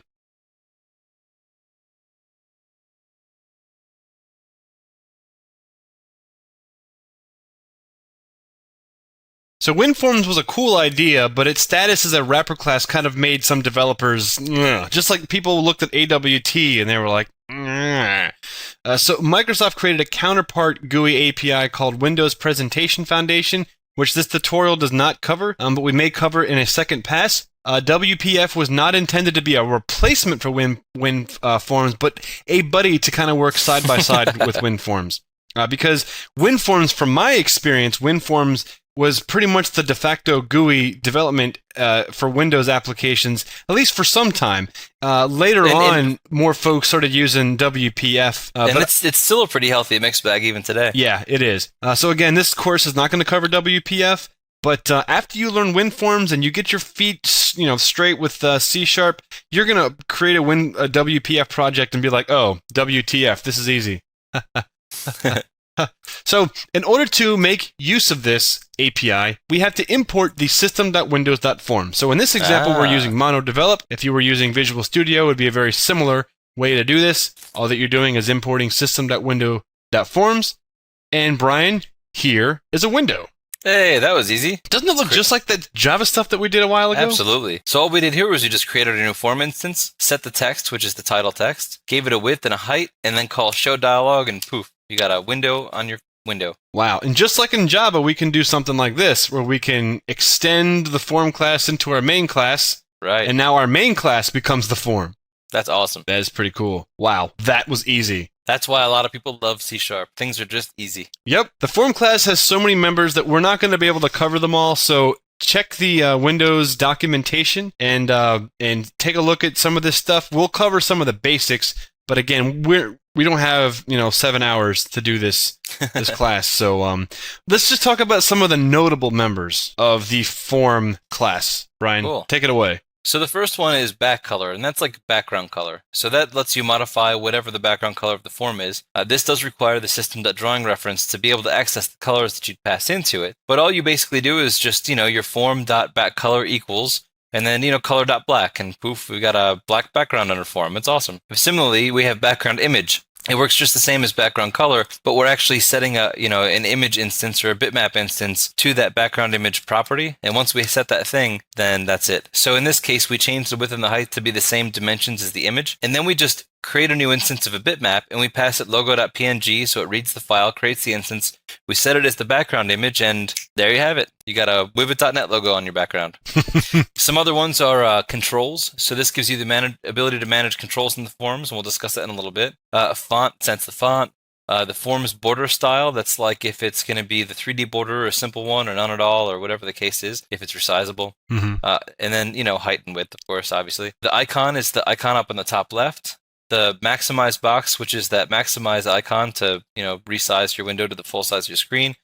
Minimize. You can change things like the opacity. You can set the form factor. You can set the form's opacity from anywhere from 0, which is completely invisible, all the way up to 1, which is visible. So if you do a division, 60 divided by 100 to determine what opacity you want, you'll just get that 0.6, 60% visible. But you just set all these things. They're just perfectly accessible, easy, public setters, and you can just set them. It instantly updates. It's great. It's very cool. Yep. Now, start position is also kind of cool because it will take in an enum. So by default, your window just kind of opens up wherever. But you can say, I want you to start in the center of the screen. And here's an example of that where we just do the main form dot start position equals the enum form start position dot, in this case, center screen. So that means that when the program launches, it will be right in the middle of the screen. There's also a couple of other members that are used commonly. Tag gets or sets an object that contains data about the form, and a lot of the .NET controls will have this tag. I think all of them have tag. Just about, yeah. Yep, and it's just an object, and you can store whatever you want in there, and it's often used as metadata for the for whatever object that you're working with. Text manipulates the title. Visible will make it so that you can see it or not see it, so you can click a button and your window will disappear.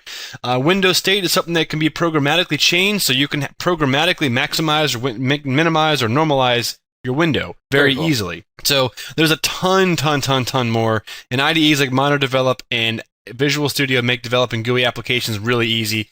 And when we do a lab on this, you'll see how simple it is to implement.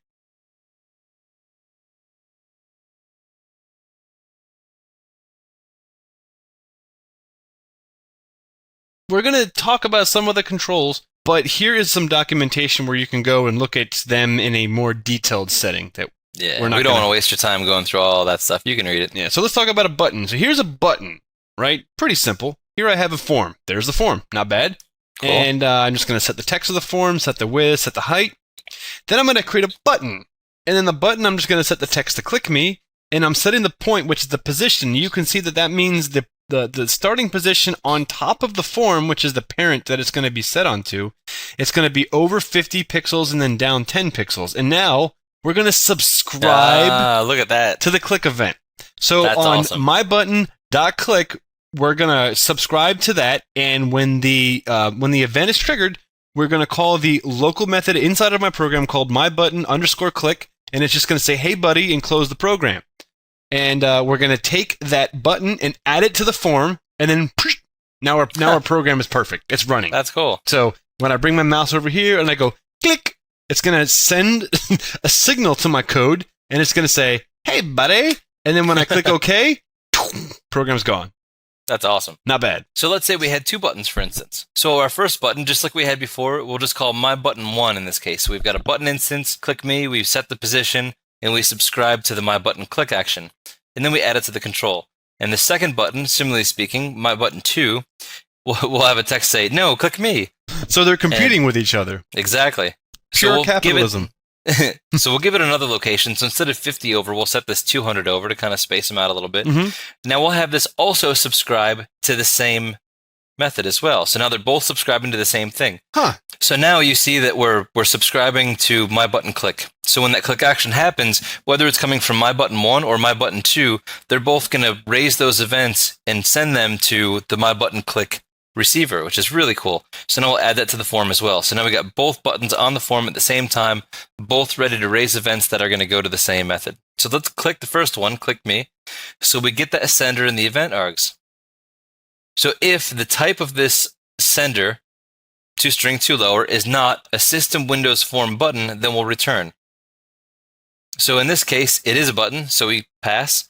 So we'll take the sender, and since it was the instance that got clicked, we'll typecast it to a button. and then we'll have the instance of button pressed. And what we'll do is we'll say messagebox.show. The button pressed text says, "Hey, buddy." So in this case, we say click me says, "Hey, buddy." Now, on the other hand, if we say no, click me, the same thing happens, but this time the button pressed text refers to that instance. So when we get that button's text, it says no, click me says, "Hey, buddy." Wow. So what this is showing is that we can have two completely different controls that are being subscribed or being published to the same delegate in the same class. That's awesome. That's very cool. All right, so what's happening here? So we click the button, that goes up, we click the button, no click me says, "Hey, buddy," and then we close it. Wow. Nice. So that's awesome. This is the program in action. So when you write it yourselves and you get to play with it, this is what you get to see. Ooh. It's fun to watch animations inside your presentations.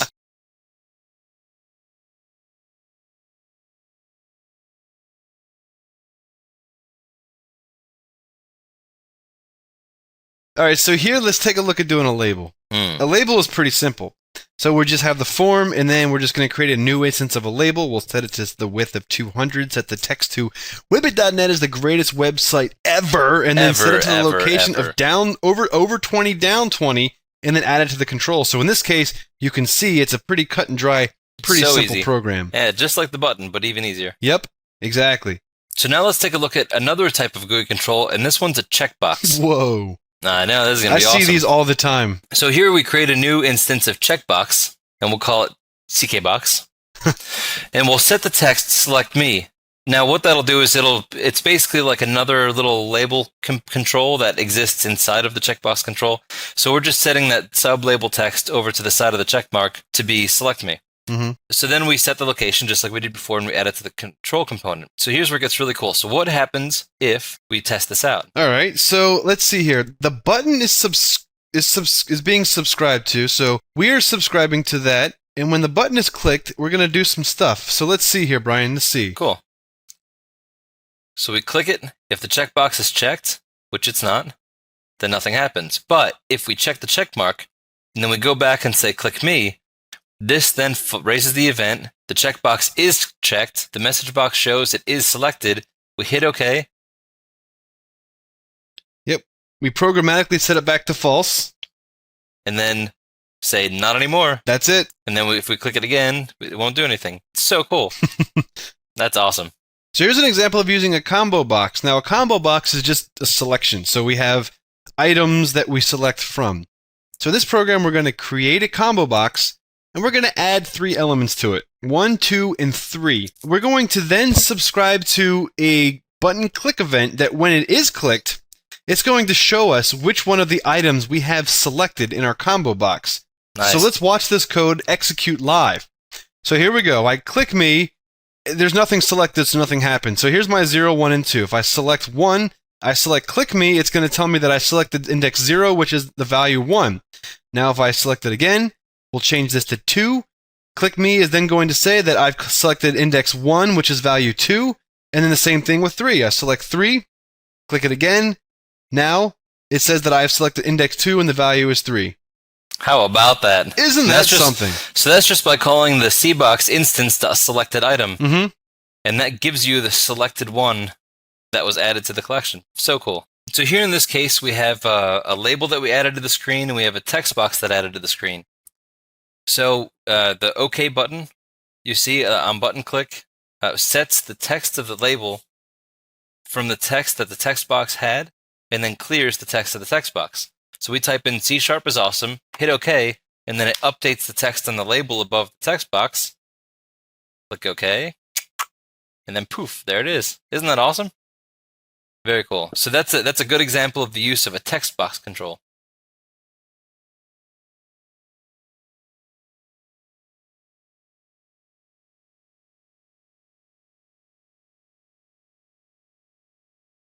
So this one's similar. This is the date time picker component. So if we were to just throw one of these on a form, let's just kind of play around with it and see what happens. So we put the date time picker on there. You hit the little down arrow and you get that calendar view, which is really cool. So what you can do then is you can select one of the days on there, and on selection, you can see that it fires off when the on date time picker value changes. the sender and the args go, and then we send the message box to show the date that came back as the sender's value. So cool, so easy to use. Now, a group box is used to just kind of contain a bunch of items in a panel that has a label on the top. So here we can just create a group box, and in this case, we're just going to call it main group box. Set the location to over 10, down 10. Set the width to the width of the form, minus 35 pixels, and then just call it, give it a text of group text. Yes, group box. Now, I'm going to create a label. Now, check this out. Everything that we've done before, we've taken the item and we've added the control to the main panel or the main form. So when we create this label here, we're going to call it Hey Buddy. Instead of adding it to the form, we're going to add the label to the group box and then add the group box to the form. That's awesome. So you can see that main group box.controls.add label. That's so cool. And that's actually like a child component of that group box component. That's so cool. Yep. So let's talk about progress bars, Brian. This is awesome. What's happening here? That's really cool. So here on the left, we have a process thread. So what process thread does is it refers to the progress bar instance, which, as you see in our My Program class, we have a public static progress bar. So it calls that instance, and it sets the maximum value to be 100, which is kind of like 100% in our case. So for each, as we go from 0 to the progress bar maximum, we increment through I, and then we'll set the progress bar's value to I plus 1. So we just continuously increment the value one at a time until we hit 100. And then between every time that we update that value, we'll sleep for 100 milliseconds. And then update the label to be, the value divided by the maximum to get the percentage toString. So you can see as the example is going on the bottom, as that bar increases, we have complete 21%, 32%, and so on. So cool. So all we did for this, if you look in the example in the public static void main, was we created an instance of progress bar. We gave it a location at 1010. We set the width to be, the main window width minus 35 and the height to be the height minus 20 or just 20 tall. Then we set the text to just be, percent complete something. We added the label to the control, we added the progress bar to the control, and the percent label to the control. So cool. Now, you remember how when we were talking about multi-threading, how Brian said that if you have a GUI component and you don't use multi-threading and you click a button, your program's going to freeze while it's doing its processing. Absolutely. Well, you can see right here that if you don't have this thread running, then this view component will not update. It's freaking out. It will freeze. You won't even see it. Yep, you will not see it. It'll say window is not responding. Yep. And that's our walk around the block of WinForms. That was the fastest crash course of UI development I've ever seen. That was awesome. That was blistering fast. We just rip-roared that thing. We have basically kicked C#'s ass throughout this entire course. So we hope that you guys got what you wanted out of this course. We know that we went over a lot of material, but the videos are here for you guys so that you guys can watch them over and over and over again to make sure that you solidify the concepts. Now, we may come back later on. We do have planned some other stuff with C#, with ASP and that kind of thing, but it's very important that you get all of these basic concepts down because you know how Whippet.net works, right? We're going to try not to repeat ourselves. So when we get into the next phase of C#, you better know this stuff because we're not going to talk about when you make a thread, you got to do this and that. We're just going to say, you make a thread, right. You make a delegate. We're going to create an event that does this. We're not going to go over the baseline concepts. So we hope that you enjoyed it. Brian, you have anything to summarize? And what's most important is we covered all this material in less than 21 days. That's true. Eat your heart out, Sams. Nice.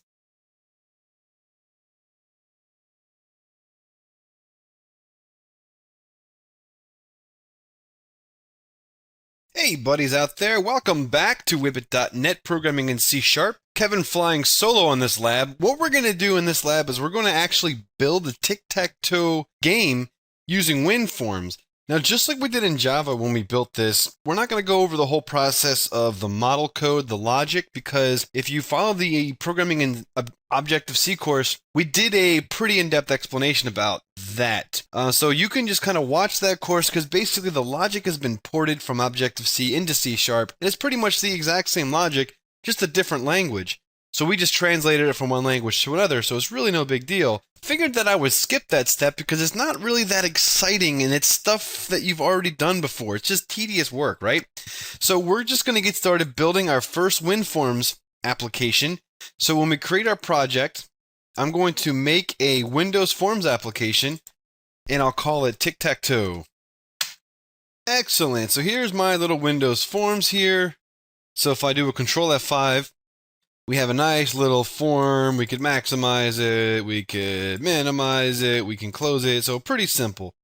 Out here on the desktop, I have some images and resources that I'm going to use in this project.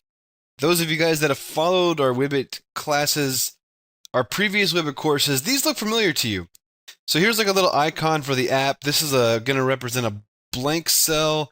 The logo and the awake stuff, the grid, the X and the O. What I want to do is I want to import this into my project as a resource. Now, we haven't talked about that, but basically importing it as a resource is going to make it part of my assembly. So let's simply do that. So we'll do a project TicTacToe properties. And here's an option called resources. So we'll select this and add resources. And on this drop down, you'll see add existing file, adding strings, all that kind of stuff. We're going to click on add existing file, and I'm going to navigate to my desktop, go to my TicTacToe folder, select all, and open. And now I'm basically sticking those files into my assembly. And you can see back over here we have this resource folder that has all those in it. So if we look at the images here, you'll see here all the images that I just imported. And if we go look at the icons, here's the icon file. Now here's kind of a fun thing. Let's run out to where we have, so we'll go to, let's see, Wibbit. We'll go to my documents, Visual Studio, projects, TicTacToe, and then we'll go to where we have the debug bin. See how this is 7 kilobytes. Build, rebuild. Now it's 576 kilobytes. So you can see that those images are not files that are being referenced. They're actually built into my assembly. So I just wanted to show you that because that's pretty cool. So we'll just kind of minimize this and get back to work.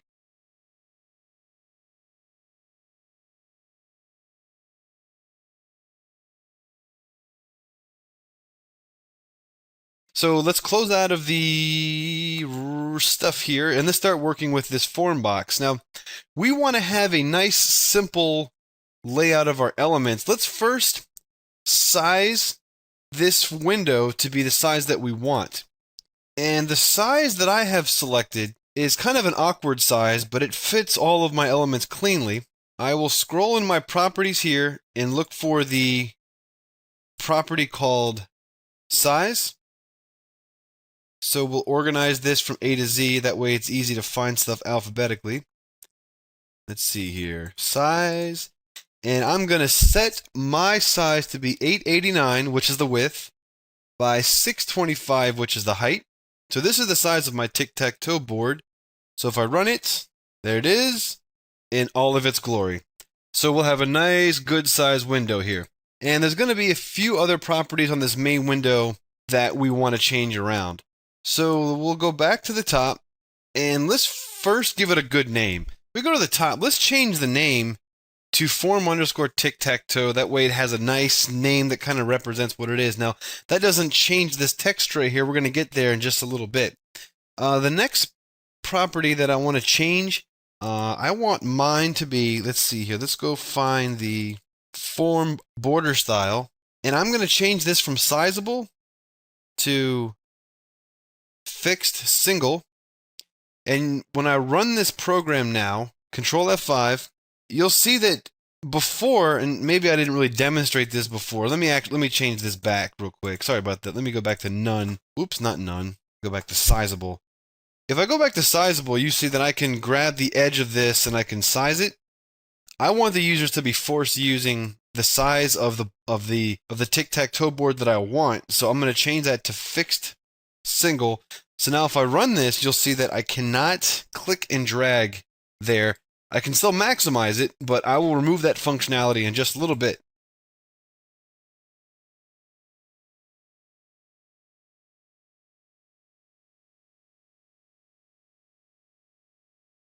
The next thing I want to do is this icon. What I want to do is I'll click on my little 3 dots here and locate my icon, which I have in my users Wibbit desktop. Add that icon. Now, when I do a Control F5, check this out. This is cool.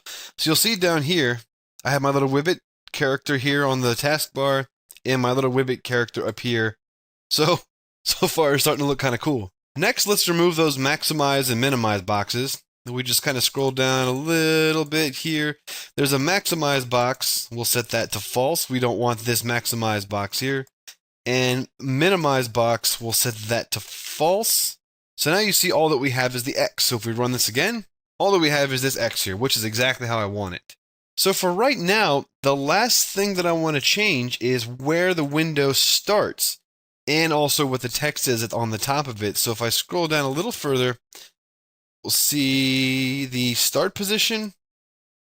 I want to set this to be center screen, and I want to change the text to be Wibbit.net presents TicTacToe. So we run this program again, and you'll see now it's going to start in the center of the screen, and it says Wibbit.net presents TicTacToe. So far, so good. We've created this nice little Windows form, and it is set up and ready for us to start placing our elements on it. I want to first start out by sticking a picture box on here where I can stick my my grid on. So I'll bring my toolbox out here, and I'll just go ahead and staple it here. Now, I know we don't have that much room. It's a pretty small viewable screen, but we'll make it work. I'll just drop down the all Windows forms, and let's go find picture box, which is here. I'll just click and drag the picture box out. And the picture box, I'm going to give it a name, so hopefully I can make enough room here where it's fairly easy to work with. We'll call it picture box underscore grid. And I'm going to manually set some fields here. We could drag this and make it the size that we want, but I have a very particular size and location that I want this to be. So I'm going to go down to the location property, and let's set the location to be starting at 135.35. And now I want to set the width and the height. So we'll go down to my size property, and my size property is going to be 584 by 554. Ooh, nice. And next I want to actually stick my image in there. So let me scroll to my image property. Right now you see it says none. I click on my little dots here, and you can see now these resources here that I imported, you can see that they're all in here. What I want to do is select my grid and hit OK. So if I run the program now, we'll be able to see now that it's sort of in the center. We have a grid here for the tic-tac-toe board.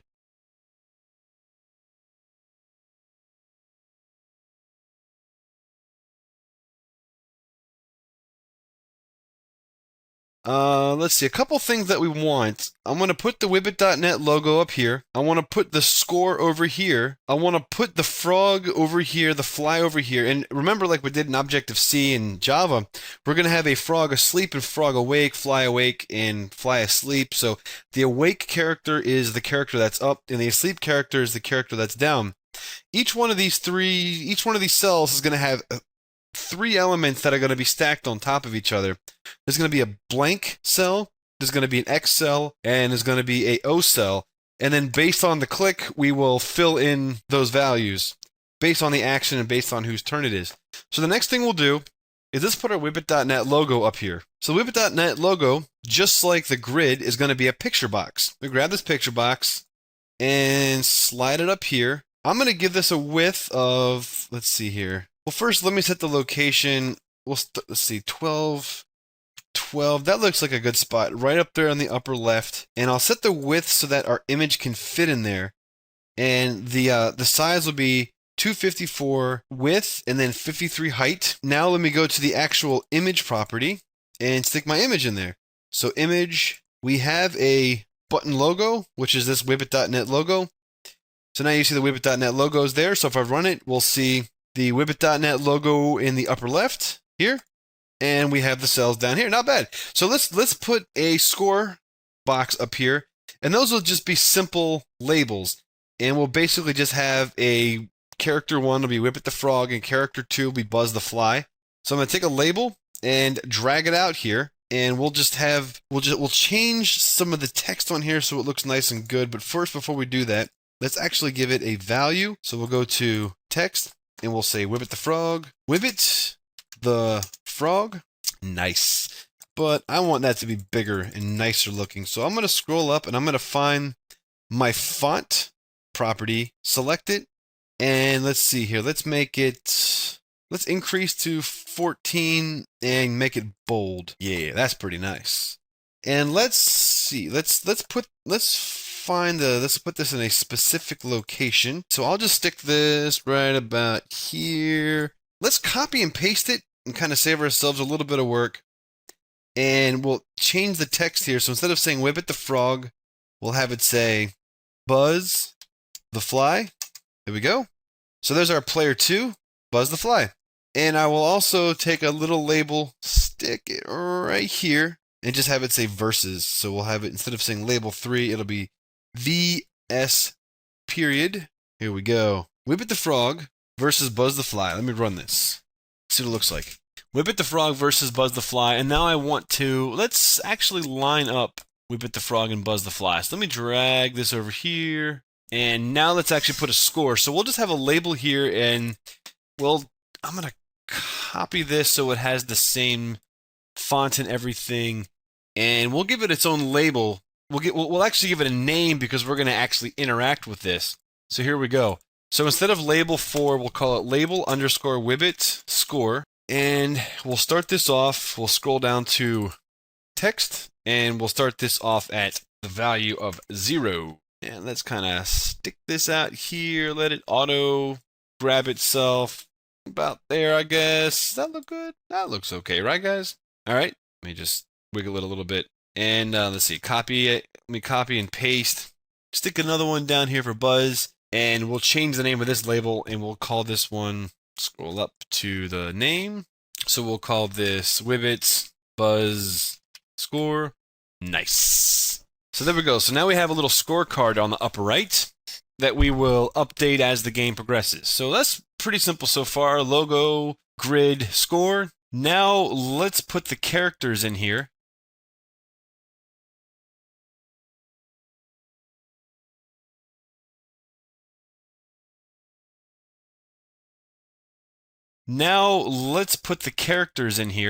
And we're going to be basically working with picture boxes for the rest of the way. So it should be pretty simple. I'm also going to use some interesting reflection tricks to make this process simple. So I think you might enjoy that.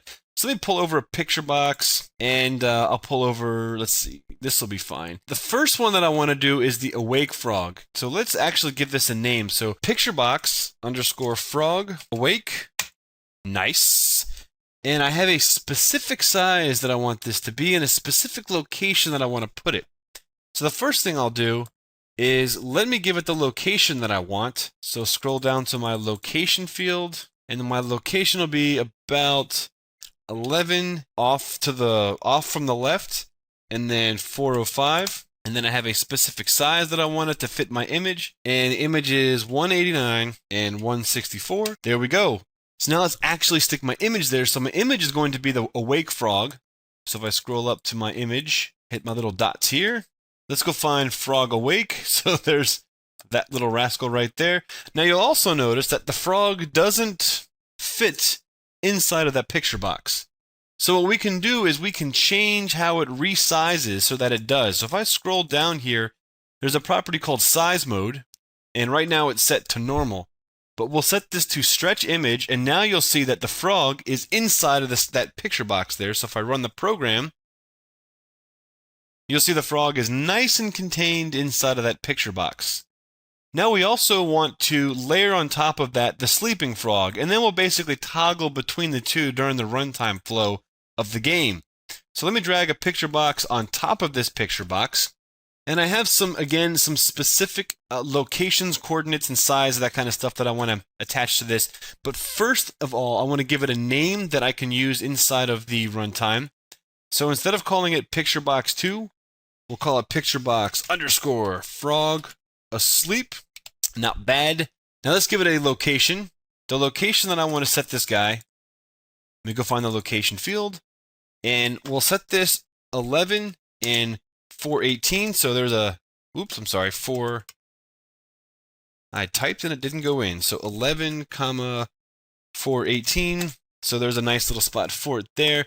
And now I want to set the size. So let me scroll down to my size. Excellent. So my size is going to be 189 and 151. So there's the size of my frog that will be here. Let me go stick my frog in there. So we'll scroll up to the image property and I'll add my sleeping frog. Yeah. And just like the other one, we'll stretch this one. So let me scroll down to the size mode and change this to stretch image. Now I have a frog overlaying another frog with easy to work names here that we'll be working with in a little while. So when I actually run this program as is, it doesn't look very good. You see that this looks pretty bad, but we'll toggle between the two and it will look decent when we're done. So now let's do the same thing with the fly.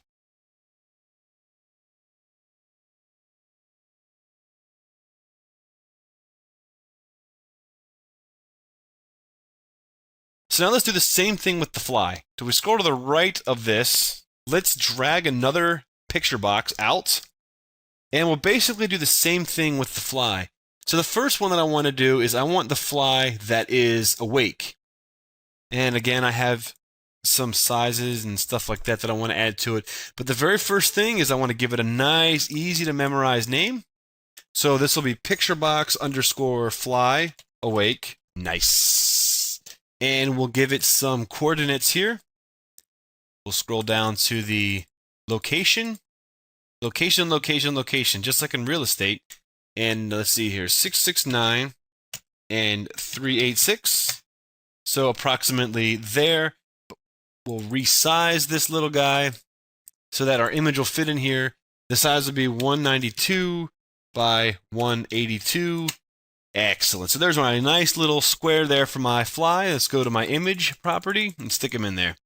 So we'll hit the triple dots here. Fly awake. There he is. Okay. There he goes. And we'll go ahead and stretch him to that size just like we did with the other images. So let's go to the size mode and give this little guy a stretch. You'll see he kind of widens up, gets a little big there, a little bit bigger. So he fills out that square. So here we go. There's the fly that's awake. Now I'm going to overlay the fly that's asleep on top of that. So just like we did with the frog, I'm going to grab another picture box, drag it right on top of the fly, and go through the entire process again. So we'll just kind of go from the top. Let's scroll up to where we have the name, and we'll give it a easy to memorize name. So picture box underscore fly, fly asleep. Okay. Now my fly asleep is going to be, let me set my location, image location. Location here. That'll be 694 from the left, and then down 472. Again, you could just click and wiggle to get this where you want it, but I have some specific coordinates that I want to put them, just because that's where I want them to be. So the size will be 151 width and 96 height. Now, inside of that little box there, we'll stick our image. So we'll go to image, click the triple dots, fly asleep. There he is, sleeping.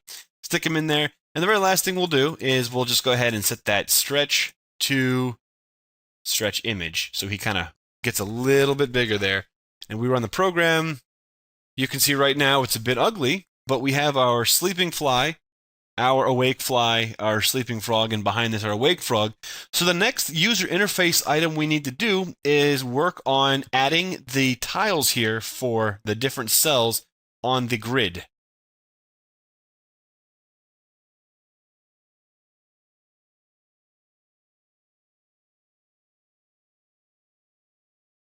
Now there's many ways you can do this.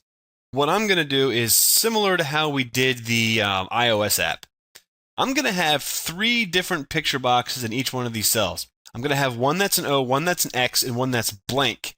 And then we'll toggle between them based on the action that the user performs. So when it's a blank cell, it'll be able to accept the click from the mouse, and then based on whose turn it is, it will hide the blank cell and then show the cell of whose turn it is. So first what I'm going to do is layer a O across the entire board. And each one of these O's is going to be given a unique name. And it's going to be basically, we're going to be going 1, 2, 3, 4, 5, 6, 7, 8, 9. So watch this. Here we go. Let me grab a picture box and we'll stick it here.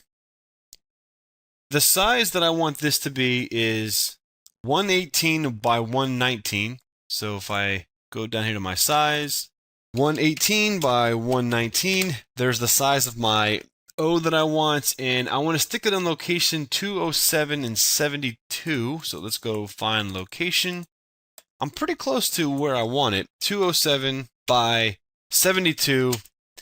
There's the location that I want my cells. Now what I want to do is give this a nice easy name for me to remember.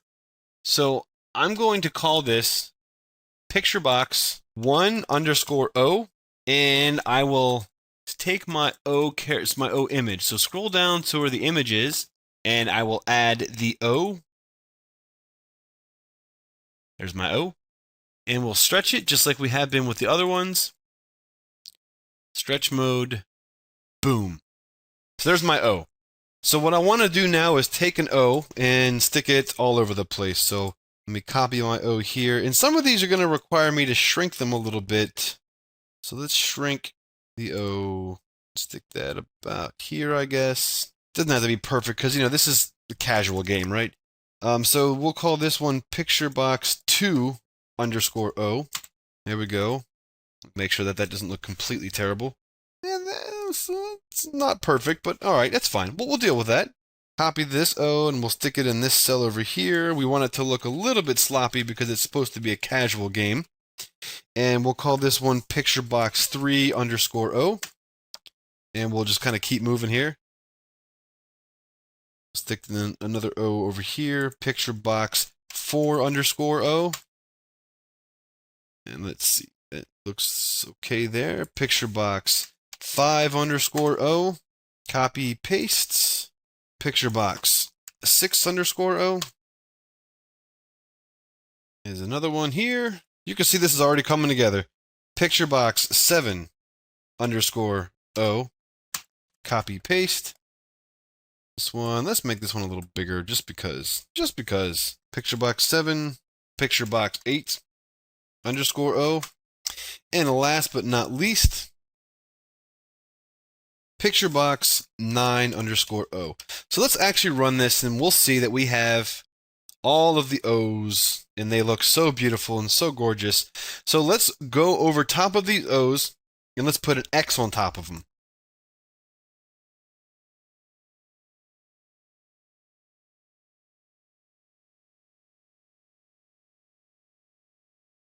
And let's put an X on top of them. So we'll start with the upper left. I'm going to copy and paste, and let's just drag this directly on top, just like this. This will be picture box 1 underscore X. But obviously, I have to change the image. So let me scroll down to the image, and instead of being an O, let's make this an X. Excellent. Let's see, copy that, paste it, stick it right on top. And we'll just kind of do this again. Maybe this will be a fun part to fast forward through. So picture box 2 underscore X. Same thing here. Copy, paste. Stick it directly on top. Picture box 3 underscore X. Go change the image.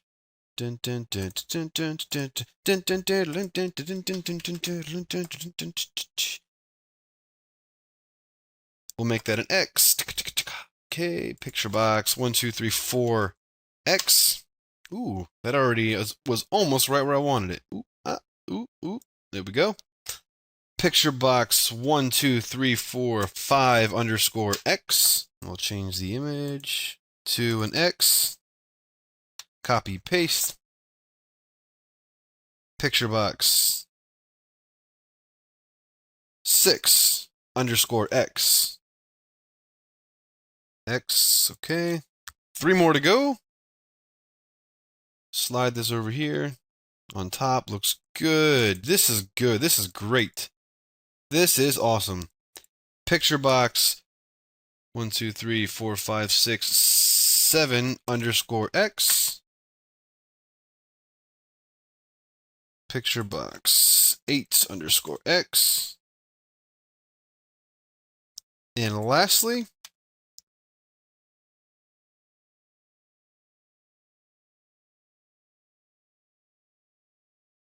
picture box 9 underscore X. So we're doing pretty good.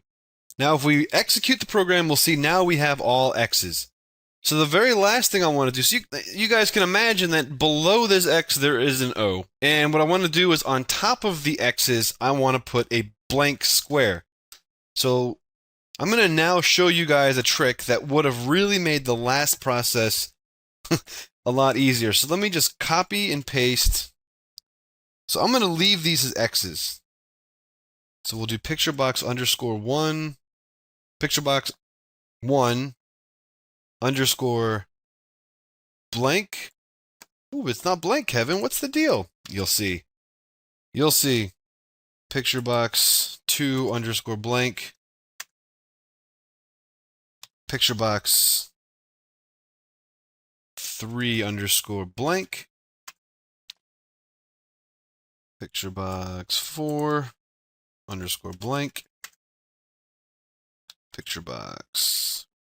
Ooh. Picture box 5 underscore blank. Picture box 6 underscore blank. I know, this is crazy. This is craziness. Picture box 7 underscore blank. Coming down the last lap. Picture box 8 underscore blank. And lastly, picture box 9 underscore blank. Alright, so now that we have those, let me hold down my, and I'll click on this, hold my control key, and I'll just individually select all of these top cells that we just set. And there are certain properties that if they belong to all of them, you can change them all. So if I scroll down, I can take the image here, hit the triple dot, and change this to blank. Now they're all blank. So if I run the program, you can see pretty nicely that there is nothing to see here.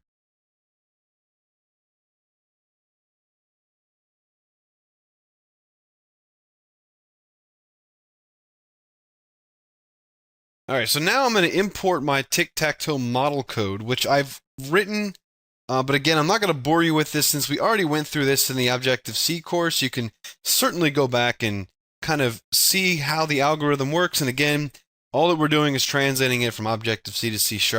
There's really not that much that goes into that. It's pretty simple. Now that you're a C# genius, you pretty much know that, so let me just go to my class or my project here. Let me add a new class. Let me just call it TicTacToe model. And I'm just going to paste my code here.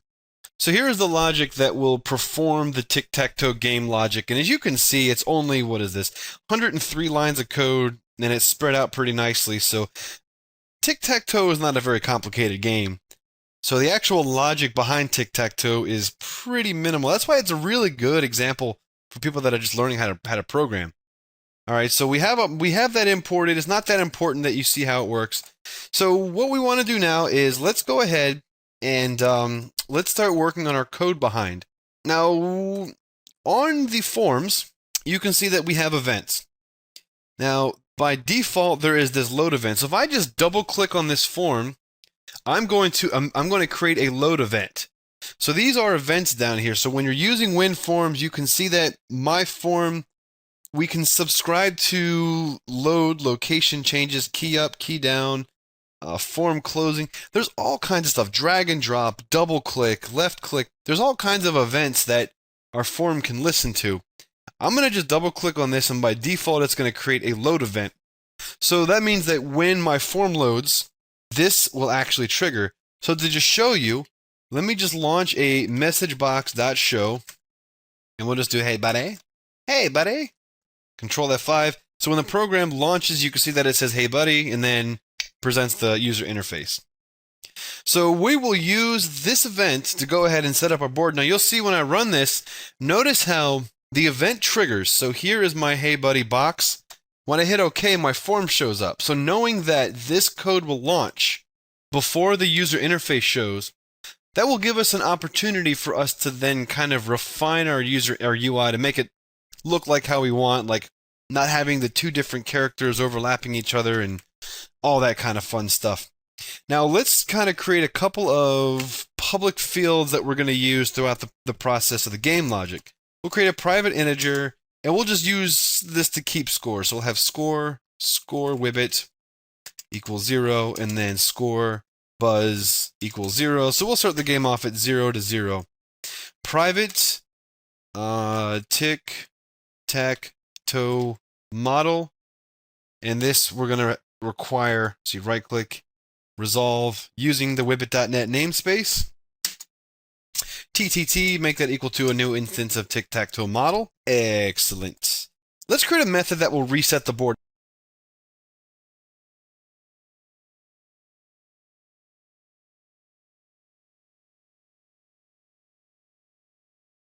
Let's create a method that will reset the board. Now, resetting the board will reset the TicTacToe logic, and it will also set the different image cells that we want to be either visible or invisible.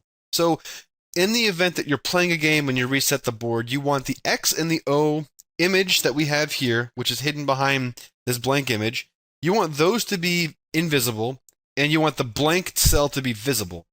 So let's go ahead and let's do that. So let's create a method here that will facilitate this. We'll have private void reset board, and inside of reset board, the first thing I want to do is reset my TicTacToe game logic. So my model class has been reset.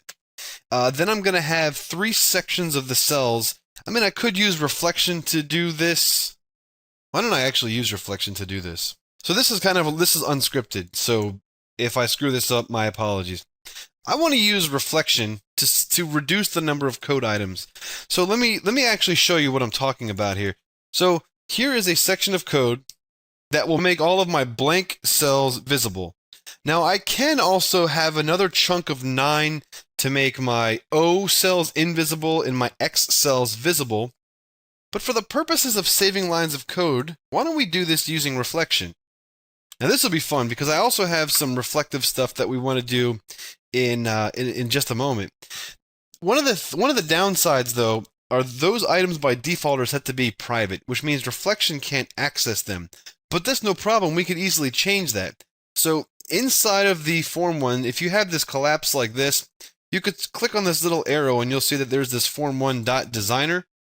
So in here, you can see that you have your items here, like your picture box grid is here, all your stuff here. What I want to do is I want to make all of my picture boxes public instead of private. So let me do that. Let me copy this, Control F. In my current document, I want to click on here. I want any occurrence of that to be changed to public. And I want to replace all occurrences. So 33 occurrences. Now you'll see that all of my picture boxes here are now public. Let me build it. Excellent. Go back to my form. Int I equals, let's do 1, while I is less than 10. So that means we're going to go 1 through 9, I plus plus. Now we know that we have a system here where we have picturebox1 underscore O, picturebox1 underscore X, picturebox1 underscore blank. So let's create different, so we'll have string picbox X name equals, so picbox X, we'll just copy this. So it'll be picturebox I. All right, so hopefully this makes sense to you guys. Picturebox Y. I'm just doing this to save lines of code. There's really no other reason to do this. Picturebox blank. So now I have a dynamic variable from 1 to 9 that represents the variable name or the field name for each one of the picture boxes for the X, the O, and the blank cell. So now what I want to do is go for each of these. I want the blank one to be visible. and then I want the other two to be invisible. So we can use reflection to get at that field item.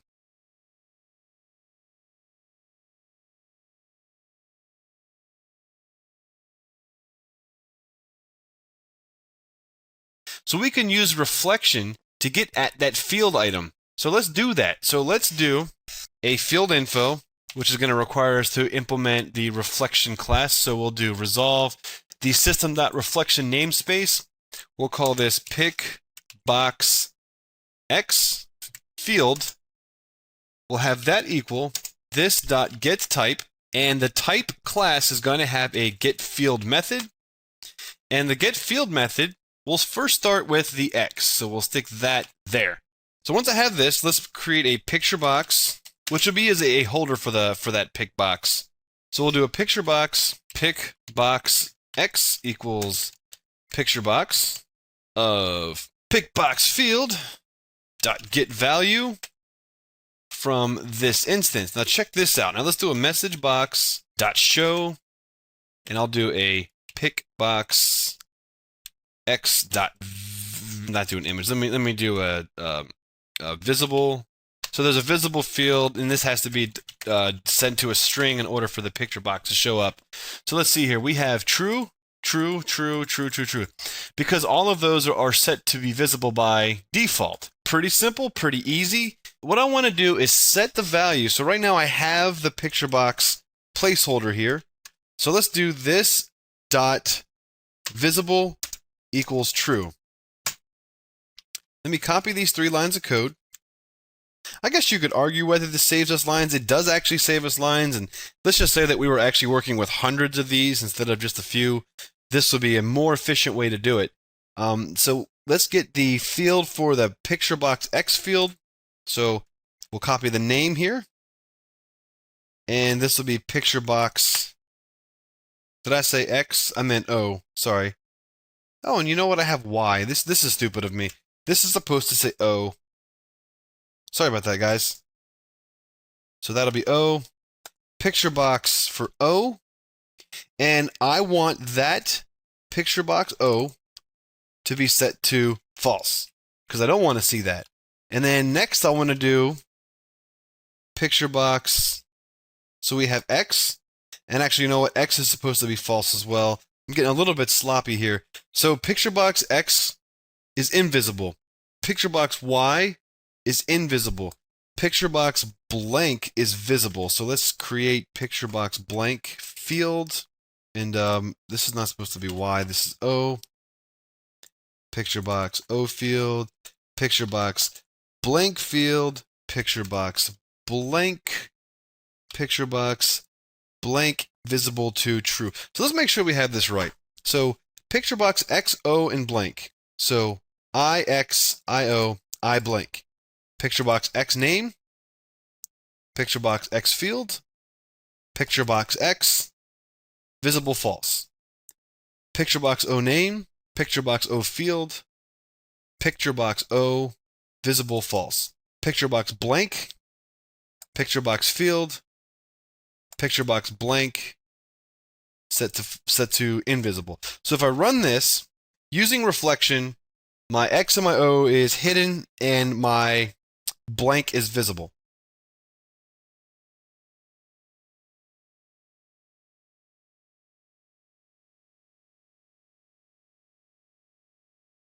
Now the other thing that we want to do is hide. So Wibbit the Frog will always be the first player. So let's do this. Let's do picture box underscore frog asleep dot visible equals false. Then picture box underscore frog awake dot visible equals true. So now if we run the program, the frog is going to look okay because his little hidden counterpart's gone. Now let's fix the fly over here. So that should be pretty simple. This is just going to be simply picture box fly underscore fly awake dot visible equals false, and then fly asleep. Enter. I'm sorry, Control F5. Now the fly looks good. So this is how the board is going to start looking. The only other thing that I can think that I want to do is set these 2 text items to the score. So let's actually, if we're going to reset the board, let's reset the score. So we'll do underscore score, buzz equals 0, underscore score, wibbit equals 0, and then we'll do label wibbit score dot text equals score wibbit. We'll set that equal to toString. And then, you know what? I think we kind of have a funky name on this one. Label underscore wibbit buzz score. Yeah, I'm going to go ahead and change that to buzz score because that's a little confusing to me. So I go over here. You will now become, let me go back to my properties view. Instead of wibbit buzz score, it'll be buzz score. All right. So label buzz score equals score buzz. I think about Buzz, I always think about that movie Home Alone, where that guy was named Buzz. Anyways, here we go. So now the board is set. So now we want to actually create the game logic. Now, what will actually do something in the game of tic-tac-toe? Well, right now, you have to click on the cell for something to happen. So what I want to do is I want to give each and every one of these cells the exact same subscriber. So no matter which cell you click on, we're going to send the event to the same subscriber. Let's do that.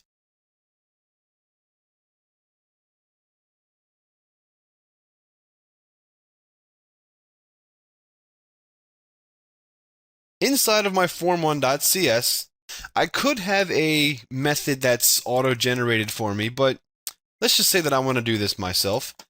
So let's do this. Let's do private void picturebox underscore blank underscore click, and the subscriber, the delegate, is going to be object sender and event args. What I want to do now is I want this to be set as the subscriber for every click event for the blank cells.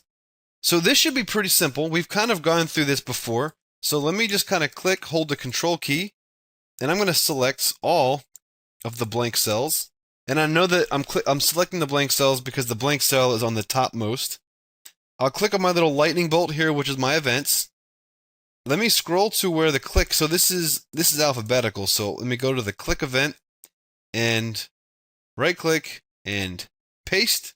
And if I double click, it will take me to my event. So let's do a picture box selected picture box equals a typecast of picture box of sender. So let's do something real quick. Let's just kind of test to see what happens here. Let's do a message box dot show selected picture box dot name. So we should now actually see the name of the picture box that's clicked. So if I click up here, picture box 1. If I click here, picture box 2, 3, 4, 5, 6. So you can see we're accurately detecting which one of these cells we're selecting 1 through 9. Pretty nice, pretty simple, pretty easy, pretty great. So now we have that. Let's get the actual cell number that was selected. Now, this may not be the most effective way to do this, but we know we have names. We named these a specific way. So why don't we just do a simple string replace? So let's do something like this. Int selected number equals, and we'll do an int.parse, and we'll tear that name apart and do something with it. Let's do a selected picture box dot name, and let's split that on the underscore and take the 0th index. Now, as you guys recall, if I were to select one of these guys, the names of these are set picture box and then a number and then underscore and then blank. So if we split on the underscore, we're going to take this first portion. We'll do a string replace of the word picture box, which should just leave us with that number. Now, again, this isn't the greatest way to do this, but it is a way to do it. So let me do a replace. And you guys could certainly do this your own way and then, you post your code or share your code. Picture box. So what should happen is now we should have a number. Message box.show. So let's do that. Let's see what that looks like. So if I click this, we should have 1, 2, 3, 4, 5, 6, 7, 8, and then 9. So perfect. All of them are successfully being detected. Now we want to figure out which row and column. Now, Brian wrote a nice little algorithm in the Objective-C one. In this one, we're just going to use a simple switch statement. Let's do int row number, set that equal to -1, and then call number, set that equal to -1. Let's just do a little switch. So let's do switch, selected number, and then inside of the switch, we'll just do case 1. We know that we're at row number 0. We know we're at call number 0, and we're going to break. So we'll do, here is row number 1, 2, 3. Oh, I'm sorry, you know what? I forgot my equals. What language do you think this is, Kevin? Equals. So we have case 1, 2, 3. I'm just going to write this out real quick. And then case 4, 5.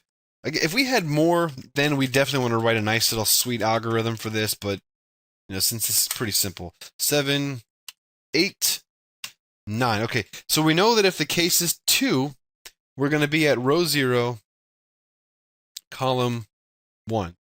And if it's this, it's going to be row 0, column 2. Now, this one's going to be row 1 across the board. And this one's going to be row 2 across the board. And then we'll basically just have these columns set to 0, 1, 2, 0, 1, 2. Let's do a message box dot show string dot format. Let's see, row number, call number, and then the format will have 0, 1. Let's see what happens here. So this is 0, 0, 0, 1, 0, 2. So that's row 0, column 1, 2. This will be row 1, column 0, row 1, column 1, row 1, column 2, row 2, column 0, row 2, column 1, and row 2, column 2. So we are successfully detecting the column and the row for each cell that we have on the grid.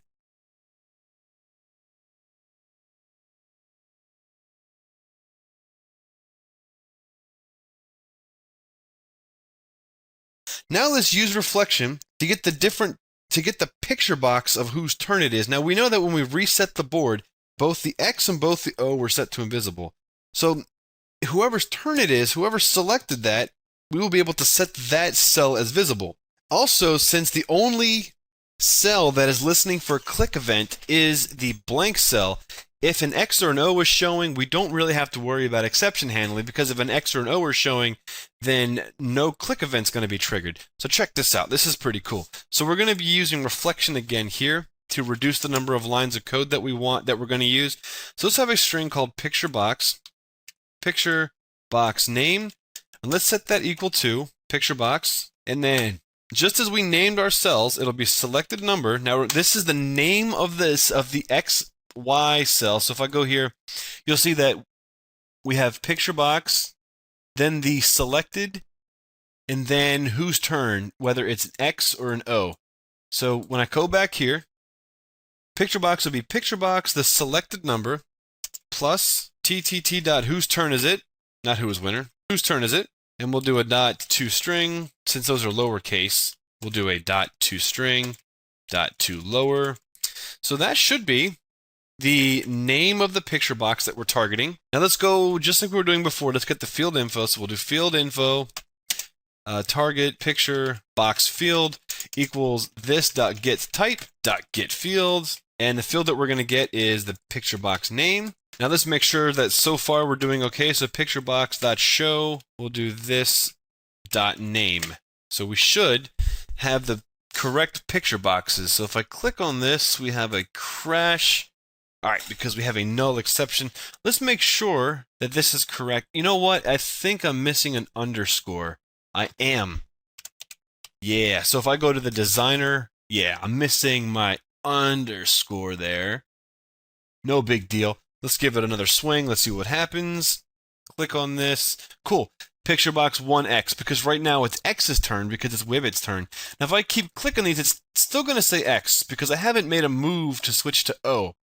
So I have that field Now let me actually get that picture box. So picture box target picture box equals picture box, and that's going to be targets picture box field dot get value from this. So now I have that picture box. Now what I want to do is make this visible, and then what I want to do is I want to make the selected picture box, which is the blank box, invisible. So I hope that makes sense. So if I run this, I'll click here, there's an X, I'll click here. So you can see right now, every time I click, I get an X. So it's pretty simple. Now that we have those X's, let's go ahead and let's add that move to the game logic. So in TicTacToe.makeMove, we're going to select the column, call number, and then row number. So the game logic has now been advanced. Now let's actually run this. Now we should start seeing X's and O's showing up. So here's an X, there's an O. Here's an X, here's an O. Here's an X, here's an O. Here's an X, here's an crash. Game over. Well, the game is over because, oh yeah, we had a winner going across here. All right, so we do need to check for the winning condition.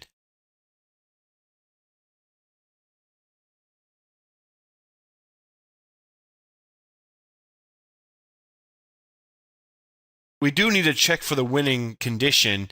As you can see right now, it just threw an exception because the game logic said that the game was over. So no big deal. So let's do a if the TicTacToe model code dot who is winner. Oops. TicTacToe dot who is winner. If that doesn't equal a space, that means that we actually have a winner. Now let's actually figure out who the winner is. So switch dot who is winner. Now there's probably other ways you can do this, but let's just do it this way just because. So we'll do a case. If it's X, then what we want to do is increment Wibbit's score because Wibbit will be the player X. We'll do label Wibbit score dot text equals score Wibbit dot to string. Then we're gonna have a message box dot show, and the message box will just simply say the winner is Wibbit the frog exclamation point break. And we'll go ahead and copy this logic because O will be the same, except for this is going to be score buzz, and then this will be label buzz score, and the winner is Buzz the Fly. Awesome. So we know that if we get to this point, there is a winner, and the winner actually can be a draw. That means that nobody won. So we'll have a default, and the default will be a message box.show. It's a draw break. And in either one of these conditions, once the user has a hit the OK button, we'll reset the board. And actually, you know what? In light of this, I have a logical error. When we reset the board, I don't want to reset the score. That's a mistake. So let me actually pull that out. All right, so there we go. So if there's a winner, we'll do that and reset the board. So let me just control F5. All right, so there's an X, there's an O, there's an X, there's an O, there's an X, there's an O, there's an X. So there's a winner. So you'll see that my score increased by 1. The winner is Wibbit the Frog. I hit OK. The game board reset. There's an X, there's an O, there's an X, there's an O, there's an X, there's an O, there's an X. So Wibbit the Frog won again. You'll see Wibbit the Frog's score has increased, but you'll notice that when I click, the two different characters are not reacting to the game in progress.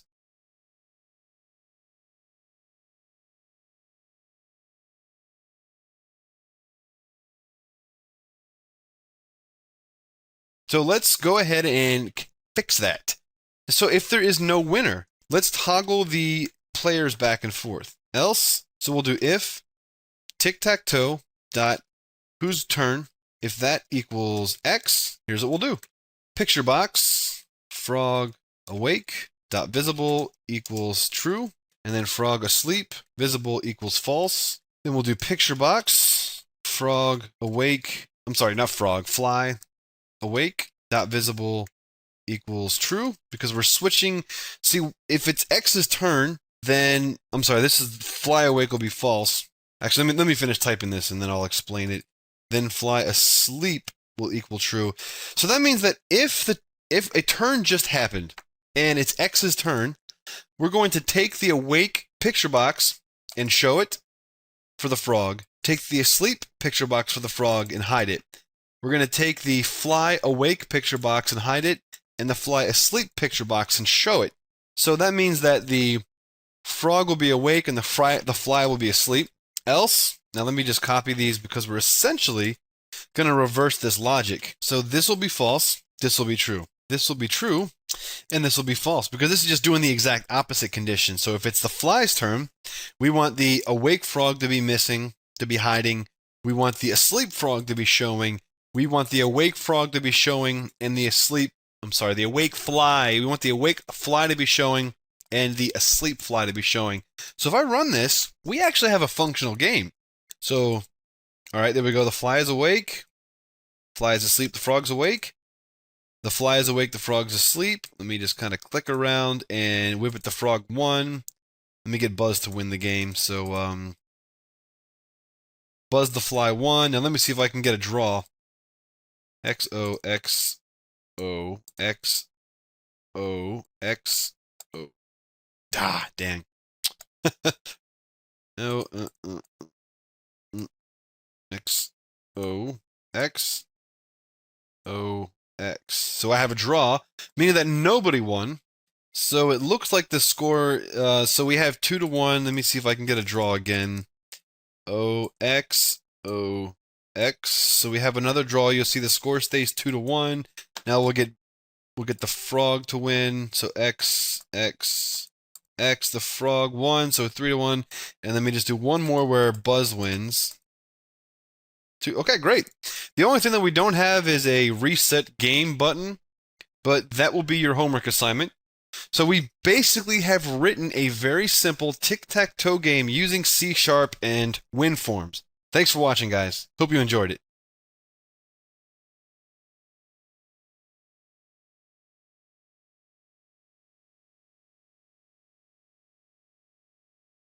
Hey, Brian. Hey, Kevin. You know what would be really awesome? What's that? If we wrote our own MP3 player.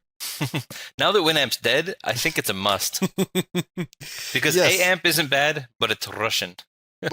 See, I don't even really use like Winamp and stuff anymore. Like Oh, I haven't really? used Winamp in like 100 years. Oh, I use it every day, and I cried when it. Is it really dead? Yeah. Like the it's gone. project is over? Done. Wow. AOL just shelved it. Can't download it anymore. Oh, that sucks. Uh-huh. I mean, Winamp has been around for such a long time. It's so functional. You Yeah. right-click a folder, hit play, and you're playing. It's perfect. Oh, well, that's probably why they sunset it, because AOL is not allowed to have something that actually works. Okay, guys. So Brian and I are going to write a pretty exciting lab here. What we want to do, Brian, is just to make things simple so that we're not doing anything crazy, we're just going to write a class that wraps the Windows Media Player API. And this will be kind of cool because this will be our first introduction to using like common interops, basically with another portion of code working together with an API that's provided by the basic Windows API. So that's pretty cool. Yeah. All right, Brian. So how do you propose we get started? And I guess the first thing would be just to make... Open Visual Studio? Yeah, that would be probably a good first place to start. So, what do you think, Brian? Maybe you could tell us how we can get started here. So maybe we'll first do it as a console application to kind of Perfect. get all of the functionality down pat. And Gotcha. then once we have that kind of like nice and clean and easy to use, then we'll use that as the back end when we go to wire up a front end to it. Perfect. So we'll sort of split it up that way. So this lab will just focus on making the console-based. It'll be like a DOS MP3 player. It's going to be awesome. All right, the first thing I'm going to do, Brian, before we do anything, is let me go and show everybody how to import the API for Windows Media Player in Microsoft Windows. All right. Okay, so in our references, Brian, let's right-click and let's add a reference. And I'm going to browse for a reference. Mm-hmm. And I'm going to run out to C:\Windows\system32. And inside of here, we're going to find the DLL called WMP, which is Windows Media Player.dll. And I'm going to add this to my project and hit OK. Awesome, Brian. So now we have consumed Windows Media Player into our project. So let's do a Control F5 just to make sure that everything works okay. And it does. All right, Brian. So maybe you can talk me through the rest of this. What should we do next?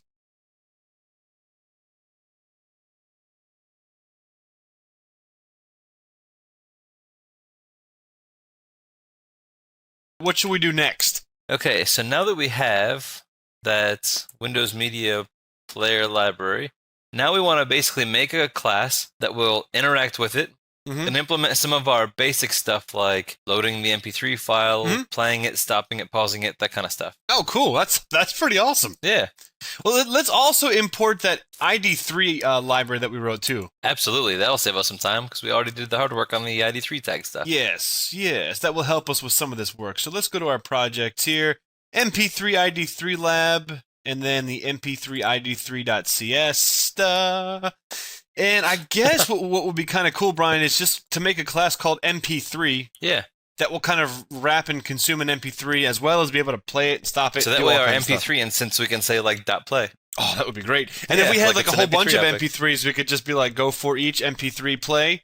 When it's done, go to the next one. When it's done, go to the next. Oh, that would be awesome. Oh yeah, because we could have a collection of MP3s. Yes, and we could have our own little playlist. Yeah. Okay.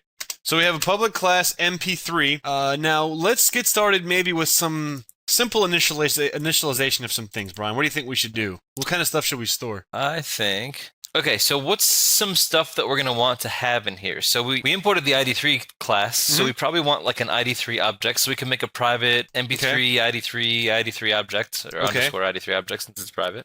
Okay. Because underscore means none your business. None your business. This is my object. You stay the off. Okay, so we have that. Let's.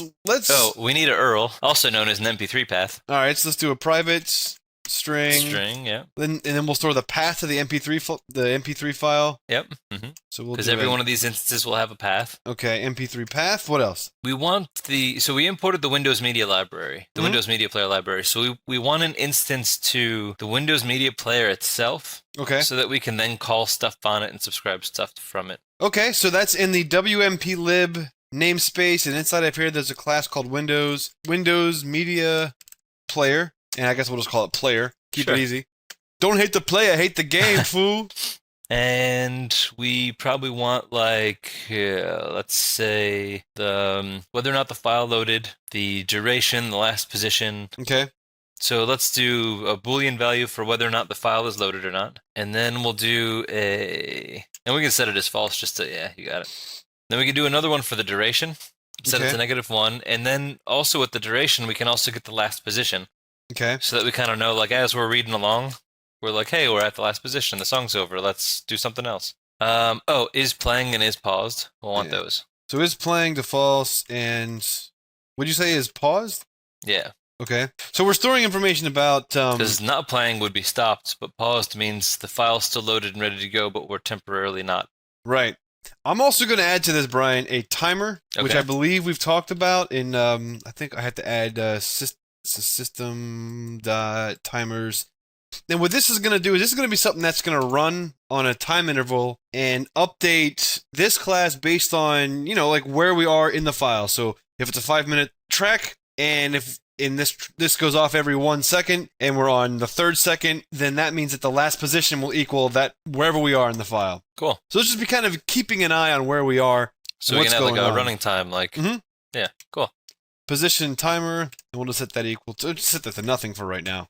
Sure. All right, is there anything else that we need to initialize the class with, do you think, or is that it? Well, so here's so I think that's all the private members we need to kind of get started. But so here's the next question is we can either make a constructor, which means that when we create an instance of this class, that's when we sort of get everything up and running. Or we can do something where we leave the constructor blank and we can make an instance and create an instance, but we have an init so that we can call the init when we choose to. Init wouldn't necessarily be called on the constructor, but maybe like when we set the file path, or we could expose it if we want, or we could initialize on stop or whatever we want to do. Okay. So instead of making a constructor, let's make a private init method.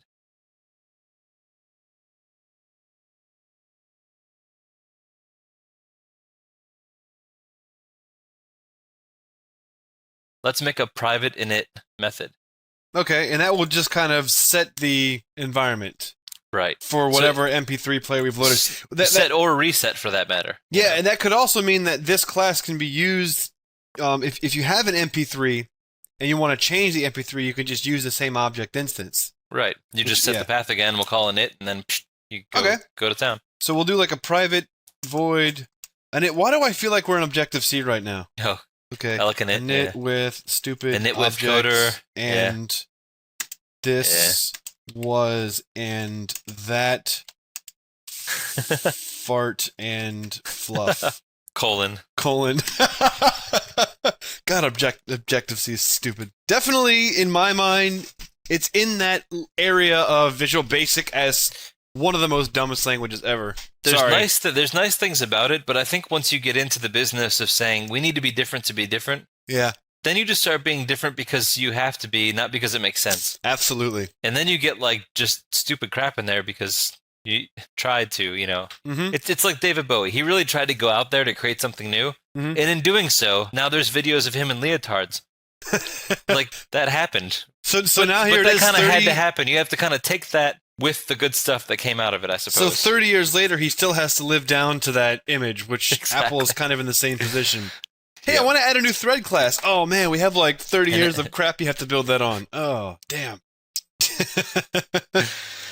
So after that tee up, really, just kidding. So how do we want to build this initialize method? Let's sort of think about the different things that we want to go through here. Let's So I start from can the top. definitely say that when we initialize something, we're gonna unload the file, so the file will no longer be loaded. Okay, so the file loaded, we'll set that to false when we start it. So Yep. we're just kind of resetting our variables here.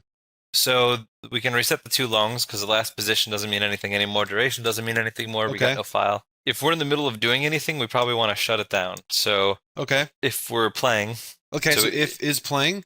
yep, because we'll update that flag when it starts playing. All Then right. we'll just stop it. All right, I'm going to have to do a to do here because we don't have our stop Yep. method built Mhm. yet. Makes sense. So to do stop. And then so after that we can set playing and pause to false because Okay. we're shutting it all down. Is playing equals false. Is paused. So I know this is a little backwards because we're kind of like shutting it down before we start it up, but this at least Yeah, well, it'll make sense because like it not only clears the slate, but it also makes sure we have a clear state. yeah, we're putting it into a clear state before we get started, and we have to assume that it has to be able to function with the class already working. So we have to go through the process of turning it off before we turn it on. That's just what we're going through. It's no big deal. So if the timer exists, we want to stop it. Okay. So the timer's not null, basically. Position timer. If that doesn't equal null. Yep. Okay. What am I Then doing with we'll it? then we'll stop the timer. I stop the timer. Okay. So now everything's kind of shut down. So now at this point, we can basically, we don't really have to null out the ID3 instance, but we can just set it to a new instance. So the ID3 instance will just set to a new instance that uses the MP3 path and then our constructor, if you remember from the lab. Okay, so there's that, and we're going to take in whatever MP3 file is stored here. Yep. Okay. Because we could call this init after the setter for file path. So this will either be nothing, which is fine, and that'll just be nothing. All right. Or it'll take in a path. Yep. Okay, so we also can reacquire our media player instance just in case something went wrong with it, Well, or since, we Or shut if her we all never down, did, we'll just 'cause- make a new one. Yeah, right. Because I guess we didn't in the declaration, so this is like our constructor as well. Mhm. Okay, so now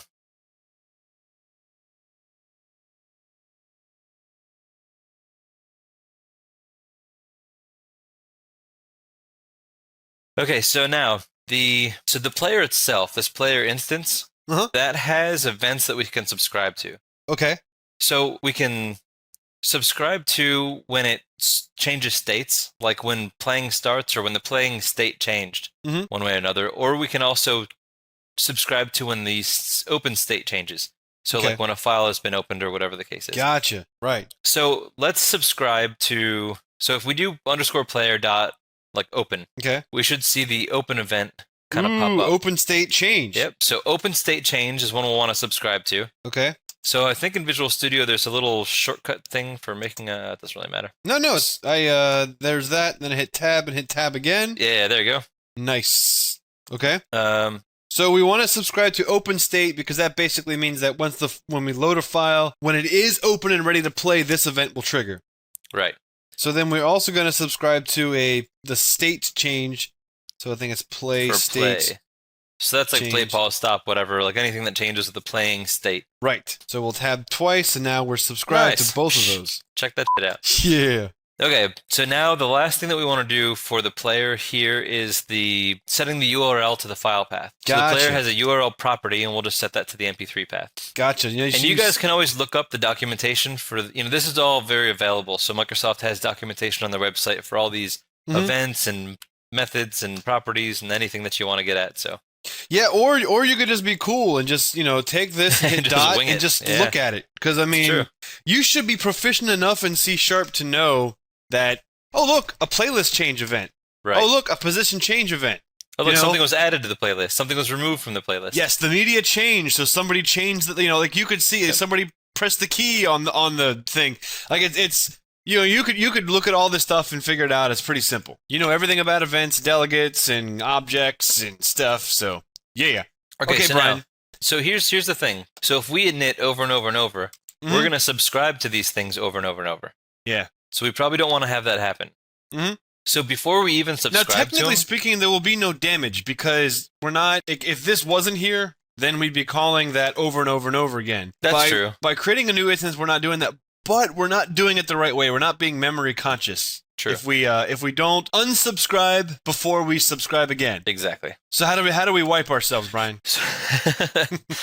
So we'll just say that if the player is not null, then we'll just unsubscribe. Because even if so that means that it's been set up at least once before. Right.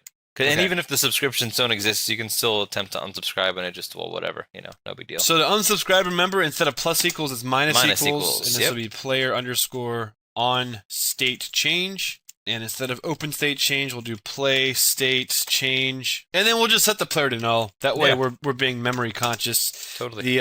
Basically what we're doing in a, remember how in Objective-C we did reference counting stuff? Yeah, and we release and dealloc and all that stuff. Now, by setting this equal to null, I'm not actually releasing the memory, but I'm making it more obvious to the runtime that when the garbage collector does trigger, remember how we did that animation early on where the garbage collector came out and he was eating stuff that had no pointers to it? Cookies and stuff? Yes. By setting these equal to null when the garbage collector does trigger, it makes it easier for the garbage collector to understand, oh, there are no pointers here. Right. So it's safe to clean up. Yeah, it doesn't really help much, but you'll see that often in code just because it helps a little. Yeah. Okay. So our initialization is complete then.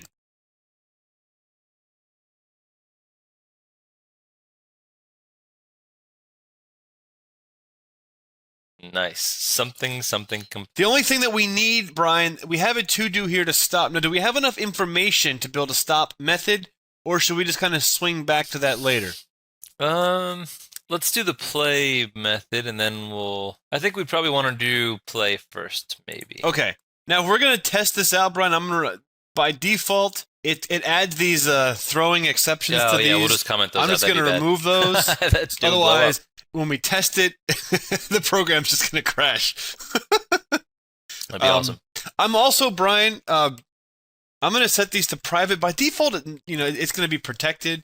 I want them to be private because I don't want any class that inherits this to be able to override this. So anyways, all right, so what do you want to do next, Brian? Let's put in play. Let's see how this goes. Okay, you want to plug and play? Yeah, because what we could probably try to do is we'll just start playing it and then just kill the console. Okay, we can do that. Just to test it out, I killed the console. Man, I wish we had some Bob Marley to test this with. the memory. But I didn't clean them. What did you say? I don't know. Okay, so we're going to have a play method. Might as well just make this public void play. So if... we also, actually, Brian, let me stop real quick. We need to be able to set the file before we can play the file, right? So why don't we do that first? Yeah, good idea. Why don't we set the file path, and then we'll come back to play? Yep, because setting the file path will call the init. It will. So let's do that. Let's do public string, and let's make this a property. Okay. That way we can have it act like a field, but give it some awesome logic. So if we want to get the current file we're listening to, we'll just return the MP3. This is about as simple as you can get. But our set logic is going to have some cool stuff in it, Brian. So why don't you help me get started with this? Let's see if the file exists. Oh, cool. So if not, file... Then we'll throw up. Yeah. File. The file doesn't exist. Exception. Dot exists. Value that's been passed in by the client code. So if the file does not exist, then we vomit up. We vomit up in the microwave. So we'll throw new enum. throw a new exception, and we'll just say, I don't know, file does not exist. Yeah. We have no idea where this file is, sir. Sir, Unable to. Okay. sir, I don't know where this file is. So we should say. Sir, you did nothing wrong. Look at me. You Look did at me. You did nothing wrong, but I can't find your file. How about that? You Okay. did nothing wrong. Okay, so then... You get a trophy anyways. We should probably make sure that it's an MP3 file by checking the extension. That's a smart idea. Okay, so how would we do something as crazy as that? There's a path. I guess you call it a class. Yeah, there's a get extension on the path class. Okay, so there's a static method called getExtension. And we And just we'll pass just it the pass in the value. value that Yeah, was it just passed wants in? the path, yep. And it'll return the extension. So we want to lower it and compare it to .mp3 because it will return the dot. Gotcha. And that is So- consistent across all .NET implementations. So if it is not an MP3, we'll just throw another exception. Oh yeah. And we'll let the caller deal with this. And then we'll say, nice try, smart guy. This isn't an MP3. File must be an MP3. Nice try, smart guy. Buddy. Okay. Alright. Nice. You know, hey Brian, isn't this awesome?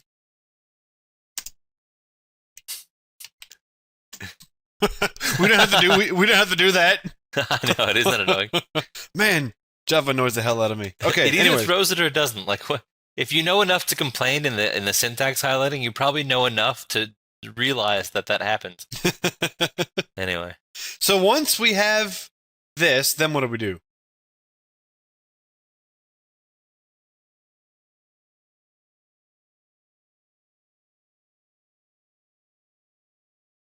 Then what do we do?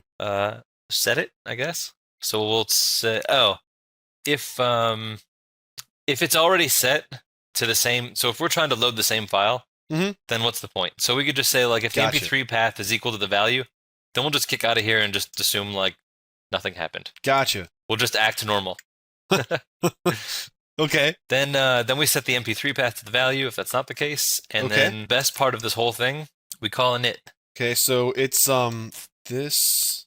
Let's see, init Alec. with Oh, you player. got- that's gonna explode. You didn't, Alec. Fellatio. What?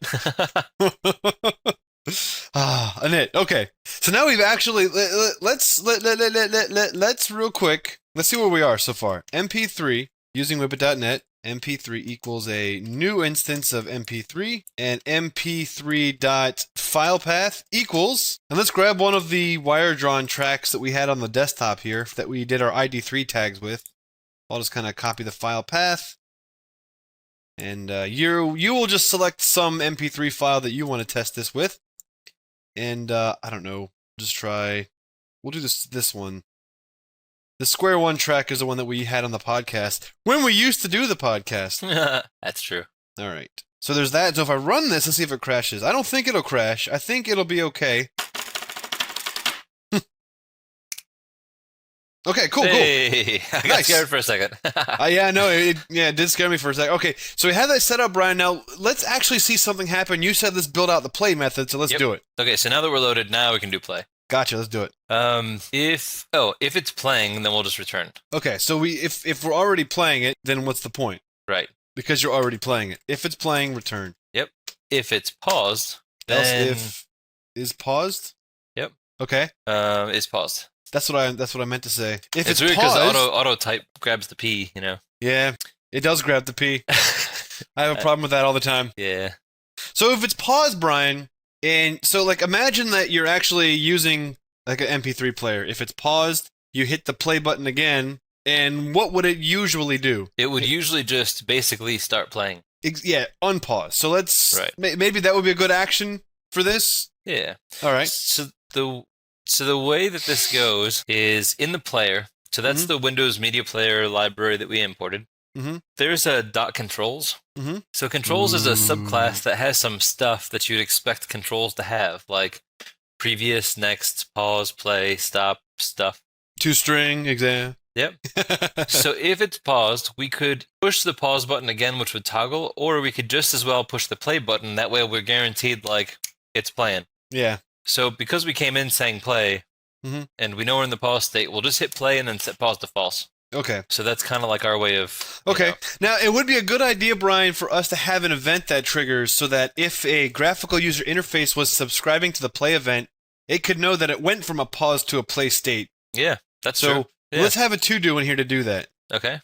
So we'll have a to-do play resumed event. Makes total sense. Yeah. All right, cool. So now we have that, and I guess we'll just bail out of here. All right, now. So if we survive the gauntlet of those two conditions, then we'll set is playing to true. Okay. Because we survived it, and now we're playing.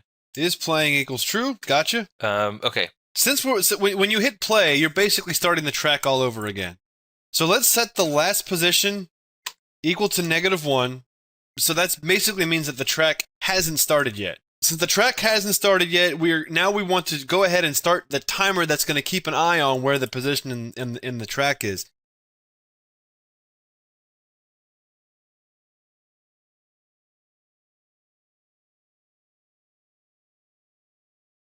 So the first thing we're going to do is check to see if the position timer does not equal null. That means that the timer had previously been instantiated. So if it's been previously instantiated, I want to stop the timer. So that.stop. And if it has not been previously instantiated, I want to instantiate it and then have an event that triggers each time that it runs.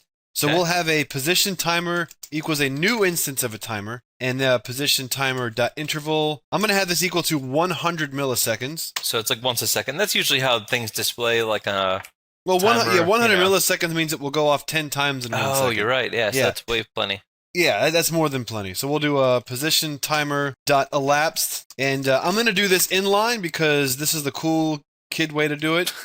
Sender event args, and then we'll have set that equal to a event. Now, yes, okay, cool. So inside of this code block will be the code that runs when the event triggers. Okay. So if the first thing that we want to do is check to see that if the position does not equal the last position that we have, and if it doesn't, we're going to update it. Now the reason why this is key is, let's just say that it stops or it pauses or something and it keeps triggering and the position is not changing. We go every 100 milliseconds, but the position hasn't changed. We don't want to continuously fire events.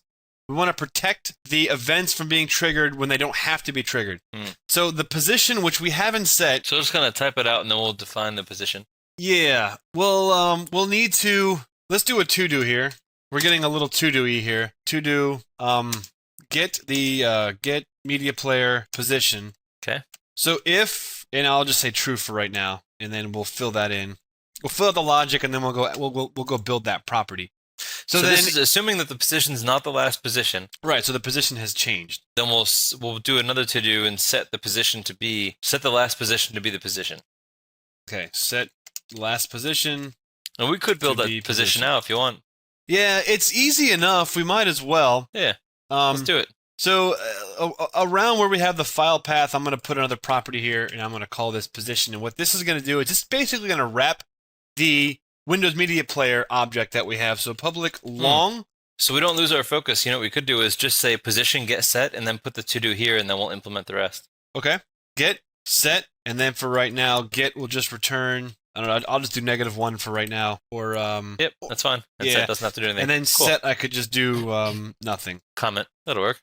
To do. That'll be easier to come back to, I think. Yeah, fill this in. Perfect. All right. So just so that it's not completely abstract, this is going to represent the position inside of the Windows Media Player object. So like the current position of where we're at in the song. Yeah. So the logic at this point will flow like this. So if the position of the actual object, the Windows Media Player object, does not equal the last position, which means that the position has changed, I'm going to set the last position equal to the position that is in the Windows Media Player object, and then I'm going to have a to-do here. How did I type this up here? I just did like to-do play resumed event. Position I'll do to-do event? position changed event. That way, if you have a graphical interface application listening to this, it can update maybe a scroll bar every time that the position changes. Nice. And that should be the timer setup. So then if the timer had once been set up, we're just going to stop it and then restart it. We're not going to have to reinitialize it. So if I do position timer, I can do .start. Cool. All right, Brian. And how once this starts, then we probably want to have a play start event too. yes, we want to notify whoever's listening that we're about to play. So we'll have a play start event. Okay, and then we'll finish this off by actually playing. That would probably help, huh? Yeah. After all this work, we finally get to push play. This work. All right, so build excellent. Super excellent. So in theory, we could probably try to play it, huh?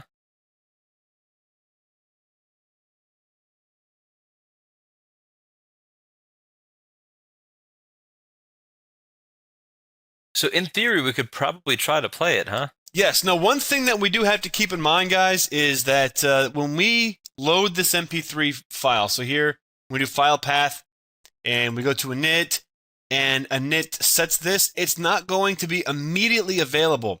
These events down here, like the open state change and the play state change, we're going to be listening to those to know when the track is available to play.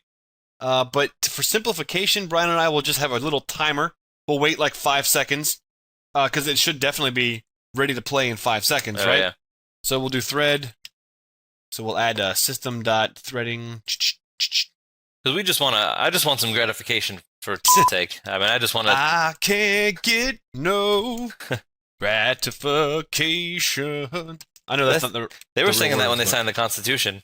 What? I can't get no gratification. All right, Brian. And I try.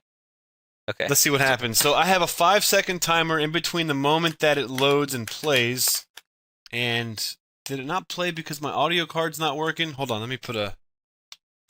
Since this runs threaded, I have to be mindful of that. Here we go. It's playing. Yeah. Oh,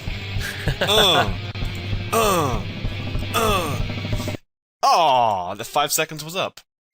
So it's interesting to see that we have to keep the program alive Mhm. when this is playing, which is good to know. Yeah. Yeah. So right now we have this just set for.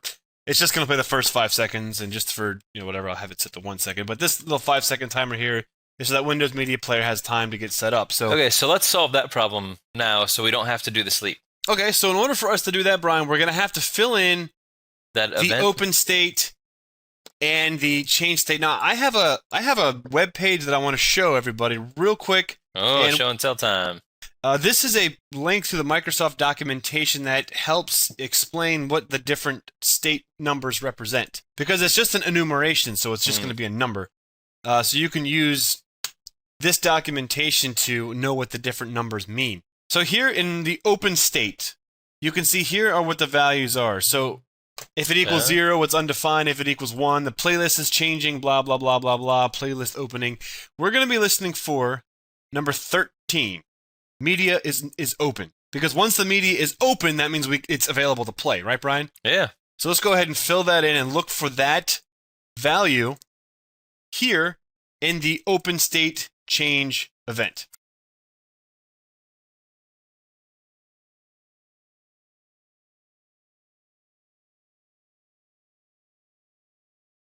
I'm surprised they didn't have an accessible enum somewhere. They do, but its new state comes in as a number. Mm.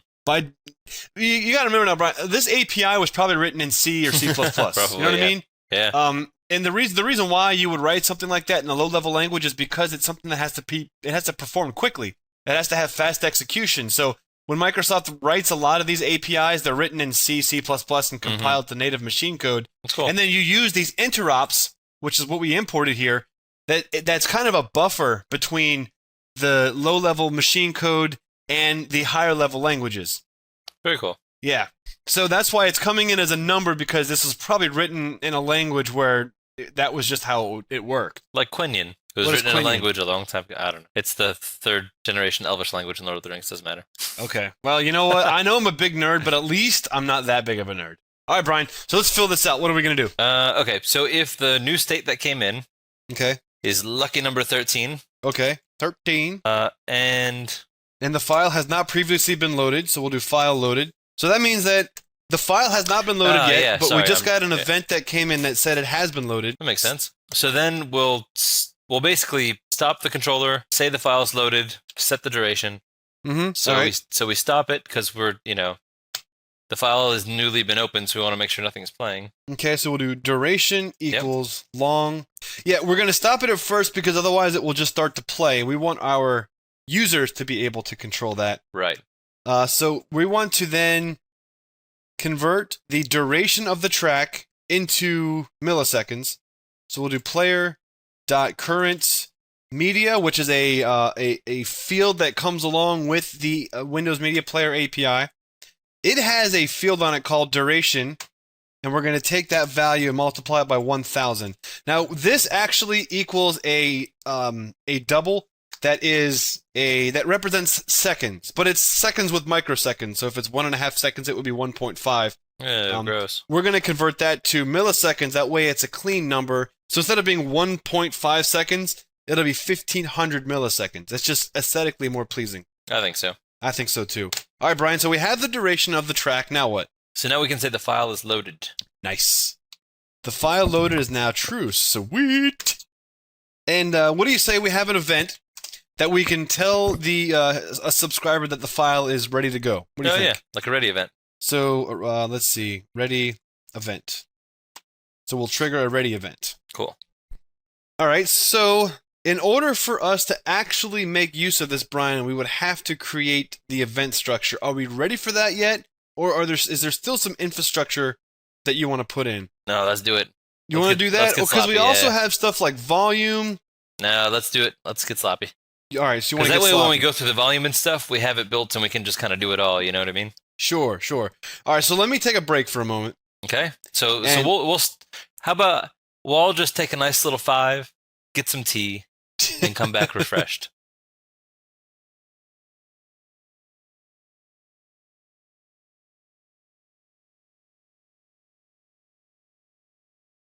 Let me introduce you guys to a concept that we've sort of talked about, but I don't think we've actually played with it, and that is the concept of a partial class.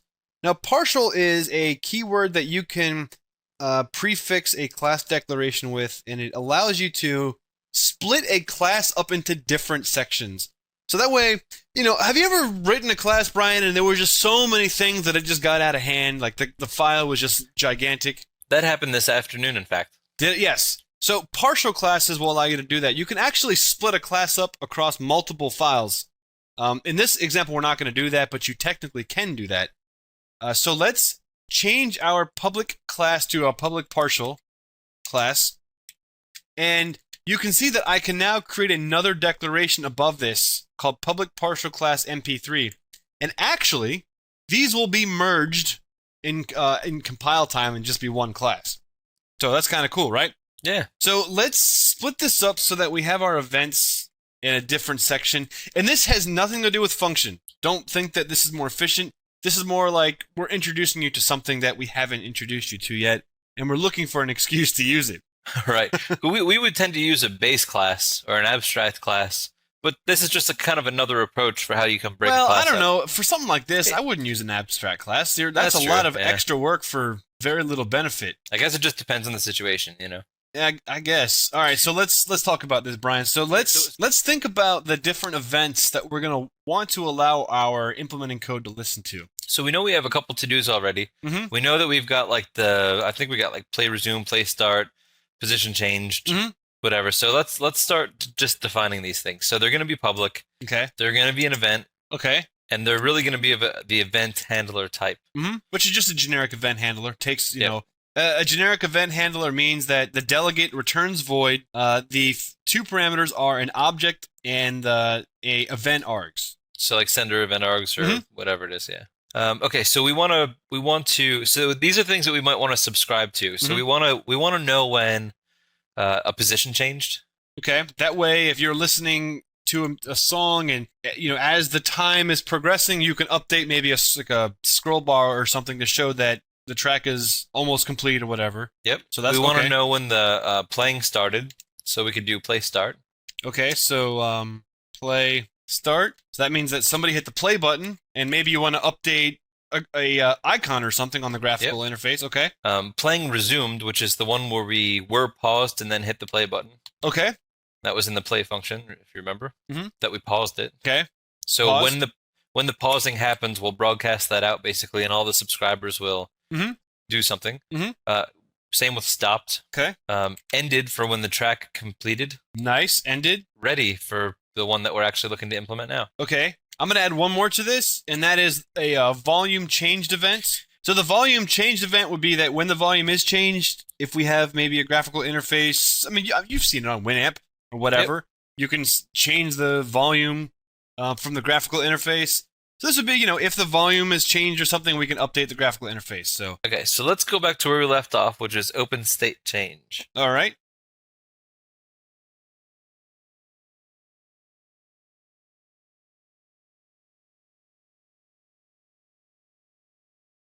Open state changed. So we have this ready event. Yep. So the whole bit of this is what we want to say is if ready isn't null, which means that somebody subscribed to it. Okay. Then we want to. It's really cool because you just call ready like a function. Yep. So ready this, and it doesn't really need any args because it's ready. I mean, I guess we could pass it a file path or something, but that doesn't really help anybody. Yeah, so. but I mean, since we're sending it the instance, it already has all the information that it needs from the player. Quite redundant. Yeah. The MP3 that just called this. So So yeah, so it's good. That's that's easy. All right. So now in our main program, we should be able to subscribe to this ready event. Okay. So we can do MP3 before we set the file. Yes. And the main reason that we didn't have this in a constructor was so that we can subscribe to our events before we actually set the file that we're listening to. So we can do mp3 dot ready Check it out. plus equals tab mp3 ready. All right. And let me remove this. Now check this out, Brian. Since we have an we know it's going to be sending us an MP3. I mean, we could certainly have the MP3 as global, and there's nothing wrong with that. But just to demonstrate how cool this is, here's the sender, mp3.play. Okay? Cool. Now we can get rid of it in the main next. Yeah, cool. And I'll just have this like 10 seconds long, and we can do something like while it is playing, but we'll get to that. Or you just do while true, and we'll just kill it. That's true. While true, and just so a processor doesn't go crazy, thread.sleep. Good idea. Like 100 milliseconds. Yeah. All right, so let me do a console.writeLine MP3 is ready to play. Control F5. All right. Oh, sweet. Check that out. Awesome.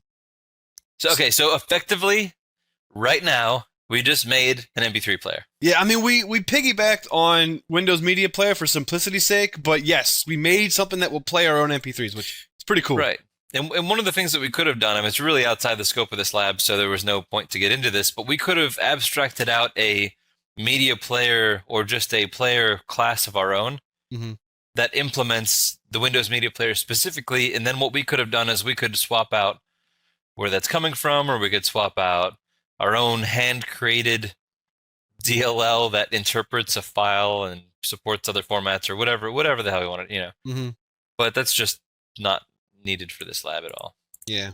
You got to learn to crawl before you walk, right? Okay, so now we get the basic sense. Now we know we want to, we want to play, we want to get the duration, we want to get the position, we want to stop it, we want to pause it. So now we should be able to just kind of like go for broke, flesh out this MP3 class, and then okay. Yeah. Do you want to tidy up our to-dos, or do you want to jump into pause? Yeah, let's tidy up. Let's do this, Brian. To-dos bother me. Let's tidy up the to-dos, then let's finish up with our properties, and then swing up the other way, because some of the properties are, have some information like so that the front end could know if it's playing, the front end can know if it's paused. Cool. So, yeah, totally. Yes. Let's do it. Yes. So let's find the to-dos.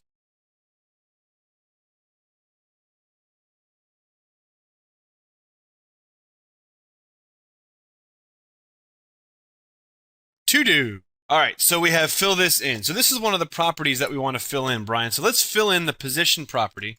Okay. All right. Now the position is going to represent the current position in the file based on the Windows Media Player object that we've wrapped. So what do we do, Brian? So we've already gotten this position value before.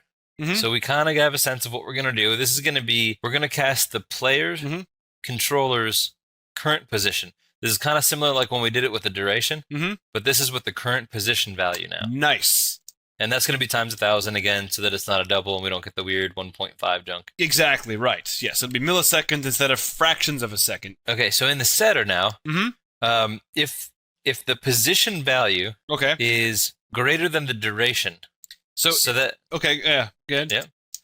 We don't have duration set. We have duration set as a private field. okay, so let's just bang out a quick public long duration. Well, that we don't gets- really need. We can because our users will want to access it this way. Oh, right, but that's true. We can do it all internally. That's true. Public long duration. It's quick enough. Yep. Get because it's only a getter. Return underscore duration. And then we'll just switch that to capital duration. Yeah, why not? Good to go. All right. cool. So Brian, so if if it exceeds it, Right. then how can we have a position value that was set beyond? the right, length it's a of the 2-minute That's- song and you sent in 6 minutes. So yeah, so I'm throwing up. that's bad. Throw. Throw.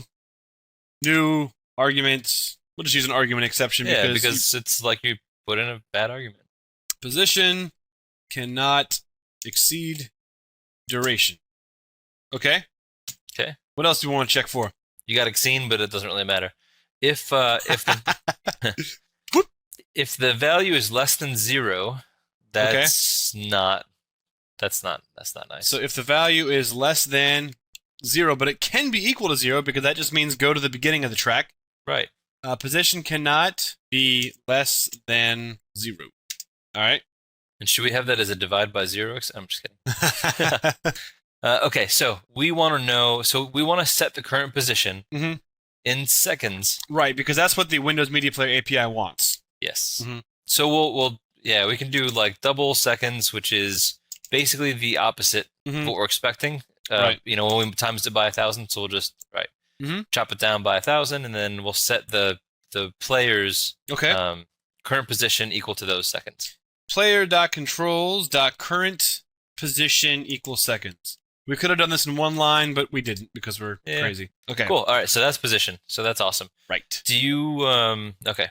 So Cool. position is filled out. What other Is two there views another? do we have? Yeah. Any other ones? All right, we had the position changed event. So if yeah. position changed doesn't equal null, then we'll call position changed with this as the object, new event args as the event args. And let's see, I got another one down here. So to do play start, so if play start doesn't equal null, play start, this new event args, okay. And do we have one up above for playing resumed? We have to call stop here, and we have a play resumed here. Ah, there So it in is. play- Okay, cool. If play resumed doesn't equal null. So you can see these events are really easy to implement. They are. They are crazy easy. All right, so the only two to do left, Brian, is the stop. Cool.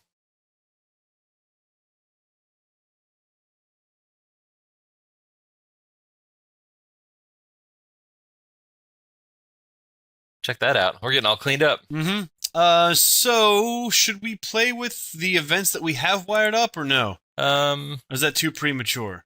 It's the only ones. I think we probably get the idea. I wouldn't worry about playing with them. We could just keep trucking.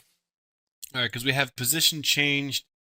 Well, all right. Let me do this. Let's subscribe to start and changed. Here, watch this. This will be cool.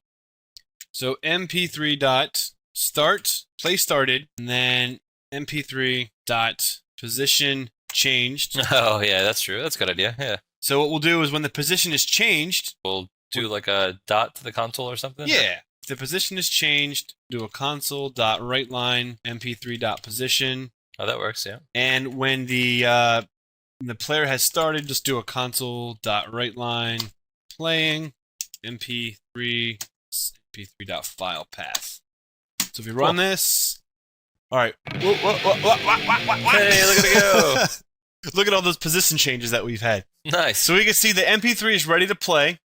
Then the event to play it starts, so it says that we're starting to play it. And you can see that these are the different positions in milliseconds. So we first triggered it at 200 milliseconds, and then 1 second, and then 2 seconds. So you can imagine that this number could be used to grow the length of a progress bar. That's awesome. Yeah. Sucka. Okay, cool. Now that we've seen how awesome that is, what do you want to do now, Brian? Let us. Okay, there's a couple convenience things that we might want to do for down the road. Okay. One of the things that we want to do is translate our milliseconds, because that was fine and well, but like that doesn't mean anything to me. So I'd like to translate that milliseconds that we were just looking at into like a human readable hours, minutes, seconds stuff. Cool. You know what I mean? Well, you know, Brian, what would be kind of cool is let's segregate that into another section of the class code. Yeah, why not? So that it's all like separate and Like not a common, like common code common section. stuff. Common core. I mean code. All right, Brian. So you want to create maybe a private static? Yeah, that makes sense. String. We'll just call it like Seconds to human time. seconds to human time, taking double seconds. All right. All right. So if we use the time span object, we can more easily get at like hours, minutes, seconds. Absolutely. That's what it's made for. So that's, yeah. So let's do time span from seconds and pass in seconds. All right. So it has a static method called from seconds. And when you pass in this, it'll return you a time span of however many seconds that is. Nice. Yes. So the easiest thing that we could do is just, obviously return the number of seconds, and that's whatever, we can format it. But let's say, let's check to see if we have any hours. Okay. So if we don't always want to show 0:00:00:00 1. So if the hours value is not a 0, Okay. that means that we'll assume we don't have any day long MP3s. So if the hours have expanded, if we have hours, we want to format it with hours. That's what I'm trying to say. Okay. So we'll do t.hours, t.minutes, And t.seconds. t.seconds, and then we want to format this so it looks good. Yeah. So we'll have hours, minutes, second, and we want to format these to be Padded. with 2. Yep. But the hour we don't. Right. 2. Okay, so that should do it, right? Yeah. So else if that's not the case and hours is 0, Okay. So then we'll basically do the same thing for minutes, but we'll just chop off the hours. gotcha. So else minutes will be like, I'm assuming like that, and we just won't have hours, right? Yes. Okay. Yeah, that makes sense. Okay. Else. Okay. And then do the same thing with seconds. Oh, so if t minutes doesn't equal zippy. Oh yeah, it's not 0. Yeah. Else return. Let's see here. String dot format. Yeah, so this will be like if it's just seconds long. We'll just Yeah, so have it'll be like 0 minutes, and then we'll have the 0th parameter with a digit of padded 2 t dot seconds. Cool. Okay. All right. Now let's add a convenience, because even though this is working in seconds, we're storing milliseconds. So let's do a Right. public static string milliseconds To human. to human time. That way we can do it with milliseconds or seconds or whatever we want. Right. So if we get it straight from the media player, we can throw it in the one. If we get it from us, we can throw it in the other. So we could just do seconds to human time, and just converting the two is pretty simple. We'll just do we'll typecast that to a double, so we get all of the fractions, and then divided by 1,000.0. Cool. So now we could use this so that the user can have, instead of writing out how many seconds or how many milliseconds we are in the track, we can actually get like the hours, minutes, and seconds in human time, which is nice. Yeah. So let's over when we return the duration. Mhm. Let's do like a property for duration string.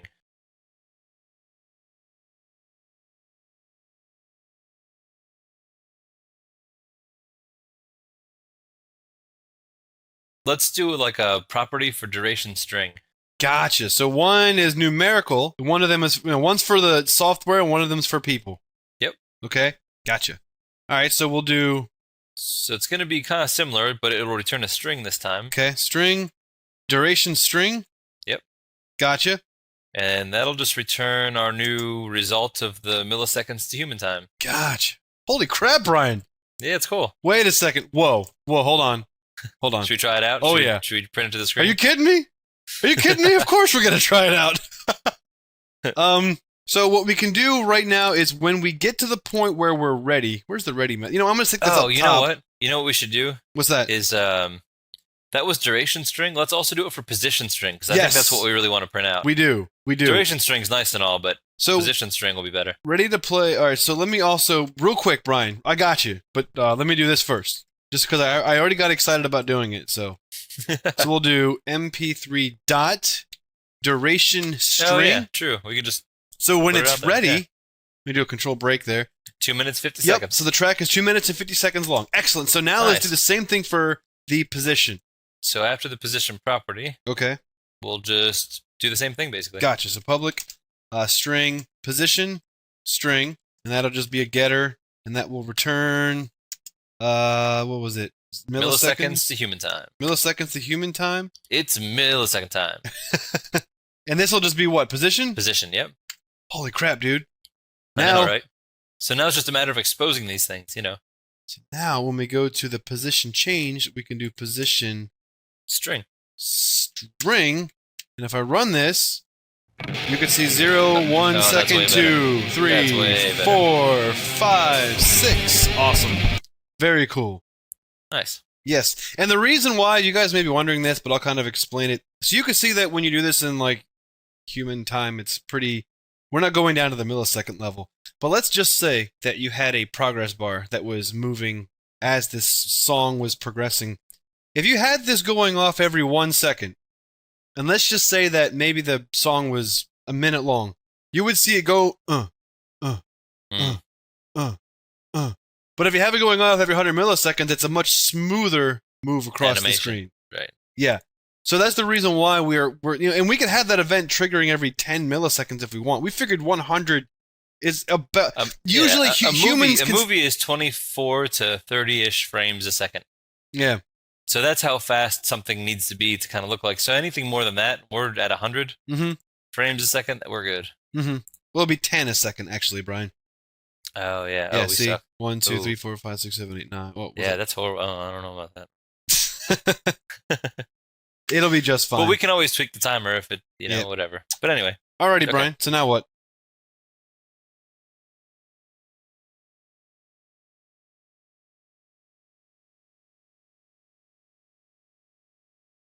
Alrighty, Okay. Brian. So now what? Let's do some other properties for is playing, is paused, is ready. Oh, You know, just a to couple kinda- simple ones. Yeah, we'll just bang them out. Okay. Bang them out. Just stick them up here where we have the rest of our properties. So very simply put, public bool is playing, and that will just simply be a getter that will return is playing. And that's just exposing our privates. Exactly. Is playing. Then we have what? Is paused. And is ready. Is ready will be the file loaded. Okay. So now let's expose our ID3 object so we can get at like the actual ID3 album artist Ooh. stuff. Nice. So we'll do public MP3 ID3 ID3 get return ID3. Okay. And I think the last one is the volume.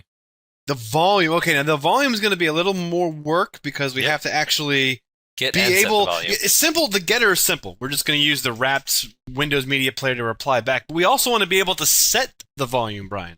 So let's talk about how we can do something as awesome as this. Okay, so we'll do a public short. Yeah, why not? Because I mean, how many volumes are we gonna have? Yeah, 100? because I think volume is going to be from 0 to 100, so storing it as an integer or a long is just That's just unnecessarily big, because, oh yeah, we need 4 million bytes or 4 million characters to be able to store 100 no, stupid. That's stupid. Let's use something that's shorter that's only 1 byte, because that's all that we need. Okay, so let's do get. Tell us how you really feel. That's how I really feel. Let's return. We'll typecast this to short the player object that we're wrapping .settings, and in the settings field, it has balance. It has another property or another field called volume. Nice. Is there a base button that we can get at? There might be. Remember a long time ago on like Sony Walkmans and stuff, you'd hit the base button. Yep, I remember that. Good old days. Anyway, let's set the volume, Brian. What do we do? Yeah, so let's take the value. We want to interrogate it a little bit. Okay. Let's just set it to there we go. Why not? If the volume is less than 0, okay, then we'll just set it to 0. So I don't care how low it is, it can't go past 0. Otherwise, if it's greater than 100, okay. Like this isn't Spinal Tap. There is no 11 on this hand. Yeah. We're just gonna. It goes to 11. it's just gonna be 100. Gotcha. Okay, so now let's just set that. We'll cast it to an integer and set it to the player settings volume. There is no base. There is a balance. Is there a drop at a base? There probably, there probably is a base somewhere buried in this object somewhere. That'll be the homework assignment of the Wibbiters out there. This Find wants the it to be an ace integer. of the base so of this object, yeah. the ace of base of this object. What did you say? Yeah, I don't know. Okay, so now we can kick off an event for this, like, hey, somebody changed the volume. Listen up, update your little volume slider thing on your front end. If the volume changed. Oh, if it doesn't equal null, because that means somebody subscribed. Yeah. I think I might be wrong, but I think if you just say if I volume think that changed, you're right too. It does check. I think that this is a more of an old school way of doing it. Yes, it's more explicit, but it's functionally the same as just saying if volume changed. Because see, I know that someone's going to say, "Oh, you can do," and I know you can do it the other way. I know that, but that's not the point right now.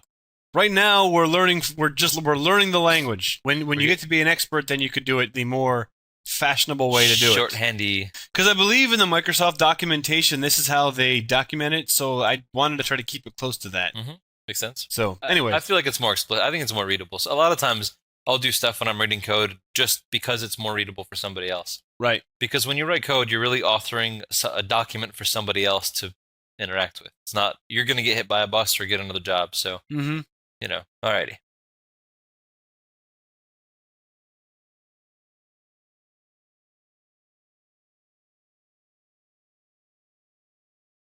Alrighty. So let's see where we're at. Wait a second. Now that we have that volume set, I could just be like, I don't want this to be very loud right now. So when it's ready, I could be like MP3 dot volume. Oops, not volume changed. Volume equals. Now, since it's going to be 1 to 100, let's put this at maybe 50? 20 or 20. Yeah. Yeah, And whatever. Let's see here. Now it should be quieter. It is quieter. Hold on. Let's make it 5.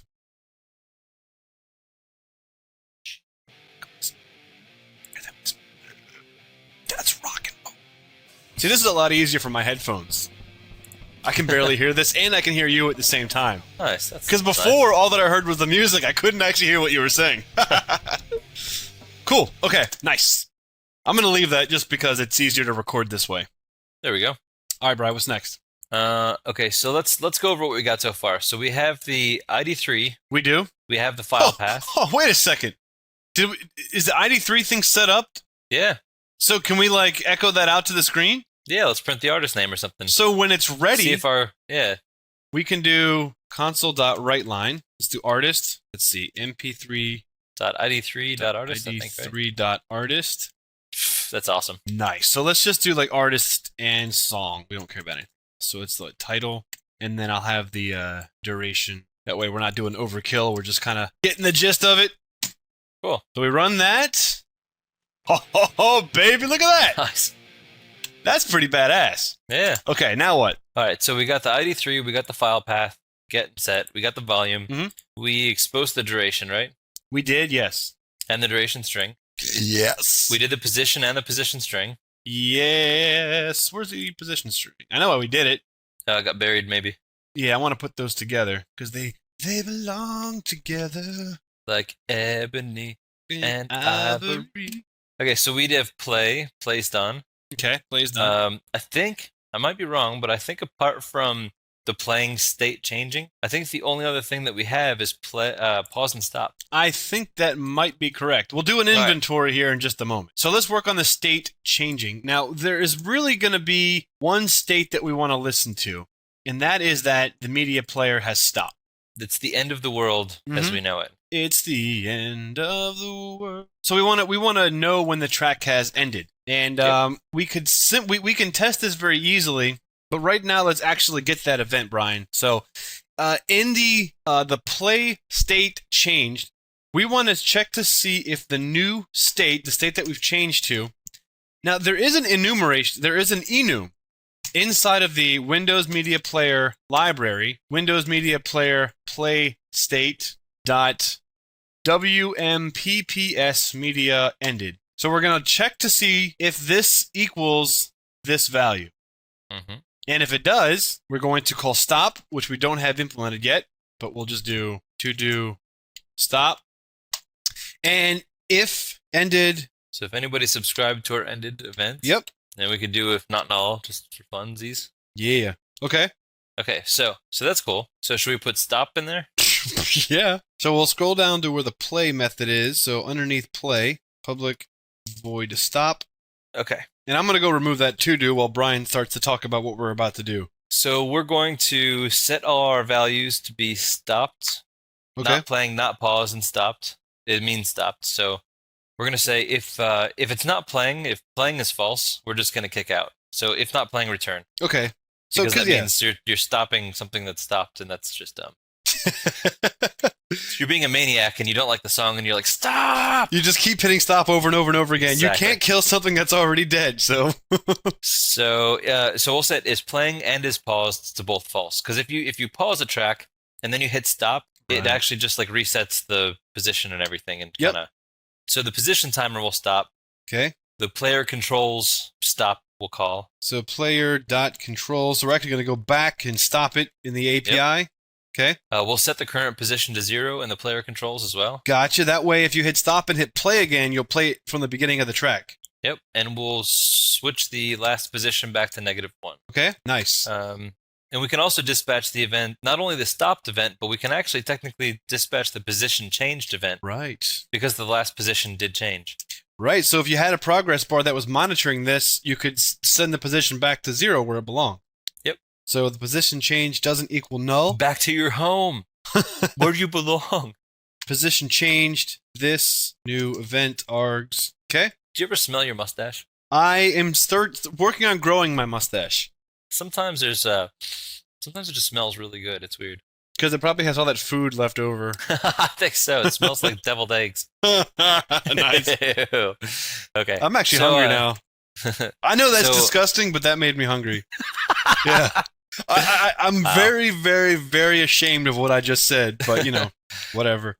Okay, so if the stopped event is also subscribed to or not null, then we'll dispatch that. Dispatch. What is the term? Dispatch is the right term for that, right? I think so. In this language? I think it is. I mean... Or we'll handle it? I don't know. You call handle, trigger, fire, they're all socially acceptable. So okay, let's hold on real quick, Brian. Are all the events subscribed to at this point? Let me just build this. We don't have paused yet. Okay, so we got to do pause now. So do you want to swap out the to-do with a stop call real quick? I did that already while you were cool. While you were talking. Dang. Quick draw McGraw over here. Oh wait, hold on. I didn't do it in the init. But I did it in the other spot. Let's see. Cool. Is there a to-do left? I don't think that there is. Okay, good. Nice. All right, so we're just keeping our house clean. Let's do real quick. I know I'm going to annoy people, but let's subscribe to stopped.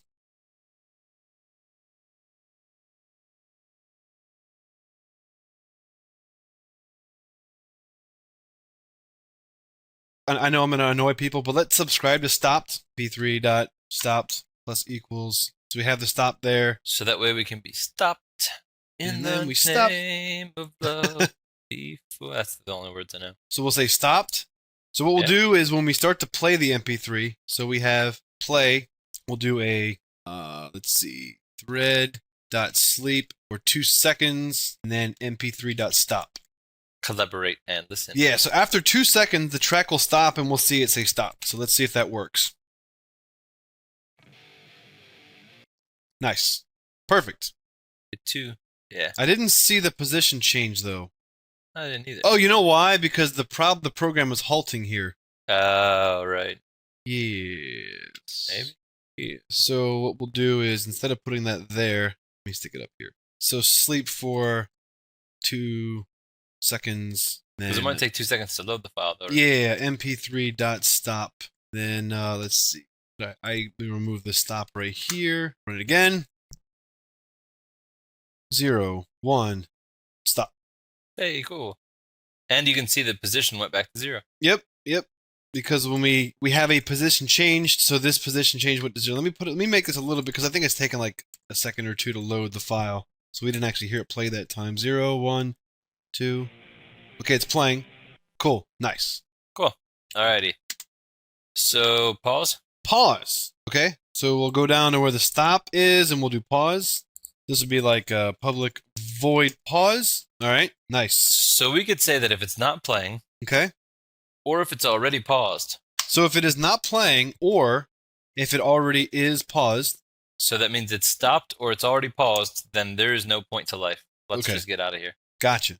Because when a media player is in a stopped state, it's basically dead. It's not working right now. Yeah, you can't pause something that stopped. That doesn't even make any sense. Turn the engine of the car off. You can't hit the brakes at that point. It's off. All right. Next. Then we'll set is pause to true. Okay. And then we'll actually call pause in the controls. Gotcha. So player.controls.pause. And that's basically it. The only other thing is we could just, have any subscribers to the paused event be notified that there is a paused event to notify them. Gotcha. So paused. Then this new event args. Cool. So that means, basically, in essence, our supporting class is complete. Yeah, so let's do a quick. So if I do a play this, it's playing. I stopped it and played it again and it started over. Nice. All right, so now what we'll do is instead of stop, we'll do pause. And this is just the difference between the two, is it'll pick up where it left off.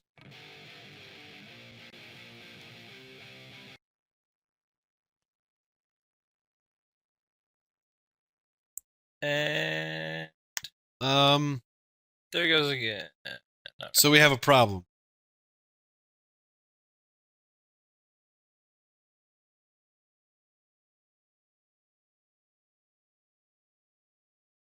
So we have a problem. All right, so let's go check out our play method. Let's see what the problem is. Let's see if it actually hits that.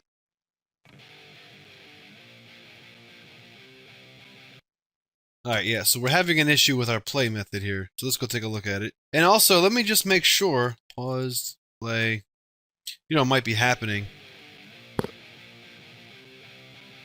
Yeah, this is actually the wrong way to do it. Because these are actually going to be firing off. Yeah, so here's how we're going to want to do it like this.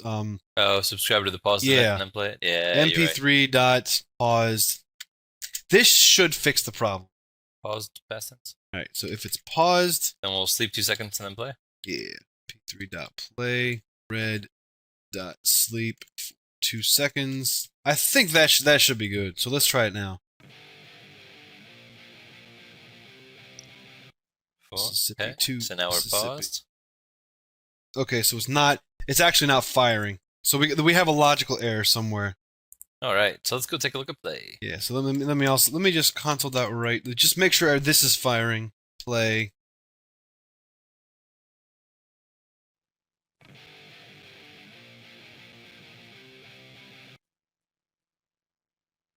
Okay, so play is not working. We have a logical error there. All right, so let's go look at play. So when we see here, if it is playing, whoa. So one thing we could say is if. Let's see what that equals. Okay, so I think I know what it is. I know exactly what it is. Okay. All right. So here's what we did. That's funny. So is playing is set. Okay, so that's where if it's paused. Yeah. Then it's still technically playing. Uh-huh. So we want to check is paused first, then check whether or not it's playing. Gotcha. So if it's paused, because pausing it doesn't stop it from being in a playing state. Gotcha. Cool. All right, so that'll do it. Let's try it now.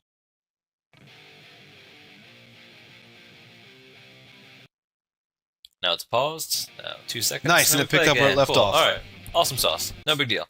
Okay, Brian, let's inventory to make sure that we have a complete class here. All right, as far as I know, I'm thinking we got everything. I'm thinking we're that awesome. All right, let me scroll to the events. We have all the events. Should be good. Let's see. What have we have this tested. We have play start. We have play resumed. Which ones haven't we tested? I think volume, we haven't tested that.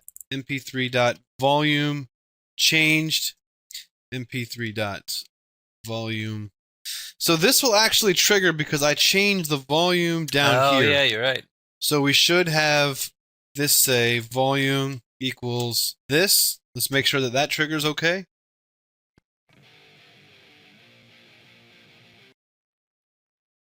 Volume equals 5. Cool. Okay, so Brian, I'm gonna name off the events that we're subscribed to. Tell me if we're missing one, okay? Okay. All right, ready? Okay, I'm ready. Ready? The event? Nope, I'm set to go. Tell me. The event is called ready? This is what they call an infinite loop, isn't it? Because they have ready and then play start. Do we have that? Yep. Position changed, stopped, paused. Yep. Volume changed. Are we missing anything? We have play resumed. We don't have that. And ended. Okay.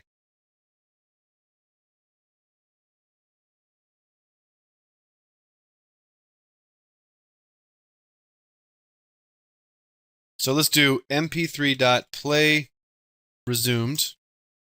And we probably don't need to worry about ended since Well, we'd we'll have test to it. sit here We'll test it. Okay. All right. Oh, you know what we can do? I know exactly I know what what we can do too. All Play. right. We're probably thinking the same thing. Yeah. Let's do play resumed. And we should see this with the pause, right? Yes. All right. Let's see if we see this. All right. Here we go. Playing.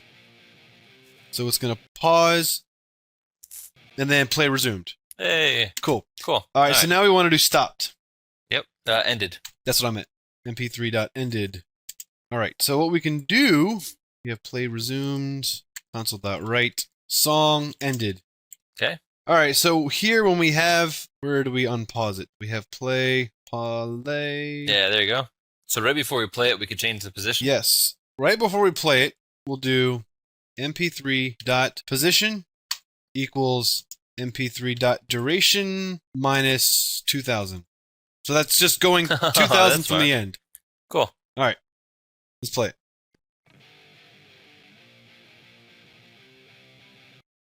Okay. Now it's paused. Now Then we went to play the it. end of the track, Resume. Hey, and check that out. there was silence, so we didn't hear anything. Nice. And it ended perfectly there. Stopped. Song ended. You see, we got the stopped event triggered and the song ended event triggered. Very cool. Very nice. So I think, Brian, we have a functional program that we can use to play an MP3 player. Now, do you want to build a console infrastructure for that, or is this good enough for you? I'll leave that one up to you. All right. So now that we have the class, let's actually do a nice formal program. So I'm going to delete everything. Oh yeah, let's just wipe it. Yeah. All right, Brian. So let me get this Not our started. MP3 class, just the program. Let me get this party started here. So what we want to do is be able to accept the file path from the command line. What do you think about that? That makes sense. All right. So I'm going to delete these events. Yeah, we can always remake them. Yeah, No we'll big just deal. remake them. So let me blow this out. Let's create a quick method, and I'll go ahead and write this real fast. That all that it does is it's just going to find a switch and then return the value from the command line. Okay. So I'll do a private static And string. because that's like when you sometimes when you use the command line applications, you'll do like the /help right. or /R for recursive or something or whatever the case is. Mhm. So in our case, we want to do something like a /f or /file. Yep. So we can go to environment.get command line args. We can do for int I equals 0 while I is less than args.length I++, and just So simply that'll move us put, through the arguments. we'll just say if args sub I, and we'll make it not case sensitive because we're nice. If that equals s dot to lower, let's do a try and return args sub I plus 1. And if you don't know what we're doing, you'll see in just a second. Catch. Yep. So that's getting the next argument in the list. So it'll be Yep. /file space something else. Exactly. And if you fail to do it, we'll just return you nothing. Nice. All right. So what we can Cool. do That's is nice. let's do a string mp3 file equals get command line switch, and we'll just have it be /file, and then let me erase this stuff too. Console.write line mp3 file. Build it. I'm not going to run it because I'm actually going to run it to the command line. Windows R cmd. All right, this is going to be in cd space documents, cd space Visual Studio 2013, cd space projects, cd space console MP3 Player, console MP3 Player, bin debug console MP3 Player.exe space /file, and then the file is going to be the same file that we were working with, so it's going to be in this path here. Hopefully this isn't confusing. I mean, people should know how to do this you stuff, should. right? Yeah, you probably got this by now. We've done this plenty of times in other things, in other Yeah. labs and stuff. Mm-hmm. All right. Paste that .mp3. So if I hit it, cool. It was able to find the file, Print it and out. we echoed it right. All right. Nice. So now that we have the file, Brian, what are we going to do?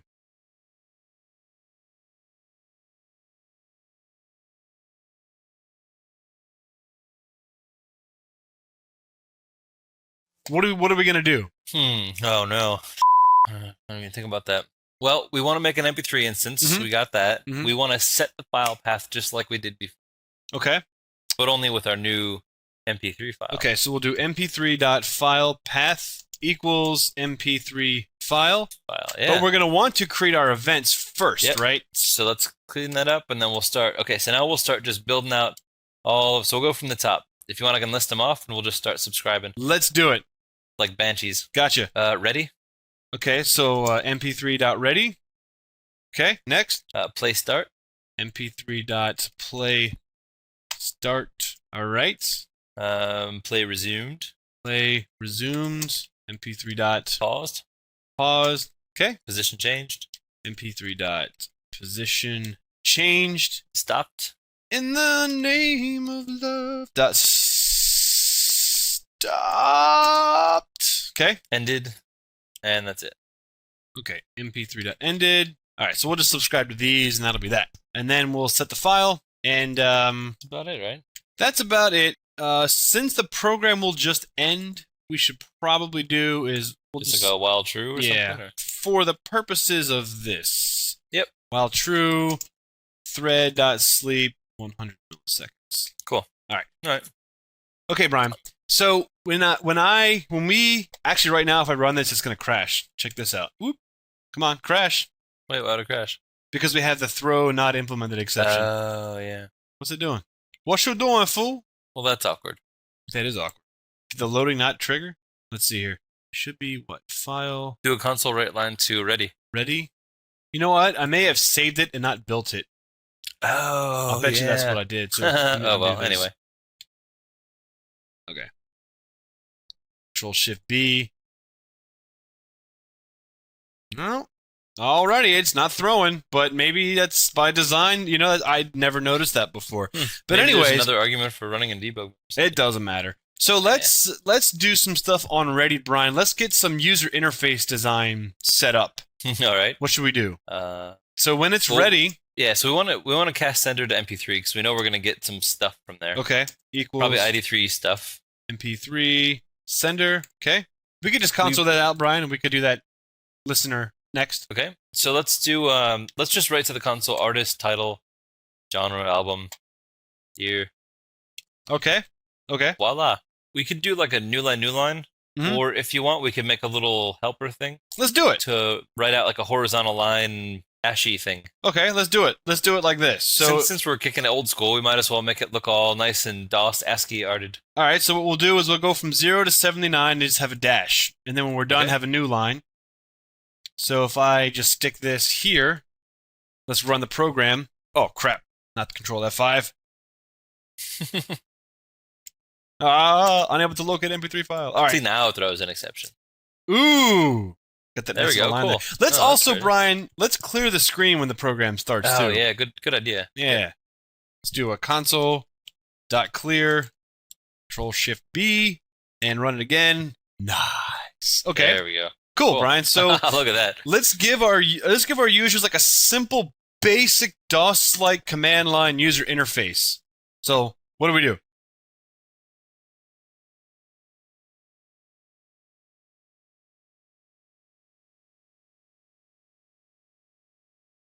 So let's make a let's write to the screen controls, and then we'll do another horizontal line, Okay, controls. and we'll make a little bracket-based quit, play, pause, and stop button. Okay. But we'll give them little indicators or hints as to what keys on the keyboard to press to do that stuff. All right. So escape will be quit, space will be pause / play, and then S will be stop. Yep. Okay. And then we'll stick another line underneath this. Horizontal line. Yep. Let's see what that looks like. Damn it! It's like muscle memory. It is. Okay. Cool. Look at that. So we're Nice. saying the controls are this. These keys will do this. I like it. Not bad. Now, why don't we have like a status that shows us that we can use to put some information about where we are in the file, like maybe the time that we're at and the position that Yeah. we're in. So we'll just Totally. do Yeah, console. so we'll just kick it off with yeah Yeah, we'll just write this here, status, and then we'll fill this in later. just a moment. Okay. So we've got the And I got a ready. space before your colon, but that doesn't matter. You always have a space before your colon. Hi-oh. Hi-oh. So check this out, Brian. So even though the file is ready, we're not playing the file. We want the user to be able to hit a button to play the file. Exactly. We're not telling you what to do. You do what you want. Yeah. So let's set up a way for the user to interact with this program with the keyboard. So I'm just going to go up to where we have our static methods here. And I'm going to create a public static bool. And we'll just set, not bool. Set this equal to key pressed. Okay. And that would be false. So when you press a key, this will be activated. Let's do a public static void key listener. Okay. And we'll have this run as a thread. So it will be a parameterized thread. So we all know that means it has to take in an object. And the object will just have it be the MP3. So we'll do MP3 equals MP3 typecast the object. All right. So we want to have a loop, while true. We're going to be scanning for keyboard input. Now, and keep in mind, like Kevin said, because this is a thread, this isn't going to like abruptly affect our ability to print, you know, an updated time to the screen or anything like this, because it's happening on another thread. Console key info is the structure that I want to call. C equals console.read key. Now, if we didn't have this in a thread, Brian, the program execution would halt at this line. Right. So by having this in a thread, we can listen for a keystroke without interrupting the other portion of the program. So when somebody does press a key, I'm going to set key press equal to true. And the first thing that I'm going to do, console.write, and you'll see why we're doing this in a second. I'm going to do \B is a keyboard ASCII representation for the backspace key. And the reason why I'm doing this, Brian, is so that when somebody hits the spacebar, they're actually going to type a spacebar on the screen. So by doing backspace, we're going to negate the fact that they just typed something and you won't see anything show up on the screen. So that's how that works. So if c.key equals console key.spacebar, oh my God, this is so easy. This is ridiculous. So if the user hit the space button, Brian, what do we want to do? That's pause, unpause. Okay, so how do we do this? So if it's paused. Okay. Oh my God, this is writing itself. Or it's not playing. Okay. I guess if it's not, okay. And it's not playing, then we'll play it. Okay. So if it's paused or it has never started playing to begin with. Right. Okay. Otherwise, else, we'll pause it. Okay. Now let's clean up after ourselves, and we'll do. And that's current tense, not past tense. Paused. Oh, is it? Oh, yeah. Sorry about that. Sorry. I'm thinking about the event. Okay. Before we do the happened again. Son of a bitch. Before we do the space, the S key for stop and the escape key to exit, let's see if we can get this to play. So if I hit, damn it, I did it again. We have to call the key listener first, right? We do, Brian. Oh, you're so smart.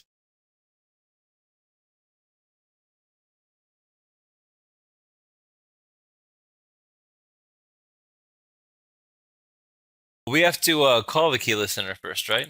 And where is a good spot for us to do this?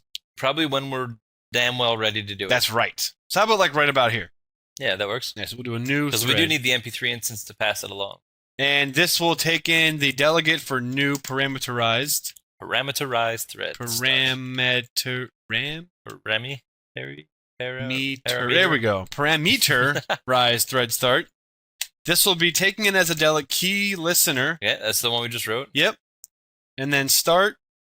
And the parameter that it's going to take is the MP3. Yep. And I'm also going to just real quick, Brian, thread.sleep for 1 second, just to be safe. Because we're going to be potentially writing stuff out to the screen. I mean, this could even just be like 5. I want the thread to have an opportunity to start and get running before anything else happens. That makes sense, so that we're ready to accept key stuff before we tell the users they can type a key. Exactly. So let's go ahead and run this. And if I hit space, we get a crash. What do we have here? Hey. Oh, because we have a... the method is not operational. See, why did this crash, but the ready one didn't crash? I don't know. That don't make no sense. All right. So that's because when we have the play started, that's the one that triggered, right? Let's see. Play start. Yep. So let's implement play start.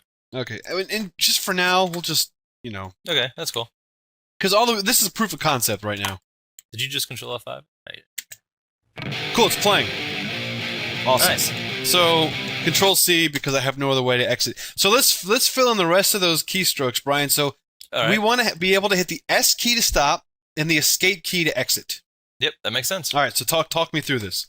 All right, so otherwise, if the C.key is equal to console key S, Console key dot S. Okay. All right. Then if it's playing, then stop it. Okay. MP3 dot is playing. Then MP3 dot stop. Yeah. Okay. Pretty simple. Else, if we hit the escape key. Okay. So if the C dot key is console key escape. Console key dot escape. Okay. Then we stop it as well. Okay. MP3 dot stop. And we exit the environment. Before we exit the environment, we haven't got into this, but we're going to be printing out the cursor position as it's playing. Mm-hmm. So we just want to reset like where our actual cursor in the console is. Yes. Now, just so that people can see why, let's not set it. Okay. Let's sounds do good. environment dot exit. Environment exit. And we'll do an exit code 0 because, 0 That's typically safe, means everything's fine. Everything's okay here. Yeah, so everything's fine. So if we do this and I hit escape. Well, actually, you know what, Brian? I take that back. We're going to be doing something else in a little bit that this is going to require this. So what I'm going to do is just so that people don't just take us blindly, we'll do a to-do and we'll set the cursor position. Okay. And then people will see why when we get to that point. Okie dokie. We have a trick up our sleeve that we're planning. All right, so now we have the keys. The only thing that we need to test now. So, oh damn it! I did it again. Oops! Yes, I did let's it run it. again. Hit space. It's playing. Hit space again. Okay, so we have to. All right, let's. Okay, so which one is that? That's paused. All right, let's do it. Well, for now, I'm not ready yet. Oh, So let me just do remove that. I'm more or less just trying to make sure the wires are set up. All right. I'm just gonna remove all these because this is just Sure. making me angry. We'll get there. We're about to do that in 2 seconds. Yeah.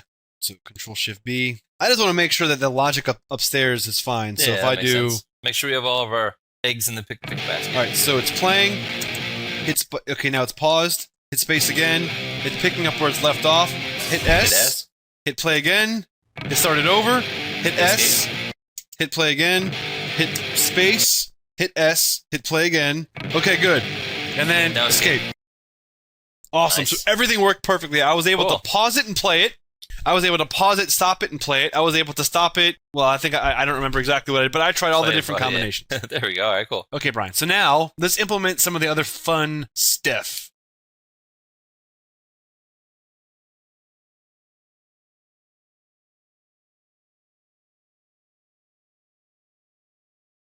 So do you want to start with position changed? Well, let's first do play start because All right, we'll just say that it's let's do play start, pause, and then resumed because those are Okay. going to be very, very, very simple. All right, let's do it.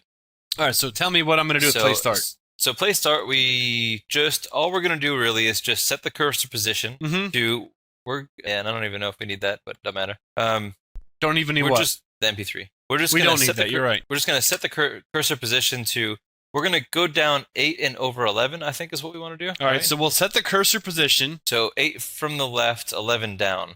So you can see that this is going to take left and top. So we're going to go in 8, 11. Yes. So Console. that'll give us into like a nice little space to kind of put the status of like playing or pause Gotcha. or whatever. Now I'm going to add the playing with a bunch of spaces at the end, and that's just so that it'll override any other text that might be If there's longer than the word if there's playing. like a So if we build this, we'll see showing. So if we execute the program, I hit space. You see now the word playing is showing up right here. Very cool. All right. So escape. All right. Now what? Paused. We'll just do the same thing for paused. Okay. So copy this and go find the paused event. So MP3 paused. So instead of We'll playing, yep. this will say paused. And it will be in the same position. Okay, so paused. And then same thing with resumed, but we could either say resumed playing or just playing. We could just put it back to playing when it resumes. That makes perfect logical sense to me. Okay. All right, and then stopped. Stopped, yeah. Stopped will just be stopped. Where it stopped. There it stopped. Is that all of them? I think that is. So let's build this and test it real quick. Oh, there's ended. We're not quite there yet. Oh, all right. All right, so here we go. If I hit space, it says playing. Hit space again, it says paused. Hit S, it says stopped. Hit space again, it's playing again. Hit escape, stopped, and then it exits. Perfect. Okay, now what? So now ended. Now we want to do, and now the ended is not going to really be useful until we can get to the end of the track, but we will But we'll test just that. we'll just throw it in there. When it ends, Brian, we'll set the position. We'll set the position here, and then we'll set the position back. Console dot set cursor position to 0, 15, and then exit the program. So just throws the cursor back to the left and gets out of Yes. there. So now, if I build this just real quick, guys. Exit. Do you want to exit 0? Yes, I do. If I do this, if I run this, if I hit space, ended. Why is it ending? Why is ended triggering? Is the right subscribe? Oh, I put that in position changed. Whoops. That explains why. So that logic goes here. There we go. That would explain the wacky output there. All right, so if I hit space, it's playing. All right, so we see how we have this blinking cursor all the way out here? Mhm. That looks terrible. Terrible. So if we go back up here, set the cursor position after we accept the user input, and we'll set the cursor position to 0, 15. So here we go. So console dot set cursor position 0, 15. It's building. Oh, gotta exit first. All right, now if I hit space, that... hey, it's gone. Cool. No, it's not. It's still over Hey, here. it's not gone. No.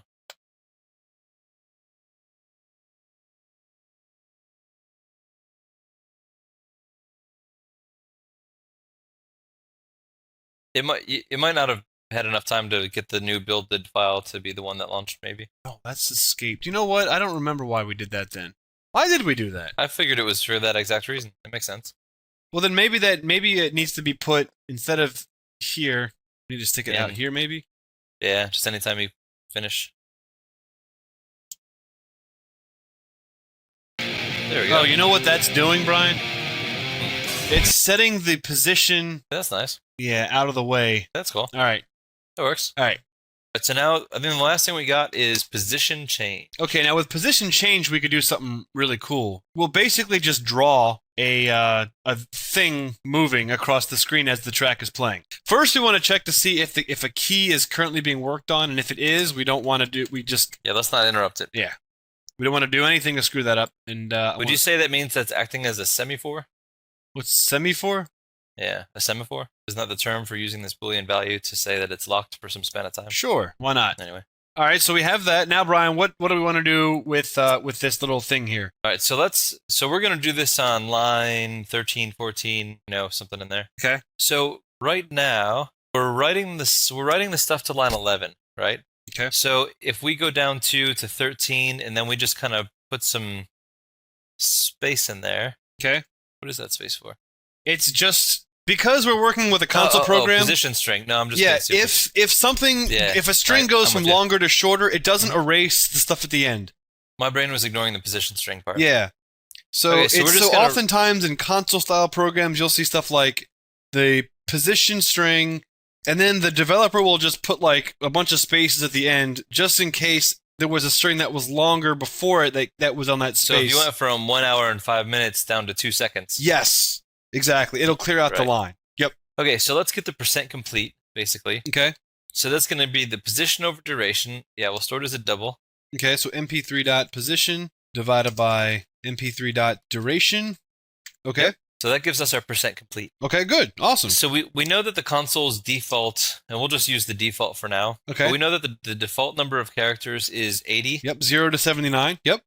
Yep. So we want to cast an integer of 80 times the percent complete. So we want to get how many characters the percentage of things that, well, you can say it better than I can. So imagine your entire console window is the 100% complete. Yep. Our whole console width is going to be the progress bar. Yep. And it's 100% for the whole console. So that's 80 characters. So if we're 50% of the way through the song, we want to be halfway across the screen. There we go. See, I was trying to say that, but my brain does not stoop to levels as low as Brian's, so I can't. So then 14 is the next line down, Yep. and that's where we're actually going to show our little... Dude, this is freaking Indicator. awesome. I It equals is. 0 while I is less than 80. Not 8. Lol. I plus plus. Holy Able, Okay, what are we gonna do? I made it out of integers. If I is less than the number of characters, Okay. because it's less than 80, Mhm. we write a little symbol. Yeah, actually, if it's if it's less than the percent. So if it's 80 across, we're at halfway in the song. That means that we're going to print from 0 to 39. And then everything from 40 to 79, we'll just print a space. Yep. Console.write. Yep. And we'll just put like a little pound symbol. So then else console.write space. So that way the little hashies will fill up the screen, and then everything to the right of it will keep getting overwritten with blank space. Holy crap, Brian! So actually, real quick before we get started, where is the ready one? Because I want to turn the volume down. That way I can actually hear you on the other side. It's funny because I can't hear it, so it's probably I know, but ears. But I can't. Yeah, because I can't hear you. That's funny. So let me do volume equals 5. There we go. Okay, so Control Shift B, and then run the. You know what we could do? What's that? I got an idea for fun if you have time. Well, hold on. Let's do this first. Okay. All right.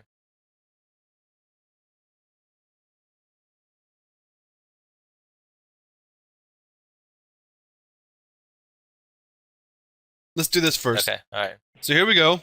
0, 1, 2. Oh, look at that, Brian! Look! Nice. Look! Our progress bar is moving. That's awesome. Look at it go! Oh my god. Okay, Brian. Let's set the duration to be at the halfway point. If we have time, you know what we could do? What's that? In the key listener, we could listen for the up arrow, down arrow, left arrow, and right arrow. And if it's left to right, we'll just add like 20 seconds, like 5-10 seconds on either side of the duration. Do that. All right. So here we go. Else if. Let's do it. Okay, so else if the key is the right arrow, which should be console key right arrow or something like that. Yeah, I think you're right. Right arrow.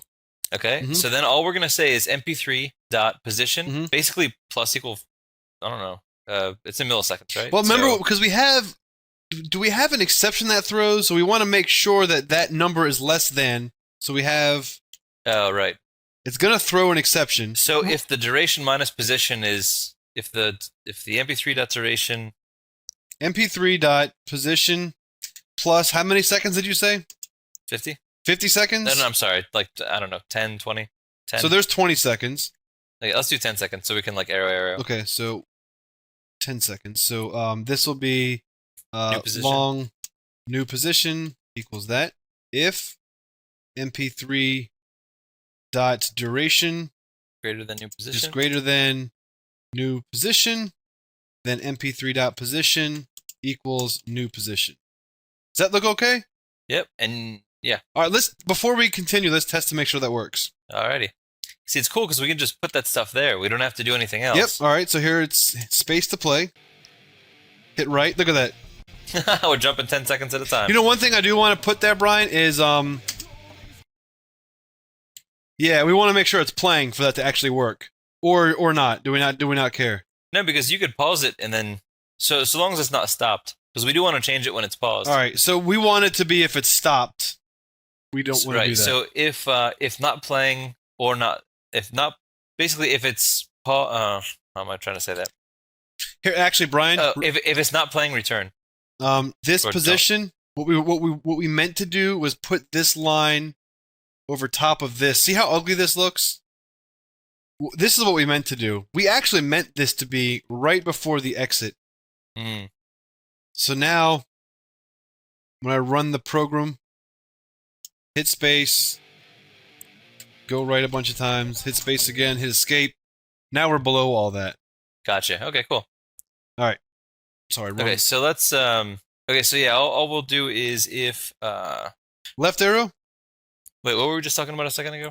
I thought we were gonna go left now. Oh, we only want to change the value if it's playing, because is playing is the case for paused as well. So just surround the whole new positions. Yeah, exactly. You got it. Like that? Yep, perfect. Same with left arrow. All right, so now we're going to go back, and all that we want to do is just make sure that new position is greater than 0. Yep, and duration less than.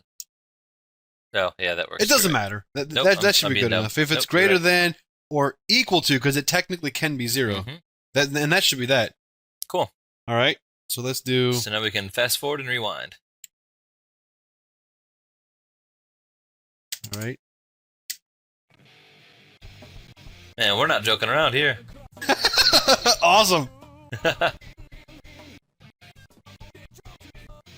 Nice. All right, now let's go see it end. All right, right, now we should get the ended, so which the program should exit in this case. Yeah! And you know, it's the last thing what we could do, and we don't necessarily even have to write this to the console if you don't feel like it, but we could do up and down for volume. Oh, yeah. So we'll basically just add 10 onto the volume one way or another. Okay. So if console key dot up arrow and MP3 is playing, then what we'll do is this because we have the thing where if it's greater than 100, it will just be 100. So all we have to do so we can just is add 100. MP3 dot volume plus equals what, 10 you said? Yep. And we don't even need that as playing if we don't want it there. Let's have it the same. Sure. Down arrow Minus equals. minus That's just equals. awesome. Now our folks at home should be able to hear this, but I don't know if Brian will. So let's test this out. All right. Volume up. Nice. Volume down. That's awesome. Dude, that's badass. Yeah, that's very cool. So we just made a simple DOS MP3 player replacement for Winamp. Yes. So we have created the next evolution of Winamp. Enjoy, ladies and gentlemen. Very cool.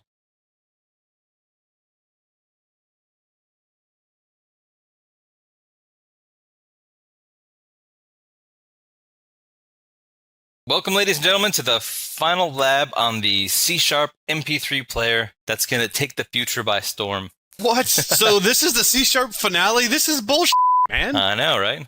I mean, maybe not the finale. Who knows? Maybe there'll be some new things in the future when you least expect it. And the future, Brett. But at least this is the finale of the MP3 player, anyway. Okay. So, Brian, what's that finale going to be? What are we going to do that's going to make this so awesome? All right. Now, I know that having a DOS MP3 player is the most convenient thing you could possibly have. So I don't know what else we could need with it, but if we want to, we can build a Windows application, a desktop application, instead of having it in a command prompt. Oh, but come on, the command prompt is so convenient. I like it. I mean, I only surf the internet on LINQ. Yeah, so right. It just kind of makes sense that I would want it command line based. You use VI to edit your text documents too. Well, is there another text editor? You know, people that really like VI, they are a little bit crazy. No? Oh yeah, they it all the time and then paste.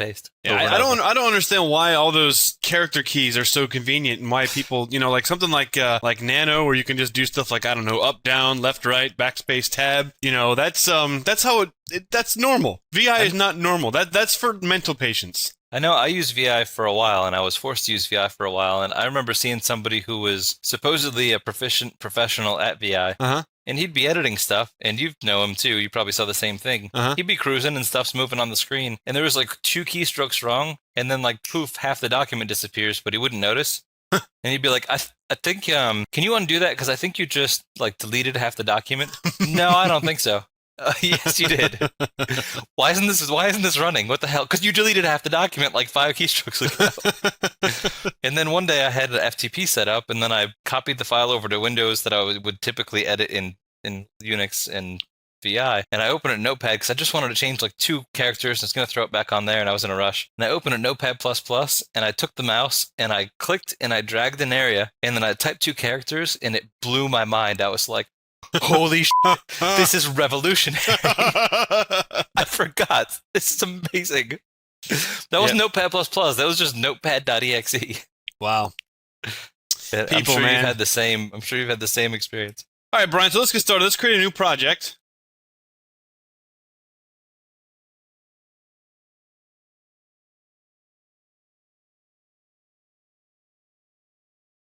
All right, Brian, so let's get started. Let's create a new project. And this is going to be a WinForms project because we're going to do a awesome thing. So we'll call it like WinForms MP3 Player. Cool. All right, Brian, so let's kind of take the model view controller concept into reality here. Now, those of you guys that have watched, like the 6 of you that have watched the Objective-C course, we discussed model view controller design in that tutorial series because when we were doing the iPhone development, we kind of took that model and ran with it. So let's take a look at model view controller. Yes, or the model controller view, as it should be called. So yeah, exactly. We kind of like referring this to model controller view better because it makes more sense. Yes, and, absolutely. And so to give you kind of like a real world analogy, or like kind of a quasi real world analogy, I think it's great. It makes a lot of sense. We'll say it's like this: the model's like a writer, the controller is like a director, and the view is like an actor. Yeah. And you're trying to build a movie. So in this case, the writer will do like the concept, the characters, all the stories, like what's going to happen, like this guy needs to do this, so that happens, and this, and da. Then it's the director's job to then take the story and formulate it and then make it real and then tell the story in a way that the view or the actor will understand, so then the actor can then portray what the writer had intended. Brian, when we look at this component, so when we create a WinForms application, what are we looking at right here? So the WinForms application kind of starts us out with a WinForm class and a designer presentation of the view of it. So if you look at the program.cs, you'll see that it kind of like quick starts us with the application run and passes in an instance of the new form1. Right. So what this is basically doing is creating a new instance of the form1 class and running the application with it.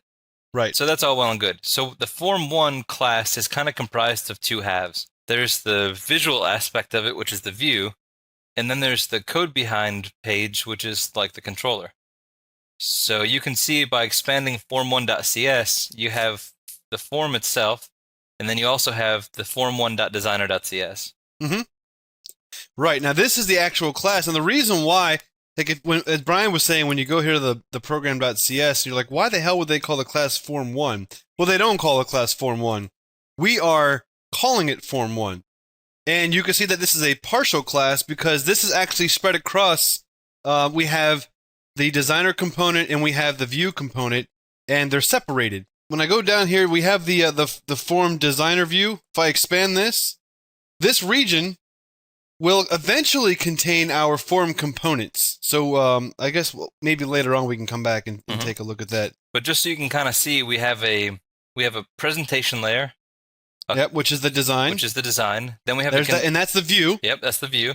Then we have the controller, which is the code behind the view. And then later we might have model classes, like you remember we created the MP3 class before, or the MP3 ID3 class. Those would be like our model classes, because those are like the models of the types of objects we want to work with.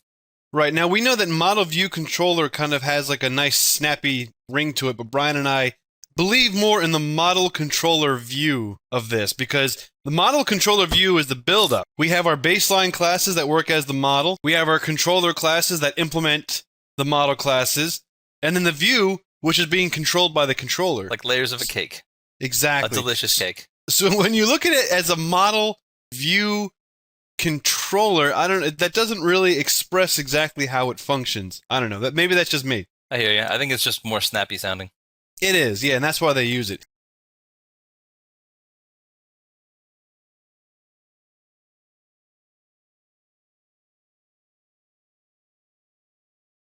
So here we go, Brian. Let's build. Let's do number one. Let's pull in our model code.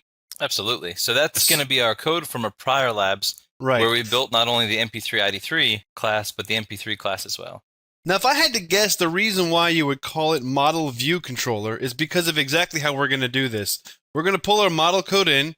We're going to design our view to look like how we want it to look, and then we're going to build the controller to tie the model with the view. So maybe that's, maybe that's a valid thing. So let's pull in the code that we are going to implement here, Brian. All right. So we'll add a existing item. And we're going to pull in two classes. I want to pull in the MP3 and the MP3 ID3. So let's go back to our other projects, and we should have them here. I think if we just go to the Console MP3. That should have had both of them. Yeah, yep, here they go. MP3, MP3 ID3, and then build. And I'm going to have to pull in the Windows Media Player reference. Yep. Because that's a dependency. Yes. Yes. So under references, right click and add. So we're going to pull in the /Windows /system32 /wmp.dll. Perfect. Hey, Brian, I ranted on this on one of the tutorials I did by myself, real quick. So, are you also getting annoyed at people saying the word / in reference to web URLs? Because that's like that's an annoying trend that's happening. It's true. Or I'll hear I still radio see- ads where they're like, go to mywebsite.com/sales, and it's like, no, it's not a backslash. I actually see younger people putting in backslashes in the URL, and I'm like, weren't you raised with this? Mm. I don't know. I know. I don't understand where that trend came from. I guess people just think that they're cool by saying backslash. Forward People are slash. I stupid. don't know. It's the People same. are dumb. You could just say slash, and I wouldn't be upset. Yeah, no, it's fine. You But know, slash sales, whatever. Oh, man. All right, anyway, so we have our model in. We have our DLL in here for the Windows Media Player. Now let me just do a quick build and just make sure that we're in good shape. And let's start putting our view together. Cool. All right.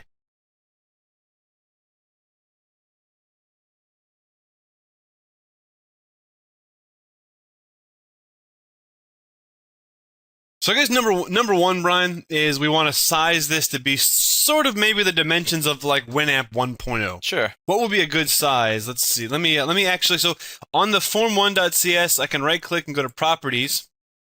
And unfortunately, we're working on a small screen, but I can go down to. I have to click on this again. So we have our events, which we talked about in the TicTacToe lab, and we have our properties. So I'm going to just select the properties, which has the gear on it. And under size, the default size that we're working with is 300 by 300. Now, Winamp doesn't look like that. This is true. It would be more wider. Yeah, like a 500, 200 kind of range. Okay. Should I just type that in there? So if we were to do or like a width of 475, 200. Let's do that. 475. So this would be like almost, wow, that's like a super widescreen, like 1931 movie. Now When, like, introducing Panavision. Yeah, where screens were like like 1 inch thin, but they were like 4 miles wide. I kind of prefer that format still. I don't know why. Well, I really I like guess. the super wide. I don't know, dude. you can't really fit that much. I mean, You'd have to make Like- different screens for it, you know. yeah. But if you really have a large screen format Uh-huh. and it's wide, I just think that's a cool. Because like IMAX is a huge screen, right? IMAX is like the big theater thing. Uh-huh. But it's almost more of like a 4:3 format than a widescreen format. Right. I think it'd be cool if it was like a little shorter but wide as hell. So it like fills more of your peripheral. Gotcha. I don't know. Maybe that's just me. Just sit closer to the screen. There you go. Maybe it's just from my years as being a tank driver. I'm just used to that. I don't know. Okay. All right, So- so we have our Windows set. So let's give it a title. Because, I mean, we can't have it called Form 1. That'd be crazy. What? Why not? All right, so we'll slide down we to where should the call it the Form 1 player. yeah the form 1 MP3 player. MP3 player. Nice. No, that's stupid. Let's give it a snappy name, sort of like, I don't know, Wibbit.net MP3 player. And make sure that you visit us on www.wibbit.net/wibbit.net MP3 player. http:// triple W www dot Wibbit.net /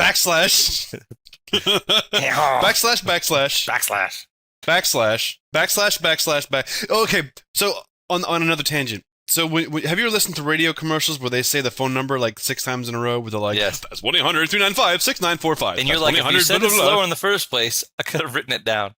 Well, you know what would be funny? It would be funny to have a commercial where that's the entire commercial was you saying the phone number like 30 times in a row, and that's and that's it. Like 5 minutes of you just saying that's 1-900 blah blah blah blah blah blah blah. I would die of So people laughter are if just somebody compelled, did and that. then you give them the sales pitch on the other end of the phone line. So they're just compelled to dial the number.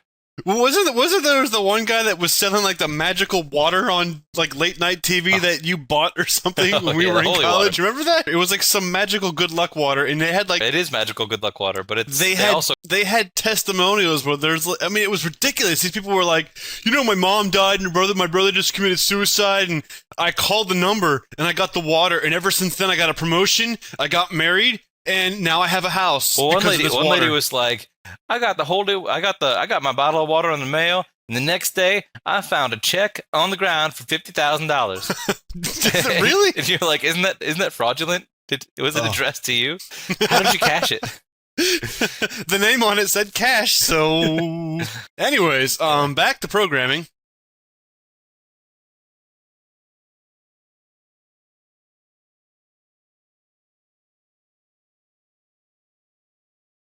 So we have a title set, Yep. Now let's also set the type of window that we want to create. See, right now we have the maximize and minimize buttons. Yeah, that's no good. We don't want any of that. No, we want to change the form border style to be more like a simple dialogue. In here we have the properties. Let's see, it's fine. Form border style. Right now it's set to sizable, so that means that if I execute the program, I can grow. Well, we already have a program. Yeah. Holy crap. We can do this and stretch it and maximize. Yeah, we not don't want to good. do this. We want to force our users to work like it's Winamp 1.0. One size fits all. Let's see. And the style that we want is called fixed dialogue. Now what that means is, if I do a Control F5, here's my window. I can't stretch it. Now I can still maximize it with that button, but we can remove that by... But at least you can't stretch it. Yes, by finding the maximize box and set that to false. And let's also be complete jerks and take the minimize box away. So you're stuck with it. Boo. I know. Check it out. Boom. Boom goes the dynamite. So now we can't... Oop. That's right, when you wiggle it. And, You wiggle. yeah. Wiggle, wiggle, wiggle, wiggle, wiggle, wiggle, wiggle. So here's our little view. It's kind of cool looking, right? If you wiggle it again, it doesn't matter. That's okay. All right, so we have that. And then the next thing is centering it. And then, so we could go to the property called start position, center screen, Control F5. And now it's going to start in the middle. Beautiful. All right, Brian, so what do we do next? All right, so I'm thinking that we probably want to open a file. Okay. So do you want to do file open first, just so we can kind Sure. of start loading it? Let's do this. Okay, so actually, Brian, let's build the view entirely, Okay, yeah. and we'll then, just and put all then, and then we'll labels do in the place. controller. Yeah. But we can put the Sure. file menu in there. All right. So there is an object type. I think it's called menu. What is it called? Menu strip. Yep. So I can just click the menu strip and drag it to my window and let go. And now I have like a file type menu. So I can just click in here. And the first one that we're going to do is the word file. And we didn't talk about this in the other WinForms class, but if you put an ampersand before whatever character it is, you'll see that it has the underline. And what that means is, if I do Control F5, what that means is I can do Alt F and it will activate that. But right now there's no submenu. There's nothing in there, yeah. But you can see that it has that. And when you hold down Alt, the thing appears, which is kind of cool. So in our file menu, Brian, let's just have maybe open and exit. I mean, what else do we need? Yep, that's all we need. So we'll do and open. That way the O key is the control key for that. And then we'll do E and XIT, because most often people will use the X. Alt X, yep. Yeah. As the close instead of E. So now, if I do Alt F, the file menu drops, and if I do O, it activates it. Alt FX would be my close. And you could just do Alt X and jump straight to close, I think. Alt X. We can. It's not set up that way. I think it does it, but I don't know. Doesn't matter. Or I can just do it the old school way and click on it and stuff. But here's my Yeah. little simple menu. Nice. And maybe we could do like a little about menu. I don't know. I mean, a lot of applications. A Windows application isn't complete without an about That's true. something. About us, and then the about us. So Exactly. we'll just maybe do an about and then an inner about us, because that's how it used to be. About Wibbit.net MP3 Player. And we'll just maybe have that launch the website or something simple like that. Sure. All right, so there's our file menu, Brian. So what's the next thing that we should do?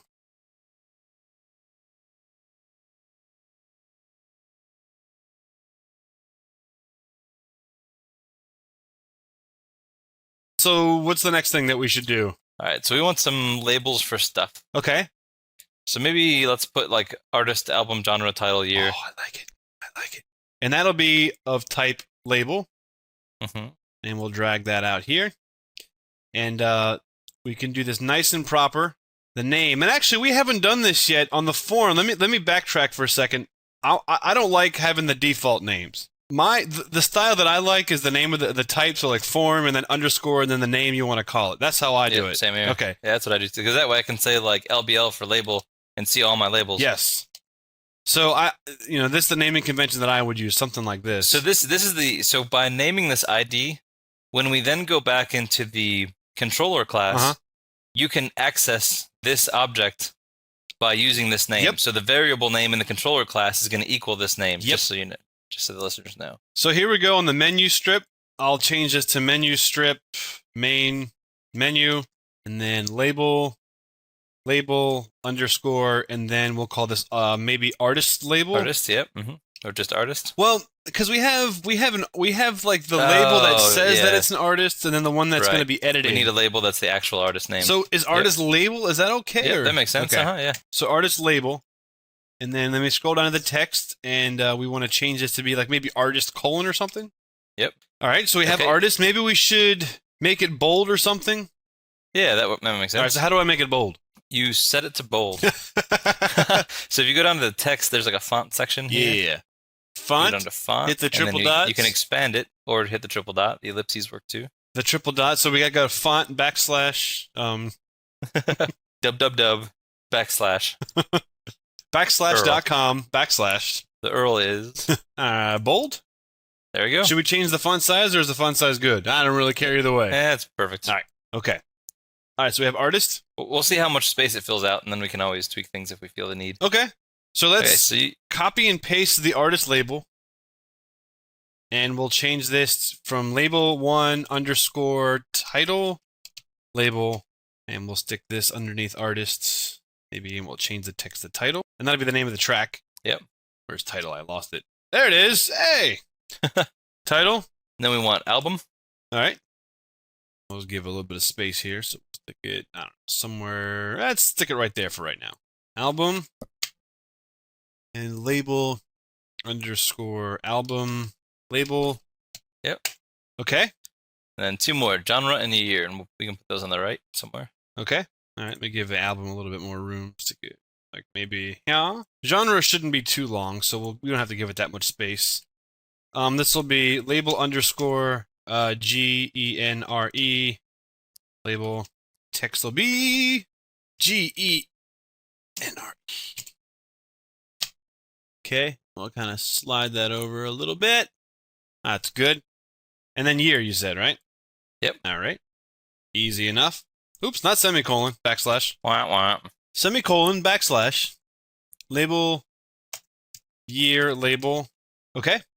All right, so I have my little setup there. So now what do I do?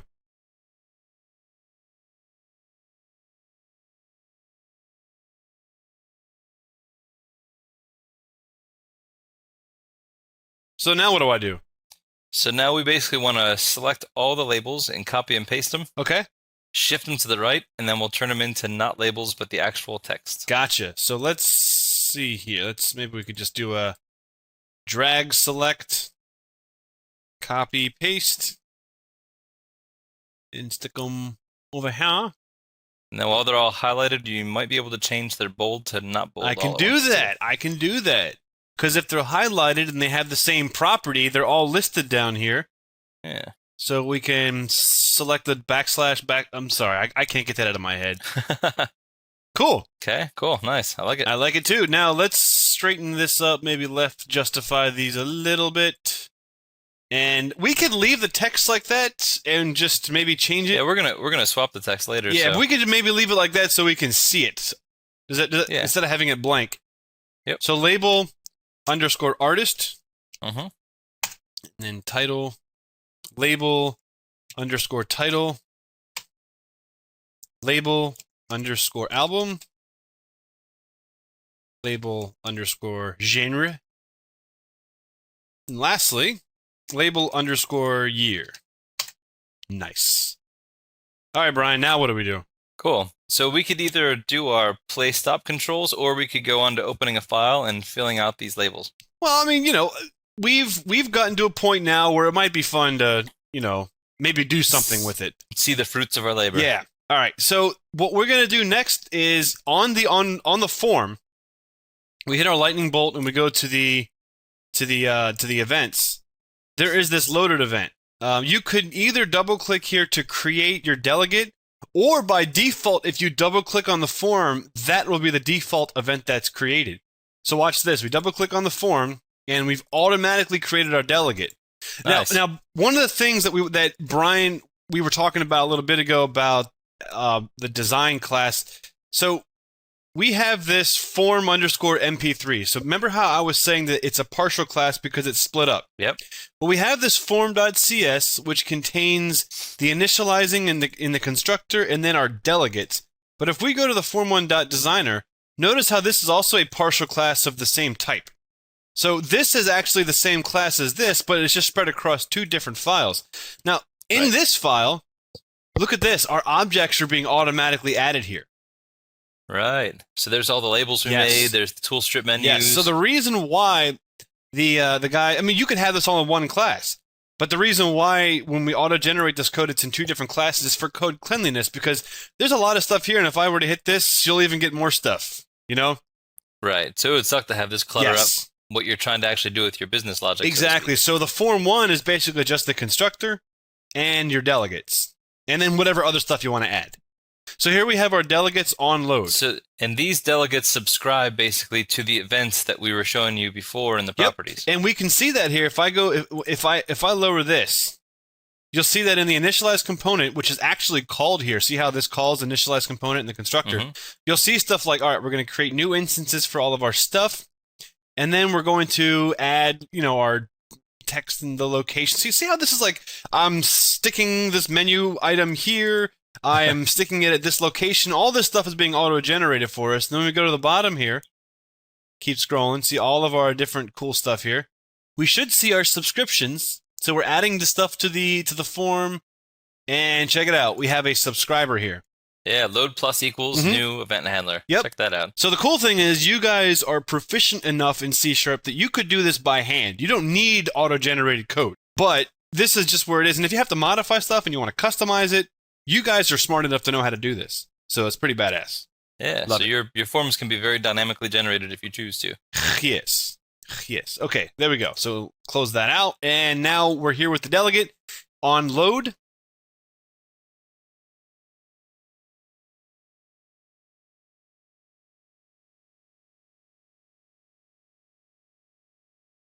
So maybe the first thing we could do, Brian, is blank these out. What do you think? Yeah, that makes sense. So label underscore album label dot text equals blank. So we had what? Album and then artist. And then title. Whoops. I hate it when I accidentally hit insert. Well, I'm sorry, what did you say? Title? Title, yep. Okay, title and then what? Year? And then genre. Genre. That sounds like a hip-hop artist, doesn't it? Okay, now if we run the program on load, when the form loads, those will be blank. Actually, you know what? I didn't mean it to be label. Sorry, the word label has to disappear. I actually removed the labels. That's called not having your second cup of coffee yet. All right, let me try it again. There we go. Now we're in good shape. Now, one thing that's kind of cool, just to note, and, you know, this fires actually before the form displays, and I can prove it. Messagebox.show, hey, buddy. Now watch, when I run the program, you'll see, hey, buddy. There it is. The form has not shown yet. And then I hit OK. So this code will execute before your form displays. So right, so you can set stuff up. You can set up your forms, change text, blank things out, whatever. Okay, so now we have that loaded. Cool. Now we want to create another delegate for open. So if you double-click open, it will automatically assume that you want the click event. Yeah. And you'll see in the delegate that it was created here, in the method that was created here, is open tool strip menu item underscore click. Nice. So just by double-clicking it, it builds this out. It's pretty nice. Now, when we do something like Notepad, and you want to open up a file, and you go to File Open, you see how we have this nice little File Open dialog? Yep. This is a built-in Windows component. We don't have to do much work at all to get that to work, Brian. So let's build an open file dialog, and maybe you can tell me how we can do this. So we create a new instance with no parameters of an open file dialog. Okay, there we go. Cool. So one thing that we can do is, you know how when you open something and you see every file known to man?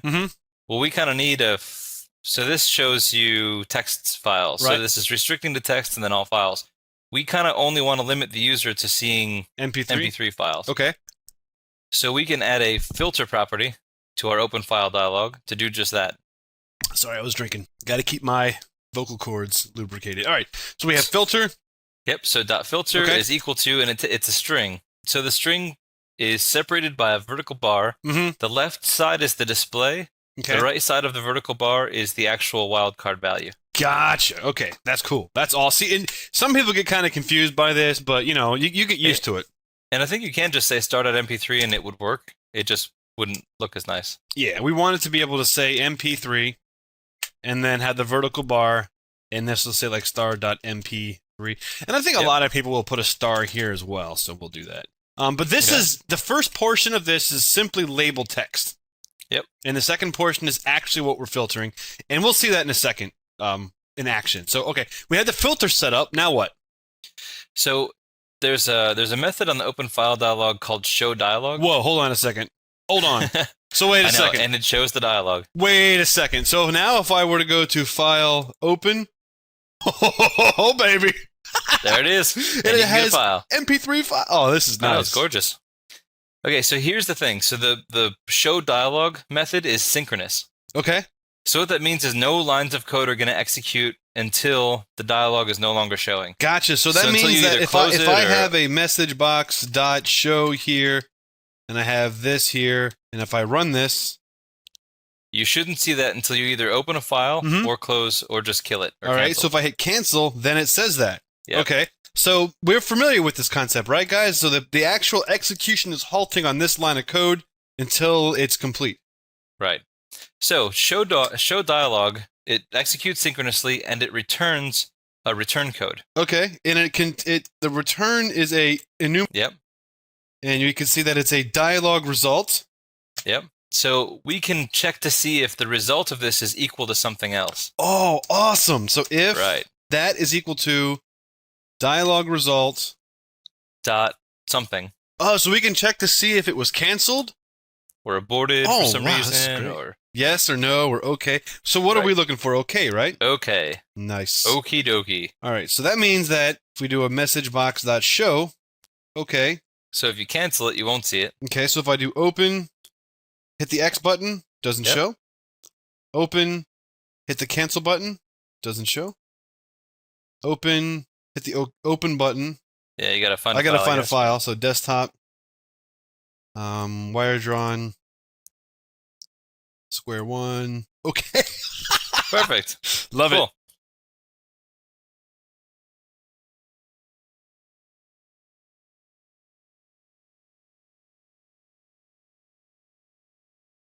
Okay, so in our if block, we know that we have selected a file. Okay. And because it's synchronous, that means the prior instance of the open file dialog will contain the information that was collected while the dialog was open. Gotcha. So we can get at the file name from the open file dialog, which is pretty cool. Cool. So let's do this. Let's create a global private MP3. MP3 equals null.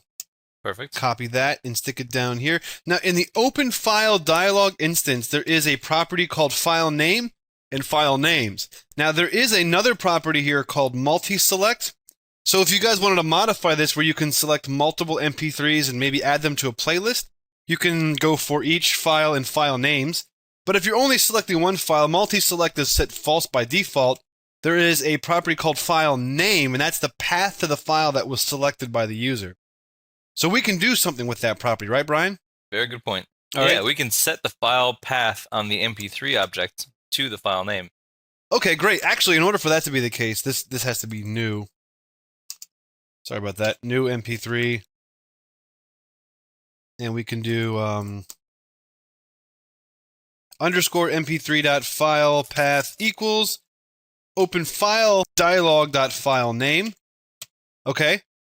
Okay, so in the most basic sense, that's basically it. So we know that from our prior lab, if something goes wrong loading this file, we'll throw an exception. Right, so maybe we should try catch it. We should probably, yeah. Okay, so we'll do a try and then a catch. And just like Brian's standards, we'll leave this blank, right? Just like this? No. What's a simple thing we can do? We could just show a message box with the exception message. Gotcha, perfect. So if there was some issue loading the file, like maybe something was screwed up with it, or for whatever reason was deleted, I don't know, who knows. Yeah. All right, so in order for us to actually do something with this, Brian, at bare minimum, we have to subscribe to the ready event on the MP3 player, right? Yes. So that's something that will kick off.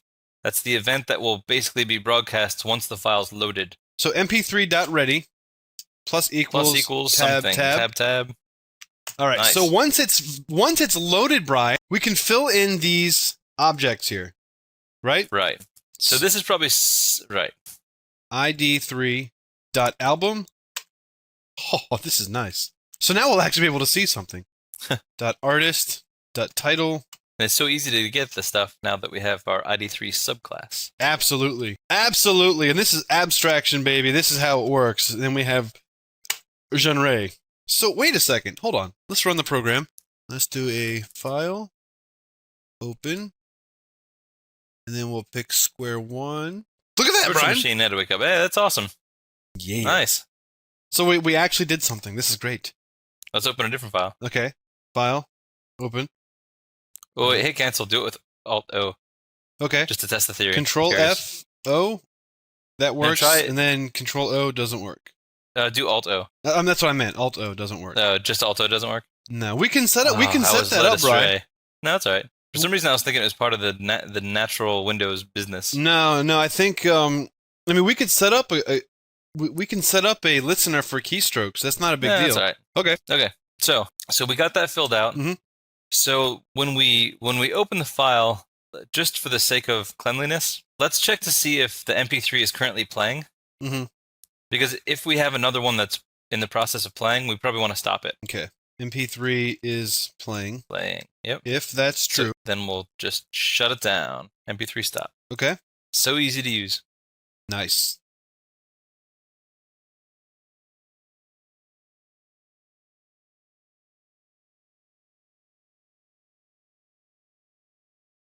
All right, Brian. So what's the next thing we want to do? Because now we can open up a file and we can see the stuff on the screen. Should we start finishing working on our graphical interface? Yeah, let's do that. Okay. So when I think about, like Winamp 1.0, like 1995, whatever the hell, very simple. I want to see a play button that toggles between both play and stop. So when it's playing, it'll Play say and pause. pause. When I hit the pause button, it will change itself to say play. Then I want a stop button, along with a progress bar that shows me where in the track we are, as well as allow us to skip in the track. And then a vertical progress bar or status bar where I can toggle the volume up and down. Absolutely. And then maybe a label that shows like our, like the current duration, like where we are in the track. Perfect. So let's build that. Now, one thing that we can do in C Sharp, or actually more like in WinForms, is we can combine a lot of different elements on container objects. And the benefit of doing that is if you want to hide or modify a bunch of objects at one time, you can just reference the objects in the container as opposed to going through each object. So what I'm going to do, Brian, is I'll put a panel down here, and then we'll put all of our objects on top of that panel. How does that sound? Yeah, it sounds perfect. Great. So let me drag a panel. Now, Keep everything nice and organized. Exactly. So for those of you guys that don't know, a panel is just a container object. This only exists for us to put stuff on top of it. And like I was saying, if I wanted to hide all of my control buttons, I can just hide the panel instead of hiding each individual control.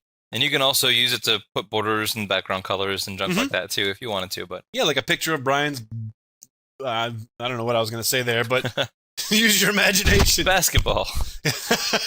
Now, see, when I do a Control F5, you'll also see that the panel, since I have no formatting, causes the application to crash entirely.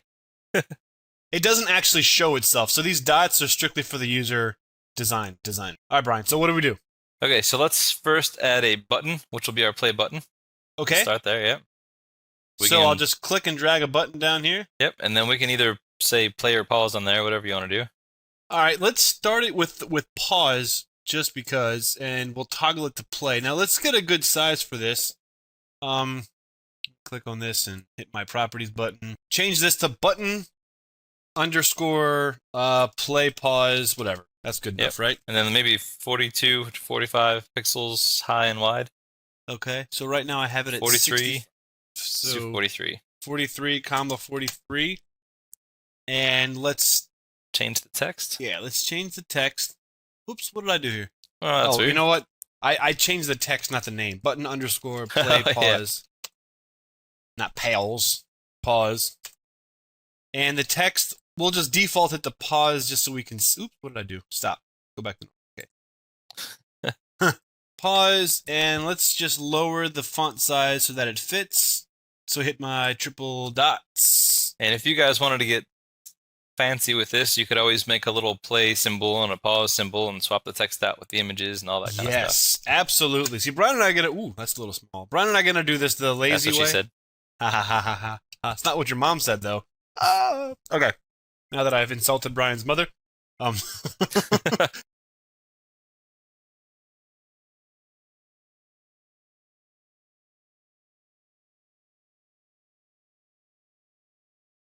we have our pause button. So let's copy and paste that, and next to it we'll have. You said a stop button, right? Oh, yeah. All right. So we'll go to the name button underscore stop, and then we stop. The text to stop.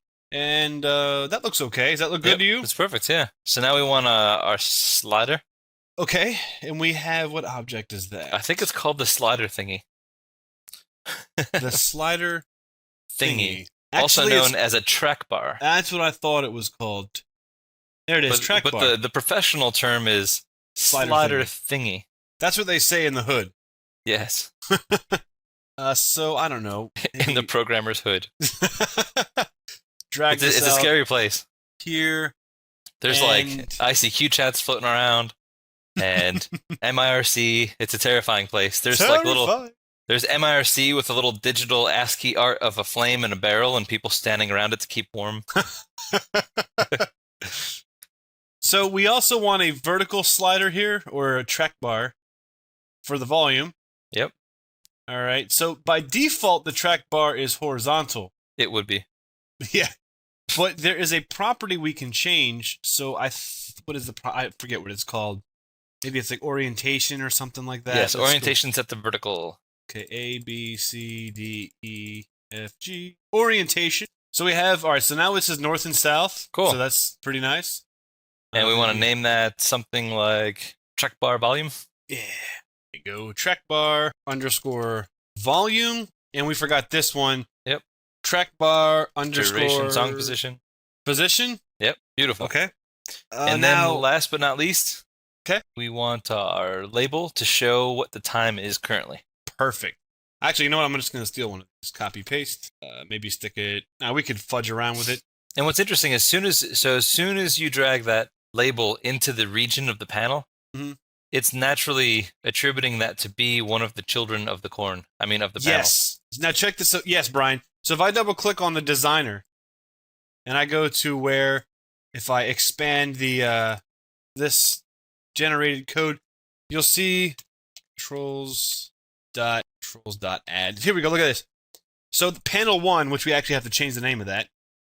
Controls.add label position. Controls.add track bar. So as Brian was saying, all of these controls are being added to the panel. Pretty awesome. It is. And that actually inspired me, Brian. We forgot to change the panel name. See, some people don't find value in this, and you'll see a lot of example projects where there's like panel 1, form 1, label 1. I think Brian and I are both pretty anti that, right? Oh, yeah. Well, there were some internal applications I had to take over when some guy quit out of murderous frustration. And when I took over his project, all of the buttons in the application, which had to be like used in a very particular sequence, the button names on the screen were also just left as button underscore 3. Ugh, so that's he's like, terrible. make sure you don't hit button underscore 3 before the magic button, because otherwise you're going to get screwed. And I'm like, it takes 5 minutes to change the names of these things. What are you, crazy? So we could change the text of that one on the bottom to be like position or something, you know. Gotcha. And then we'll add that to the blanking out when we load the form. There we go. Cool. So, you know what? Why don't we do that? That way it kind of yeah, that's even better. Yeah. I like it. And I want the volume to start at 50%. Okay. So in the track bar, we have a value, but we also have another property called, I think it's called maximum. Yeah, maximum. So let's set the maximum to be 100, because we have between 0 and 100 as our volume. And let's set the value to be 50. Now you'll see the track bar starts in the middle. And now let's go make it so that this blanks when the program starts. So, and another thing we can do right before we head back over there, or after you're done with this. Sure. Label position.text equals blank. All right, what were we saying? This is a terribly small thing, but on the vertical controller, we can also set the tick frequency to something like 20. Yeah. Because right now you have like 100 ticks and you can't see the difference. Okay. So we can tick set frequency? the tick frequency to 20. Okay. And that'll give us a nice little display of ticks. Yeah. All right. So let's do a Control F5, and we can see we can scroll up, scroll down, scroll right, scroll left. I can click these, Perfect. but they don't do anything. Awesome. All right. All right. So is it about that time to it's getting wire stuff up? close. So let's do this.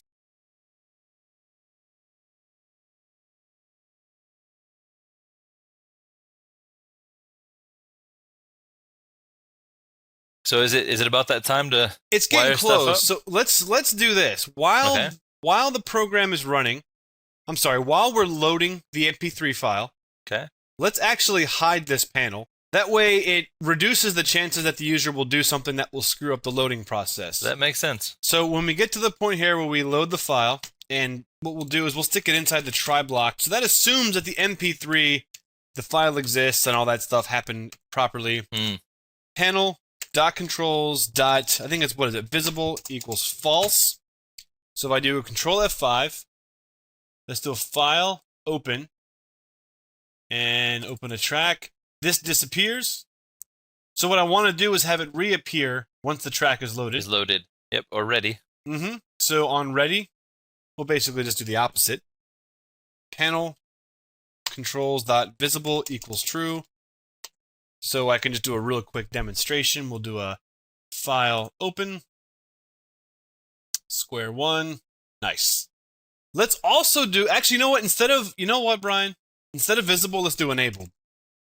I like that better. Yeah, that'll be better because that way it's not like it disappears and it looks like something's broken. Right. So if we run it, we'll do file open, and while it's opening, this will gray out. See, you didn't really see it because it happened kind of quick. And But let's it happened. also set that panel to disabled on start. Perfect.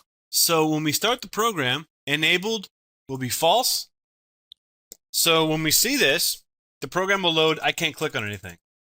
Nor should you. And if I go to file open and open a track, I can move stuff, and then if I open up another track, hopefully it takes a second to load. See how it grayed out for half a blip there? So, Very cool. okay. So, I mean, So we're getting pretty damn close. Yeah. Now, do you want to automatically play the song when the file is opened, or do you just want to open it? Uh, I think it'd be cool to have it start playing. let's do that. Let's do that. Okay. So we are ready.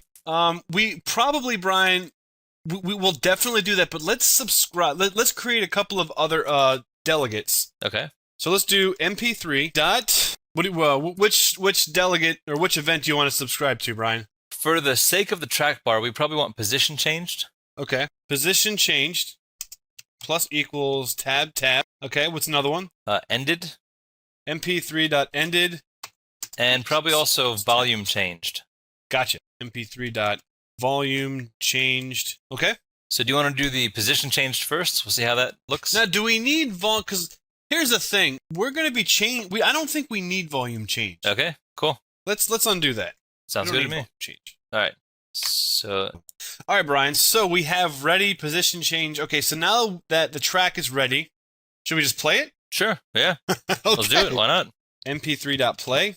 And let's see here. When we set it to play, this is paused by default. Let's just say that just in case that wasn't set, like somebody had paused it already, let's do a button. Actually, you know what? We'll come back to that because just that way people can see why we're doing it that way. Okay. Because these buttons aren't wired to do anything yet, and neither are these. Yep. So we'll take this one step at a time. So we're gonna play the track. So if I just do Control F5 and just do File Open and then open the track, we should hear it play, which we do, but this is not moving, this is not wired, and these are not working either. Uh-oh. So all right, so what we have to do,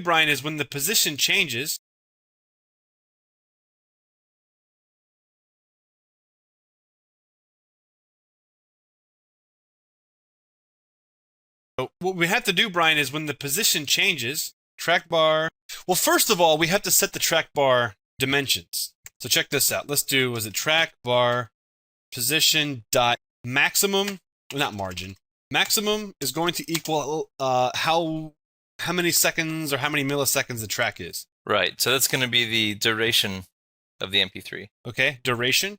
Yep. And then we want to set track bar Minimum. position dot value equal to 0. and then we play it, and then when the position is changed, what is this? And Oh, we need it's to a cast long that. and Yep. this Cast it to wants an int. Okay. No biggie. And then do we need to set the minimum, or does that not matter? It doesn't matter. All right. The minimum, I think, Is 0 by will be default. 0 by default. Cool. So when the position changes, so when the MP3 position changes, let's do track bar position dot value equals, we have to make this an integer, underscore MP3 dot position. So now when I run this, we should see. And then we also want the position string to go to the position label. do. And you know what? Let's just go ahead and knock that out while we're at it. So we have label position dot text, set that equal to MP3 dot. We have the position string. Okay, so then we'll run this and do file open. We should see how this is moving? Hey, look at it go. Now, when I move this, it doesn't do anything. When I hit stop, that doesn't do anything, and the volume is being ignored. So since that is very loud in my headphones, I'd like to do volume next. So we already have the volume by the start position is set at 50. So let's do this. We'll play the MP3. MP3.volume equals trackbar volume.value. So that means that it should be 50 by default. So what do we got? Probably data type differences. It's got to be a short. No big deal. Well, this has to be an int, not a short. So if I run this, what is the problem here? Cannot convert int to short. What do you mean? Oh, this is a short. Oh, that's a short. That should be. Doi. Okay. All right. So this should be half the volume that it just was, and I can attest to that because my ears won't hurt. I think it is. All right. But now we want to make it so we can slide this and change the volume. Okay, and we cool. can slide this and change the position.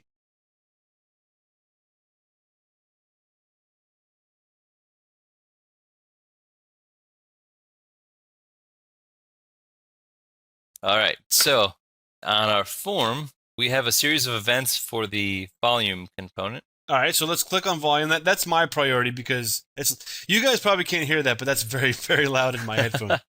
So we'll click on the lightning bolt, Brian. Value changed. Right, Brian? Yep. All right. So what do we do when the value changes? What do we want to do? So we just update the MP3's volume value with the track bar's volume value. Okay, so underscore MP3 dot volume will equal a short typecast, not a shot. I wouldn't mind a shot right now, of trackbar underscore volume dot value. Perfect. All right, so let's test that out. File, open. Cool. Hey, Nice. check Cool. that out. So now we got to do this where we can slide the track bar and actually have it change the song position. Okay, so we basically want to do the same thing with the value changed in the volume, except in this case it's a little different because as the song's playing, we're programmatically changing the value of this. Right. Yeah, so if we use the same event, then that means that every millisecond that we move on this bar, that event's going to trigger. Right. So we don't it'll want trigger that. 10 times every second, which is So bad. What we really want to do is we want to track the mouse down and mouse up events of Okay. this component. All right, so let's see here. We have to subscribe to. You said mouse up as well? Yep, mouse so up there's and mouse down. up, and then we'll go find mouse down. Cool. All right. Okay, so here's the other thing too. Mhm.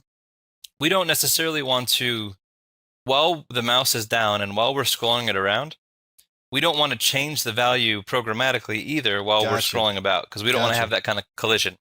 So we want to have some sort of property that can track at a glance all over the application whether or not the mouse is down on the track bar. Okay, so we can do private bool track bar Mouse position. down. Yeah. Oh, mouse down. Yep. Equals false by default. Yep. And then on the mouse down, we set it to true, and the mouse up, we set it to false. Okay, so mouse down equals true. Mouse up, we set it to false. Yep. Okay. Okay, so right before we set it to false, we can update the MP3 position On mouse up.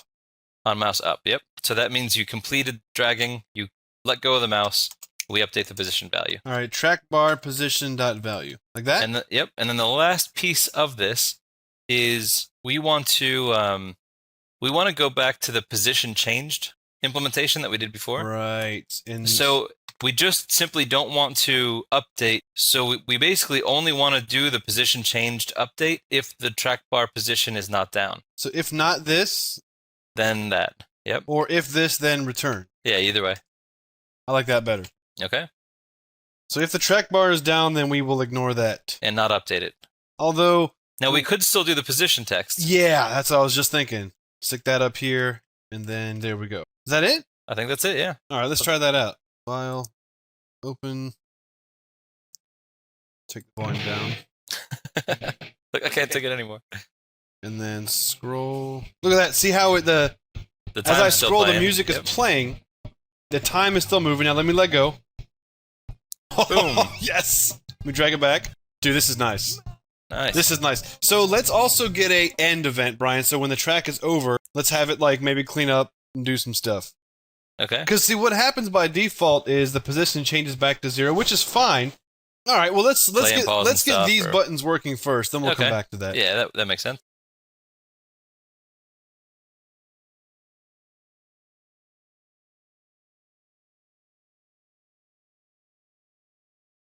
All right. Well, let's get these or... buttons working first. Then we'll come back to that. Yeah, that makes sense. Right now, this doesn't do anything at all. So let's first wire the pause button.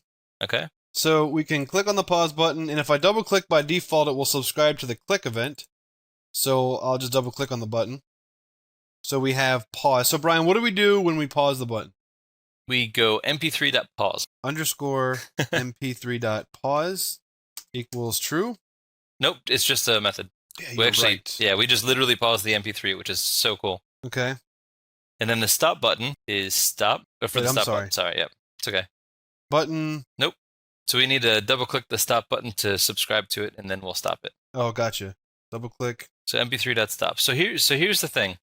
So the pause button and play button is sort of like a multi-purpose button, right? So can we have two buttons here, or should we use the same button? We could, or we could use the same button and change the text. Either way would work. All right. Now, if we change the text, then that means that we have to check to see what the text says before we act. Yep. So what we'll do is right here where it says pause, we can do button play pause dot text. So if that dot to lower equals pause, we'll do this, right? Yep. Else we know that it's play. Right.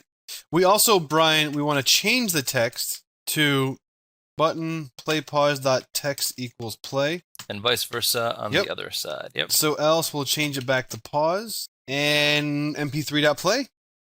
Yeah. Like that? Sure. So that should let us pause and play it back and forth. All right, so let's see here. File, open. Scroll out. Pause. Cool. Turn the volume down. Play. Pause. Nice. Awesome. Play. Stop. Play. Okay, so now so here's what's a little wait, it didn't work. When I hit stop, I have to change this to play. Yes, exactly. Yep. Right, so when I click stop, we stop it, change that to play, and then let's see real quick. File, open, scroll out, volume down, pause, play, stop, play. Nice. Stop. Cool. Very cool. What else is there? I don't know, to be honest. All right. Well, here's what's next. Let's wire up the exit and let's launch Wibbit.net when we click on the About button. Sounds good. All right. So here we go.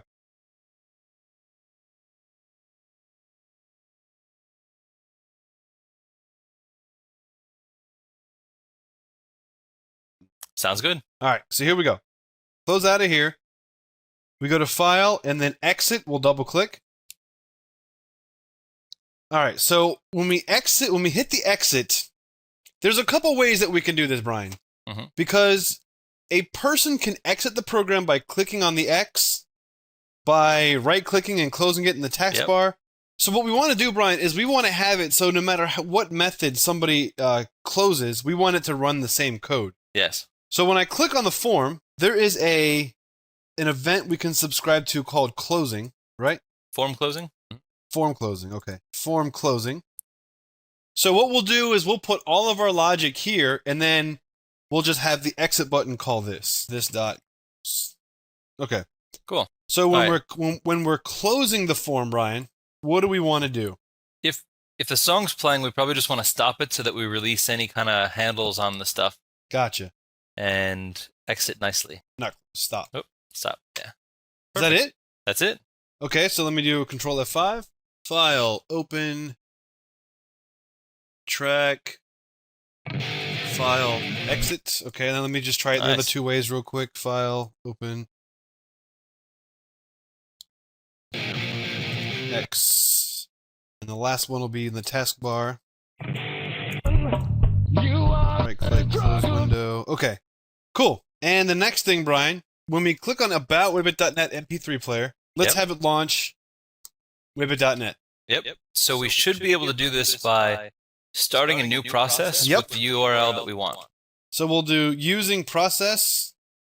So we're going to execute, I guess, in an export or something. Was that what you were thinking? If we do process start info and pass it the URL, it'll use whatever the system has. Okay, so p.startinfo. What's the property?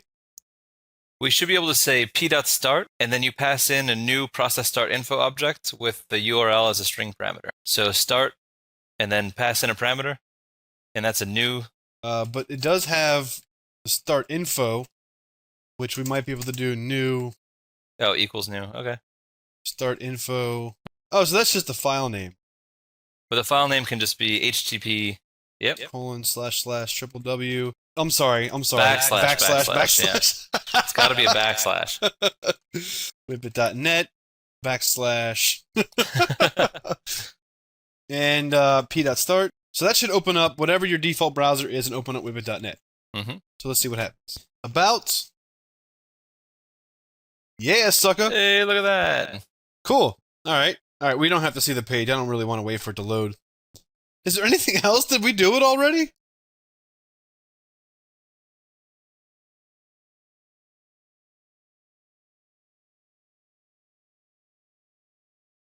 Is there anything else? Did we do it already? I think we did it already. Holy shit. I know. That's pretty crazy. So we just made our own MP3 player in WinForms. In under an hour. Not bad. Actually, there is something that we need to do when the track ends. So if I do file open, and then I'll pick track. Take going down. If I scroll to the end of the track, and let's let the song end. What we need to do is reset this so that instead of being paused, that goes back to being played. And the way we can do that is scroll up to the events here. I'll do _ MP3 ended, which we did subscribe to. We just did not do anything with it. Let's do this. All we really have to do is sort of emulate the same thing we would do as if we stopped this. So let's do button _ stop. Let's just manually call that delegate. Now if I do a Control F5, what do I got here? You know what? I'm sorry. I got to do button stop _ click. Sorry about that. Control F5. All right, now let's try it again. File open. Scroll to the end. Awesome. There we go. Not bad at all. All right, guys. Well, hope that you guys enjoyed the C# course. Go out there and kick some ass. Happy coding.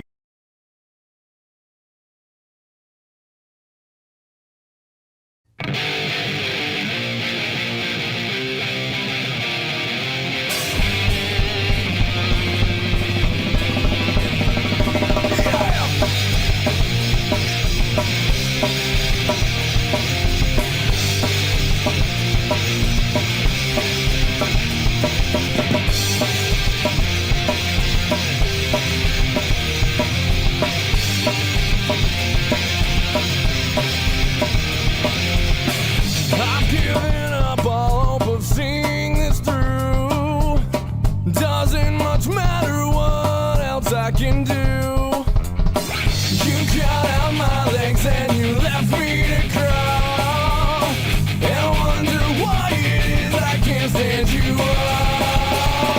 How come I find myself back at square one, with only scars to show for what I have done?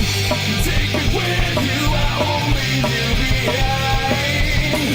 I'll keep you company and see what we'll find. Miles and miles lost in every direction. You are the drug of choice, I need my injection. Feeling my way across the dark, empty place.